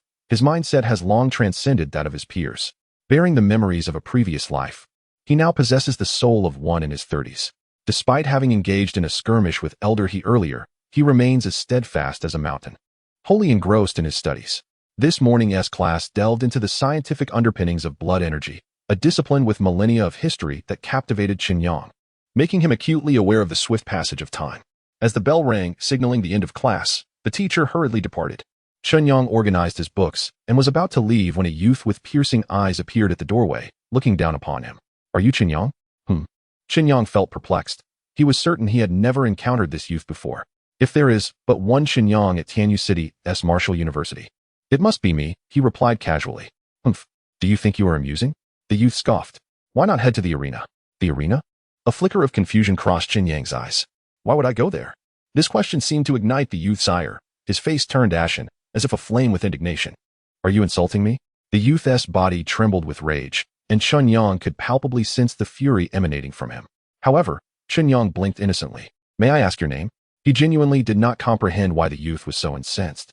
This inquiry provoked a full eruption from the youth, who slammed his palm onto the table, causing cracks to spider across its surface. I am Yin Qinshan, he gritted through clenched teeth, each word seeming to emerge from the depths of his being. Yin Qinshan? The name sounded vaguely familiar, and Chen Yang's mind raced as he quickly connected the dots. Was he not the younger brother of the foremost master at the Martial University, Yin Sui? Indeed, just a few days prior, someone had mentioned this name. Chen Yang furrowed his brow, recalling that it was during a few nights ago when someone had lurked in the woods, intending to ambush him, and had mentioned that Yin Qinshan would await him at the arena to settle scores. Oh dear, Chen Yang sighed softly, realizing that he had completely forgotten about the matter. Truth be told, the words of those two sudden arrivals had left no imprint on his memory. Yin Qinshan's anger stemmed from having waited an entire day at the arena without even encountering a single soul, since his brother became the principal's favored disciple. It was the first time he felt so blatantly disregarded, which struck him as a profound affront. Chen Yang cautiously interjected. I do not comprehend the entanglement you have with Xiao Yuma, but I assure you, my relationship with him is utterly ordinary. We are merely classmates. Therefore, your previous justifications hold no ground, and there is nothing to resolve in the arena between us. Chen Yang harbored no interest in facing an opponent like Yin Qinshan. He even felt it would be somewhat indecorous to confront him personally, as it would be an undue display of power. By the way, Chen Yang turned to the onlookers surrounding them. You all witnessed this, right? He smashed the table, and it has nothing to do with me. I am a model student who abides by the rules. You are mistaken. Yin Qinshan bellowed, his hair standing on end as if his fury could ignite the heavens. This is between you and me, and has nothing to do with Xiao Yuma. Since you avoid me, I shall come to you. Yin Qinshan was convinced that Chen Yang's avoidance stemmed from fear and unwillingness to confront him. Forget? Impossible. Who am I? I am Yin Qinshan, the younger brother of the school's foremost genius, Yin Sui. How could anyone forget me? Yin Qinshan's demeanor was unwavering, leaving Chen Yang with no room to refuse. What kind of hero cowers before the weak? I, Wang Ting, challenge you to a duel. Wang Ting suddenly stood up, rage etched across his face. To him, this was clearly an instance of upperclassmen bullying their juniors, and he, Wang Ting, would never concede defeat. Chen Yang smiled bitterly, realizing he had become the weaker party in this instant. You are Wang Ting? The top freshman of this year? Yin Qinshan scrutinized Wang Ting, then shook his head dismissively. Is that all? You pale in comparison to my brother. Wang Ting retorted defiantly, he merely trained a year before me. I will catch up soon. Catch up to my brother? Yin Chunshun erupted into laughter, bending over in amusement. What makes you think you can reach his level? He is a once-in-a-century genius. He has already attained the 4th stage of the boundless realm, with a vitality level soaring to 7,000 del. Yin Chunshun stood tall, his pride suggesting that these illustrious achievements were his own. The classroom was left in stunned silence. Grappling with the revelation that Yin Sui had indeed reached the 4th stage of boundlessness, with a vitality level rivaling that of the 5th stage. He far surpassed everyone else. Wang Tong was also taken aback by this accomplishment, momentarily at a loss for words. Incredible. The 4th stage of boundlessness, such talent is truly astonishing. Indeed, Yin Sui is merely a sophomore, and within a year he has ascended to the 4th stage. What a marvel. Truly worthy of being hailed as the foremost genius of Tianyu City Martial University. Yin Chunshun's proclamation fell like a thunderclap, leaving the audience in utter shock. Even Chen Yang, typically composed, revealed a look of surprise. Yin Sui indeed deserved the title of the #1 genius. In comparison, Wang Teng's capabilities seemed somewhat lacking. Naturally, Chen Yang had never considered himself in the same league. After subduing Wang Tong, Yin Chunshun's arrogance soared even higher. He provocatively gazed at Chen Yang and arrogantly proclaimed, "Now, follow me to the arena." Chen Yang smiled faintly, perceiving the situation as akin to watching a kitten attempting to display its claws, utterly devoid of any anger.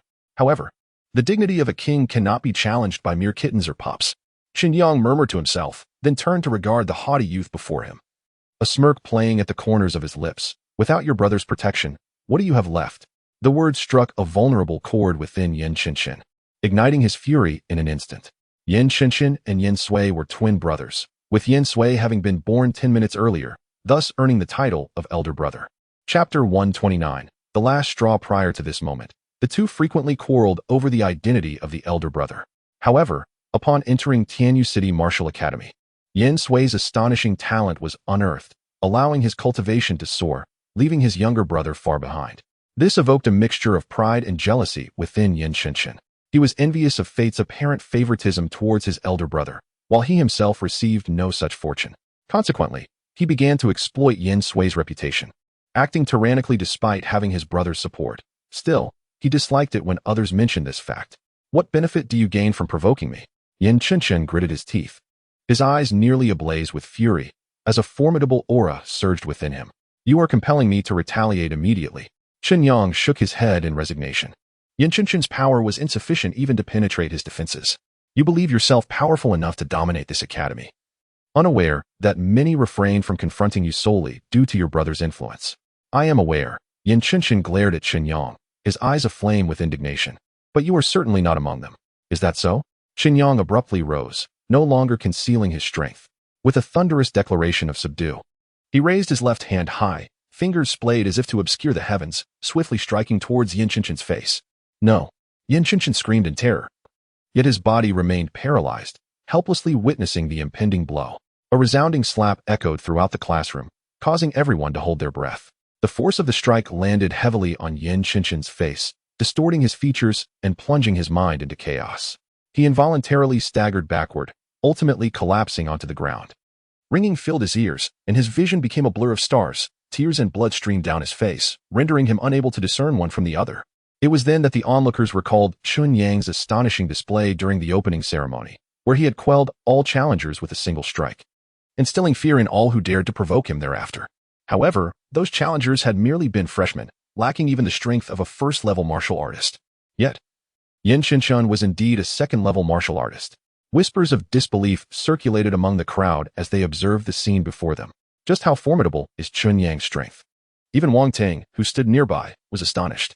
Despite his earlier attempts to deter Yin Chunshun, he knew that as a second-level martial artist, Yin Chunshun's prowess surpassed his own.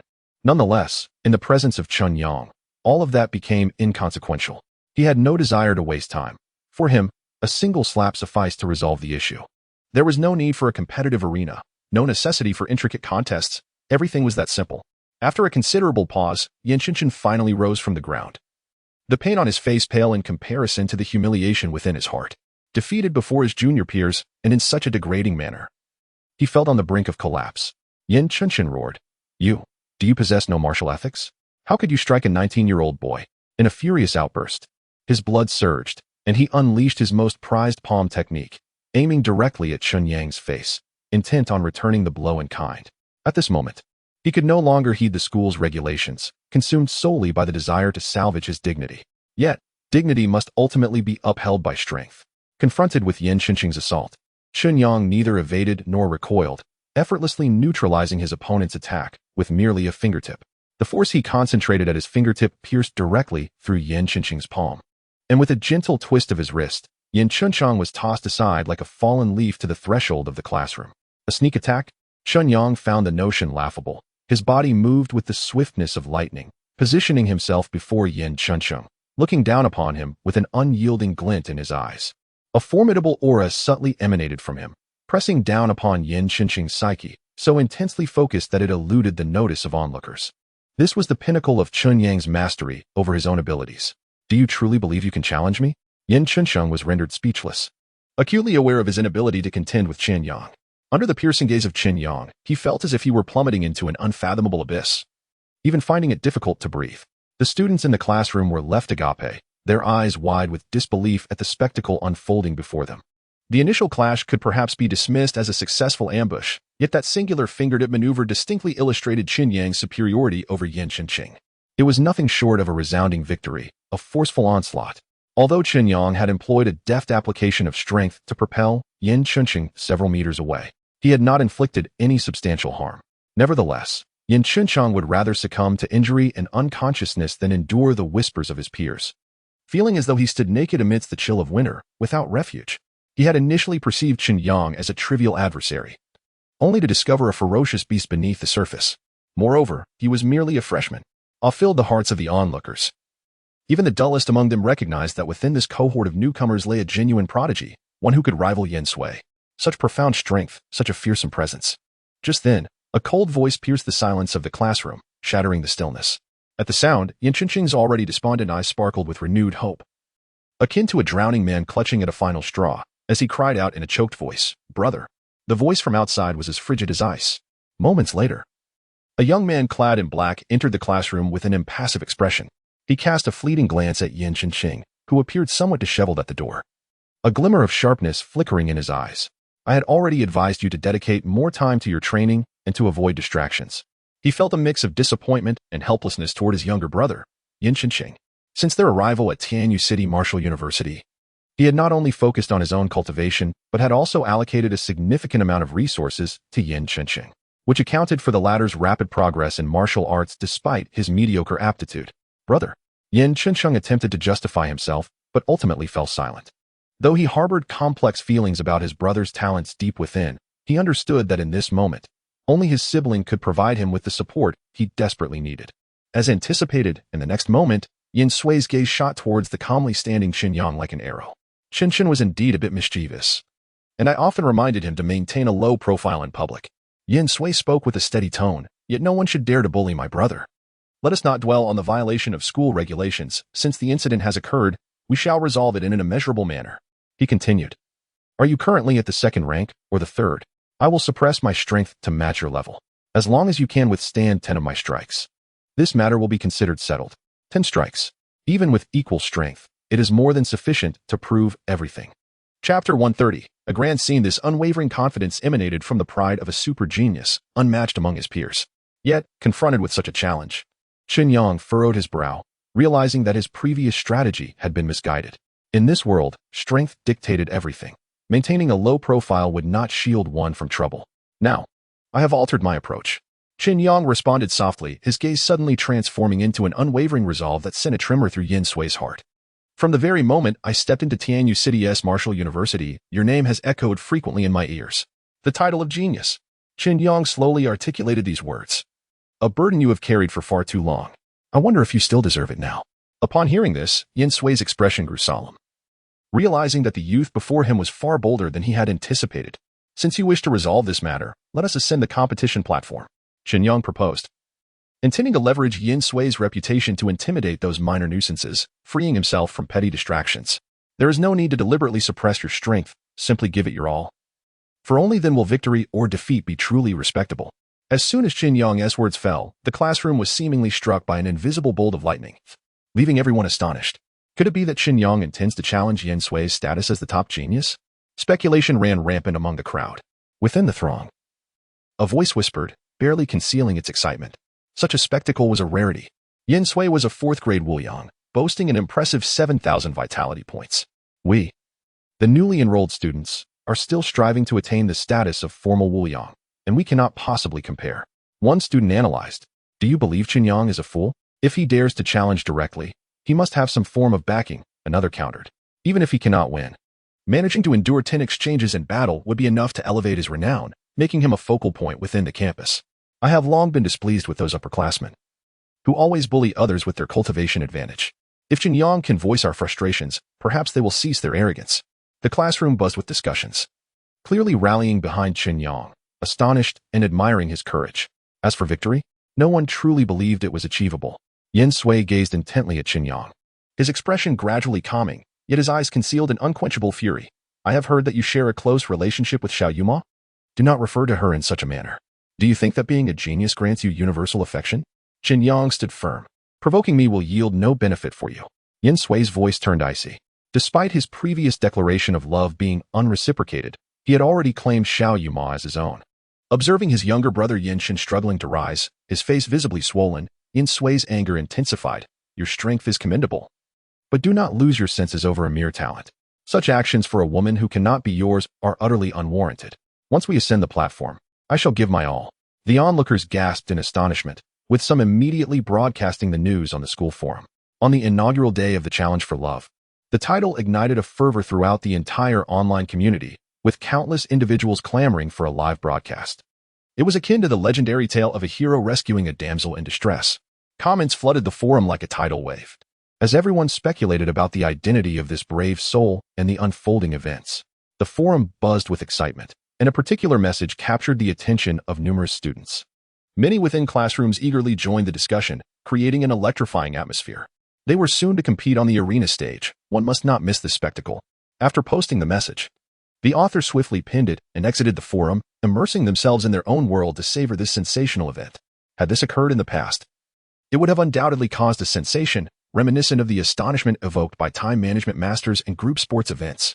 Chen Yang, however, felt a wave of confusion wash over him.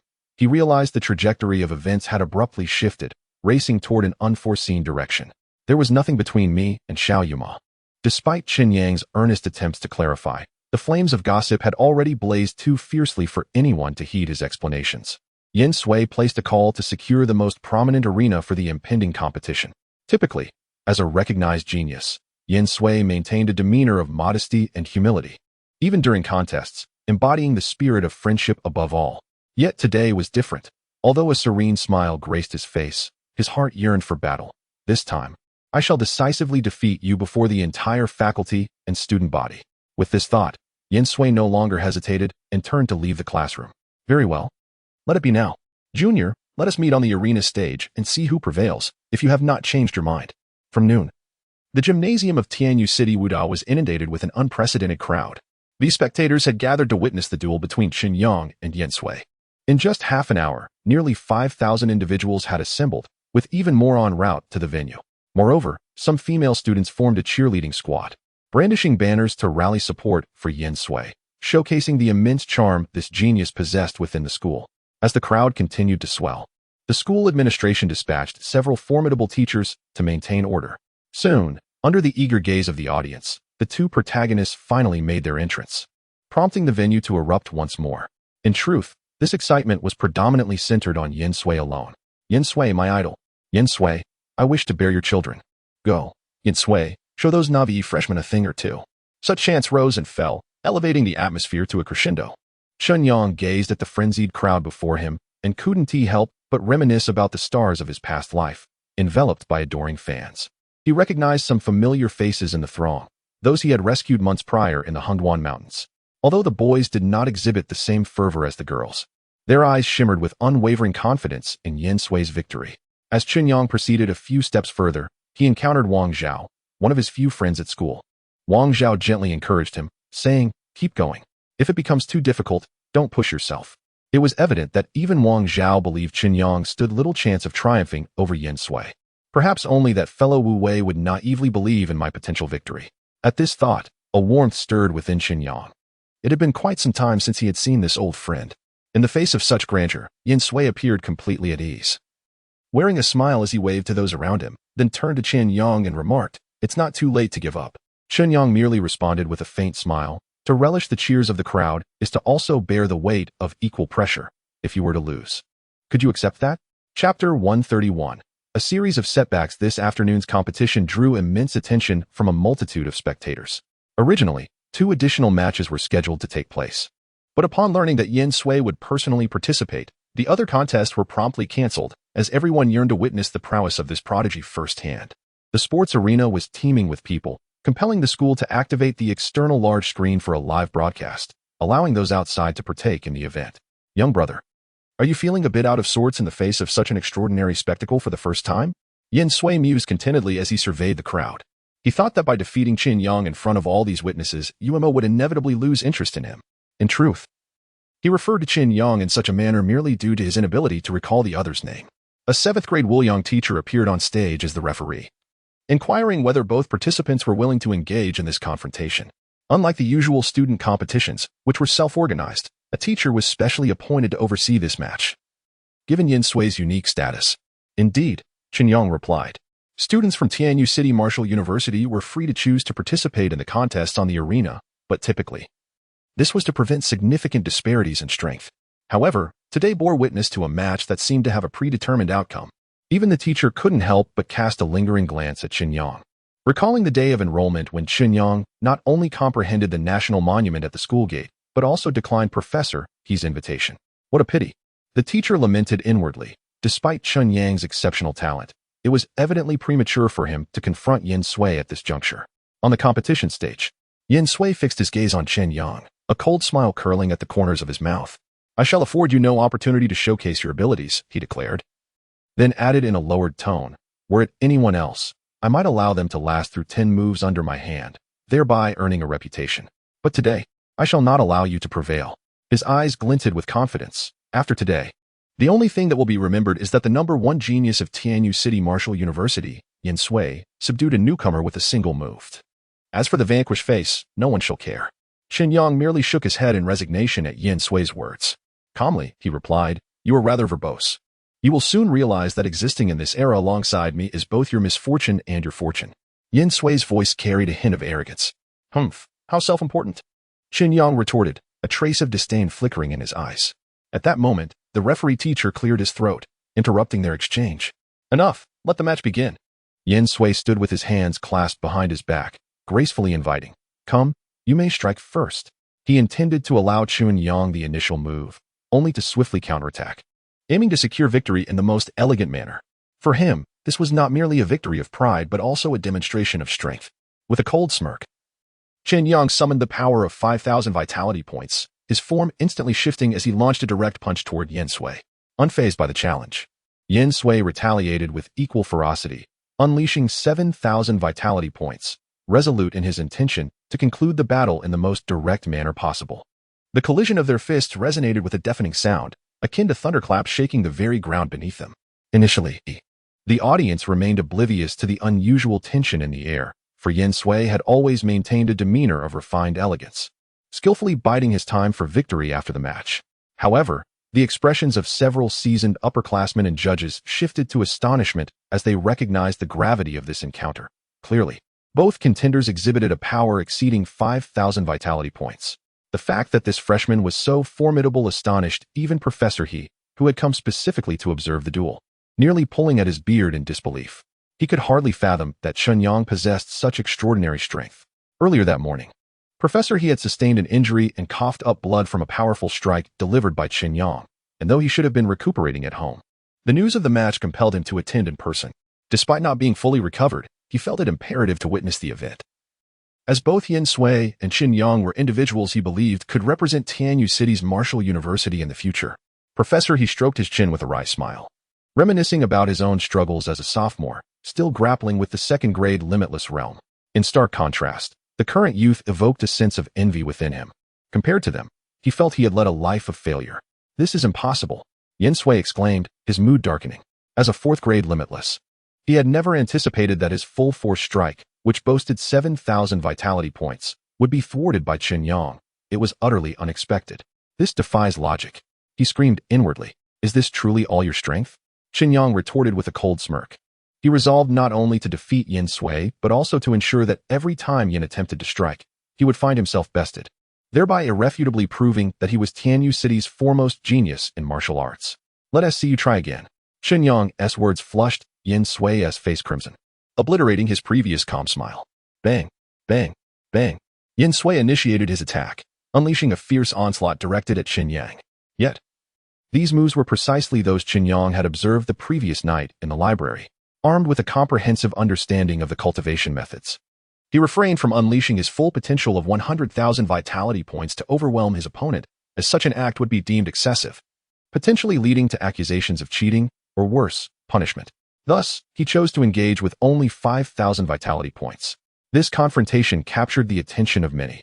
All present recognized that the prowess of these two competitors far surpassed that of the majority of upperclassmen. Although Yin Sui's techniques were exceptionally refined, he repeatedly faltered against Chen Yang. "Impossible. This cannot be," Yin Sui roared, feeling his grandiose declarations evaporate into thin air. This sense of defeat was far more unbearable than a mere slap to the face. Even those students who had yet to reach the first-grade limitless realm could discern that Yin Sui was facing an unprecedented challenge. A novice, fresh to the academy, had the potential to usurp the title of Tianyu City's top genius. It was utterly astounding. Could it be that today would witness a historic shift? Was the throne of Tianyu City's first genius about to change hands? At that moment, a thought surged through the minds of many, particularly among the newly admitted freshmen, who had only known Yin Sui for a month and lacked the depth of understanding possessed by their senior peers. Among these newcomers, a strong resonance with Chen Yang began to form. "Chen Yang, defeat him." A sudden, melodious shout reverberated from the audience. It was Wang Ting. He summoned all his strength, his voice resonating throughout the entire gymnasium. "Let us give our first-year students a voice." Once hailed as the most talented freshman, Wang Ting, upon witnessing Chen Yang's prowess, realized that he was far from his equal. The disparity between them extinguished any flicker of jealousy within him. "Go, Chen Yang," with Wang Ting leading the charge. The other first-year students began to rally in support of Chen Yang. Initially, upon their arrival, they had felt the overwhelming support for Yin Sui and believed that Chen Yang stood no chance of victory, thus remaining silent. However, Chen Yang's performance spoke volumes, earning him their respect. Chapter 132. Inquiries outside the arena. Several masked individuals, having arrived late, were unable to enter and could only observe the match through the large screen. They whispered amongst themselves in a corner. "Yuma, your charm is truly unparalleled. Even the top genius of our school has come to pay his respects to you. You are indeed an ethereal goddess. In ancient times, the emperor might have forsaken his morning court just for you. However, this young man named Chen Yang is quite impressive as well. Even Yin Sui seems to be at a loss against him. Have these individuals been honing their skills since birth? It's simple. Let Yuma incorporate them all into her harem to resolve this." These individuals were none other than Xiao Yuma and her close friends. Their conversations often brimmed with jest, and had it not been for the concern of transgressing certain rules, the banter would have continued unabated. At this moment, Xiao Yuma's gaze was fixated on the screen, astonished at how the boy she had effortlessly defeated a month prior had transformed into such a formidable opponent. Recalling that challenge, where she had knocked Chen Yang off the stage with a single punch, a twinge of guilt lingered within her. "At that time, I injured him, and he even bled." As this thought crossed her mind, Xiao Yuma's cheeks flushed slightly as she muttered under her breath, "That guy is truly annoying." Meanwhile, on stage, Chen Yang spoke calmly, his voice barely audible. "It's almost time to end this." He had engaged in over 20 exchanges with Yin Sui, a rare feat in Tianyu City, where few could withstand his prowess for so long. Judging by his current achievements, Chen Yang had already surpassed his mentor, Professor He, despite only revealing a fraction of his true strength.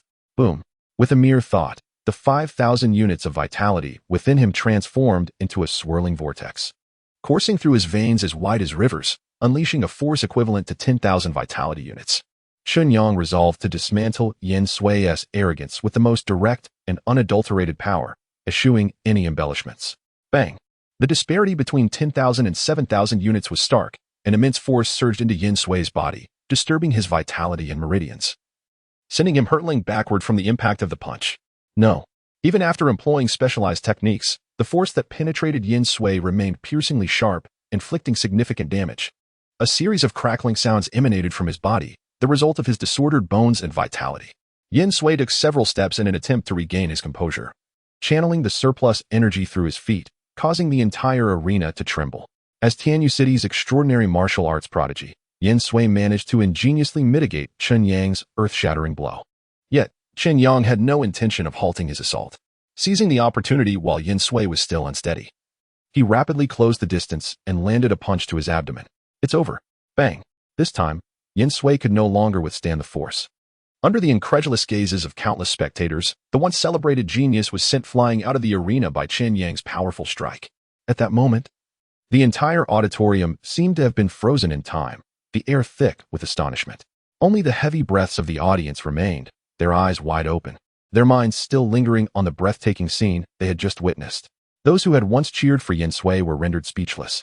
Host: Chen Yang, age 18, vitality 90, 000 combat power index 18, 000 mastery of techniques, Ba Jiu Xin Gong mastered 100 800. Comments: has ascended to the next tier. Chen Yang listened to the system's analysis, realizing that his vitality and combat power had indeed diminished somewhat. Victory! Wang Teng was the first to react. His eyes filled with delight as he erupted into cheers.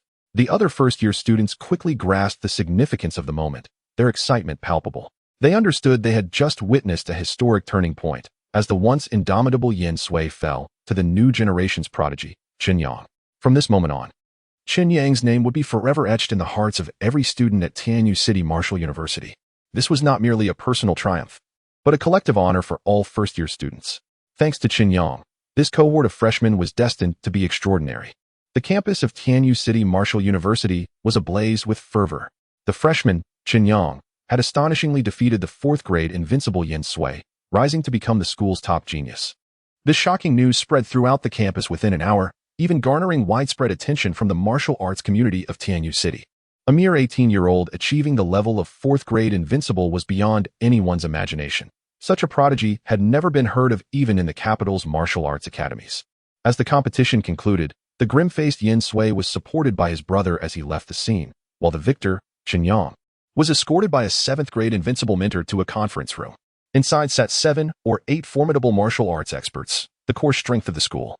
Yu Yang was among them, though he did not occupy the most conspicuous position. In the central seat sat an elderly man with silver hair and a youthful visage, his wrinkled skin hinting at the profound heritage of Tianyu City Martial University. Upon entering the room, Chen Yang immediately felt the sharp gaze of the elder piercing through him. Truly a master, Chen Yang mused, recognizing that this venerable figure had evidently reached the 9th-grade realm many years ago, and even without the use of special skills, he would likely struggle against such an experienced opponent. Student Chen Yang, congratulations on your victory, began Professor He, his silver hair glistening. Despite the defeat of his disciple, his words brimmed with admiration. No wonder you declined my invitation at the school gate. At such a tender age, your martial prowess is remarkable. You are destined to become a pillar of our nation. With my current abilities, I fear I cannot teach you much. After a brief pause, Professor He continued, today, we wish to ask you a few questions. Chen Yang understood that this was the primary reason for his presence here. After exhibiting such astonishing capabilities, it would be peculiar if the school did not respond in some manner. Thus, he deftly adjusted his facial expression, appearing both excited and slightly nervous. After all, it was only natural to show a hint of apprehension in the presence of such esteemed experts. Do not be anxious. Upon observing Chen Yang's demeanor, Professor He mistakenly presumed that his own tone had intimidated the young man. Given your extraordinary prowess surpassing that of your peers, it is essential that we adhere to customary protocols and conduct some routine inquiries. Firstly, may I inquire about your vitality level? Even for someone at the 9th rank of boundless potential, without an acute perception akin to Chen Yang's, one cannot directly ascertain an individual's precise cultivation level. In truth, I'm not entirely certain, Chen Yang murmured. Unless one stands upon specialized testing apparatus, no one can accurately ascertain the extent of their cultivation. Boom. On one side of the conference room, a colossal machine stood ready. A recently arrived instructor activated it, and a mysterious beam of light flashed, illuminating the display screen instantaneously. Come, let us unveil your true capabilities, for this will enable the school to better guide your development, Professor He urged. Gesturing towards the testing device with a glimmer of curiosity in his eyes, he vividly recalled the astonishing power of Chen Yang's final blow that had vanquished Yin Sui. Everyone present was eager to discover the true extent of this young prodigy's mastery. Chapter 133, known to all with a deep breath. Chen Yang anticipated the trial he was about to face. He stepped forward and struck the testing device with a powerful punch. infused with the strength of several thousand vitality points, causing the spherical target to quiver violently. The numbers on the display fluctuated rapidly before finally settling at 5632. Despite being mentally prepared, the onlookers could not help but gasp in astonishment. Achieving such remarkable prowess at the tender age of 18 was truly unbelievable. How could you attain such mastery after merely a month of schooling?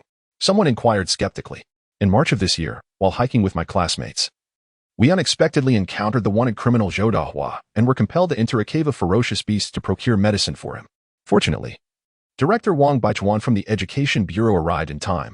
Otherwise, we might not have survived, Chen Yang elucidated, deliberately mentioning Wang Baichuan's name for the sake of verification. Deep within that cave, I discovered a herb that was entirely crimson and emitted an extraordinary fragrance. Although I was unfamiliar with its identity, I instinctively felt it to be a treasure and consumed it. Since then, the acceleration of my vitality growth has been extraordinary, leading me to my current state without my conscious realization. The atmosphere in the conference room grew tense as the senior officials of Tianyu City Martial University exchanged knowing glances. They understood that those who achieve greatness often encounter unique opportunities. Nonetheless, what kind of spiritual herb could elevate a person to possess 5,000 vitality points in such a brief period? The herb resembled a small umbrella, with a taste that was sweet yet slightly astringent. Upon inhaling it, I felt invigorated, Chen Yang continued to describe. Unfamiliarity with such a herb enveloped the crowd in confusion. Old Wu, you possess considerable knowledge of herbs. Have you ever heard of this miraculous plant? They turned to one of the experts, seeking an answer. Even the seasoned practitioners present were perplexed, for the description of an umbrella-like structure with a sweet yet astringent flavor was seldom associated with any known spiritual herb.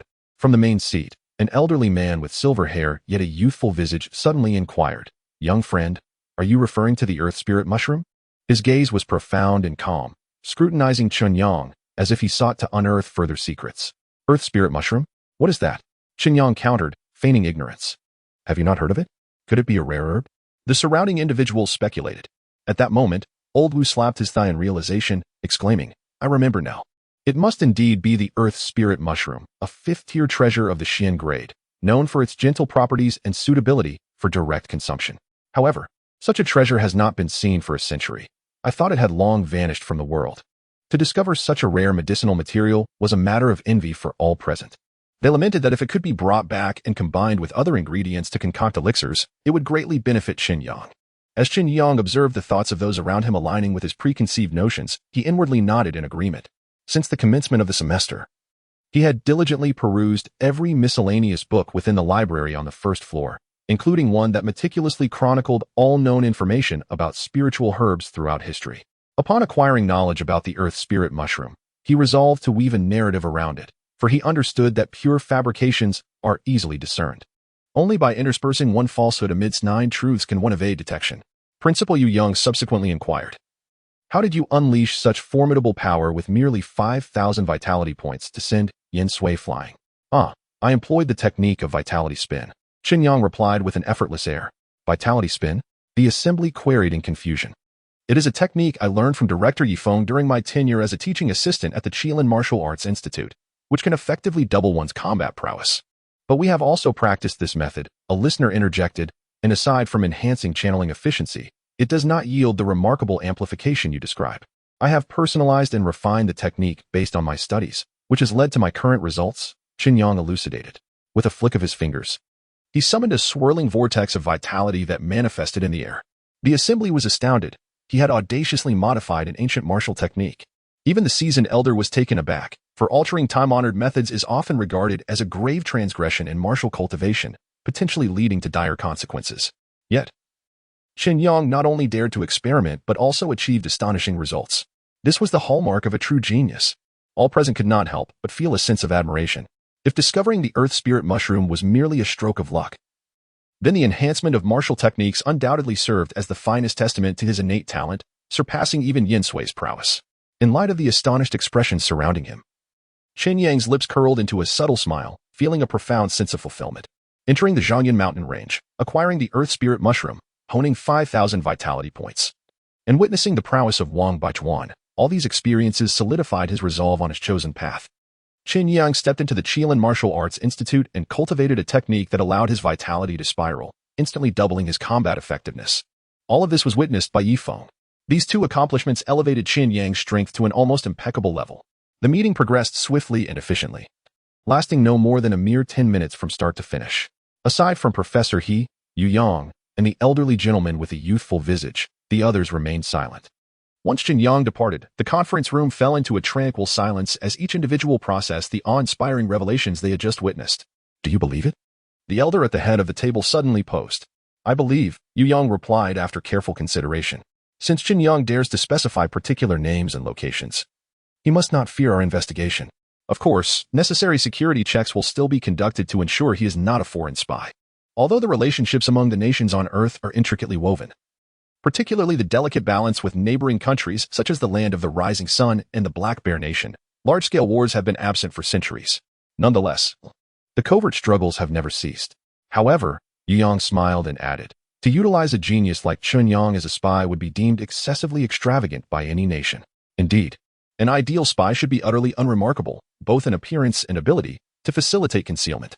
Yet, Chen Yang is a person of extraordinary brilliance, renowned throughout Tianyu City and the Martial University. Indeed, the elder nodded in agreement, mentioning, moreover, he has declined my offer to take him as a disciple.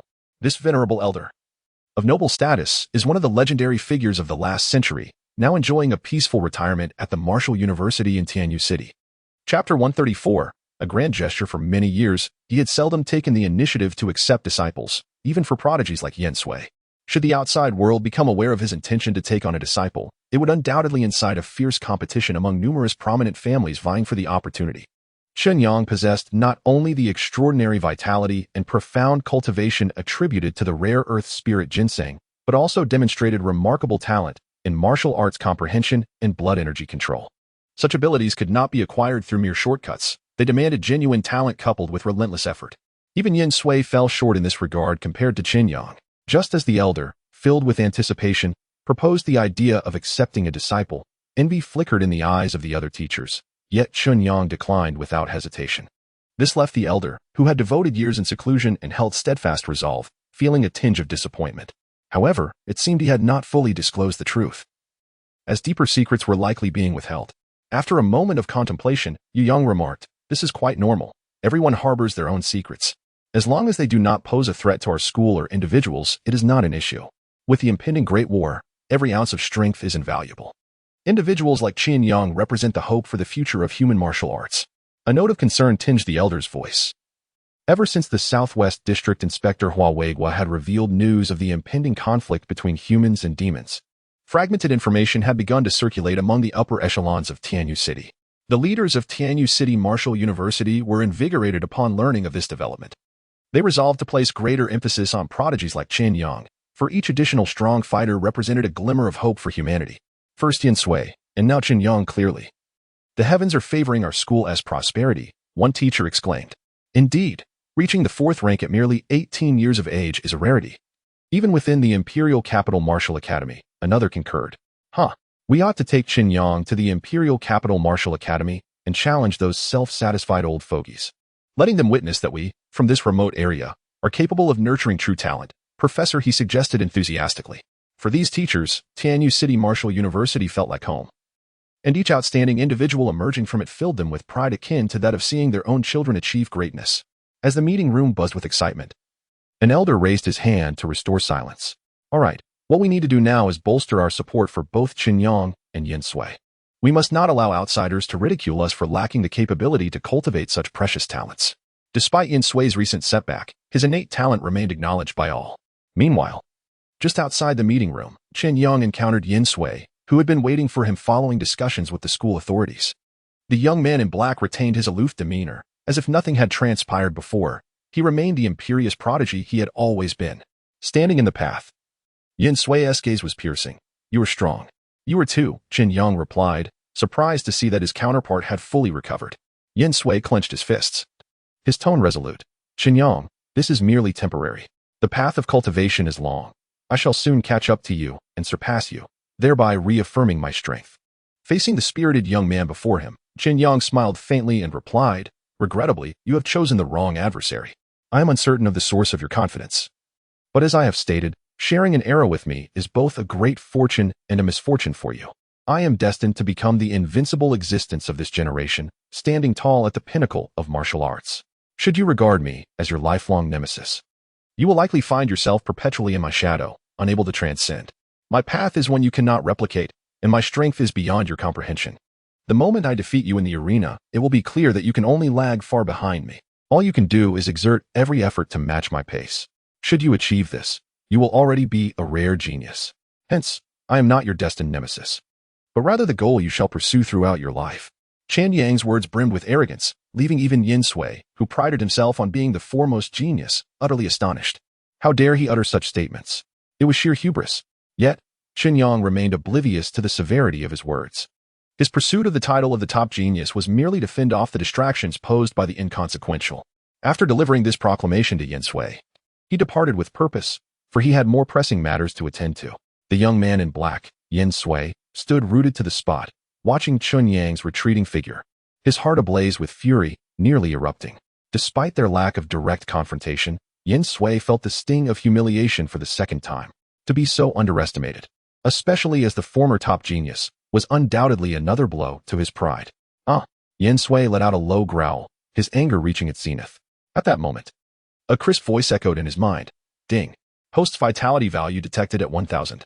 Since becoming the new top genius of Tianyu City Martial Arts University half a month ago, Chen Yang had noticed a marked decrease in hostility around him. At the very least, no one seemed to harbor unprovoked malice any longer. It was a curious phenomenon. When one exists at the bottom of the social hierarchy, one encounters both benevolent and malevolent individuals, often facing unfriendly treatment. Yet upon ascending to a higher position, it appears as though all those around are kind-hearted, each person displaying the brightest of smiles. This is not a result of cultivation, but rather a sociological manifestation. A few days ago, the first monthly examination for freshmen took place, and according to the rules, the top 10 students from the opening ceremony must face challenges from their successors, with victors advancing and the defeated relinquishing their positions. However, due to Chen Yang's formidable reputation, no one dared to challenge him. Indeed, why squander a precious opportunity on a seemingly insurmountable target? Chen Yang effortlessly triumphed in the inaugural monthly examination, receiving a reward that was astonishing, a 5th-grade Xian-level spirit herb. This treatment far surpassed that of ordinary freshmen, while other students each received a 2nd-grade treasure herb. Such generosity was remarkable. As the conflict loomed closer, various factions intensified their investments, hoping to swiftly cultivate more formidable warriors. During this period, aside from attending classes, Chen Yang largely remained at home, dedicating himself to intense cultivation while also keeping his mother company. He ventured out only once, employing formidable measures to resolve a minor issue with the Yike group, thereby demonstrating his prowess. Chen Yang transformed the basement of his home into a training arena, a sanctuary so exclusive that even his mother, Chen Mu, could not enter freely. Both the school and the Yike group united in their efforts to gather resources for him, ensuring a steady influx of various spiritual elixirs, which he skillfully converted into valuable combat power, further enhancing his vitality and martial prowess. This ongoing sensation of becoming stronger was utterly captivating. At present, his combat power has surpassed the remarkable threshold of 100,000. Chapter 135, Creating a Stunning Effect. Knock. Knock. A firm rap echoed at the door, revealing Huang Yuan, attired in a suit, standing respectfully with a silver medal case in hand. Come in. Chen Yang's voice was cold, yet commanding. Huang Yuan adjusted his attire before gently pushing the door open. With each visit, he felt an escalating sense of pressure emanating from Chen Yang, a testament to his deepening cultivation. Stationed in a nearby villa to safeguard Chen Yang's mother, he remained ever vigilant. Huang Yuan approached Chen Yang and set the case down. Mr. Chen, the items you commissioned are complete. Oh? Chen Yang's eyes widened abruptly. Completed? Let me see if the weapon crafted by the Yike group with utmost effort over the past month meets my standards. As he opened the case, a meticulously arranged array of hundreds of slender, slightly curved black and gold blades gleamed coldly within. Chen Yang delicately picked up one of the blades, despite applying considerable force. It remained unmoved. Only when he unleashed a surge of 100,000 units of vital energy did the blade yield, warping under the pressure. The hardness was indeed remarkable. He nodded in satisfaction. These blades, forged from the most resilient alloy, each bore a staggering value, close to 1 million. And before him lay a total of 365 pieces, a complete arsenal worth 300 million. Very well, you may leave now. Chen Yang gestured for Huang Yuan to depart, mindful that certain matters were best kept undisclosed. As Huang Yuan exited, silence enveloped the basement once more. Suddenly, a formidable mental storm swept through the space, a manifestation of Chen Yang's psychic power. In the dimly lit chamber, The metal case began to writhe with energy. The 365 blades seemed to gain sentience, breaking free from their confines and hovering in the air, encircling Chen Yang in a shimmering circle of cold light. With a thought, the blades began to swiftly assemble, forming a robust metallic shield around him, enveloping him entirely within a 3-meter radius. With another mental command, the blades morphed again, converging into a slender yet exceedingly sharp disc, spinning at high velocity, creating gusts akin to numerous tiny knives slicing through the air, capable of easily severing even the toughest materials. Boom! Chen Yang exerted his control once more. The disc disintegrated, each blade swirling around him before adhering to his form, transforming into a suit of armor that was both lightweight and remarkably sturdy. Such design allowed him to carry an arsenal without appearing conspicuous, merely requiring the draping of a simple outer garment to remain inconspicuous. Imagine the scene. In the heat of battle, these concealed blades would suddenly launch forth, striking with a thunderous force to annihilate foes. Such imagery stirred a fervor within. After a series of tests, Chen Yang found himself exceedingly pleased with this new invention. It not only aligned with his vision, but also held immense potential. Splendid. To his knowledge, such a weapon was unprecedented, and once deployed in combat, it would undoubtedly create a staggering impact. The obsidian blades, oscillating between assembly and disassembly, unleashed an astonishing aura, reminiscent of a metallic tempest capable of annihilating all in its path. Let us christen it Metal Storm. Subsequently, he intended to engrave these blades with intricate runes to enable them to resonate with the energies of nature, thereby amplifying their potency.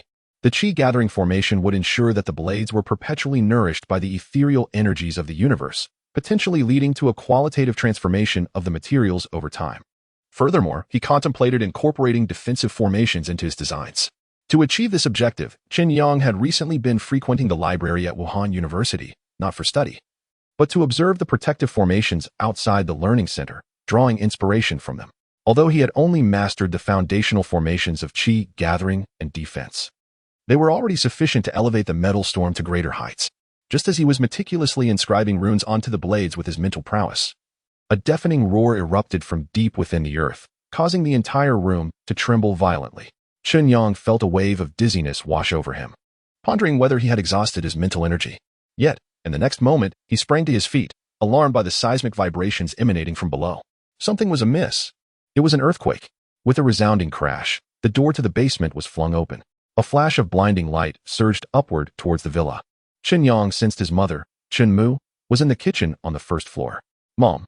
He dashed towards her, ensuring her safety outside. Fortunately, they resided in a villa district with sparse houses around, making it relatively safe once they exited the building. Minutes later, the violent shaking finally subsided. Son, was that an earthquake? Chen Mu inquired, still tinged with panic. Indeed, Chen Yang affirmed with a nod. He advised her to stay away from the house for the time being, as open spaces posed a greater safety, even for someone adept in cultivation like him. He felt insignificantly small in the face of nature's might. At that moment, Huang Yuan appeared before Chen Yang at an astonishing speed, visibly relieved upon confirming Chen Mu's safety. Shortly thereafter, Chen Yang's phone rang, the caller ID displaying Chu Mingling. Are you all right? Her voice was laced with urgency.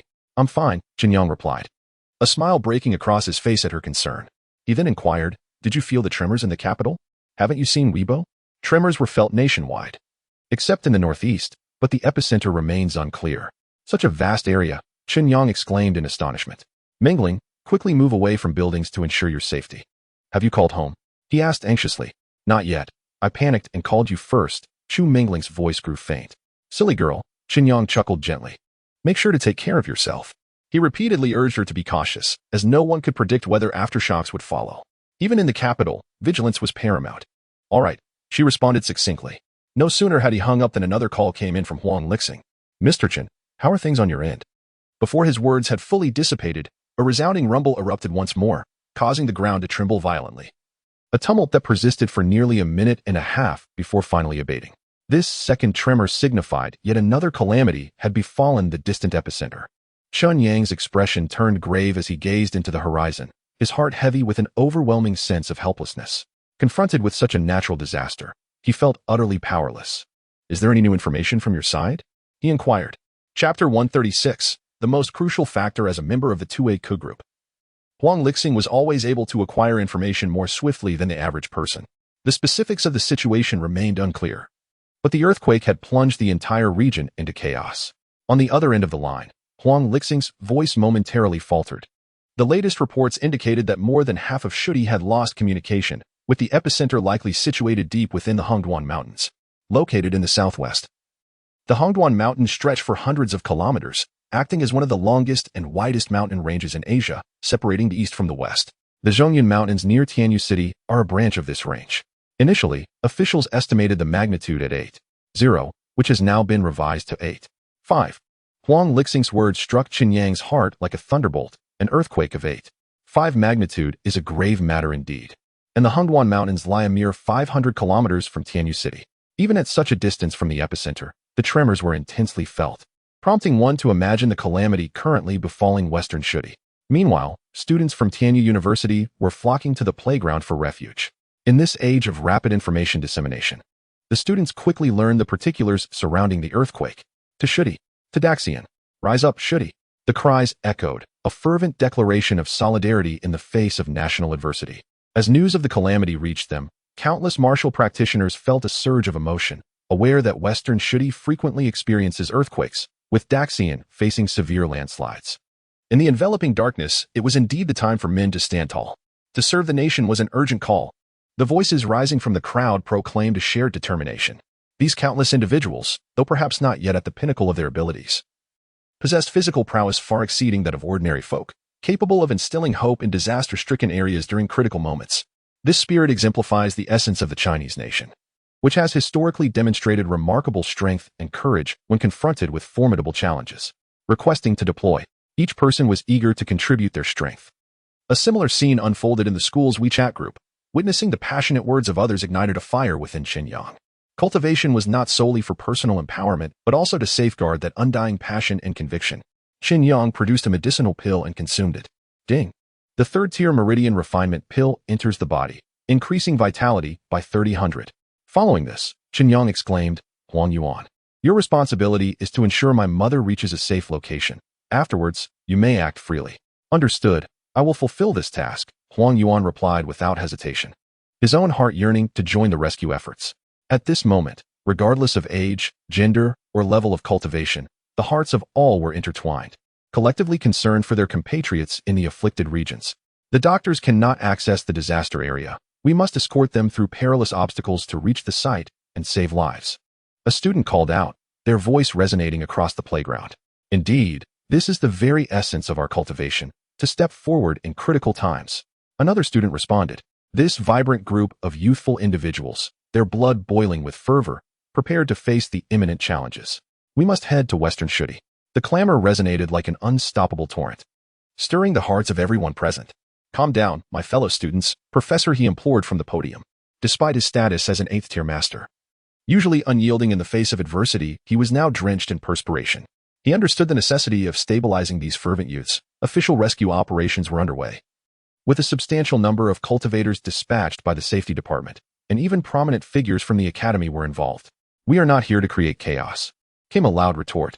However, the tremors continued, and the western Sichuan region was fraught with peril. Each step for ordinary individuals could mean a life or death decision.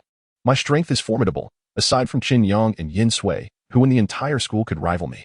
A student proclaimed confidently, and none dared to contradict him. This courage was particularly precious in such a moment. Professor he observed the fervent gazes of the students below, his emotions tangled, yet as an educator, he could not allow sentiment to overshadow reason.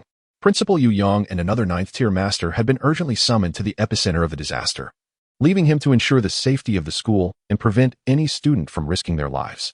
Master, suddenly, a voice pierced through the tumult of the assembly, drawing everyone's attention to its source.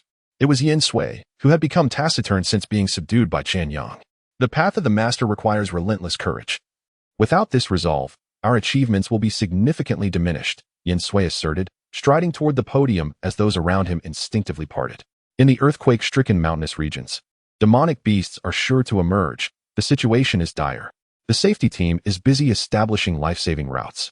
Since everyone wishes to contribute, why not select the 20 highest-ranking students based on the recent monthly exam to represent Tianyu City Martial University in the rescue efforts? Currently, elite medical teams from various hospitals are converging on the disaster zone. We can accompany them to ensure their safe arrival at the destination. In this context, While our abilities may not rival the surgeon's scalpel, they are equally indispensable. Yin Sui's words resonated with authority, garnering widespread agreement. I concur with Yin Sui. This is both reasonable and practical. Many voiced their support. In a corner, Chen Yang nodded silently, recognizing Yin Sui's emerging leadership qualities. Capable of swiftly uniting people and directing their efforts. This unique charisma was not solely contingent upon one's level of cultivation.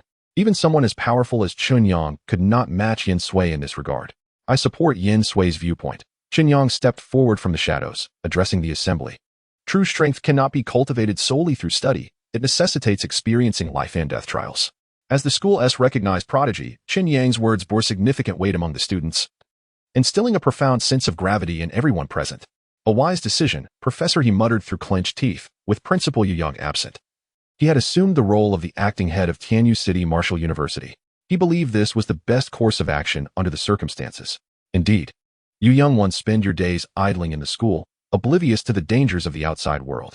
This opportunity will allow you to witness it firsthand. The top 20 students of the entire school shall proceed to the western region of Shu for support. The others must double their efforts in training. Why are you not on the list? Because you are not yet strong enough.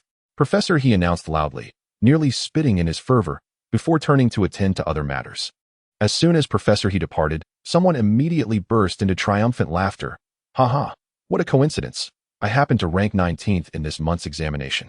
Although the monthly exam results are typically ranked by grade, the pace of martial arts advancement is unrelated to grade level.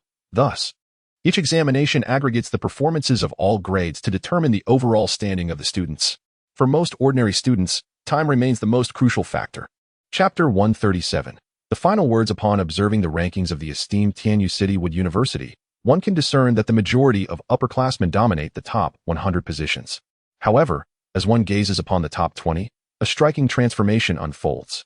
Not only do lower-classmen infiltrate the upper echelons, but the top 3 positions are astonishingly occupied by students from different grades. Chen Yang from the first year, Yin Sui from the second year, and Yang Dong from the third year. This rare distribution of rankings leaves the onlookers astounded, yet for prodigies like Yin Sui and Chen Yang, their achievements surpass the wildest imaginations of many. Amidst the celebration, sorrow also lingers.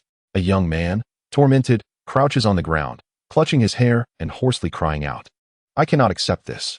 It is revealed that he ranks 21st. In this moment, no one approaches to console him. He must gradually come to terms with this outcome alone. Meanwhile, the top 20 students gather around Chen Yang and Yin Sui, discussing the forthcoming task allocation. This represents a rare opportunity for them, likely to become a proud moment in their lives, eliciting envy from spectators. Presently, dozens of hospitals have applied to join the relief efforts, and after careful selection, the strongest 11 medical teams have been chosen as the vanguard. We have exactly 20 individuals. Chen Yang and I will each oversee one hospital, while the remaining participants will pair up, with each duo responsible for one, Yin Sui stated. He glanced at Chen Yang. Any personal grievances must be set aside temporarily, for their foremost obligation is disaster relief. Agreed. No problem. Though this news had yet to spread widely, Yin Sui was acutely aware of it. The reason was simple. His surname is Yin, and the vice commander of Ba province is none other than Yin Anbang. Now, let us head to the suburban airport and rendezvous with the medical teams. Move swiftly, for no one will wait for us if we are late. The 20 students responded in unison and swiftly dashed out of the school gate. At the back of the podium, Professor he watched the group of young men and women sprint away, his eyes filled with both reluctance and pride.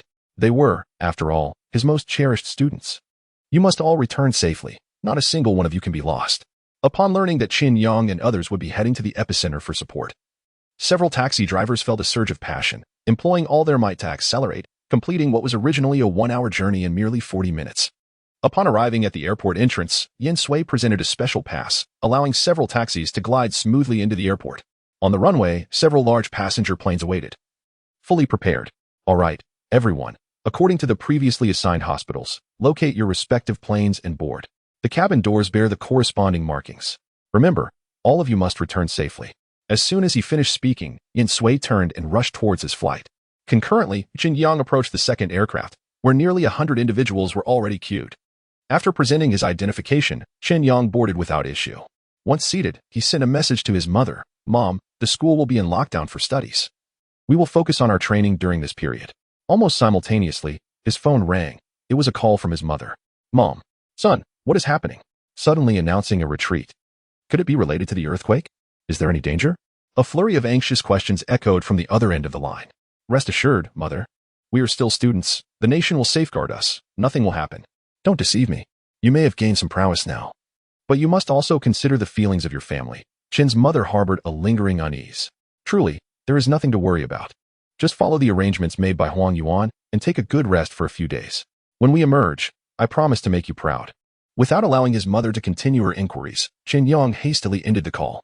Mother, we must commence our retreat now. Let's leave it at that. Holding his phone, Chen Yang hesitated whether to inform Chen Xiaoya and Chu Mingling, yet ultimately chose not to burden them further. Without unnecessary words, over 100 individuals swiftly boarded the aircraft. At that moment, a robust middle-aged man clad in camouflage attire entered the cabin last, followed by several professionals burdened with photography equipment, all drenched in sweat, evidently having rushed in response to an urgent assignment. As all passengers settled, the cabin door closed promptly, and the plane soon received clearance for takeoff. Gliding slowly down the runway. Nearly 10 minutes later, the aircraft ascended smoothly into the sky. The television crew immediately set aside their equipment and activated their cameras to document this invaluable first-hand account, seizing the opportunity for frontline filming following the disaster. However, for many of the medical personnel aboard, anxiety clouded their hearts. Despite their fears, they understood the necessity of perseverance. For countless lives awaited their assistance in the west of Shu. Suddenly, a thunderous roar resonated outside the window as two military green aircraft flanked the passenger plane. Providing escort support, their trailing white smoke etching the sky. Spontaneous applause erupted within the cabin, tears glimmered in numerous eyes as these fighter jets offered great solace to all. Subsequently, the tall officer rose to brief everyone on the latest developments ahead. The more information shared, the lesser the inner turmoil, even when confronted with the direst news. The power of nature is vast. Before it, every individual appears so insignificant.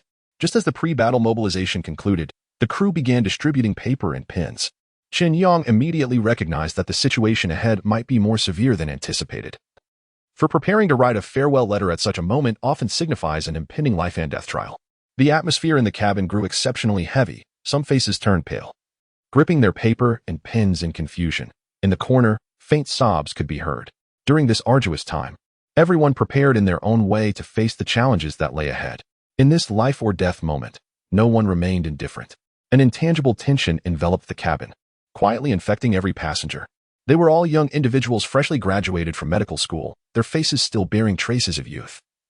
Yet eager to contribute their efforts in this critical hour. They had anticipated a perilous rescue operation, yet before it even began, they were confronted with the grim reality of writing farewell letters. Even when one attempts to maintain composure and wishes to leave final words for loved ones, they often find their thoughts entangled and chaotic, unsure of how to begin. Hey, are you not going to write? A young doctor inquired. Noticing that Chen Yang remained unmoved beside him, curiosity flickering in his eyes. Chen Yang, gazing into the doctor's slightly anxious eyes, offered a faint smile and replied, I have nothing to write. He continued, as long as I am alive, everything will eventually be well. I am the only child in my family and have yet to marry or bear children. If I do not return this time, my mother will undoubtedly be heartbroken. But time will gradually mend all wounds.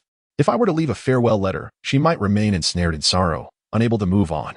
Upon hearing this, the young doctor found merit in his reasoning, yet he also recognized that if the moment truly arrived, failing to convey heartfelt sentiments to family would be a profound regret. Chapter 138. A host of beasts. More importantly, in the direst of circumstances, such letters might aid in the identification of individuals. To break the silence, the tall officer jested. Let us not forget to clarify the bank passwords and matters concerning the vault. However, this quip seemed to fall flat. After completing the will, the young doctor finally noticed that Chen Yang appeared somewhat unfamiliar. Which department are you from? I don't believe we've met before. At that moment, the tall officer suddenly recalled that he had forgotten to introduce Chen Yang's identity.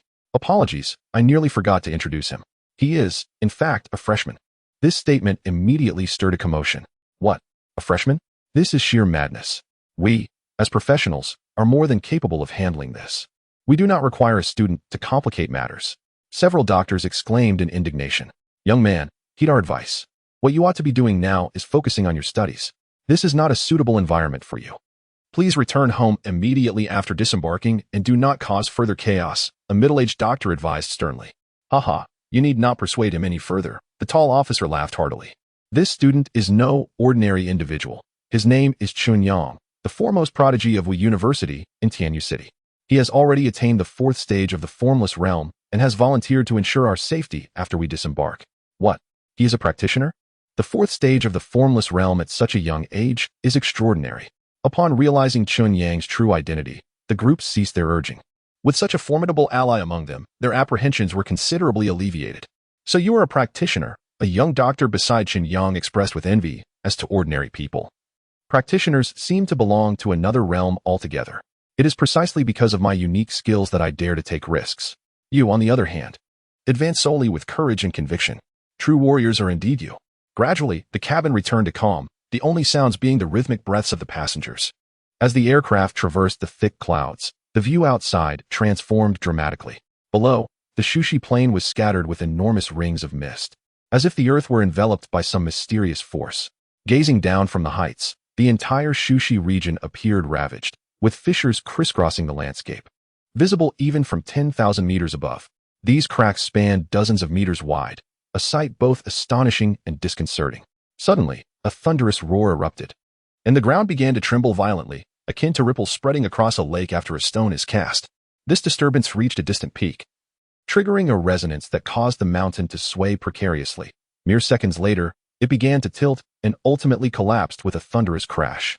The towering mountain, once 100 zhang high, vanished in an instant. My goodness! The cabin erupted with stifled gasps, betraying a sense of disbelief. While the spectacle was awe-inspiring, it also instilled a profound sense of dread. Faced with such an environment, unease permeated the group. Alas, it has crumbled just like that?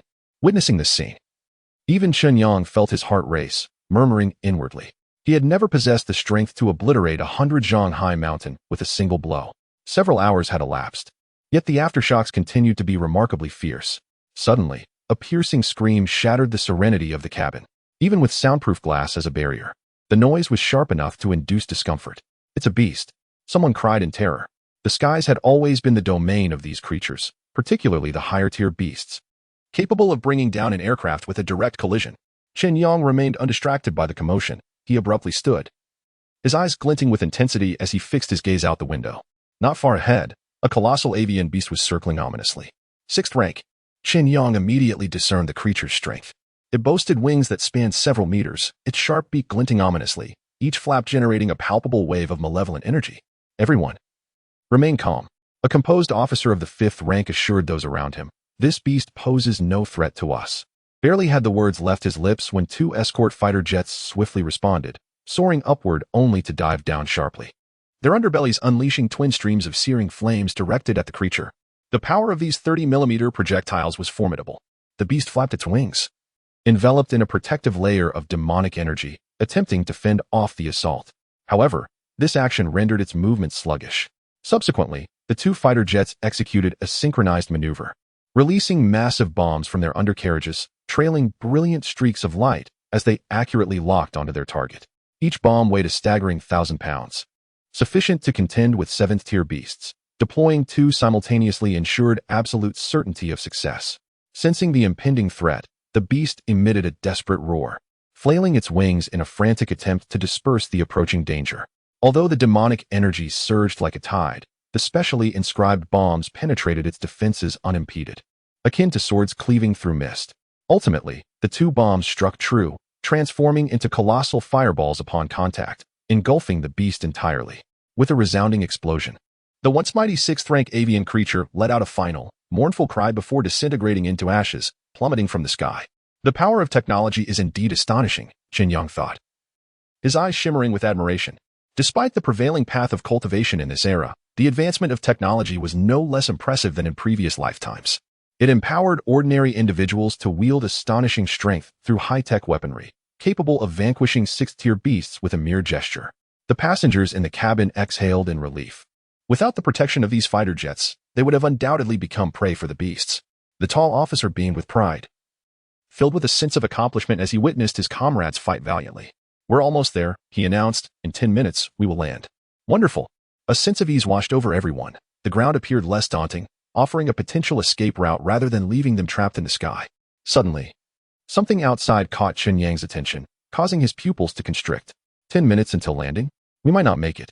Almost simultaneously, a familiar scream once again pierced the air. This time, it was not a singular cry, but a cacophony of multiple screams. The sound bears an uncanny resemblance to that of the avian monstrosity that had been reduced to charred remains. The tall officer's expression shifted dramatically as he hurried to the window for a closer look. It was not merely a solitary creature, but a swarm of beasts. The panicked voice of the pilot echoed through the headset, declaring that they had never encountered such a situation before. Immediate retreat was imperative. 2 heavy bombs soared forward, aiming to repel the imminent threat. A dozen colossal avian creatures swiftly approached, their expansive wings unfurling as if to obscure the entire sky. The foremost beast unleashed a deafening roar, emanating a potent aura that triggered the bombs to detonate prematurely, sustaining only minor injuries itself. That is an 8th-level beast, Chen Yang murmured. Only the fabled 8th-level creatures possess the resilience to withstand such formidable explosions. Chapter 139. A helping hand. To his astonishment, in this region, they encountered a horde of monstrous beasts led by an extraordinarily powerful creature.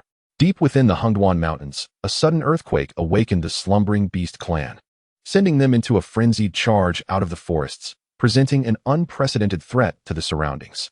Chen Yang sighed inwardly, lamenting their misfortune as the passenger plane attempted to evade these unwelcome guests, inadvertently provoking the leading giant beast. It unleashed a deafening roar, prompting several accompanying beasts to launch an immediate assault on the airborne humans. Oh my heavens! For immensely powerful beast lunged fiercely at the aircraft, causing the passengers to pale in fear, even seasoned officers displaying signs of terror. Were they destined to perish before even landing? Despairing cries echoed through the cabin. At this critical juncture, the fighter pilot summoned every ounce of strength, veins bulging in his neck as he gripped the control stick tightly, desperately pressing the launch button. The 30mm cannon erupted in a dense storm of metal, attempting to halt the advance of these monstrous foes. Swiftly, 2 escorting fighter jets adjusted their course, racing towards the side of the passenger plane. With ample fuel support, their speed nearly rivaled that of the most elite flying beasts. Subsequently, they released the last 2 heavy bombs equipped with targeting systems from their bellies, precisely locking onto the 4 approaching monsters. With a thunderous roar, the 4 charred carcasses plummeted from the sky, a testament to the might of technology. However, the furious beast leader, endowed with remarkable intelligence, lacked understanding of human weaponry. Otherwise, it would never have allowed its subordinates to perish so easily. At this moment, the 2 fighter jets had exhausted all ammunition, confronted with an impending, greater threat. A gigantic 8th-tier beast, accompanied by 7 or 8 smaller, yet still menacing companions, approached with astonishing speed, their beaks sharp as blades, capable of piercing the aircraft's body in an instant. The situation had escalated to a critical point. According to Wartime Order Number 39, they were to protect every passenger's safety at all costs. With ammunition depleted, these 2 fighter jets became the final line of defense. The resolute voice of the pilot echoed through the officer's earpiece. You must descend as quickly as possible. We cannot escort you the final stretch. The officer's eyes were bloodshot, his body trembling with rage, burning with a desire to charge out and battle the beasts. Yet, constrained by regulations, he could not leave the cockpit while the aircraft was airborne. Chen Yang stood nearby, stating, "It is precisely because of such brave souls that our civilization has endured for millennia." His words resonated with profound emotion for the nation and its people. In that moment, everyone aboard the cabin shared the same conviction, ready to sacrifice everything for their country and beliefs. Such warriors are the backbone of our nation, the foundation upon which it stands. They must not allow these beasts to claim their lives. Chen Yang softly declared, his eyes shining with an even brighter light. At this moment, aboard the 50-meter-long passenger aircraft, a square meter-sized patch of black substance clung tightly to the belly of the plane, just a few meters from Chen Yang's feet. With a mere thought from Chen Yang, this substance began to tremble and detach from the fuselage, swiftly reconfiguring itself in midair into an extraordinarily sharp disc, a wheel of slaughter. This was the metallic storm that Chen Yang had previously left as a contingency measure. Not far away, an 8th-grade beast emitted a deafening roar, its overwhelming demonic aura surging forth like crashing waves, intent on obliterating the 2 fighter jets that obstructed its path. However, one of the jets skillfully evaded the assault and dove directly towards the beast. "I still have half a tank of fuel. Even if I can't kill you, I will ensure you are gravely injured," the pilot shouted. In response, another pilot expressed his frustration over the radio. "Brother, if you want to be a hero, don't block my way. Since enlisting, I have always been superior to you. Even in sacrifice, I shall go first." He then throttled up, transforming into a streak of lightning hurtling towards the target. "One jet isn't enough? Then let us take them both on." They understood that by eliminating the leader, the remaining horde of beasts would likely scatter. For these resource-starved pilots, this represented their final glimmer of hope. They were prepared for sacrifice. This strike nearly signified a dead end. Yet, in that critical moment, a swifter entity emerged. Whoosh! A mysterious beam of light darted effortlessly between the two fighter jets, its velocity surpassing that of the jets in full flight. In an instant, this light struck the 8th grade beast. Boom! With a tremendous explosion. The light tore through the dense demonic aura enveloping the beast, severing its 3-meter-long body in two. Blood gushed forth like a waterfall, forming a crimson river in the air. Despite being cleaved in half, the resilient 8th grade beast was not yet deceased. It let out a wretched scream, attempting to reassemble itself with its surging demonic power. At that moment, the pilots of the jets finally discerned the true nature of the light, a disc-shaped weapon stained with blood. Immediately, this disc split apart, transforming into countless shards of black light that scattered in all directions, utterly annihilating the beast's body. Simultaneously, the two jets collided with the scene.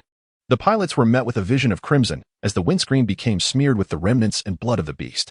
Fortunately, aided by onboard radar and electronic imaging, they swiftly adjusted their trajectory and ascended rapidly. They activated the aircraft's heating system to clear their line of sight, and although some red residue lingered, they could at least perceive their surroundings. At this juncture, the once dispersed black light coalesced once more, reconstituting the lethal disc that rapidly maneuvered through the remaining horde of beasts, efficiently extinguishing their lives and leaving behind several headless corpses. This disc, entirely crimson, hovered in the air before gently vibrating, causing all traces of blood to instantly shed, restoring its metallic luster. Everything transpired with astonishing swiftness, leaving everyone momentarily stunned. A seemingly hopeless situation transformed miraculously into one of safety. Even the most composed of pilots found it challenging to regain their composure. The hovering disc above appeared intent on remaining steadfast in its guardianship over those below. Who could this formidable figure be, extending such benevolent assistance? Within the cabin, a tall officer was the first to recover, his excitement propelling him to the window as he searched for his savior. Such extraordinary power could only be possessed by an exceedingly rare master, one who transcended the 9th level. To encounter such a formidable being was nothing short of serendipitous. The tall officer had never contemplated that the individual beside him, Chen Yang, could be the one to offer aid. Limitless abilities? How could this be? Even the martial king would be incapable of such feats. Chapter 140. Conclusion. The airplane circled gracefully in the sky before gently descending. As altitude diminished, the passengers experienced a slight sensation of weightlessness accompanied by a ringing in their ears. Chen Yang, with his eyes closed, was engrossed in the profound insights gained from his recent martial arts breakthrough. Feeling as though he had become one with the cabin, his body as steadfast as a rock. The aircraft landed smoothly. Several planes were already stationed at the makeshift airport, and the throngs of people appeared remarkably busy. Despite the lingering tremors on the ground causing the aircraft to sway intermittently, it ultimately settled into stability. With a resounding thud, the cabin door swung open, revealing a prepared staircase outside, where crew members stood at attention on either side. At the command of a tall officer, everyone promptly rose to follow him down the aircraft.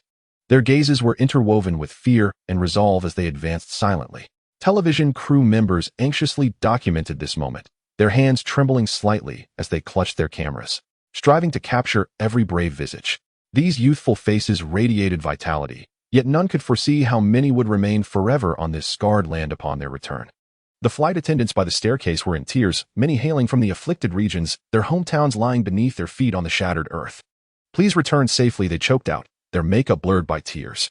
For these young souls, who might have enjoyed a tranquil existence, they willingly embarked on this journey for the sake of rescue, many of them even younger than the attendants. In the face of the unknown, no one chose to retreat or complain. At this moment, no words could adequately convey the gratitude felt for them. Apart from bowing repeatedly in thanks, there seemed no better way to express the deep respect held in their hearts. The airport bustled with activity, planes taking off and landing incessantly. Some carried rescue teams, while others were laden with supplies. Although nature's calamities were merciless, the orderly cooperation instilled a sense of hope in everyone. Nearby, a row of off-road vehicles awaited, ready to transport these heroes to the places that needed aid the most.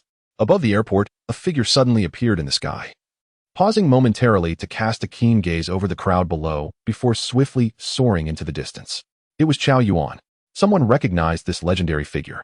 In this era, such extraordinary beings have become the objects of widespread admiration, and the 32-year-old Chen Yang is acknowledged within the cultivation community as the youngest to reach the state of nirvana. Hailed as a promising star likely to attain the realm of a national hero, his followers even outnumber those of the older masters. It must be Chow Jimmy who personally intervened to deal with those monsters, the tall officer mused, watching the figure recede into the sky. His eyes filled with admiration and excitement. Chen Yang felt a stir within him as he directed the hovering disk of destruction above the plane, propelling it swiftly in the direction of Chow Yuan's departure. Cloaked by Chen Yang's mental prowess, the disk remained undetectable by any technological devices, visible only to the naked eye. Once it slipped beyond the range of human sight, it instantaneously morphed into a sleek shuttle, silently diving underground and ultimately returning to rest at Chen Yang's feet. But why would a Nirvana-level powerhouse appear at a disaster relief site? Could there be some hidden secret behind it all? Chen Yang closed his eyes in contemplation, his mind swirling with myriad thoughts. Although this world is replete with formidable cultivators, the power of an individual ultimately proves limited when confronted with such a vast natural calamity. What is truly needed are countless brave and valiant souls, like the young doctor beside him, who selflessly rush forward to save lives in the face of disaster. At this moment, a tall officer received a phone call, his expression growing markedly grave. After hanging up, he stood upright, the sharp sound of his boots echoing. "We shall ensure the completion of our mission," he declared loudly. The team descending from the aircraft did not disperse, but instead gathered together, awaiting further instructions. Subsequently, the officer, with a voice slightly hoarse, called out, "Now, males under the age of 30, possessing over 5 years of frontline residency experience, please step forward." Instantly, 8 men stepped out. To Chen Yang's surprise, the young doctor standing beside him also joined the ranks. "You?" Chen Yang exclaimed, astonished at the sight of the doctor, who appeared to be merely around 26 years old, even younger than the others. The young man smiled, revealing a set of pearly whites, and replied, "I started my education early and have just completed 5 years of residency." The officer scrutinized each individual seriously. "Who holds the highest rank here?" Reporting, a slender yet handsome man stepped forward, his stride resolute and vigorous. "I am Lin Jiping, the chief resident. I will be promoted to attending physician next year. My expertise and capabilities are formidable, and I assure you I can fulfill our mission successfully." Lin Jiping's voice resonated powerfully, the veins on his forehead slightly bulging from exertion. "Excellent." The officer nodded in approval, handing him a specially designed satellite phone. "Comrades, the nation and its people require your assistance. This phone will maintain a signal even in the most severely affected areas of Western Shu. We will assign you to form a task force to conduct an initial assessment deep within the epicenter."